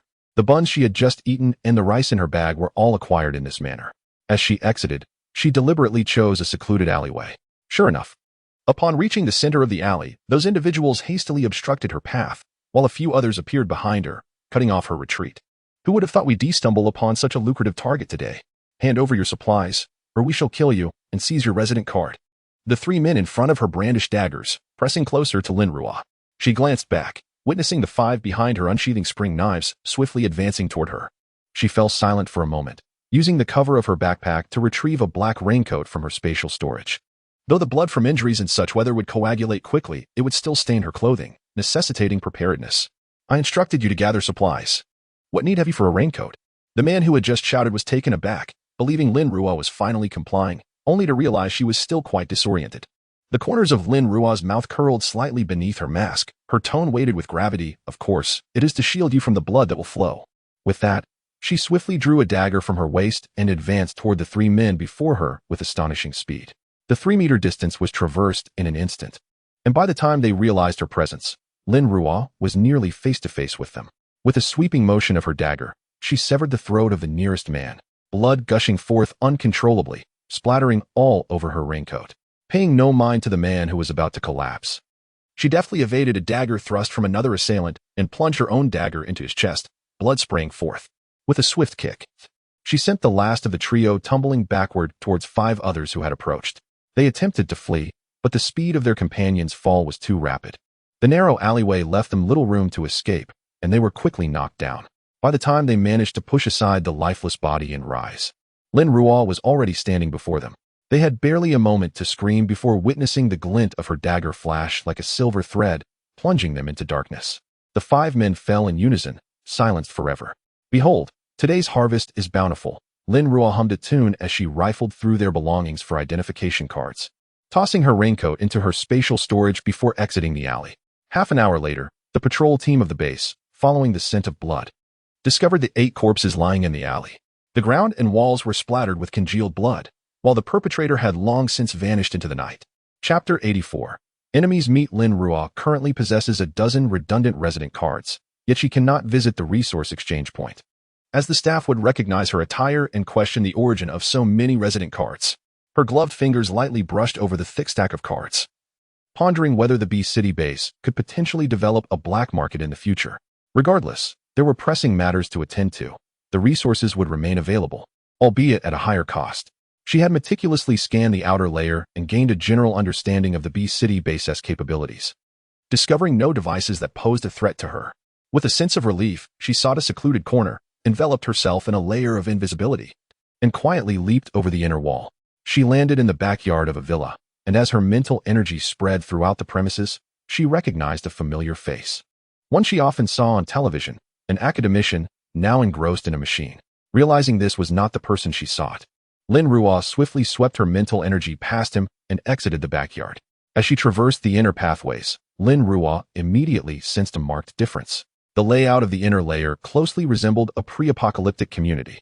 Each villa was enclosed by walls, with roads branching out in all directions, and even reserved green spaces. Though the greenery was now barren and devoid of life, an unsuspecting individual might easily believe they had traversed back to a time before the apocalypse. With her invisibility cloak in place, Lin Ruo darted among the villas, her mental energy detecting several familiar figures. Some were high-ranking officials from Beast City, while others were esteemed academicians. These individuals, once adorned with accolades in their respective fields before the apocalypse, found their residence in this inner layer, which was only natural as the Beast City base thrived and required their expertise to bolster its foundation. While observing from the back of the inner layer, Lin Ruo suddenly spotted an expansive area surrounded entirely by subterranean minerals, likely a training ground. Within, several individuals with extraordinary abilities were practicing. The design of the training ground mirrored that of a pre-apocalyptic stadium, albeit lacking numerous spectator seats. Suddenly, a fireball veered off course, crashing violently against the wall with a resounding clash. Lin Ruo glanced at the target's position and clicked her tongue, realizing the angle was significantly off. No wonder the Beast City base had fortified the training ground with a layer of underground minerals, presumably to prevent damage to the adjacent villas. Standing aside, she observed the 6 extraordinary individuals. Among them was a fire elemental, effortlessly tossing fireballs towards the central target. Nearby, a burly middle-aged man, surrounded by shattered stones, wielded a pair of colossal hammers, relentlessly striking a boulder with brute force, revealing his strength-based abilities. Not far off, a lean man sprinted around the training ground with remarkable speed, indicative of a speed-type ability. Beside her stood a woman, cradling a diminutive seed in her hand. The seed swiftly sprouted and flourished, rapidly growing tall and bearing fruit. She reached up to pluck the sweet potato from its vine and placed it into a large basket beside her, which had already accumulated a considerable harvest. It was evident that she possessed wood-based abilities. Next to her sat a man enveloped in a gleaming metallic sheen. Before him materialized a golden shield, indicating he was a practitioner of metal abilities. Adding to the mix was a soil-based ability user who had been imprisoned for committing murder against an entire family, bringing their number to 6. The Beast City base now boasted 6 ability users, a notable count. After observing for a while, she noticed that their training consisted of conventional drills and basic techniques, lacking any novelty, which dissuaded her from continuing her watch. Upon exiting the training ground, she deliberately extended her mental reach to its fullest, searching within the confines of the inner buildings. Jiang Haochen, before his relocation to the A City base, had been a high-ranking official at the B City base. If he were still present, he would undoubtedly reside within this inner circle. Encountering him today would bring her immense joy. Regrettably, after searching for a considerable time without success, she unexpectedly encountered another man. He was clad in a heavy military coat and bore no mask. He emerged from a corner residence with a countenance marked by fury and a menacing demeanor. Lin Ruo halted abruptly, recognizing him as a member of the rescue team she had previously encountered, notably a captain. Indeed, the individual referred to earlier as Yi Lin was he. She observed Yi Lin striding purposefully, clutching a document folder, as he hastily departed in a direction she had yet to explore. Lin Ruo raised an eyebrow, recalling that upon her initial arrival at the base, she had heard of Yi Lin apprehending a soil-based ability user who had committed a crime, seeking to impose severe punishment. However, He had later encountered resistance and sought the deputy base leader for assistance. The individual to whom he was reporting, bearing the document, might very well be the deputy base leader she sought. This deputy base leader was the primary reason for her visit to the B-City base. Jiang Haochen could be pursued later. Silently, she began to follow Yi Lin. Unbeknownst to him, he was bringing peril to Li Weiguo, consumed by rage. He was frustrated that the case of soil ability user Xie Lufeng had languished for 2 days. The military insisted on an investigation. What was there to investigate when the evidence was so clear? This was a blatant cover-up. From the moment these ability users were discovered, they had become prized possessions of the base, wreaking havoc within its confines. This time, after failing to coerce others, they resorted to the heinous act of annihilating an entire family in a fit of rage. Such cruelty raised doubts about the capability of such individuals to selflessly defend the base in times of crisis. He had little faith that they would not take advantage of the situation to scheme against the base. He hastened to the entrance of Li Weiguo's villa, where the 2 guards on duty recognized him and promptly saluted. "Captain Yi," one of them greeted. "I wish to see the commander," Yi Lin replied, his expression stern. The guards exchanged glances, acutely aware of the weight of his presence. One of them stepped forward, stating, "Please wait a moment. I will check if the commander is available." With that, he swiftly made his way into the villa. Lin Ruo observed everything with keen interest. It appeared that this Captain Yi was not particularly esteemed in the eyes of the man inside. Her mental energy surged as she entered the villa alongside the soldiers. The villa was modest in size but boasted an exquisite layout, with 2 fireplaces lit on either side of the first floor, creating a cozy atmosphere. The soldiers ascended the staircase to the 2nd floor, traversed the corridor, and stood respectfully at the door of a room, knocking with decorum. "Knock, knock, knock." "Report." "Come in," replied a middle-aged man's voice from within. Lin Ruo's mental energy had already discerned the occupant of the room. The man had large, round eyes and a pleasant demeanor, exuding friendliness even towards the soldier stationed at the door, suggesting he was a remarkably affable individual. Upon entering, the soldier saluted Li Weiguo before solemnly reporting, "Deputy Base Commander, Captain Yi is outside and wishes to see you." Upon hearing that it was Yi Lin, Li Weiguo felt an immense headache coming on. He paused from his writing, acutely aware that during Jiang Haochen's absence from the base, the superpowered individuals had been in disarray, causing continuous unrest. Yi Lin, however, persistently pursued him, placing him in a difficult position. "Inform him that I am engaged in important discussions and cannot be disturbed." Li Weiguo removed his glasses and set them on the table before responding to the soldier at the door, deciding to let Yi Lin simmer for a few days until Jiang Haochen returned to handle the matter himself. Understood. The soldier stepped back and closed the door behind him. Once Lin Ruo realized that this man was indeed the deputy base commander, she swiftly entered the villa, using the soldier's entrance to gain access to the room. Noticing that no one else was present, she enveloped the entire study in a soundproof barrier, and upon inspection, discovered that there were no surveillance cameras within. It seemed the deputy base commander had engaged in so many clandestine dealings that he had developed a habit of not installing monitoring devices in his office. Given this circumstance, she felt no need to remain concealed. It was time for him to confront the truth.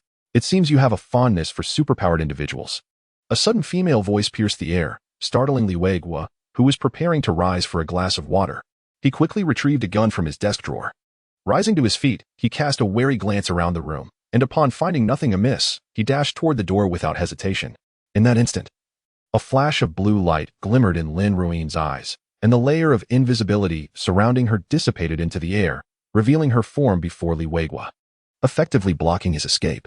With a benevolent smile, she regarded him, realizing that he was indeed more astute and decisive than his son, truly a man of the battlefield. The moment Lin Ruo materialized, a glint of cold light ignited in Li Weiguo's eyes, and he instinctively aimed his gun at her. At that moment, Lin Ruo's presence invoked memories of the woman he had been tirelessly searching for, the malevolent figure who had killed his son. "It's you."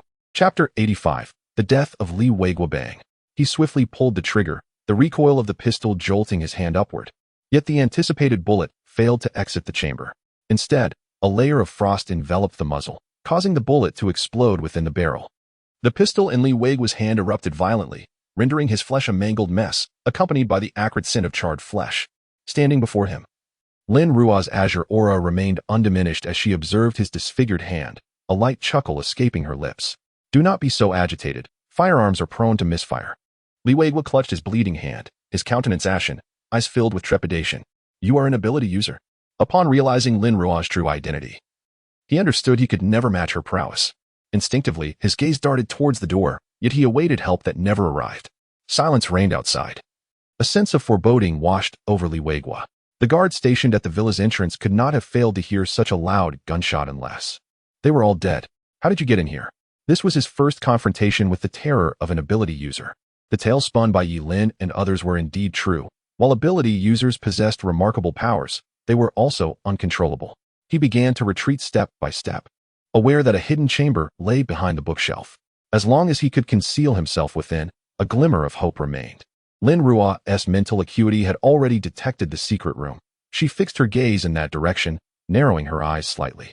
With a flick of her fingertip, the blue light intensified, and Li Weiguo's retreating legs halted abruptly. His lips turned a deep shade of purple, his face flushed, and his heart throbbed violently as if gripped by a powerful hand pulling it outward. What have you done? Li Weiguo gasped, his heart racing in response to Lin Ruo's masked visage, which concealed her increasingly dangerous gaze.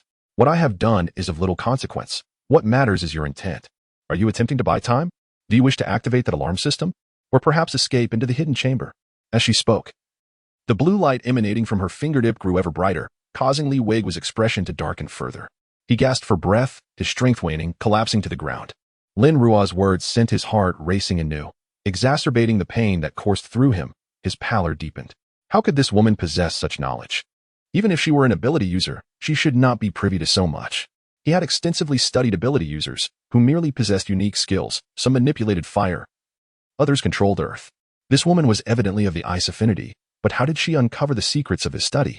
Lin Ruo paid no heed to his internal turmoil. The brightness of the blue light in her hand intensified, and Li Weiguo felt the grip on his heart tightening inexorably, as if it were on the verge of bursting. His expression contorted in agony as he weakly extended his hand toward her. Lin Ruo raised an eyebrow, bemused at his futile struggle in such dire circumstances. Yet, considering his position, he might divulge information that piqued her interest. She diminished the blue light in her hand, and in that fleeting moment, Li Weiguo sensed the constricting grip on his heart slightly easing. He was acutely aware of the woman's curiosity regarding what he was about to utter. Yet he had but a single opportunity to speak.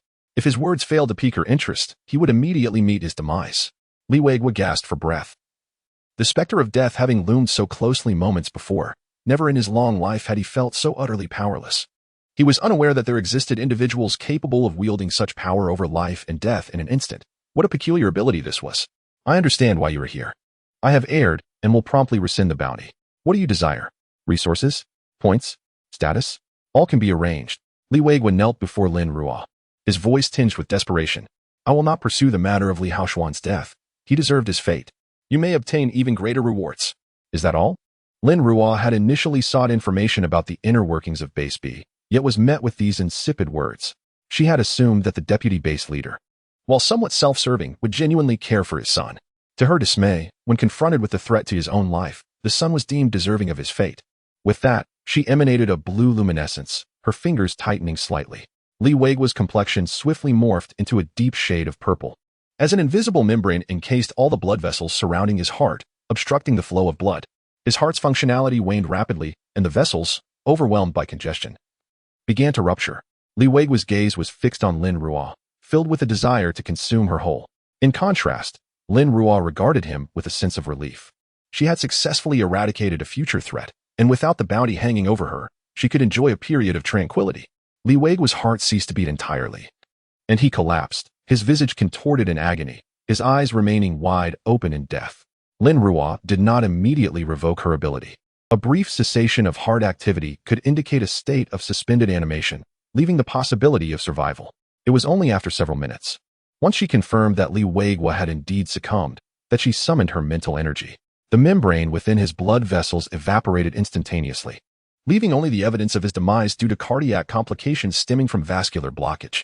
Lin Ruo smiled gently as an invisible stream flowed over the space she had occupied, erasing all traces of her presence and the blood that had spilled. Upon closer inspection, she noted that Li Weiguo's hand remained injured, since he had already suffered. She decided to use her hydromancy to restore his hand and retrieve the malfunctioning firearm, before reapplying the membrane and departing from the scene. As she exited, Yilin stubbornly stood outside the door, the two soldiers at a loss as to how to handle him. Commander Yi, the superior truly has matters to attend to. You cannot enter. I am aware. I am merely waiting, Yilin replied, fully cognizant that Li Weiguo wished to avoid him. Yet, the more one seeks to evade, the more one must confront. Matters concerning those with abilities should never be taken lightly. for they would only become increasingly emboldened. Lin remained outside. A significant portion of his skin frostbitten, yet he seemed impervious to the discomfort, standing resolutely at the threshold. Lin Ruo did not spare him a glance as she exited. Hurrying away to conduct another search of the inner sanctum, Jiang Haochen had yet to be located. She supported herself with an invisibility membrane and swiftly searched the entire inner layer again, yet still found no trace of Jiang Haochen. It seemed that today's double delight was unattainable. She needed to hasten her return home. If she did not make it back before nightfall, she would have to endure a night in the wilderness. She quickly departed from the inner layer and ran with urgency, reaching the city wall of B City. With a vigorous leap, she scaled the 20-meter-high wall and dashed toward the outskirts. Once she exited the 2-kilometer radius of the B City base, Lin Ruo finally removed the invisibility membrane, exhaling a sigh of relief. A significant burden had been lifted. She disliked the sensation of being under someone else's scrutiny. She glanced at her wristwatch. It was already 4 in the afternoon, and there was only an hour left before darkness fell. She needed to quicken her pace. From her spatial pocket, she retrieved a snowboard and began gliding swiftly toward the fortress. Meanwhile, the discovery of Li Weiguo's death occurred shortly after Lin Ruo exited the B City base. The reason was that the soldier at the entrance could not bear to see Lin continue to suffer in the cold and decided to inquire further. Knock, knock. Knock. He stood outside Li Weiguo's study, respectfully knocking on the door, but after a considerable wait, no response came from within. Knock, knock, knock. Frowning slightly, he knocked again, waiting several more minutes with still no reply. Deputy base leader, are you there? He called out while continuing to knock, yet silence persisted.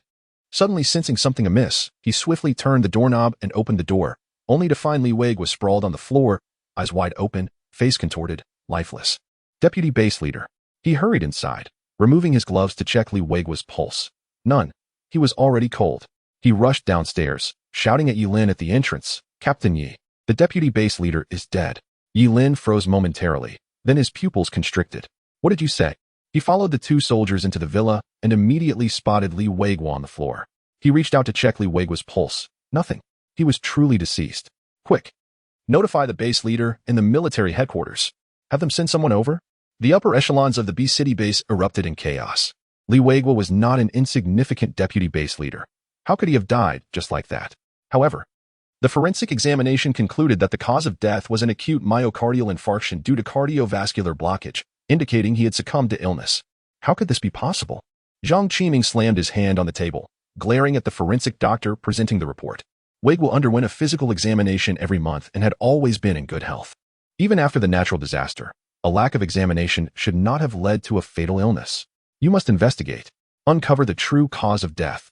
This matter was handled by Lin, yet he had stood outside the villa at that time, and no one had entered. The villa's windows showed no signs of having been opened, and the surveillance footage outside the villa revealed nothing amiss. Surely, the individual could not have flown in and out. This incident transformed into a case of an unidentified corpse. Ultimately, all the doctors concluded that the deputy base leader had died of illness. Forcing Zhang Qiming to accept this grim reality, Lin Ruo sped along, unaware of the turmoil occurring at the B City base. Her sole focus was on hastening her return home. Yet, she found herself delayed on the road, encountering 3 disabled lionesses, formidable beasts indeed, their crystalline cores glimmering enticingly in her mind. How could she let such an opportunity pass? It was imperative that she did not. Each lioness spanned 3.5 meters in length, and for reasons unknown, all 3 bore disabilities. At the moment she stumbled upon them, they were collaboratively ambushing a wild boar. This boar, having undergone mutation, measured an impressive 4.5 meters, its sinewy muscles encased in thick, resilient hide, making it a challenging target. The boar's tusks, half a meter long, were sharp and formidable, and despite the lioness's impairments, the confrontation remained a stalemate, with neither side yielding. Though the wild boar was not classified as a beast of prey, its mutated form had significantly augmented its strength, far surpassing that of the previous predators. And its crystalline core was even larger than that of the lionesses. Hidden among the treetops, Lin Ruo manifested a long, jet-black blade resembling jade in her hand. The famed Mou long knife. This blade had yet to taste blood since its creation, and today was fortuitously the day it would serve as a sacrificial offering to 4 ferocious beasts. With remarkable agility, she leaped from the tree, moving with the swiftness of a cheetah, charging towards the 4 mutated creatures below. The long knife in Lin Ruo's grasp swiftly arced toward one of the lionesses, channeling all her strength into the strike. The lioness, engaged in an assault on the boar's back, suddenly felt a chilling sensation from behind. Turning to investigate, she was met only by a flash of black light.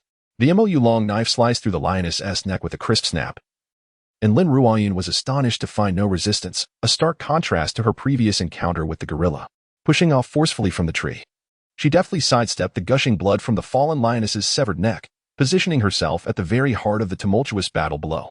Chapter 86. Camping in the wilderness. After landing gracefully, she pivoted swiftly on her heel, the blade in her hand poised vertically towards another lioness. The lioness instinctively raised her claws in defense, but Lin Ruo's strike severed the claws, and her sword plunged directly into the lioness's skull, cleaving it in two. In the blink of an eye, Lin Ruo had dispatched two lionesses. The remaining lioness and a wild boar sensed the danger and darted in opposite directions. Lin Ruo turned to pursue the boar, which, despite its speed, could not match her. With an effortless leap, she soared through the air, landing directly in front of the boar. Confronted with her presence, the boar, undeterred, charged forward. The force of the boar was immense, and its augmented weight made it even more formidable. Lin Ruo dared not absorb the impact head-on. Gripping her sword, she deftly sidestepped the boar's frontal assault and delivered a powerful downward slash, severing the boar's neck with precision. As the boar collapsed, she immediately retreated, pivoting on her toes and darting away with the swiftness of a dragon, gliding across the ground like a bolt of lightning. When she was 2 meters away from the remaining lioness, she leapt once more, her sword raised high, preparing to strike downwards. Sensing the impending danger, the lioness suddenly leapt and rolled forward, narrowly evading Lin Ruo's blade. Lin Ruo raised an eyebrow, noting the lioness's keen instincts. Undeterred, she executed a low roll and, with her sword slicing horizontally, struck the lioness, who was still rising, severing its limbs and causing its body to tumble forward due to inertia. Lin Ruo stood firm, poised before the lioness, and delivered a final blow, ending its struggle. She then lifted her obsidian blade, retrieving a cloth from her space to wipe the blood from its surface, admiring the weapon's exceptional sharpness and exquisite feel. Remarkably, the two hardest bones of the mutated creature, the skull and the knee bone, offered little resistance to her strikes. The blade was indeed a marvel. After stowing the obsidian sword back in her space, she collected the carcasses of the 4 mutated creatures and turned to leave the blood-soaked site. Though the battle had been brief, Lin Ruo had deviated from her path upon hearing the commotion, and darkness was beginning to settle in. Resolved, she adjusted her snowboards to an upright position, halting her movement. Since night had fallen, she decided to camp here, with Afu, a show, and Alu's strength. Her home would remain safe. Finding a flat area, she retrieved her micro-cabin from her space, preparing for an outdoor camp. Stepping inside, the micro-cabin's fireplace was still vibrant and warm from when she had stored it, filling the air with a comforting heat. After ensuring the surroundings were secure, she entered the cabin, also bringing out a protective shield made of underground minerals that she had prepared in advance, placing it over the micro-cabin.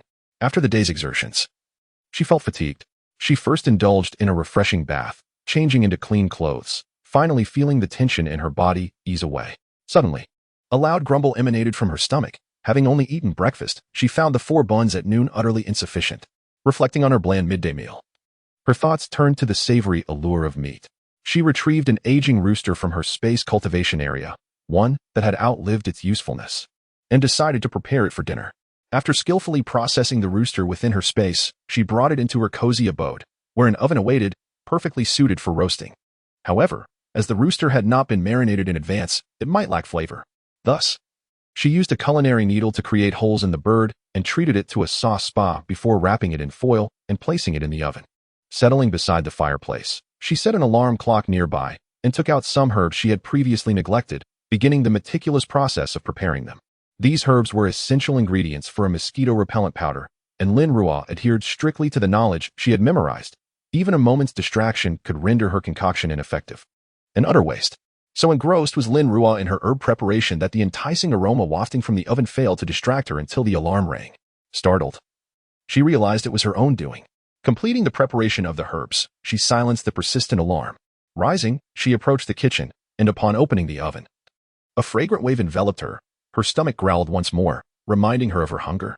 She retrieved the roasted chicken, unwrapping the foil. It was indeed cooked through. Yet, to enhance its flavor, she brushed it with honey and oil before returning it to the oven for an additional 10 minutes. Lin Ruo decided against further herb preparation, storing the remaining herbs in her space, and washed her hands in the bathroom to prepare for dinner. From her space, she took out 3 remaining flatbreads, her last stock. As she had consumed all her previous homemade delicacies, she resolved to make more when time permitted, anticipating future needs. Recalling how individuals at the B City base had attempted to rob her over mere buns, she resolved that her next batch of ready-to-eat food would resemble multi-grain buns to deter unwanted attention. Her thoughts wandered as she contemplated the ingredients that could replicate the appearance of multi-grain bread. Ding!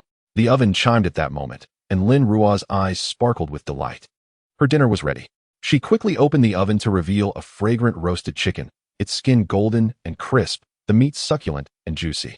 Paired with the barbecue sauce and flatbread she had prepared, the meal was utterly satisfying. Lin Ruo, indeed famished, devoured every morsel without a word. Sitting back, clutching her now full stomach, she sighed in contentment, savoring the joys of life. There is no harm without comparison. Transitioning from luxury to simplicity is challenging. The buns at the base, while filling, could not compare to the deliciousness of this meal. After dining, Lin Ruo placed her dishes into the dishwasher. As the clock approached 8 p.m., she activated the large screen on the wall, selecting a soothing program to aid her sleep. After freshening up, she climbed into bed, ready to embrace the night. At this moment, the B City base was in disarray. The deputy base commander had passed away, and his subordinates, led by Jiang Haochen, were in turmoil. However, Jiang Haochen had only returned to the base after dark due to his mission. What?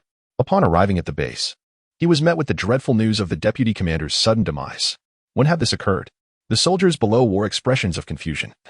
It was after 4 o'clock this afternoon, and the base commander had already summoned the coroner for an autopsy. Jiang Haochen could hardly believe that the deputy commander had succumbed to illness. His countenance grew grim, and soon after, a soldier reported another piece of bad news. Captain Yulin had just apprehended several offenders among the ability users, and they were now confined in a special prison. The mere mention of Yulin gave him a headache. Just as the deputy commander had passed away, this individual wasted no time in incarcerating the ability users.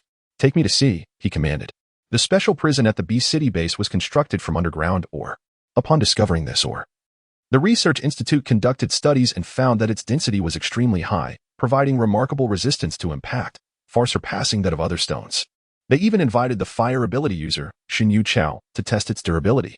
Despite exhausting all his powers, Xinyu Chao could not break a single piece of the underground ore, which greatly excited the researchers. They had finally found a material impervious to abilities.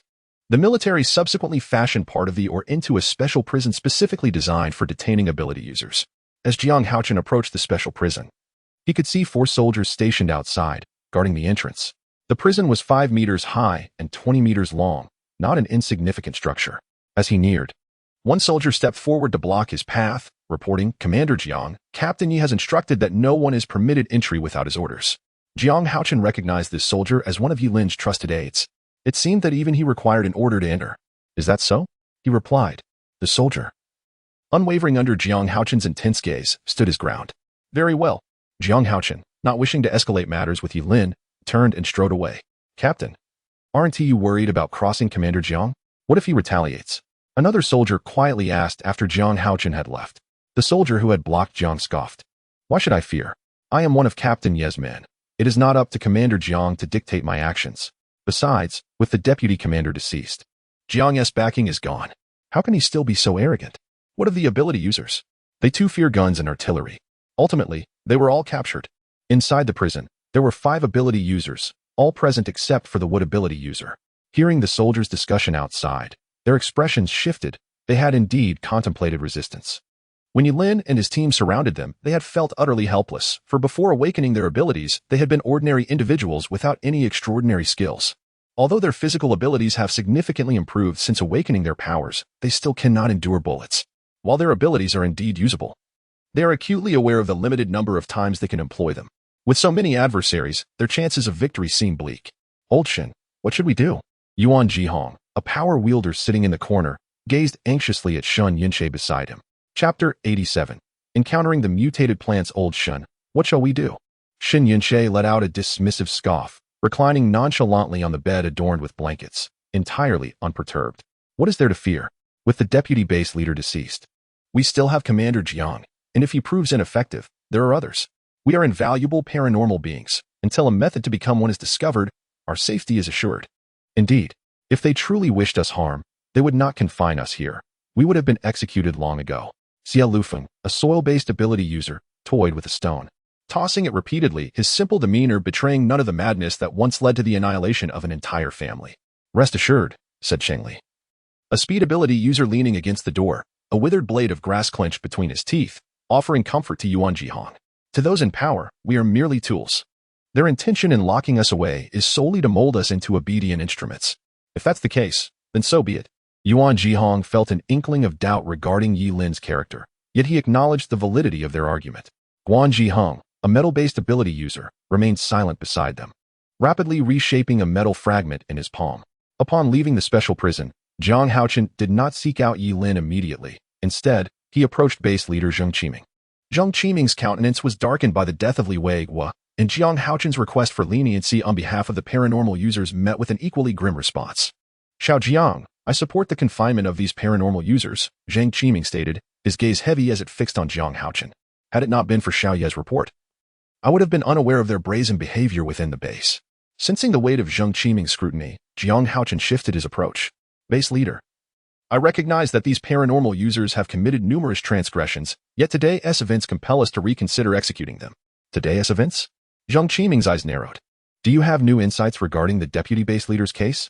Jiang Haochen nodded, a serious expression overtaking his features. My subordinates do not believe the deputy base leader died of natural causes. I have reviewed the coroner's findings. It is implausible. The deputy base leader's heart was always in excellent condition. He could not have succumbed to sudden illness. Continue. Zheng Qiming had already suspected as much. He never believed Li Weiguo died of natural causes. Taking a deep breath, Jiang Haochen continued, in truth, we have overlooked a critical factor. The world has transformed. Many matters cannot be resolved through conventional reasoning. Consider the paranormal users within our base. There are fire, earth, wood, speed, metal, and strength abilities, among others we remain unaware of. It is conceivable that a unique ability could have been employed to eliminate the deputy base leader. Zheng Qiming's expression grew solemn as he regarded Jiang Haochen. Are you suggesting that an external paranormal user was responsible for Weiguo's death? Meeting Zheng Qiming's intense gaze, Jiang Haochen replied with calm resolve, this is merely my conjecture. After all, the varieties of abilities are countless, and how could we possibly predict them? Thus, we must continually explore and seek out these nefarious individuals endowed with extraordinary abilities. Though they deserve condemnation, they are the key to unlocking this door. Should we discard the key, how shall we contend with other formidable beings that may arise? After Jiang Haochen's statement, Zheng Qiming fell into silence, acknowledging that he was indeed swayed by the argument. If the situation were as Jiang Haochen described, how would they confront those unknown entities? What if that being were to return? To eliminate him? To eradicate all the high-ranking officials of the base? What then would become of its future development? It was possible to protect them. Zheng Qiming pondered deeply before responding solemnly. But you must ensure their compliance. They must not engage in wrongdoing within the base and must cooperate with the research institute's work. Jiang Haochen recognized this as the best possible outcome and nodded affirmatively, assuring that he would manage them well. Zheng Qiming waved his hand, instructing him to go, stating that he would communicate with Xiao Yu. As Jiang Haochen exited Zheng Qiming's villa, a chill wind sent a shiver down his spine, prompting him to tighten his military coat as he made his way towards his own residence. The soldiers behind him were perplexed. Commander, are we not going to retrieve those extraordinary individuals? Jiang Haochen smirked coldly, deeming them a group utterly unaware of their own limitations. It was time to temper their arrogance. He would allow Yu Lin to keep them for a few more days, ensuring they experienced some hardship. The soldiers nodded in agreement, acknowledging that this group sometimes dared to challenge Commander Jiang, clearly oblivious to their own folly.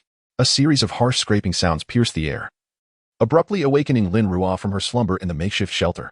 A faint orange glow illuminated the space, cast by the nightlight Lin Ruo had left on. Lying beneath the covers, she remained still, her mental energy swiftly extending outward, rapidly discerning the source of the disturbance against her protective shield. It was a mutated birch tree. This was the second resilient plant she had discovered, one that thrived despite the frigid weather. Most plants would falter under such cold conditions, prolonging their mutation until the sweltering season arrived. Plants capable of mutating in extreme cold either possess inherent cold resistance or exhibit exceptional qualities that enhance their resilience through mutation. Ironically, Lin Ruo's camping site was nestled around this birch tree. Initially, she believed that mutated flora were scarce, with a Lu being an anomaly, only to encounter this birch tree today. Clearly, this birch belonged to the latter category, had its trunk not retained characteristics of the birch. Lin Ruo might have mistaken it for a pine tree. Its once broad leaves had now curled into slender needles, resembling pine needles from a distance. At that moment, the birch was persistently scraping against her shield with its needle-like leaves. Lin Ruo rose to dress, recognizing that the essence produced by such mutated plants would be a tremendous boon for a Lu. She could not allow it to escape. By the time she donned her clothing, The birch outside continued its futile scraping against the shield, leaving not a single scratch. Lin Ruo was left speechless. This birch had likely only just completed its mutation, its intelligence indeed frustratingly low. Alu had been far more astute upon completing its own transformation. As Lin Ruo stepped out of the micro-lodge, she deftly stored it away in her space, preventing any potential damage to its contents during the forthcoming battle. Subsequently, she also retracted the protective shield enveloping her, as the birch tree sensed the tantalizing aroma of flesh, causing several branches to lunge towards her in an instant. With a slight pivot of her body, Lin Ruo swiftly evaded the onslaught of branches, seizing one in her grasp. Her water-based ability surged with fervor, illuminating her hand in a brilliant azure glow, while the birch's leaves rapidly dulled in hue. Sensing the peril emanating from Lin Ruo, the tree shed its needle-like leaves, which hurtled towards her like a barrage of concealed weaponry. Countless slender needles assailed her, but Lin Ruo's eyes sparkled with blue radiance as a towering ice shield materialized before her. The myriad needles struck the shield, cascading harmlessly to the ground. Realizing this tactic was ineffective and feeling its essence swiftly depleting, the birch severed the branch Lin Ruo had grasped and resumed its assault with other branches. While deflecting the relentless strikes, Lin Ruo pressed her palm against the ground, causing frost to rapidly spread outward. In an instant, a robust root emerged from the earth, the very root the birch intended to ambush her with. Lin Ruo chuckled softly, retracting her earlier underestimation of the tree's intelligence. It had indeed employed feigned maneuvers. She nimbly evaded the incoming branches once more and lunged forward, this time capturing the birch's main root. Her water ability surged once again. The birch had already lost a substantial amount of its essence, and now, with its main root in her grasp, the loss accelerated. The leaves before her rapidly withered and fell, the branches' movement slowed, and many became brittle, tumbling to the ground, while the bark shriveled and dried. Only when the birch had completely desiccated, devoid of any vitality, did Lin Ruo release her hold. A verdant orb of essence materialized in her palm. A concentrated liquid from the birch, perfectly capable of replenishing the energy lost during the previous encounter with Alu. Lin Ruo stored the essence in her space, and with a swift motion of a spatial blade, severed the tree trunk, which toppled beside her. The birch, having just recently mutated, lacked a crystal core. What a pity. However, considering the essence she had acquired, it was still worthwhile. She methodically stripped away the branches and twigs of the birch, cutting them into manageable lengths to take home as firewood. By the time she completed her task, dawn was breaking, and she had no intention of resuming her slumber. She decided to return home instead. Lin Ruo retrieved her snowboard from her space and glided swiftly towards the fortress. After an hour of racing, she arrived back to find the area several hundred meters from the fortress, initially believing her home had been ransacked. The platform outside was strewn with the corpses of mutated animals. What could have transpired? Likely alerted by her presence, a Fu and a Shou approached from a distance, their bodies smeared with blood, wagging their tails excitedly as they circled around her. Lin Ruo inspected them, noting only a few scratches, though not severe. The wounds had suffered frostbite and required immediate attention. As she followed them forward, a perplexed expression crossed her face. What has happened to you? What is the situation with this heap of mutated animals at our doorstep? Are we being attacked by mutated creatures once again? A Fu let out a howl, while a Shou barked twice at her side, and the willow branches swayed incessantly. Well, none of them could speak. Upon closer inspection, Lin Ruo furrowed her brow. This cluster of mutated beasts consisted entirely of monkeys, albeit of a seemingly different variety from last time. Given the abundance of monkey troops in the mountains, it was quite probable that they had discovered a Fu and a Shou and come to attack. Lin Ruo crouched to examine the scene. The corpses of these monkeys were already frozen stiff, totaling 22, each approximately 2 meters tall, piled together like a small mountain, with 3 monkeys possessing crystal cores embedded in their heads. Regardless of the circumstances, the home required tidying up. Lin Ruo first stored the frozen animal corpses into her spatial storage, then employed her water-based abilities to cleanse the platform at home. The bloodstains on the platform had long since been frozen, and the stench of blood had nearly dissipated, indicating that the battle had concluded. Fortunately, the fortress was situated in a remote area. Otherwise, given the heightened olfactory senses of mutated animals, a Fu and a Shou might have fought all night without respite. After washing the platform until it gleamed anew, revealing the original stone surface, she noticed that the massive water sphere above had turned crimson, a testament to the ferocity of yesterday's conflict. Disposing of the contaminated water far away, her next task was to tend to a Fu and a Shou's wounds. Before returning indoors, she poured the essence of the mutated plants she had gathered that day onto the roots of a Lu, who joyfully waved its willow branches, gently nudging Lin Ruo several times. Lin Ruo chuckled softly, if you like it, that's all that matters. When the scorching heat arrives and the mutated plants flourish, I will provide you with this daily. A loose branches swayed side to side, and upon closer observation, it bore a resemblance to a foo and a show wagging their tails. She patted a Lu's trunk before leading the two large dogs back into the fortress. Inside, the bearskin curtain at the entrance bore numerous bloodstains, and the floors were marred with bloody paw prints. Lin Ruo sighed deeply, realizing that leaving these three cooped up at home for a night necessitated a thorough cleaning upon her return. Next time she ventured out, she would exercise more caution. She entrusted the automated vacuum to cleanse the bloodstains from the floor while she prepared to bathe a foo and a show, who still bore injuries. With her water-based powers in full force, a hand formed from water lifted a foo and a show into the air, while another hand scrubbed vigorously at their bodies. The blood, lodged in their long fur, proved particularly difficult to remove, and it took Lin Ruo 3 applications of shampoo to finally cleanse them thoroughly. After casting the soiled blood clumps a kilometer away from the fortress, Lin Ruo let out a sigh of relief. Fortunately, the wounds on a foo and a show were not deep. She smoothed their now dry fur, her hands glowing with blue light as streams of water flowed over them, facilitating rapid healing and scabbing of their wounds. Due to the itchiness associated with the healing process, a show turned its head to bite at the sore spot, only to be met with a swift slap on the forehead from Lin Ruo. Endure it a little longer. The itch is a natural part of the healing process. Just bear with it, or you'll reopen the scabs and start bleeding again. Woof. A shoe licked the palm of Lin Ruo's hand, refraining from biting the scabbed area once more. Chapter 88. The frigid 2 months as Lin Ruo observed the bloodstains on the ground had been thoroughly cleaned by the sweeping machine. She realized that the bearskin door curtain at the entrance also required washing. Before attending to that, she hurriedly decided to don a replacement outfit.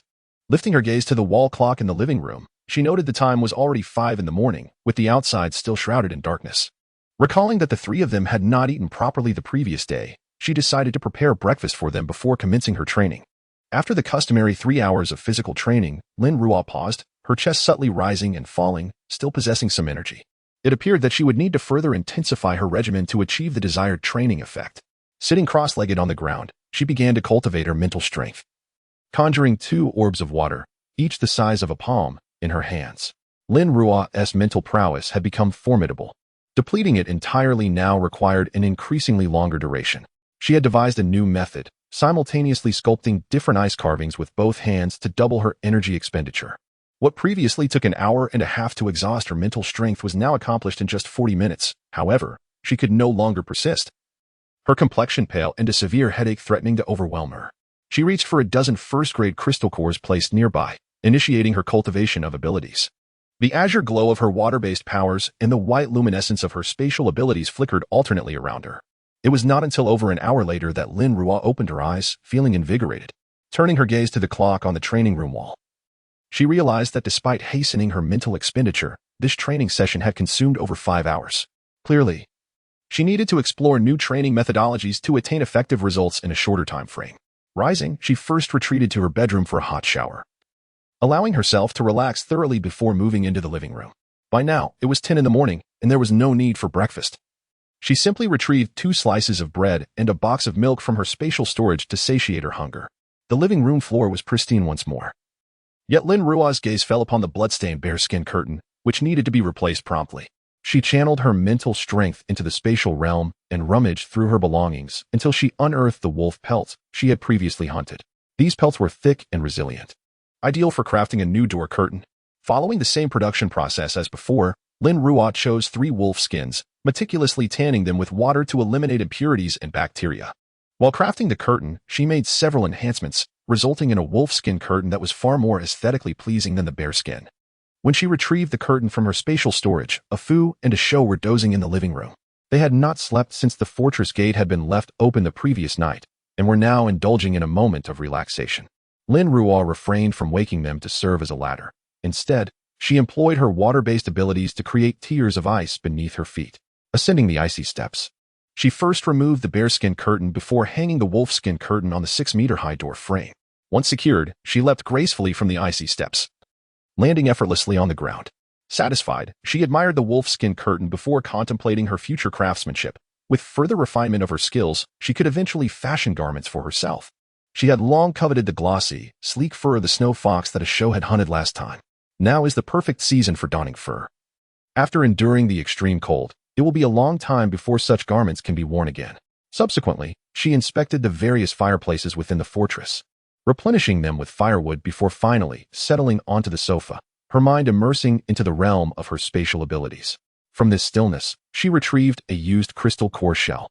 Last time, a spark of inspiration struck her. If such a robust substance as the crystal core could be transformed into glass, she would no longer need to fret over the fragility of her windows. Employing her spatial powers, she continuously elevated the temperature around the crystal core. Since her previous experience melting underground ores, Lin Ruo had come to comprehend that the highest temperature achievable by her spatial abilities was 5,000 degrees. Astonishingly, after half an hour at this extreme temperature, the crystal shell had merely softened slightly. How could it be so resilient? Lin Ruo found it hard to believe. After all, this was 5,000 degrees. Even the impurities within the underground ores had vaporized at such heat, yet this crystal shell had only yielded a little. Nonetheless, this was indeed a piece of good news. At the very least, she knew that once her spatial abilities upgraded, she would be able to melt the crystal shell. The glass she yearned for still held the promise of becoming a reality. In her home, Lin Ruo diligently studied various herbs and underground minerals, and time slipped by. Nearly 2 months passing in the blink of an eye. Oldly, are you certain there's a storage supermarket here? Absolutely. I saw it just a couple of days ago. Amidst the icebound streets of City B, a group of 9 individuals cautiously advanced, weapons in hand, some wielding firearms. They were survivors of the City B base, having formed a team to scour for supplies. With the extreme cold persisting for nearly 2 months, most survivors had relocated to the B City base, leaving only a scant few behind. Due to a rapid influx of new arrivals, a month ago, B City base altered its recruitment rules. Survivors were now required to contribute a certain amount of supplies to gain entry. As the base's infrastructure improved, the workload diminished, resulting in insufficient points for ordinary residents to sustain themselves. Consequently, they had to form survivor teams to search for resources. Over the course of 2 months, many exposed shopping centers and stores in City B had been stripped of anything movable. Suddenly, as they passed a house, a few palm-sized mutated insects burst forth, only to be swiftly crushed underfoot by the quick reflexes of several team members. For reasons unknown, the number of insects had surged lately. One of those who had squashed an insect grimaced at the green slime coating his shoe. Indeed, there are all sorts of bugs. We don't quite understand them. Aren't many of them supposed to be cold sensitive? How can they still emerge in this frigid weather? These insects could inflict severe bites. Just days prior, one of Lu Tu's team had been bitten, and the wound festered by the end of the day, necessitating a visit to the base hospital, costing 300 points for treatment. Such a significant expenditure. That would suffice for several days' worth of food. Isn't that the truth? Everyone must remain vigilant. We cannot allow these insects to bite us. As the leader of the group walked ahead, a sudden thought struck him, prompting him to exclaim, "Didn't our base recently develop a powder that repels insects? They say carrying a packet can prevent bites. Yet, it's prohibitively expensive, costing 30 points for just 1 packet, equivalent to 2 days' worth of rations." The members of the team sighed collectively, lamenting the harshness of their existence outside, while the base items were sold at exorbitant prices, seemingly pushing them toward despair. Suddenly, as they remained alert and wary of encountering large mutated creatures, a gigantic wolf, measuring over 3 meters in length, dashed out from the alley. It was swiftly brought down by an even larger black leopard that pounced and pinned it to the ground, sinking its teeth into the wolf's neck with a sharp crunch, severing it cleanly. As they drew closer, they realized that this was no ordinary black leopard, but rather a formidable black dog. The group hesitated, aware of the bitter lessons learned over the past 2 months. When confronted by mutated beasts, fleeing hastily often led to a quicker demise. Consequently, all their weapons were aimed at Show. The dog stood up, still clutching the wolf's neck in its mouth, and turned to face the group, its eyes brimming with caution. The sharp sting from their weapons was palpable. Its owner had instructed it to minimize injuries while hunting. "Lower your weapons." A voice suddenly rang out from the crowd, fixated intently on Show. "What do you mean, Oldly? This is a mutated beast." The leader of the group trembled, yet resolutely kept his weapon raised. "This dog has an owner. See its collar." The man continued to gaze at Show, uncertain if the dog would still recognize him after 2 months. He was gambling on the hope that Show would not harm humans without provocation. The voice urging caution belonged to Li Wei, who had recently joined the B City base. Chapter 89. The swarm approaches. This dog has an owner. Observe its collar. The man in front noticed the collar on Sh's neck, adorned with formidable spikes. The collar, resembling a material akin to dark jade, appeared exceedingly sharp, glinting with a chilling radiance, certainly an item unbecoming of a wild, mutated creature.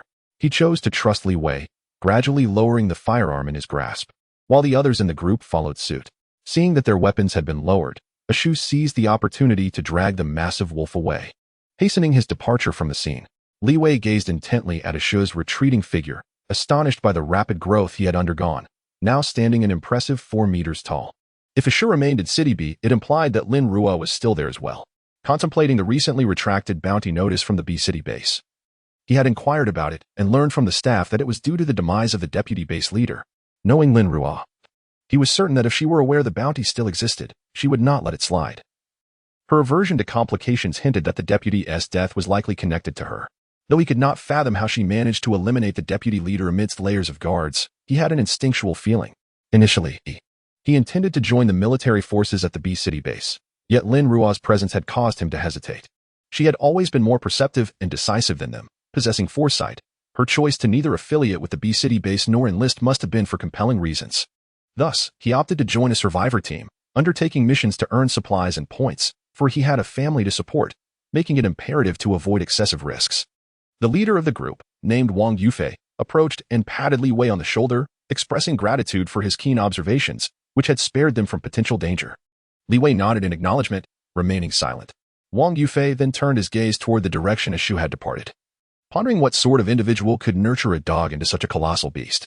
This was the largest canine he had encountered in the past 2 months. Li Wei's mind conjured an image of Lin Ruo, her lips subtly curling beneath her mask, perhaps an indication of her formidable nature. You are right. We must tread carefully around such individuals, Wang Yufei remarked, clapping his hands together. Let us proceed. Upon returning to the base, as the team recounted their experiences, some listeners remained skeptical, questioning the plausibility of such a gigantic dog. When Afu and Ashu returned from the urban landscape of City B, Lin Ruo was situated on the 2nd floor, engrossed in her experiments. She had successfully formulated a powder to deter mosquitoes and flies, and was now studying the venom extracted from the mandibles of the mutated ants. After nearly 2 months, Alu had grown significantly, now reaching the balcony of the fortress's 2nd floor, towering some 20 meters high, with a diameter of approximately 1.5 meters. Resembling a magnificent tree. Upon spotting Afu and Ashu's return, Alu tapped on the window of the fortress's glasshouse with its branches, signaling Lin Ruo. Only then did she lift her head, realizing that a considerable amount of time had elapsed. Oh, woof woof. The sounds of Afu and Ashu echoed from below, prompting Lin Ruo to rise, stretch, and descend the stairs. Afu and Ashu placed their recently hunted quarry on the platform before retreating into the fortress for a drink of water. Lin Ruo approached the doorway, donned a coat that hung nearby, and finally stepped outside. Upon exiting, she was jolted by the biting cold. Tightening her down jacket while channeling her water-based abilities to dispel the chill, only then did she turn her gaze to the spoils of their hunt this time. A zebra and a gray wolf. Over the past 2 months, the base had discovered crystal cores within the heads of these slain, mutated creatures. Yet their purpose remained under investigation. The research required a substantial number of crystal cores. Thus, despite numerous individuals at the base falling victim to strange ailments after consuming the flesh of the mutated animals, there was still encouragement for survivors to hunt them down. The base had even initiated a system where crystal cores could be exchanged for points. In pursuit of these points, survivors intensified their hunting of the mutated creatures. Although they were unable to contend with those larger than 3 meters, they managed to band together to take down smaller creatures measuring just over 1 meter in length. As the small mutated animals faced increasing threats, they adapted, learning to ambush and form packs, often appearing in groups to hunt their prey before retreating to concealed locations to enjoy their meals. Consequently, the visible mutated animals in the city dwindled, with most of the activity being conducted by humans. It was no small feat for Aftu and Ashu to capture such sizable mutated animals. The zebra they had caught was remarkably large, measuring a staggering 8 meters in length, clearly the result of Afu's efforts. As Ashu lacked the stamina to drag such a massive quarry swiftly home. After quenching their thirst, Afu and Ashu emerged, with Afu lying on the ground, evidently fatigued from the arduous task of hauling back such a large catch. The slender branches of a swayed as they reached out, gently prodding the 2 animals. Although there had been an increase in the number of mutated creatures attempting to raid the fortress, their sizes had generally remained modest. A creature of this magnitude had never been encountered before. Well done, Afu, Lin Ruo said, approaching and patting Afu's head. For lunch today, we'll have zebra meat. Afu nuzzled Lin Ruo's hand affectionately, while Ashu, feeling overlooked, sulked and trotted over to tug on Lin Ruo's sleeve, eager to showcase the gray wolf it had brought back. This gray wolf was quite the runner. It chased several streets before finally being cornered. And it was no easy feat to subdue it with that ominous weapon pointed at me. Lin Ruo chuckled, allowing a shoe to indulge in its playful antics. Our shoe is impressive too. Look at the splendid fur of this wolf. Soon, we'll have a lovely wolf skin rug for our home. Asha nodded enthusiastically, glancing up at Afu, who turned away, uninterested in the display. After storing the two animals in her space, Lin Ruo poured some of the lake water into A. During this time, A's appetite had consistently been double that of Afu and Ashu, and coupled with the essence of mutated plants in the nourishing lake water. A week prior, the apex of A's canopy bore a tiny, unripe fruit, measuring merely 1 centimeter, still months away from maturity. This fruit was a normal yield and did not hinder A's growth. Lin Ruo gazed at the diminutive fruit, her heart brimming with satisfaction. This fruit could be deemed a delightful surprise. She had only just realized that alus produce, much like a fruit tree, could continue to flourish as long as there was sufficient energy. This revelation was nothing short of a monumental blessing for her. Based on the fruit's growth cycle, it seemed that every 4 months she would be able to savor a red fruit, significantly enhancing her mental prowess. In no time, her abilities would ascend to new heights. Upon returning home with a fu and a show, Lin Ruo promptly bathed them. The fortress had acquired numerous decorative items, all retrieved from her spatial realm, infusing the place with a sense of vitality. After their baths, she prepared lunch for a fu, a show, and a lu. A fu and a show's appetites had surged, requiring a staggering 80 pounds of fresh meat and entrails per meal, complemented by the fruits cultivated in her space. A lu's appetite was twice theirs, demanding 160 pounds of fresh meat and entrails, with a particular fondness for watermelons, devouring them in abundance. This time, the zebra caught by a fu weighed a ton, barely sufficient for 2 days' sustenance, but with the previously stockpiled corpses of mutated creatures, she was not overly concerned about their provisions. Nevertheless, Lin Ruo felt compelled to venture out for hunting every few days, fearing that the supply of mutated animal corpses would dwindle too rapidly. With lunch prepared, a fu and a show began to feast with great satisfaction. While Alu dragged its portion out of the fortress, Lin Ruo busied herself in the kitchen, crafting a serving of seafood fried rice for herself, accompanied by a cup of milk tea. Settling in the dining area, she indulged in her meal while watching a television drama. The series was rather lackluster, yet it was better than nothing.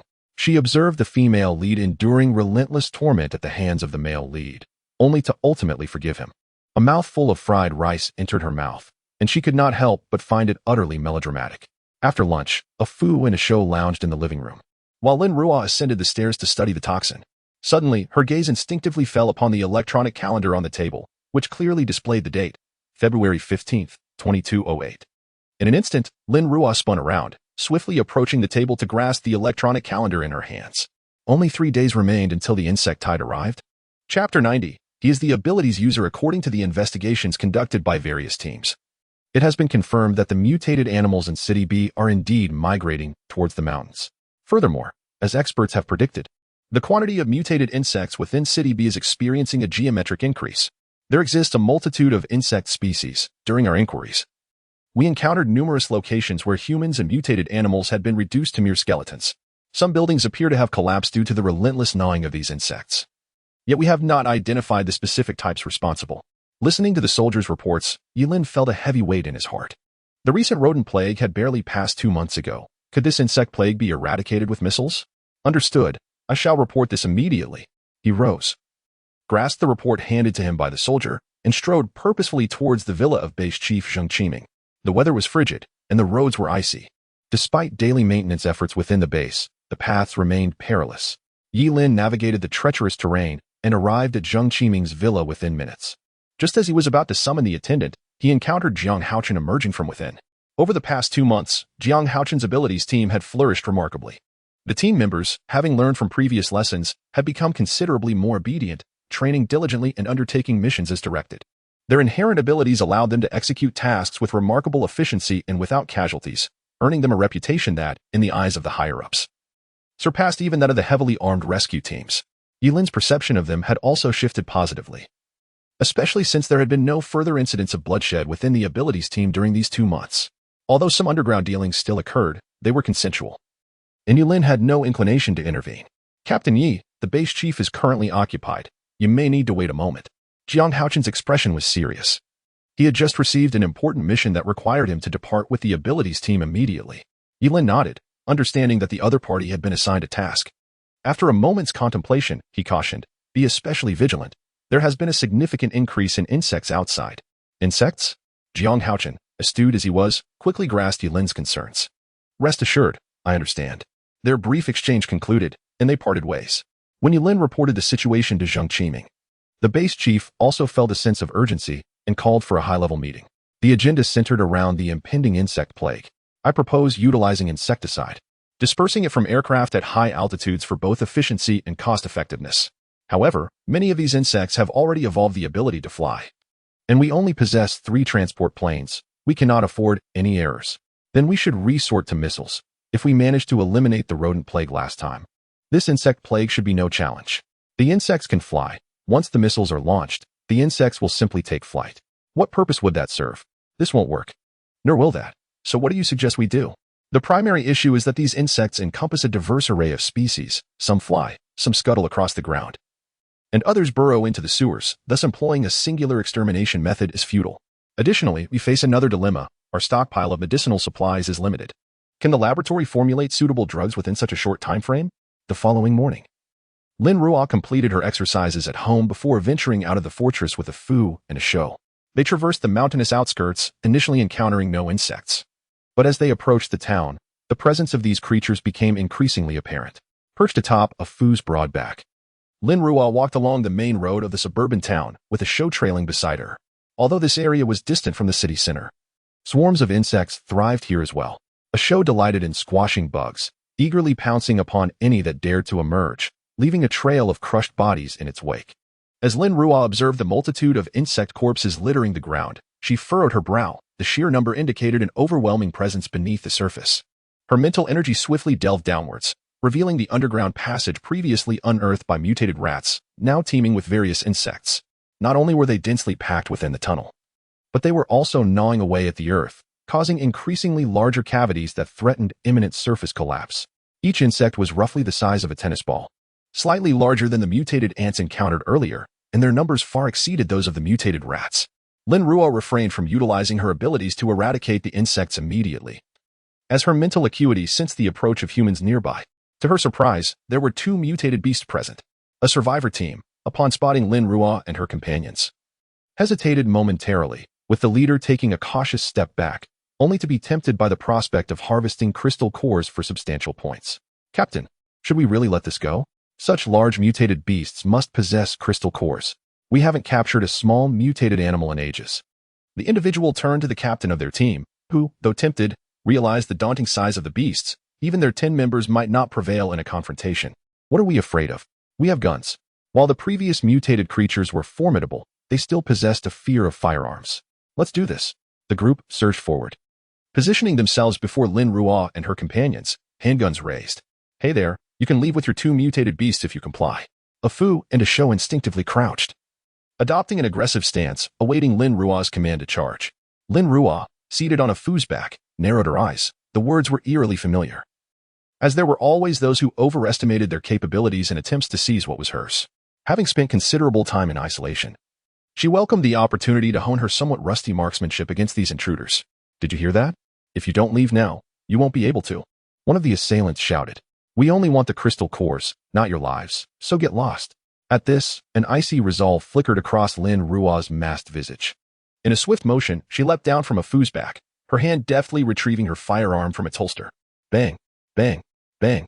As she advanced towards them, she fired 3 shots in rapid succession, each finding its mark with deadly precision, and 3 members of the 10-person squad collapsed instantly. Quick, open fire. Upon witnessing Lin Ruo swiftly eliminate their 3 comrades, the remaining individuals were engulfed by panic, recklessly firing their weapons at a foo, a show, and Lin Ruo. Lin Ruo crouched slightly before leaping into the air, deftly evading the incoming bullets while simultaneously conjuring an ice shield before a foo and a show. The bullets clanged against Lin Ruo's ice shield, leaving it unscathed. He is an ability user. Run. The moment they beheld the imposing ice shield, realization dawned upon them, prompting a hasty retreat. With a flicker of blue light in his eyes, Lin Ruo summoned the moisture in the air, forming intricate diamond-shaped ice crystals that whirled rapidly. Suddenly, the blue light surged, and 3 of the spinning ice crystals hurtled towards the last trio in their ranks. Bang, bang, bang, ack. The last 3 screamed as they collapsed to the ground, lifeless. A foo and a show sheltered behind the ice shield Lin Ruo had erected. A show attempted to rush forward, only to be restrained by a foo, who bit down on its tail. aware that their master was preparing to engage and should not be hindered. Hurry! Run! The four adversaries continued to retreat toward the alley from whence they came, incessantly firing at Lin Ruo. Bang! A bullet struck the very spot Lin Ruo had occupied moments before. She had already darted away, skillfully altering her direction to disorient them. Bang! Bang! Bang! Bang! Lin Ruo sent the final 4 ice crystals to their demise, coming to a halt precisely where the first fallen adversary had lain. Within the span of merely 2 minutes, all 10 opponents lay dead, each with a frozen puncture wound upon their foreheads. As the blue light in Lin Ruo's eyes faded, so too did the delicate ice crystals and the shield surrounding her, allowing her to crouch down and search the bodies of the fallen. A show managed to break free from a Fu's hold and scampered over, curiously observing Lin Ruo as she rummaged through the corpses. Wagging its tail, it barked twice at Lin Ruo, then lowered its head to sniff at the lifeless bodies. A Fu approached slowly, obediently sitting beside Lin Ruo, tilting its head in intrigue at her actions. Lin Ruo discovered an abundance of provisions, along with 10 handguns and 10 resident cards in the backpacks of the deceased. Examining each handgun, she noted they were all in good condition. Wasn't gun ownership prohibited in Z country? When had firearms become so commonplace? It seemed the resident cards of these individuals held substantial points. After the insect tide subsided, she would return to the Beast City base to reap the rewards. Regardless of her musings, she stored these items within her spatial realm. Indeed, this venture had proven exceedingly fruitful. She paid no mind to the 10 corpses on the ground, instead vaulting onto a Fu's back and departing swiftly. Shortly after their departure, several mutated creatures appeared, each dragging away a body. As Lin Ruo sat upon a Fu's back, she pondered the day's events, realizing that the value of the crystal cores at the B City base was exceedingly high, reflecting just how desperately the base required them. These individuals exchanged their points, primarily to procure supplies. Given the current stockpile at Base B, it is unlikely that it can endure for much longer. To what extent has Base B progressed in its research on crystal cores? As I pondered this, a show swiftly darted away, circling around a wall. Its large claws incessantly scratching at the surface, causing fragments of plaster and bricks to tumble down. Lin Ruo leapt down from Ah Fu's back and approached Ah Shou, casting a few glances at the thick wall. Is there something within? Woof. Ah Shou continued to claw at the wall and Ah Fu joined in to assist. How could this ordinary wall withstand the claws of Ah Fu and Ah Shou? After just a few scratches, a massive hole appeared in the wall. Lin Ruo peered inside, her brow immediately furrowing. It was teeming with skeletons. There were at least a dozen skulls visible. She stepped inside, a flash of blue light illuminating her palm as a slender icicle rapidly extended from her hand. She began to clear away the bones, only to discover that there were also the remains of mutated animals. The bones bore minuscule scratches and bite marks. After examining them closely for a while, Lin Ruo stood up, realizing that these were the work of mutated insects. They continued along the main path, and along the way, a show scratched open several more walls, which, unsurprisingly, revealed more human and animal bones. Lin Ruo was taken aback to learn that such a vast city concealed so many corpses. These insects were cunning enough to disguise their actions, dragging the remains to nearby buildings to consume them. Unbeknownst to them, midday had arrived. Ah Fu and Ah Shou, having accompanied Lin Ruo all morning with little success, found a deserted residential building where Lin Ruo kindled a fire. After preparing lunch for Ah Fu and Ah Shou, she retrieved 2 sealed bread loaves and a thermos from her backpack. The thermos held warm milk, and after finishing her bread and taking a sip of the milk, she addressed the already satiated Ah Fu and Ah Shou. You may venture out to hunt this afternoon. Bring your catch home, while I explore here. A woo. After a brief rest, Lin Ruo cleaned their large food bowl and stored it away, parting ways with Ah Fu and Ah Shou. She extended her mental energy underground, seeking to ascertain whether these insects, like the mutated rats, had a nest. However, after a considerable search, she found no leads. While she could not locate the insect nest, she encountered numerous groups of people, each consisting of a dozen or so individuals, some pulling wooden carts laden with weapons, entering and exiting the buildings to collect useful supplies. Some of these individuals, upon seeing Lin Ruo alone, with a large bag on her back and a thermos at her waist, perceived her as a mere tourist, their eyes gleaming with malice at the sight of her apparent wealth. Lin Ruo had always disregarded those who dared only to gawk without taking action. Through her mental probing, she discerned that there were at least hundreds of insect species present, some of which were natural enemies, making the likelihood of them uniting to form a nest quite slim. Suddenly, a bamboo arrow whizzed swiftly towards Lin Ruo's head.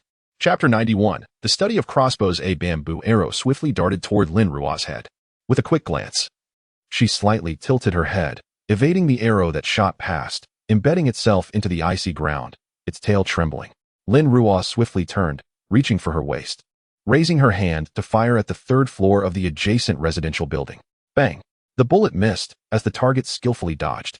Lin Ruo raised an eyebrow.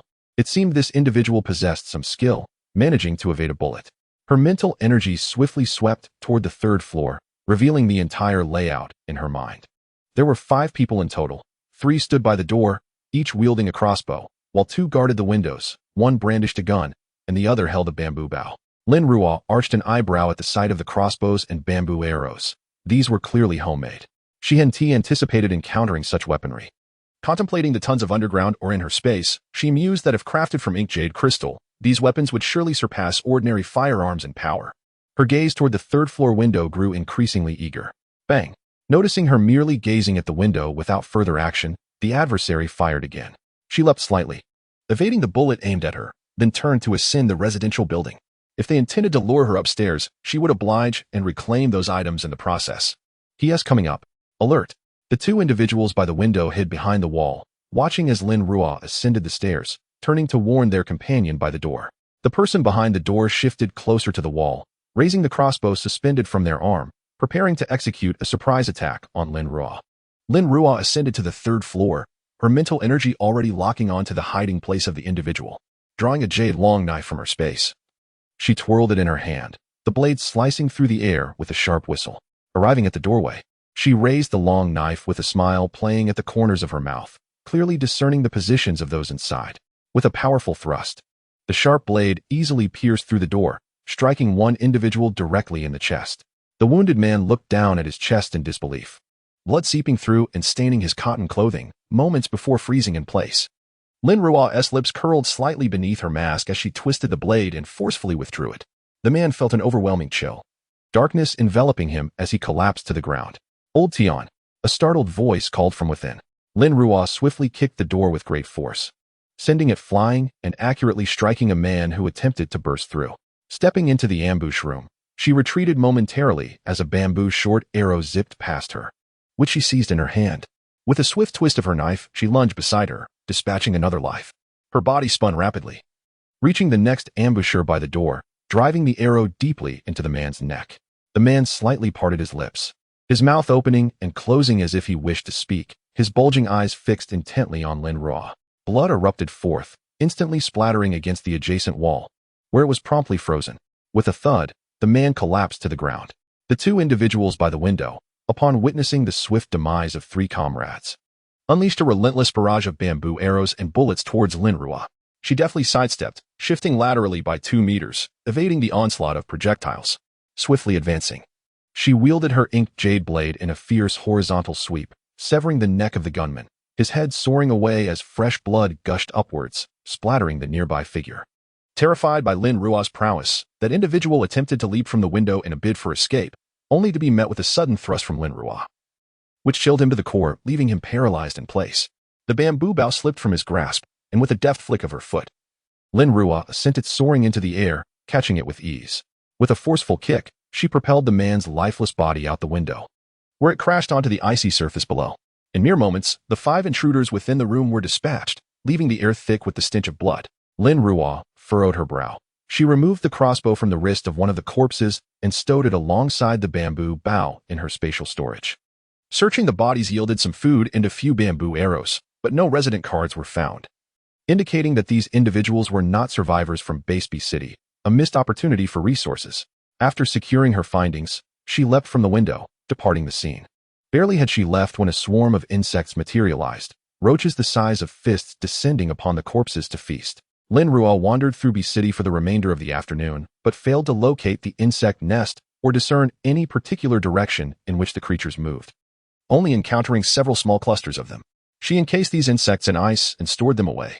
As twilight approached, she made her way back home, where Ah Fu and Ah Shou greeted her eagerly, wagging their tails and circling around her. Having returned later than usual, she resolved not to venture out the following day. She patted Ah Shou's long snout, informing them that she had brought back an abundance of treats, perfect for their chewing pleasure. Upon reaching her doorstep, she noticed the mutated creatures hunted by Ah Fu and Ah Shou, a 2-meter-long male peacock and a house cat of the same length. Ah Lu had also slain several monkeys, neatly arranged on the platform. The peacock's plumage was particularly splendid, inspiring Lin Ruo with several decorative ideas that could be crafted from it. The fortress would soon serve as their home, and in her leisure time, Lin Ruo intended to create various embellishments to enhance its warmth and charm. After storing the hunted game in her spatial storage and using her water abilities to cleanse the bloodstains from the platform, she brought the trophies inside. The hearths within the fortress burned brightly, maintaining a comfortable temperature above freezing despite the expansive space, all thanks to Lu's diligent efforts. Lin Ruo, having shed her heavy cotton coat, noticed that the water bowls of a Fu and a Shou were empty. Concerned for their thirst, she hastily filled them with lake water. A Fu and a Shou eagerly rushed to drink, having run about outside all day, parched from their exertions. With them momentarily appeased, Lin Ruo settled onto the sofa. Reflecting on how her days spent at home had nearly made her forget the nature of the world beyond her walls. In the absence of a Fu and a Shou that afternoon, Lin Ruo found herself confronting over 30 individuals, survivors who, upon encountering her solitary figure, likely perceived her as an easy target. This was the harsh reality of the apocalypse, where even those who had sought refuge in the B-City base, now well-fed, would still resort to robbery and murder when they encountered the vulnerable. The allure of abundant resources was too tempting to resist.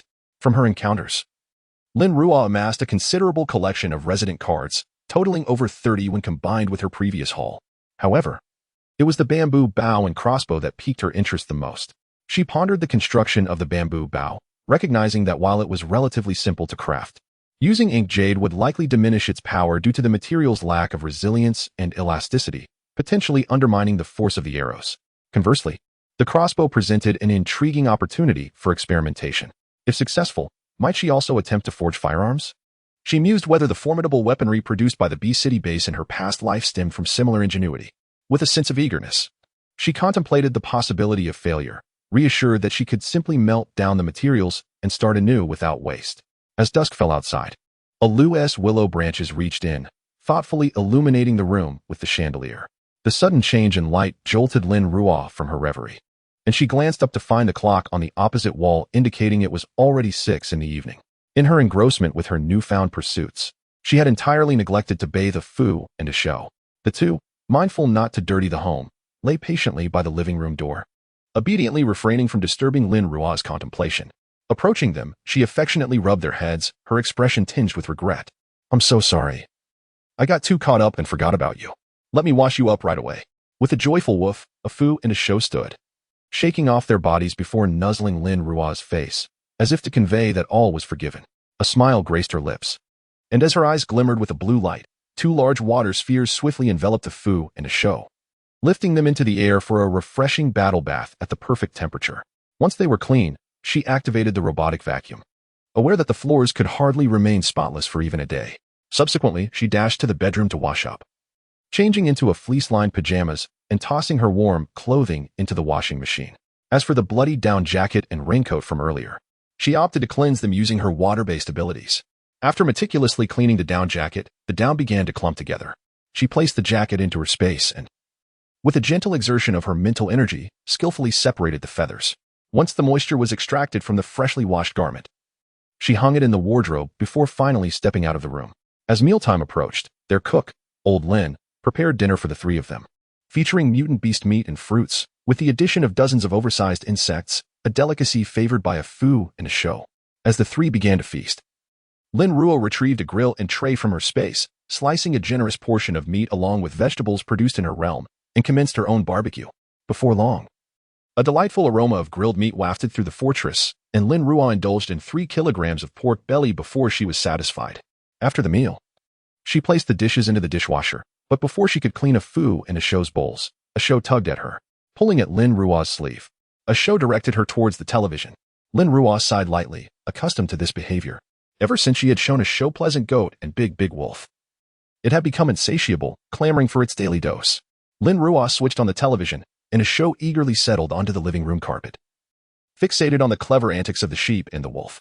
Even a Fu, who had previously displayed disdain, was now engrossed, watching every episode with rapt attention, a stark contrast to its earlier demeanor. She observed that aside from their size, a Fu and a Shou resembled toddlers in their antics. Once everything was in order, she washed the bowls and prepared to venture outside the fortress. Donning a coat from the hook by the door, she stepped out, scattering insect repellent powder around the fortress. With her initial batch of powder nearly depleted and a swarm approaching, she needed to prepare more. Before entering, she watered Lu from the lake, who affectionately brushed her hand with its willow branches. After giving it a gentle pat, she returned to the fortress, secured the main door, and locked it. Rather than lounging in the living room to watch television, she ascended the stairs to continue her study of the crossbow. Using her mental energy, she scanned the entire crossbow, identifying the hidden mechanisms within. With mental assistance, she then disassembled the crossbow. As the components gradually accumulated on the experimental table, Lin Ruo discovered many parts she had never encountered before.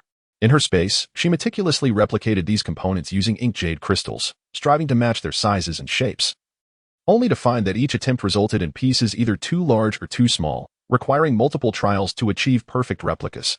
Lin Ruo did not persist for long, as such intricate work was exceedingly taxing on her mental energy. After over an hour, she felt the familiar onset of a headache.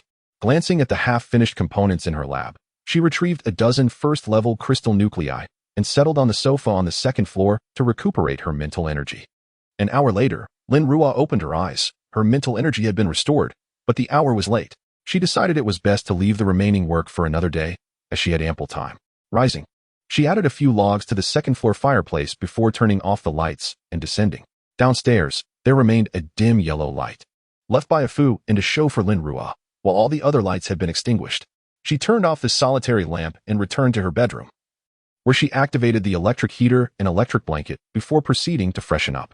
Once she emerged from her ablutions, the temperature in the room had risen significantly. She nestled into the warm embrace of her blankets and drifted into slumber. Chapter 92. The Eve of the Insect Tide Attention. Survivors. Due to a widespread insect infestation in both the urban and suburban areas of City B, the base has decided to implement a comprehensive extermination using chemicals. As this substance poses certain risks to human health, survivors still within City B are urged to evacuate swiftly. The extermination operation will commence tomorrow afternoon. Please ensure your relocation within the stipulated time frame. 2 mornings later, Lin Ruo had just finished her workout and was wiping the sweat from her face with a towel when the radio in the living room announced the notification from the City B base. Frozen in her actions, Lin Ruo pondered the timing tomorrow afternoon. Was this coinciding with the outbreak of the insect tide merely a fortuitous accident? Or had the base calculated the timing meticulously? After rinsing the towel with her water-based abilities and hanging it back in the training room, she muttered to herself about the chemical extermination. This must be a concoction developed by the Research Institute at the City B base after the insects underwent mutations. Ordinary insecticides had become ineffective. It appeared that the base had successfully formulated a new agent specifically targeting them. Her expression darkened as she realized the implications of a unified extermination. The base might deploy transport planes. Consequently, the fortress could very well be positioned within the spraying range. For safety's sake, she would need to secure the fortress and her companions, a Fu and a Shou, within her spatial realm to avoid drawing attention from the City B base. Tomorrow afternoon, she intended to venture into the urban area of City B. If the base could indeed eradicate all the insects, although the carcasses were inedible, the crystal cores contained within were valuable. Recalling the quantity of crystal cores she had acquired during the last rodent tide, her eyes sparkled with anticipation. A Fu and a Shou lifted their heads from their feeding bowls, sensing their master's unusual excitement. After a brief moment of elation, Lin Ruo set her thoughts aside. She had completed the assembly of the crossbow components over the past 2 days and was ready to assemble them officially today. After a simple breakfast of buns and milk, she activated the robotic cleaner in her home and dashed upstairs, eager to assess the power of the crossbow crafted from inked jade crystal. Upon reaching the second-floor laboratory, she found her workstation filled with the meticulously crafted parts, 20 of each component arranged neatly. Taking out another intact crossbow from her spatial realm, she scanned its assembly structure with her mental energy while tentatively piecing together her own creation. 3 hours later, as Lin Ruo completed the assembly of the inked jade crossbow, the midday sun had already risen high. She marveled at the exquisite weapon in her hands. It was the most intricate piece she had ever crafted, and she was eager to test its prowess. Clutching the crossbow, she hurried downstairs, but a Fu and a Shou had yet to return from their hunting expedition. Once at the door, she donned her gear and burst outside. Seeing Lin Ruo emerge at last, Alu waved its willow branches playfully. Lin Ruo raised the crossbow before Alu, exclaiming, "Look, Alu, this is my creation. Let us together test the might of this device." Alu tilted its branches slightly, unfamiliar with the object, but sensing its master's excitement, understood it was meant for play. Lin Ruo did not intend to use Alu for testing. The obsidian jade arrowhead was exceedingly sharp, and injuring Alu would be undesirable. She merely lifted her crossbow and aimed at a tree several dozen meters away. This tree, A withered specimen with a diameter of approximately 1 meter was struck with a resounding thud. The obsidian jade arrow effortlessly pierced through the trunk and continued for several hundred meters before firmly embedding itself in the ground. Lin Ruo quickly approached and discovered the arrow lodged deeply in the frozen earth, its shaft submerged halfway. Her eyes suddenly sparkled with excitement. The arrow's force was astonishing, surpassing even that of sniper and machine gun bullets. Such power would enable her to easily shoot large mutated creatures directly through the heart, achieving a swift kill. Her fondness for the crossbow intensified. If this was the prowess of a mere crossbow, what might be possible with more sophisticated weaponry? Or perhaps installing a larger crossbow on the fortress? Lin Ruo's gaze darkened contemplatively as she hastened upstairs to continue her research. A loose willow branch swayed slightly in midair, perplexed by her master's recent anxious demeanor. On the ice-bound streets, myriad insects emerged, some gnawing on corpses while others pursued passers-by. Many were engulfed by the swarming insects, their screams echoing in despair. Others had yet to make their escape. Quick! We should collect these creatures. Perhaps we could exchange them for points at the base. Do we really need to take them all? It's only a couple of days. What do you know? A couple of days? Do you know if these insects will perish? Do you know how long the effects of the medicine will last? Do you comprehend that the remains of these insects may pose a threat to us after the effects wear off? You make a fair point. Then hurry up and gather everything. Clad in a thick down jacket, Lin Ruo traversed the streets, fully equipped and shielded by an invisibility membrane that repelled the insects. As she walked, the agonizing screams of those around her resonated, and she witnessed individuals and mutated animals succumbing to the relentless swarm. The entire city resembled a hellish purgatory. Suddenly, a distant 10-story building collapsed with a thunderous roar. Lin Ruo knew without looking that the insects were responsible. Certain species not only consumed flesh, but also gnawed at structures, while others burrowed underground, causing the ground to weaken and buildings to collapse. It had only been a few days since her last visit, yet the city had transformed remarkably. The destructive power of these insects surpassed that of the mutated rats. She retrieved her watch from her spatial pocket. It was now 10 a.m., with only a few hours remaining until the B-City base announced the extermination of the insects. Before the extermination commenced, should she not gather some snacks for a foo and a show? After all, it would be a long time before such treats would be available again. With this thought, Lin Ruo abandoned her previous lethargy and began to swiftly navigate the city. Her mental energy expanded rapidly. Seeking an unoccupied office building, she slipped inside and quickly descended with her mental force, discovering that the number of insects underground vastly exceeded those above. The subterranean realm has become a veritable nest of insects, teeming with a myriad of creatures that crawl languidly. Having expanded their dominion to depths exceeding 10 meters, the once visible underground pipelines have long since vanished, devoured entirely by these pests. And it is to be feared that this edifice may soon succumb to collapse. These insects have grown significantly since the last encounter, once the size of a woman's fist. They now rival the heft of a man's shot put, indicating that their recent diet has been quite ample. With gloved hands pressed against the ground, her eyes shimmered with a fierce blue light, as icy tendrils swiftly enveloped the subterranean expanse, entombing the multitude of insects in frost. The chilling ice radiated outward, rapidly covering an area spanning hundreds of meters. The brilliance in her gaze intensified, the temperature of the ice plummeting, while the icy surface beneath her feet transformed with remarkable speed. Only after confirming that no signs of life remained within her frigid domain did she harness her mental prowess to draw the trapped insects into her spatial realm. As the ice vanished into the void, the ground below began to fissure, cracks spreading with alarming velocity. Realizing the impending collapse, she blinked and swiftly evaded, reappearing outside the office building just as it began to tilt precariously. With urgency, she dashed away in the opposite direction. A resounding crash echoed moments later as the structure crumbled, sending a cloud of dust spiraling into the air. Though she had retreated 50 meters away, the debris still enveloped her within a veil of dust. As the particulate settled, she stood unscathed within her protective barrier. The force of the collapse far less devastating than a missile strike. Delving into her spatial realm, she surveyed the vast expanse of frozen insects, a mass easily amounting to several million cubic meters, replete with countless insect carcasses, sufficient for both a foo and a show to gnaw upon. However, this extermination would not herald the total extinction of these creatures. Rather, they would retreat to the shadows, continuing their propagation and mutation for an extended period. As her mental energy withdrew from the spatial realm, she noted the considerable expenditure of her powers. Yet, the fruits of her recent training and aloof fruits effects rendered her unaffected. Contemplating the potential for wealth later that evening, she opted against further harvesting of the insect remains and instead sought a secure location to restore her powers and mental fortitude. Chapter 93. The onslaught of insects within the dimly lit room. A translucent membrane of water spread across the floor, while swarms of mutated insects crawled restlessly beyond its confines. Lin Ruo sat gracefully upon a brand-new sofa, clutching several first-level crystal nuclei in her hands. A harmonious interplay of blue and white light radiated from her, indicating the swift restoration of her extraordinary abilities. After a little over an hour of meditation, Lin Ruo slowly opened her eyes, a fleeting brilliance flashing within them. Both her powers and mental strength had returned to their peak state. She retrieved a watch from her spatial realm, noting that it was now noon. In the spatial domain, her three companions were still hungry. She directed her mental energy into the space to assess the status of a Fu and the others. Seeing them contentedly situated within the fortress, a Fu and a Shou were playfully wagging their tails while gnawing at a toy. And a Lu had amusingly picked up a dog ball, tossing it with a willow branch and catching it joyfully. Lin Ruo chuckled softly, pleased to see they had no intention of venturing to the breeding area for food. They were indeed well behaved. She promptly prepared a lunch of their favorite mutated beef.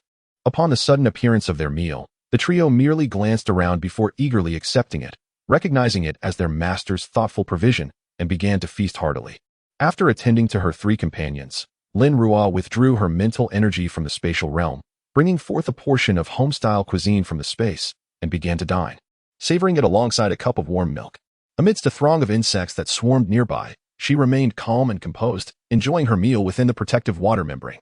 Occasionally indulging in the delicacies from the restaurant made them taste all the more exquisite. She relished 2 boxes before finally pausing. As she lifted her thermos for a sip, the distant sound of thundering propellers reached her ears. With haste, she stood, stowing away all items in the room into her spatial realm before swiftly materializing onto the street, where the situation became clear. The outdoors was a chaotic scene teeming with insects, both airborne and terrestrial, as far as the eye could see, an endless expanse. Lin Ruo found herself momentarily at a loss for footing amidst the swarm. In the distance, 3 heavily armored military trucks, shrouded in underground minerals, approached. Observing a nearby building overtaken by insects, she leapt nimbly onto the 3rd floor, where the insects beneath her feet were instantly frozen and vanished. The military trucks continued their operations, yet the countless insects had already engulfed them. However, their mandibles could not breach the mineral protection, and despite their relentless climbing, the trucks pressed onward undeterred. The rear of the leading truck was connected to a massive mineral drilling machine. After covering a certain distance, the truck would halt, and the drill would rapidly bore into the ground. Countless shards of ice and rock splintered into the air as the ice layer and earth were swiftly penetrated, unleashing a flood of insects that surged forth like a tide. The following truck was equipped with a colossal pipe fashioned from underground minerals, which was swiftly inserted into the newly created hole, while Lin Ruo could only observe as a cloud of white powder erupted into the sky. Her mental energy penetrated the underground mineral pipes, revealing 2 propeller-like devices capable of effortlessly pushing the white powder into the openings without allowing other insects to infiltrate the vehicle. This ingenious design compelled Lin Ruo to marvel at the brilliance of those esteemed academicians. Even such a small mechanism they crafted offered invaluable insights. As she delved into the openings filled with the powdered substance, Lin Ruo observed that within such a brief span, the insects had already begun to feel discomfort, gnawing at the ground in a frantic bid to escape the noxious scent of the powder. However, the potency of the powder was overwhelming.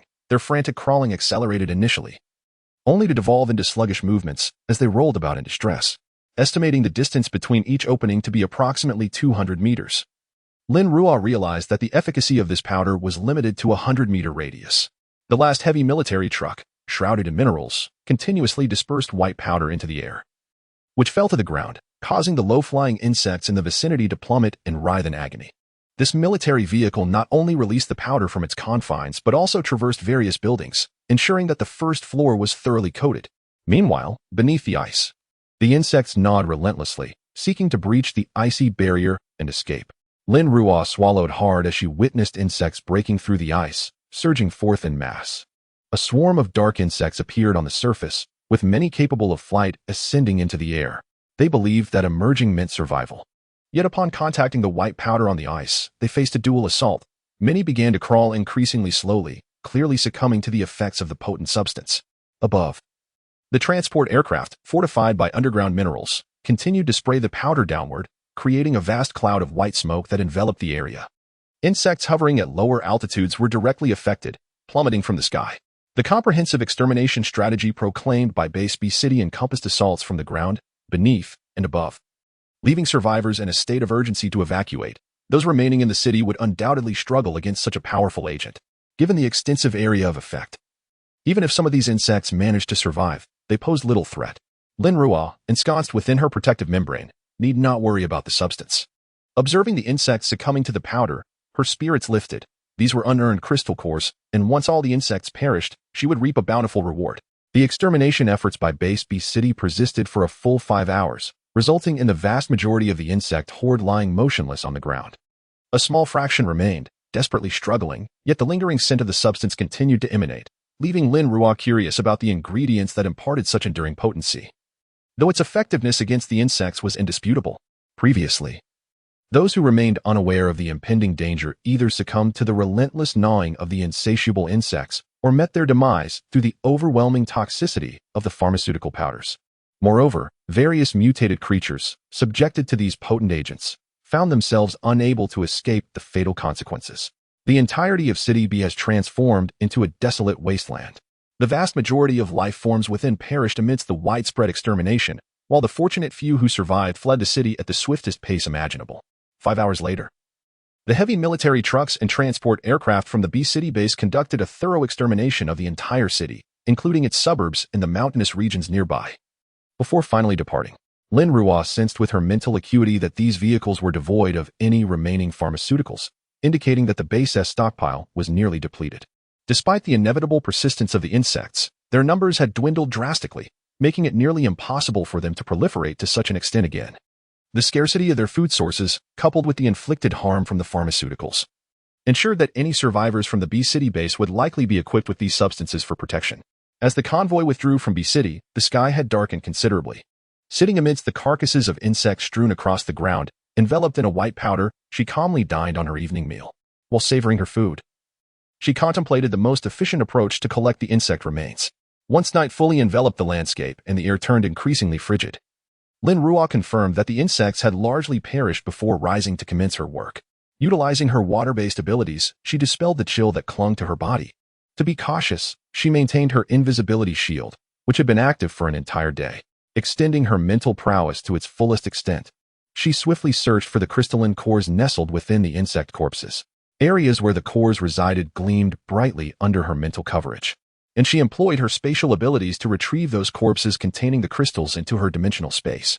Unlike during the previous rodent search, the B City base had now recognized the existence of the crystalline cores amidst the extensive extermination. Should she transport all the insect remains back, it would undoubtedly attract their attention. Moreover, retrieving such an abundance of corpses would be futile, as those poisoned and deceased could not be consumed by a foo and a show.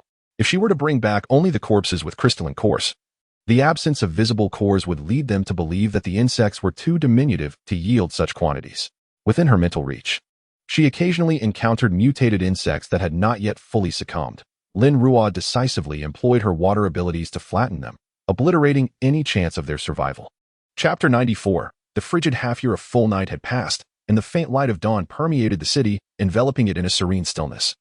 As though it had been reborn, Lin Ruo hurried back to the fortress before sunrise, carefully returning it to its foundation. Afu Asho and Lu were released from her space, eager to snuggle against her, but she gently pushed them aside. Having spent such an extended period in the city, she was uncertain whether she had inadvertently acquired the scent of those medicinal powders. What if they posed a threat to Afu and Asho? A shower was in order. She swiftly entered the bathroom, scrubbing herself thoroughly 3 times before emerging, her clothes cleansed and her mind at ease. Afu and Asho approached once more, and this time, she did not push them away, allowing them to nuzzle against her. She eventually pinched their noses playfully and pushed them back, asking, "Aren't you hungry?" The mere mention of food effectively halted their advances. She prepared breakfast for the 3 of them, knowing that they must have been starving after their early dinner the previous night. First, she ventured to the kitchen, retrieving an automatic porridge cooker from her space, filling it with rice and water, and setting the timer, ensuring that she could enjoy a warm bowl of porridge right after her training. Subsequently, she dashed to the training room to commence her regimen. The room was now equipped with numerous new apparatuses, all crafted from inked jade crystal, a material of considerable density and weight, perfectly suited for her strength training. Adorned with a weighted ring made of inked jade, she grasped a pair of dumbbells of the same material, each suspended with an inked jade sphere, totaling a weight of 100 kilograms. After an hour of intensive weighted training, Lin Ruo transitioned to practicing her martial arts techniques. She had now mastered the 8 extremes fist she had studied through videos, executing each move with precision. Comparing this style with the techniques taught by Chun Yu, she discerned the strengths and weaknesses of both, merging them to enhance her own prowess. It was imperative not only to memorize the techniques but to learn their flexible application. This applied to both her fist and sword techniques.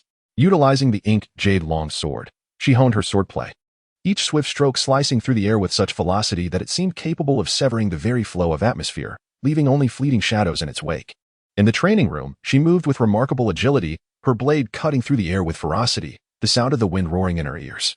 Immersed in the art of swordsmanship, her mental energy surged, intertwining seamlessly with the sword in her hand, as if the blade itself had awakened to consciousness. Merging with Lin Ruo's very essence. After another hour, Lin Ruo collapsed onto the floor, exhilarated by the practice. The sensation of her mental energy merging with the sword was intoxicating. She forced her eyes to absorb the experience, her body drenched in sweat as she gasped for breath.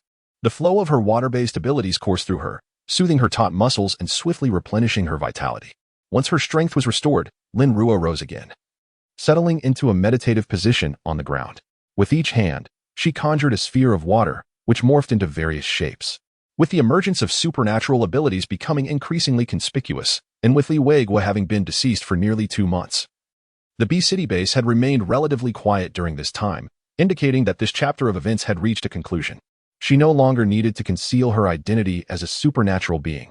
Her water-based abilities could be revealed in public.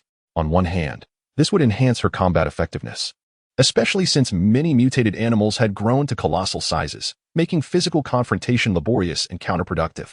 On the other hand, it would instill fear in others after the apocalypse. People had developed a deep-seated dread of individuals with supernatural powers. Many issues could be effortlessly resolved simply by asserting one's identity as a supernatural being. After more than an hour of honing her abilities, Lin Ruo completed her training for the day.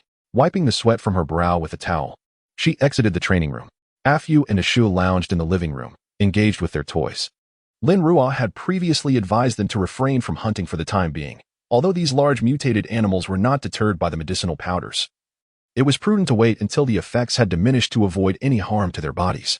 Lin Ruo first took a cleansing shower in the bathroom before preparing her breakfast. Having eaten early the previous day, she was famished.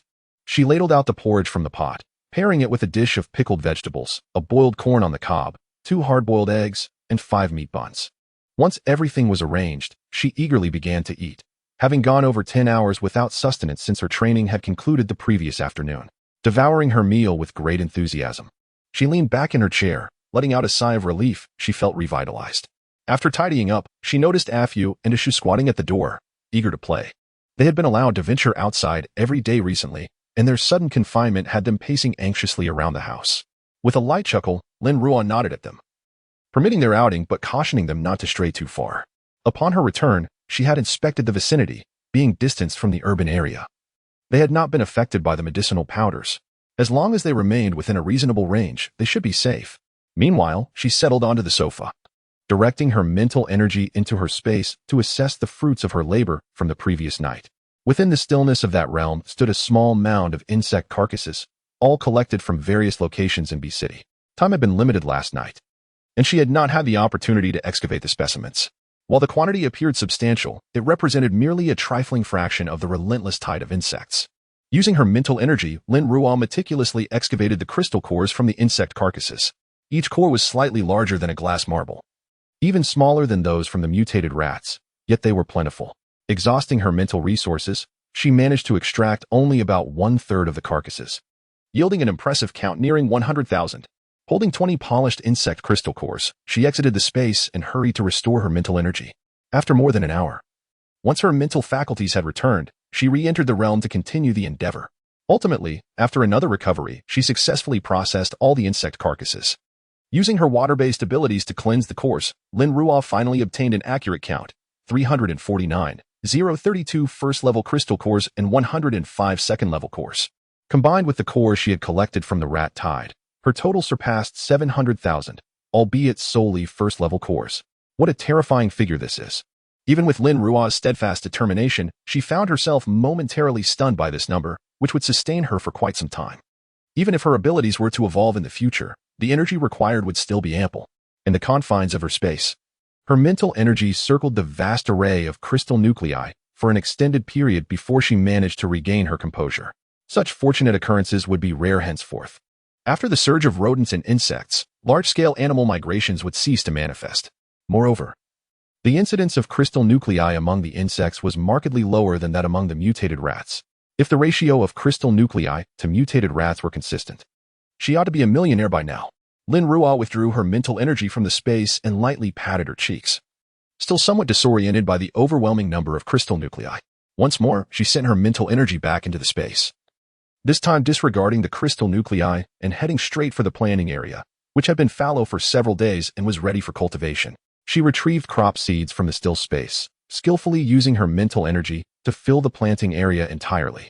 This time, she primarily sowed sweet potatoes and potatoes. The preserved grains and feed in her space would suffice for an extended period, negating the need for immediate replenishment. By cultivating more high-yield, filling foods like sweet potatoes and potatoes, she could also trade these with the base in the future.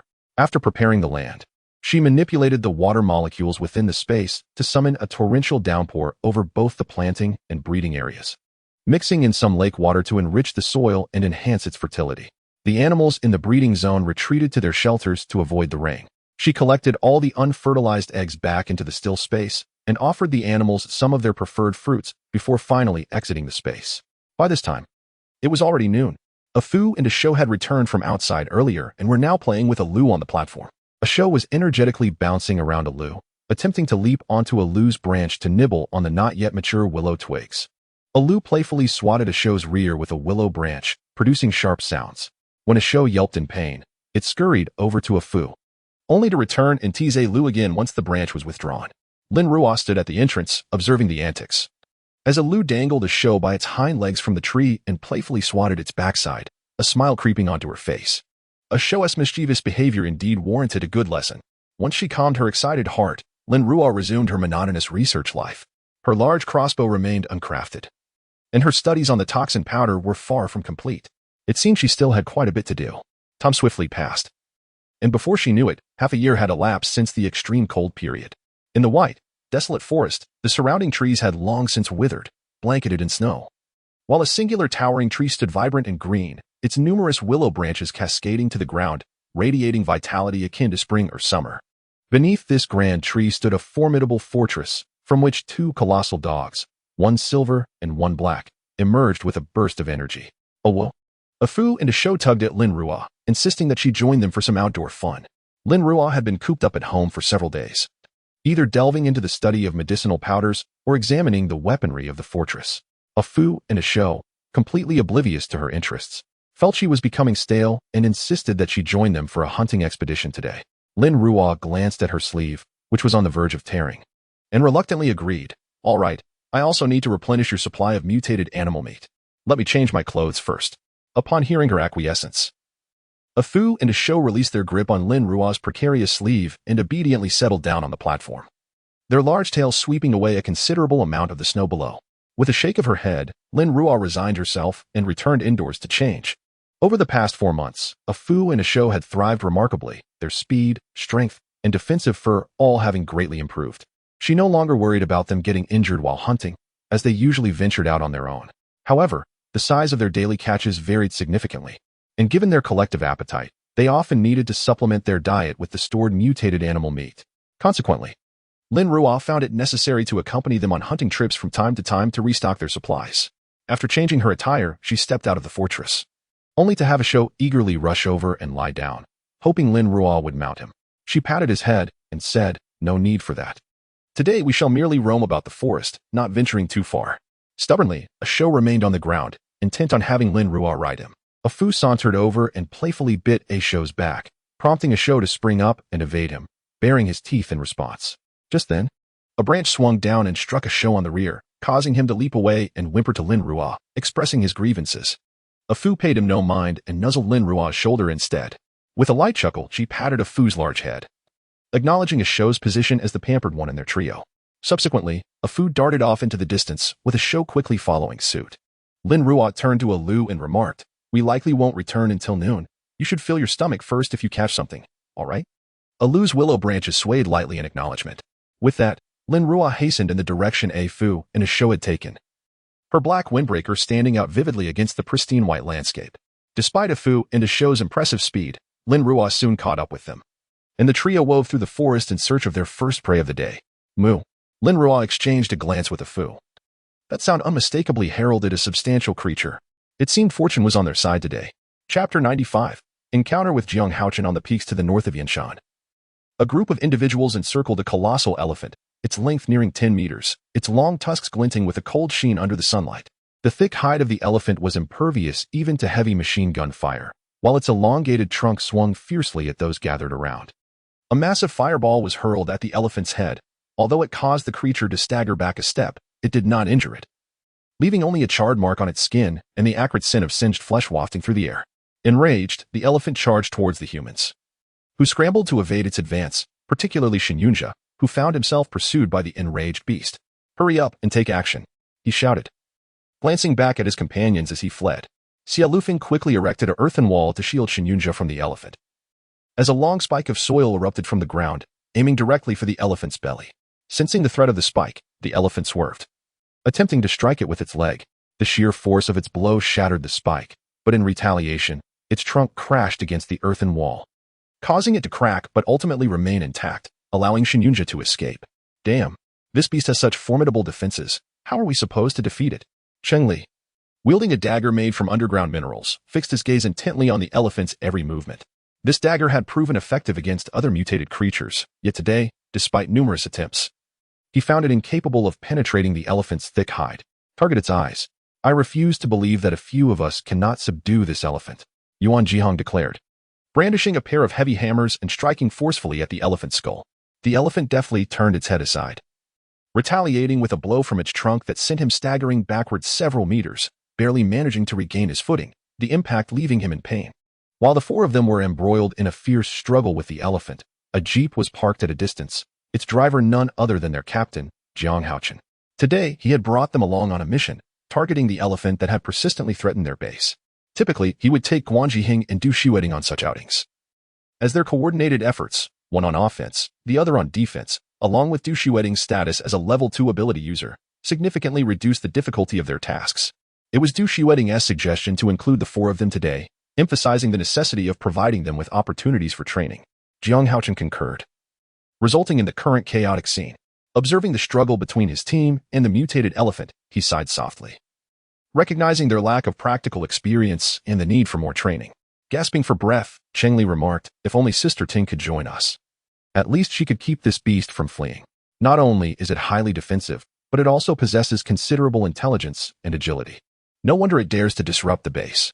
The speed-oriented Cheng Li, already drained after nearly half an hour of combat, felt his powers waning. "Less talk, conserve your strength. Can't you see the captain is watching us from the jeep?" Xinyunjia quickly conjured a long fire arrow, launching it swiftly towards the elephant's eye. At that moment, the elephant stood frozen, vigilant, and gazing intently in one direction, emitting low moans while retreating. Even the rocket that struck it failed to capture its attention. A few individuals nearby sensed the gravity of the situation. Had they encountered a natural enemy? What could possibly instill such wariness in the elephant? Not far off, two colossal figures, one silver and the other black, charged swiftly towards them, moving with such speed that even the enhanced vision of the ability users could only perceive fleeting shadows. What could this be? The four of them hastily retreated, only to witness two massive hounds, each measuring 5 meters in length, pouncing on the elephant in succession. It was them. Xinyunjing's eyes lit up. After enduring the bitter cold for half a year, he had heard tales of these two formidable hounds at the base. They were said to be incredibly powerful yet rarely harmed humans without cause, and it was rumored that they had an owner. Today, he finally laid eyes on them. Lin Ruo followed closely behind a Fu and a Shou, racing towards the scene. Upon seeing several individuals near the elephant, she frowned slightly. It was those ability users. No, there were others as well. She turned her gaze towards the jeep, where Jiang Haochen had already disembarked due to the arrival of a Fu and a Shou. Lin Ruo locked eyes with Jiang Haochen. Jiang Haochen, initially taken aback, her eyes soon shimmered with evident excitement. Fate had not forsaken the diligent. She had finally found him. A striking figure, clad in impeccably tailored combat attire, complete with a battle mask and helmet. His physique was proportionate and admirable. In the pre-apocalyptic world, such a dashing appearance would have undoubtedly captivated countless young women. Yet beneath this handsome facade lay a mind rife with schemes, deftly manipulating these foolish individuals who wholeheartedly served him, only to be left with a fate of betrayal, just like in her previous life. Remembering her past demise, Lin Ruo's gaze towards Jiang Haochen darkened with a tinge of resentment.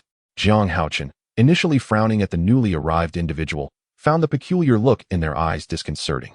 He instinctively adjusted his cold-resistant mask, which remained in place. As the individual's eyes began to reflect a hint of animosity, he sensed something was amiss. What was this gaze? Joy? Excitement? And then, resentment. At this moment, the ability users had retreated to the sidelines, observing the back and forth between a Fu, a Shou, and the elephant.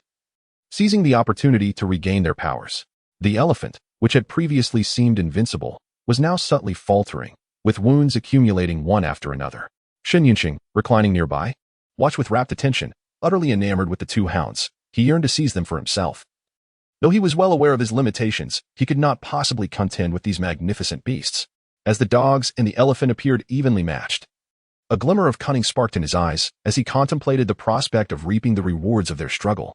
At that moment, Yuan Jihong shuffled a couple of steps towards Shen Yunqing, whispering, "No, old Shen, look over there. Another person is staring intently at our captain. I can't shake the feeling that this gaze is rather unsettling." Only then did Shen Yunqing notice an individual clad entirely in black, fixated squarely on the captain. At this moment, their positions were set. Lin Ruo stood at a distance, while Shen Yuqi and the others occupied the center, with Jiang Haochen positioned on the opposite side. Could it be that these two dogs had their owners here? Was it possible to negotiate for their purchase? Contemplating this, he approached Lin Ruo. Yet she darted towards Jiang Haochen like a bolt of lightning, leaving Shen Yuqi astonished at her speed. She was even swifter than Changli. Jiang Haochen, who had already begun to approach, was taken aback as this stranger charged at him with alarming rapidity, instinctively sensing extreme danger. He swiftly drew his pistol and fired 3 shots at Lin Ruo, targeting her forehead, chest, and neck, each aimed at a critical area. His aim was impeccable. Under normal circumstances, it would be impossible for all 3 shots to be evaded. Yet, despite his usually flawless marksmanship, he found that his bullets failed to find their mark this time. Lin Ruo continued her advance undeterred, effortlessly evading the bullets with merely a slight shift of her body. Realizing the gravity of the situation, Jiang Haochen continued to fire while retreating towards the SUV, urgently calling out to the other ability users, "Hurry. Something's off with this person." In a reflexive motion, Shen Yunqi hurled a fireball towards Lin Ruo, but as it approached, a vast array of sharp spikes erupted beneath her feet. Lin Ruo halted momentarily, tilting her head back to avoid the fireball, then swiftly supported herself with her left hand, executing a flawless sideways roll to evade the menacing earth spikes. The entire maneuver fluid and natural. Once she regained her footing, she advanced towards Jiang Haochen, a long box resembling jade swiftly materializing in her hand. Before anyone could discern her movements, a black arrow shot forth towards Jiang Haochen with astonishing speed. The sound of the arrow piercing flesh echoed as it struck Jiang Haochen's thigh, swiftly penetrating and continuing onwards. The arrow's tremendous force sent him crashing to the ground, blood gushing from his wounded leg. Just as Lin Ruo began to revel in her success, she suddenly tilted her head to the right, barely avoiding a mining dagger that whizzed past her ear, creating a chilling breeze. In the next moment, a massive hammer swung towards the back of her head. How bothersome. A flash of blue light sparked in Lin Ruo's eyes as a torrent of water enveloped the injured and fleeing Jiang Haochen, lifting him into the air. A water ability user. Jiang Haochen, now suspended in mid-air, felt his heart race as his pupils dilated in disbelief. She possessed a water ability that appeared to surpass Du Xueting's level. How could this be possible? The base had only recently uncovered the secret of the crystal cores, allowing these ability users to absorb them. Du Xueting had only enhanced her powers through constant absorption, so how had this person become so formidable? At this moment, the water fully encased him, gradually submerging his mouth and nose. Jiang Haochen struggled desperately. The wound on his back, once frostbitten, began to thaw under the influence of the water, causing blood to flow freely, and the water surrounding him slowly turned crimson. Having seized control of Jiang Haochen, Lin Ruo cast her intense gaze upon the throng that relentlessly assailed her. The crossbow in her grasp swiftly entwined around her hand, and with a deft motion, she released an arrow towards the rear. The projectile surged forth with formidable force, causing Yuan Jihong to raise his hammer in defense, only for the original onslaught to crumble in an instant. In a remarkable display of agility, Lin Ruo swiftly lifted her leg and executed a powerful sidekick, sending the ability user Changli hurtling through the air. He was propelled several meters back, crashing to the ground and violently expelling a mouthful of blood. Were it not for his enhanced physique as a result of his abilities, he would have likely been grievously injured by such a blow. Lin Ruo then turned her attention to Xia Lufeng, whose hand glimmered with a yellow light. With a swift motion, she raised her arm, and with a sharp twang, an arrow was launched toward him. Having witnessed the arrow's destructive prowess, Xia Lufeng hastily erected a wall of earth before him. However, the earthen barrier proved futile, as the black arrow pierced through it with ease, striking his body with relentless force. Chapter 96. The Death of Jiang Haochen. Xia Lufeng gazed down at the blood gushing from his chest, murmuring in disbelief. How could his earthen walls, which were deemed impenetrable, fail to withstand even a single black arrow? Yet, no one was there to provide answers. Thud.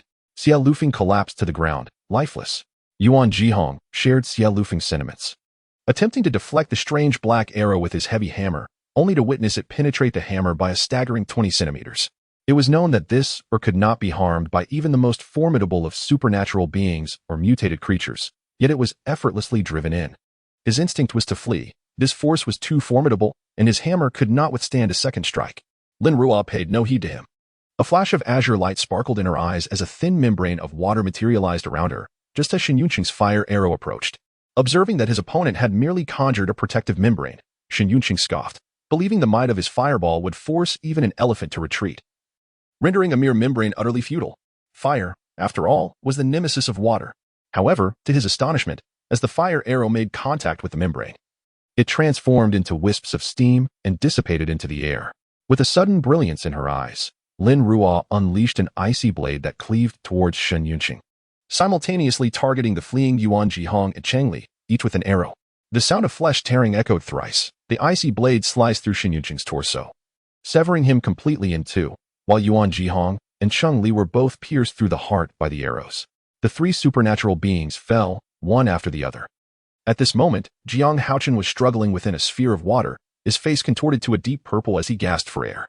Lin Ruo's azure light flickered, and icy spikes emerged within the water sphere, incessantly piercing Jiang Haochen, causing the crimson liquid to swirl increasingly around him. Minutes later, Lin Ruo beckoned, and the water sphere brought Jiang Haochen before her, only to dissolve into thin air. Jiang Haochen, pale as death, descended from a height of 3 meters. Despite the dire circumstances, he managed to twist his body mid-air and landed gracefully on the ground. Cough, cough, cough. Upon hitting the ground, he was seized by a fit of violent coughing. In the midst of his struggle, he raised his hand and fired at Lin Ruo once more. A flash of azure light erupted in her eyes as an ice shield materialized before her face. The bullet struck the shield with a metallic clang before falling to the ground. Simultaneously, an icy blade surged toward Jiang Haochen, severing the hand that held the gun. His complexion grew increasingly ashen. Having lost considerable blood in the water, the wounds on his body had frozen, and now with his right hand severed. Coupled with being drenched in this frigid environment of -70 degrees, he trembled uncontrollably. His clothing began to ice over, and his hair became matted. Unless measures were taken, he would soon succumb to the cold within 10 minutes. Lin Ruo deftly flicked her obsidian-hued blade at Jiang Haochen's waist, extracting a delicately crafted locator, which she then crushed effortlessly in her grip. Finding you has been quite a challenge. It took me 6 months to finally locate you. You truly excel at evasion. Jiang Haochen, bewildered, stammered. I do not know you. What do you want from me? Lin Ruo let out a light laugh, acknowledging that in this lifetime they were indeed strangers, but the debts of their past life remained. I am a significant figure within the B-City base. Should you kill me, you shall not fare well. Jiang Haochen felt his body growing increasingly numb, his blood gradually freezing, as if an icy blade were scraping his bones. The sensation of death crept upon him slowly. His breaths became shallow, his heartbeat faint, and his consciousness began to blur. What do you want from me? I can fulfill any request. Please, grant me a warm coat. Observing Jiang Haochen pleading for mercy, a slight smile curled at the corners of Lin Ruo's mouth beneath her mask, yet she chose to remain silent. She watched as he became soaked and gradually froze in the frigid air, the ice accumulating thicker and thicker upon his form. The light flickered in her eyes. Was it not evident? She intended for him to freeze to death. A swift death would be too lenient. She had once risked her life for him, accumulating countless merits and narrowly escaping death on numerous occasions. Yet in the end, he conspired with Shou Qing, not only intending to discard her, but also to extract her final vestige of worth, seeking to seize her core. Such a self-proclaimed superior strategist should taste the demise of the most downtrodden. As Jiang Haochen, frozen, began to lose consciousness, an unexpected warmth surged through him, akin to fire. He, fueled by an unknown strength, attempted to tear away his clothing, but they had long since adhered to his skin due to the frost. With each powerful tug, layers of skin and flesh were ripped away. So hot, so hot. Jiang Haochen, seemingly insensitive to the pain, continued to tear at his skin, blood and ice crystals scattering about. It's too hot. Help me. It's unbearable. His voice dwindled until it was no longer audible. Lin Ruo observed the stillness of Jiang Haochen's lifeless body, her smile fading. He had finally perished. Approaching him slowly, she examined his mutilated corpse for a moment. It was a pitiful sight, his original form unrecognizable. Her eyes glowed with a blue light once more, as an icy blade flashed through the air, severing his head, which rolled to the ground. Lin Ruo pointed her finger, imbued with a blue radiance, at his severed head, instantly freezing it. After searching for so long, she decided to keep it as a memento, tossing the head into her spatial realm. She lifted her face as snowflakes danced against her eyes and mask, exhaling deeply. Jiang Haochen was dead. She had eliminated both of her foes within the Beast City base. Reflecting on the arduous journey to find Jiang Haochen, Lin Ruo felt a surge of bittersweet emotion, perplexed by his extraordinary luck. Over the past 4 months, she had stealthily visited the Beast City base multiple times, scouring it thoroughly each time. She had heard that Jiang Haochen was the captain of the ability team, yet he remained elusive. To her surprise, fate had favored her, allowing their paths to cross in this forest. It seemed his streak of good fortune had finally run out. At this moment, Afu and Asho continued their battle against the elephant.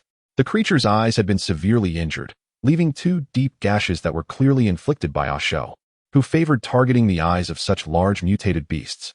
The elephant's back and abdomen bore numerous deep wounds, with the flesh of its belly protruding and frozen in a pool of blood. Despite its massive size and high defenses, the elephant lacked agility and offensive capabilities. However, it adeptly protected its abdomen, ensuring that even the scratches it sustained were not fatal.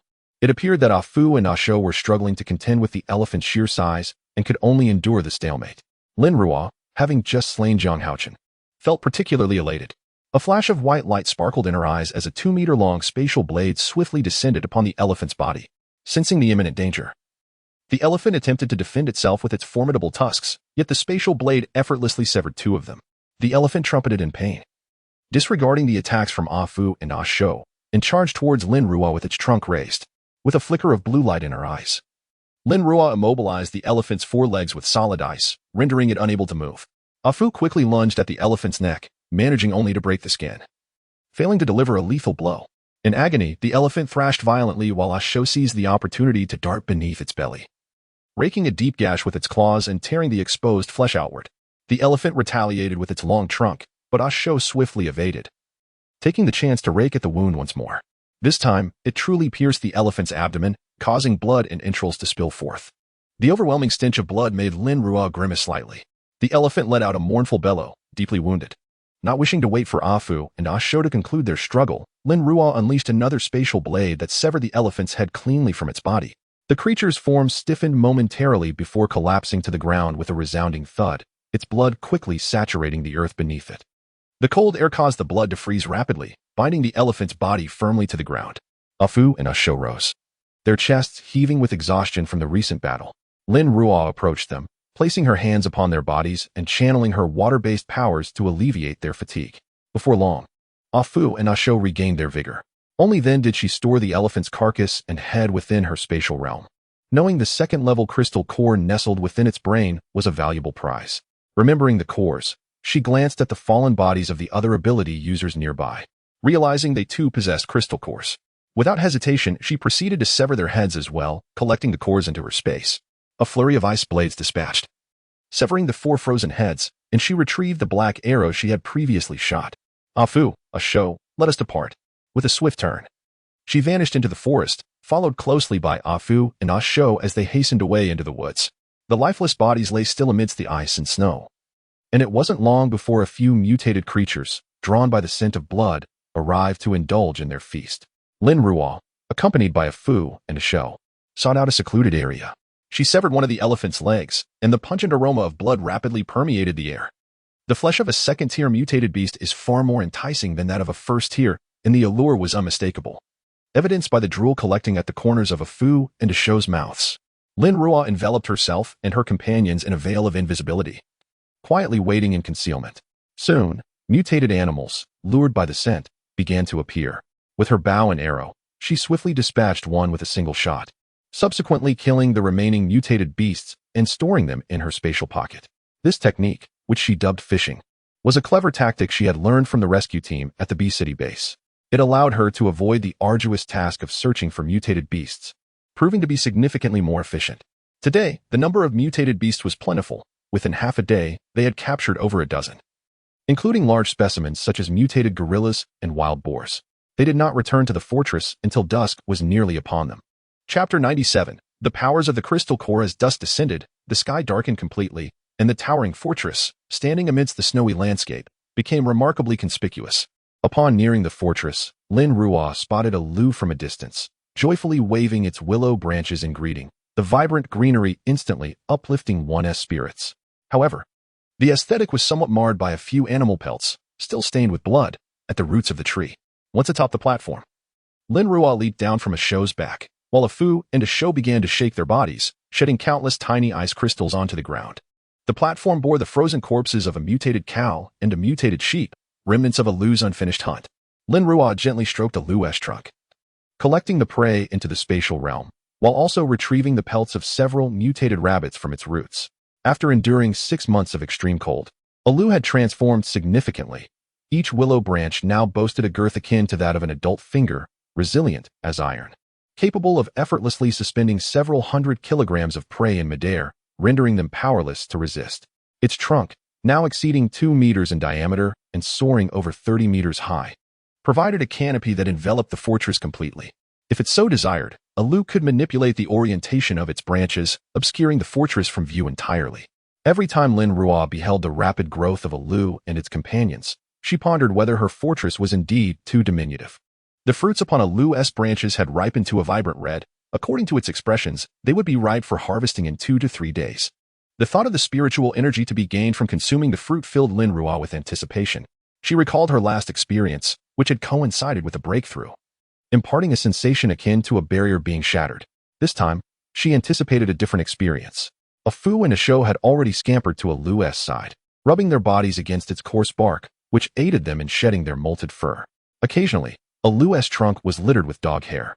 And recalling the scene of a Lu's previous outburst, Lin Ruo chuckled softly. Come here. After dinner, I'll help you groom your fur. Keep this up, and a Lu will be displeased. Watch your tails. A Lu's strength had surpassed that of a Fu and a show considerably, as evidenced by the gleaming level 2 crystal core beneath its roots, a reminder to Lin Ruo of its rapidly increasing power. Currently, a Fu and a show still possessed level 1 crystal cores, rendering them no match for a Lu. Their training sessions each morning were orchestrated by a Lu, who would engage one against the two, often concluding with a Fu and a show hanging upside down from its branches. Despite its formidable prowess, a Lu maintained a gentle temperament, displaying great affection towards a Fu and a show, which allowed them to frolic carefree upon its bark. A Fu and a show rushed over to Lin Ruo, nudging her with their large noses. Lin Ruo, however, averted her gaze. Their shoulders now stood at 3 meters high, and with their large heads, they towered over 4 meters. She found it cumbersome to constantly look up at their necks, so she chose to turn away instead. Standing before her 6-meter-high gate, Lin Ruo sighed. When she constructed the fortress, she believed she had allowed ample space and height. However, now, she gently scratched her head, realizing that the gate might require some modifications. Ah Fu and Ah Shou were unaware of Lin Ruo's concerns regarding their rapid growth. They rushed into the house, their large bodies squatting at the entrance, eagerly awaiting their bath. As Lin Ruo lifted the newly crafted rabbit fur curtain and entered the house, she was greeted by a stark contrast in temperature, a wave of warmth enveloping her. Soon, she spotted 4 glimmering eyes fixed upon her. In appreciation of Ah Fu and Ah Shou's understanding, Lin Ruo encouraged them with a gentle pat on their front legs. With a flicker of her hands, 2 massive orbs of water swiftly enveloped the two, the gentle flow within caressing their bodies. Ah Fu and Ah Shou squinted in delight, relishing the experience akin to a tender massage. Only then did Lin Ruo find the opportunity to remove her cold-resistant attire and hang it on a nearby rack. The wood in the fireplace crackled softly, and Lin Ruo made her way to the living room to turn on the television. They had already watched several animated films stored on the hard drive, and now even Ah Lu had developed a fondness for them. Ah Lu's willow branches sneaked in through the curtain, patiently waiting in the living room. By this time, Ah Fu and Ah Shou had finished their bath. Lin Ruo discarded the used water far from the fortress before attending to her own matters. In the bathroom, she changed out of her clothes worn during the day's encounters with mutated beasts, her powers having spared her from any bloodstains, thus rendering the garments unnecessary for washing. As she undressed, she contemplated that utilizing her powers more frequently would save her considerable amounts of laundry detergent and electricity. Gazing into the mirror, she noticed her hair had grown longer. Taking out scissors, she swiftly trimmed it into a neat bob. Satisfied with her reflection, Lin Ruo smiled. realizing that her skills could easily warrant running a hair salon. She then turned and stepped into the bathroom, where the sound of running water filled the air. A little over 10 minutes later, Lin Ruo emerged from her bedroom, feeling clean and refreshed. The living room was still animated with the voices of Bear Big and Bear 2 speaking with their accents. After a brief glance, she turned and entered the kitchen. The food bowls for her 3 companions had been enlarged. Once merely half a meter in diameter, they now measured a full meter. Each meal required filling them to the brim, as their combined appetite necessitated 90 kilograms of raw meat and offal, supplemented with fruits, totaling around 100 kilograms per meal to satiate their hunger. It was no wonder they were growing so rapidly. Once she had prepared dinner for them, Lin Ruo called out, "Come, it's time to eat, and then we can watch more." Upon hearing the word dinner, the 3 hurried over. As usual, Alu dragged his portion outside to enjoy while watching television. After dragging his meal outside, Alu's branches reached back in, allowing him to eat while still keeping an eye on the screen. Afu and Asho also rushed over, burying their faces in their food while keeping their eyes glued to the television. Lin Ruo shook her head gently. Their obsession with the screen was concerning, and she resolved to reduce their viewing time in the future. Subsequently, she began to prepare her meal, having not indulged in mixed noodles for quite some time. She decided to make some for herself. She gathered the necessary ingredients from her space and busied herself in the kitchen with great fervor. In less than half an hour, a large basin of steaming mixed noodles was ready. Lin Ruo sat down in the dining area to enjoy her meal, while Afu and Asho scampered over to request some, only to taste a morsel before returning to watch television. After finishing her meal and tidying up, she joined them in the living room, settling onto the sofa, with Afu and Asho's large tails at her feet. The 2 were engrossed in the television, their food bowls placed on the floor, filled with the treats Lin Ruo had prepared, several mutated insects. Occasionally, one would lower its head to pick one up, crunching delightfully. Lin Ruo sighed. They had learned to associate her snacking with her watching TV the last time they saw her. And now they would always bring their food bowls to her whenever the television was on, seeking treats. Shaking her head in resignation, she focused her mental energy into her space, causing the heads of the ability users to burst open, their crystal cores floating within. Utilizing her water-based abilities, she meticulously cleaned them, each core possessing a unique attribute, with varying colors that resembled exquisite gemstones. These diamond-shaped cores, each about the size of a thumb, were stunningly beautiful.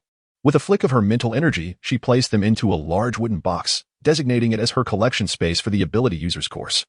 One could only wonder how many she would gather by the time this apocalyptic world reaches its conclusion. Chapter 98. The establishment of the new base of disparity in the darkness of the night. 2 figures swiftly emerged at the site where Lin Ruo and the others had previously engaged in battle. Armed with powerful flashlights, they were bundled up tightly, yet still shivering in the frigid air. "Have you found anything?" inquired a woman, as the duo had been dispatched to locate Jiang Haochen and several other supernatural beings. The man beside her, his voice laced with impatience, retorted, "Damn it. In this freezing weather with snow falling, where could we possibly search? The dossier indicated that the captain's locating signal vanished right here. How could we not find anything?" The woman persisted, directing her flashlight beam onto the ground. Suddenly, she crouched down, her gloved hands brushing aside the snow. She discovered, "What is it?" The man's brow furrowed as he glanced over, only to see the woman still kneeling. He approached her, questioning, "What are you doing?" His words faltered as he beheld a severed finger adorned with a large ruby ring, Shinyun's ring. The man swallowed hard, his gaze sweeping the desolate surroundings. "Is everyone dead?" Remaining silent, the woman stood up, continuing her search with the flashlight, clearing more snow as she went. The evidence was mounting: torn clothing, remnants of gnawed bones, and extensive bloodstains. Her expression darkened. "We can report back now. The captain and Shinyun Che have likely perished right here. What shall we say?" The man felt nauseated by the gruesome scene unfolding before him, but considering the loss of their captain and comrades, he was at a loss for words. How do we convey this? The woman surveyed the area, noting the unmistakable signs of numerous beasts having feasted here. Many bones were missing, and their bodies had vanished without a trace, leaving their cause of death a mystery. "We should take these clues back and let the base investigate further. We can only fulfill our duties." With that, a vine materialized in her hand, swiftly latching onto a nearby tree, allowing her to ascend from the grim scene. "Hey, wait for me." The scale of Base B had transformed beyond recognition, with towering walls and an expansive territory. Upon their return, the 2 reported their findings, prompting Zhang Qiming and several high-ranking officials to convene an urgent meeting. The wood element supernatural being, Du Shueding, and the metal element supernatural being, Guan Jihong, also attended. "Shueding, please reiterate the findings from your investigation," Zhang Qiming commanded, his countenance grim. The high-ranking officials were few in number, and the recent spate of deaths had soured his mood further, especially with the loss of 4 supernatural beings. A considerable investment of crystal cores had been made in them, now rendered futile. My partner and I were tasked to swiftly reach the location where the captain's signal had vanished. We wasted no time and arrived promptly. Initially, we found nothing, but upon discovering Shun Yun's ring, we began to clear the snow, revealing a significant amount of blood and fragments of clothing. It is evident that the 5 of them did not survive. Yang Songming was momentarily taken aback, then furrowed his brows as he gazed at them. How could it be that Commander Jiang and the 4 extraordinary individuals had not escaped unscathed? This was utterly inconceivable, entirely at odds with our assessments. After a brief contemplation, Du Shueting gently remarked, I observed numerous animal tracks at the scene, which has been thoroughly ravaged. Even many bones have vanished, likely taken away. The thought of such imagery cast a pall over the high-ranking officials present, suggesting that the 5 of them had been dismembered by mutated creatures. Once again, these aberrant beasts. Yang Songming slammed his palm forcefully onto the table. Meanwhile, another senior official, Zhu Xingzhong, wore an expression of regret. In recent months, the evolution of these mutated animals has accelerated dramatically. We have expended an excessive amount of manpower and resources to fend them off, and our weapon reserves have dwindled by 60. At this rate, how much longer can our base endure? Moreover, Yang Songming glanced at Zheng Qiming, who sat silently in the foremost position. I must reiterate the same concerns. Our base's population has surged alarmingly in just a few months. It has surpassed 5 million and continues to grow rapidly. With our current food reserves, we can barely last another 6 months. After that, what will we feed so many people?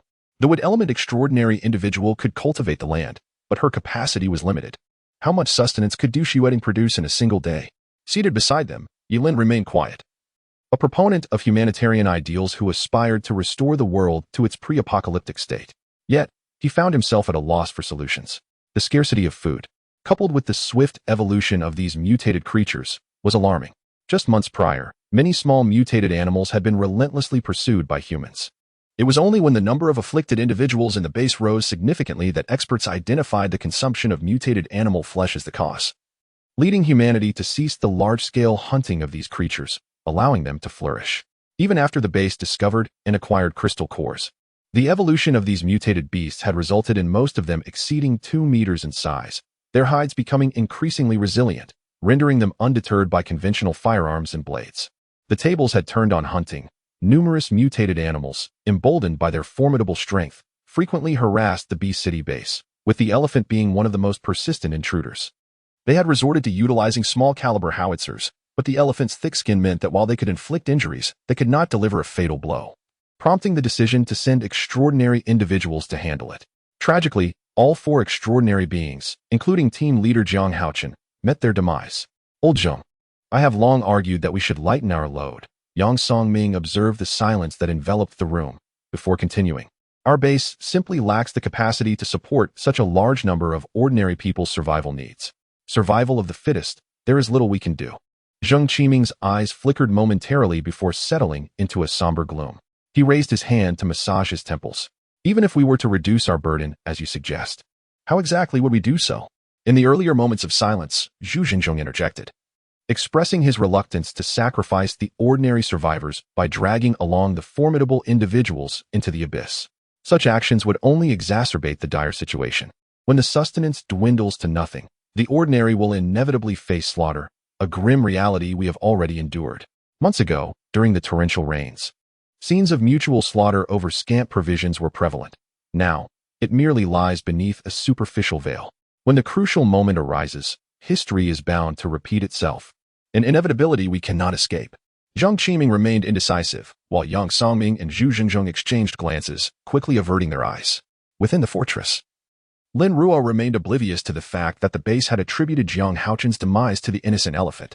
She had been peacefully engrossed in her books and studies for the past few days. In the dimly lit room, Lin Ruo awoke with her biological clock, attended to her morning routine, and was soon interrupted by Afu and Ashu scratching at her door. As she applied cream to her face, she opened the door to find Afu at her feet, wagging his tail incessantly, while Ashu stood nearby, scratching at the ground.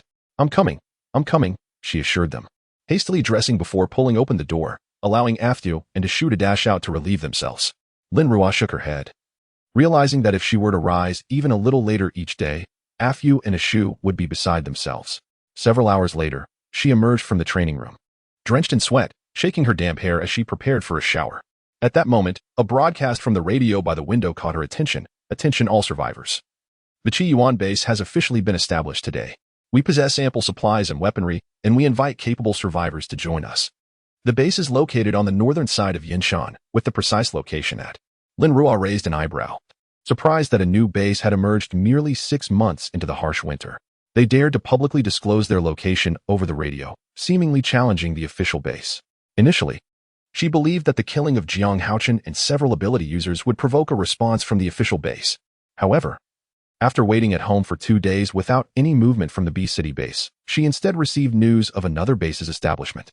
It seemed that the B-City base was too preoccupied to investigate the cause of Jiang Haochen's death. Wang, a Shu burst in from outside, emanating a chill. Lin Ruo glanced at him helplessly as a Shu raced to the water bowl, fervently drinking. Afu followed suit, albeit with a slight delay.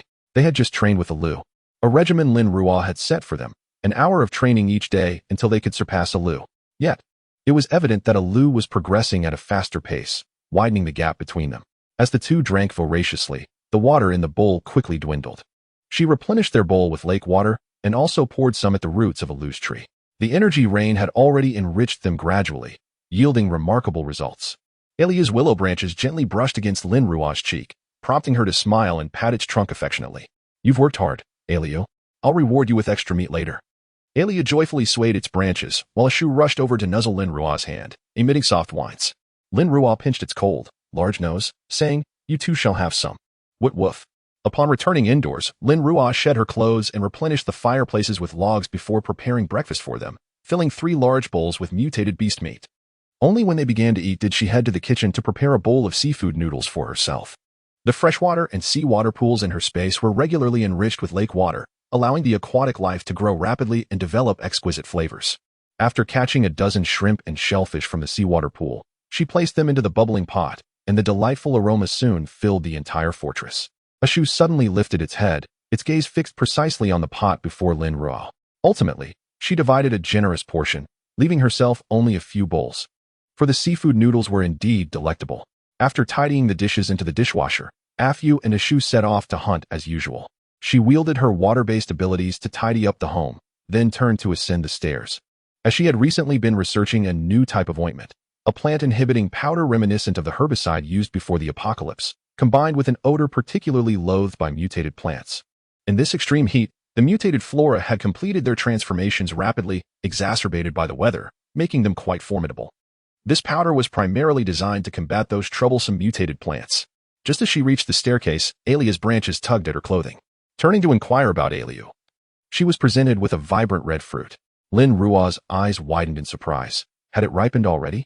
Eliu offered the red fruit towards her, clearly indicating, For you to eat. Lin Ruo accepted the fruit but did not consume it immediately.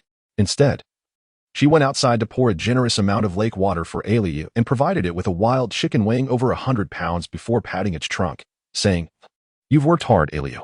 It's time for a proper feast. To Lin Ruo, this red fruit was a manifestation of Eliu's nurturing, akin to childbirth. Thus, it deserved careful attention and nourishment. Eliu swayed its branches with delight, not only because of the lake water but also due to the sincere concern Lin Ruo displayed towards it. After sharing a tender moment, Lin Ruo returned indoors and settled on a cushion in her training room, gazing at the coin-sized red fruit in her palm before swallowing it whole. The fruit tasted even sweeter than before, dissolving in her mouth, and shortly after, Lin Ruo's mental energy erupted, rapidly extending outward, 1,000 meters, 2,000 meters, until it reached 5,000 meters, where it finally halted. The familiar sensation of pain struck her once more. The color drained from her face, rendering it ghostly pale, yet she gritted her teeth and resolutely maintained her seated position, assuring herself that it would pass soon. As the sensation of pain gradually dissipated, Lin Ruo found her thick nightgown drenched in cold sweat, the duration of this discomfort seemingly prolonged compared to the previous occasion. Before Lin Ruo could fully contemplate the experience, she was enveloped by a wave of warm, soothing energy that invigorated her mental faculties. Her mental energy surged rapidly, extending outward until it expanded several hundred meters before finally ceasing. Moments later, Lin Ruo opened her eyes, swiftly retracting her mental energy. Upon careful reflection, she was pleasantly astonished to discover that this increase in her mental capacity surpassed that of the last time. Chapter 99. The ascension of a Fu and to show the ethereal strands of mental energy coursed through her being, gently propelling her abilities into motion. Remarkably, the mental energy she had acquired this time was equivalent to 3 months of her arduous training, surpassing her previous gains by an astonishing 50%. Lin Ruo was elated. At this rate, even though she was currently at the 6th level of ability, she could potentially ascend again within a year. In her past life, it had taken her a year and a half just to progress from level 4 to level 5. Now, she was striving to elevate from level 6 to 7, a feat that demanded a vastly different caliber of mental energy and vitality. After her exhilaration, she gradually closed her eyes to calm her thoughts. The future, a year hence, remained uncertain, and it was essential to seize the present and maintain a tranquil mindset. Reflecting on the agonizing moment she had endured, Lin Ruo instinctively furrowed her brow. Despite her daily practice of honing her mental faculties and her acclimatization to such pain, the duration of this recent discomfort was indeed taxing. Yet, one could not expect power to accumulate without sacrifice. It was earned through relentless effort, and she could withstand it. As Lin Ruo exited the training room, Alu's willow branches eagerly reached out to her. Noticing the beads of perspiration clinging to her skin, the branches affectionately brushed against her face, as if expressing concern. She smiled gently, acknowledging Alu's remarkable abilities. Who would have thought that the fruits born from her labor would yield even greater effects than the previous one? The significant enhancement of her mental energy was indeed a testament to Alu's contribution. She caressed the willow branches, marveling at how this tree, which she had summoned to guard her home, was not only obedient but also extraordinarily potent. The willow branches entwined around Lin Ruo's waist, and she offered no resistance as Alu lifted her gracefully into the air, twirling her several times before gently setting her down. Lin Ruo recalled the soap opera plots she had indulged in over the past few days. During that time, Alu had been utterly captivated by the television, seemingly engrossed in the viewing experience alongside her. A peculiar expression crossed her face as she playfully tapped Alu's branches, imparting a heartfelt admonition to watch fewer idle dramas. In response, Alu's branches tilted slightly, as if perplexed by her words. Do not emulate them incessantly. Lin Ruo chuckled as she turned to ascend the stairs, her mind already contemplating the prospect of introducing Alu to more martial arts dramas, which would undoubtedly impart a plethora of combat techniques far superior to the melodrama of romantic tales. Following her substantial enhancement in mental energy, Lin Ruo remained diligently at home for several days, consolidating her newfound strength while delving into the study of plant suppression powders. Though her abilities had indeed intensified, she found herself at an impasse regarding the formulation of the powder, which left her feeling quite vexed. After painstakingly creating the powder according to the book's instructions, she conducted experiments using both ordinary plants from her spatial realm and those mutant plants outside that had yet to fully evolve. The moment the ordinary plants came into contact with the powder, they withered instantly, yet the mutant plants exhibited no reaction whatsoever. Moreover, every time she concocted the powder on the 2nd floor, Alu would incessantly scratch at her window with its branches, yearning to enter the laboratory. Initially, Lin Ruo had feared for its safety and had strictly forbidden it from entering. However, as time passed, she realized that Alu seemed to derive great pleasure from the scent. Lin Ruo found herself at a loss. One might mistakenly think she was concocting an enticing powder rather than a suppressive one. This left Lin Ruo feeling rather defeated, her enthusiasm for researching the powder significantly waning. The unsuccessful development of the powder led her to contemplate a visit to the laboratory in City B. Perhaps she could discover some useful formulas. Sighing, Lin Ruo gazed despondently at the jar of white powder on her desk. Suddenly, she felt a flicker of her mental energy and, taken aback for a moment, her eyes brightened with realization. She sprang to her feet and dashed downstairs at lightning speed. Her mental energy had detected the presence of 2 level 2 crystal cores within the fortress. Afu and Asho had leveled up. Upon reaching the lower floor, Lin Ruo witnessed Afu and Asho scratching their heads with their large paws, the growing crystal cores in their brains causing a bit of an itch. This amusing sight brought a smile to her face. Afu and Asho had completed their upgrade, while their size remained unchanged. Lin Ruo's keen perception revealed subtle alterations in their fur, teeth, and claws. Their fur had thickened, and their teeth and claws had sharpened, enhancing both their defensive and offensive capabilities. Recalling Alu's upgrade a month prior, Lin Ruo hurriedly retrieved the remaining mutated elephant meat from her storage. They needed to replenish their energy swiftly after their recent advancement, and consuming the flesh of level 2 mutated beasts was the perfect solution. Truth be told, she felt immense joy witnessing Afu and Asho reaching level 2 so rapidly, indicating that their innate qualities had mutated splendidly, rivaling those of the most formidable beasts. Ultimately, Afu and Asho were merely 2 dogs, their potential vastly different from that of the larger, more powerful beasts. Lin Ruo had facilitated their mutation before the apocalypse to narrow this gap, and now they had finally caught up. Unlike plants, mutated animals have dietary limitations due to their stomachs. Their daily intake is finite. Hence, mutated plants grow faster than mutated animals, explaining why Alu achieved level 2 ahead of Afu and Asho. In the future, the disparity would only widen, as Lin Ruo would not impose any dietary restrictions on Alu, allowing it to consume ever more. However, it is rare for mutated plants like Alu to have a caregiver as devoted as Lin Ruo. Many mutated plants cannot leave the soil and must passively await their prey. Thus, the growth rate of external mutated plants aligns more closely with that of mutated animals. This illustrates a certain fairness in the world, where each species possesses inherent advantages alongside their disadvantages. As soon as Lin Ruo presented the mutated elephant meat, Afu and Asho rushed over, their recent energy expenditure from leveling up leaving them ravenous, having long since digested their breakfast. Lin Ruo divided the meat into their feeding bowls, and they eagerly devoured it, now able to gnaw on the previously unyielding elephant bones. They consumed a staggering 300 pounds of raw meat before finally pausing. Lin Ruo noted with clarity the increase in their appetite post-upgrade. Both Afu and Asho now required an additional 50 pounds of sustenance. Lin Ruo's mental energy immersed in the space, observing the mountain-like carcasses of mutated animals that lay still within her domain. She suddenly felt a pang of concern regarding their insufficiency. Would it be enough to sustain her household? Furthermore, all three of her companions had now reached level 2, rendering the level 1 mutated beast meat within the space merely sufficient to satiate their hunger, lacking the energy necessary for their absorption. With a soft sigh, she lamented the burdens of being a caretaker.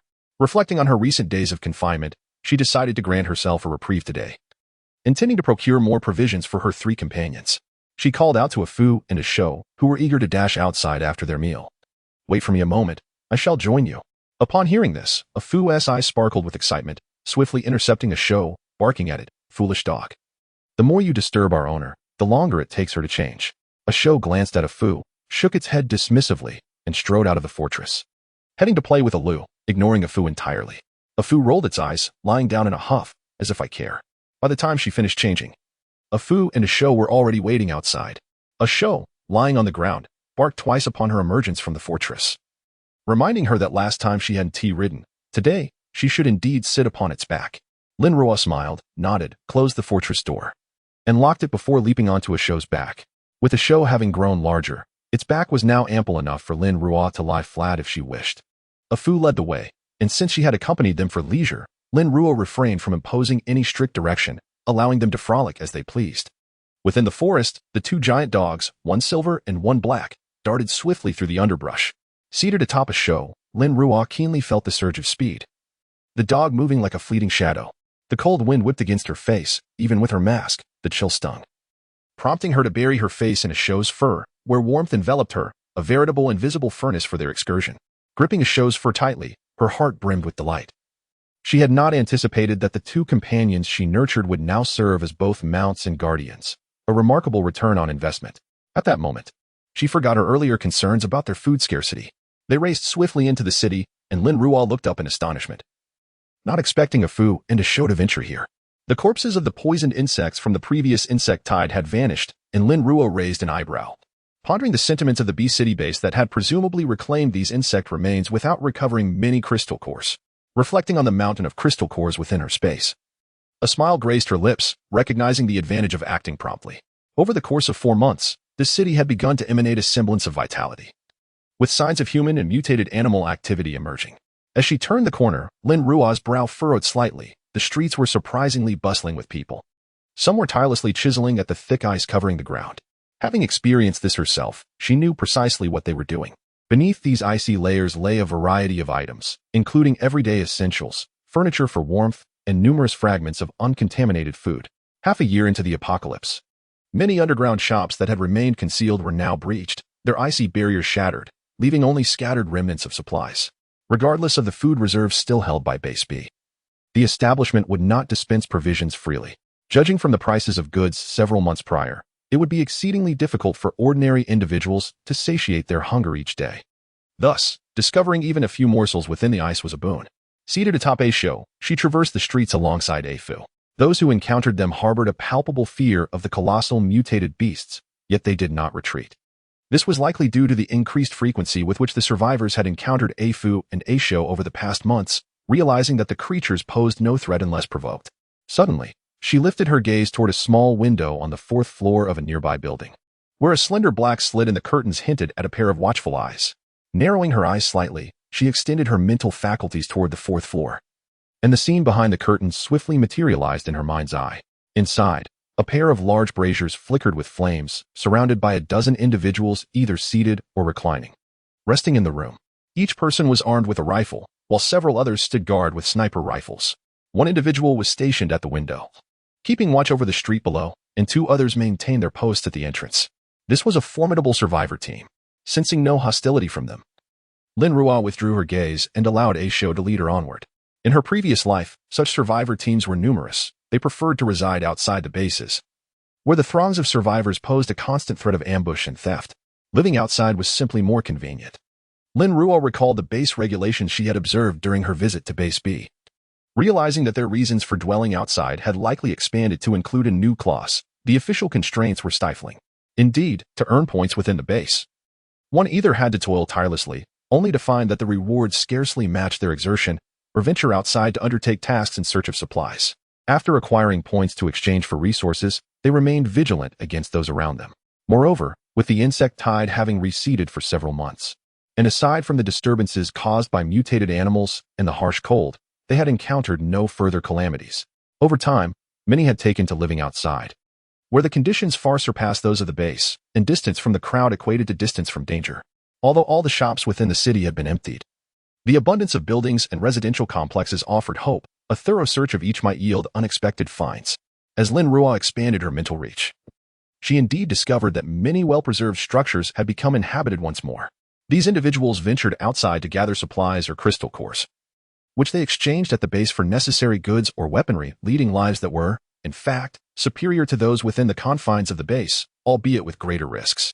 Lost in thought, she soon observed a throng of people forming a line before 3 trucks, each adorned with a massive banner proclaiming, Qi Yuan Base recruiting strong survivors.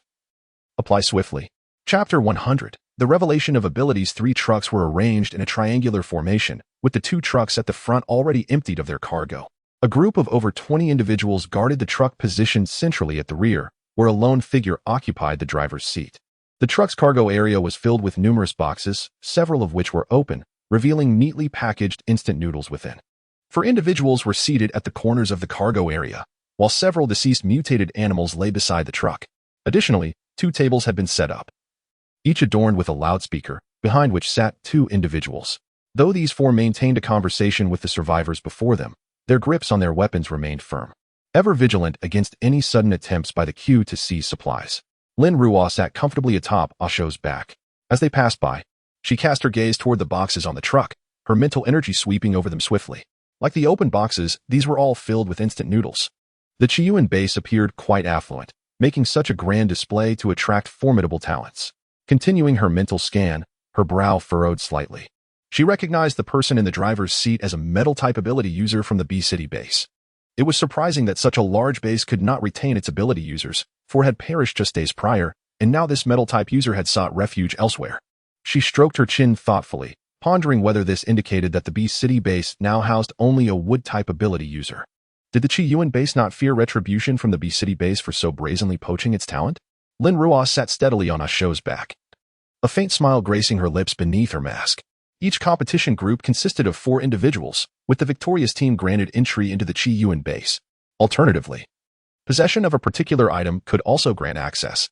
One of the staff members behind the table stood up, holding aloft a crystal core the size of a ping-pong ball for all to see. Upon confirmation of your entry into our base, each individual will immediately receive 5 packs of instant noodles and accommodations covered upon our return to the base. Upon hearing this enticing offer, those in line, who had initially hesitated due to the competition, were now brimming with enthusiasm, eager to join the Qiyuan base and envisioning a bright future ahead. Yet, such fantasies are often destined to be shattered. Ah, you scoundrel! How dare you ambush us? You're using deadly force. At that moment, a mutated animal dashed toward them, a partially transformed myriad, its size measuring a mere 2.5 meters. Just as it lunged at the survivors with bared fangs, a golden arrow pierced its neck, causing it to collapse instantly. The survivors in line cast wary glances toward the driver's compartment, aware that the ability user was responsible for its demise. Lin Ruo remained unfazed as Ah Fu hastened forward, lowering his head to sniff the mutated dog. Perhaps adhering to an instinctual aversion to consuming their own kind, these creatures had not hunted mutated dogs since the apocalypse. At this moment, Ah Fu merely sniffed before striding past, preparing to depart. Since the imposing figures of Ah Fu and a show made their appearance, the inhabitants of the Chiyuan base have taken notice. Observing their steady approach, they presumed these individuals were also seeking to join the base. Just moments ago, Guanji Heng had showcased the prowess of Chiyuan base with a decisive maneuver, yet this individual simply rode past on a dog. A woman seated behind a table recalled hearing tales of the ferocity of these two dogs and decided to call out to Lin Ruo, hoping to seize an opportunity. Please wait a moment. Lin Ruo gently patted a show's neck, prompting the creature to halt, while Ah Fu stood loyally by her side. She glanced down at the woman, inquiring, "What is it?" Initially intimidated by the two massive mutant beasts, the woman felt a wave of anxiety, but upon hearing Lin Ruo's voice, she displayed a hint of surprise beneath her mask. The realization struck her, was the owner of these formidable dogs a woman? How remarkable that a woman could thrive in such a harsh environment. Noticing the woman's silence, Lin Ruo's patience waned. She lightly tapped a show's back, prompting it to prepare to move on. However, the woman quickly dashed forward, positioning herself in front of a show, who responded with a subtle baring of teeth.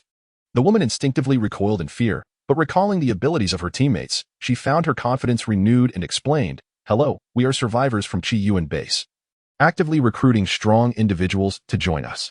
The benefits at the base are quite generous. Would you care to learn more?" "Not interested," Lin Ruo replied, encouraging a show to continue.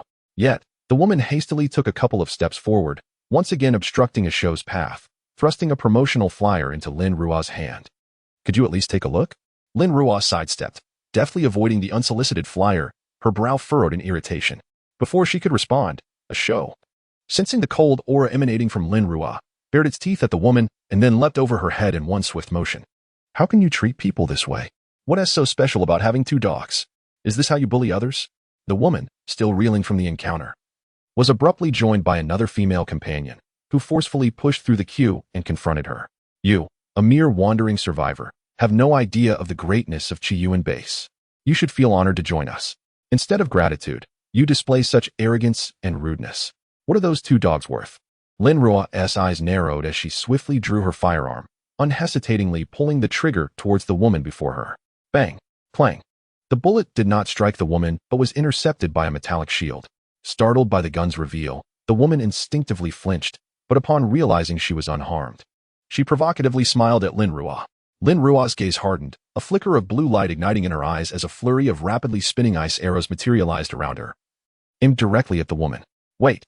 The man in the driver's seat, momentarily taken aback, hastily exited the vehicle, his eyes gleaming with golden light as a metallic barrier enveloped the two women. However, this metallic barrier failed to thwart the rapidly spinning ice arrows. Instead, they pierced through, striking the woman who had just provoked them. Instantly, she was reduced to a pincushion and collapsed to the ground, lifeless. Guanji Heng inhaled sharply, astonished that her ice arrows could effortlessly penetrate his defenses. The energy imbued within those arrows surpassed his own, even exceeding that of the second-tier Du Shueting. It is worth noting that among the few of them who possessed abilities, his metallic defense was the most formidable. Even Du Shueting, as a second-tier ability user, could not breach his protection.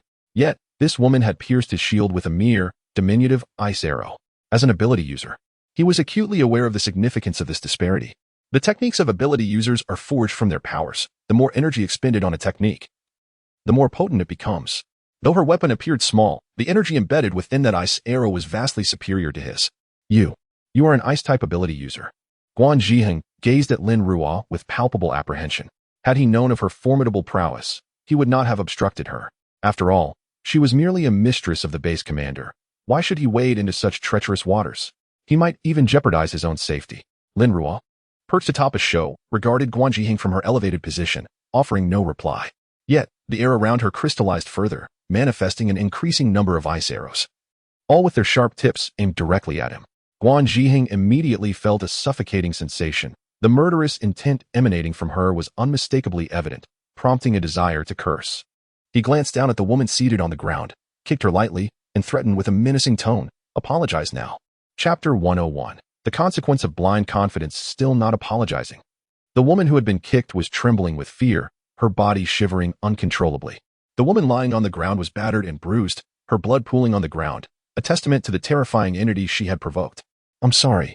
I'm sorry. I don't understand how it escalated to this point. The woman, prompted by Guan Zhiheng, immediately scrambled to her knees before Lin Ruo, her voice quavering as she pleaded for forgiveness. Please, forgive me, I truly meant no harm. Ah Fu bared his teeth at the group, emitting a low growl of threat. His sharp fangs glistening ominously as he edged closer to Guan Zhiheng and the woman. Terrified, the woman curled into a ball, tears and snot streaming uncontrollably down her face, soaking her mask, which quickly froze in the cold. She could no longer afford to be concerned about her appearance. Her only desire was to appease the ability user before her, fully aware of the elevated status they held, even the leader of their base treated as a distinguished guest. How could she possibly afford to offend such a person? At that moment, Guan Zhiheng stepped forward, a hint of a smile gracing his face, signaling to someone behind him. Instantly, 2 boxes of instant noodles were brought forth. They were foolish. If this woman were to perish, it would be her own doing. These 2 boxes of noodles are offered to soothe your anger, Guan Zhiheng said, presenting the noodles to Ah Shou. Lin Ruo had never intended to kill the woman on the ground.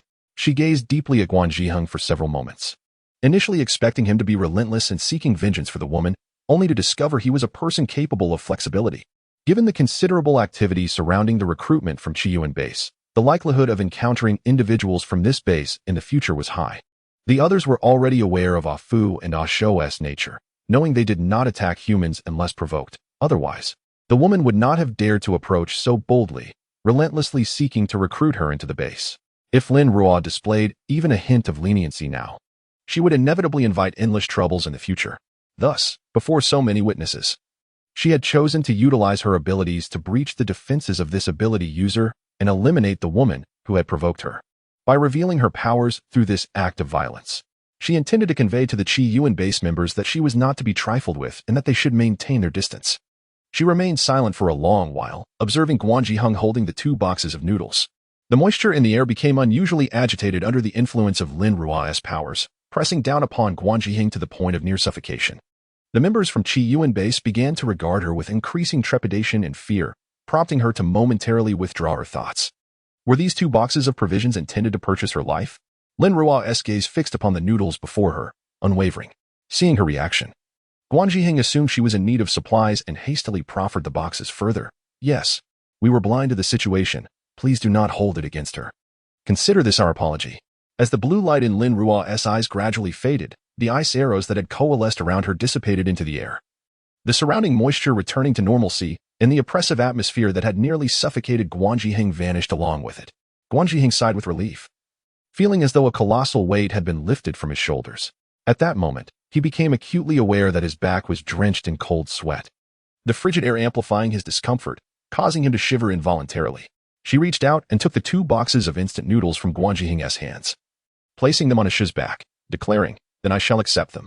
Only then did Guan Zhiheng truly relax, realizing that this individual had no intention of pursuing the matter further. Reflecting on her previous attitude toward supplies, he cautiously suggested to Lin Ruo, "Our Qiyuan base is located just north of Yanshan. Should you wish to visit, we would always welcome you." "I have no interest," Lin Ruo replied, her gaze towards Guan Zhiheng still tinged with a hint of coldness. The warning in her words unmistakably clear. Guan Zhiheng stiffened, grasping the implication of Lin Ruo's message, and promptly nodded. Yes, we shall no longer intrude." Lin Ruo chose not to utter another word, merely patting Ah Shou on the head. Ah Shou immediately understood, casting a glance at Guan Zhiheng before turning to swiftly carry Lin Ruo away, with after trailing closely behind. Their movements were rapid, vanishing around the corner of the street in an instant. It was only after Lin Ruo and her companions had disappeared that the tension Guan Zhiheng had been holding on to finally dissipated, replaced by a wave of trepidation. That chilling intent to kill he had just experienced was palpable. The woman's abilities were indeed terrifying. From the tall office building across the street, Jiang Yu observed everything unfold, raising an eyebrow in surprise. It turned out that the one who had annihilated Team 3 was none other than the master of those 2 dogs. Since witnessing the gruesome fate of Team 3, he had surmised that the assailant possessed formidable powers. However, he had not anticipated that this individual could so effortlessly breach Guan Zhiheng's defenses. This was a significant revelation. Contemplating the ease with which Guan Zhiheng and Du Shueting had defected from their base to seek refuge at Qiyuan base, he furrowed his brow. These individuals had completely forgotten how the base had nurtured and supported them, their vision clouded by immediate gains, revealing their short-sighted and selfish nature. He hoped that this powerful ability user would prove to be different from them. Afu and Ishu galloped swiftly down the street, their massive forms covering considerable distances with each stride, while Ishu maintained a steady pace with Lin Ruo on his back, and Afu scouted ahead. The sheer number of survivors in the urban area of B City was overwhelming, and Lin Ruo was reluctant to expose her spatial abilities. Thus, the 2 boxes of instant noodles could not be stored away just yet. The recruitment of powerful individuals by Chiyuan base had already drawn considerable attention, and Lin Ruo's prowess, along with the resources she possessed, had not gone unnoticed. Though they feared Lin Ruo's strength, the blind confidence of people often led to perilous outcomes. Even if she was formidable, she was merely one person accompanied by 2 dogs. Regardless of her abilities, there would come a time when they could be exhausted. And with so many armed individuals, they believed they could overpower her. Humanity's hubris can be blinding, and in the apocalyptic environment, such arrogance often exacts a heavy toll on life. Following Lin Ruo were a throng of onlookers, drawn to the conspicuous figures of Afu and Ishu. As they traversed the streets of B City, they immediately attracted a great deal of attention, with many noticing the 2 large boxes on Afu's back. These boxes appeared brand new, the tape intact, clearly indicating their contents were valuable resources. Lin Ruo sat upon Ishu's back, acutely aware of the malevolent gazes directed at her from all around. With a slight arch of her brow, it was evident that she was destined to take several lives before she could escape the confines of this B City district. The onlookers were oblivious to Lin Ruo's thoughts. Their eyes glinted with avarice as they beheld the 2 large dogs, Afu and Ishu, convinced that such formidable beasts must possess valuable crystal cores. Coupled with the 2 crates of supplies, the prospect of this transaction seemed exceedingly lucrative. As Lin Ruo and her companions traversed a street and turned onto a thoroughfare, they were abruptly obstructed by a blockade of 4 survivor teams, nearly 100 strong, standing firmly at the entrance, each armed with firearms. The dark muzzles pointed menacingly at Lin Ruo and her entourage, encircling them tightly. Such a configuration might have been sufficient to subdue a low-level ability user, but alas, they had encountered Lin Ruo. Leave the supplies and the dogs, the assailants demanded, inching closer to tighten their noose around the group, ever vigilant against a potential counterattack from the massive canines. Yet Lin Ruo smiled, her eyes gleaming with mischief as she gently patted Ishu's back. Afu, Ishu, they wish to harm you. What shall we do? Instantly, Afu and Ishu tensed, their fur bristling, deep growls emanating from their throats, intimidating the assailants and preventing them from advancing. Lin Ruo leaped from Ishu's back, her smile now more pronounced beneath her mask. Since you are so unwilling, let us engage. With that, a flicker of blue light danced in her eyes as she enveloped Afu and Ishu in layers of protective water membranes.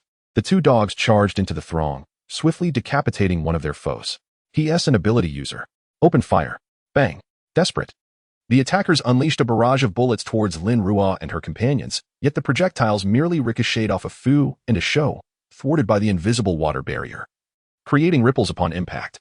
As the bullets neared Lin Ruo, they inexplicably halted mid-air. If one were to examine closely, they would observe that each bullet was suspended by a slender stream of water, rendered immobile, with the protection of the water membrane. Afu and Ishu navigated through the crowd as if it were their domain, each claw and bite claiming a life. Meanwhile, Lin Ruo's palm began to manifest a dozen tiny ice crystals, which obediently hovered just above her hand. As her palm glimmered with blue energy, the crystals shot forth towards those desperately firing at her. Pff. Sizzle. The assailants, witnessing the mounting casualties, realized that what they presumed to be their mightiest weaponry was but a mere plaything in the hands of their opponent. Terror gripped their hearts, extinguishing any concern for the supplies they sought. Their singular desire was to flee, but it was already too late. Lin Ruo's azure light intensified, her formidable mental energy surging forth as she conjured water orbs, each compressed to the size of a football, encircling her adversaries. What is this? Boom. Boom. Lin Ruo commanded the water orbs to explode around them, the detonations resonating with tremendous force. Within a radius of several dozen meters, those caught in the blast were obliterated, their remains soaring into the air before crashing heavily to the ground, instantly encased in ice. Afu and Ishu were shielded by a membrane of water, emerging unscathed and untouched by the splattered blood and dismembered flesh that surrounded them. Yet, remnants of the prior carnage still stained their forms. Nearly 100 survivors had succumbed in mere minutes, transforming the scene into a veritable inferno of despair, littered with fragmented bodies, all frozen to the ground by the biting cold. Lin Ruo surveyed the grim tableau, a fleeting coldness flickering in her eyes before her expression returned to its usual composure. She called to Afu and Ishu, who were diligently surveying the battlefield. With tails wagging, they bounded over and followed Lin Ruo away from the site. Once they departed, Others soon arrived, drawn by the sound of the explosion. The air bore no scent of gunpowder. It was not the work of a bomb. I had just come from the recruitment site at Chiyuan Base. It must have been that ice-type ability user. How formidable. Witnessing the aftermath, it appeared that around 100 lives had been extinguished in such a brief span. The power of ability users is overwhelmingly potent. We must tread carefully in the future. Jiang Yu stood amidst the gathering, his understanding of Lin Ruo's capabilities evolving anew. This ability user was undoubtedly more formidable than the combined strength of the previous 6. It is imperative that I return promptly to report to the commander. Chapter 102. The Power of Nihility on a Desolate Street. 2 5-meter-long mutated beasts were sprinting swiftly. Pursued by a remarkably fast figure clad in black, Lin Ruo, along with a Fu and a Shou. After traversing some distance, Lin Ruo expanded her mental energy to ascertain that the tails trailing them had all retreated. Only then did she stow away the 2 boxes of instant noodles into her spatial realm, marking the beginning of her harvest for the day.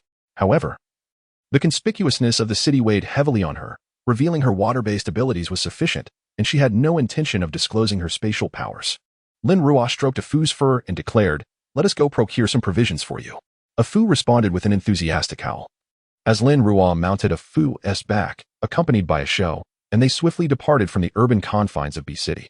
The duo galloped fiercely, covering ground until they reached the outskirts of B City in less than half an hour. Here, many buildings lay in ruins, and the population was considerably diminished compared to the city center.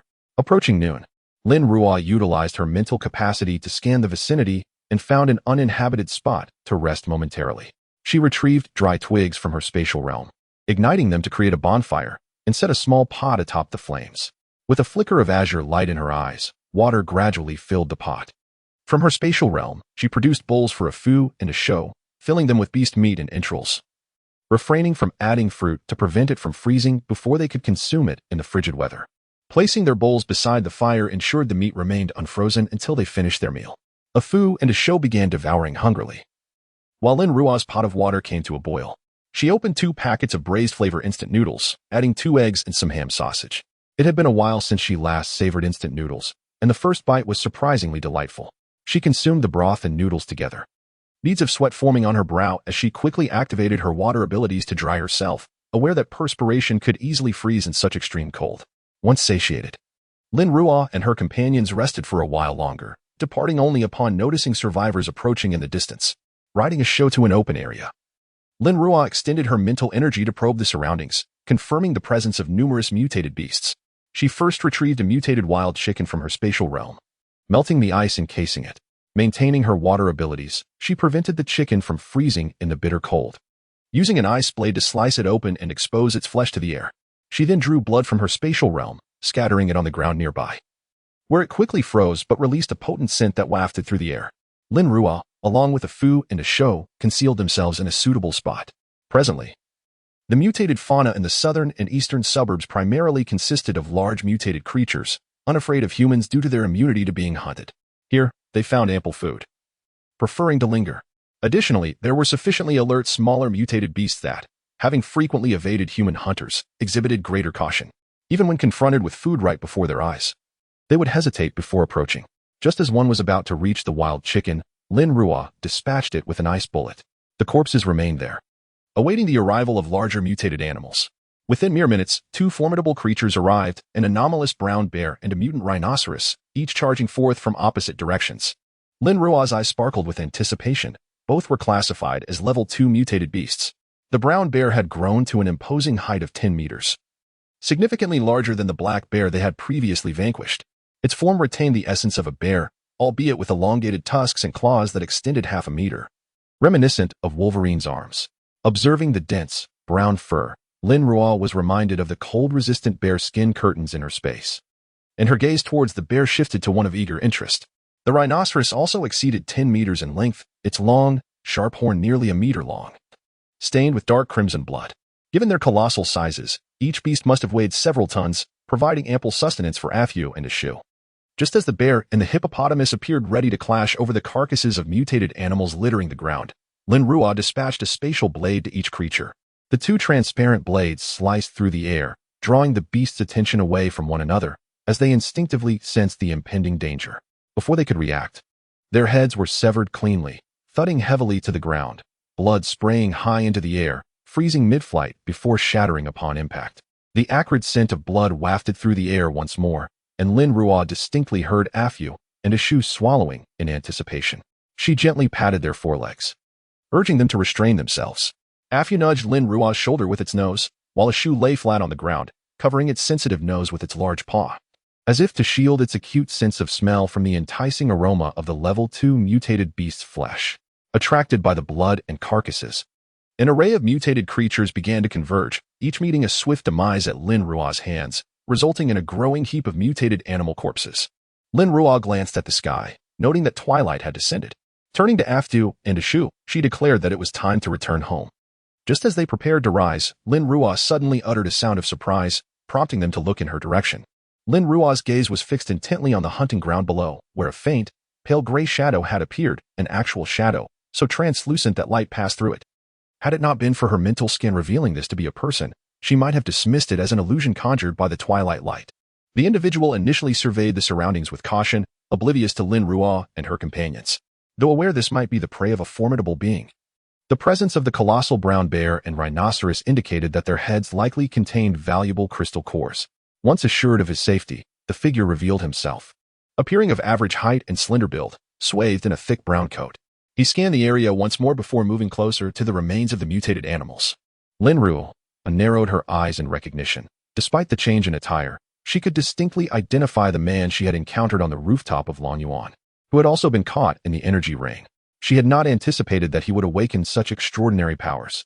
Such extraordinary abilities were unfamiliar to Lin Ruo from her past life, yet she could not allow this individual to infringe upon her quarry. With a narrowed gaze, she swiftly launched an ice arrow towards the man. The man, highly alert, immediately reverted to his shadow state, a layer of dark luminescence enveloping him, causing the ice arrow to pass harmlessly through his form and embed itself into the icy ground. Lin Ruo was taken aback. Her ice arrow had failed to inflict any harm. Did this individual possess the power to disregard physical assaults? Her eyes glimmered with a blue light once more, and frigid air erupted from the ice beneath the man's feet. Yet, the dark luminescence flickered again, preventing the frost from ensnaring him. The man, visibly startled, realized that the hunting ability user was nearby and sought to retreat. He felt a pang of regret, recognizing that his judgment had been clouded by the allure of the crystal core. With such prey nearby, the ability user was unlikely to be far away. Unyielding, Lin Ruo intensified the blue light in her hands, encasing the man in a thick ice shield. However, the man's dark aura surged, allowing him to breach the ice shield and flee.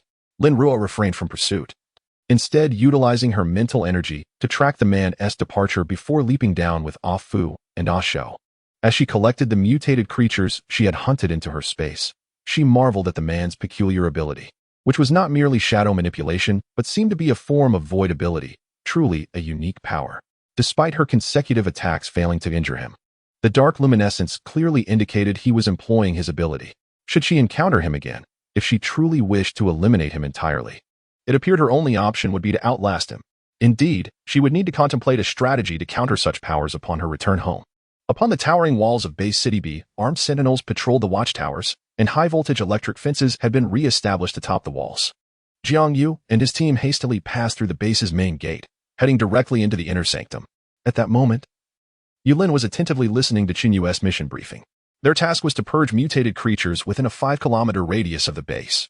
These creatures were predominantly large animals that had evolved rapidly. Many had progressed to a point where they were impervious to firearms. Even heavy machine guns could only inflict minor wounds, making their extermination exceedingly challenging. To effectively combat such mutated entities, they would require weaponry of grenade caliber or higher. Yi Lin, having previously served alongside Qin Yu, was well aware of his leadership abilities and combat prowess. If he found it exceedingly difficult to eliminate these creatures, it would be even more improbable for others. The rapid evolution and enhanced reproductive capabilities of these mutated beings posed a significant threat. Should they attempt another extermination, it was likely that heavy machine guns would prove futile. Qin Yu sat nearby, his mood equally heavy as the harsh realities of the apocalypse, coupled with the frigid climate and mutated beasts, rendered survival for humanity nearly impossible. Yulin was cognizant of the weapon stockpiles within the base. When the inventory had been divided from Qi Yuan base, they had lost over half of their supplies. With their current arsenal insufficient, it appeared the cleansing mission would need to be temporarily shelved. Qin Yu cast a glance at Yulin, aware that Yulin understood the grim reality that would ensue if the cleaning task were to be postponed. Thus, he refrained from further persuasion, recognizing that the only way to enhance the soldiers' chances of survival was through rigorous training. Moreover, he pondered whether it would be feasible to distribute weapons crafted from the underground ores to each soldier embarking on a mission, even if it were merely a dagger. Ordinary blades were nearly ineffective against mutated creatures. Only weapons forged from the subterranean minerals could pierce their tough hides. Chen Yu's primary purpose for visiting today was to request this batch of weapons. Lin contemplated for a moment before sighing. The underground ores were already scarce, and given the significant losses incurred previously, it would likely be a daunting task. I shall approach the base leader shortly to make an appeal, he finally decided. Chen Yu's expression darkened. The Qiyuan base was the brainchild of the high-ranking officials Yang Songming and Zhu Xingzhong, who had been destabilizing the morale among the populace. Many survivor teams and ordinary citizens had rallied to their cause, and even the last two remaining ability users in the base had sided with them. Ultimately, the base leader, left with no viable options, reluctantly consented to the division of the base. When Qiyuan base departed, they took with them only a few thousand people but half of the available supplies and weapons. In the aftermath, the base experienced significant turmoil, with numerous survivors and ordinary civilians withdrawing from the B-City base. What was once a bustling stronghold now stood half-empty. In truth, this shift was somewhat beneficial for the base, akin to a burden being alleviated. Nonetheless, the actions of Yang Songming and Zhu Xingzhong remained despicable in the eyes of many. As they were mired in silence, a knock resounded on the door of Lin's study. Report. Chapter 103. The Underground Granary of J-City Report. Lin recognized Jiang Yu's voice from outside and, recalling the task he had entrusted to him, his eyes brightened as he called, "Come in." Jiang Yu opened the door and was momentarily taken aback to find Chen Yu also present in Lin's office. After sharing a brief smile with Chen Yu, he saluted Lin, addressing him as commander. "Yes, come and sit," Lin replied, not intending to send Chen Yu away. If the task were indeed genuine, they would need to rely on an expert like Chen Yu. Having worked with Lin for a considerable time, Jiang Yu felt at ease and strode confidently to a chair, voicing no objections to Chen Yu's presence. The matter at hand was of paramount importance to the entire base, and he trusted Chen Yu's character. "What have you discovered?" Lin inquired, handing Jiang Yu a cup of hot water. After taking a sip, Jiang Yu's expression grew serious as he reported. "I took a few trusted colleagues and utilized our base's newly developed detection device to investigate the large granary on the outskirts of J-City. The granaries there have all been ravaged by mutated animals, and the remaining grain is scarce." Upon hearing Jiang Yu mention the granary, Chen Yu's eyes brightened momentarily, but they dimmed when he learned of the devastation wrought by the mutated creatures. Many granaries in B-City have suffered similar fates. Otherwise, our food supplies would not be so strained. Observing the somber expressions on the faces of the two men before him, Jiang Yu allowed a hint of joy to return to his features. "However, we detected an underground granary in that facility, and it remains intact." "Really?" Lin and Chen Yu exclaimed in unison, their eyes sparkling with hope. For some time now, they had been preoccupied with the issue of food scarcity. With over 200,000 people at the base, they required more than 2,000 tons of grain daily, a pace of consumption that was alarmingly rapid. The immediate priority was to locate food supplies. Jiang Yu nodded, but soon his smile faded, replaced by a grave demeanor. "There is, however, some unfortunate news. The area is remote and teeming with mutated animals, which are breeding rapidly, leaving traces of their presence everywhere. Moreover, there are many large predators among them. These formidable beasts evolve more swiftly than the smaller mutated creatures. During our expedition, we encountered a brown bear exceeding 10 meters in size. Conventional grenades are insufficient to eliminate such a massive mutant. We only managed to injure it before escaping.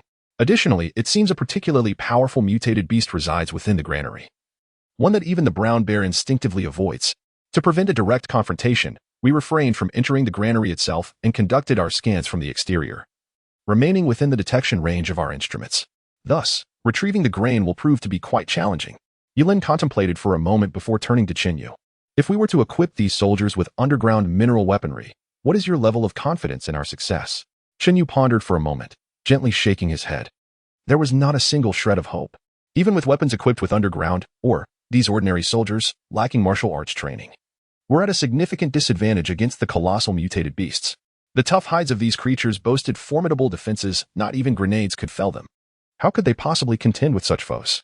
Furthermore, our objective this time is to transport food back, necessitating a light and simple approach. Heavy weaponry cannot be transported. The only options available are small-caliber howitzers or mortars. While these may prove effective against individual mutated beasts, they would have little impact against a swarm. And we can only carry a limited supply of shells. After listening to Qin Yu's analysis, Yilin's gaze darkened. If only those 6 ability users were still around, the situation would not be so dire. Unfortunately, their hearts had been corrupted by greed, leaving no room for other considerations. Beside them, Jiang Yu fell into silence, absorbing Qin Yu's words. After a long pause, he suddenly spoke. I have another piece of news. What is it? Yilin withdrew from his thoughts, turning to Jiang Yu. Jiang Yu hesitated briefly before revealing, on my way back today, I encountered another ability user in the urban area of City B. This individual is the one who previously annihilated the entire Team 3. She possesses ice abilities and clashed with Guan Jihing today, effortlessly piercing through the metallic shield he had set up with her ice arrows. I personally believe she is even more formidable than the combined strength of the previous 6 ability users. Annihilated Team 3? Qin Yu turned to Yilin, unaware of this incident. Yilin nodded, explaining the circumstances to Qin Yu. Jiang Yu had mentioned this previously, during the division of the rescue team. Team 3 had been completely wiped out. Jiang Yu had examined the corpses, which were left in a state of utter disarray, with even their organs pulverized. Qin Yu furrowed his brow, his gaze toward Jiang Yu filled with disapproval. Such a cruel individual would be even more difficult to control than Guan Jiheng and his ilk. Are you certain you wish to incorporate someone like her into our ranks? Yilin also fell silent, his thoughts wavering. The actions of the previous ability users had indeed left a negative impression on him. Conversely, Jiang Yu firmly opposed Qin Yu's viewpoint. Killing is not inherently terrifying. The absence of principles is what truly frightens. You must have heard of her. She is the owner of those 2 mutated dogs. If she can raise them in such a manner, it suggests she is not a mindless killer. Perhaps her actions were justified, possibly even provoked by Team 3's initial aggression. We cannot generalize based on limited information. Yilin's eyes brightened. So she is the owner of those 2 dogs. That warrants further exploration. The dogs gained a positive reputation in the base precisely because they did not harm others. As Jiang Yu mentioned, someone capable of nurturing such creatures must possess principles. Qin Yu remained silent. While he found her actions extremely cruel, he had also heard tales of those 2 dogs and had once considered training a mutated military dog himself.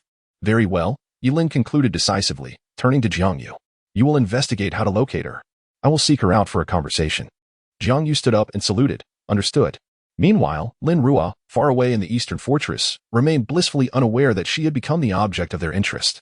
She returned home with a fu and a shou, her mind still pondering how to confront that elusive supernatural ability if they were to encounter it again. From a distance, a Lu waved a willow branch at them, and a fu and a shou joyously dashed over, circling around a Lu. Observing this scene, Lin Ruo momentarily set aside her thoughts. On the platform lay several mutated deer, and at the base of the willow tree remained an intact deer hide and antlers, likely consumed by a Lu during lunch. Lin Ruo estimated the size of the mutated deer. Remarkably, it measured 4 meters in length and weighed approximately 400 kilograms. Had a Lu devoured it all? Lin Ruo glanced at a Lu, who was still playing with a fu and a shou, realizing that a Lu had previously been underfed. With a slight sigh, she acknowledged the astonishing appetite. After storing the remaining mutated deer in her space, she replenished a Lu's roots with some lake water. It seemed that the black soil she had previously left in a Lu's pit had diminished, so she retrieved more from her space to sprinkle around the roots. A Lu quickly absorbed the energy contained within the black soil, its branches unfurling like a gigantic umbrella, with willow branches cascading to the ground, exuding comfort. It entwined its branches around Lin Ruo's wrist, gently nuzzling her. Lin Ruo allowed it to indulge in this affectionate display, and once she had finished tending to it, she gently tapped its branch, prompting a Lu to release her. A fu and a shou had already scampered into the fortress to drink water. Lin Ruo utilized her water-based abilities to cleanse the bloodstains from the platform before entering the house. Upon entering, she found a fu and a shou patiently sitting by the door, waiting for her to attend to them. With a resigned smile, she removed her heavy winter coat and hung it on a rack, subsequently storing it in her space. After giving them a bath, she released them. Lin Ruo then sat on the sofa to rest for a moment. Just as she felt the room's temperature dip, a Lu's branches reached in, skillfully adding logs to each fireplace. She smiled gently and retrieved several logs from her space to place beside each fireplace. By this time, night had entirely fallen. She turned on the lights and switched on the television before commencing dinner preparations. She first prepared dinner for the 3 of them. And since they had missed out on fruit at lunchtime, she decided to double their fruit portions for the evening. Sweet melons grown in her space, delectably sweet and sandy. As they enjoyed their dinner while watching television, Lin Ruo contemplated her own meal. Having had instant noodles for lunch, she considered a hot pot for dinner. She prepared a spicy hot pot, complemented by lamb and beef from her space, and paired it with a romantic idol drama on the tablet. Savoring her meal for a full hour. By the time she finished, it was already 7 o'clock. And Fu and a show had watched 4 episodes of an animated series. After tidying up the dining table, she settled beside them to watch. And as the screen filled with pigs, Lin Ruo smacked her lips, feeling a bit tempted. She retrieved a packet of pork jerky from her space to snack on. A show scratched Lin Ruo with its large paw, its eyes fixed on the snack in her hand. Lin Ruo turned to Fu, who was equally transfixed on her treat. As Lin Ruo gazed at the mere half a kilogram of pork jerky in her hand, it seemed insufficient to satisfy their cravings. She cleared her throat and gestured towards the television, stating, "This is pork, possibly even that of the pork hero." Aisho looked incredulously at the screen, then back at Lin Ruo, his mouth slightly agape. Fu, on the other hand, regarded her with an expression that conveyed a sense of unspoken bewilderment. As if questioning her recent lapse in judgment, Lin Ruo, well, for the sake of snacks, it appeared she had acted somewhat foolishly. Ultimately, she consumed but a single piece of the pork jerky, while the rest vanished into the mouths of Fu and Aisho, who, despite their fondness for the pork hero, did not forego the delightful treats. An hour later, Lin Ruo rose to tidy up the snack wrappers strewn across the table, calling out to Fu. "You've been watching for quite a while. It's time to turn off the television." Fu disregarded Aisho's forlorn gaze and Lu's outstretched branches, promptly standing up and approaching the television. With his enormous paw, he extended a long claw to gently press the power button on the remote control. The television fell silent, and as she observed Aisho's drooping head, Lin Ruo chuckled softly. Among the trio, Fu's addiction to television was the least pronounced, allowing him to heed her words without hesitation.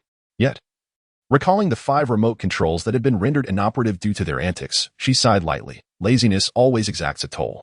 At 9 o'clock in the evening, the time for rest at home arrived. Lin Ruo ensured Fu and Aisho brushed their teeth before attending to her own nightly routine, ultimately drifting into a sweet slumber. Chapter 104. Relocation. Once more the towering willow tree outside obscured the fortress, casting a dim light within. After rising, Fu and Aisho dashed out to train with Lu, leaving the fortress in tranquil silence. Following 4 hours of rigorous training, Lin Ruo emerged, drenched in perspiration. Her newly devised training regimen proving effective. As she wiped her brow with a towel, the sudden roar of an engine caught her attention. Momentarily startled, she recalled that Fu and Aisho were still outside training. In an instant, she slipped into a down jacket and hurried to the door. Upon stepping outside, her eyes were drawn to 3 trucks parked not far away, laden with boxes of various sizes and a familiar banner. Fu and Aisho crouched low, baring their teeth at a group of 20 men clad in black coats and masks, each wielding a rifle but not aiming at her companions. Fu and Aisho remained on guard, while Lu's willow branches swayed slightly, poised for action. Without hesitation, Lin Ruo surged forward, positioning herself protectively in front of Fu and Aisho. Her gaze fixated on the imposing banner atop the trucks, a flash of fury igniting in her eyes. It was them again. It seemed her previous display of power had failed to deter them, as they had dared to approach the fortress. Resolute, she thought that they must be eliminated. The men across from her appeared visibly unsettled by the formidable sight before them, 2 massive dogs, a formidable esper, and the exaggeratedly flourishing willow tree behind her. In such weather, how could the tree remain so verdant? A closer inspection revealed the branches glinting ominously, a clear sign of a mutated plant. Cold sweat trickled down their backs as they realized they had stumbled upon something extraordinary. This esper couldn't possibly think they had come seeking her out. They were merely following orders to descend the mountain and recruit strong individuals from the urban area below, inadvertently discovering the esper's residence. "Hello, do not misunderstand. We are merely passing through and mean no harm," the leader of the black-clad men stammered, swallowing hard as he surveyed the fortress beneath the towering tree. Lin Ruo noted the flicker of his gaze towards the fortress, feeling an increasing chill envelop her. Realizing their actions could easily be misconstrued, the man continued, "We truly did not seek you out. It was purely by chance." He instinctively glanced at the monumental fortress behind Lin Ruo, pondering its construction from underground minerals. With such hardness, how had she managed to create such a stronghold? Lin Ruo's expression hardened. Regardless of their intentions, if she spared them today, not only would her fortress's location be compromised, but her mining activities would also be exposed. She harbored too many secrets to afford such risks. A sigh escaped her lips as she recognized her earlier folly. She should not have entertained any illusions. Given the proximity of her fortress to the Qi Yuan base, how could it have remained concealed for so long? If those individuals were to discover the location of the fortress, her days of peace would come to an end, and any future attempts to relocate would reveal her spatial abilities to many. Understanding the implications of this convoluted situation, Lin Ruo ceased her words, her eyes shimmering with a blue light as the surrounding water molecules swiftly coalesced. Those individuals, having encountered abilities before, recognized the intent in Lin Ruo's gaze and hurried towards the vehicles, simultaneously drawing their firearms to shoot backward, attempting to disrupt her ability's execution. While this tactic might work against other ability users, Lin Ruo had long mastered the art of multitasking. A thick shield of ice enveloped both her and Fu. A show, as dozens of ice arrows shot forth towards the group, embedding themselves in the bodies of those from the Qi Yuan base, instantly freezing them in place. Satisfied, Lin Ruo nodded. This way, there would be no concern over bloodshed, ensuring a clean and environmentally friendly outcome. She scanned the cargo truck with her mental energy and discovered it was filled with supplies, predominantly instant noodles and a small quantity of hot pot ingredients. Raising an eyebrow with a light chuckle, she mused that these individuals were rather generous, offering her a bounty of provisions. She stored the 3 trucks and the frozen individuals within her spatial realm and turned to lead Fu and a show back home, contemplating her moving arrangements. Upon returning home, she shed her heavy garments and prepared breakfast for Lu and the other 2. Before they ate, Lin Ruo carefully advised Fu, "Today, we may need to relocate, so let's refrain from hunting for now." Fu nodded, gently responding with a soft owl. She affectionately patted Fu's head, prompting him to lower his gaze and commence his meal. Observing Fu's understanding, Lin Ruo decided not to interfere further. Fu was sensible and would not only heed her instructions but also ensure a show followed suit. Subsequently, she retrieved a box of fried rice and some milk from her spatial realm, heating the milk with her water abilities before beginning her meal. After swiftly finishing her breakfast and tidying up the dishes, she settled on the sofa, spreading out a map of City B on the coffee table, meticulously selecting a suitable relocation site. With the rodent and insect tides having passed, and recalling from her previous life that the next calamity would likely be a significant earthquake, followed by an extended period of extreme heat lasting 2 years, during which mutated plants would emerge, she knew she had to choose her new residence with caution, avoiding these impending dangers. Having acquired the underground minerals, with the rodent and insect tides behind her, and given that the City B base would not develop new weaponry until a year after the extreme heat, she realized she no longer needed to remain within the confines of the Yinshan range.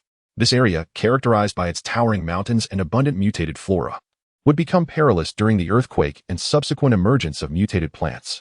After scanning the map of City B for some time, she finally identified a suitable location.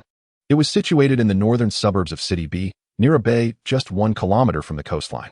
Although the elevation was somewhat low, there was exposed land available to establish a fortress. This expansive area, devoid of towering structures or mountains within a 10-mile radius, proved to be exceptionally fitting. Most importantly, this location is situated far from the B City base and the Qiyuan base, positioned diagonally across the entirety of B City, with a vast expanse of the city in between. It would take no less than 2 hours by car to reach it in the pre-apocalyptic days.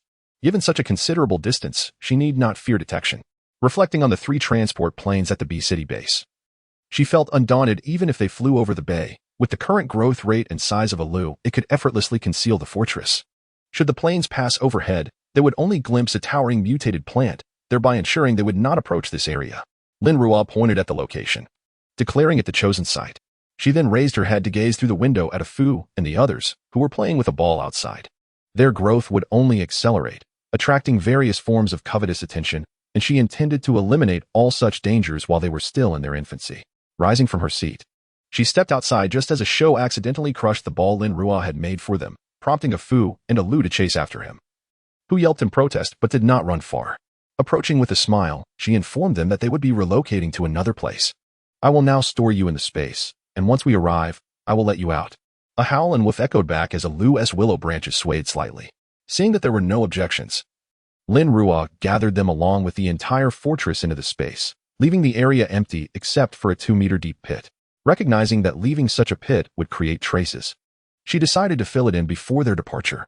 Using her spatial abilities, she summoned the earth previously excavated from the pit, returning it to its original place.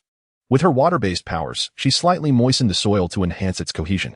Soon after, a brilliant blue light emanated from her eyes, and a massive ice shovel materialized in the air. With Lin Ruo's mental control, it began to level the earth within the pit, matching the surrounding ground's elevation. In the frigid weather, the ground had already frozen, and Lin Ruo's hands shimmered with blue light as tiny white ice crystals began to fall like snow over the newly filled pit. Within minutes, the surface blended seamlessly with the surrounding white snow, rendering the area indistinguishable from before. After confirming that no signs remained, the blue glow in her eyes faded, and the enormous ice shovel dissolved into luminous blue specks in the air. Exhaling deeply, Lin Ruo directed her mental energy into the space, categorizing the items she had just collected from the truck into the stillness of the space, then retrieving an empty truck, taking her place behind the wheel. She felt familiar with such vehicles, having driven countless times in her past life. A twist of the key ignited the engine. Checking the fuel gauge, she noted half a tank of diesel. Considering the distance to her destination, she jumped down and filled the tank using the diesel from her space. Subsequently, she drove away swiftly from the place she had called home for the past few months.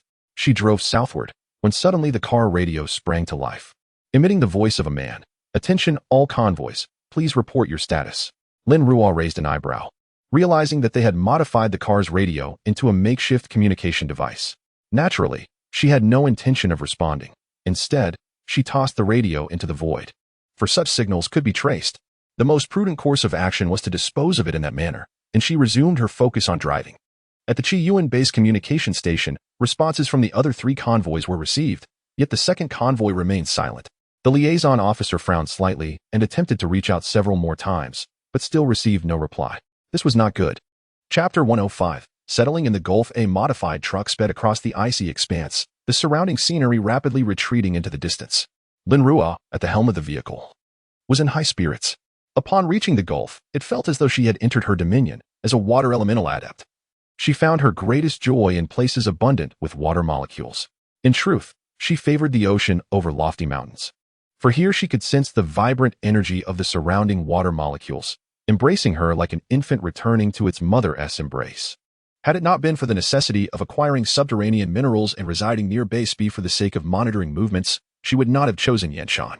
Moreover, the number of mutated creatures in the sea far surpassed those on land.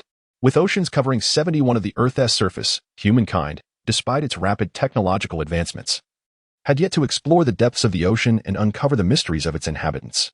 Though the extreme cold was biting, it only plummeted to temperatures between -70 to 80 degrees Celsius, insufficient to freeze all the seawater. Much like the Arctic and Antarctic regions, the ice could only cover the surface to a depth of about 4 meters. Beneath this global chill, the thickness of the ice atop the ocean did not exceed 10 meters, a mere veneer upon the unfathomable depths below, having little impact on the aquatic realm. Beneath the frozen layers, numerous mutated beasts thrived, engaging in a cycle of predation to sustain their energy. Lin Ruo had glimpsed only a fraction of their existence in her past life, unable to perceive the full scope of their world. Even during periods of extreme heat, when temperatures soared and seawater evaporated, exposing vast stretches of parched coastline, the ocean would not be entirely devoid of water. The rising temperatures compelled the mutated beings to adapt to their ever-changing environment. Prior to the apocalypse, the highest temperatures at the equator could reach 55 degrees Celsius. Yet the oceans remained intact. It was merely the protracted duration of heat that led to the complete evaporation of river waters. Residing in the Gulf provided Lin Ruo the opportunity to fish with a fu and a show during her leisure time, where she anticipated that the mutated creatures she caught would be larger than those she had previously hunted. This also afforded her the chance to employ her psychic abilities to explore beneath the ice, seeking any containers or supplies that may have been washed into the water. Lost in dreams of a splendid future, Lin Ruo's joy propelled her to accelerate, and within an hour and a half, she arrived at the designated area marked on her map. She parked the truck on the frozen ground of the Gulf and stepped out, greeted by an endless expanse of silvery white, devoid of any obstructions, a sight that invigorated her spirit. With her eyes closed and arms outstretched, she inhaled deeply, the frigid air rushing into her lungs, prompting a series of sharp coughs. The flow of her water elemental abilities quickly healed her nearly frostbitten lungs, and she chuckled softly, realizing her excitement may have gotten the better of her. After taking another glance at the vast scenery, she turned to begin her tasks. Her eyes shimmered with a blue glow. The water molecules here were exceptionally active, and she felt her psychic energy required to manipulate her water abilities was significantly diminished. 3 massive ice shovels materialized in the air as Lin Ruo divided her psychic energy into 3 strands, directing the shovels to commence their excavation. Soon, 3 large mounds of earth emerged, while a 2-meter-deep pit had already been excavated. Lin Ruo transported the fortress from her spatial realm and placed it into the pit, producing a resounding thud as the fortress settled firmly. Naturally, a Lu, planted on the fortress platform, emerged alongside it. As soon as a Lu appeared, its slender willow branches extended outward, reaching nearly 100 meters in length, spreading in all directions like a verdant spiky ball. Lin Ruo understood its need to acclimate to the surroundings and did not intervene, instead releasing a Fu and a Shou from the spatial realm. Upon their emergence, a Fu and a Shou were momentarily stunned, but quickly regained their composure and dashed towards the ocean. This location was more expansive than their previous one, unencumbered and stretching endlessly. They relished the openness, running far away while still being able to see the fortress, alleviating their concerns about being obstructed by trees.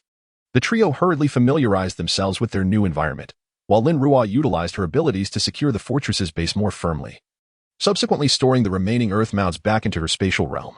After employing her water abilities to cleanse the area in front of her home, she turned to re-enter the house, allowing the three of them to continue their play outside. Glancing at the clock on the wall, Lin Ruo noted it was already past 10. She directed her mental energy into her spatial realm, heading first to the planting area, where the crops in the dark soil were ready for harvest. Every week, she would use her water abilities to bring rain to her life space, with the rainwater enriched by some lake water to nourish the land. Thanks to the lake water's enrichment, the yield of the previously cultivated ordinary soil had improved, and the maturation cycle of the crops had shortened. Under Lin Ruo's control of the rain, the dark soil could be harvested roughly every 2 months, while the ordinary soil produced several harvests every 4 months, maintaining a harmonious rhythm that spared Lin Ruo from chaos during each harvest. 2 months prior, she had reaped an impressive 200 tons of sweet potatoes, 500 tons of potatoes, along with several tons of miscellaneous grains and numerous tons of fruits and vegetables. Lin Ruo felt that the reserves of sweet potatoes and potatoes in her spatial realm were sufficient. During the last planting, she had refrained from sowing more sweet potatoes and potatoes, focusing instead on staple grains. This time, along with the ordinary soil's crops, the harvest in her realm would be bountiful. Lin Ruo employed her mental prowess to gather the grains in her space, as was customary, using the crops harvested from the ordinary soil to produce animal feed, augmenting it with a substantial amount of grains and bean cakes from the dark soil, which the animals in her realm relished. She stored the remaining grains in the stagnant space, and at that moment, the planting area was entirely vacant. She then summoned another heavy rainfall in her spatial realm, this time with an increased amount of lake water to nurture the soil. After completing the harvest in her spatial realm, she shifted her focus to the breeding area, where the number of animals had significantly increased. The previously small animals had now matured, particularly the poultry and rabbits, whose population had surged explosively in the past few months due to Lin Ruo's lack of control over their numbers.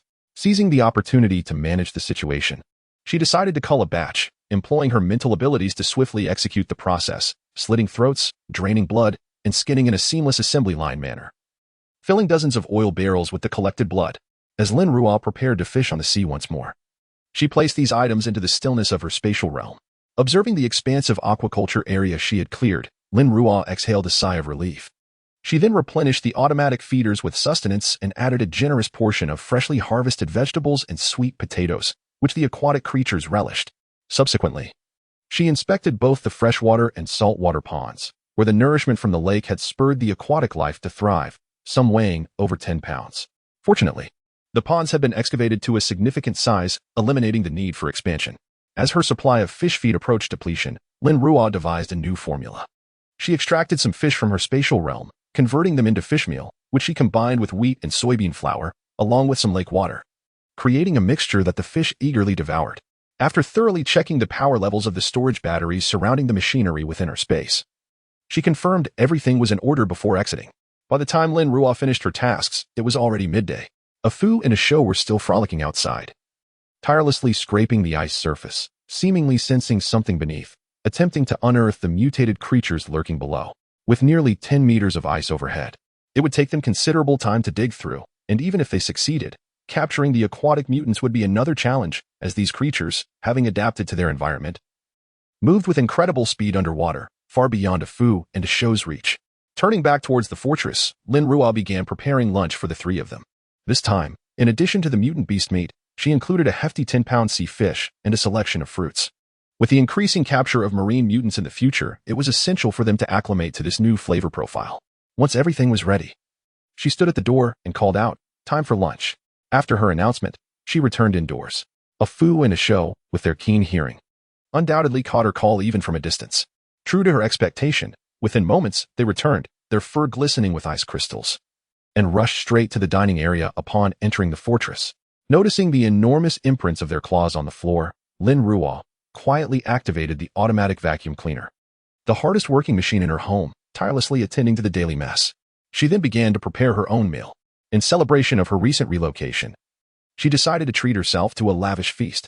Earlier in her spatial realm, she had seen that the crabs and lobsters had matured and were now ready for consumption. She retrieved 2 lobsters from the saltwater pond, each weighing approximately 6 pounds, and gathered a bountiful catch of river crabs and shrimp from the freshwater pond, readying herself for a seafood extravaganza. To ensure a Fu and a show would also partake in the meal, she refrained from adding excessive ingredients, opting to steam the seafood simply. Complemented by her homemade dipping sauce, the dish was both delectable and delightful. She set her tablet on the table, indulging in the seafood while watching a variety show. The meal stretched on for an hour before she finally finished. In the end, however, she was unable to consume it all, with a substantial portion finding its way into a Fu and a show's eager appetites. After dinner, Fu and Asha sprawled on the floor, engrossed in the television, while Lin Ruo gazed out at the sky, which had just begun to darken. She contemplated her stagnant progress with the plant suppression powder and realized it had been quite some time since she visited the laboratory at Base B. Seizing the opportunity of having some free time, she thought it prudent to take a stroll, hoping to unravel the conundrum that had been plaguing her. She hurried to the door, donned her attire, and then turned to Fu, saying, "I shall step out for a while and return before nightfall. You 3 keep a vigilant watch over the house." Howl. Chapter 106. Crystal Energy Particle Cannon. Lin Ruo drove the truck she had seized today, traversing the long stretch from the northern to the southern outskirts. Relying solely on gliding would have proven too exhausting, so she opted to drive to the southern outskirts first before stealthily making her way to the B City base. The banners and license plates on the truck had been removed by Lin Ruo, ensuring that, even if spotted, no one would associate it with the Chi Yuan base. As she drove along the northern outskirts, numerous mutated creatures were drawn to the sound, rushing towards the truck. A flicker of blue light shone in Lin Ruo's eyes as ice arrows manifested around the vehicle, piercing the creatures with lethal precision.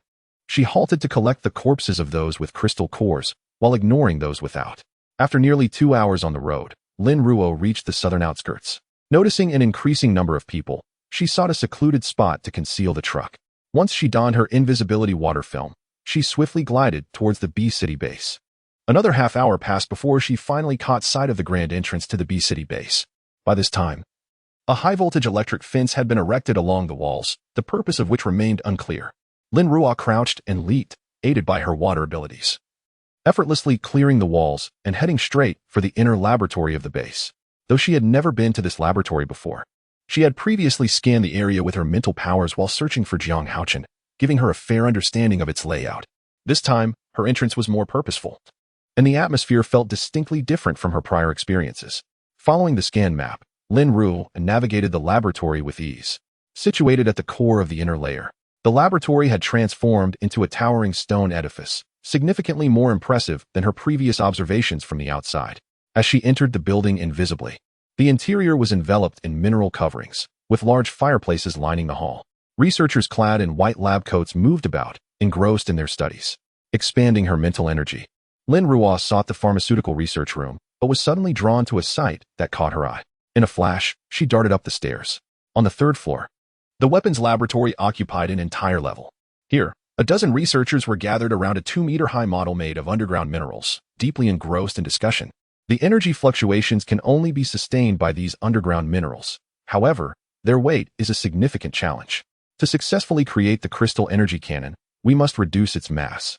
One researcher stated, "There is a vast reservoir of energy contained within these crystal cores. If these ability users can harness the energy within, it could lead to physical guidance." Lin Ruo materialized before the model, her eyes gleaming with excitement. This was the crystal energy particle cannon she had long desired. This cannon required no ammunition. A mere filling of crystal cores sufficed. The damage it inflicted manifested in the form of particle light waves, boasting immense power. While it may not rival the might of a missile, it was formidable nonetheless. Most importantly, it was durable, capable of repeated use with intervals of only a few minutes. Provided there were enough crystal cores, it was impervious to weather conditions, truly a weapon of the apocalypse. Her intention was to install 2 of these cannons on her fortress, ensuring that she would not need to worry about depleting her abilities, even when confronting the base head-on. In a previous life, those researchers and high-ranking officials without supernatural abilities maintained their absolute leadership due to this very invention, as even those endowed with powers could not withstand the destructive force of its 2 shots. It was unexpected that the B City base had commenced development during the extreme cold of the past 6 months. No wonder it was already in use by the time of the intense heat. Lin Ruo navigated among the researchers, probing the crystalline energy cannon, examining its structure and scanning it repeatedly with her mental prowess. Regrettably, it remained merely a model, not yet a successful prototype.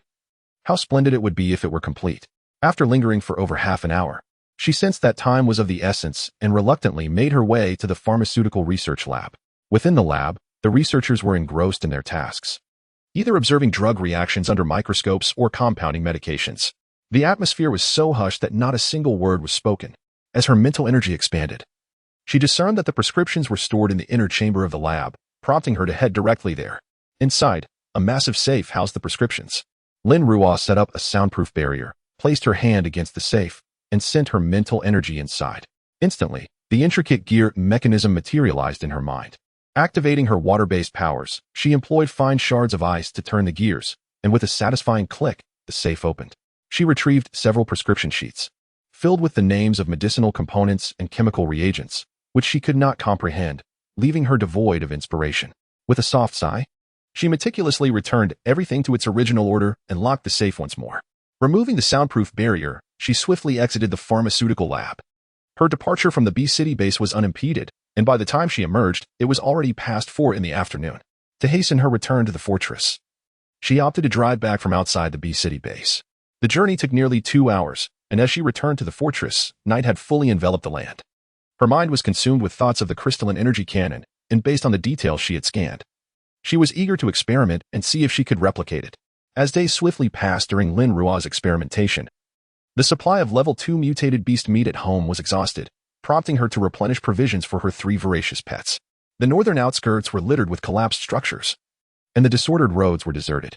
Lin Ruo rode atop off Fu, traversing the roads of the northern town, an area they had yet to explore.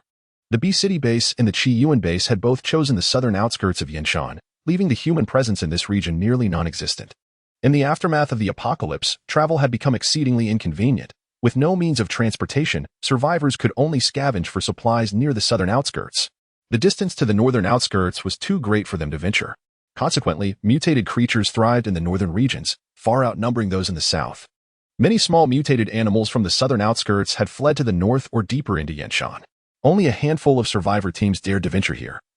Lured by the prospect of greater resources, yet they simultaneously faced heightened dangers. Upon arriving here, Lin Ruo leaped down from Afu's back and instructed, "You all may proceed to hunt. Return home once you've caught something. I shall find a suitable spot to set up a fishing nook." Afu nodded, lowering its head, and Lin Ruo patted its large mouth before it lifted its head and let out a howl towards Ashu, then dashed ahead. Ashu lowered his head, nudging Lin Ruo's palm with his large nose before following Afu into the distance. Lin Ruo chuckled softly, her figure darting away like a bolt of lightning. As she traversed the streets, searching for an opportune moment, she suddenly pivoted and leapt, an ice arrow piercing through the air to strike the python that had attempted to ambush her from behind. The serpent snapped its jaws but missed, only to have the ice arrow embed itself in its eye. The python writhed in pain, its massive tail swinging towards Lin Ruo. A flash of azure light sparked in her eyes as she summoned a colossal ice blade, cleaving down towards the serpent's tail.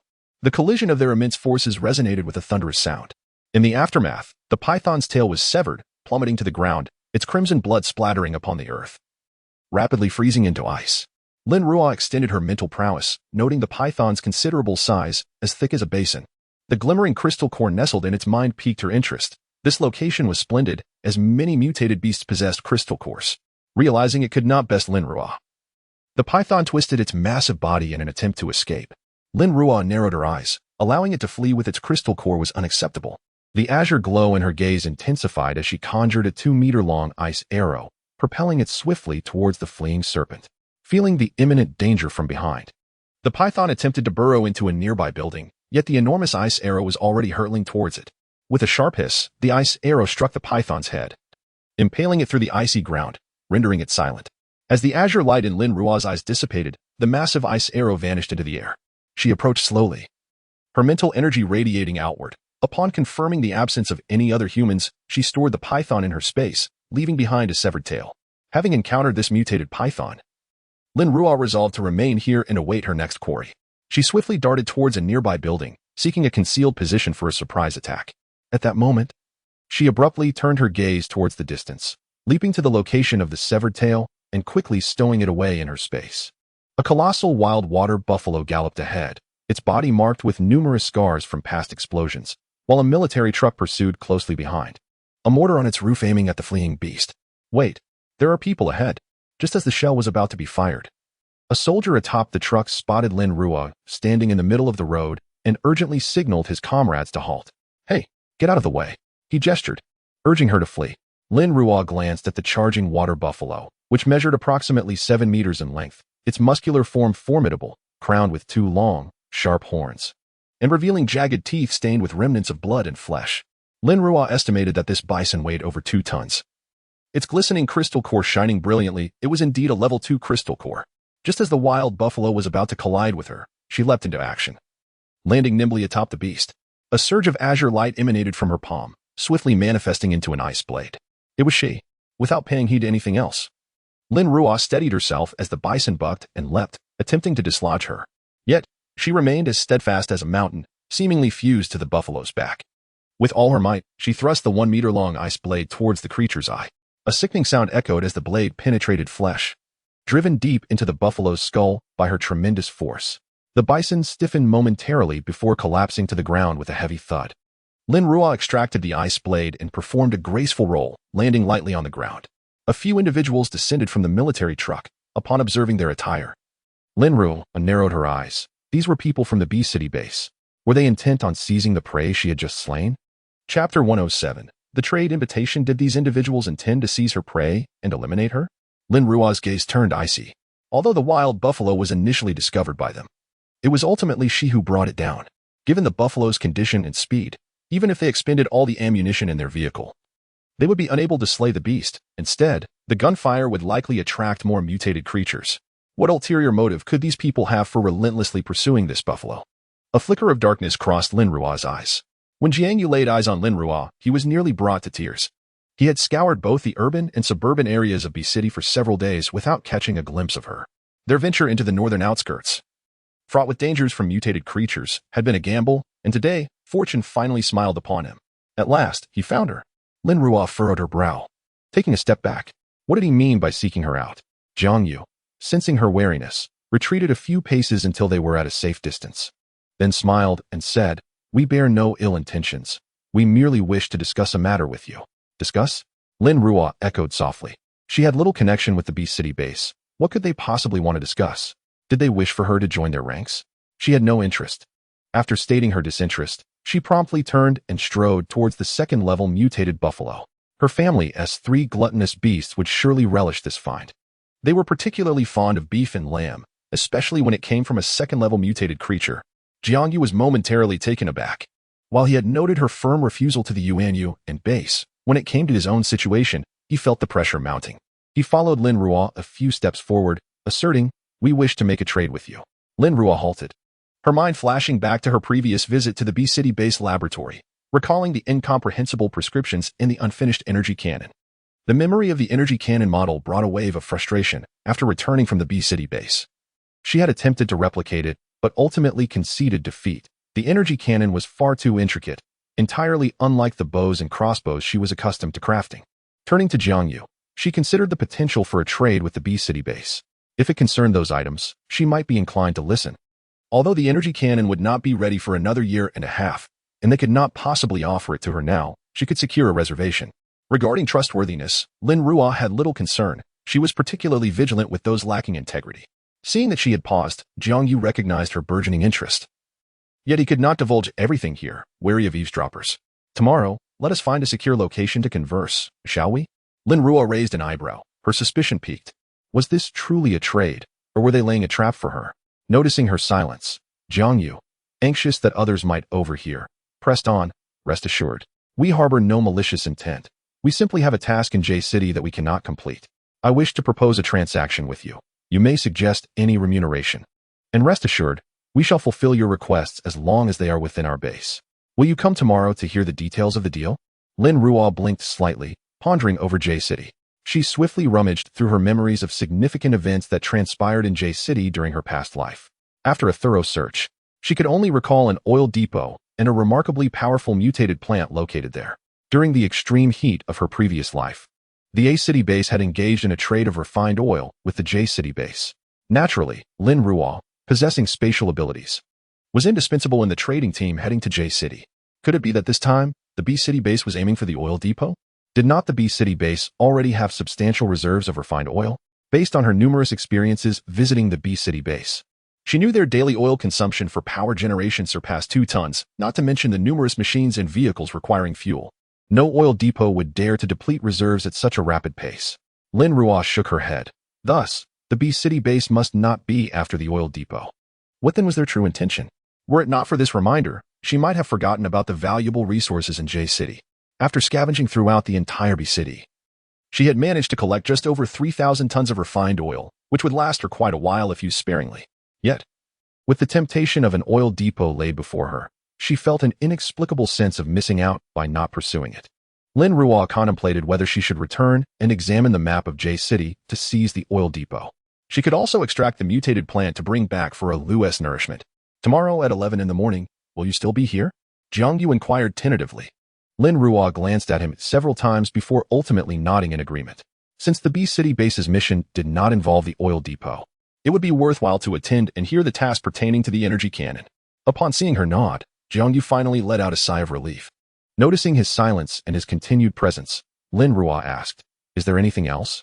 Jiang Yu was momentarily taken aback, then realized she stood before the carcass of the water buffalo, an unspoken indication that it was her prey. It dawned on him that her reluctance to leave was due to the buffalo. Perhaps he should thank the animal, otherwise, she might not have granted him the opportunity to speak at all. He cleared his throat, having no intention of claiming her kill, as their pursuit of the buffalo was motivated by revenge for a fallen comrade. With the buffalo now deceased, their vendetta was settled. He gestured to his comrades, who had remained on guard, to hasten towards the military truck. After taking a couple of steps, Jiang Yu suddenly felt a twinge of concern and turned back to Lin Ruo, advising, "You must come tomorrow." Lin Ruo found him rather verbose.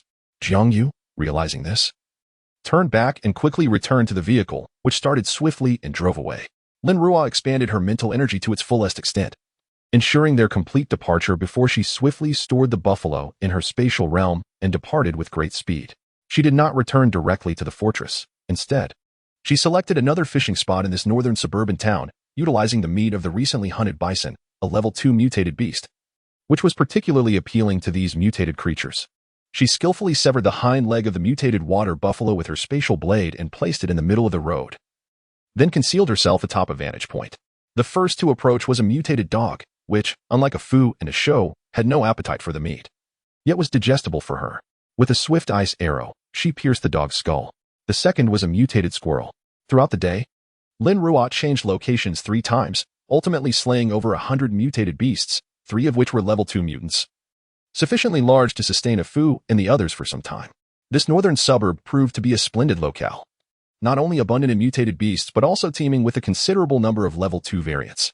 After dispatching the last mutated wolf, she retrieved her watch from her spatial storage. It was already past 4 in the afternoon, and darkness would soon envelop the land. She leaped down from her high perch, landing gracefully on the ground, collected the fallen mutated beasts into her spatial storage, and produced a modified electric bike, hastening towards the fortress.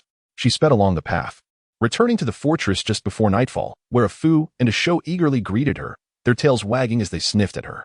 Lin Ruo had some blood from the mutated bison on her, which their keen sense of smell detected. She gently pushed their large noses away, reassuring them that she had indeed hunted a level 2 mutated bison and would soon prepare it for them. A Shou, enticed by the thought of the bison meat, circled around Lin Ruo, while a Fu patiently sat aside, awaiting her to finish preparing their bath. Upon noticing the platform at the fortress, she saw a mutated deer, a mutated crocodile, and a mutated giraffe, trophies of a Fu, a Shou, and a Lu.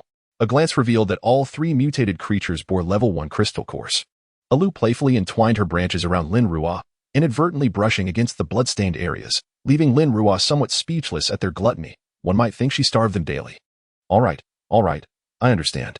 You'll be fed soon," she said, gently patting the branch that persistently clung to her.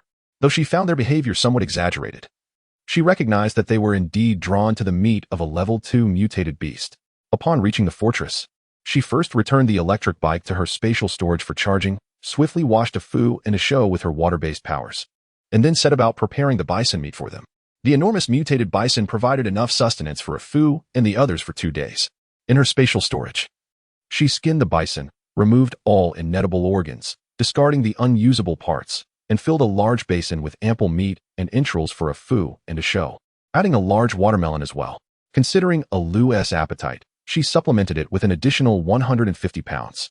The basin was specially crafted by Lin Ruo in her spatial storage, as an ordinary steel basin could not accommodate 450 pounds of meat and fruit.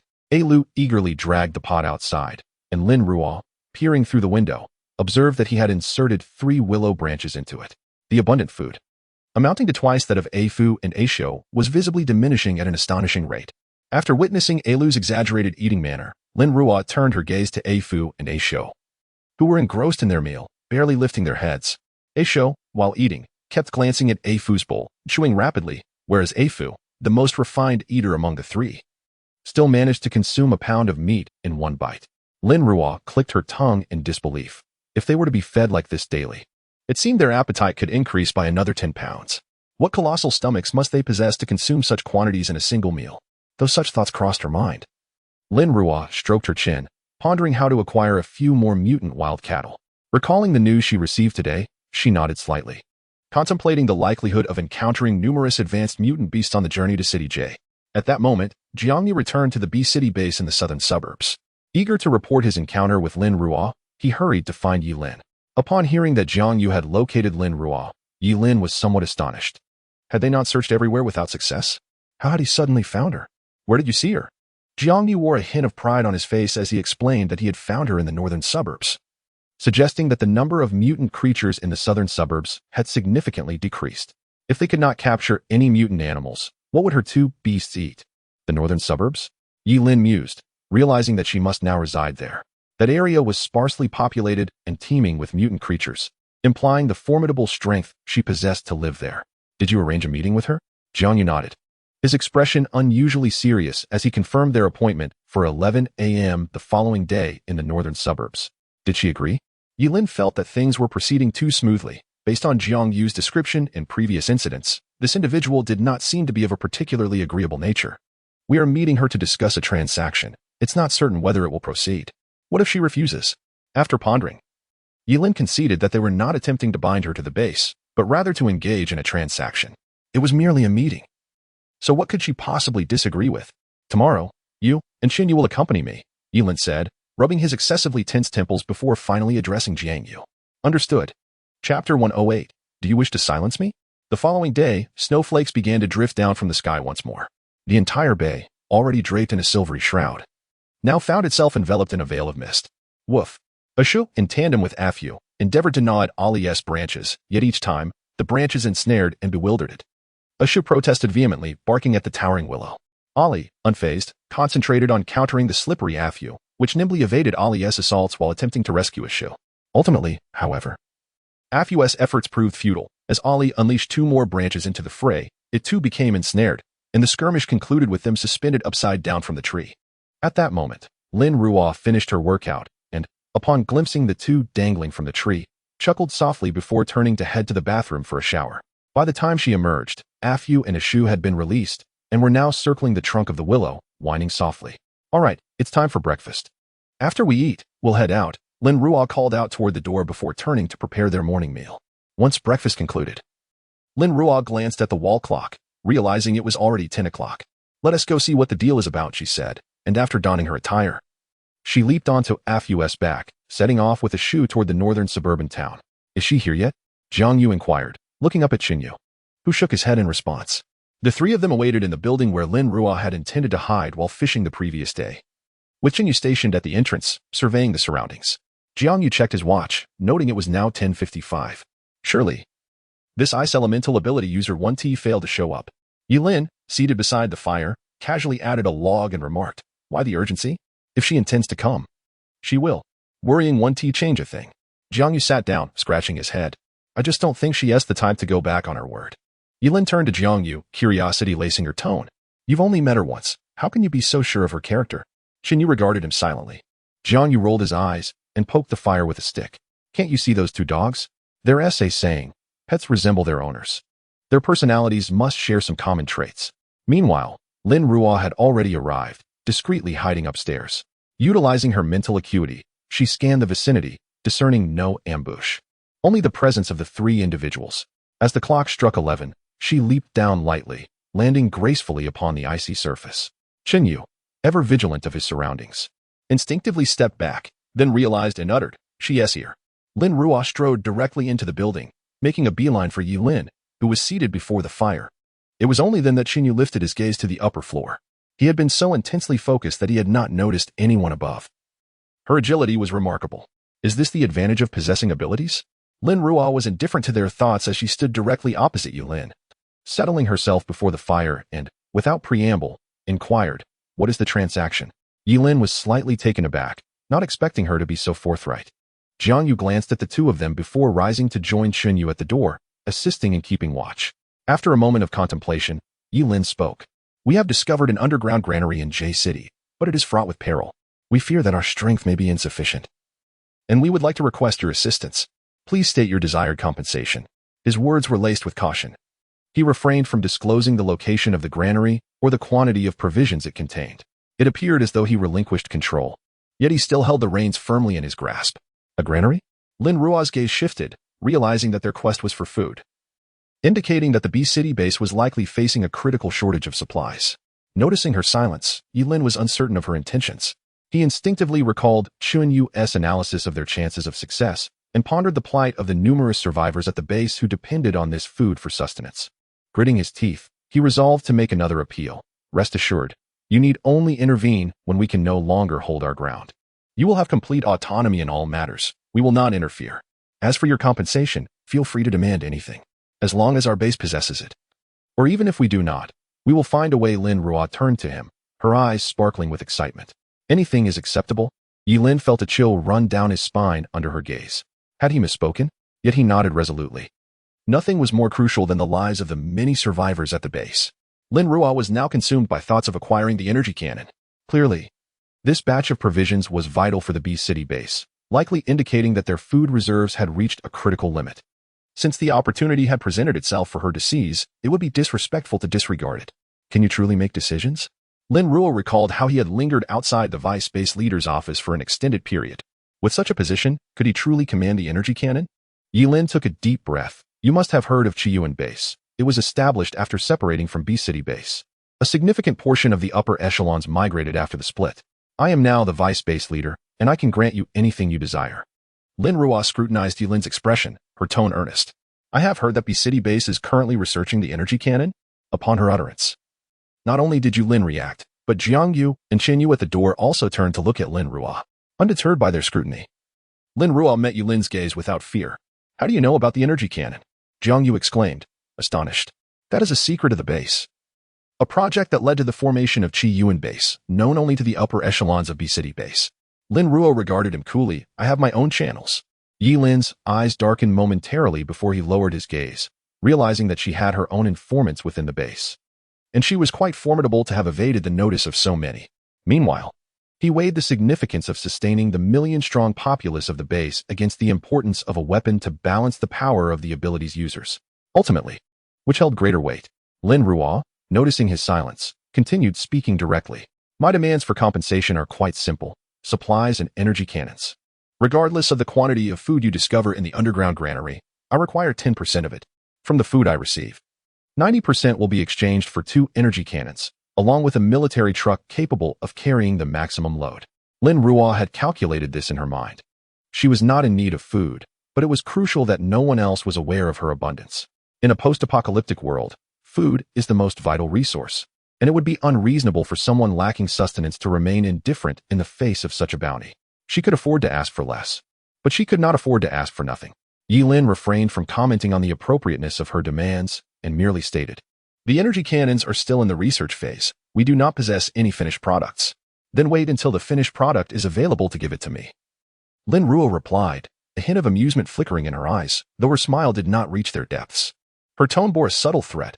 "I am most unafraid of defaults, for I only stand to gain more." Lin's lips pressed together slightly. Lin Ruo's demands were rather steep, leaving him somewhat indecisive. Jiangyu and Yu also discerned the underlying threat in her words, implying that if she were to be cheated, she might come to the base and potentially take everything by force. What audacity!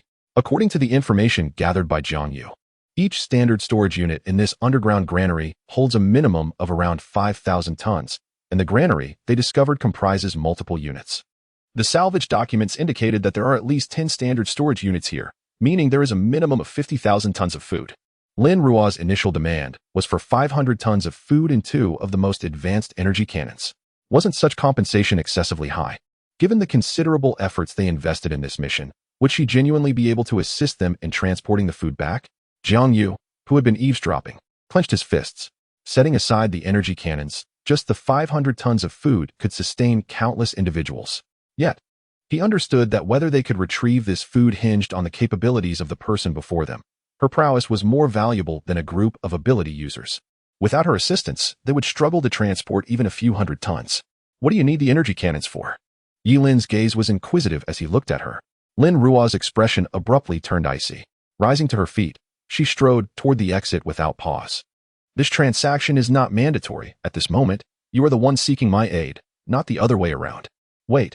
Yilin, realizing Lin Ruo intended to leave, hurriedly stood up, attempting to call her back, but Lin Ruo did not even slow her pace. Qinyu, stationed at the doorway, recognized that if Lin Ruo stepped outside, the deal would fall through. Not only would everyone at the base face a dire food shortage, but their research on the energy cannons would also be compromised. Anxious, he tried to intercept Lin Ruo, rushing towards her. Lin Ruo's gaze turned frigid as she delivered a heavy punch to Qinyu. He raised his arm to block, but with a crack, his arm broke instantly, causing him to falter. Yet, Lin Ruo did not relent. She swung her other elbow forcefully towards Qinyu's neck. At that moment, a flicker of azure light shone in her eyes, and the energy of the water element instantaneously coalesced into a barrage of icy arrows, all poised to strike at Qinyu. In the next heartbeat, it seemed that his demise was imminent. I agree, shouted Yilin from behind. You possess the autonomy. I was reckless just now. Lin Ruo's expression remained unchanged, yet the motion of her elbow striking down abruptly halted as she turned her gaze towards Yilin. Nevertheless, the icy arrows advanced closer to Qinyu, effectively ensnaring him within that confined space. Some arrows had even pierced his skin, causing droplets of blood to seep forth, rendering him utterly immobile. Do you intend to silence me? Lin Ruo's words were laced with an icy chill, her eyes brimming with a murderous intent. Chapter 109. Ice fishing at sea. Are you plotting to eliminate me? The chill in Lin Ruo's words was palpable, her eyes ablaze with murderous intent. No, just now. I merely intended to stop you. Yilin realized that a single misstep on her part could lead to the demise of all three of them. I was reckless earlier. I shouldn't have questioned your intentions. I accept your remuneration. Lin Ruo, recalling the 2 crystal energy cannons, hesitated and withdrew the hand she was about to strike with. The blue glimmer in her eyes faded, and the ice arrows that had nearly pierced Qinyu's body dissipated into azure motes of light. At this moment, Jiang Yu swiftly pulled the limbless Qinyu behind him, keeping a vigilant eye on Lin Ruo. Yilin exhaled softly in relief. If she had delayed her intervention by even a second, Qinyu would have perished, and all three of them might have met the same fate. Beside them, Qinyu, his face pale from pain, regarded Lin Ruo with newfound astonishment. He had believed that, at the very least, he could withstand a few blows from her.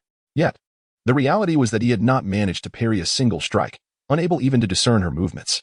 Can we sit down and discuss matters now? Yilin took a deep breath, having redefined her understanding of the peril posed by this exceptional individual.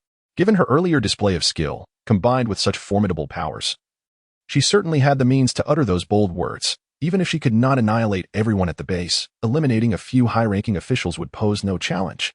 Lin Ruo regarded him for a moment before returning to her seat, her gaze fixed on the flickering flames, enveloped in silence. The atmosphere grew tense, and after a prolonged pause, Yilin finally spoke. Can you assure us that we will successfully retrieve the supplies? Despite the formidable strength of their counterpart, the price they had already paid was substantial. They needed some form of assurance. If the resources expended did not guarantee the return of sustenance, they would be at a significant loss. Lin Ruo remained calm, unperturbed by the inquiry. She chuckled lightly. The reason you detained me earlier was twofold. First, your supernatural beings have all gone to the Qi Yuan base, leaving you with no alternatives. Second, you have already assessed my capabilities. So, what is it that you wish for me to guarantee? Yilin's grip tightened slightly.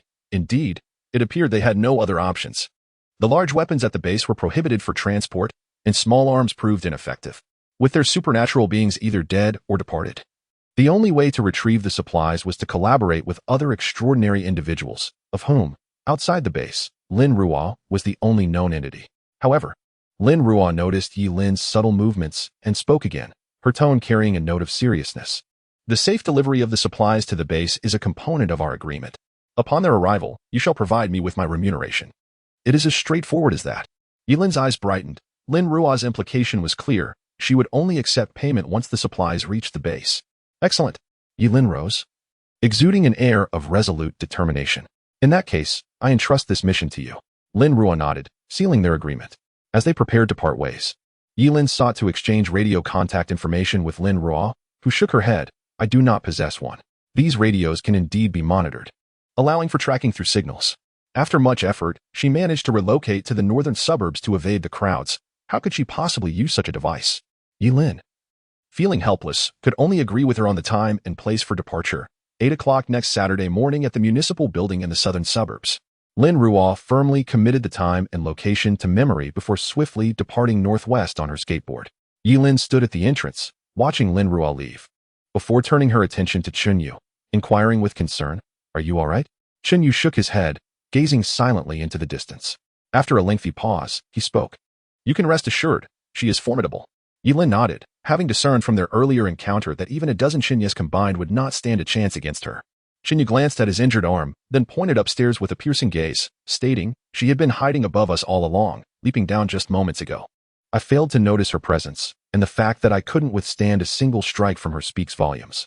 Yi Lin comprehended Chun Yu's implication. Trained in martial arts from a young age, he possessed an acute sensitivity to the presence of others. He had certainly remained vigilant, yet he had been unable to detect the existence of that ice elemental ability user. Moreover, he had always held the abilities of their base as practitioners in disdain, as they were no match for him, regardless of their extraordinary powers. Though Chinyu's arm had been fractured by Lin Ruo, his eyes sparkled with determination as he continued. Even within the realm of ability users, there exists a hierarchy of strength. The practitioners he had previously encountered had never imparted such a feeling. They were too weak. Weak enough that he could easily take their lives even without awakening his own powers. Thus, he had always considered abilities somewhat redundant.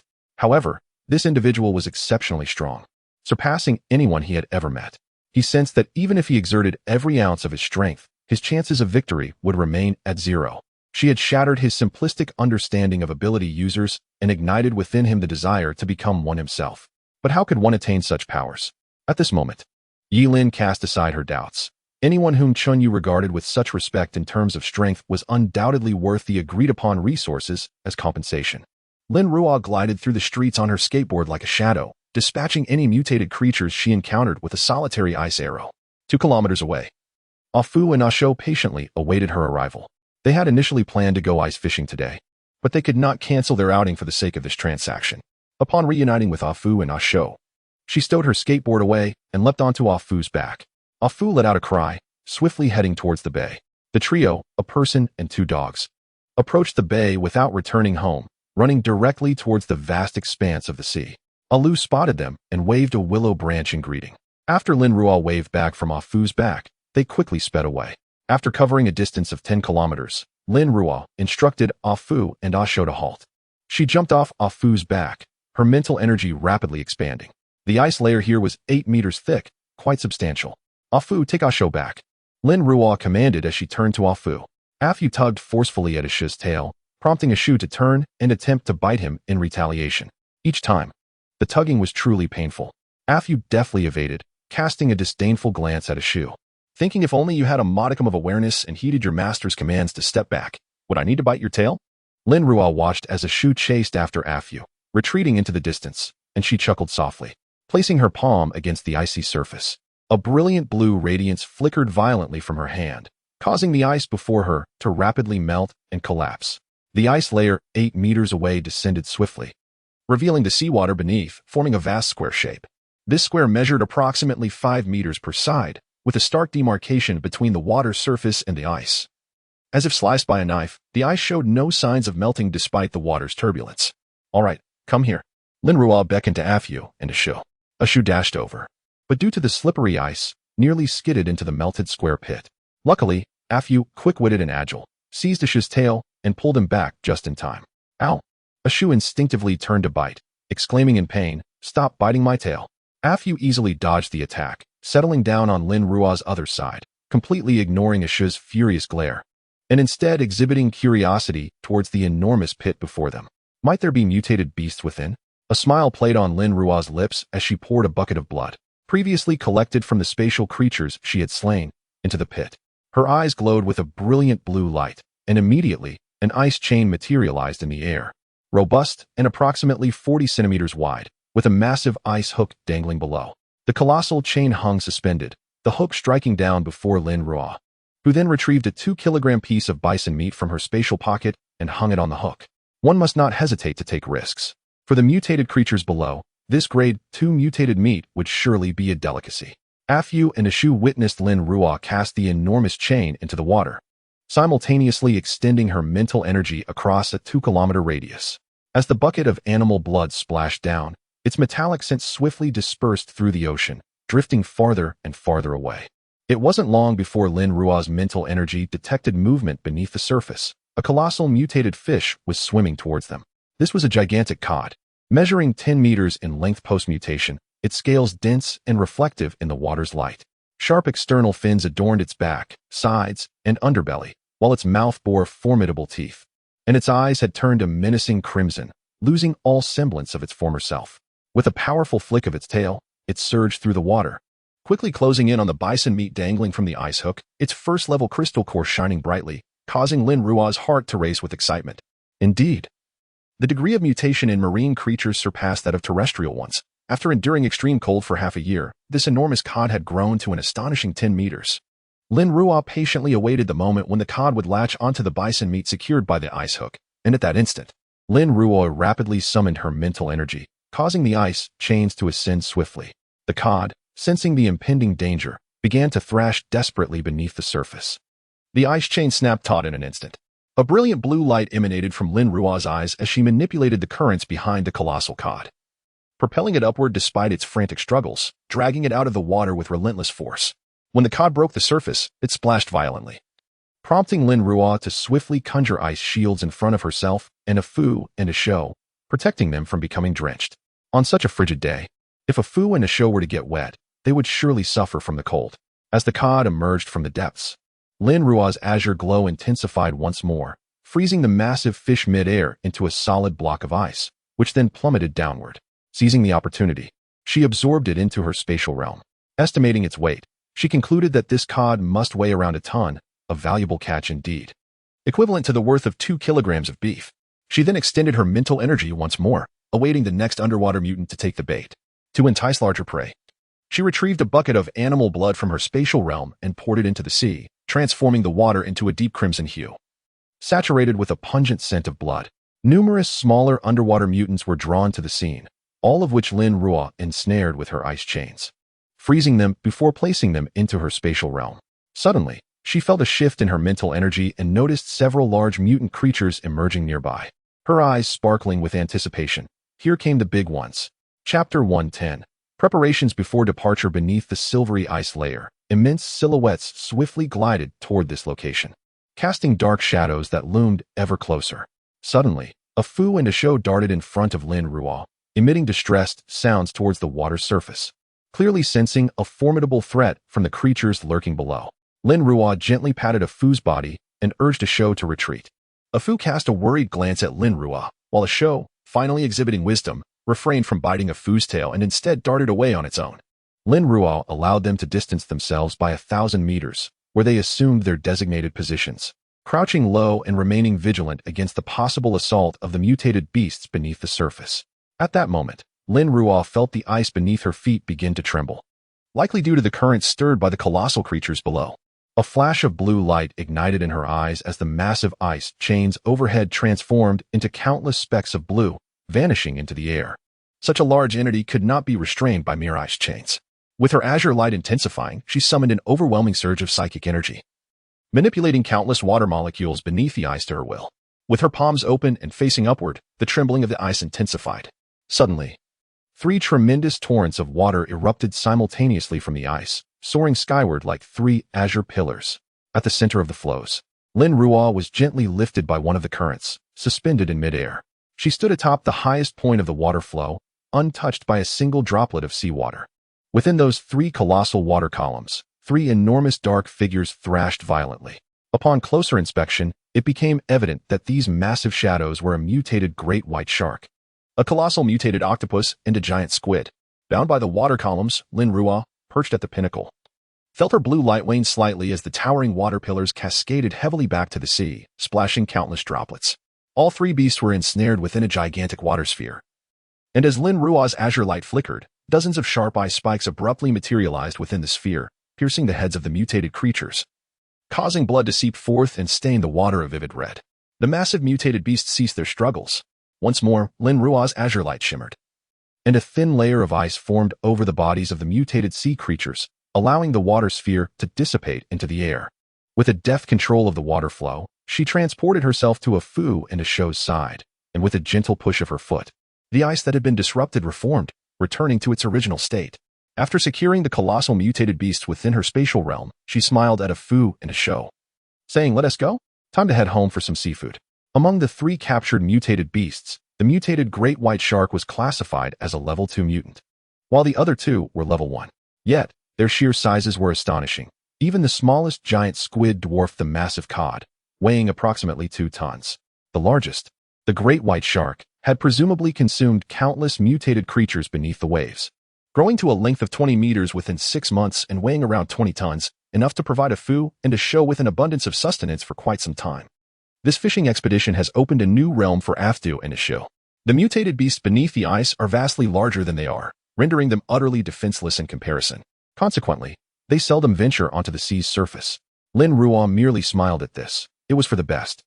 Although they were in the shallow waters of the Bee City Bay, where no particularly gigantic mutated sea beasts were likely to appear, the mutated great white shark they had caught could easily break through the ice and drag any unsuspecting beasts playing on the surface down into the depths. This posed a danger for Afyu and a Shou as well.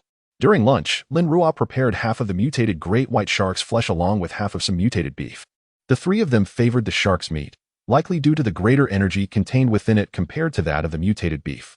Observing their joy while eating, Lin Ruo felt a sense of relief. Capturing just one of these mutated sea beasts would suffice for their sustenance for quite some time, allowing her to rest for several days without the need to frequently venture out for supplies.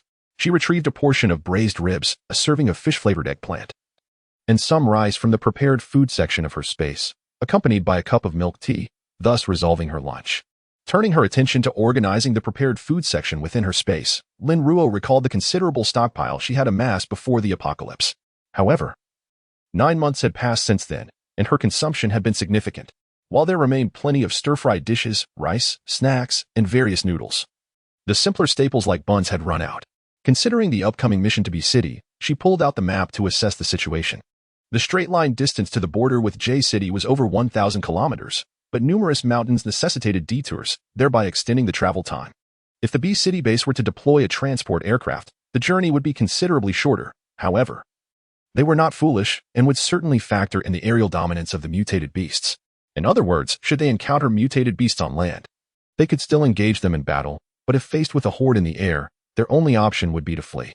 Lin Ruo had previously noted that the transport aircraft from Bee City were not equipped with weaponry. Should a conflict with the mutated beasts occur and the plane sustain damage, it would lead to catastrophic consequences. Even if the aircraft were laden with underground minerals, it could only withstand the creature's scratches, not their assaults. Moreover, many flying mutated beasts are social creatures, as evidenced by the flock of crows encountered previously. If such a scenario arose, they would be left with nothing, no food, and the loss of a transport aircraft, a truly unworthy trade. Therefore, it was highly probable that their journey to J City would be undertaken using large cargo trucks.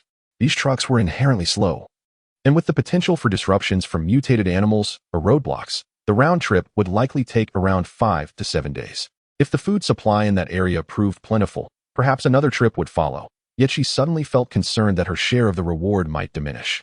Given the uncertainty of the situation, it was impossible for her to leave Afyu and the others alone here. While Aftu and Ashu could remain outside, Aliu and the fortress had to stay within her space. Moreover, throughout this journey, she could not casually take out food from her space. She was obliged to prepare some convenient meals to carry with her. Initially, upon departing from Base B, she intended to create dishes resembling millet cakes, yet it had remained unaddressed until now. Reluctantly, she found herself compelled to do so, for she certainly did not wish to endure 7 consecutive days of instant noodles. Although the noodles were palatable, consuming them daily was hardly appealing. She retrieved a tablet containing her recipes from the space and began to peruse it, seeking methods to craft something akin to her desired millet cakes. After an extensive search, Lin Ruo sighed, realizing that the tablet only offered aesthetically pleasing recipes, devoid of any guidance on creating less visually appealing dishes. Closing the book, she embarked on her own experimentation, blending some coarse grain flour with regular flour, adding a hint of black sesame powder, and kneading it into a dough filled with meat. Subsequently, she shaped the mixture into dumplings and placed them in a steamer. The first batch emerged with an overly dark appearance, far too black to resemble the intended grain color. However, they were indeed delicious, bursting with a delightful sesame fragrance upon the first bite. For the second batch, she decided to incorporate brown sugar, hoping to balance the color. This time, the outcome was much closer to her expectations, yet the flavor was peculiar, with a sweet outer layer enveloping a savory filling. Lin Ruo spent the afternoon within the fortress experimenting, utilizing numerous pots, while the tantalizing aroma wafted throughout, attracting various mutated beasts. Meanwhile, Lu Fu and Shou were outside, diligently hunting these creatures. Upon completing her culinary endeavors and storing the dishes in her space, she stepped outside to find her entrance inundated with the carcasses of mutated animals. Fu and Shou squatted on the platform, their bodies smeared with blood, rendering Fu's once silver fur completely crimson. Lin Ruo awkwardly rubbed her nose, having forgotten that while the curtain could shield against the wind, it could not contain the enticing aroma. Lost in her thoughts of preparing instant meals, she neglected the fact that this was the northern outskirts. The mutated creatures here had proliferated significantly, likely drawn by the tantalizing scent of her food. Next time she undertook such cooking, she would remember to seal the fortress entirely to prevent the aroma from escaping and attracting the attention of these creatures. Hastily, she stored the mutated animals in her space and used her water abilities to cleanse the platform, dousing Lu with ample lake water before ushering the bloodied Fu and Shou inside. The first order of business upon entering was to bathe. 2 warm water orbs enveloped them, vigorously scrubbing until, after several minutes, they were finally clean. Disposing of the water orbs at a distance, she retrieved over 20 freshly made millet cakes from her space, placing them in the large feeding bowls for Fu and Shou. Given their afternoon's toil in hunting mutated beasts, they certainly deserved a reward. Subsequently, she presented Lu with a mutated watermelon as a token of appreciation for guarding the fortress. Initially, Fu and Shou were uncertain about the dark morsels before them, but their keen sense of smell detected the enticing aroma. Upon tasting, they found it quite delightful. And soon, each bowl was emptied in just a few bites. After finishing her meal, Shou rushed over and nuzzled Lin Ruo's thigh with his large nose, still yearning for more. However, Lin Ruo firmly declined, jesting that despite her efforts throughout the afternoon, she had only managed to prepare a mere few hundred. For the two of them, who possessed insatiable appetites, this paltry amount was merely an appetizer, easily devoured in one sitting. Ultimately, Lin Ruo conceded and offered 5 more to each, and then, as a form of compensation, she played animated cartoons for them. Only then did the two settle down. Chapter 111. The burden reduction at Base B. Attention, survivors of Base B. Due to the overwhelming number of survivors, the quality of life at the base has deteriorated. After thorough discussion, the base has decided to amend the regulations as follows. Each resident must pay a tax of 15 points weekly as a contribution to the base's point system. This tax may be subject to increase depending on the base's circumstances. This new regulation will take effect tomorrow, and all residents are expected to comply with the payment within 7 days. Failure to do so will result in expulsion from the base. Upon hearing this announcement, the bustling survivors at Base B fell silent, their attention captured. This proclamation detonated their emotions like a bombshell. They toiled daily, barely managing to sustain themselves. Yet now they were expected to surrender 15 points each week. How could they possibly eat adequately under such a burden? If they failed to pay, would their previous contributions not be in vain? What absurd regulations! Surviving was already a formidable challenge. Now the base imposed these draconian rules. A man clad in tattered cotton clothing slammed the stone he was carrying onto the ground, collapsing in despair. He earned a mere 15 points for a day's labor. And this new rule meant he would go without food for an entire day. The potential for further increases was unbearable. 15 points were insufficient to satiate their hunger. Yet more was expected. How were they to survive? In the dormitories of the base, numerous individuals discreetly wiped away tears. They resided in these crowded quarters due to their poverty, with no surplus points to offer the base. Outside the inner gates, a throng of survivors rapidly assembled, protesting the base's decision. Why should they be subjected to this point tax? They were citizens of Z country, once substantial taxpayers. Yet now they were expected to pay taxes while struggling to survive. This was utterly inhumane. Protest. Protest. Base B is an official base. Why are we not granted a chance to live? Reject the point tax. Resist with every fiber of our being. What does Base B amount to as an official establishment? There are no human rights here. This is the scheme of those high-ranking officials. I protest. As the crowd swelled at the inner gate, the authorities remained resolute. Hundreds of armed soldiers stood at the entrance, their weapons aimed ominously at the protesters. Yet the survivors, oblivious to the gravity of the situation, continued to surge forward, attempting to breach the soldiers' line of defense. Some even sought to seize the moment amidst the chaos to launch an attack on the soldiers. Lieutenant Lu Jincheng, responsible for maintaining order, tightened his grip on his weapon, his lips pressed and resolved beneath his mask. Fire. Bang. Bang. Bang. Help. The authorities are killing people. At the sound of the first shot, the previously defiant crowd began to scatter in panic. But the gunfire did not cease. One by one, they fell. Cries of anguish echoing through the air. As the shooting subsided, the ground outside the inner gate was littered with bodies, stained with blood. Those who fled several hundred meters away gazed in horror at the gruesome scene before them, fully aware that the official base in City B had irrevocably changed from this day forth. Although there had been a semblance of humanity, unlike in the pre-apocalyptic era, the official base had at least shown them a modicum of tolerance. Now, however, even that slender thread of leniency had vanished. Damn it, I refuse to remain here any longer. What kind of treatment do they enjoy at Chiyuan Base? This so-called official base in City B is utterly devoid of mercy. A frail man swiftly rose from the ground, seizing the hand of a nearby woman as they made their way out of the crowd. To hell with this wretched place. Let those who wish to stay do so. One by one, the people departed, leaving behind a grim heap of corpses at the inner gate. Lu Jincheng maintained his composure throughout, directing his soldiers to clear away the bodies. The incinerators at the base were perpetually busy, but today they were especially overwhelmed. Following the iron-fisted suppression of the survivors, the base's exchange hall soon witnessed a surge of activity. A long queue had formed outside the exchange hall, as individuals sought to convert their accumulated points into essential provisions, hoping to venture out in search of a new path.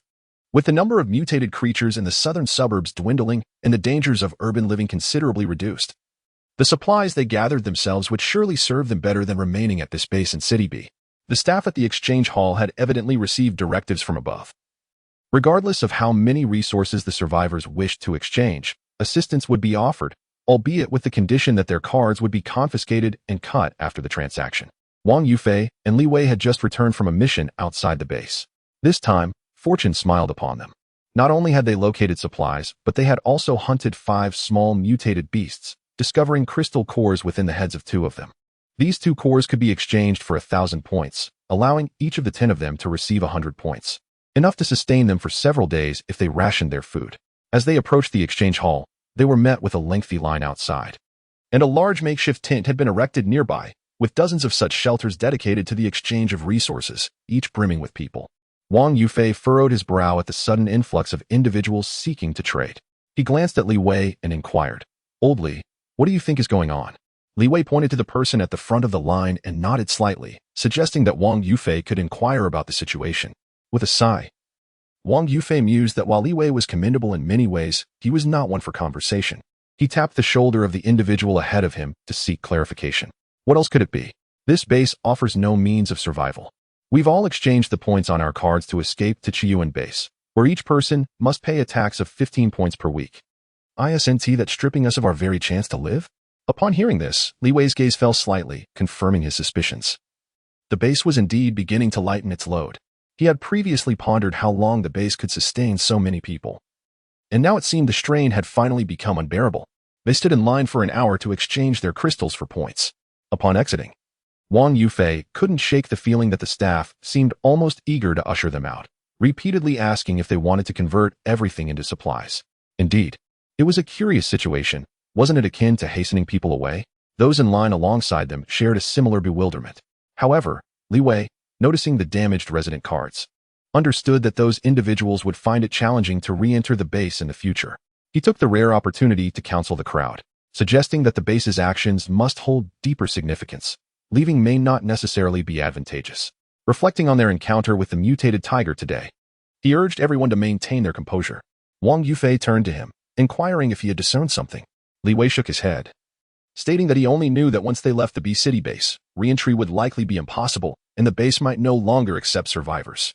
Wang Yufei paused, then recalled the damaged resident cards, recognizing the implications of their situation and nodded in understanding. Yet, individuals like Wang Yufei and Li Wei were a minority. Most chose to abandon the base, lured by the prospect of points that were simply too enticing. Meanwhile, within the inner sanctum of the base, in Zhang Qiming's villa, Yilin stood before Zhang Qiming's desk, reporting the number of cards returned today and the quantity of food exchanged. Zhang Qiming fell into a thoughtful silence. The base, originally housing over 2 million people, had seen the departure of tens of thousands within a single day, despite the establishment of additional exchange points. As night fell and temperatures dropped, many nearly succumbed to the cold before reluctantly heading home, undoubtedly to return and continue queuing the next day. Zhang Qiming held a cup of warm water, a grim smile tugging at his lips as he noted that events were unfolding as they had anticipated. Perhaps Yang Songming was correct. It was time to lighten their load. Those who had gathered for survival could just as easily disperse with minor changes. For their own interests reigned supreme. What did the base truly signify to them? He inhaled deeply, resolving that once those individuals departed, they would need to focus on protecting those who remained. Their exit could indeed be a blessing. Yilin understood the leader's sentiments, recognizing that this outcome was the best they could hope for. The base did not dictate who stayed or left based on strength, but rather allowed individuals to make their own choices. Those who remained would be safeguarded. Outside, the mutated beasts were growing increasingly formidable, and the warriors who had sacrificed themselves to protect these individuals were human too. Their lives mattered. The base could not sustain such a multitude of survivors, and with fewer burdens, their responsibilities would lighten. Zhang Qiming set the report down, inhaled deeply, and when he lifted his gaze again, the emotions he had previously shown were gone. Have you prepared everything for the trip to the underground granary in J City? Yilin nodded, her tone carrying a hint of gravity as she reported. In truth, preparations had commenced long ago. However, the safety of the team could not be guaranteed. This time, they had established contact with an external ice-based ability user who was remarkably powerful. Coupled with some lightweight artillery, it should pose no problem. Zhang Qiming pondered for a moment, questioning the reliability of this ability user. Yilin found herself at a loss for an answer. For now, she was their only option, even if she proved untrustworthy. Yilin assured her superior that she would risk her life to bring back the supplies. Zhang Qiming sighed, acknowledging that she was indeed their sole recourse. The missile systems at their base had become ineffective due to the prolonged extreme cold, and the heavy artillery was too cumbersome to transport.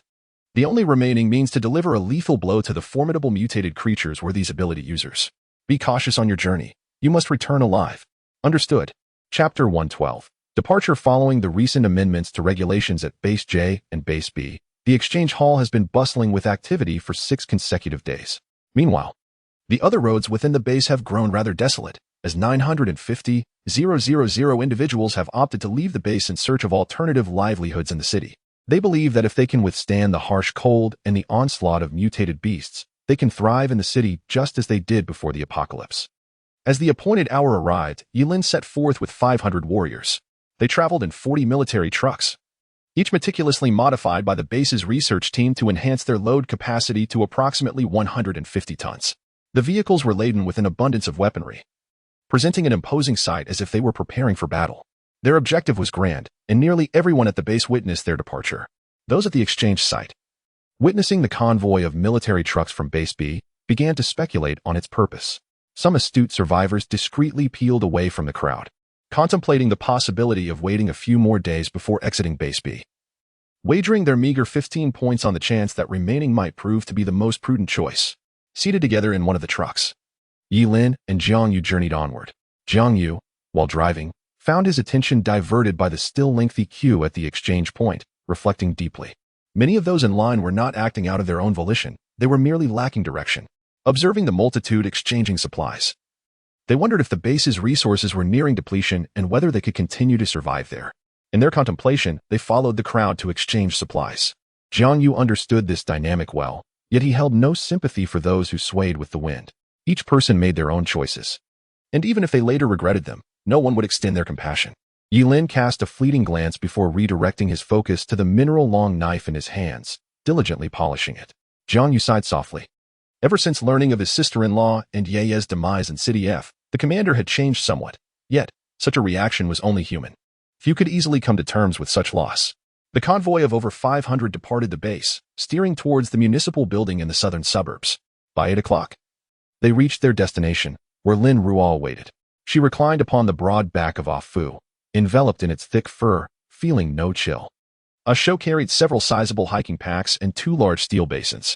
Upon hearing the approach of the vehicle convoy, Lin Ruo sat up and waved upon recognizing them. Yi Lin, spotting the distinctive 5-meter-long giant beast, swiftly seized the radio within the vehicle, commanding, "Stop ahead of the mutated beast."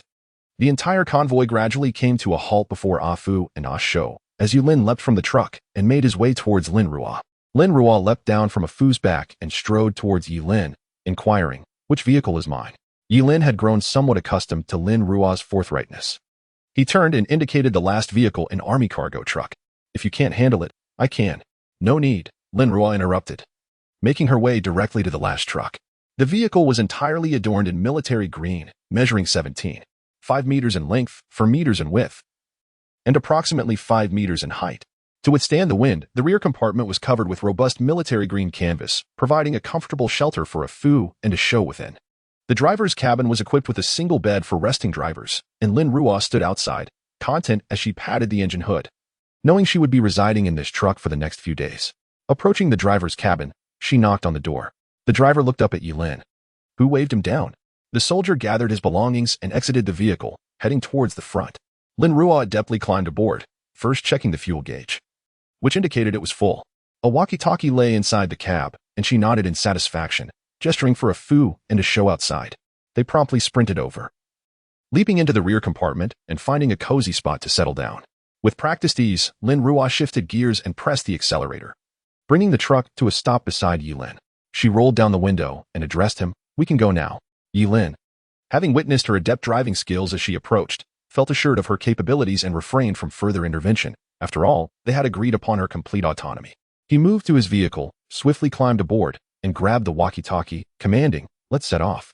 Lin Ruo positioned her truck at the rear of the convoy, maintaining a suitable distance from the vehicles ahead. The lead vehicle guided the way, and although she had studied the route, she trusted the soldier's expertise in navigation. Due to the large number of vehicles in the convoy, their presence stirred considerable noise, attracting various mutated creatures even before leaving the outskirts of B City.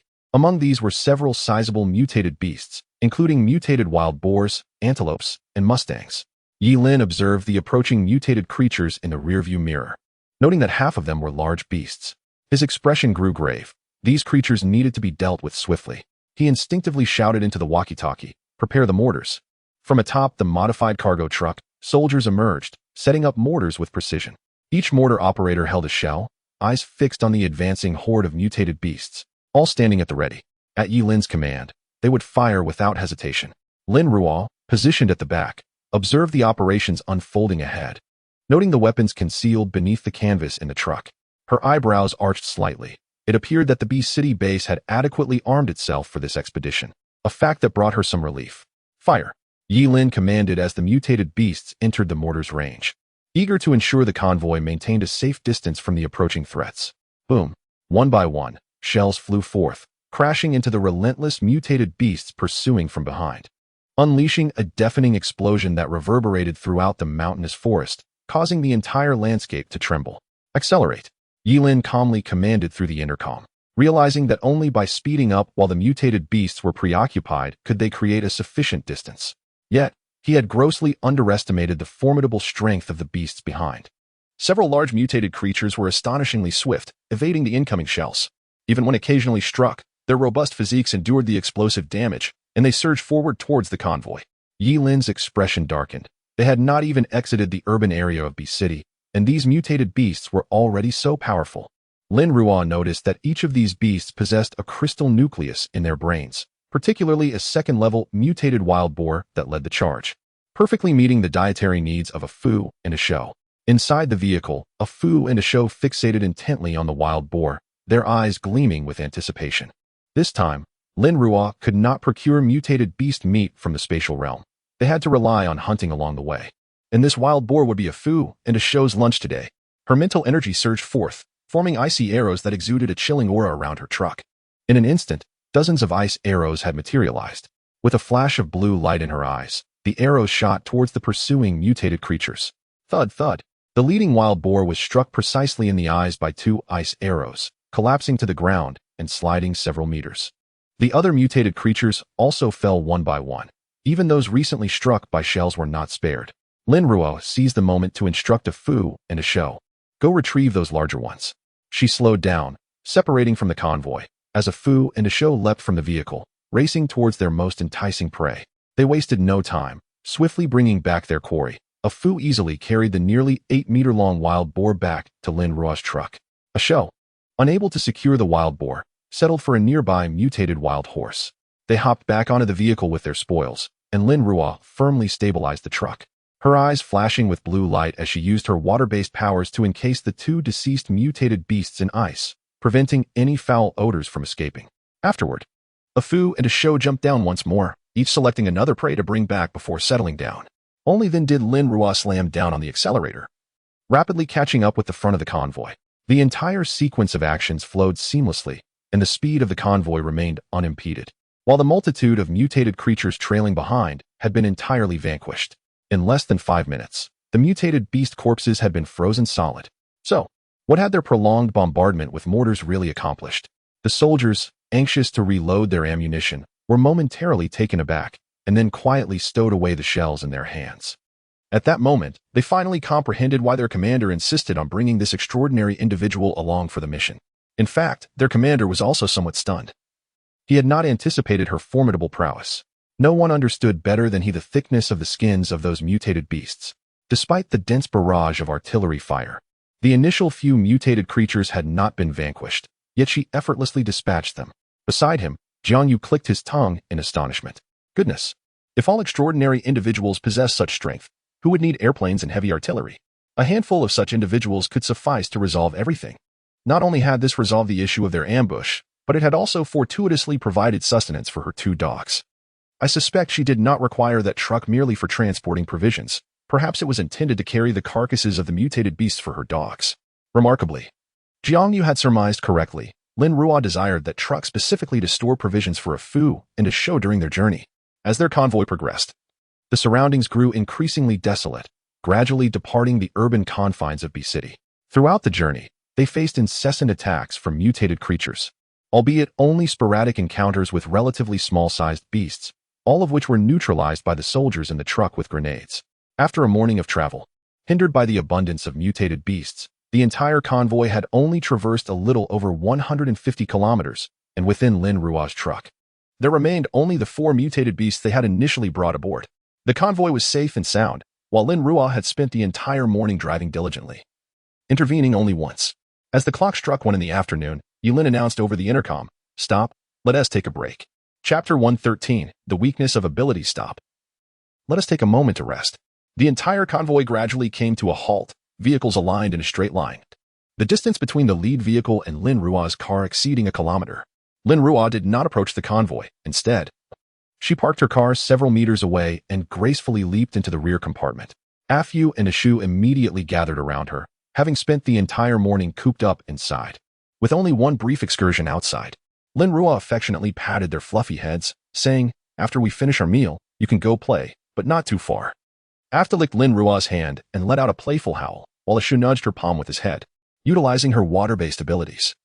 She thawed the remains of a mutated wild boar, slicing off portions suitable for their meal with ice blades, filling 2 large bowls to the brim. Fruits were certainly off the menu, as they would draw too much attention. A Fu and a Shou, already ravenous, began devouring their meal with gusto. Lin Ruo preserved the remaining mutated beast meat in a frozen state. She then squatted beside their bowls, placing her hand against the sides to warm the meat. For without this warmth, the frigid air would quickly freeze it again. Fortunately, A Fu and a Shou were aware that their master had yet to eat. They finished their substantial portion in just over 10 minutes. Observing their eager demeanor, Lin Ruo's eyes softened with affection.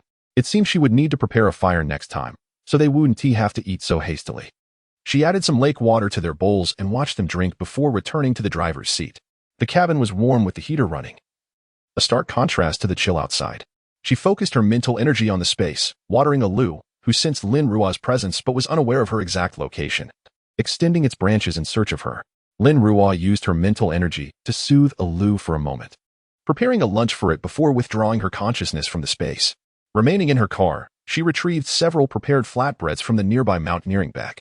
Using her water abilities, she heated the now-frozen mineral water until it was pleasantly warm before taking a sip from the bottle. Yulin and the others had already disembarked. The several hundred meters long convoy formed a large circle, shielding them from the biting wind, with sentinels stationed outside while the others sat within, tending to several campfires. Some were boiling instant noodles, while others distributed grain flatbreads, each person efficiently fulfilling their role. Noticing that Lin Ruo had not exited her vehicle, Lin exchanged a glance with Jiang Yu, who, setting down his grain flatbread, strode over to her car and knocked on the door. Lin Ruo lowered her window, her eyes, the only part of her visible, gazing at him, awaiting his words. Jiang Yu, accustomed to this demeanor, smiled and said, "Hey, our base isn't that stingy. We provide meals, including instant noodles. Come down and eat." "I'll pass," she replied. "If it weren't for those 2 energy cannons, I wouldn't have even joined this mission. Even though I did, I prefer to keep our interactions minimal. After the transaction, let bridges be bridges and roads be roads. And that would be quite satisfactory." Moreover, Lin Ruo was not inclined to consume those coarse grain buns. Rather, she preferred the delectable imitation she had crafted herself. Jiang Yu scratched his head, recognizing her reluctance, and thus they could not coerce her. With a swift change of topic, he inquired, "What is your name?" "We cannot simply refer to you as feeding indefinitely." Lin Ruo cast a fleeting glance in his direction, her eyes downcast, and slowly uttered 2 syllables, "Lin Ruo." Subsequently, she hastily rolled up the car window, for the warmth that had gradually accumulated within was beginning to dissipate. A flicker of blue light sparkled in her eyes as she redirected her water-based abilities to regulate the temperature. Only then did she reach for the food beside her and begin to eat, neglecting to spare another glance for Jiang Yu outside the vehicle. After finishing her meal, she had some spare time for honing her abilities. The morning assembly had commenced rather early, and given her distant residence, her training for the day remained incomplete. Contemplating this, Lin Ruo's gaze fell toward the dashboard. They had only traversed a little over 150 kilometers that morning. At this pace, it would take a minimum of 3 days to reach City J, coupled with the time needed to load provisions and her visit to the oil depot. The round trip would require about a week. Under such circumstances, she could not afford to neglect her physical training, yet her abilities could not be overlooked either. Afu and Ashu leaped from the vehicle, yet instead of frolicking, they dutifully stationed themselves by Lin Ruo's car door, vigilantly watching Jiang Yu, who had not yet departed. Jiang Yu's lips curled slightly. Whether human or canine, the wariness towards outsiders was palpable. He shrugged and returned to the camp, leisurely taking a seat before turning to Lin, who was devouring noodles, and expressed with a hint of resignation, "She is quite cautious around us." Unwilling to engage too closely, he sighed again, lamenting, "In this world, it is prudent to be wary of others. Those who do not maintain such vigilance do not tend to live long." Lin nodded, finishing off the noodles and broth in his bowl before remarking, "If she prefers to keep her distance, so be it. Our interaction is merely transactional. There is no need to force her." Jiang Yu accepted a cup of instant noodles handed to him by a fellow soldier and took a bite, suddenly recalling, she mentioned her name is Lin Ruo." "Yes, Lin Ruo." "Indeed," Lin affirmed, picking up a piece of kindling that had just been split and tossing it into the fire, staring intently at the dancing flames. After an hour of rest for the convoy, Lin intended to gather everyone to continue their journey when he noticed Lin Ruo's 2 large dogs steadfastly guarding the front of her vehicle, baring their teeth at anyone who approached. Jiang Yu glanced toward the car, observing the dogs' vigilant postures, which starkly contrasted their usual demeanor, and his eyes brightened. Is she perhaps recovering her abilities? Could it be that her powers were depleted during her battle with those mutated beasts this morning? Lin scrutinized the sky, frowning slightly. It seemed wise to encourage her to conserve her abilities. After all, the recovery process was rather time-consuming. Minutes later, Lin Ruo opened her eyes. Feeling the abundant energy coursing through her body, she stretched languidly, relieved that today's training objectives had finally been fulfilled. Subsequently, she extended her mental awareness and realized that the individuals outside appeared to be waiting for her, with a few soldiers engaged in hushed conversations. Although her abilities were formidable, the time required for recovery once expended was excessively lengthy. In essence, had the former deputy base chief not perished, how could those with extraordinary abilities have been subdued by us? I previously speculated that these individuals possessed formidable powers, perhaps unlike the others. Yet, the reality proved otherwise. She retracted her mental energy and stroked her chin, considering that their misconceptions might be beneficial, as it would prevent an excessive reliance on her abilities, thus conserving her strength during the journey. These individuals had gradually come to recognize the shortcomings of their powers. After significant depletion, the recovery time was excessively prolonged, rendering protracted battles quite disadvantageous for those endowed with abilities. Even though she currently wielded dual level 6 powers, there were moments when her abilities could be entirely exhausted. This dilemma underscored her commitment to the energy particle cannon. For problems solvable by weaponry, she would employ weapons, reserving her abilities for challenges that could not be addressed otherwise, which constituted a form of resource conservation. She lowered the car window and called out to Afu and Ashu. "All right, get in the car." Yi Lin and the others were already prepared. Upon seeing Lin Ruo's window descend, they understood that her powers had been restored. Yi Lin promptly announced over the intercom, "Let's set off." The convoy once again embarked with great momentum. Since departing from the urban area of B City, the frequency of mutated creatures on the road had diminished significantly, allowing the convoy to accelerate. Yi Lin carefully chose his words as he communicated via the intercom to Lin Ruo. "If we encounter any mutated beasts ahead, let us handle them with weapons first. Should we fail to subdue them, you may reserve your powers for the larger mutated creatures."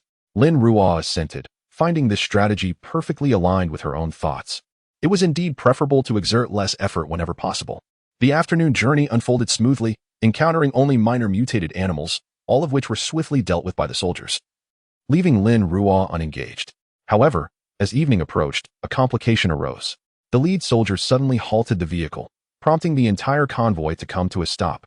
Lin Ruo, who was at the rear, halted her car and extended her mental energy forward, discovering that a landslide had buried nearly a kilometer of the road ahead, rendering it impassable.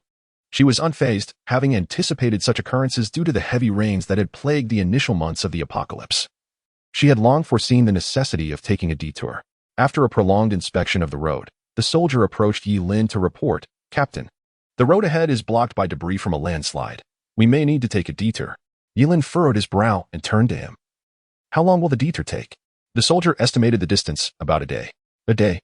Jiang Yu, seated in the passenger seat, exclaimed, "Goodness. We are fortunate to have brought ample fuel. Otherwise, we would have likely been stranded mid-journey." "Then let us proceed with the detour. It is unavoidable," Yi Lin responded. Glancing at him before addressing the soldier, "Understood. Everyone, reverse back to the previous junction." Lin Ruo adeptly followed the command over the intercom, positioning herself as the lead vehicle of the convoy as they navigated back toward the intersection they had just turned from. By the time they arrived at the junction, darkness had enveloped the surroundings, and the temperature began to plummet rapidly. In the evening, everyone settled into the vehicles for a respite, allowing the heating to be turned on judiciously, mindful not to prolong it excessively. The steady voice of Yi Lin resonated through the intercom within the cars. A procession of dozens of elongated trucks gradually came to a halt along the road, and all began to unwind. Chapter 114. The mutant wolf pack. Lin Ruo parked the vehicle several dozen meters away from the convoy and, after donning her gear, stepped out. She retrieved 2 compressed down blankets from the enormous mountaineering bags she had brought that morning and sent them to Afu and Asho in the back compartment. Despite their long fur, she was concerned about their comfort in the open compartment. At that moment, half of the space was occupied by several previously transported mutant beasts, while Afu and Asho obediently lay in the other half. As soon as the vehicle halted, they leapt down and circled around Lin Ruo, embracing the blankets. Lin Ruo climbed back into the compartment to spread them out for the duo before jumping down again. As the scent of wild boar meat filled the air, she, under the cover of night, discreetly retrieved 2 pieces of watermelon from her spatial pocket and stuffed them into Afu and Asho's large mouths. The refreshing aroma of the watermelon masked the pungent smell of the wild boar meat, and since they were distanced from the convoy, they remained undetected. Afu and Asho relished the watermelon, particularly delightful since they had not had any fruit at noon. Once Asho finished and desired more, Lin Ruo covertly produced 2 additional pieces, which they eagerly gulped down after a few chews. Lin Ruo then patted Afu and Asho's forelegs and went in search of some branches. Afu and Asho swiftly dashed out, not straying far. And from nearby trees, they fiercely tugged at branches, utilizing their robust frames to nearly uproot them. When they returned with the branches, Lin Ruo used her ice blade to sever them and employed her water abilities to extract the moisture, igniting them into flames. As the bonfire blazed increasingly brighter, the area around their parking spot grew warm, allowing Lin Ruo to set out their food bowls beside the fire. This would significantly slow the freezing process of the meat inside. She then thawed the previously frozen wild boar meat and prepared 2 large bowls for Afu and Asho, who eagerly began their meal. After washing her hands with her water abilities, Lin Ruo took out some flatbreads from the compartment and sat by the bonfire to hastily eat her dinner. Once Afu and Asho finished their meal, she offered them some lake water. Having not drunk all afternoon, each consumed half a bowl before stopping, sated and quenched. Afu nudged Lin Ruo's palm with his large head, while Asho affectionately brushed his tail against her arm.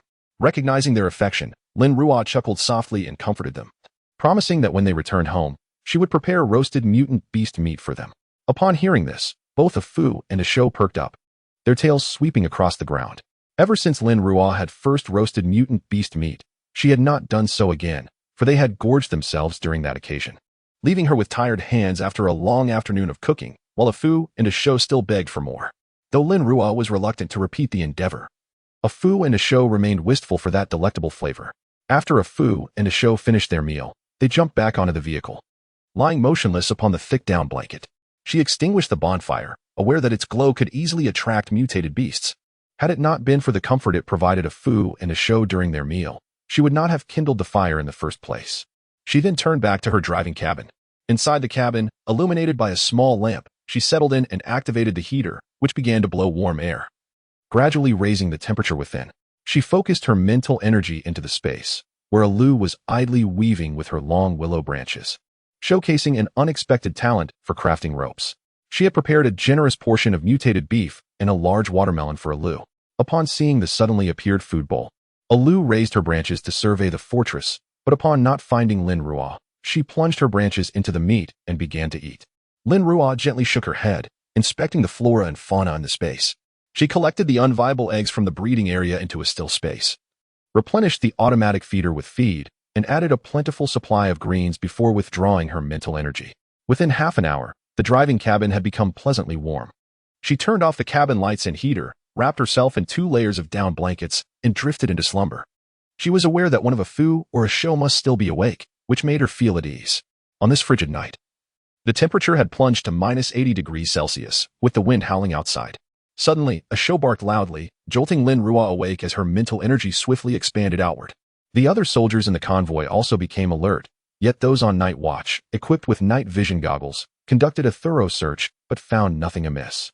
The radio crackled with reports, "Captain, no anomalies detected." Meanwhile, a short distance away, a Fu and a Shou had leapt from the vehicle, howling into the distance. Yilin immediately sensed the urgency. He trusted the instincts of the 2 mutated dogs over human sight.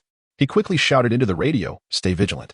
In an instant, everyone aboard the vehicle armed themselves, though no one dared to exit, for the outside conditions were unbearably cold. Prolonged exposure could indeed prove fatal.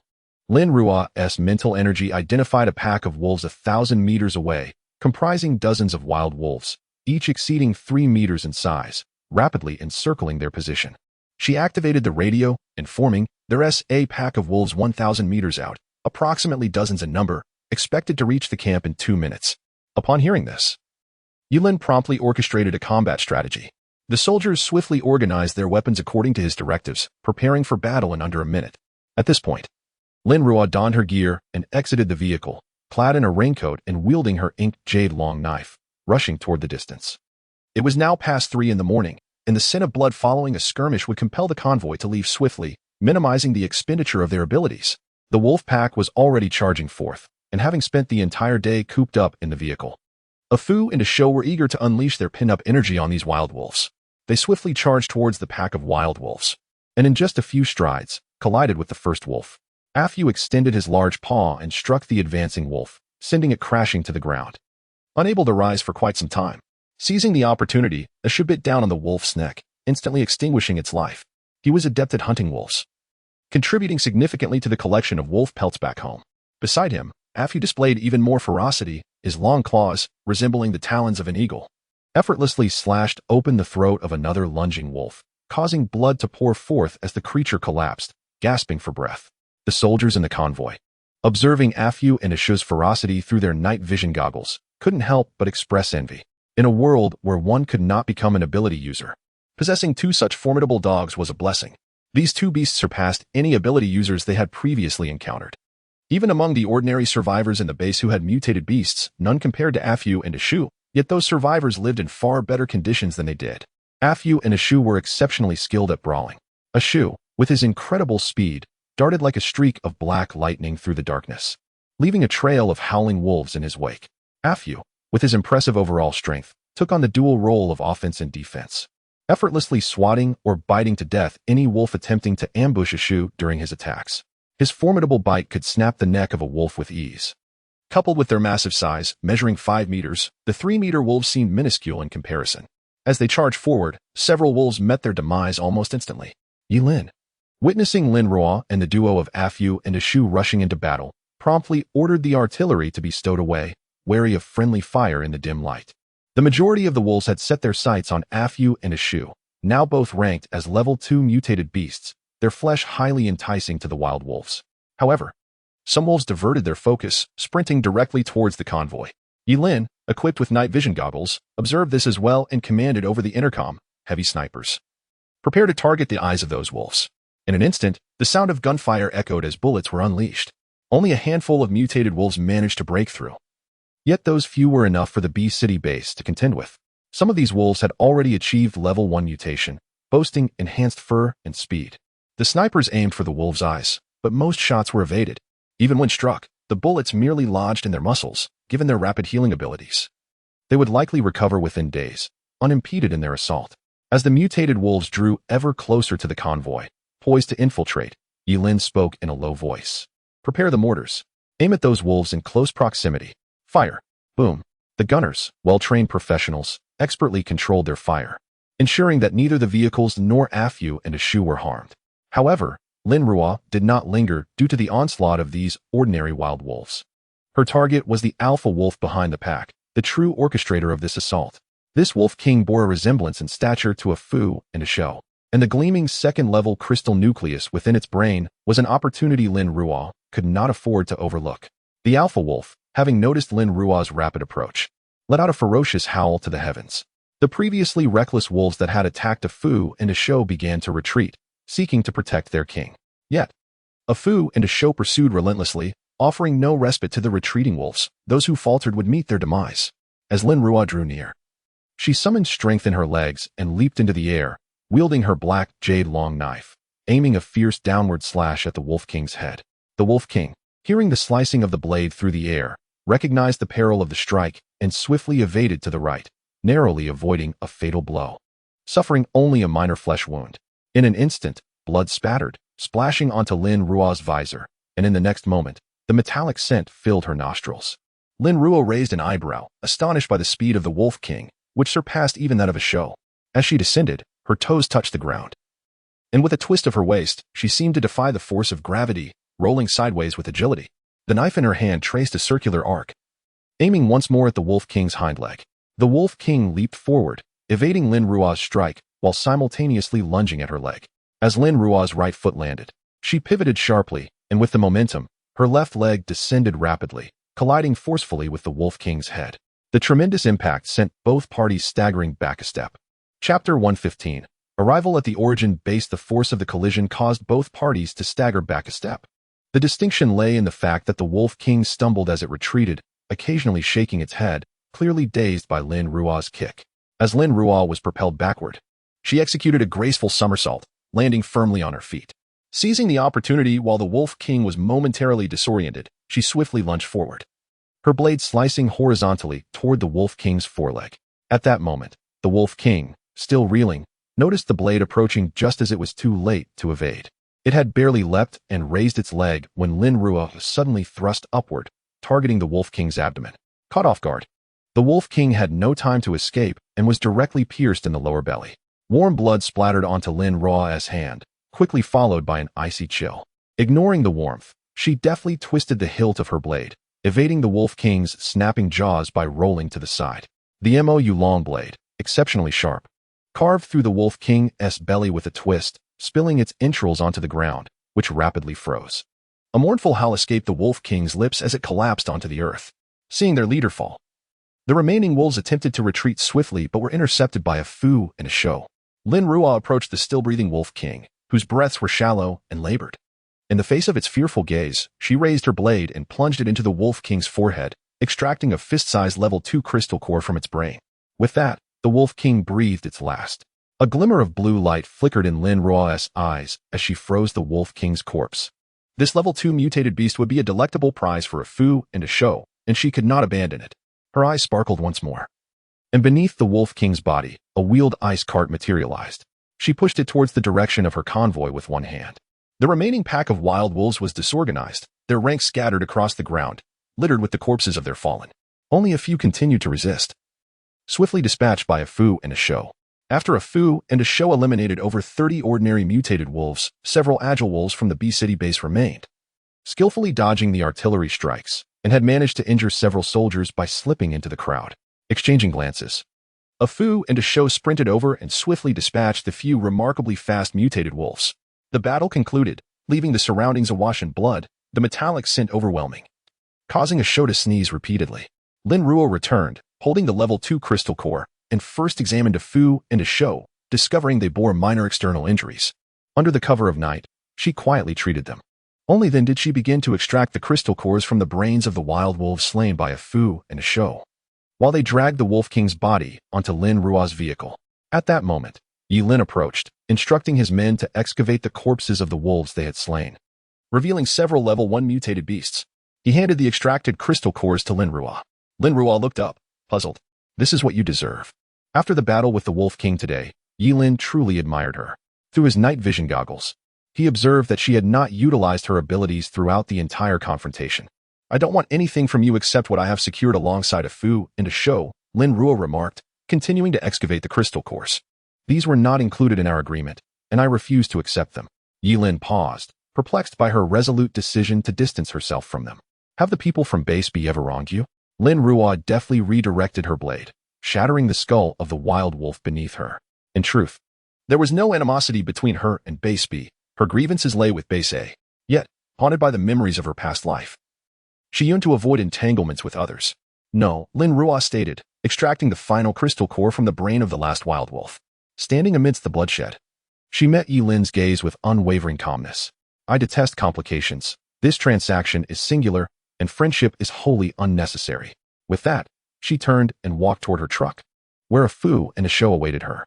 Yi Lin sighed, contemplating how such a formidable ally could significantly bolster the base's strength. Regrettably, each individual harbors their own aspirations, and he could not impose his will upon her. In truth, he was uncertain of his own feelings. Ever since the tragic demise of his wife and child in City F, the unwavering conviction he once held had begun to fracture. Otherwise, he would not have proposed such a burdensome relief plan to the base leadership. Perhaps, he would inevitably become one of those he once scorned. Drawing a deep breath, a piercing chill seared through his lungs, forcing him into a coughing fit before he turned back to his truck. In the driver's cabin, Jiang Yu was toying with a military knife. Upon seeing Yi Lin enter, he smiled and inquired, "How did it go? Did you secure her?" Yi Lin shook his head, opting for silence. Jiang Yu chuckled softly, pondering how one could live so authentically and lucidly, strong yet solitary, truly a fitting existence in such desolate times. Yi Lin cast a glance at him before addressing the intercom. "Everyone, be vigilant. The stench of blood here is overwhelming. We must depart immediately."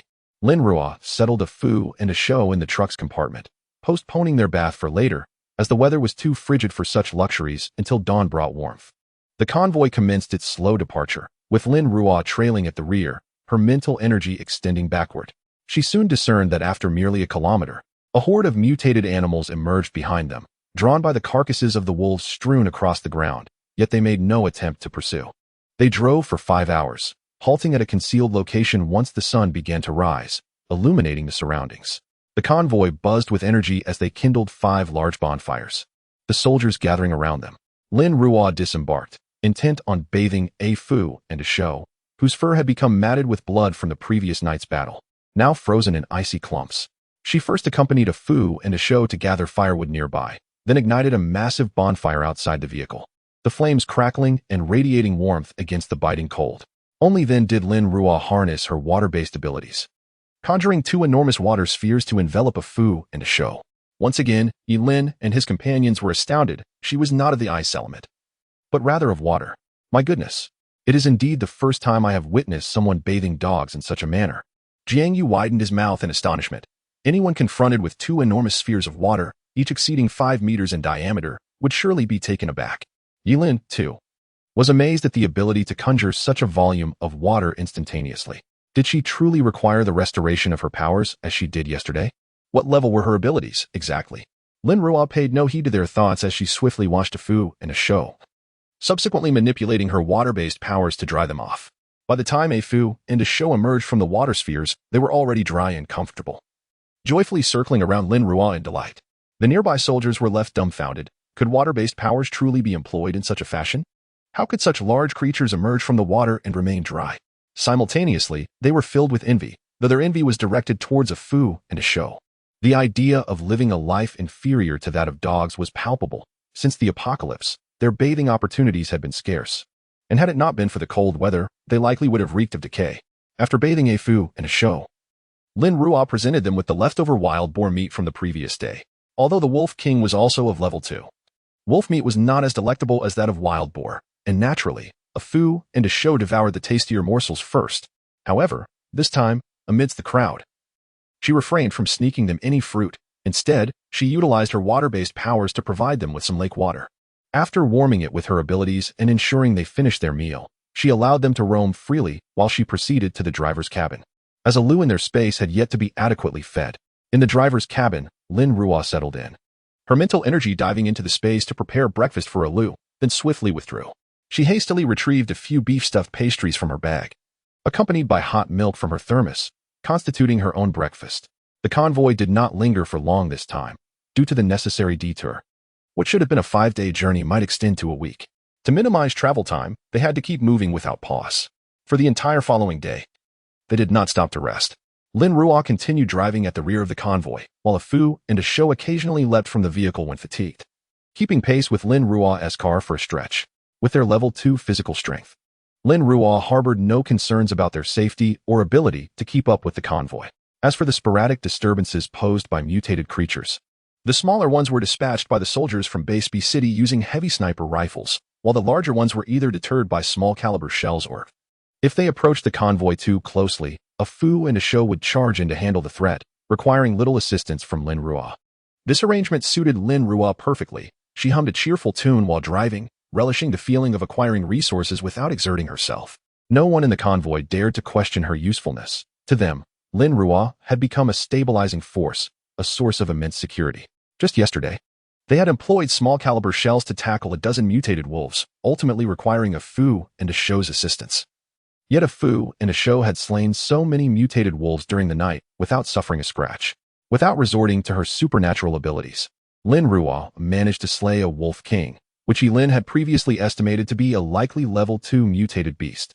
Upon hearing this, Jiang Yu's eyes gleamed with admiration, for soldiers possess an inherent respect for the strong, and Lin Ruo had undeniably earned his esteem through her prowess. He was acutely aware that even confronting an ordinary mutated beast would pose a considerable challenge for him against those with formidable defenses. His knife made from underground or would merely graze their hide. Unbeknownst to Lin Ruo, her standing within the team was subtly rising. She merely felt the fatigue of a day spent driving, though she was not exhausted. As twilight descended and the temperature began to drop, Lin seized the walkie-talkie to command a halt at a suitable campsite for rest. Lin Ruo brought the vehicle to a stop and extended her mental energy to survey the surroundings. Within several kilometers, she detected no large mutated creatures, indicating a night of undisturbed repose ahead. However, fate had other plans. Merely an hour had passed when an uninvited guest arrived. Seated in the vehicle, Lin Ruo munched on her biscuit while engrossed in an animated show on her tablet, only to be interrupted by a Fu's barks outside. She frowned slightly, glancing at the dashboard. It was barely 6 o'clock, and already mutated beasts were appearing. Extending her mental energy, she quickly grasped the situation outside. It was not a ferocious mutated beast that approached, but rather another convoy of vehicles. This convoy, comprising numerous trucks, included familiar faces to Lin Ruo. It was the metal element superpower user, indicating that this convoy belonged to the Qiyuan base. Yet, their condition was dismal. Many soldiers bore injuries, and some severely wounded lay motionless in their trucks. The cargo compartments bore the marks of claws from mutated beasts, alongside numerous dents likely inflicted by impacts from these creatures. Her brow furrowed deeper. How could individuals from Qiyuan base be here? Was the B City base conducting secret operations? Had Qiyuan base also received intelligence regarding the underground warehouse in search of supplies, or were they collaborating without informing her? Continuing her mental probe, Lin Ruo observed that upon realizing the identity of the approaching convoy, the B City base personnel did not advance to greet them, as if they were strangers. Apart from a Fu and a show's barks, a profound silence enveloped the entire convoy. Her gaze lowered. This did not resemble a partnership. After all, the supplies in that underground granary were finite. An increase in one faction's share would inevitably diminish her own. Taking another bite of her biscuit, she called out to a Fu outside. A Fu, it's fine. Go to sleep. Hearing Lin Ruo's voice, a Fu and a show ceased their barking and returned to their resting spots. On the other side, Guanji Heng had naturally noticed the earlier commotion created by a Fu and a show. The oppressive sensation of those ice arrows from that day flooded his mind. With this individual present, matters seemed to have become more complicated. He glanced at the truck occupied by Lin and her companions. Originally, he had intended to eliminate them once a suitable location was found, but now it appeared that a change of plans was in order. At 5 o'clock, Lin Ruo awoke. Unable to engage in physical exercise, she opted to cultivate her extraordinary abilities while seated in the vehicle. By 6, individuals within the camp began to stir, one after another. After more than an hour of focused training, she concluded her exercises and was greeted by the cacophony outside, prompting a slight furrow of her brow. The arrival of the Chiyuan base had rendered the camp unusually boisterous. Diving into her mental space, she meticulously organized the flora and fauna therein. The solar panels in her domain had fully charged the battery below. Lin Ruo then reconnected the depleted batteries to continue their charging, and with her water-based abilities, she irrigated the planting area with some lake water. Following this, she prepared breakfast for Lu in the fortress, casually placing a hefty mutated sheep before him. "If the convoy does not halt today, you shall feast upon this," she remarked. Additionally, she set several large watermelons on the fortress platform, stating, "And these fruits should suffice for your sustenance throughout the day." Upon exiting her space, she donned her attire and leapt from the vehicle, intent on preparing breakfast for a Fu and a show.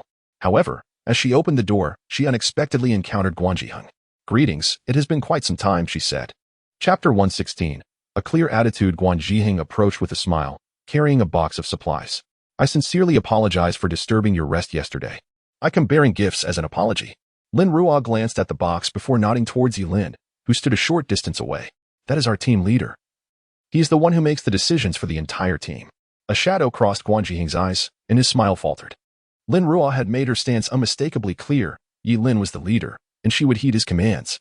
He could not help but harbor resentment. Pondering what advantages the Beast City base had conferred upon Lin to secure such a formidable ability wielder.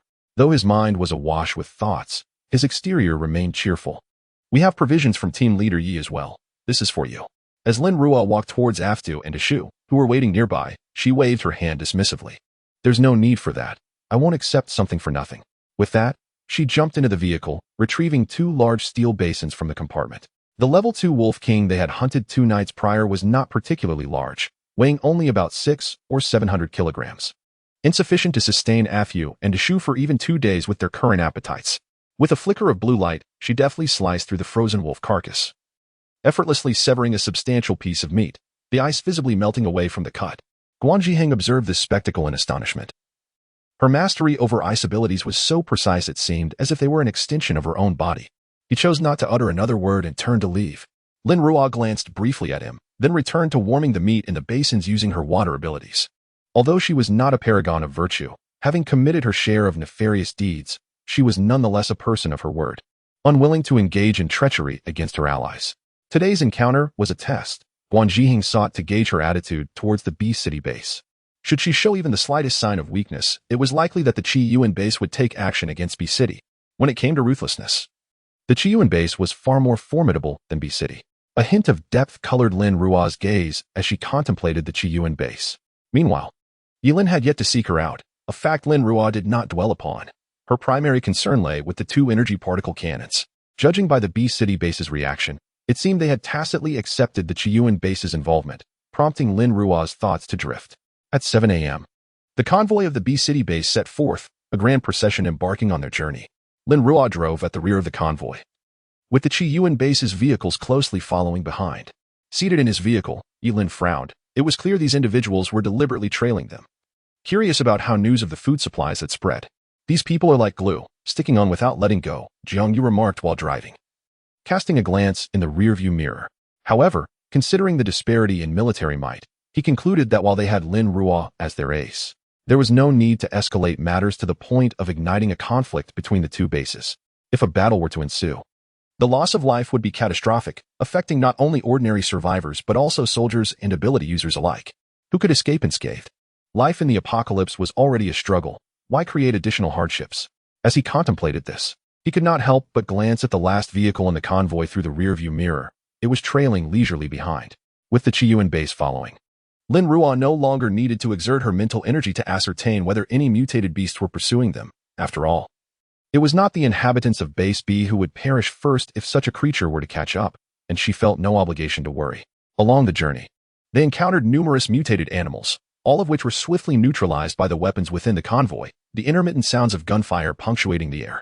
Throughout the morning, the vehicles from Base B accelerated dramatically, abandoning their previous cautious pace. As Lin Ruo pressed the accelerator to keep up with the vehicles ahead, she mused that it seemed the B-City base held little regard for the Chi-Yuan base. This day, the B-City base did not pause for rest. Traversing the road vigorously for an entire day, and with their swift speed, they covered the distance equivalent to 2 days by late afternoon.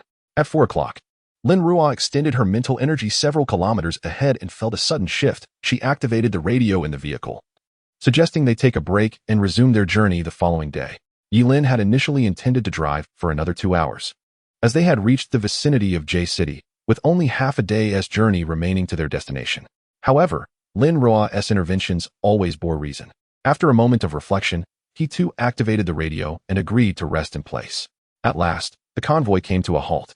With 70 to 80 large trucks from both the B-City base and the Chi-Yuan base coming to a majestic stop, Lin Ruo parked her vehicle several dozen meters away from the convoy as a few scattered mutated beasts began to approach. With her hand resting on the steering wheel, she observed the mutated creatures, all of which were of the first level. Noting that the beasts in J-City seemed to grow at a faster rate than those in B-City. Just moments ago, her mental energy had detected a significant number of mutated beasts several kilometers away in J-City. Within that range, there were hundreds of them. The sheer number of mutated beasts in the city indicated that very few humans remained.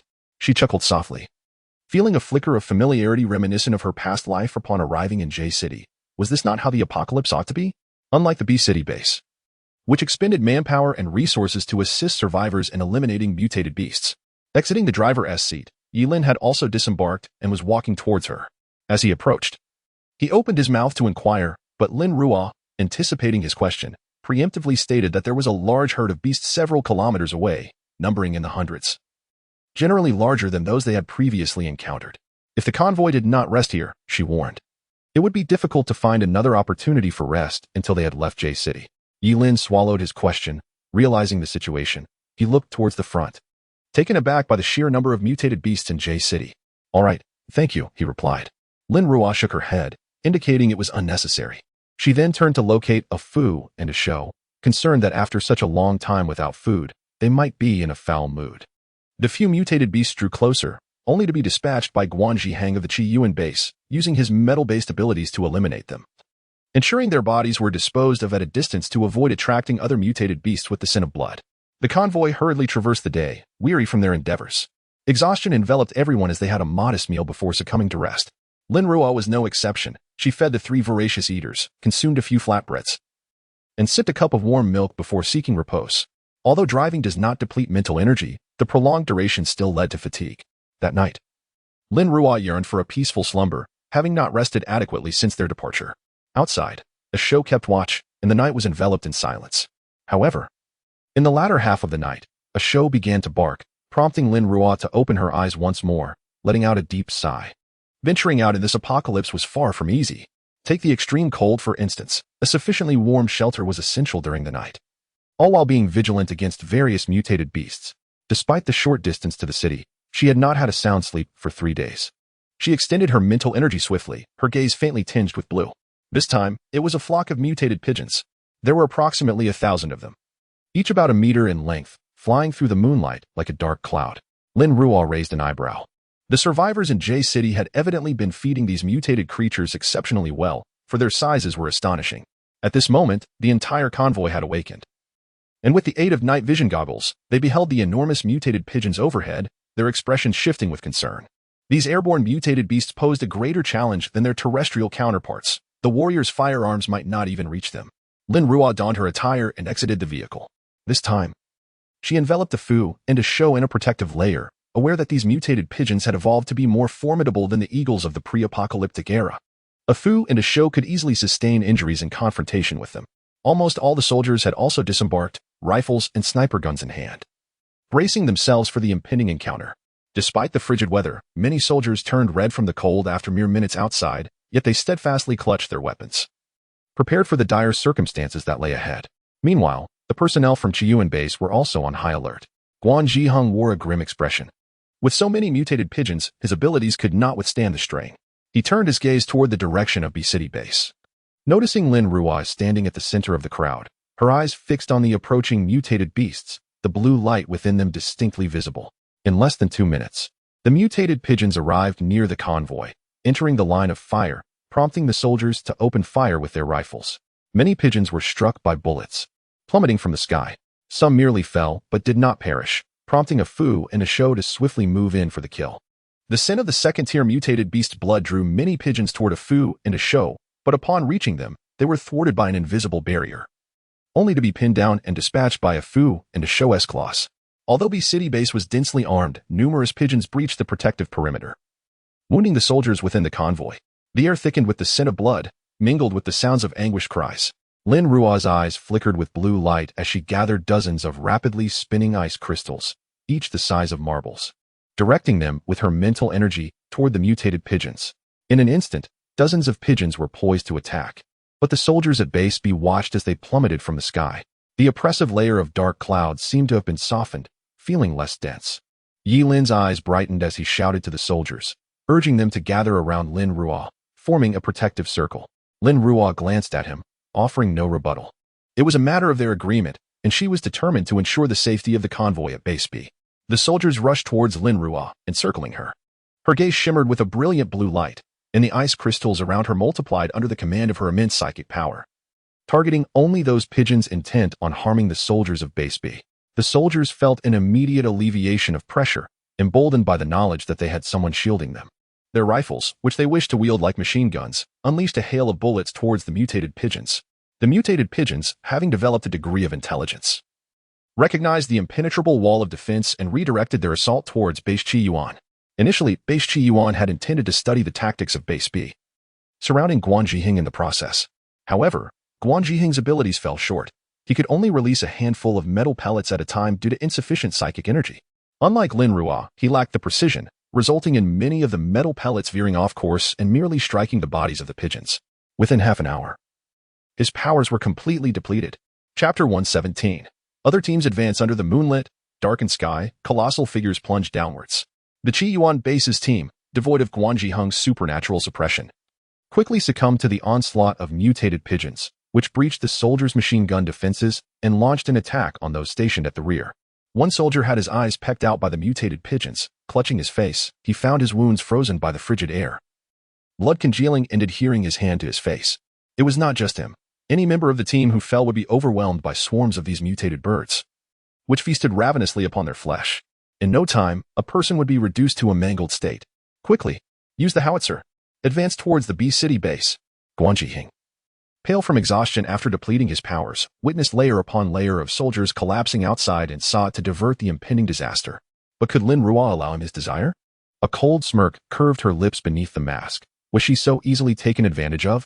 She ceased her attacks and instead conjured an ice shield above the B City base team, encasing all within its protective embrace. Several mutated pigeons collided with the ice shield, instantly freezing into icebergs that plummeted to the ground. Upon seeing this enormous ice shield, Guan Jiheng's pupils constricted.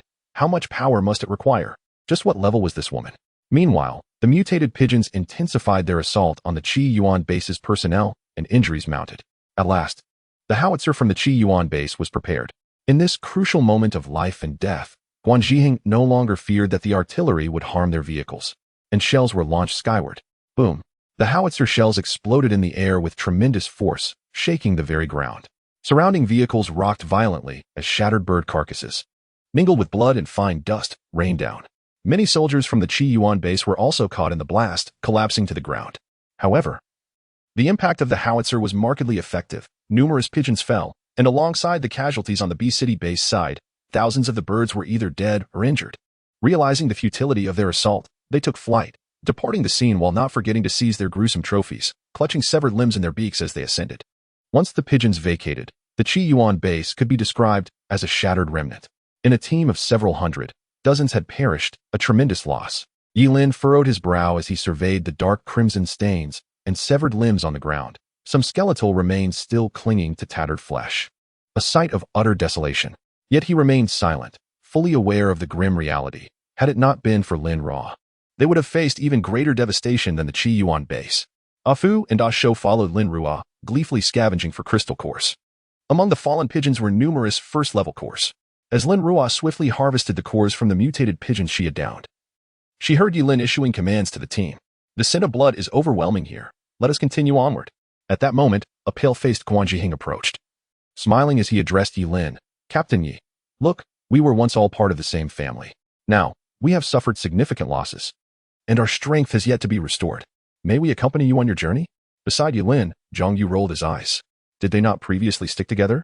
It was evident that their approach this time was merely a pretense for negotiation. They sought to have them protect the Qi Yuan-based team, which ultimately stemmed from their desire for the formidable weapon within their ranks. Yilin glanced at Lin Ruo, whose expression darkened. I am solely responsible for the safety of the B City-based team. The rest is of no concern to me. Guan Jiheng's expression stiffened. She had already made her stance clear with a massive ice shield, and he was well aware of it. Yilin comprehended the underlying message in Lin Ruo's words. If he acquiesced, he would bear the responsibility for the safety of the Qi Yuan-based team, leaving her unaccountable. In that moment, clarity surged within Yilin, and any trace of pity vanished entirely. Apologies, but our team has suffered casualties and cannot afford to be distracted. Let us part ways, he said to Guan Jiheng, then called out to his soldiers, move quickly. The mutated beasts will arrive shortly. With that, he strode past Guan Jiheng, Zhang Yu trailing behind him, a triumphant smile gracing his face as he beheld Guan Jiheng's suddenly cold expression. At last, he relished the taste of malice. Previously, when leading others and betraying the base, he had held himself in such high regard, but now he savored the bitterness of rejection. Serves him right. The B City base convoy swiftly set off, heading forward, yet a multitude of mutated beasts awaited them just a few kilometers ahead. Lin Ruo enveloped the surrounding area with her mental energy, mapping out the distribution of these mutated beasts, from which she selected a narrow path to avoid them entirely. They headed northwest, stopping after 2 kilometers. After relaying her instructions via the walkie-talkie, Lin Ruo tossed it aside and continued driving. The lead vehicle, having not heard Yilin's command, unhesitatingly proceeded in the northwest direction, as if Lin Ruo were their commander. In the midst of the convoy, Yilin felt his authority diminishing sharply over the past few days, leaving him with little semblance of it remaining. The convoy halted at the location Lin Ruo had scouted, a dead angle in the distribution of mutated beasts, allowing them to remain undisturbed for several hours. Many soldiers had sustained injuries during the recent battle, while others had suffered frostbite from the harsh external temperatures, all of which required attention. After ensuring that a Fu and a Shou were settled, Lin Ruo returned to the vehicle to meditate. Having not expended much mental energy, she found sleep elusive and deemed it more beneficial to cultivate. 3 hours later, Lin Ruo opened her eyes and stretched, noticing that daylight had fully arrived. Some individuals within the convoy were preparing breakfast, and glancing at the clock, she noted it was 5 in the morning. Such vitality these people possessed. Lin Ruo extended her mental energy into the space, nourishing a Lu and replenishing the lake with water. Then, she retrieved 6 mutated sheep from the still space, placing them before a Lu, who joyfully swayed its branches, believing its master had finally allowed it to feast. Each mutated sheep weighed several hundred kilograms. No wonder a Lu was so exuberant.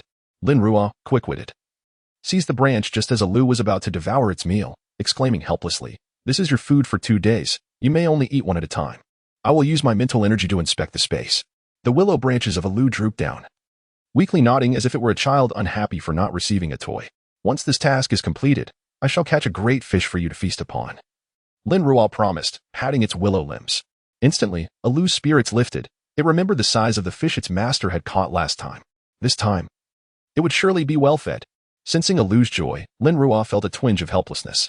Thankfully, she had only 3 of them. If another mutated plant were to join, she would indeed become a professional caretaker, burdened with the daily task of capturing mutated creatures, which had become quite excessive. After soothing a Lu, she withdrew her mental energy from the space and alighted to prepare breakfast for a Fu and a Shou. Under the influence of Lin Ruo's water-based abilities, a Fu and a Shou enjoyed a warm breakfast and sipped on the tepid lake water. A Fu lay on the ground obediently drinking, while Lin Ruo stood to pat their large heads.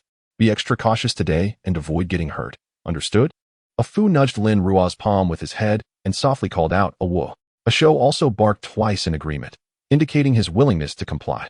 Lin Ruo chuckled softly, and once they finished drinking, she retrieved their food bowls back to the driver's seat. From her large backpack, she took out a self-heating hot pot to enjoy, accompanied by her homemade pork stuffed buns, relishing a steaming breakfast.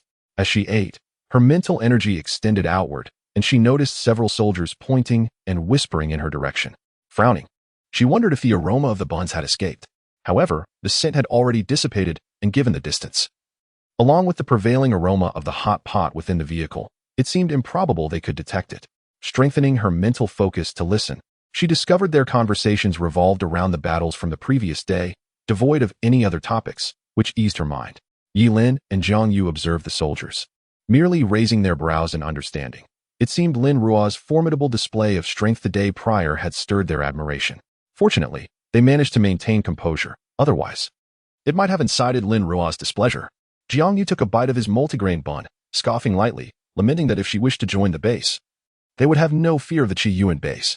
Lin remained silent, focused on his own multigrain bun. After 2 more hours, the convoy from B City set off once again.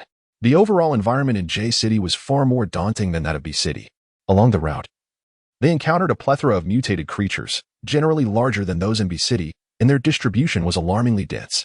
Throughout the convoy's journey, the presence of mutated beasts was unceasing, and the sounds of gunfire echoed continuously. The convoy had already expended considerable ammunition, unable to utilize widespread artillery due to the risk of attracting even more mutated creatures. As the number of mutated beasts ahead grew increasingly alarming, Lin Ruo maneuvered her vehicle to the forefront, effortlessly dispatching the creatures that crossed her path with her abilities.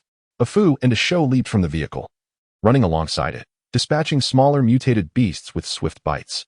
The journey was considerably delayed due to these mutated beasts. What should have taken merely half a day stretched until 3 o'clock in the afternoon before they finally reached their destination.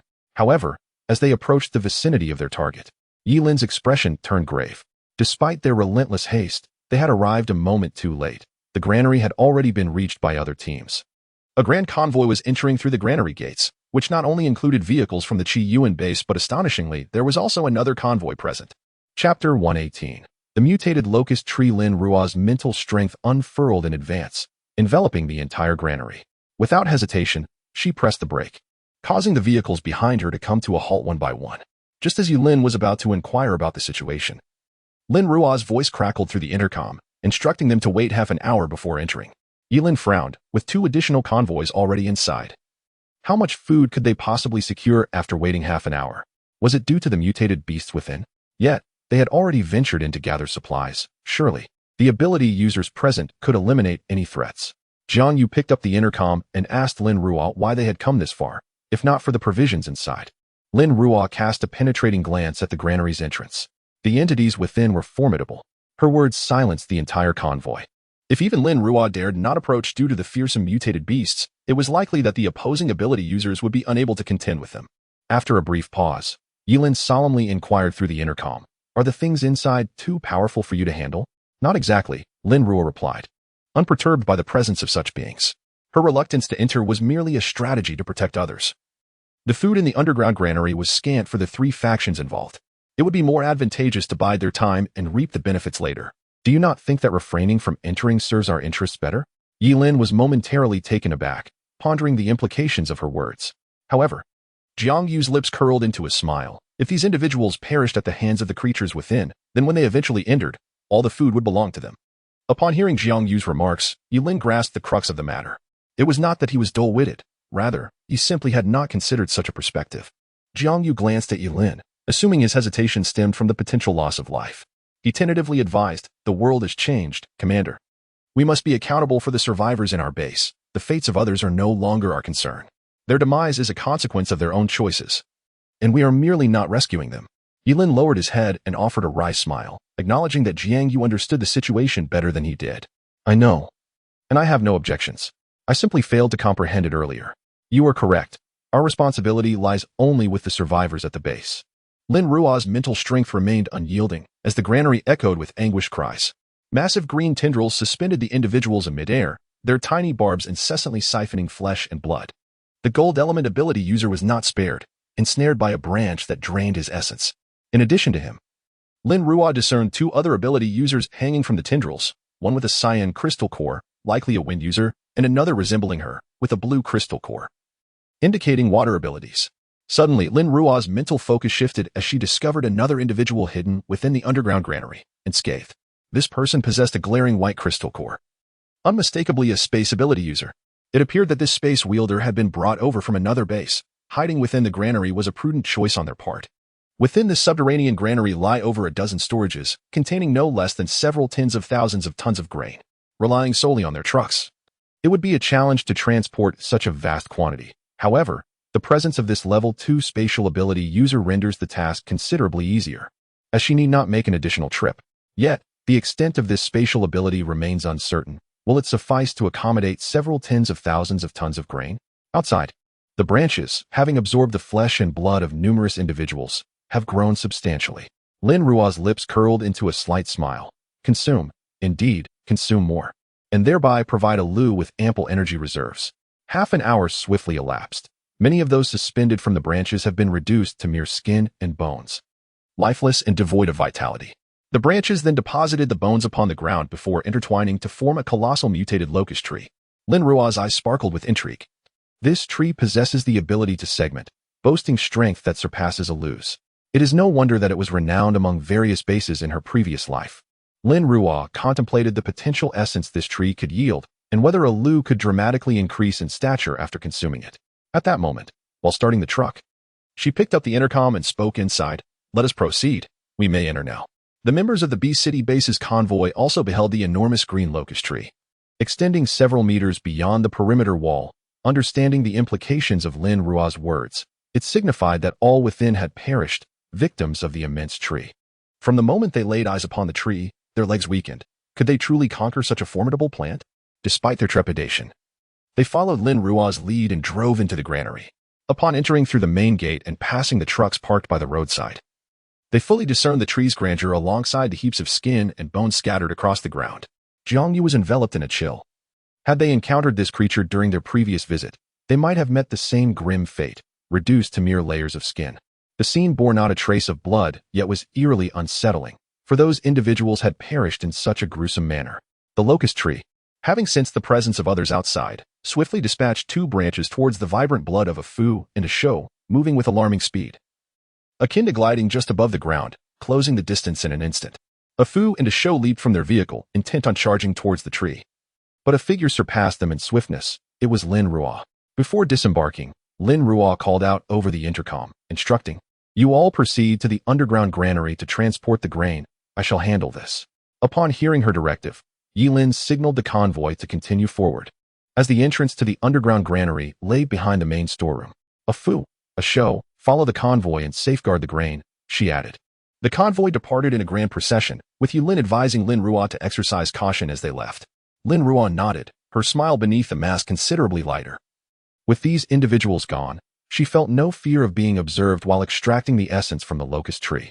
She dashed towards the tree, her gloved hands swiftly grasping 2 protruding branches. As the thorns emerged, a blue gleam flickered in her eyes, and in an instant, her hands were enveloped in ice, rendering the sharp spikes incapable of penetrating her icy barrier. Upon the side of the locust tree, it promptly commanded its other branches to launch an assault towards Lin Ruo. In an instant, the branch in Lin Ruo's hand flicked back, striking towards her. Lin Ruo summoned her water-based abilities to the utmost, as the verdant essence swiftly coalesced in her grasp from the 2 slender branches. These 2 elongated branches withered instantly and were cast aside by Lin Ruo. Realizing the futility of its efforts, the locust tree sensed its 2 branches rendered useless and unleashed a multitude of sharp branches towards Lin Ruo. An icy shield materialized around her, rendering the branches incapable of piercing through its frosty barrier.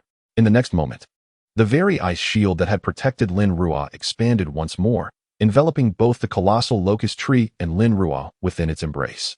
This locust tree, akin to a Lu, was also a level 2 mutated plant. Given its previous division, even a small remnant could potentially regenerate. Thus, it must not be allowed to escape. Recognizing its predicament, the locust tree went into a frenzy, its branches extending wildly, adorned with countless slender thorns glimmering with a blue hue. Lin Ruo raised an eyebrow. Was there poison involved? No wonder those individuals had succumbed so swiftly. Rather than confront the locust tree head-on, Lin Ruo altered the icy layer in her hands to form an ice shovel, plunging it into the ground, targeting the main root of the tree. Grasping the main root firmly, the locust tree, sensing its core under siege, retaliated with frenzied assaults from its remaining branches. Yet, they could not breach Lin Ruo's icy shield. The branches could not even graze her, rendering the poison on the thorns utterly ineffective. At that moment, the green essence in Lin Ruo's grasp had swelled to the size of a basin, while numerous branches of the locust tree began to wither and fall to the ground, and the bark and leaves of the trunk started to dry and shed in abundance. If this continued, it could not endure much longer. When it had feasted on human flesh, it had never anticipated it would be drained in return. Hidden beneath her ice shield, Lin Ruo smiled mischievously, continuously provoking the enraged locust tree. The locust tree, possessing remarkable intelligence, was on the verge of fury. Yet, it could neither strike back nor escape. While Lin Ruo continued to taunt it, ultimately it resorted to its final gambit, fracturing itself into dozens of branches, blending among the withered remnants. As long as one remained undiscovered, it could survive. Lin Ruo's lips curled beneath her mask. The locust tree sought to preserve its essence. But she would not grant it such a boon. She collected the absorbed green essence into her spatial realm and encased the remaining remnants of the locust tree within a colossal water sphere. The gentle flowing waters swirled gracefully, scattering the withered branches. The desiccated branches floated atop the water sphere, and the green one stood out prominently, being meticulously filtered out by the currents. Soon, solid ice rapidly emerged within the waters, piercing through the green branches, continuing to siphon their essence. The branches struggled incessantly in the water, yet it was futile. The water was Lin Ruo's dominion, and no matter how they thrashed, they could not escape the omnipresent sharpness. Before long, the essence from the branches was completely absorbed, and the water flow resumed its filtration, selecting new elements to drain. Lin Ruo once again manifested a colossal sphere of green essence in her hands, which continued to expand as the verdant hue within the water diminished. It was only when the scattered dry twigs bore no trace of green that Lin Ruo meticulously scanned once more with her mental energy, ensuring nothing was overlooked before she withdrew the water flow. The desiccated twigs fell to the ground, where Lin Ruo crushed them underfoot, producing a crisp, splintering sound. Extending her mental energy outward, she ultimately discovered a level 2 crystal core deep beneath the earth, though its energy had nearly been depleted, entirely drained by her. She secured the crystal core within her spatial realm and recalled the spatial ability user hidden within the underground granary. With a swift turn, she hastened back to her vehicle, driving directly towards the granary's location. I am an ability user from the J City base. Our leader has dispatched us to procure supplies. The spatial ability user. A timid woman gazed apprehensively at a Fu and a Shou, speaking cautiously while furtively glancing at Yulin and the others, fearful that any displeasure might lead to her demise. Jiangyu, intrigued, inquired, "What is your ability?" "Spatial," she replied. Chapter 119, A Windfall in the Space System. Upon hearing this, the warriors surrounding her regarded her with a newfound curiosity. The ability user shivered slightly, but then contemplated her own utility. My space is ample, capable of accommodating a substantial amount of provisions. As long as you do not slay me, I am willing to join your base and assist in storing supplies. Jiang Yu's eyes sparkled with a glimmer of hope. They had been fretting over how to store the provisions, and now, it seemed fortune had smiled upon them. Their base and city had encountered such serendipity. However, Yulin furrowed his brow slightly. He could not entirely trust this ability user. What if she absconded with the provisions? This location belonged to the base in City J, and this woman was their ability user. Should there be collusion, their supplies would be rendered futile. Yet, this site had already caught the attention of the City J base. It would be far easier for them to retrieve the provisions from this underground granary than for his group to traverse mountains and rivers. What if, after they had stored the provisions, the other party sent someone over? Wouldn't all the remaining supplies then vanish? The ability user remained tense, watching Yilin intently, awaiting his response. Noticing Yilin's silence, Jiang Yu gave him a gentle nudge on the arm as a reminder. After a moment of contemplation, Yilin finally spoke, suggesting they wait for Lin Ruo's return to seek her counsel. If Lin Ruo consented, she would undoubtedly possess a means to control this ability user. As soon as he finished speaking, the rumbling sound of a large truck echoed from behind them. They turned to see Lin Ruo driving the vehicle towards them. Jiang Yu beamed with delight, confident that Lin Ruo would be able to handle the mutated locust tree. Lin Ruo leaped from the truck and approached them, while a Fu and a Shou scampered over, affectionately nuzzling her neck. Lin Ruo smiled, her eyes crescent-shaped, showing no resistance to their endearment. The space ability user observed that with Lin Ruo's arrival, the entire atmosphere of the team seemed to shift. The warriors, previously focused on transporting supplies, glanced over. And even the imposing captain, who had exuded authority moments ago, now bore a hint of a smile. She lowered her head slightly. It was evident that Lin Ruo held a significant position within this group. Jiang Yu stepped forward, cheerfully appraising Lin Ruo from head to toe, relieved to see no signs of injury. He gave her a thumbs up, exclaiming, "Lin Ruo, you are remarkable. You managed to take down such a large mutated locust tree." Lin Ruo merely cast him a glance, choosing not to respond. The space ability user's pupils constricted. The fact that this formidable mutated locust tree had been vanquished by her alone spoke volumes about Lin Ruo's strength. Jiang Yu, not expecting a reply from Lin Ruo, continued. This time, We owe our gratitude to a Fu for discovering that there was another ability user concealed within this underground granary, an ability user of the space type. Lin Ruo raised an eyebrow, noting the honesty of the ability user. She turned to Yilin, inquiring if the issue of transporting the supplies back had been resolved. Yilin, momentarily taken aback, realized that Lin Ruo seemed not to have considered the question of trust regarding this person. If that were the case, could it be interpreted that she was capable of controlling this ability user? He suddenly gazed into her eyes, which resembled a deep pool, occasionally reflecting a chilling aura. Contemplating Lin Ruo's remarkable ability to sense danger, he suppressed his concerns. Retracting his gaze, Yilin slightly nodded. She was an ability user from the J-City base, expressing her willingness to join our base and assist in transporting food supplies. J-City base? Lin Ruo inquired of the ability user amidst the crowd. What is the extent of your space? The user's eyes sparkled with anticipation as he replied, I possess a level 2 spatial ability, with dimensions of approximately 40 meters in length, width, and height. I previously estimated that it could accommodate over 40,000 tons of food. Yi Lin and Jiang Yu were taken aback. They had not anticipated such a vast space from this ability user, which meant they could transport all the food back at once. Lin Ruo nodded, acknowledging that this space was considerable for a level 2 spatial ability user. Coupled with the empty trucks from the other two bases, they should be able to transport all the supplies from this location. Then let us begin loading, Lin Ruo remarked. Looking at Yi Lin with a hint of confusion, Yi Lin rubbed his nose, realizing that Lin Ruo's status within the team had risen dramatically during this journey. He had developed a habit of seeking her opinion on all matters. Commence loading, Yi Lin commanded the soldiers nearby. Yes, sir. The ability user cast one last glance at Lin Ruo before joining the soldiers to load the supplies. Turning to Yi Lin, Lin Ruo stated, I have some personal matters to attend to. A Fu and a Shou will remain to guard the team. This area is under the influence of that mutated locust tree, permeated with its essence, so there shouldn't be any immediate threat from mutated beasts. I will return promptly. Yi Lin nodded, surmising that Lin Ruo's purpose for being there extended beyond this mission. Previously, he sensed her indifference towards the task's rewards. Now it was evident she had other motives. However, this was inconsequential to their team. He had already asserted Lin Ruo's autonomy. All right, Yi Lin agreed readily, adding, be careful. Lin Ruo nodded, turning to a Fu and a Shou, saying, I will be out for a few hours, and I promise to bring back some treats. While it is essential to protect the team, do not hesitate to retaliate if anyone provokes you, understood? A Fu and a Shou nodded in response. Jiang Yu instinctively took a step back, distancing himself from a Fu and a Shou, uncertain of their definition of harm. Only then did Lin Ruo turn and drive off in the truck. In the frigid winter, as twilight descended, the last glimmer of light sank beyond the horizon, and the surrounding temperature plummeted. Following the direction indicated on her map, Lin Ruo sped through the harsh environment, enveloping her truck in a layer of invisibility water film, which provided both insulation and concealment. The warm air blew against the windshield as she glanced at the fuel gauge, which indicated half a tank remaining. The distance from the J-City oil depot to the previous grain storage was over 100 kilometers. Despite her rapid speed, the poor road conditions meant it took her more than an hour to reach the vicinity of the J-City oil depot. Situated atop an artificially constructed hill in City J, this mound appears, from a distance, as a mere knoll, rising slightly over 100 meters in height. Its remote location serves the purpose of flood prevention, ensuring the safety of the oil depot nestled within.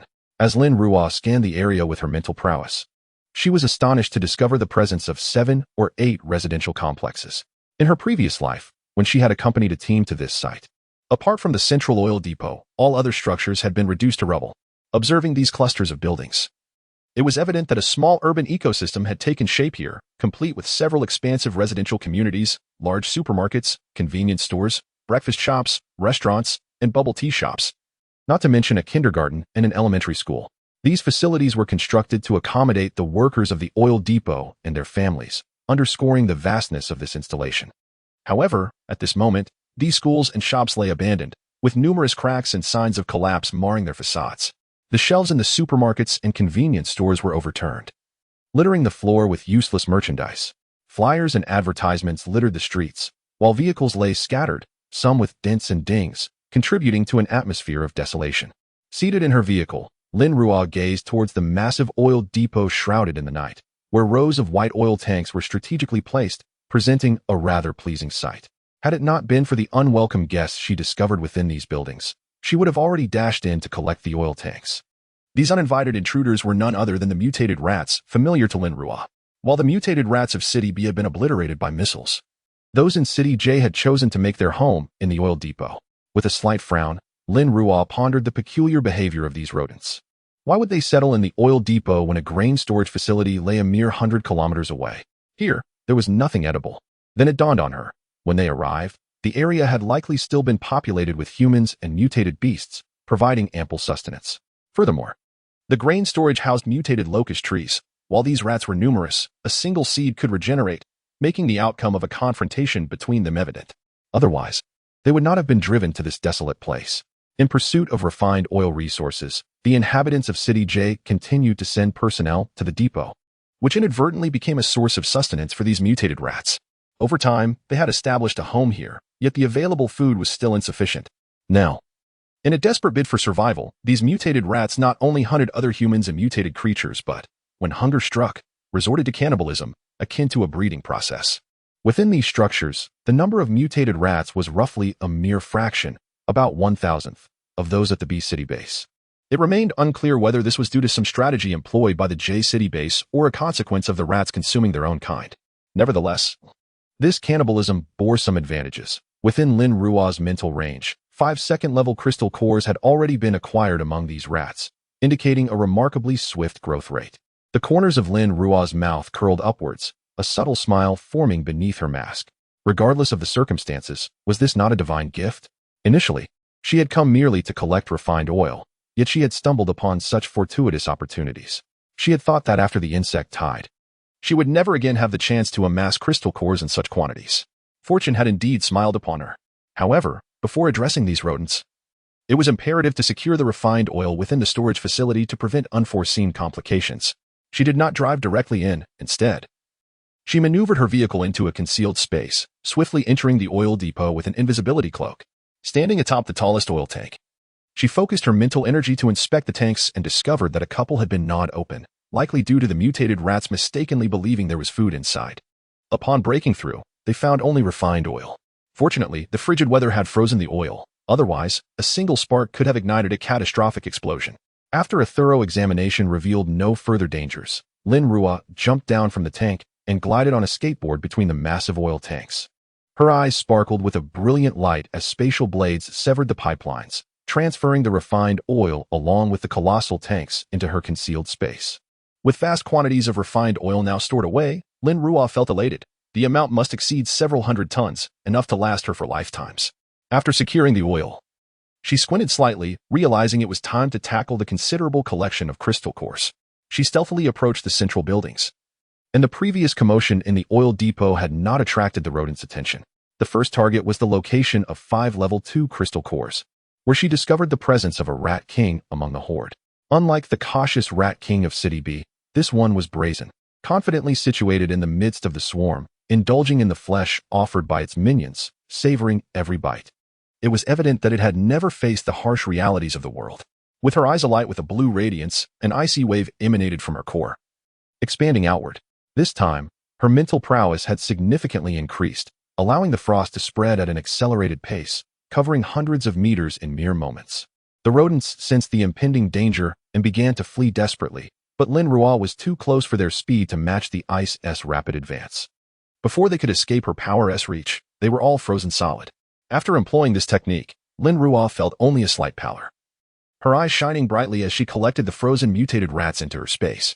Alu's fruit truly proved formidable. In just half a year, my ability had not only expanded significantly, but also left me with residual strength. This expedition was a bountiful success, and the ease with which she executed the large-scale freezing left her even more delighted. She delved her mental energy into the space, adding another mutated beast to Alu's collection. Alu's branches were exploring the remaining mutated beasts, yearning for sustenance, yet unable to indulge. Suddenly, a mutated goat appeared before it. The branches first probed tentatively before 2 of them cautiously inserted into the goat's body. Noticing Lin Ruo's lack of objection, they began to feast joyously, reveling in the unexpected banquet. Lin Ruo withdrew her mental energy from the space, a smile gracing her face. Alu was simply adorable. The dangers here have all been resolved. Lin Ruo retrieved the colossal truck from the space and drove it back to the granary. Chapter 120. The journey home. The return journey seemed to be considerably shorter. Lin Ruo arrived at the granary in merely an hour. At this moment, the convoy from Base B had already set up camp here, with trucks laden with grain. The tarpaulins had been removed from each vehicle, allowing the grain to be stacked high. Base B had requisitioned the trucks from both Chi Yuan Base and J City Base, all filled to the brim with provisions. In the camp, they had ignited several bonfires, warming the surroundings. The members of the convoy appeared to have momentarily escaped the perils of the apocalypse, distanced from danger, hunger, and the biting cold. Hundreds gathered around the fires, laughing and sharing meals. Afu and Ishu lay at a distance from the crowd, seemingly untouched by the frozen meat that had been cast about them by an unknown hand. However, they remained still. Upon hearing the distant sound of engines, Afu and Ishu immediately wagged their tails and dashed out, their actions revealing the identity of the approaching vehicle. Consequently, no one rose. They merely turned their heads towards the entrance. Lin Ruo drove into the granary, pressing the brake pedal, which emitted a sharp squeal. She leapt from the vehicle as Afu and Ishu rushed towards her, nudging her neck with their large heads. Though she had only been away for 3 hours, their anxiety was palpable. It was the first time she had left them in the care of others, leaving them feeling insecure, allowing them to nuzzle her for a moment. She chuckled and gently pushed them away. All right, I was only gone for a few hours. Besides, aren't you two hungry? At this, Afu and Ishu quickly jumped into the rear compartment of the vehicle, retrieving 2 large steel bowls and placing them obediently in front of Lin Ruo. They settled down on the ground, their tails wagging joyfully as they awaited their meal. Yilin rose and approached Lin Ruo. You're back, he stated.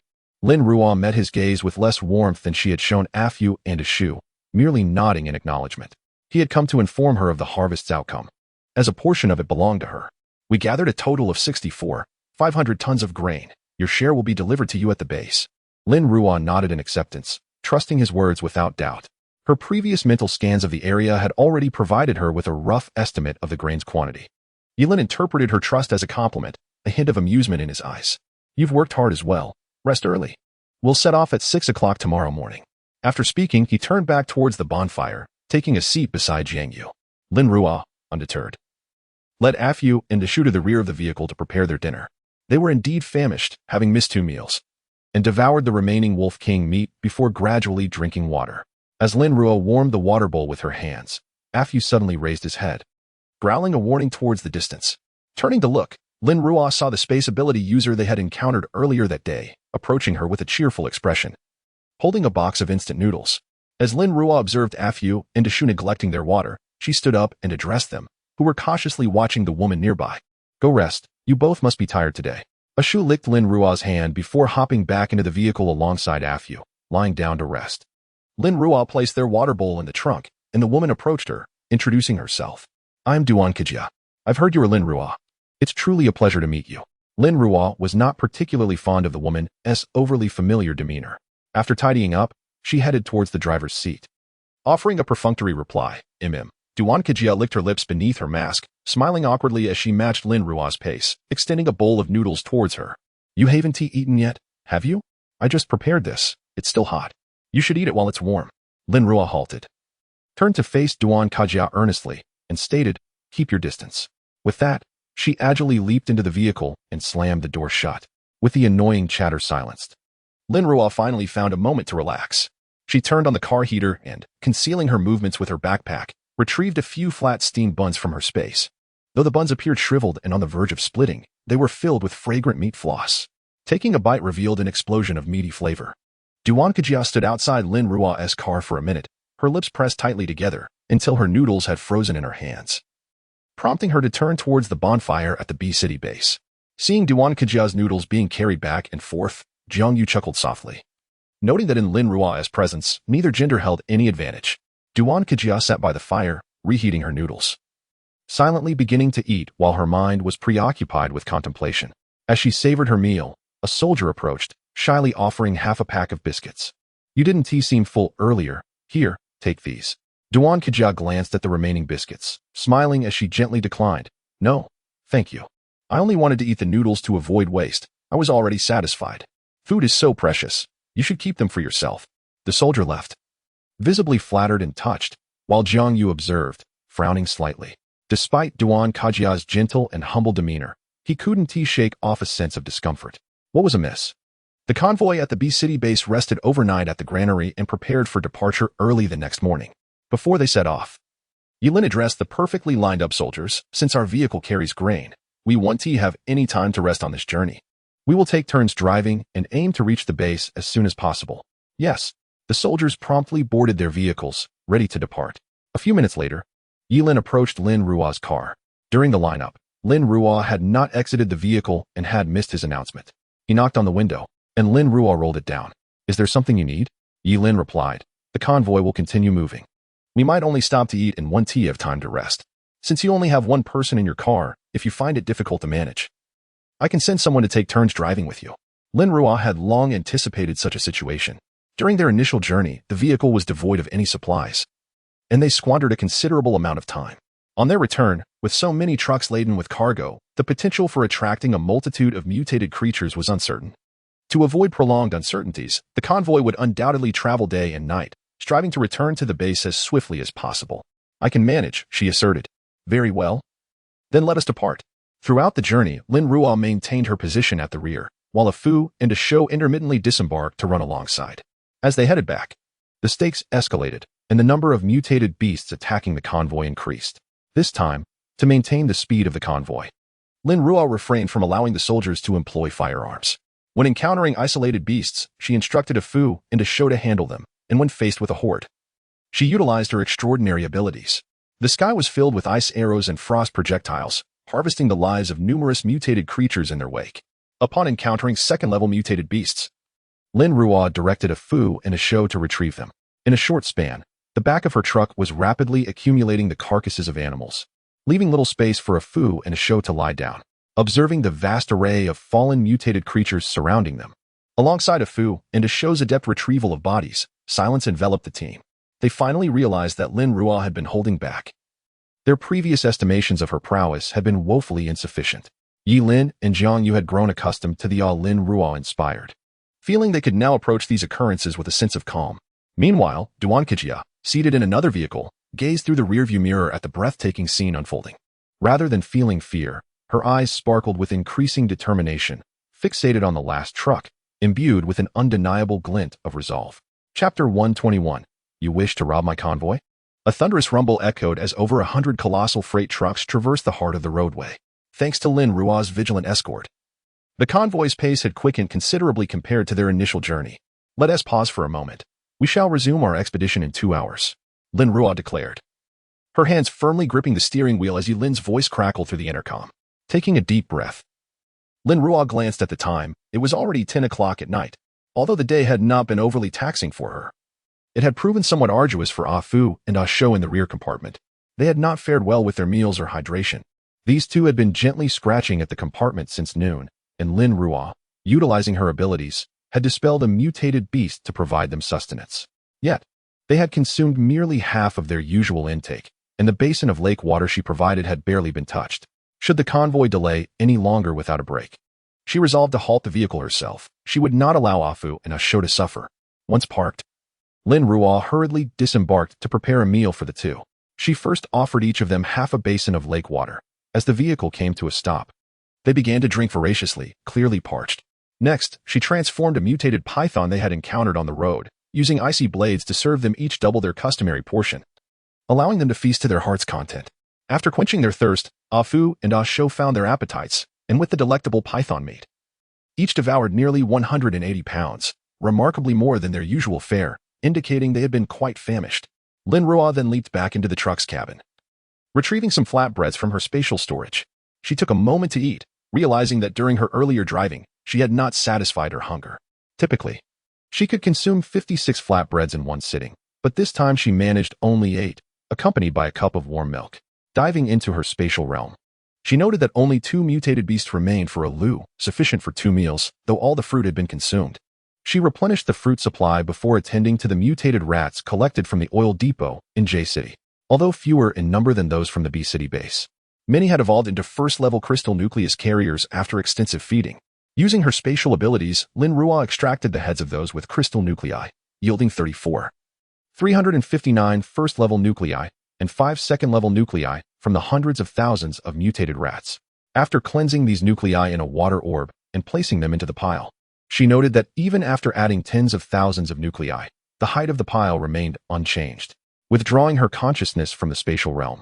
She assessed her energy levels and retrieved 2 second-level nuclei to expedite her recovery. Over an hour later, Lin Ruo opened her eyes, her abilities restored to peak condition. At that moment, Yi Lin's voice resonated through the intercom. Are we ready? The convoy is setting off. One by one, the trucks in front began to roll out, while Yi Lin kept a watchful eye on Lin Ruo's vehicle in the rearview mirror. Only when she initiated her vehicle did he shift his gaze away, astonished that she could maintain pace with the convoy despite expending so much energy. Driving at night, the extreme cold coupled with reduced visibility created a daunting challenge on the rugged terrain of the wilderness. The convoy's speed diminished further and further, yet they persevered onward. Suddenly, a resounding explosion echoed ahead. Lin Ruo's mental prowess swiftly unfurled, revealing a vehicle with a blown tire, its weight causing it to become precariously imbalanced. The front continuing forward while the body tipped sharply to the left.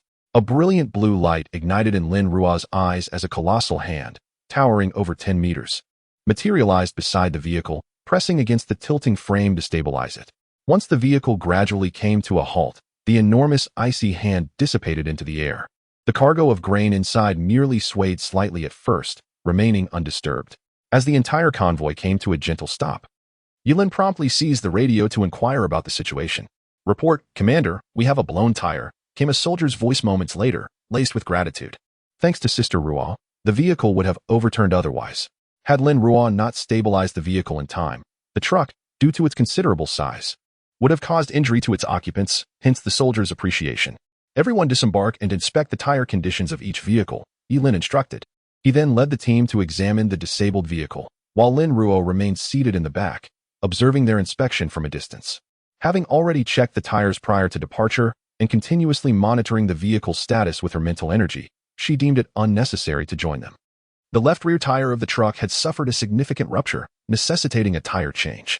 Yi Lin ordered the hydraulic jack to be brought forth, and with considerable effort, a dozen individuals replaced the spare tire, enabling them to resume their journey. Lin Ruo yawned and continued driving to keep pace with the convoy. The entire convoy journeyed tirelessly, and after 3 days, they finally reached the outskirts of City B. Here, it felt akin to returning home, and the tension that had gripped all the soldiers in the convoy finally began to ease. Lin Ruo too felt a slight relaxation after 3 consecutive days without sleep. Even her robust physique had begun to feel fatigued, and she contemplated the need for a well-deserved rest upon returning. Habitually, Lin Ruo extended her mental energy ahead to ascertain the safety of the road, only to unexpectedly discover an ambush set 2 kilometers away. A frown creased her brow. Who would dare to lay in wait for the base's convoy within the confines of City B? Grasping the radio resting beside her, she announced, "There are individuals lying in ambush 2 kilometers ahead." Yi Lin did not hesitate to trust Lin Ruo's words. Throughout their journey, she had repeatedly demonstrated the accuracy of her insights. His expression darkened immediately. The audacity to intercept their base's supply trucks in the territory of City B was telling of the aggressor's identity. He quickly grabbed the radio, issuing orders to prepare for battle, emphasizing, first and foremost, protect the cargo. With this directive, combat preparations commenced across all vehicles, artillery being set up, and gunners poised with ammunition at the ready. Fortunately, it was Lin Ruo's vigilance that had safeguarded their convoy on the return journey, which allowed for the preservation of their remaining munitions. Over 100 trucks moved forward slowly, while Lin Ruo maintained her mental focus, closely observing the actions of the interception team ahead. It appeared that the opposing side was anxious to ensure that the B City base was fully aware of their identity, as their vehicles and weapons were all emblazoned with the insignia of the Chiyuan base. As she drove, her thoughts raced. The Chiyuan base was indeed audacious, employing large-caliber howitzers for highway robbery. The effective kill radius of these cannons was 100 meters. What an alarming concept. With just a few rounds, the B City base would be left with neither personnel nor vehicles, leaving nothing to salvage in terms of provisions. This meant that they were faced with 2 options: either share some of their provisions or face the annihilation of all their supplies, leaving everyone with nothing. She scoffed. The shamelessness of it all was strikingly reminiscent of the A City base from her previous life. As expected, after the convoy had traveled 2 kilometers, they encountered the well-prepared obstacles set by the Chiyuan base.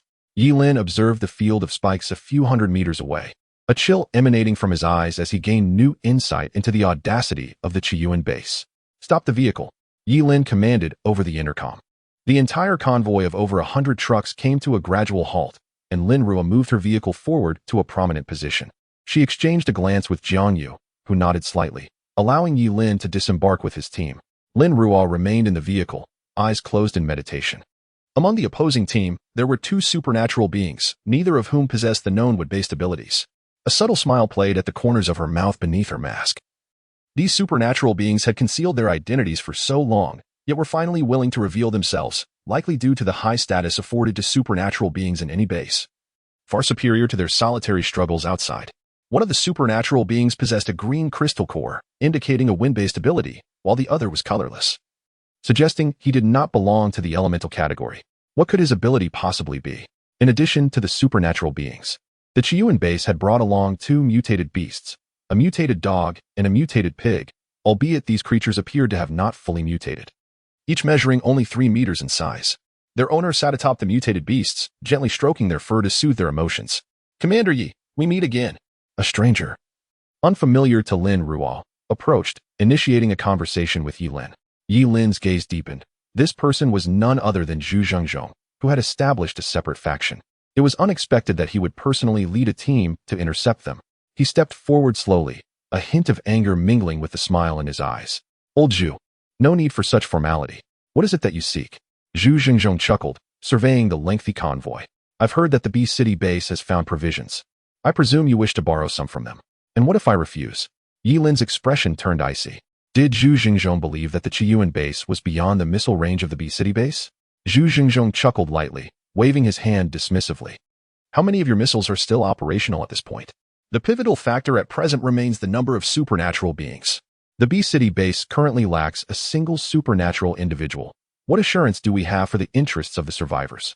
It would be more prudent to relinquish the provisions to us, allowing us to contribute." Behind him, two supernatural beings stepped forward, casting disdainful glances at Yi Lin. "Indeed, this is the age of the supernatural." As they spoke, two loud explosions rang out, and the heads of the two supernatural beings suddenly detonated, resulting in their immediate demise. Positioned perilously close to Zhu Zhengzhong, the blood and brain matter erupted from the explosions, splattering across his face. Although shielded by a mask, he was rendered utterly stunned. Lin Ruo opened the car door and descended, her eyes shimmering with a blue light. Two slender streams of water suddenly materialized, swiftly extracting the crystal cores from the minds of the deceased supernatural beings and bringing them before Lin Ruo, where they hovered in the air. She directed her gaze at the still-dazed Zhu Zhengzhong, a glint of menace flashing in her eyes. "You wish to commandeer the convoy I am escorting?" It was evident that Guan Zhiheng had neglected to inform the Chiyuan base about Lin Ruo's escorting mission for the B City base. Otherwise, Zhu Zhengzhong would not have dared to intercept the convoy himself. In an instant, every light and heavy machine gun, along with the large-caliber howitzers, were aimed squarely at Lin Ruo. Her gaze remained fixed on Zhu Zhengzhong, the blue light in her eyes intensifying, causing the surrounding air temperature to plummet a few degrees. After several days of relentless travel, deprived of sleep, Lin Ruo had finally secured the grain. Just as the supplies and energy cannons were within reach, an unexpected obstacle emerged. Initially reluctant to intervene, she found herself wasting precious time conversing with them after Yi Lin's arrival. What merit is there in negotiation with such individuals? Direct confrontation is the only recourse. Should Zhu Zhengzhong dare utter the word seize, she would ensure that none of them would return. A Fu and a Shou also leapt from the vehicle, emitting threatening growls towards the opposing mutated beasts. The disparity between the two factions of mutated creatures was evident. The two beasts recoiled in the face of a Fu and a Shou's menacing presence, heedless of their master's commands, and turned to flee. From the moment Lin Ruo took action, Yi Lin and the soldiers behind her felt a wave of relief wash over them, an unprecedented sense of security enveloping them. Yi Lin conceded that Zhu Zhengzhong was partially correct. This is indeed the era of supernatural beings. However, the supernatural entities within her team were far superior to those they had brought along. Mistake. We merely came to observe the B City base S team. Seeking to gain experience, Zhu Zhengzhong, cunning and shrewd, discerned the threat laced within Lin Ruo's words. He hastily removed the mask, now smeared with blood and brain matter, and forced a grim smile at Lin Ruo. Lin Ruo furrowed her brow tightly, unwilling to squander time in this place. "Step aside. We intend to pass." With that, she cast a glance at the two howitzers aimed at her, her eyes igniting with blue brilliance. Instantly, a layer of solid ice enveloped the launch tubes of the howitzers, sealing them tightly. Zhu Zhengzhong was already dripping with cold sweat beneath his hat. Previously, when Guan Zhiheng first encountered Lin Ruo, he had already reported her information. So the senior officials at the Chiyuan base were well aware of the formidable prowess of this ice element ability user. Now he was finally experiencing it firsthand. Such immense power. Indeed, Zhu Zhengzhong immediately waved his hand to the back, and the weapons were all drawn aside, clearing the path. Yilin stepped forward, pointing to the iron nails on the ground, and with a smile, remarked to Zhu Zhengzhong that these should also be tidied up. Zhu Zhengzhong shot a fierce glare at Yilin, thinking him a petty individual reveling in his moment of triumph. Nonetheless, he selected 2 individuals from the team to clear away the iron nails scattered on the road. Only then did Lin Ruo return to the vehicle with a Fu and a Shou, following the lead car as they drove away. Chapter 122. Is Lin Ruo residing here? The convoy arrived in a grand procession at the outskirts of Base B, yet Lin Ruo did not follow them inside. Instead, she maneuvered her vehicle away from the group, parking the truck a few hundred meters from the base's entrance. Afterward, she picked up the intercom and addressed Yilin, stating that the supplies had arrived and that she would be waiting there for them. Yilin paused momentarily, then responded through the intercom, inquiring if she would not be entering. Lin Ruo remained silent, her intent unmistakable. She had no desire to enter the base or engage in any dealings beyond the transaction at hand. Jiang Yu, driving the vehicle, chuckled lightly, remarking on the irony of their official base being so openly disregarded. Yilin shot him a glance, initially hoping to introduce Lin Ruo to the base commander for a discussion, but he had not anticipated her reluctance to even step foot inside. He took up the intercom once more, assuring Lin Ruo that he would send someone to her shortly. Leaning back in the driver's seat, Lin Ruo closed her eyes to rest. A Fu and a Shou had already jumped out of the car, frolicking around despite the number of people outside the base, unbothered by the crowd as long as their owner remained safely inside the vehicle. As she extended her spiritual energy towards Base B, she was taken aback to discover that a significant portion of the base appeared to be deserted. What could be the reason for this? Had a Fu and a Shou grown so much? Suddenly, a familiar voice broke her contemplation, prompting her to retract her spiritual energy and open her eyes. Turning her head, she peered through the car window to see a group of individuals standing several meters away from a Fu and a Shou, who continued to ignore them and ran off further. The strangers were heavily bundled against the elements, but Lin Ruo, with a slight shift of her spiritual energy, discerned their identities. It was Zhao Hui and Li Wei from Longyuan. Although she recognized them, she had no intention of exiting the vehicle to engage in pleasantries, nor did she wish to have any further interactions. However, her desire to remain aloof was thwarted by Li Wei, who had already spotted the military truck parked nearby. The recent implementation of a contribution system at Base B had caused many, including some of his former teammates, to consider leaving. In his moment of need, he had encountered Zhao Hui's team, which had faced similar troubles since their arrival at Base B 6 months ago. Dramatically, they had merged their 2 teams for a mission and, upon returning today, unexpectedly encountered a Fu and a Shou, whom they had not seen in a long time. Observing the considerable size of a Fu and a Shou, Li Wei mused silently on the fact that it had been 4 months since he last saw a Shou, and it had grown remarkably during that time. How much mutated beast meat must it consume daily? With a Fu and a Shou present, it was inevitable that Lin Ruo was nearby, thought Zhao Hui, his eyes sparkling with enthusiasm as he approached the imposing truck. Li Wei attempted to intervene, but Zhao Hui was quicker, already at the truck's door, rapping twice on it. Lin Ruo rolled down the window and regarded Zhao Hui with a neutral expression, as if addressing a complete stranger. Is there something you need? She inquired. Zhao Hui was taken aback, then turned to glance towards Li Wei behind him. Li Wei remained in place, not having followed him, which reminded Zhao Hui of Lin Ruo's sudden departure. Sister Ruo, do you still remember me? I am Zhao Hui. We met at Longyuan, he tentatively inquired.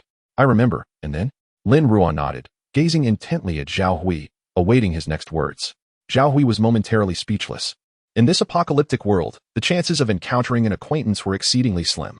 Just like with Li Wei, although both were situated in the B City base, it was only recently that they had reunited. Thus, when meeting familiar faces, one would typically exchange a few pleasantries, yet Lin Ruo exuded no warmth. Sister Ruo, I must thank you for warning us last time. Otherwise, we might not have survived to this moment. Had it not been for Lin Ruo's timely alert, they would have sealed off the 3rd building, and it was indeed likely that they would not be alive today. Lin Ruo averted her gaze, recalling the cockroaches she had left for them. It was nothing. That Zhao Hui was about to continue when someone nearby called out Lin Ruo's name. Lin Ruo. It's time to go. Jiang Yu was driving a military jeep, with Duan Kejia seated in the front passenger seat. The vehicle swiftly approached Lin Ruo's train, coming to a halt beside Zhao Hui with a screech as Jiang Yu rolled down the window to look at Lin Ruo. Lin Ruo nodded, understanding. She turned to Zhao Hui and said, I have matters to attend to, so I must take my leave. After speaking, she looked up at the playful Fu and a Shou. A Fu, a Shou, we are leaving. Initially focused on the ground, A Fu and a Shou perked up at her words, lifting their heads and bounding towards her. Watching the approaching colossal mutated beast, Zhao Hui quietly took 2 steps back.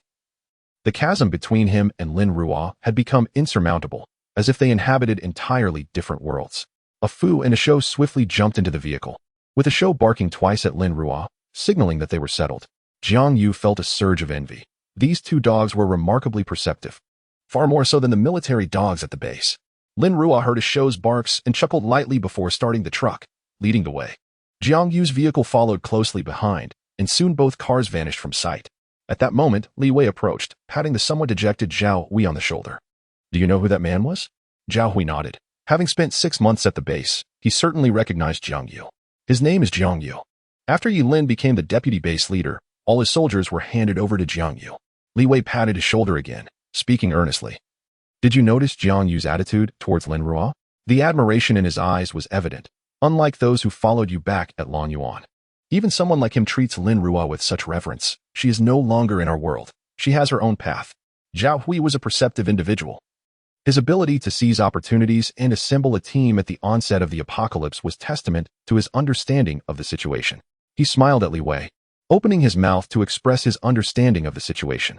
"Rest assured, Brother Li, I am well aware of my limitations and shall not recklessly approach her." He merely pondered the possibility that if Jie were also an ability wielder, there might be an opportunity for mutual exchange between them. Li Wei nodded, feeling a slight sense of relief. He believed that the months spent in Long Yuan had not left any significant mark on Lin Ruo's heart. She was a person who detested trouble, and if Zhao Hui were to persistently pursue her, she would undoubtedly eliminate him without hesitation. Lin Ruo accelerated her vehicle towards the northern suburbs, eager to retrieve the provisions that would allow her to return home. The day spent away had been utterly dreadful. After nearly 2 hours of driving, Lin Ruo utilized her mental energy to locate an unoccupied office building and parked her car. Jiang Yu, naturally, followed suit. Upon exiting the vehicle, he surveyed his surroundings, wondering what kind of place this was. The building was not tall and was situated at the farthest edge of the northern suburbs. Did Lin Ruo reside here? Chapter 123. May I join your team? Before them stood a 7-story office building, its exterior walls peeling, revealing the underlying lime and concrete, adorned with clear claw marks, resembling a perilous structure.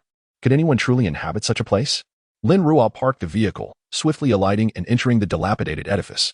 A Fu and a Shou followed closely behind, needing to stoop to gain entry due to their stature. Jiang Yu and Duan Kejia also made their way inside. The interior of the building was desolate and crumbling, devoid of any signs of habitation.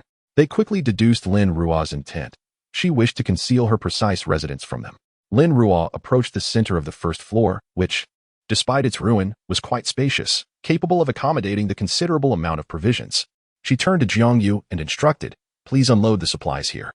Duan Kejia's eyes darted around, her pupil shifting, biting her lips lightly. If they unloaded here, what reason would she have to see Lin Ruo again? This might be her final opportunity to pursue her goals. After a brief moment, her gaze firmed, as if she had resolved to act. Adjusting her expression, she smiled at Jiang Yu, saying, "Brother Jiang, it's quite chilly here. Why don't you return to the car? I'll unload the supplies swiftly." Jiang Yu frowned, a shadow flickering in his eyes. He understood her implication. She sought to dismiss him to speak privately with Lin Ruo. What were her intentions? Remaining silent, he turned to Lin Ruo, who stood beside a Fu and a Shou, calmly toying with the long fur on a Fu's leg, seemingly oblivious to Duan Kejia's recent remarks. This woman had been attempting to approach her throughout their journey. Was there some ulterior motive at play? Recalling Yi Lin's earlier admonitions, Jiang Yu finally acquiesced, slowly exiting the office building. Once Jiang Yu departed, Duan Kejia lifted her face, her expression now imbued with sincerity. "Sister Ruo, where should we place these supplies?" Lin Ruo glanced at her and casually gestured toward an empty area before them. "There will do." With 645 tons of provisions, requiring 900 bags of 50 kilograms each, the expansive office quickly filled with the stacked sacks. Observing the bountiful supplies before her, Lin Ruo's eyes glimmered. Although this represented merely a portion of her reward, it was sufficient to temporarily soothe her frayed nerves from sleepless nights. Witnessing Lin Ruo's elation, Duan Kejia hesitated, biting her lip nervously, and ventured, "Sister Ruo, may I join your team?" The light in Lin Ruo's eyes dimmed, her brow furrowing as she took a few steps back, her refusal unmistakable. "No, why not?" Duan Kejia, taken aback by the rejection, momentarily stunned, felt a surge of urgency. She stepped forward, positioning herself directly before Lin Ruo. I am a spatial ability user, and my space is quite ample. As long as I live, no one can take what resides within my space. We would be a perfect match, your formidable strength combined with my ability to carry items effortlessly. Why refuse me? Lin Ruo scoffed. Why should I trust you when you can abandon the B City base, where conditions have already been agreed upon? Am I mad enough to entrust you with all my possessions?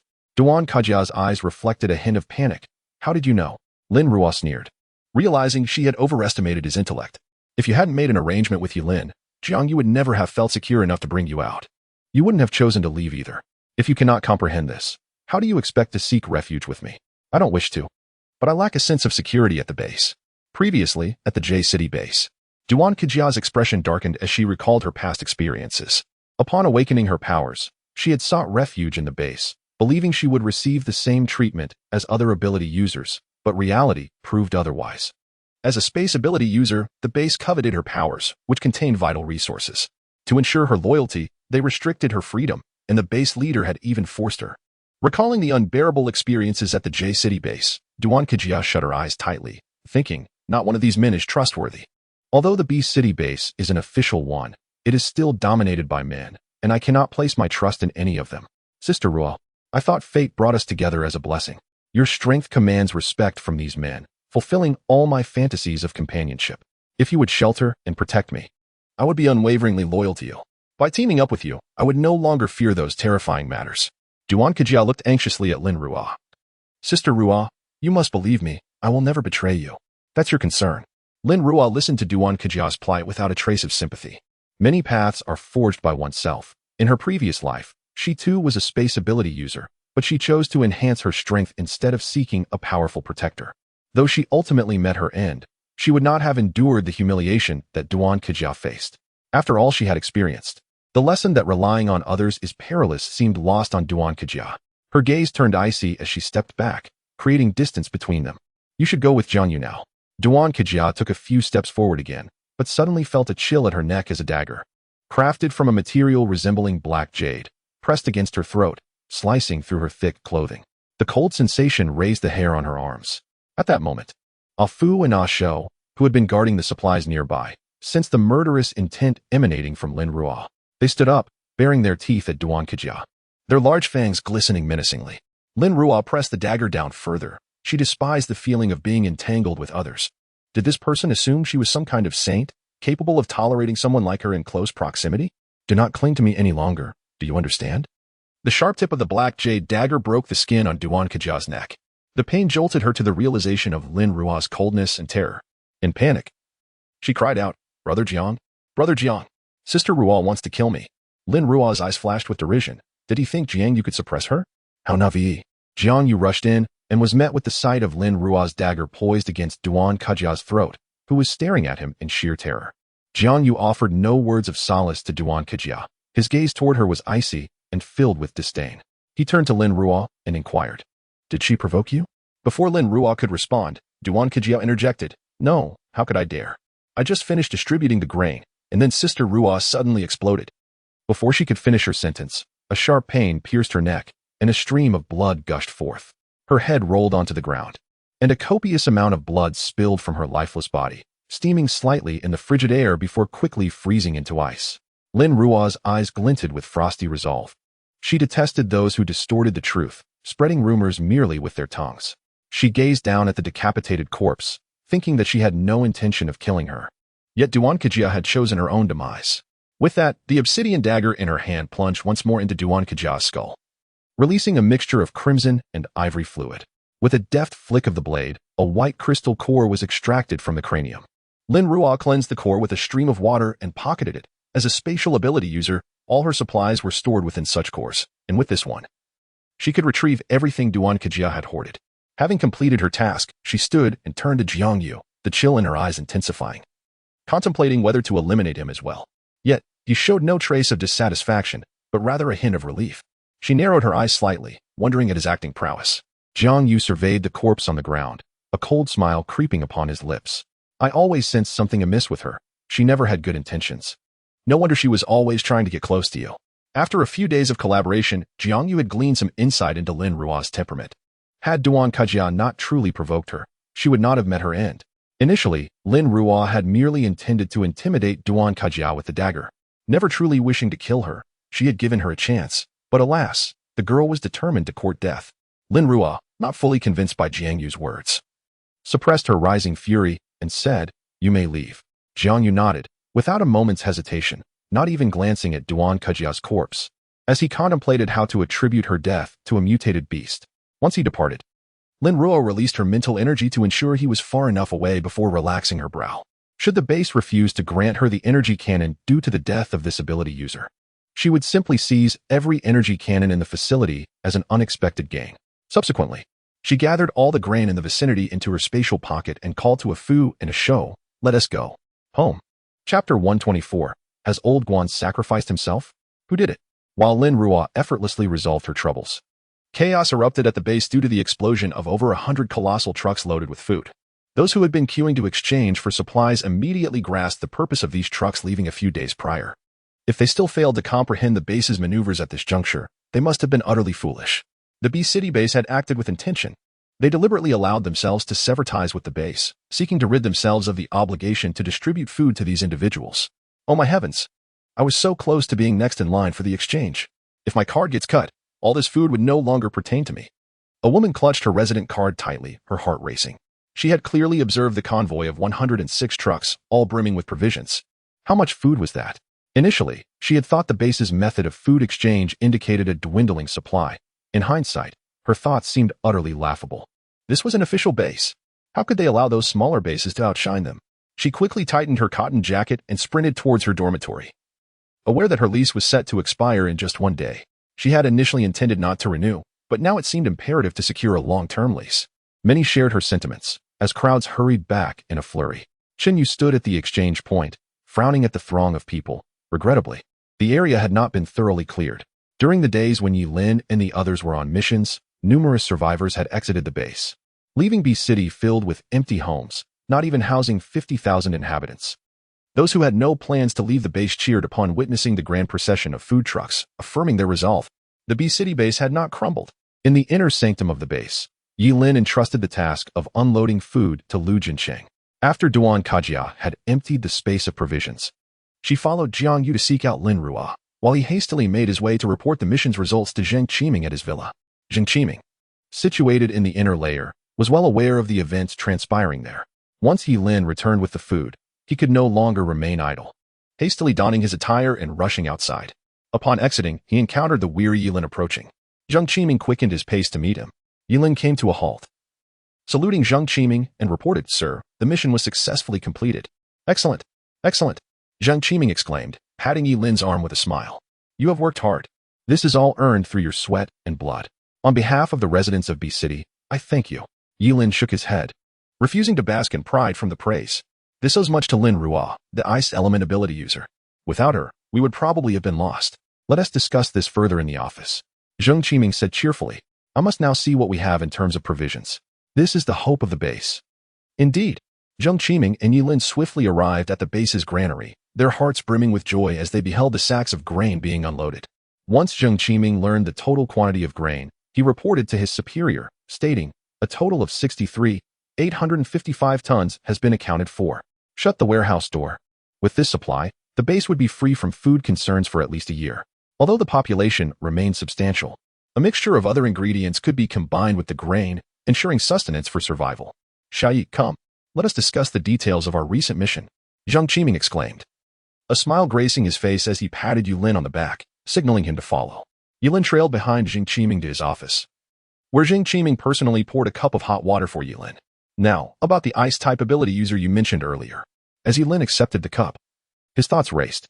Her strength is formidable, beyond our imagination. All the mutated animals and plants we encountered along the way were dealt with thanks to her assistance. Upon our return to B-City, we encountered individuals from Chiyuan Base in the suburbs. They attempted to intimidate us into surrendering a portion of our grain using a large-caliber howitzer. Chiyuan Base. Zheng Qiming's eyes glimmered with stormy intensity. This was indeed the notorious Chiyuan Base. They are utterly lawless. Yi Lin nodded, recounting how Zhu Zhengzhong had threatened that if we did not relinquish some grain, they would open fire, resulting in all of us suffering the consequences. He had brought along 2 ability users and 2 mutated beasts. And had it not been for Lin Ruo's intervention, Our escape could have been perilous. What did she do? Zheng Qiming was eager to understand the true extent of this ability user's prowess. Yet, the outcome was not as shocking as he had anticipated. Yi Lin reminisced about the scene, chuckling softly. She is straightforward and decisive. She directly manipulated her powers to obliterate the heads of those two ability users. Their brains and blood splattered all over Zhu Zhengzhong's face. The look in his eyes was truly unforgettable. Zheng Qiming remained lost in thought, visualizing that moment. When Yi Lin's laughter grew louder. Since enlisting, we have always been the protectors. For the first time, I felt the sensation of being safeguarded. Lin Ruo stood before us, flanked by her two mutated dogs, and in that instant, I genuinely experienced a sense of security. Zheng Qiming perceived the admiration in Yi Lin's words for Lin Ruo's abilities. After a prolonged silence, he finally spoke. Do you think she would use crystal cannons against our base? Yi Lin's previously relaxed demeanor shifted to seriousness as he gazed intently at Zheng Qiming. That would largely depend on our relationship with her. If we stand opposed, she certainly would. If we maintain a non-interference stance, she wouldn't waste a single crystal core on us. So, you mean we can only befriend her and must not become adversaries? Zheng Qiming discerned the underlying implications in Yi Lin's statement. Yi Lin nodded, affirming, we can only cultivate a good relationship. Our base is already struggling against natural disasters. If we add a powerful enemy into the mix, where shall we turn? And what if she resorts to excessive pillaging? Zheng Qiming rose, a sense of unease brewing within him regarding the uncertainties that lay ahead. Yi Lin curled her lips into a smile. She would not yield.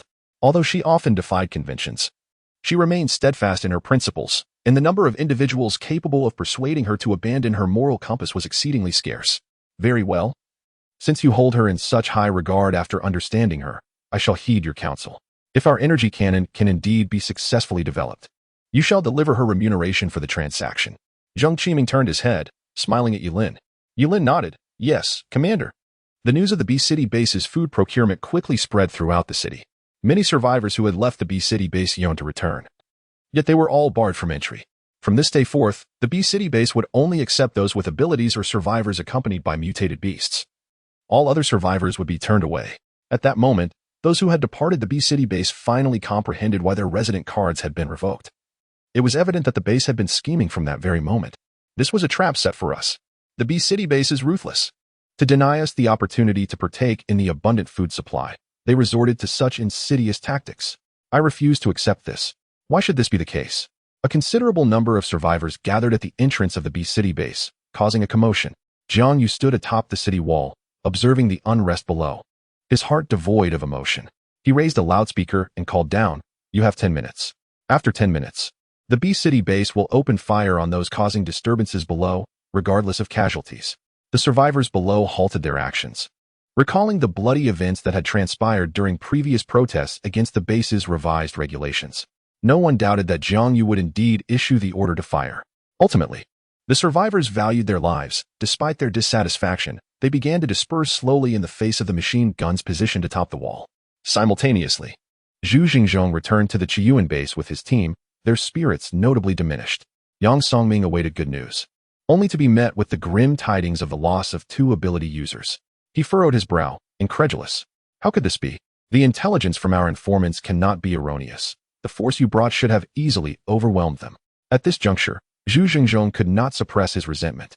He tossed the damp towel he had been wiping his face with onto the table, but they had overlooked a crucial detail. The B-City base had enlisted a formidable external ally for the safety of their mission. This ally was the ice ability user that Guan Zhiheng had previously mentioned. In a mere moment, she had dispatched two of my companions without them even having the chance to resist. How are we supposed to contend with this? Zhu Zhengzhong turned to Yang Songming, who was momentarily taken aback. Yang Songming lowered his gaze. So the ice ability user has joined the B-City base? Zhu Zhengzhong, irritated, slumped into a chair. How would I know? But from the looks of it, she is quite protective of them. This complicates matters. Yang Songming felt a headache coming on. The level of this ability user remains uncertain, but her prowess is undeniable. She is not to be trifled with. Report. At that moment, a woman's voice echoed from outside. Yang Songming lifted his head and called toward the door, "Come in." Entering was Du Shueting from the B-City base, who walked straight toward Yang Songming and inquired, "Base Commander, where is old Guan? Has he not returned yet?" Zhu Zhengzhong slightly turned his head, for he was well aware of this woman's formidable abilities and profound thoughts. Yet, he harbored a unique sentiment towards Guan Zhiheng, who, regrettably, was now deceased. The return of over 100 trucks from Base B served as the clearest indication. Had Guan Jihing still been alive, would they have dared to seize those vehicles? Sweating, Yang Song's eyes flickered as he wore a troubled expression. Initially, he intended to wait a few days before revealing that Jiheng had likely made the ultimate sacrifice. Old Guan has fallen? By whose hand? Du Shueting inquired. Her brow furrowed, her tone laced with chill. We are uncertain of the specifics. However, when the grain team returned from Base B, they were still driving our trucks. Yang Song sighed, continuing, I instructed old Zhu to retrieve them, only to learn that both Huayan and Fenghua from our base had been slain by that ice-type ability user. Du Shueting narrowed her eyes slightly, contemplating the mention of an ice-type ability user. Meanwhile, Lin Ruo remained oblivious to the fact that she had become the focus of someone else's attention. She returned to the bay with a fu and a shou, carefully placing the fortress she had retrieved from her spatial realm. A fu and a shou, having not seen a Lu for several days, engaged in a lively bout of play, much to a Lu's delight. Having been cooped up in the spatial realm for days, it was eager to exhaust its pent-up energy. Lin Ruo smiled indulgently at their antics, then entered the fortress. She extracted Duan Kajia's spatial crystal core from her pocket, gradually probing it with her mental energy to examine the provisions contained within. Inside, she found only a few personal items, along with 4 or 5 bags of food and several weapons. Lin Ruo raised an eyebrow, noting that Duan Kajia seemed somewhat impoverished.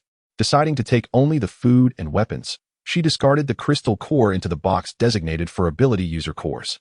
As dusk descended, a fu and a shou hastily consumed a small meal before curling up in their nest to rest. Although they had been confined to the vehicle throughout their journey, nothing compared to the comfort of home, leading them to succumb to fatigue upon their return. Lin Ruo also took a shower and had a bite to eat before swiftly heading back to her room. Having not rested well in recent days, she was finally able to anticipate a good night's sleep now that she was home.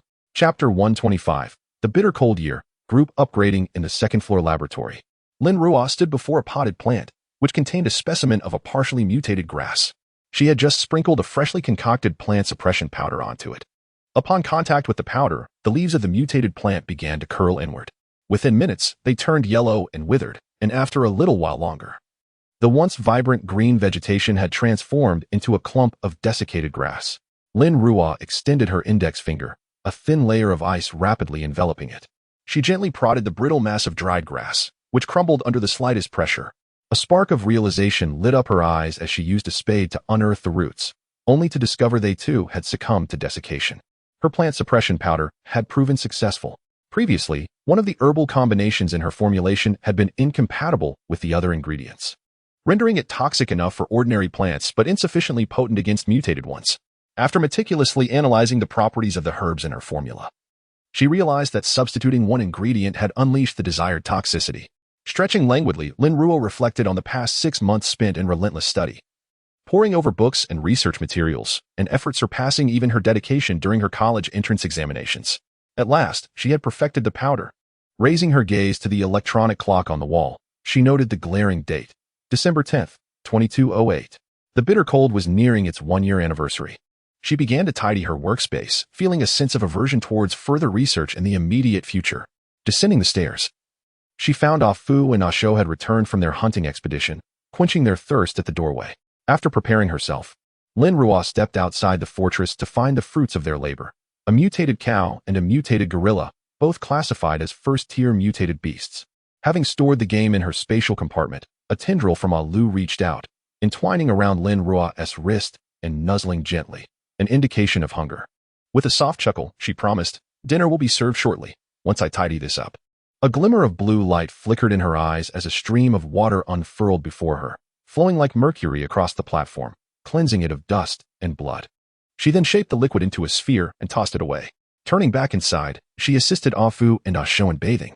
Ah Lu's tendril trailed closely behind her, a faithful companion that clearly indicated its pangs of hunger.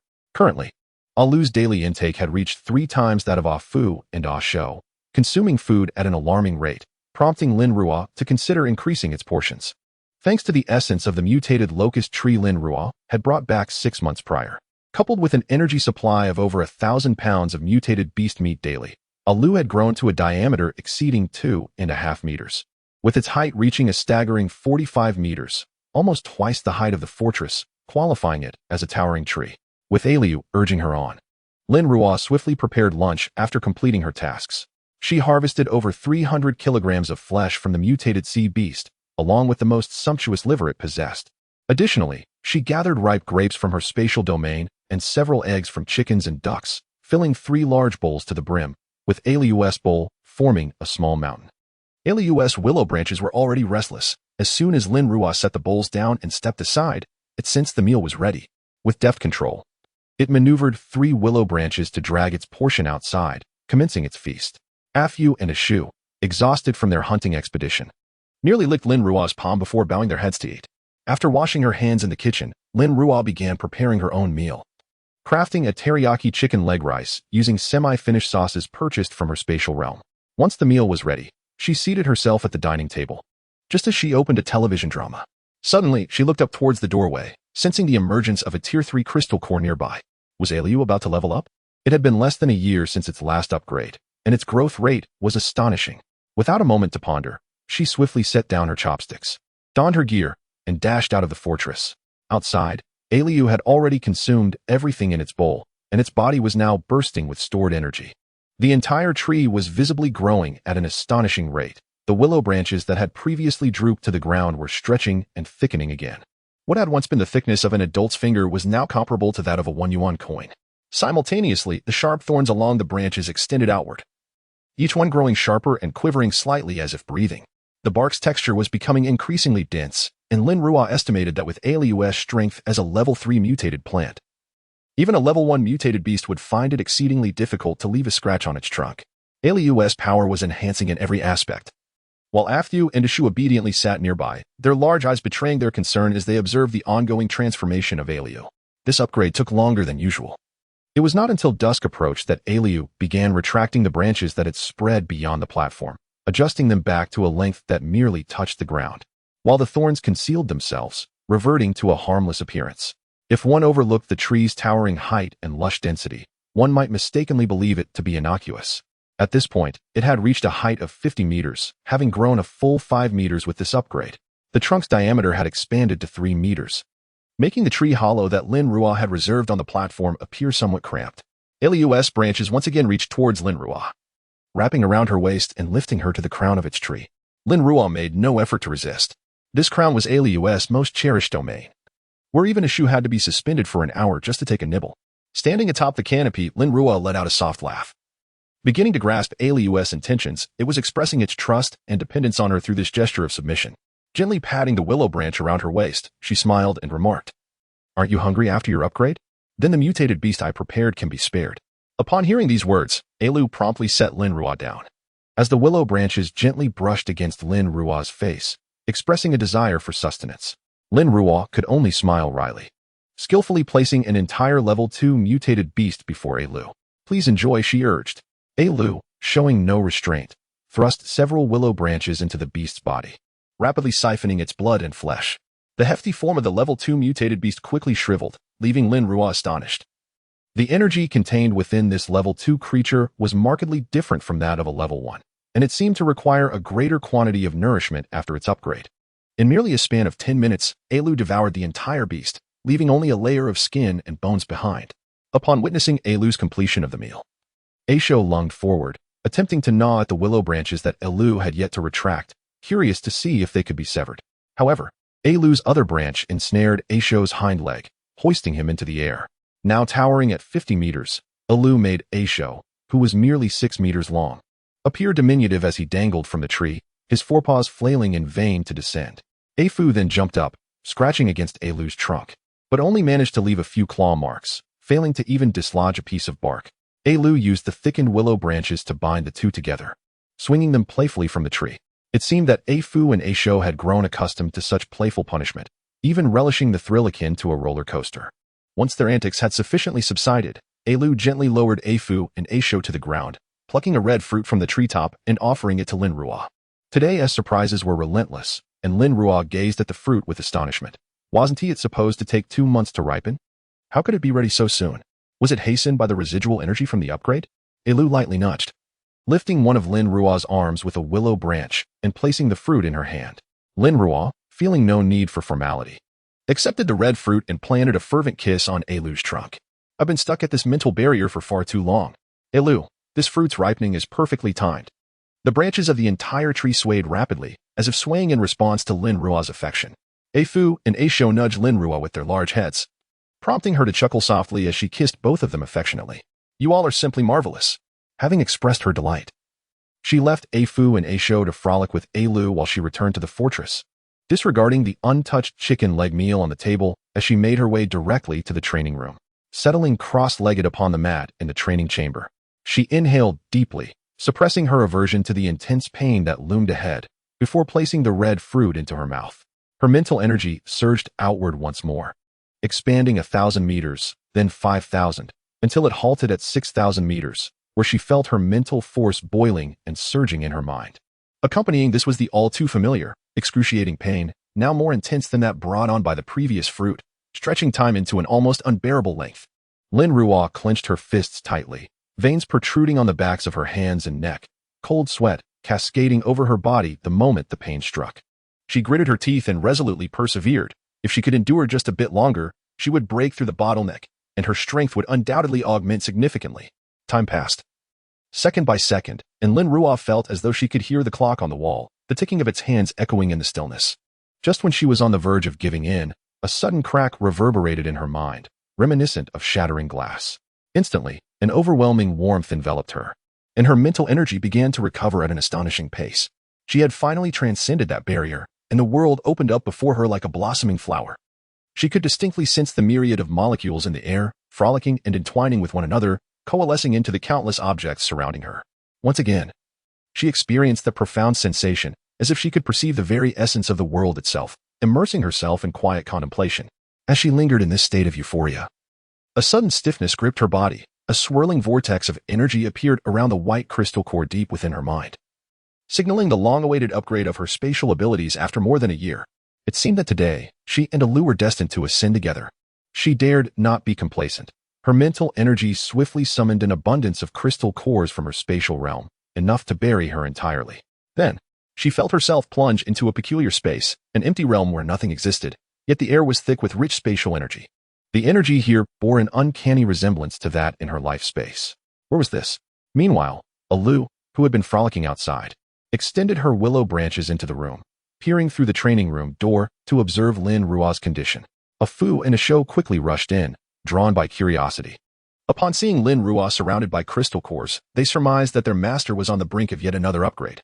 Alu retracted her branches and rearranged them to shield the entire fortress beneath her leafy canopy, concealing it from prying eyes.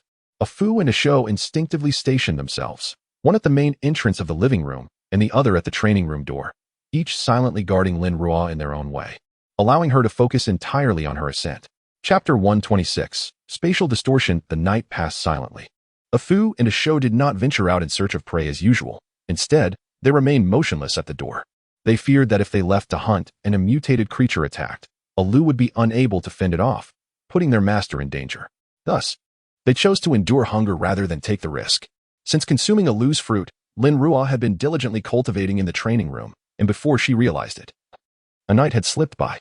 A Fu had ventured inside to check on her, and only after confirming her safety did they relax their worries. During her previous upgrade of her water-based abilities, it had taken an entire day, yet this time, the enhancement of her spatial powers was completed in just one night. As the morning light spread across the land, she opened her eyes, a brilliant white glow emanating from them. Her spatial abilities had successfully ascended. With the experience from her previous upgrade, she instinctively examined herself and found no trace of the muddy residue that had accompanied her last transformation. She raised an eyebrow, recalling that no such phenomenon had occurred during her previous spatial enhancement. Could it be that only the upgrade of her water abilities had bolstered her physical constitution, while the spatial upgrade did not?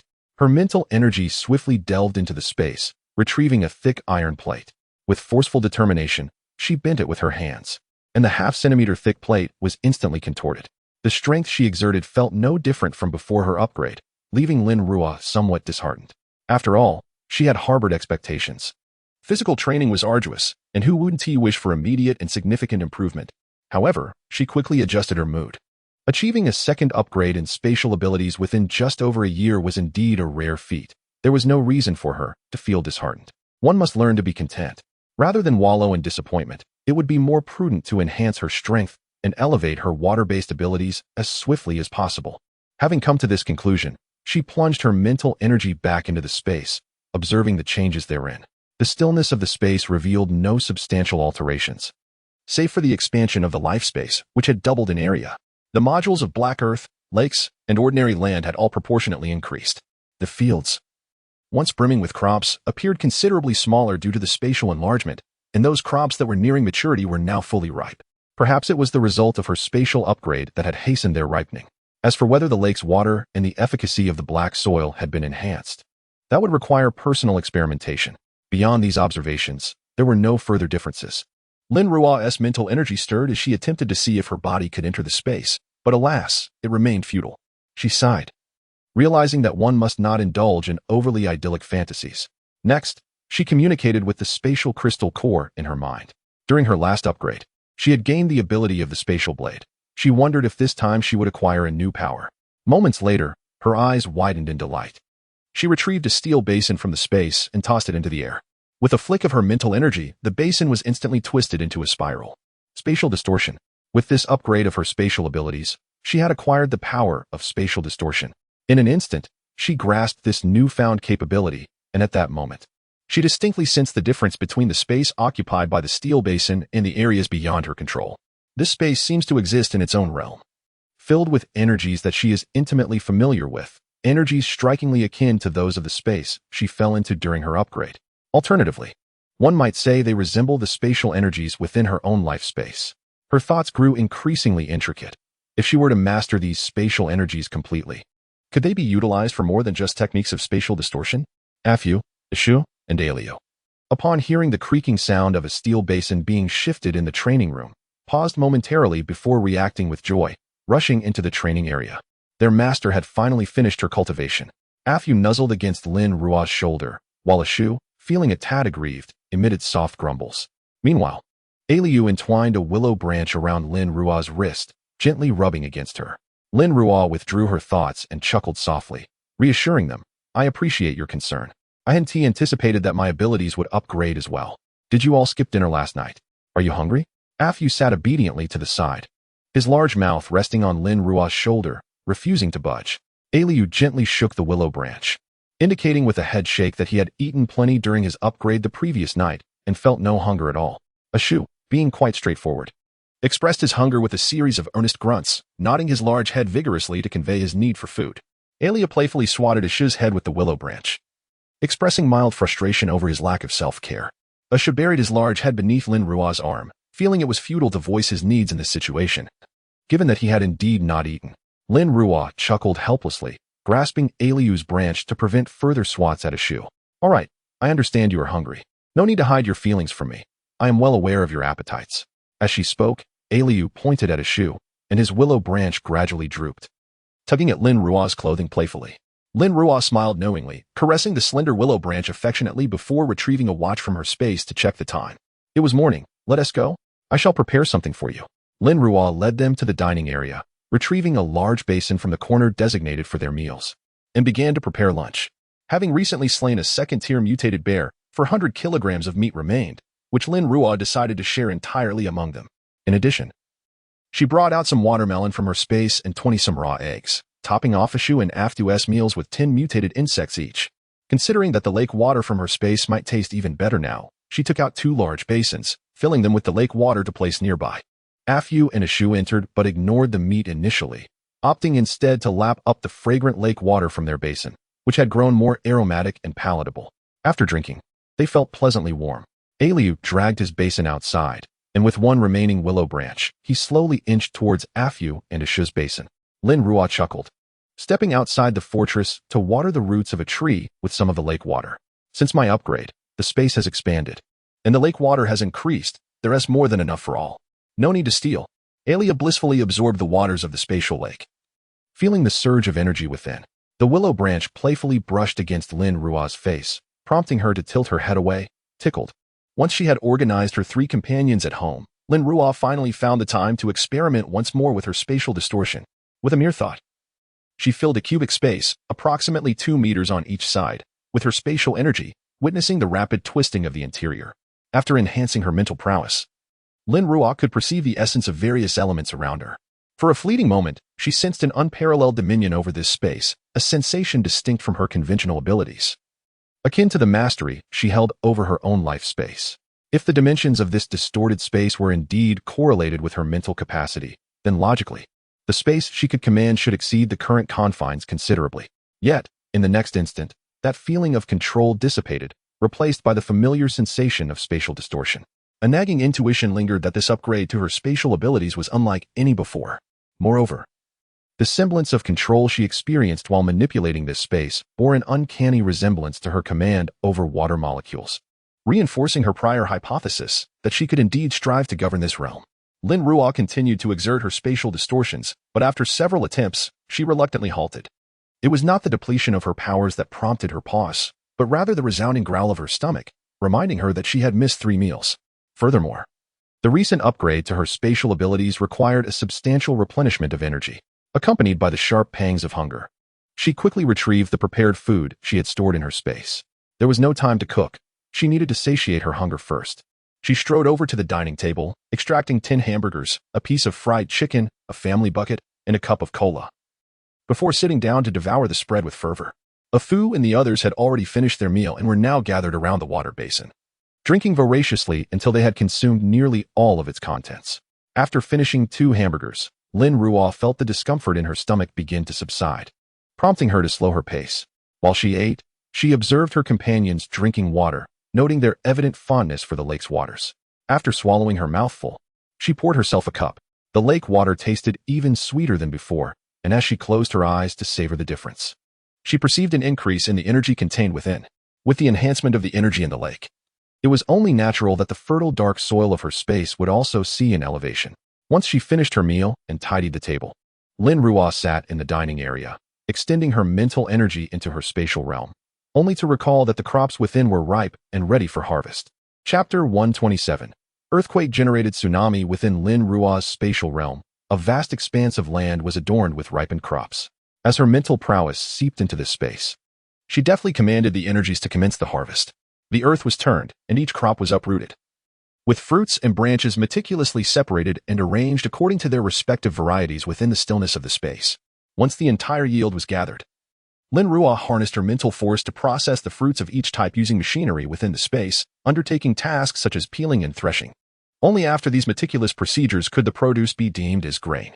Following the enhancement of her spatial abilities, her control over these energies became increasingly agile, accomplishing the same tasks with significantly less mental exertion than before. She stored all harvested grains within the tranquil confines of her space, having transformed the supplies acquired 6 months prior from base B into feed, which, mixed with water from the lake, appealed greatly to the creatures residing within her domain. With ample feed still available, she was able to accommodate the entirety of this recent harvest. Lin Ruo filled the automated feeders within her space to capacity and utilized her water manipulation abilities to conjure a rain imbued with lake water. Subsequently, she sowed seeds in the newly acquired land, meticulously noting the planting date in her memorandum. Her mental energy traversed to the orchard within her realm, where, following the recent spatial upgrade, the fruit trees had grown significantly taller. Many of these trees bore fruit, albeit still unripe. However, it appeared that they would reach maturity within a month's time. Anticipating the delectable flavors of the watermelons and grapes she had cultivated, Lin Ruo felt a surge of excitement regarding the potential taste of the fruits hanging from the trees. Seizing this opportunity, Lin Ruo undertook a comprehensive reorganization of her space, slightly enlarging the activity zones designated for her animals. Despite the reduction in their numbers due to her frequent culling, the remaining creatures were robust and possessed strong reproductive capabilities. Although she routinely sterilized a substantial portion of the newborns, a plethora of small animals continued to emerge each month. This was particularly true for the rabbits. Despite her periodic efforts to manage their population, their numbers proliferated exponentially, leaving Lin Ruo in a state of exasperation at their remarkable fertility. After gathering these animals together, she began to manipulate the designated land. Under her mental control, the terrain shifted dynamically. What was once a small hill was leveled, while previously flat ground rose to form a new mound. She separated the small hills where the animals resided and expanded the boundaries of their enclosures, allowing them greater freedom to roam. Once these arrangements were complete, Lin Ruo placed the animals back into their respective areas. Sensing their initial trepidation, she offered them a generous supply of preserved fruits from before the apocalypse, along with lake water for hydration, gradually soothing their anxious spirits. After Lin Ruo completed her tasks and exited the space, she restored her consumed abilities in the training room before donning her attire at the doorway. Eager to manifest her innermost thoughts in the outside world, a Fu and a Shou, having satiated their hunger, ventured out to hunt. In truth, the prey they captured daily sufficed for their sustenance. However, it primarily consisted of first-level mutated beasts, which were lacking in energy, thereby delaying their evolutionary progress. Yet, Lin Ruo never impeded their hunting. It was during these pursuits that they honed their combat experience, reflecting their sense of self-worth. Lin Ruo sprinted rapidly along the bay, her form swift as lightning, soon arriving at a desolate wilderness devoid of life, save for withered trees and snow. She extended her mental energy to ascertain the safety of the vicinity within several kilometers before feeling secure enough to commence her experimentation. She summoned her mental power, repeatedly employing spatial distortion. Through several iterations, she gradually discerned some underlying principles. Spatial distortion required her to first claim the space as her own before enacting the distortion within it. With relentless determination, Lin Ruo endeavored to master the method of controlling this spatial energy. The repeated exertion of her mental power led to numerous failures, and despite her formidable mental strength, dizziness set in after more than 20 attempts, depleting her reserves. Although she sensed no other creatures nearby, a degree of danger lingered, prompting her to forego recovery in that location and instead glide back to the fortress on her snowboards. Upon reaching the fortress, she found a Lu stationed outside, ensuring her safety. Without delay, she proceeded to restore her mental energy. Subsequently, she resumed her experiments on her platform. Unbeknownst to a Lu, who shielded the fortress with its willow branches while playfully tossing a ball with the well-rested a Fu and a Shou, Lin Ruo dedicated the afternoon to her trials. At last, she successfully harnessed a trace of energy from this small space. During the process of spatial distortion, this fragment of energy had remained untapped. Ecstatic, Lin Ruo realized that achieving this feat validated her approach. Mastering this technique would only enhance her proficiency and swiftness in wielding spatial energy. Later that afternoon, she executed a grand-scale spatial distortion, the range extending within a radius of 500 meters. This indicated that, theoretically, she could completely control a spatial volume equivalent to a square with a side length of 500 meters in the external environment. She adeptly manipulated the energy she had fully mastered, employing it for spatial blades and teleportation. This novelty thrilled her, with a flicker of white light in her eyes. She shaped the energy into a circle and directed it towards a distant withered tree. The trunk of the tree was suddenly cleaved to reveal a circular hole, the segment of wood remaining intact. She then guided the spatial energy through the decayed tree, leaving no trace behind. With the ability to manipulate the forms of spatial energy at will, the decision to attack or refrain from doing so lies entirely within my grasp. Lin Ruo approached the gnarled trunk of a withered tree, tracing the scars upon its surface, surpassing even the water molecules, for water too exists within this space. The energy of the space can permeate any object, allowing for their manipulation. Her mind raced with fervent experimentation until the sky darkened, at which point she became aware that the afternoon had swiftly elapsed. Upon returning home, she fed a Fu and a Shou, prepared a simple meal of dumplings for herself, and then returned to the training room. 3 days passed in a blur. Lin Ruo dedicated her time exclusively to mastering the control of spatial energy. Once she grasped the method, her progress accelerated remarkably, and she could now manipulate a range extending to 50 meters. She even bestowed a name upon this skill, spatial domain. Suddenly, a thunderous boom echoed from outside. The sound reverberated through the fortress, causing a Fu and a Shou, who were watching television, to spring up and rush outdoors, while the willow branches of a Lu extended outward, seemingly eager to discern the commotion. In the training room, Lin Ruo also heard the noise. With a flicker of her mental energy, the spatial domain activated, and she vanished from her spot, reappearing several dozen meters away on the ground outside the fortress. Her mental energy surged outward rapidly, expanding in an instant to several kilometers. She probed her surroundings, noting the violent undulations of the water beneath the ice, which crashed against the surface, causing cracks to form below. Within these turbulent waters, small mutated sea creatures relentlessly battered the ice. Lin Ruo furrowed her brow, calculating the date. She realized it was already December 17th, drawing ever closer to the anticipated earthquake. It appeared that the seabed had also experienced pre-shock tremors, resulting in increasingly ferocious waves. If this trend continued, a catastrophic tsunami would undoubtedly follow the quake. Lin Ruo retracted her expansive mental energy, her brow deeply furrowed. In her previous life, she had resided in City A, an inland city where tsunamis were implausible during seismic events, leading her to forget that City B, a coastal city, would inevitably face a tsunami in the event of a global-scale earthquake. Gazing toward the distant sea, she pondered the potential ferocity of this impending tsunami. She yearned to find a safe haven to mitigate the devastation wrought by the earthquake, yet this seismic event would be global in scope, rendering danger omnipresent. The tsunami, a byproduct of the earthquake, threatened to be unprecedented in scale. Should the earthquake occur, the entirety of city could be engulfed by the tsunami. Ascending the mountains posed risks of falling rocks and fissures, while the open plains would be vulnerable to the tsunami. Even if she wished to relocate, options were scant unless she departed for an inland city, but time was no longer on her side. It seemed imperative to fortify the fortress further. With her abilities having evolved, she resolved that even in the face of the dual calamities of an earthquake and tsunami, she would endure. Chapter 128. Reinventing the fortress. A tremendous shock reverberated from beneath Lin Ruo's feet, nearly causing her to lose her balance. She swiftly scanned the unfathomable depths of the ocean with her mental prowess before retracting it promptly. Upon utilizing her spatial domain to teleport back to the fortress, she observed Afu and Asho still stationed on the platform, their gazes cast toward the distant sea, tinged with a hint of concern and trepidation. However, upon noticing Lin Ruo's figure materialize on the platform, they instinctively rushed to stand protectively in front of her. This evident display of guardianship brought a gentle smile to Lin Ruo's face, for she never doubted their desire to safeguard her. Recalling their somewhat agitated demeanor during the previous rodent and insect tide, Lin Ruo approached and gently patted their sturdy forelegs. "It's all right, do not worry. I shall ensure your safety."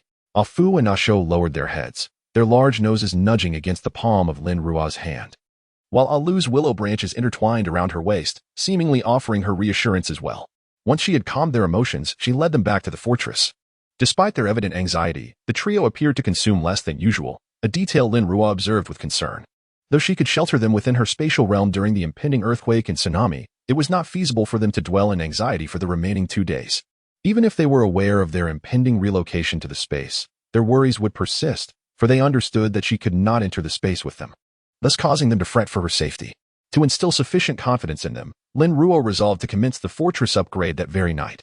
She planned to envelop both them and the fortress within her spatial domain, leaving behind only a vast pit in the ground.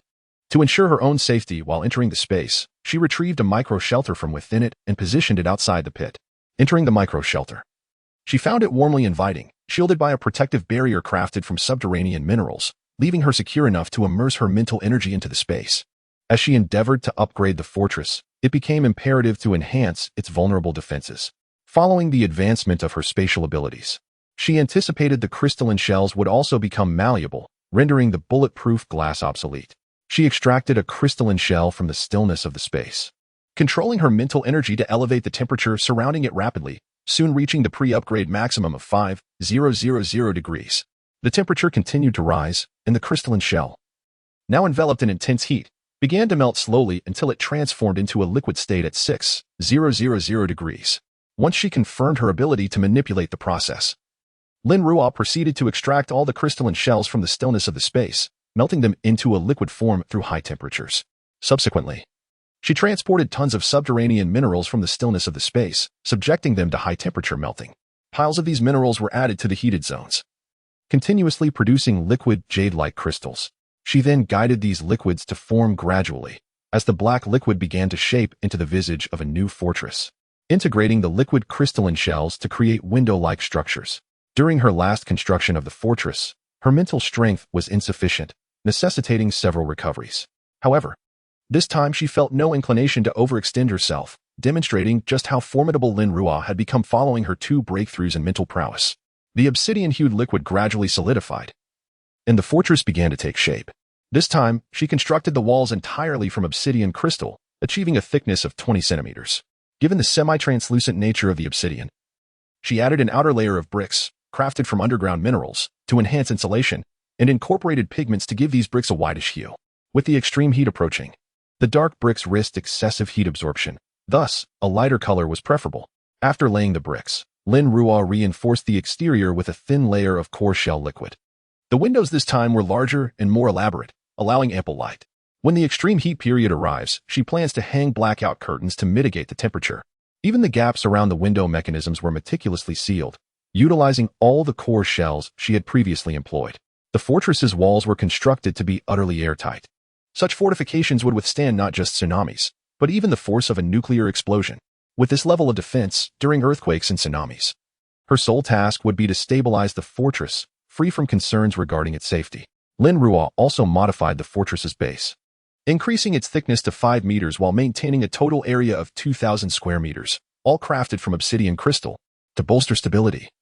She added numerous interlaced I-beams beneath the base, each exceeding 200 meters in length, thereby maximizing the fortress's grip on the ground once the soil was piled upon it. To accommodate the rapidly growing physiques of a Fu and a Shou, Lin Ruo elevated the fortress's height to 45 meters, a full 20 meters taller than before, ensuring that even at a Lu's stature, the fortress would remain concealed without hindering a Fu and a Shou's movements. Furthermore, she left the overall area of the fortress unchanged to prevent a Lu's willow branches from being overshadowed. At the pinnacle of the fortress, Lin Ruo reserved 2 slots for the placement of crystal energy particle cannons, anticipating the imminent arrival of extreme heat. She also preemptively installed air conditioning ducts and supports for outdoor units, all equipped with functional latches for accessibility. Upon completing the melting process for the fortress, Lin Ruo began enhancing the protective shield, which was also made from obsidian crystal, boasting a thickness of 40 centimeters. After encasing the entire fortress, she tested it with water flow, feeling reassured only after confirming there was no leakage. Gazing at the fortress she had meticulously crafted, Lin Ruo felt an overwhelming sense of satisfaction.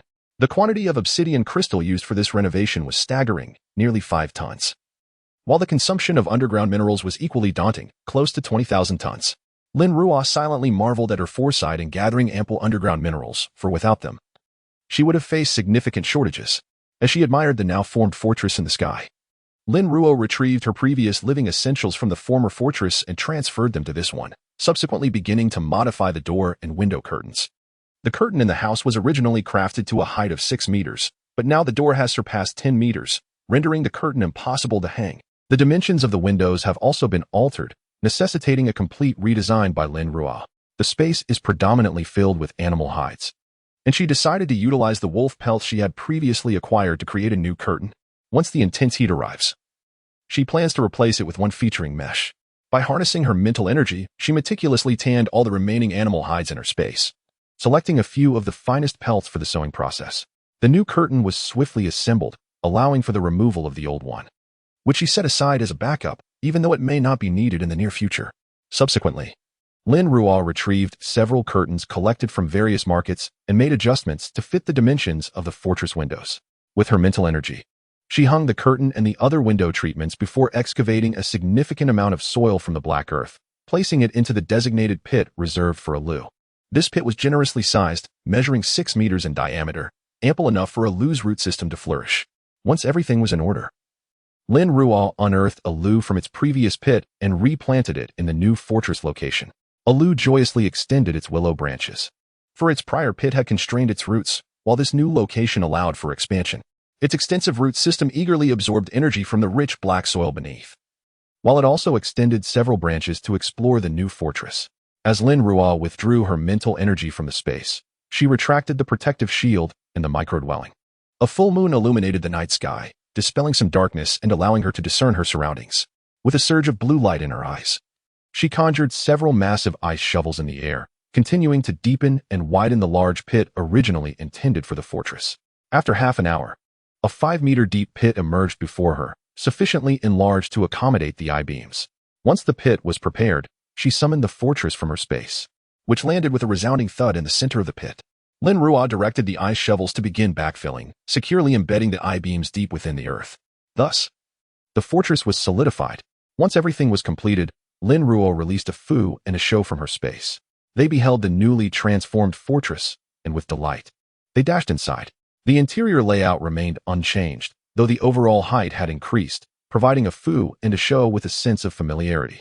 Entering the fortress, Lin Ruo retrieved dry firewood from her space and ignited all the fireplaces, rapidly raising the temperature within.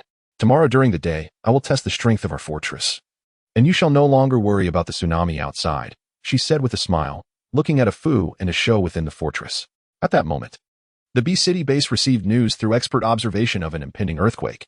After 6 months of development, the entire base had undergone significant transformation, with many buildings planned and numerous structures now vacant due to a decrease in population. In this place, the inhabitants are managed with remarkable order. Many have secured their own employment, Although life cannot compare to the pre-apocalyptic era, it is far removed from the plight of the survivors outside, who appear gaunt and tattered. The B-City base ensures their most fundamental needs are met. Over the course of 6 months, several supernatural beings have gradually sought refuge at the B-City base, which has instituted a systematic management for these individuals. Each supernatural being earns points based on their contributions to the base, which can be exchanged for crystal cores and supplies. In contrast to the ordinary survivors, these supernatural beings accumulate significantly more points, fully satisfying their living requirements. Their lives are secure and fulfilling, devoid of the treachery found in the Chi-Yuan base, and they have no intention of leaving. In stark contrast, those who once fancied themselves clever by abandoning the base now live in dire circumstances, their days fraught with uncertainty. Without access to supplies, they face starvation and cannot ensure their safety. Each day, many succumb to hunger, cold, and mutated beasts. On the inner streets of B-City, Yilin hurriedly approached Zheng Qiming's villa while clutching a report. Yilin called out at Zheng Qiming's door. After 6 months, Zheng Qiming's hair had grown considerably grayer. He removed his glasses and rubbed his temples before responding, "Come in."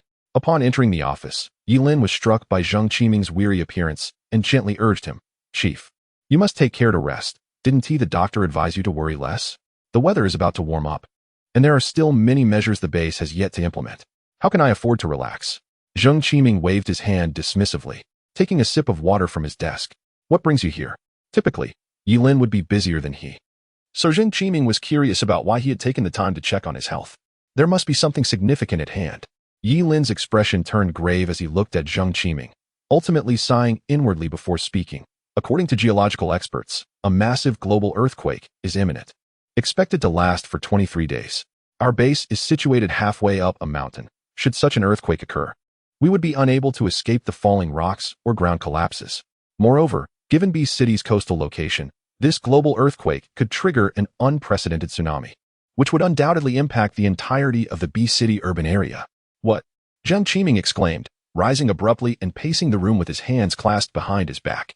"An earthquake in the mountains, a tsunami below, and outside, mutated creatures attacking. This means we have nowhere to hide."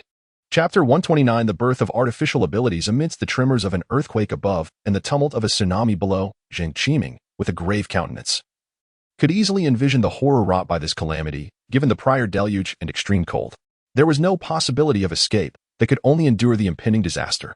"Demolish all the vacant buildings and convert them into shelters," he commanded, "the locations to be determined by experts. We shall utilize all the underground minerals from our base. Only these can shield us from the rocks tumbling down the mountainside. We must hastily fabricate them before the earthquake strikes." He instructed the supply department to produce additional thermal tents, for the frigid weather would be lethal for anyone forced to spend the night outdoors. Moreover, we must safeguard our food supplies, transport them to the warehouses constructed from underground minerals, ensuring their protection takes precedence. Mobilize all medical personnel from the infirmary and inventory every usable medicine in the warehouses, readying them for immediate deployment. With a series of decisions dispatched, Yilin promptly nodded and saluted Zheng Qiming, affirming, "Yes, I shall attend to it at once." "Wait." Zheng Qiming halted Yilin, who was turning to leave. "Is our previous plan to reside in the caves during the heat wave still feasible in light of this earthquake?" Yilin hesitated for a moment before responding. "I have already instructed them to cease operations. I fear this plan can only be executed post-earthquake. Should the mountains be hollow during such a significant quake, the damage to our base would be exacerbated." His heart tightened with anxiety. Having just emerged from the extreme cold, they were now confronted with the prospect of sweltering heat, only to be met instead with a global earthquake and a colossal tsunami. "What of the seawater filtration device we were researching in the lab? It has been completed. As a precaution, I have also arranged for bottled and bulk water to be prepared. Our base is home to a water-based ability user whose powers have ascended to level 2. I have confirmed that he can continuously generate approximately 10 tons of water daily. Have the experts calculated how many meters the sea level will rise?" Zheng Qiming resumed his seat, contemplating various strategies and measures. Approximately several dozen meters after the torrential rains, the water receded for only a year, and B-City is poised to be inundated once more, Yilin lamented, though he reassured, "Currently, our base's elevation is sufficient to cope with it. Regardless, we must not harbor any illusions of safety. We must devise ways to maximize the protection of our base's survivors in light of this earthquake," Zheng Qiming said, rubbing his throbbing temples. "Understood." Yilin saluted him once more. Simultaneously, within the laboratory of the B-City base, a man covered in scales stood within a massive glass enclosure. With a fierce roar, He struck a regular stone with a single punch, shattering it into fragments that flew against the glass. Yet, the bulletproof glass bore not a blemish. The researchers outside diligently recorded the data from the shattered stones as expressions of joy illuminated their faces. The experiment had succeeded, and they had finally created a being with abilities. Quickly, seek out the base commander. We have good news to report. When Zheng Qiming heard the technicians relay this information, he could hardly conceal his smile. He followed the technicians to the laboratory, accompanied by Lin, commander of the base, at noon on the 16th. We utilized our energy converter on Subject 1, after which Subject 1 fell into a deep slumber until this morning, awakening after a duration of 18 hours. Subsequently, fine scales began to emerge on his body, and he even shattered the massive boulder we had placed in the laboratory for experimentation. The technicians reported to Zheng Qiming, their faces alight with excitement. Lin stepped forward a couple of paces. This individual was one of his subordinates. When the laboratory called for volunteers for the experiment, he was the first to sign up, named Ding Xiao. What is his physical condition? Lin inquired. The technician's smile broadened. We have conducted a thorough medical examination, and all indicators show significant improvement. Previously undetected ailments have also vanished. At this moment, Ding Xiao was brought over, his expression considerably brighter than before. He saluted Zheng Qiming and Lin, stating, Commander of the base. Captain. Zheng Qiming nodded and gently patted Ding Xiao's arm, speaking with concern. How do you feel? Is there any discomfort? Ding Xiao stood at attention, replying, Commander of the base, I feel exceptionally well since becoming an ability wielder. The lingering pain from previous training injuries has also subsided. Zheng Qiming and Lin exchanged a glance, and Lin nodded. Proceed. Collaborate with the laboratory staff for the next phase of experimentation. Understood. Zheng Qiming and Lin did not leave the laboratory. All work was conducted there, underscoring the importance they placed on this experiment. Out of the 50 individuals who participated alongside Ding Xiao, he was the first to awaken. Unfortunately, they were disappointed to find that, aside from Ding Xiao, only one female warrior had awakened with water-based abilities. Upon hearing this, Lin felt a sense of relief. At the very least, during these sweltering times, their clean water resources would be somewhat more abundant. No one could predict what kind of bacteria might arise in the water following the recent rise in sea levels, which filtering devices could not eliminate. It appeared that the ability to become a wielder was not universal. Not everyone could attain such a status. After spending a day in the laboratory, Zheng Qiming and Lin reached a consensus. Let all the warriors in our base come and utilize the energy converter. The more ability wielders we have, the better we can cope with the impending natural disasters. Those who had already awakened must be taught to master their abilities, with no immediate restrictions on the quantity of crystal cores they could utilize, allowing them to elevate their ability levels as swiftly as possible. Lin nodded in agreement. Yes. In the boundless bay, 3 water dragons, each 3 meters in diameter and over 20 meters in length, were arranged in a triangular formation, hurtling towards the fortress protected by a shield made of black jade crystal. Boom. The 3 water dragons collided forcefully against the shield, sending countless droplets flying, which, upon reaching the ground, did not freeze but vanished in an instant. Remarkably, the shield withstood the tremendous impact without so much as a tremor, showcasing its extraordinary durability. Lin Ruo stood at a distance, nodding in satisfaction. The 3 water dragons that had just surged forth were under her control, intended solely to test the fortress's defensive capabilities. Inside the protective shield, Afu and Ashu observed through the obsidian crystal, clearly perceiving the colossal water dragons. When the water dragons charged towards them, they instinctively retreated into the fortress, only to emerge after a tremendous crash, realizing that the shield had not trembled in the slightest, and they remained unscathed. A smile crept upon Lin Ruo's lips, her eyes shimmering with a brilliant blue light. In the blink of an eye, 5 even larger water dragons surged toward the fortress. This time, Afu and Ashu did not flee. They watched, wide-eyed, as the fierce water dragons collided against the outer shield, even as the waves shattered upon impact. The shield stood firm. Ecstatic, they began to frolic within the fortress, their tails wagging so joyously that they resembled propellers. Alio, with its willow branches, explored the edge of the shield and discovered that, despite the torrent of water, the fortress remained impervious to flooding. Overjoyed, it swayed from side to side. When Lin Ruo retracted the protective shield, Afu and Ashu hurried to her side, nuzzling her face with their large noses, as if to convey their delight. Do you believe me now? Lin Ruo chuckled, patting their heads. Our home has been fortified. It is exceptionally resilient. Even if an earthquake or tsunami occurs, I will ensure your safety within my space. You need not worry. At that moment, the 3 of them returned to normalcy, no longer overly anxious about the distant tremors and tides. Nonetheless, Afu and Ashu were hesitant to hunt near the seemingly tranquil icy surface and opted instead to venture into the northern suburban area for their pursuits. Finally, Lin Ruo could devote herself to her training without concern. Ever since her abilities had upgraded, she had immersed herself in the training room daily. Besides the essential physical conditioning and power training, she dedicated all her time to mastering the control of spatial energy. The results were remarkably evident. She gradually grasped the nuances, skillfully manipulating the spatial energy with increasing finesse. As time passed and noon approached, Lin Ruo, while deep in her training, suddenly heard Ali tapping against her glass. She withdrew her focus from the spatial energy, wiped the sweat from her forehead, and stepped out of the fortress. Then, she heard the distant roar of an aircraft flying low. Lin Ruo raised an eyebrow. Is that the transport plane from Base B? She took shelter beneath Alia's willow branches and looked up. Through the delicate twigs, she retrieved her binoculars, clearly discerning the insignia of Base B emblazoned on the transport planes, which was laden with underground minerals, and suspended beneath it were two enormous water tanks, continually dripping water. A few mutated birds hovered around, causing disturbances to the aircraft. Occasionally, a fireball or a metallic arrow would emerge from the plane, claiming the lives of the surrounding aberrant birds. The transport plane swiftly headed towards Base B. It appeared to be on a mission to transport water. As Lin Ruo peered through the telescope, she scrutinized the transport aircraft, noticing not only the water dripping from the tank, but also droplets cascading down the fuselage. This indicated that the cargo hold was also laden with seawater. Considering the tank's capacity, estimated to be around 10 tons, it was likely that they could transport nearly 100 tons of seawater in this trip. Lowering her head, her eyes shifted slightly, and suddenly everything became clear. With the technological capabilities of Base B, it should not be difficult to foresee impending natural disasters. The substantial storage of water resources suggested that they were already aware of the imminent rise in temperature. However, she pondered how much of this stored water would remain after an earthquake and tsunami struck.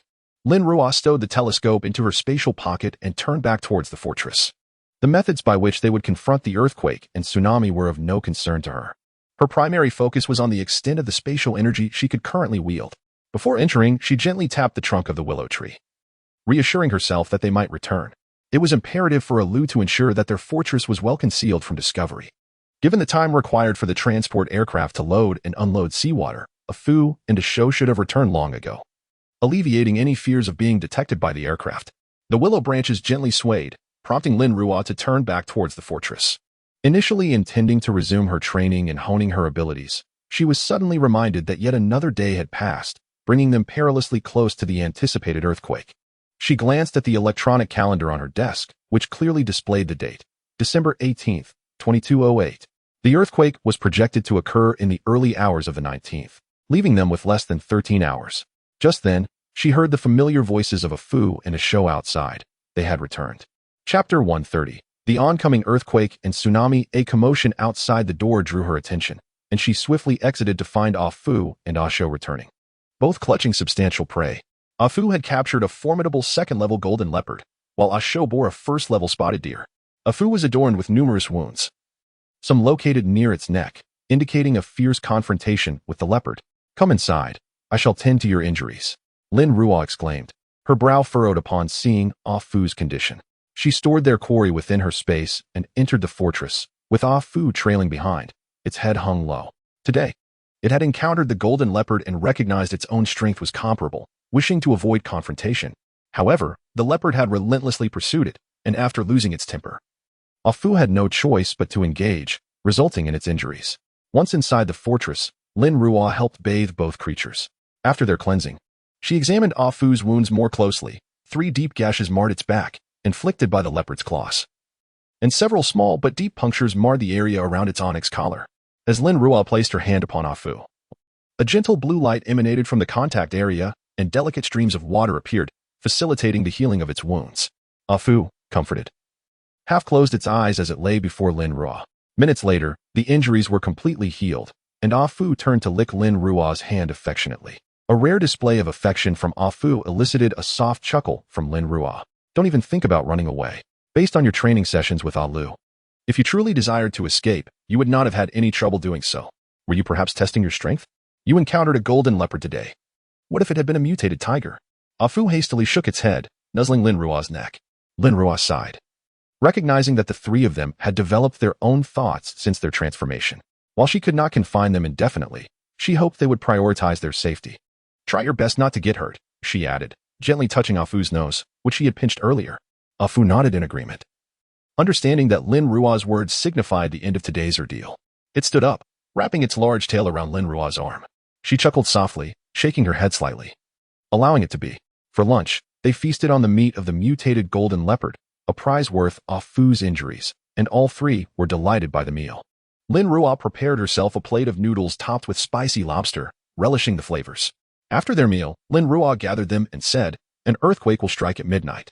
I can store you three in my space, allowing you to avoid the impending earthquake and tsunami. What do you think?" Afu, gazing intently at Lin Ruo, gently shook its head. Asho wagged its large head vigorously, expressing its strong disapproval. Alu also waved a branch, resolutely rejecting her suggestion. Lin Ruo felt a mix of helplessness and warmth. Though they were evidently frightened, they insisted on remaining outside with her, filling her heart with gratitude.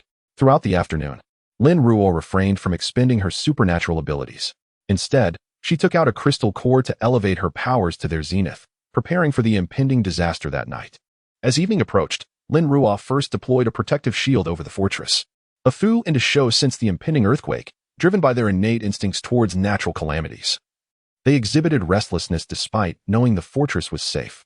Outside, flocks of birds soared through the sky in a state of panic, many colliding with the protective barrier Lin Ruo had set up, producing a series of thuds. They were all heading from the sea towards the mountains, revealing to Lin Ruo the existence of such vast avian congregations over the ocean. The ice layer on the sea surface echoed with the sounds of impact as Lin Ruo extended her mental energy and discovered small mutated creatures beneath the water, continuously crashing against the ice in their attempts to escape to the surface. Her mental reach spanned several kilometers, uncovering various small mutated beings, typically unseen, fleeing en masse towards the Yin Mountain. The obsidian shield enveloped the entire fortress, while Lin Ruo sat in the living room with her companions. She observed Asho gnawing through three inflatable balls, Afu pacing restlessly, and Alu's willow branches poking at the protective barrier. With a slight sigh, Lin Ruo resolved to occupy their time, turning on the television in the living room to play their favorite cartoon, Pleasant Goat and Big Wolf. As the familiar melody filled the air, her companions gradually quieted, their attention captivated by the screen. She chuckled softly, realizing that watching television was not entirely detrimental. At least it alleviated their anxiety for the moment. As time ticked closer to 11:30, a thunderous crash echoed from the sea once more, reverberating one after another. Lin Ruo expanded her mental energy again, witnessing numerous fissures forming across the distant ice, some extending several meters deep, indicating a significant increase in the force of the water flow. Just as she intended to investigate further, the earth suddenly began to tremble violently. The earthquake had commenced. The entire fortress shook violently in sync with the ground. Afu and Asho lay flat on the ground, paralyzed with fear, while Afu shielded Lin Ruo with his massive body, pressing down gently upon her. Though Lin Ruo found herself in a rather helpless position, she did not resist, allowing Afu to protect her. Alu's willow branches pressed against the obsidian shield, while 6 tendrils branched off, entwining around Lin Ruo and her companions, gently elevating them off the ground to mitigate the sensation of the tremors. In the fortress, they remained the only living beings, to prevent any objects from being damaged. Lin Ruo stored everything within her spatial realm, leaving the fortress feeling unusually spacious. The violent shaking persisted, and Lin Ruo extended her mental energy once more, noting that fractures were beginning to appear on the surrounding ground. As the frequency of the quake intensified, these fissures rapidly expanded. Within mere minutes, some had widened to a meter.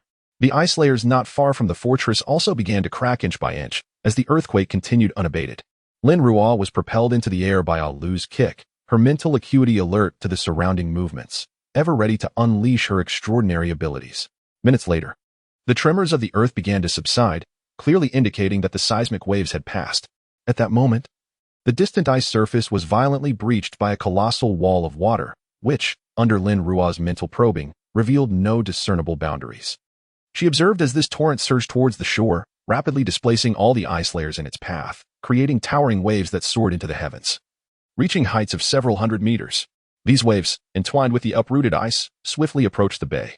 Lin Ruo, with her hand pressed to the ground, radiated a brilliant blue light. Countless shards of ice extended like roots, burrowing into the soil 100 meters below. Simultaneously, a flash of white light flickered in her eyes as a spatial domain enveloped the fortress within a 50-meter radius. Afu and Asho were suspended by Alu's willow branches, their feet unable to touch the ground.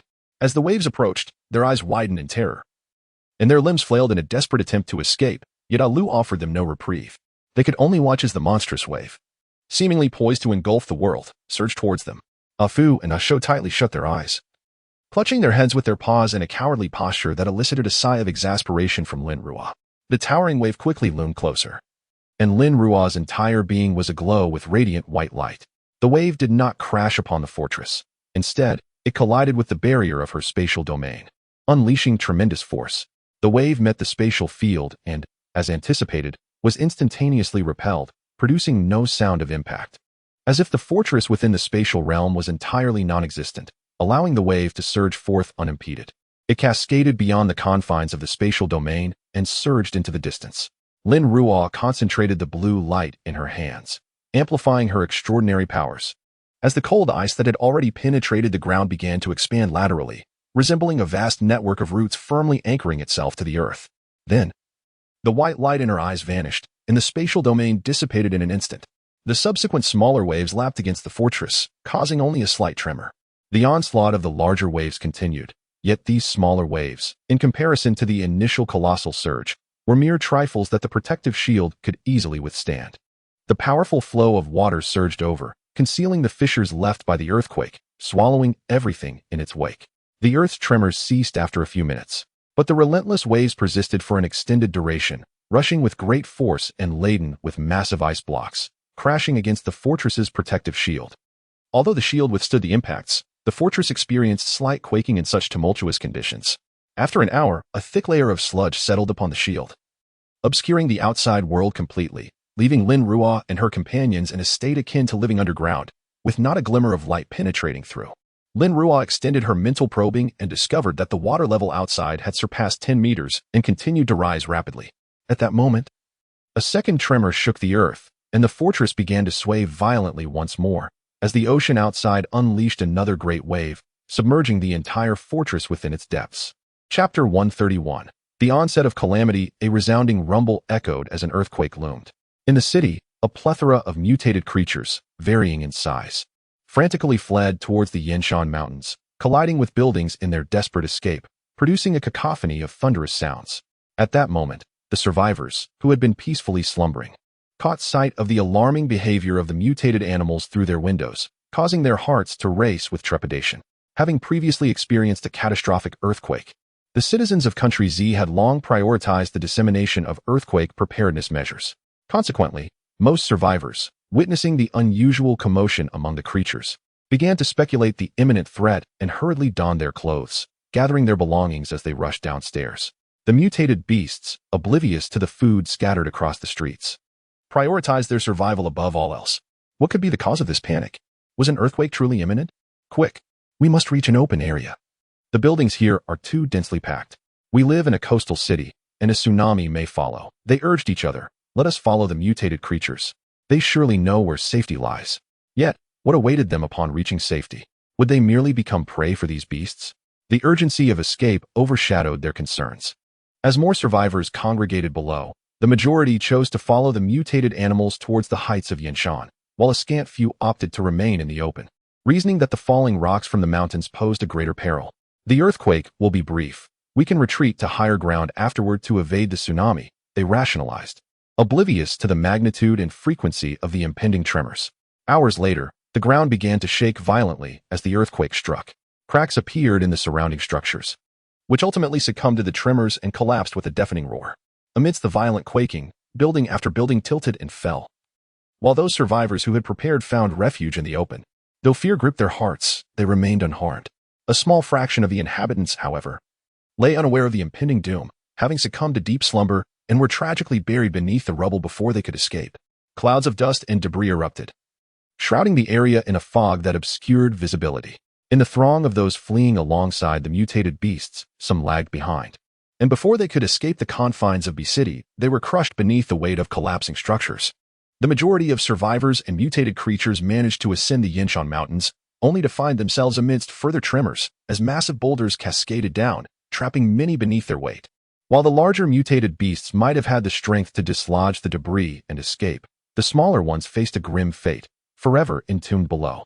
Others, in their haste to flee, failed to dress appropriately for the harsh conditions outside, only to remember upon emerging that the temperature had plummeted to a frigid -80 degrees. Though they had reached an open area, shielded from falling debris, they found themselves succumbing rapidly to the extreme cold, their bodies freezing in an instant. The recent earthquake, having claimed countless lives, gradually subsided. Just as a collective sigh of relief escaped the lips of the populace, many began to hastily flee towards the standing buildings. As the tsunami's relentless tide surged forth, carrying with it the briny scent of the sea and entangling massive ice blocks in its wake. These survivors gazed at the towering wall of water, blinding and formidable. Some knelt silently, their faces betraying a hint of relief. Regardless of their reactions, the tide remained indifferent. The tumultuous waters swiftly enveloped them. Help! Those submerged struggled amidst the roiling sea, reaching out towards those who had managed to ascend to safety, hoping for salvation. Yet, the fortunate few were too preoccupied with their own escape to spare a thought for those below. As the survivors finally reached the heights of the buildings, entranced by the rising waters below, a new tremor struck, violently shaking the earth. The towering structures, once regarded as lifelines, now transformed into scythes harvesting lives. In the city of B, nearly 2 million survivors remained amidst the chaos. Faced with such a cataclysmic earthquake and the oncoming deluge, how many among them would endure? Meanwhile, the base in B City, having long prepared for such an eventuality, exhibited a calm demeanor. On the eve of the earthquake, before any official notification could be issued, the survivors observed flocks of birds darting overhead and instinctively fled to open spaces, some even racing towards the base's entrance, desperate to descend from the perilous heights.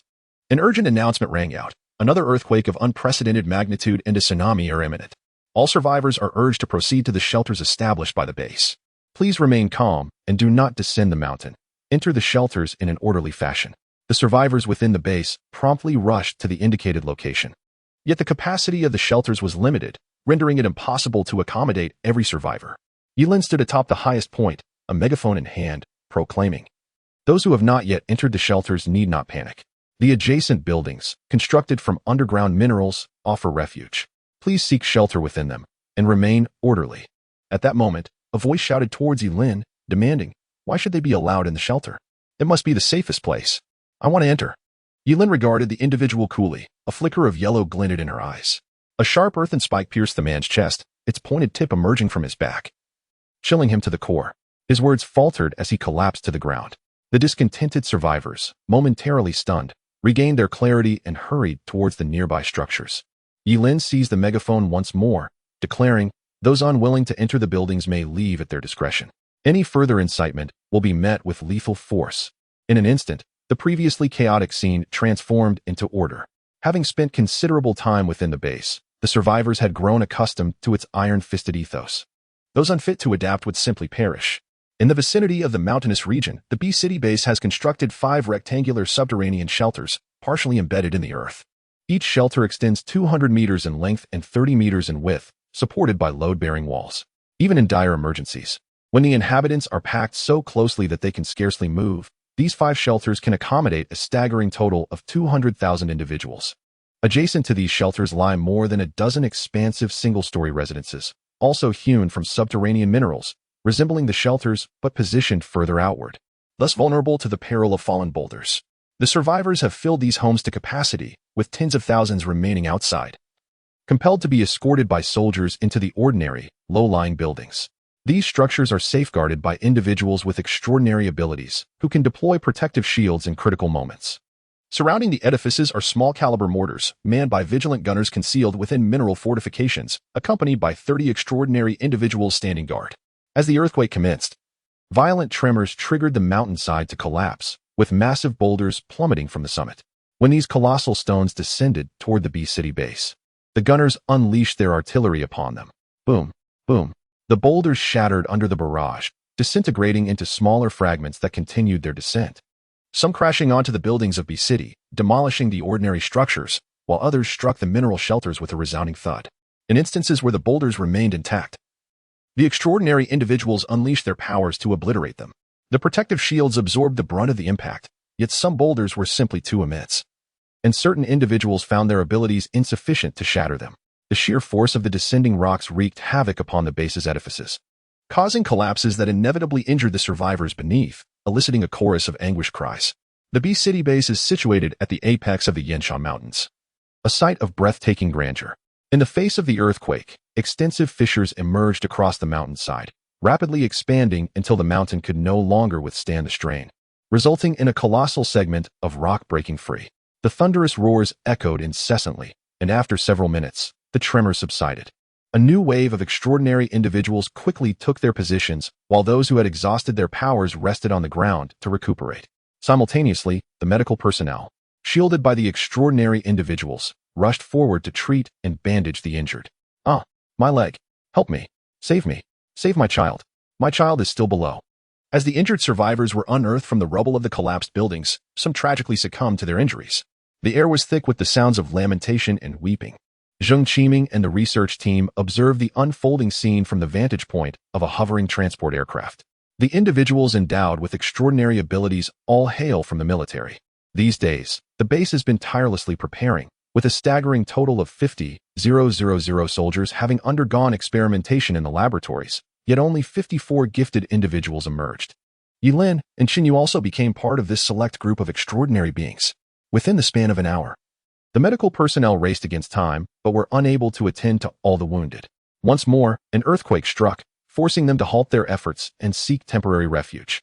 The earth trembled violently again, fissures appearing across the surrounding mountains, while the ground of the base itself cracked extensively. As the ground quaked, these fractures multiplied and widened alarmingly.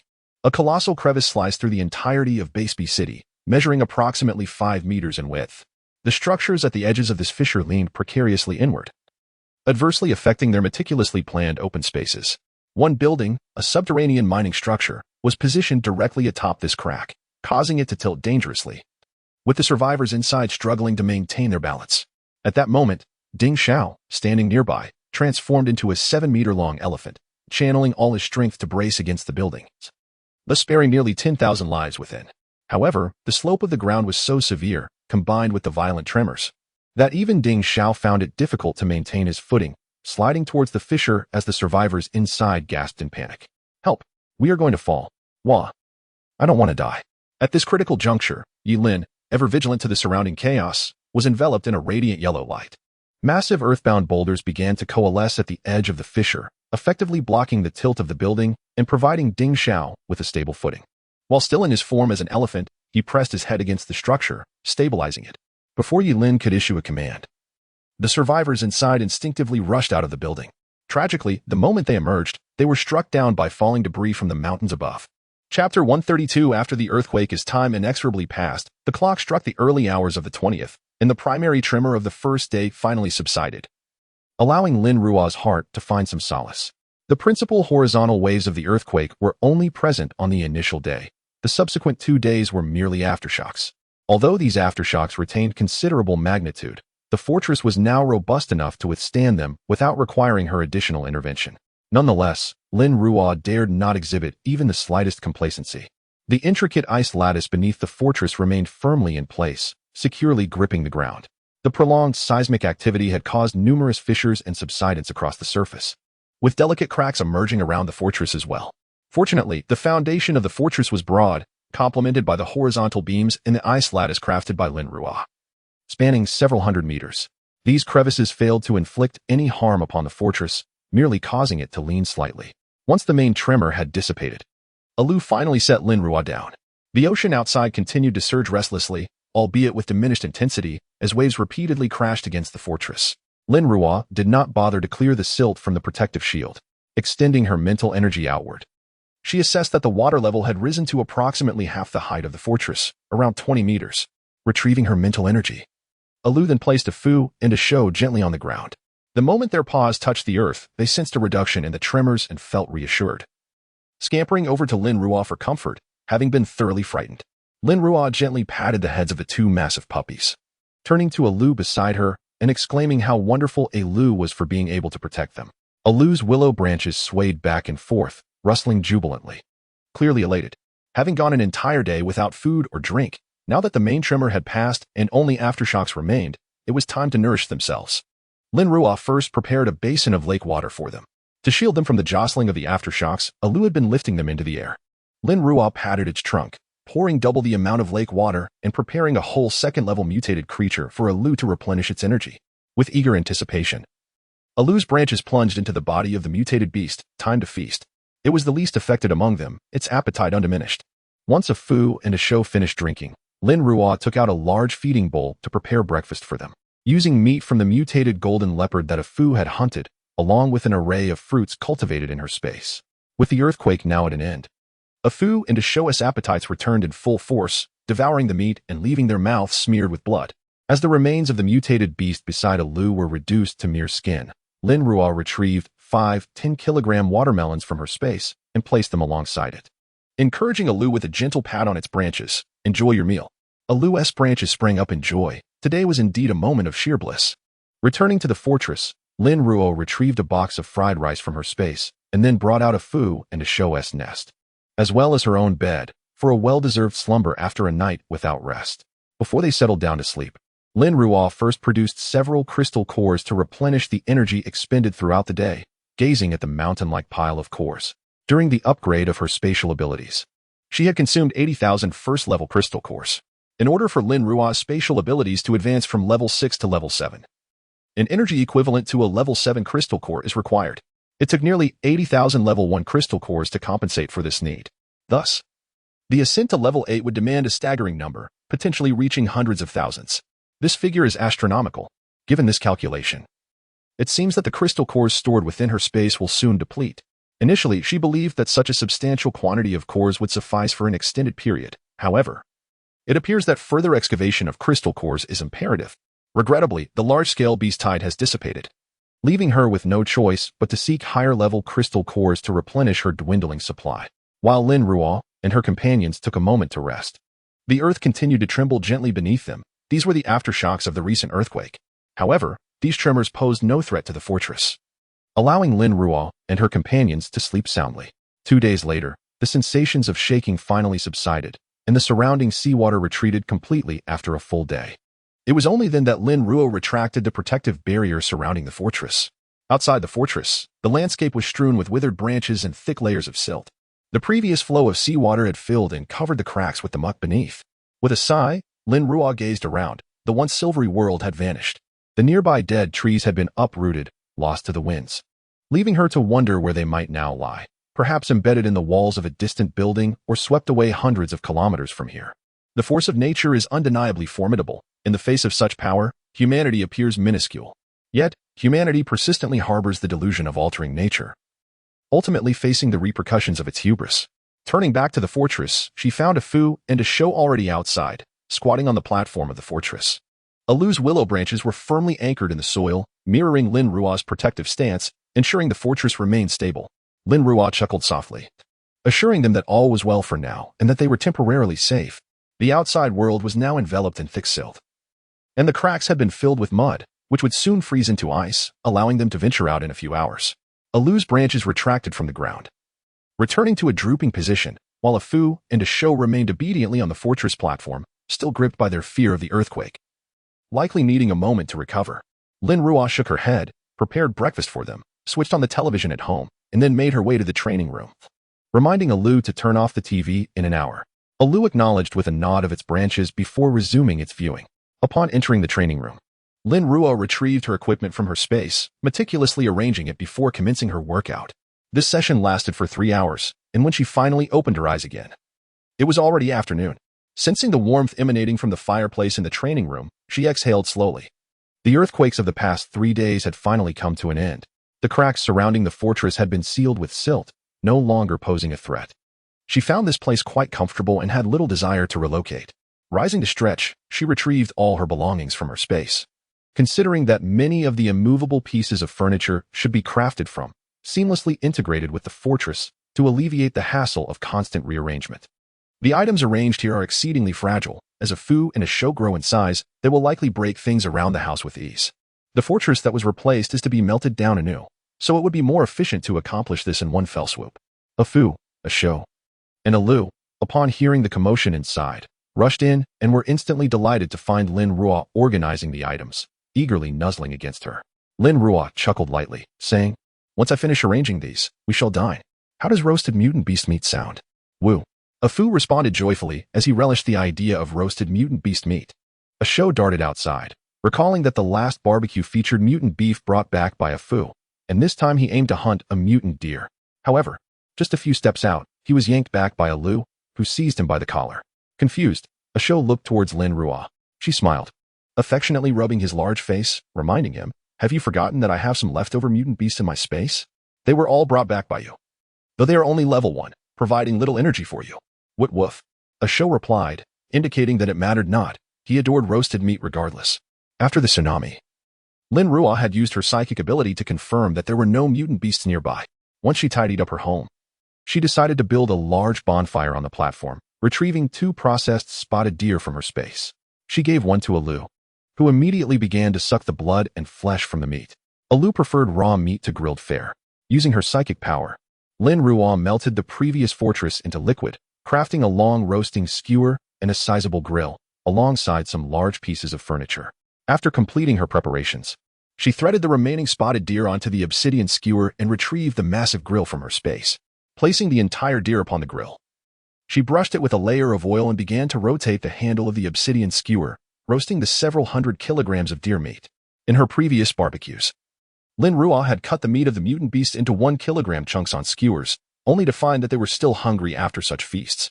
This time, she resolved to roast the whole deer, convinced that it would satiate them. While the deer roasted, Lin Ruo set up another grill beside it to prepare skewers of lamb and beef, along with some vegetables grown in her space. The aroma of roasting meat enveloped the area around the fortress, and as she basked in the warmth of the bonfire, surrounded by her companions, one could easily forget the desolate landscape outside, feeling as though they had returned to a time before the apocalypse. Chapter 133. How can one not regret? On this night, the fortress was enveloped in the gentle rustling of willow leaves, while the B-City base was ablaze with light and cacophony. Despite prior preparations, many individuals suffered injuries or even lost their lives due to the earthquake. The recently established hospital within the base was already at capacity, and due to the scarcity of supplies in this apocalyptic age, numerous wounded were relegated to lying on the floor of the corridors, with nothing but a grimy gray sheet beneath them. "It hurts so much. Doctor, please save me. Where are my legs? How can I work or earn points without them?" Wah! The doctors in the hospital wished they could sprout wheels beneath their feet, enabling them to move more swiftly amidst the overwhelming number of casualties. There were only a handful of medical personnel available to treat these ordinary survivors, while dozens had been reassigned to the military, where many soldiers had sustained injuries while protecting these survivors. At that moment, an alarm blared from the base's entrance. Yulin instantaneously rose from his hospital bed, despite his arm being wrapped in bandages from a rock that had struck it, fracturing the bone. He glanced at Jiang Yu beside him, questioning, "What is happening?" Jiang Yu grasped the intercom and inquired about the alarm's cause. Soon, a soldier's voice crackled through, reporting that a large number of survivors had gathered outside the base and were causing a commotion. Captain Shin had already taken a team to address the situation. "Understood," Jiang Yu replied, turning to Yi Lin. "Captain Shin has already gone. You need not worry. Focus on your recovery." With that reassurance, Yi Lin reclined once more, shutting his eyes. "You should rest as well. You have not slept in 3 days. Go on. I will be fine." Jiang Yu glanced at Yi Lin's arm. For the captain, this injury truly was not a significant concern. "I will check at the base entrance," he declared before standing and leaving the ward. At the base entrance, a multitude of survivors had gathered, appearing disheveled and unsteady. Many bore bloodstains on their bodies, indicating their injuries. These were the survivors from B-City, where all structures had collapsed in the earthquake and tsunami, leaving them with nowhere to turn but to seek refuge in the 2 bases. However, the B-City base had made it clear 6 months prior that they would not accept any more survivors, even if these individuals caused a disturbance outside the base. No exceptions would be made for them. The gates of the base had also succumbed to the earthquake, and the weary soldiers, who had endured 3 days of tremors without proper rest, formed a barricade with their guns, preventing anyone from entering. There were approximately thousands of survivors outside, with many more still on their way. Upon seeing the soldiers, who stood with their weapons pointed ominously at them, the frontmost survivors dared not force their way through. Instead, they knelt on the ground, repeatedly bowing their heads and weeping, hoping to elicit compassion. "Please, let us in. My child has a fever. I am begging you." Alas, we erred in our judgment. We should not have been so foolish as to abandon the base. We implore you for another chance. Allow me entry. I am an abilities wielder. If you deny me once more, I shall make my way to the Chiyuan base. The urban area of City B lies in ruins. We truly have nowhere else to go. I beseech you. Damn it. We shall break in. After all, their walls have crumbled, and there are but a few soldiers. Can they truly withstand our numbers? Indeed, we shall charge forth. The survivors rose en masse, rushing towards the soldiers' barricade, only to be met not by bullets, but by the sudden onslaught of dozens of abilities wielders. Various manifestations of power erupted: flames, earthen spikes, thunderstorms, colossal vines, and water spheres all surged towards them. Simultaneously, a dozen mutated beasts and those endowed with enhanced strength and speed charged forward. In an instant, the survivors became mere targets. As they beheld the myriad of abilities descending upon them, terror filled their eyes. Was it not said that the Bee City base lacked abilities wielders? Regardless of their intentions, the Bee City base had long since devised a plan to assert their dominance over these intruders, and escape was no longer an option. Thousands fell victim to the onslaught of over 100 abilities wielders, perishing within mere minutes. Chun Yu stood among the soldiers, his eyes crackling with lightning. He too had intervened. This served as the Bee City base's final warning to those outside. They would no longer be lambs for slaughter. Later, a throng of survivors arrived. Witnessing the countless bodies sprawled upon the ground, their hearts seized with dread. Some fell to their knees, hands covering their faces as they wept bitterly. How are we to survive? Whom can we blame for this? It was our own folly that led us to forsake the base. And now we have become homeless, lost souls. Many survivors bowed their heads in shame, reflecting on their current plight, contrasting it with those protected by the base. How could they not feel regret? Their insides twisted with remorse. At that moment, an elderly man, bearing an air of authority, stepped forward and proclaimed loudly. What good does weeping do? What purpose does regret serve? If the base rejects us, we shall dwell around its periphery. We endured during the era of liberation. We shall endure again. Gradually, others lifted their heads, tears mingling with dust obscuring their features, yet they heard him clearly. Yes, we can reside outside the base. Should mutated beasts approach, they cannot ignore us near the walls. Yes, the group turned towards the urban area, seeking any fabric or materials to construct makeshift tents, providing at least some shelter from the elements. Chun Yu observed their actions, ultimately refraining from unleashing the abilities wielders again. If they wished to remain outside, so be it. The base would extend no assistance to them. As night fell, the inhabitants of Chiyuan Base also found no solace in sleep. They toiled throughout the night, striving to reconstruct the collapsed edifices. In the expansive area, rows of military tents stood erect, at the heart of which Yang Songming gazed in astonishment at Zhu Zhengzhong. What? Is the information reliable? Zhu Zhengzhong's expression was grave. He had just received the news. As you are aware, our internal contacts have been unable to relay information due to the earthquake that struck 3 days ago. Yang Songming rose, pacing anxiously within the tent. How could so many endowed individuals suddenly emerge from the Bee City base? It defies belief. Noticing Yang's silence, Zhu Zhengzhong grew anxious. Old Yang, in the past 3 days, over half of the survivors in our base have perished or been injured. We are in dire need of manpower for reconstruction. If Old Zheng were to launch an attack now, we would be in grave danger. Impossible, Yang Songming replied, contemplating various scenarios, yet never considering that Zheng Qiming might lead endowed individuals against them. Old Zheng values the lives of those soldiers. He would not easily instigate conflict.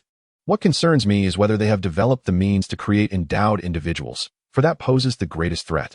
Zhu Zhengzhong sighed, reflecting on their past decisions. In their pursuit of the base's only 2 endowed individuals, they had sacrificed most of their scientific personnel, retaining only a few willing to follow them. Now, as the situation unfolded, regret weighed heavily on him.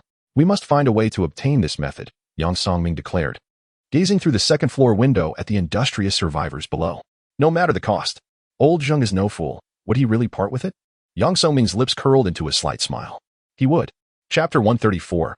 Coping with the intense heat and relocating once more that night, a gentle snow began to fall outside, transforming the once tumultuous sea, which had roared during the earthquake, into a vast expanse of white, resembling a colossal beast once again shackled, its fangs retracted, presenting a facade of harmlessness. Within the fortress, Lin Ruo enjoyed a restful night, awakened promptly at 5 o'clock by her biological clock. After hastily freshening up, she entered the training room. Following 3 hours of strenuous exercise, she glanced at the clock on the wall, beads of sweat glistening on her brow. Noon was approaching, and the intense heat was set to commence at midnight, precisely 3 days after the earthquake. This indicated that only 12 hours remained until the oppressive heat would arrive. Afu and Ashu had already scampered outside, having been cooped up at home for several days. It was time for them to stretch their legs, especially with more than 10 hours until the heat wave began. As Lin Ruo donned her attire and stepped through the fortress gates, she sensed, perhaps due to some illusion, that the temperature outside was no longer as frigid. The willow branches of Alu danced gracefully beside her.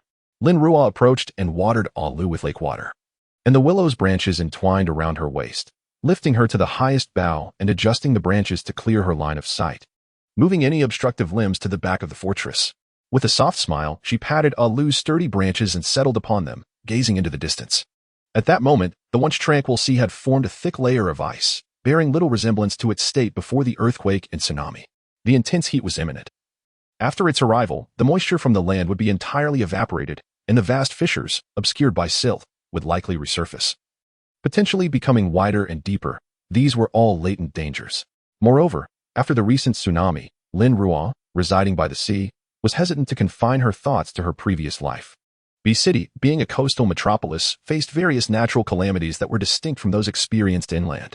She gazed toward the distant sea, recalling how, during the intense heat of her past life, the most excruciating affliction was the scarcity of water, leading to desperate conflicts over mere half-bottles. Yet now, living adjacent to the ocean, the residents of B City should comprehend the process of distillation for water extraction, thus likely avoiding extreme water shortages. Contemplating these matters, she suddenly rose, standing atop Alu's immense branch, surveying the horizon. Observing the ice layers below, she realized that this ice was not limited to the surface of the sea. Far more existed in the Arctic and Antarctic. When the intense heat arrived, would the rate of evaporation of the sea level surpass the rate at which the polar ice melted? Given the substantial volume of ice in the polar regions, it was probable that sea levels would indeed rise. Lowering her gaze to the fortress beneath, she acknowledged that its low elevation would be susceptible to any rise in sea level. Even as a water-based ability wielder, she could not reside in water perpetually. Thus, it was imperative to relocate before the sea level ascended. Turning her attention to the southern suburbs near the Yinshan Mountains, she sat back down, her brow furrowing. 2 bases had already been established there, and returning to reside among them was fraught with concerns. Lin Ruo sighed. Regardless of the circumstances, she had to move. The impending rise in sea levels was uncertain, but with B City's already low altitude, the water level would likely not differ much from that during periods of heavy rainfall. Once Lin Ruo made her decision, she ceased to hesitate. The intense heat was swiftly approaching, and she needed to find a suitable location without delay. Fortunately, as a spatial ability user, relocating was a trivial matter. Otherwise, evading the successive natural disasters would have been a relentless endeavor. She leapt down from the branch of the willow tree and gently patted its trunk, saying, "Alio, entertain yourself for a bit. I shall seek out the site for our new home." The willow branches swayed slightly, as if acknowledging her words. Lin Ruo entered her dwelling and retrieved a tablet from her spatial realm, pulling up a map of City B. She was in search of a discrete location. The City B base was situated in the southern suburbs, while the Chi Yuan base was near the eastern outskirts. Both basking in the sunlight on the southern side of the main peak of Yinshan Mountain, Lin Ruo opted for the northern side of another peak. Entirely disconnected from the main mountain, separated by a narrow river a few meters wide, this peak was half the height of the main one. Standing only a few hundred meters tall, yet it spanned several hundred miles in area. The temperature on the northern side was cooler than that on the southern side, with less lush vegetation and reduced direct sunlight, thereby diminishing the likelihood of forest fires. Even if the 2 bases eventually migrated northward to escape the sweltering heat, they would still be separated from Lin Ruo by the mountain, and the sheltering willow branches would obscure them from view. As water levels rose, the distance across the surface between the 2 peaks would continually increase. Furthermore, the mutated sea creatures lurking in the waters would likely deter any curious explorers, provided that the area held no significant treasures of interest to them. Once her decision was made, she resolved to commence her relocation upon the return of a Fu and a Shou. A Fu and a Shou returned just before noon, covered in mud and without any prey. Lin Ruo chuckled softly. It was uncommon for them to return empty-handed. Today's circumstances were likely due to the recent earthquake and tsunami, which had driven the mutated beasts to seek refuge far from City B for the time being. "No catch is no concern. We shall move to the mountain today, where there should be plenty of mutated creatures," she reassured, stroking a Fu and a Shou's forelegs. Now nearly 4 meters tall, she could only reach their legs, unable to pat their chests. A Shou squinted contentedly at her touch, while a Fu looked at Lin Ruo in confusion, letting out a soft howl. Pointing towards the distant sea, Lin Ruo explained, "The sea level will soon rise again. We must ascend the mountain before it does." After a brief playful exchange with a Fu and a Shou, she stored her fortress and the 2 beasts within her spatial realm. Given the likely poor road conditions ahead, driving would be impractical. Delving into her spatial domain, she rummaged until she discovered a motorcycle, a relic from her previous acquisition at the port, which she had yet to ride. Deciding to utilize it this time, she knew its speed and versatility would be advantageous. She extracted a fuel canister from her space and filled the motorcycle's tank, then mounted it to test its functionality. Gripping the brakes tightly with one hand while revving the throttle with the other, the motorcycle erupted into a thunderous roar, sending waves of exhilaration coursing through Lin Ruo. Engaging the clutch and shifting gears, she propelled the motorcycle forward with a surge of speed. The sensation of riding a motorcycle is distinctly different from that of driving a car. The thrill of speeding evokes an exhilarating rush, igniting a surge of adrenaline and elevating one's spirits. She rode her motorcycle towards the northern suburbs, where the mud left behind by the receding sea had solidified, rendering the ground firm rather than slushy. Although fissures were absent along the route, numerous remnants of fractured, lifeless trees were visible, some reduced to mere halves, others embedded within the mud. Additionally, the grotesque remains of mutated beasts and humans lay strewn along the roadside, their surfaces adorned with a layer of frost, remnants of the receding tide. As she approached the urban area, the devastation intensified. Lin Ruo, astride her motorcycle, extended her mental energy to scan the remains of these mutated creatures. Whenever she encountered a crystal core, she would halt to excavate it. Although they were merely level 1 cores, they were, nonetheless, a windfall. To reach the Yinshan direction, the most expedient route necessitated traversing through the northern suburban urban area, as detours would be exceedingly time-consuming, taking several hours. As Lin Ruo navigated her motorcycle, her mental energy reached out and confirmed that the roads of the northern suburban district were entirely obstructed by mud and collapsed structures. She sighed gently, realizing passage was impossible. Finding a secluded spot nearby, she dismounted and stored her motorcycle within her spatial realm, as the current conditions compelled her to proceed on foot.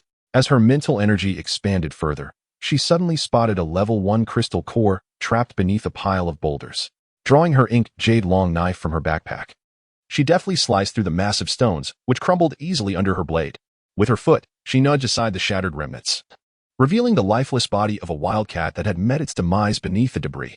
Remarkably, such a monumental tsunami had failed to wash away these mutated beasts.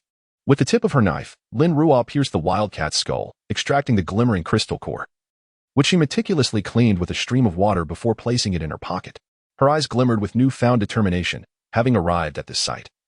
She surmised that the ruins were likely to harbor numerous mutated beast corpses, either crushed by the earthquake or left behind by the sea. Perhaps many more crystal cores awaited her discovery. After all, she intended to traverse this area regardless, so it would be prudent to search for them along the way without significantly delaying her journey. From her spatial realm, she retrieved a mountaineering backpack to carry the course, simultaneously serving as a means of concealment. The deeper she ventured, the more collapsed structures she encountered, some encircled by mourners who were sifting through the rubble while lamenting their losses. The 3 days of earthquakes had nearly obliterated all buildings in the district, and many remained tirelessly excavating the debris. The stones were encrusted with mud that had frozen solid, rendering manual excavation nearly impossible. My child. Is there anyone who can help save my child? Help? Who will assist me?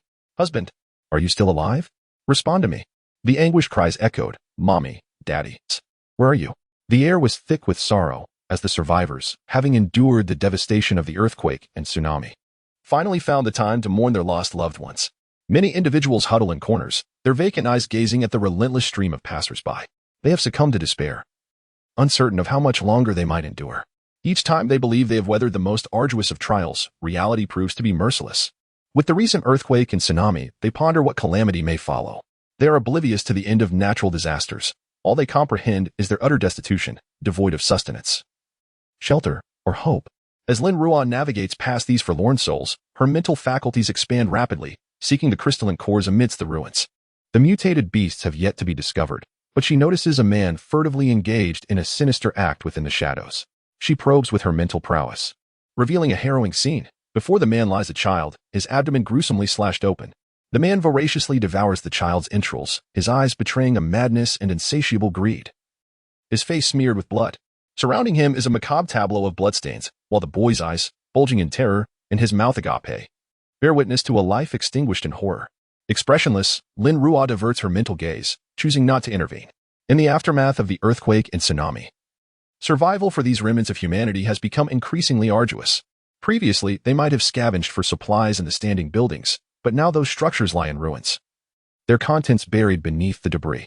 With food scarce, desperation compels these individuals to consume anything: tree bark, dirt, the flesh of mutated beasts, even each other.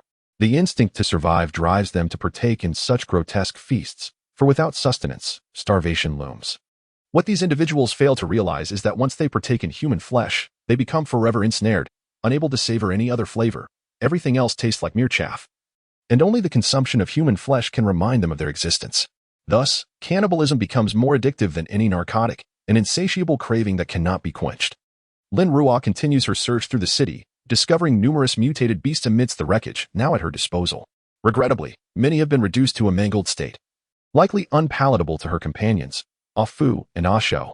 As she traverses the city, she encounters several mutated sea creatures, their colossal forms attracting numerous survivors who relentlessly excavate their flesh for sustenance.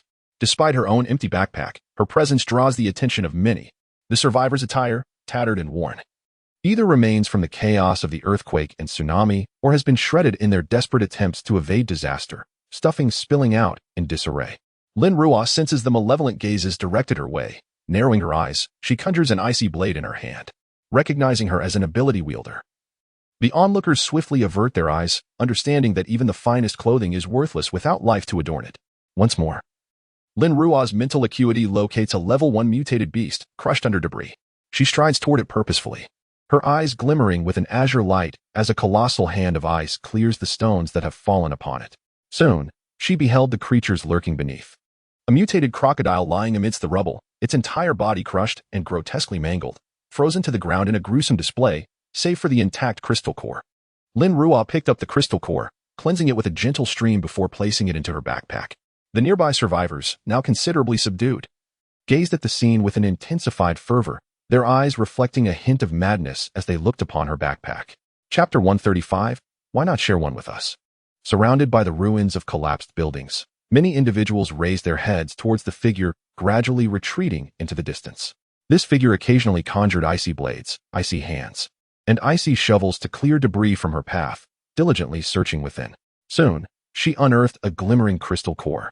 Although the B City base and the Chiyuan base no longer accepted survivors, they did accept crystal cores, with a single first-level core redeemable for 2 pounds of food. Lin Ruo's silhouette grew increasingly distant as she moved towards the Yinshan Mountains, employing her psychic abilities to seek out crystal cores nearby. She disregarded cores located elsewhere, aware that excavating them consumed precious time. Many others began to mimic Lin Ruo's actions, digging through the mountainous rubble in hopes of discovering a single core to sustain their lives. However, despite their relentless efforts, some even injuring their hands in the process, they found nothing. Meanwhile, Lin Ruo had already ventured far, skillfully extracting core after core from the debris using her water-based powers. Why was she able to find these cores? A middle-aged woman stared at her bloodied and battered hands, her face etched with despair. Why couldn't she find even one? It seemed that fortune favored only the formidable. What were the ordinary to do? As more individuals began imitating Lin Ruo's technique, the number of those eyeing her backpack steadily increased. Although they did not grasp how she uncovered the cores beneath the rubble, their yearning for them was undeniable. With these cores, they could exchange them for food at the B City base and secure their survival. This thought gradually consumed their minds. Overshadowing the fact that Lin Ruo was a powerful ability user, they only remembered the imperative to survive. Many pairs of bloodshot eyes, filled with madness, began to converge around her. Just as Lin Ruo unearthed a second-level crystal core with her icy blade, she sensed the gathering crowd encroaching upon her. Frowning, she realized that they had followed her with the intent to seize her possessions. Dismissing the massive ice hand hovering above, she watched it dissipate into twinkling stardust. Calmly, she turned around, knowing that attempts to gain fortune often attracted unwanted attention. Aware that her actions had been detected, the crowd ceased to conceal their intentions. Lin Ruo found herself completely surrounded by dozens of individuals, some wielding clubs, steel rods, and stones, charging towards her, while others brandished various firearms, unhesitatingly pulling their triggers. A blue light flickered in Lin Ruo's eyes as a shield of water enveloped her, the surface shimmering with flowing currents. The bullets struck the shield, creating depressions, only to be repelled outward in expanding ripples. Within these waves, the bullets spun in place, unable to advance further. With another flash of blue light, Lin Ruo propelled all the bullets away, sending them back along their original trajectories. Uft, uft, uft. Many of the survivors around were wounded by their own bullets, collapsing on the ground in ceaseless lamentation. Those armed individuals who had charged towards Lin Ruo halted in their tracks, seeing the carnage she had already wrought without even exerting herself. The sanguine madness in their eyes dissipated, yielding to reason. Their earlier bravado evaporated as they turned to flee. In Lin Ruo's hands, a blue radiance flickered, and countless tiny ice crystals manifested around her. These crystals, under her mental control, struck accurately at the heads of those who fled, causing them to fall one by one. blood streaming from their wounds, which swiftly crystallized. The ground was strewn with bodies in disarray, the scent of blood permeating the air. Lin Ruo frowned slightly, her desire to remain and search for crystal nuclei abruptly waning. These individuals were now engulfed in despair, their minds teeming with frenzied thoughts. And she preferred to keep her distance. The robbers had met a gruesome fate, while those who had not yet acted felt a sense of relief for their hesitation. Slowly retreating, Lin Ruo initially thought the ordeal had concluded, but just as she turned to leave, a woman with a child dashed before her. Kneeling in a flood of tears, pleading, "Please, save us. You are a powerful ability user. Can you help us? We cannot endure this any longer. Sister, please save us." The child gazed up with innocent eyes, their face obscured by thick mud, leaving only those eyes fixed on Lin Ruo. Lin Ruo remained silent, sidestepping past them. Around her, the elderly and children mirrored the desperation of the mother and child. "Please, we are all citizens of Z country. If you help us now, we will forever remember your kindness. A good person will find peace throughout their life. The Bodhisattva will bless you." More and more individuals knelt before her, urging, "Girl, have pity on my grandmother. She truly cannot move any longer. She is so exhausted and hungry." As the number of supplicants grew, Lin Ruo paused, letting out a soft laugh. She understood that if she aided one, they would swarm her like leeches, relentlessly draining her. Why should she extend her hand to these people? At that moment, an elderly man, seeing her pause, mistook her compassion for weakness and attempted to snatch her backpack amidst the crowd. Lin Ruo's gaze turned icy. With a swift motion of her obsidian blade, she severed the man's head from his body. Blood splattered, dousing the ground and chilling the hearts of those nearby. She killed him.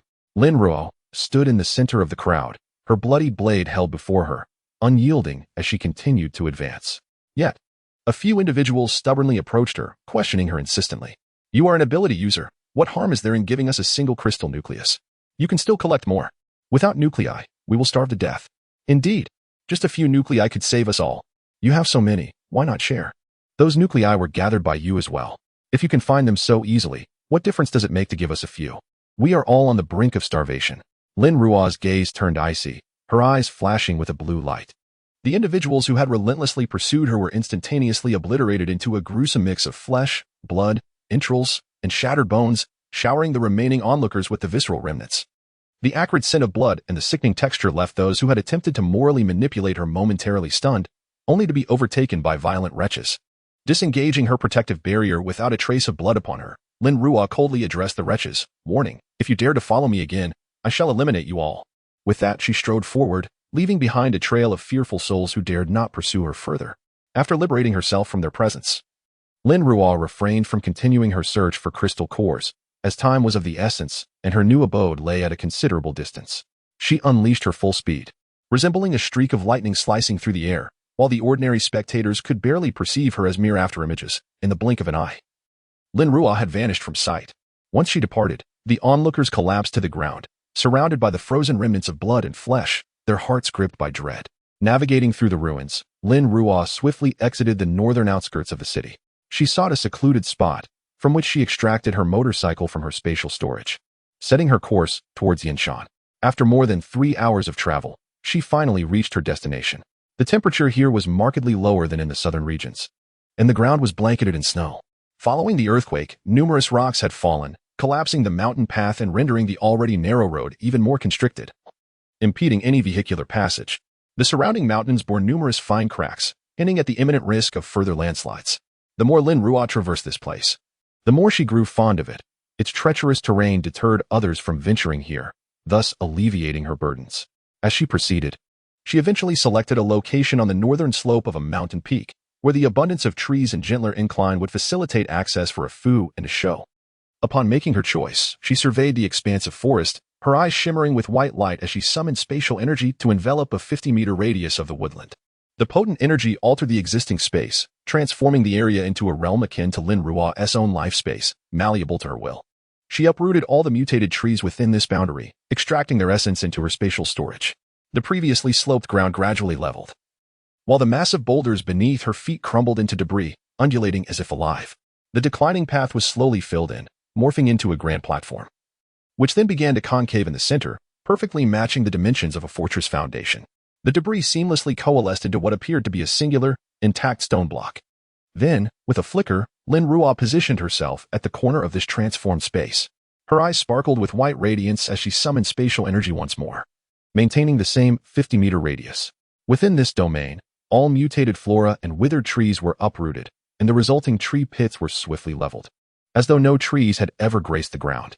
A few delicate weeds and the concealed roots of mutated plants buried in the soil were unearthed, their essence extracted and cast into the space as reserve fuel. Lin Ruo executed spatial manipulation repeatedly, over a dozen times, until this vast area was finally organized. Observing her surroundings, Lin Ruo nodded in satisfaction before retracting her spatial energy. At that moment, her complexion appeared somewhat pale. It was her first time exerting such extensive spatial energy manipulation. Although the results were commendable, it was also immensely taxing on her supernatural abilities. Once the arrangements were complete, she needed to dedicate her time to further cultivating her spatial energy. The mere thought of the several hundred meters of spatial domain stirred her excitement. The reason for adjusting such a large expanse was primarily to establish a firebreak. During the sweltering season, the sun's direct rays caused temperatures to rise rapidly. And coupled with the arid air, the risk of wildfires increases significantly. Residing in these mountains, it was imperative to create an extensive firebreak to avoid being affected. Thus, she had established a firebreak spanning several hundred meters. Finally feeling satisfied with her efforts, Lin Ruo retrieved her fortress from the space and placed it into the cavernous hollow of the massive rock, accompanied by a resounding rumble, marking the completion of her home relocation.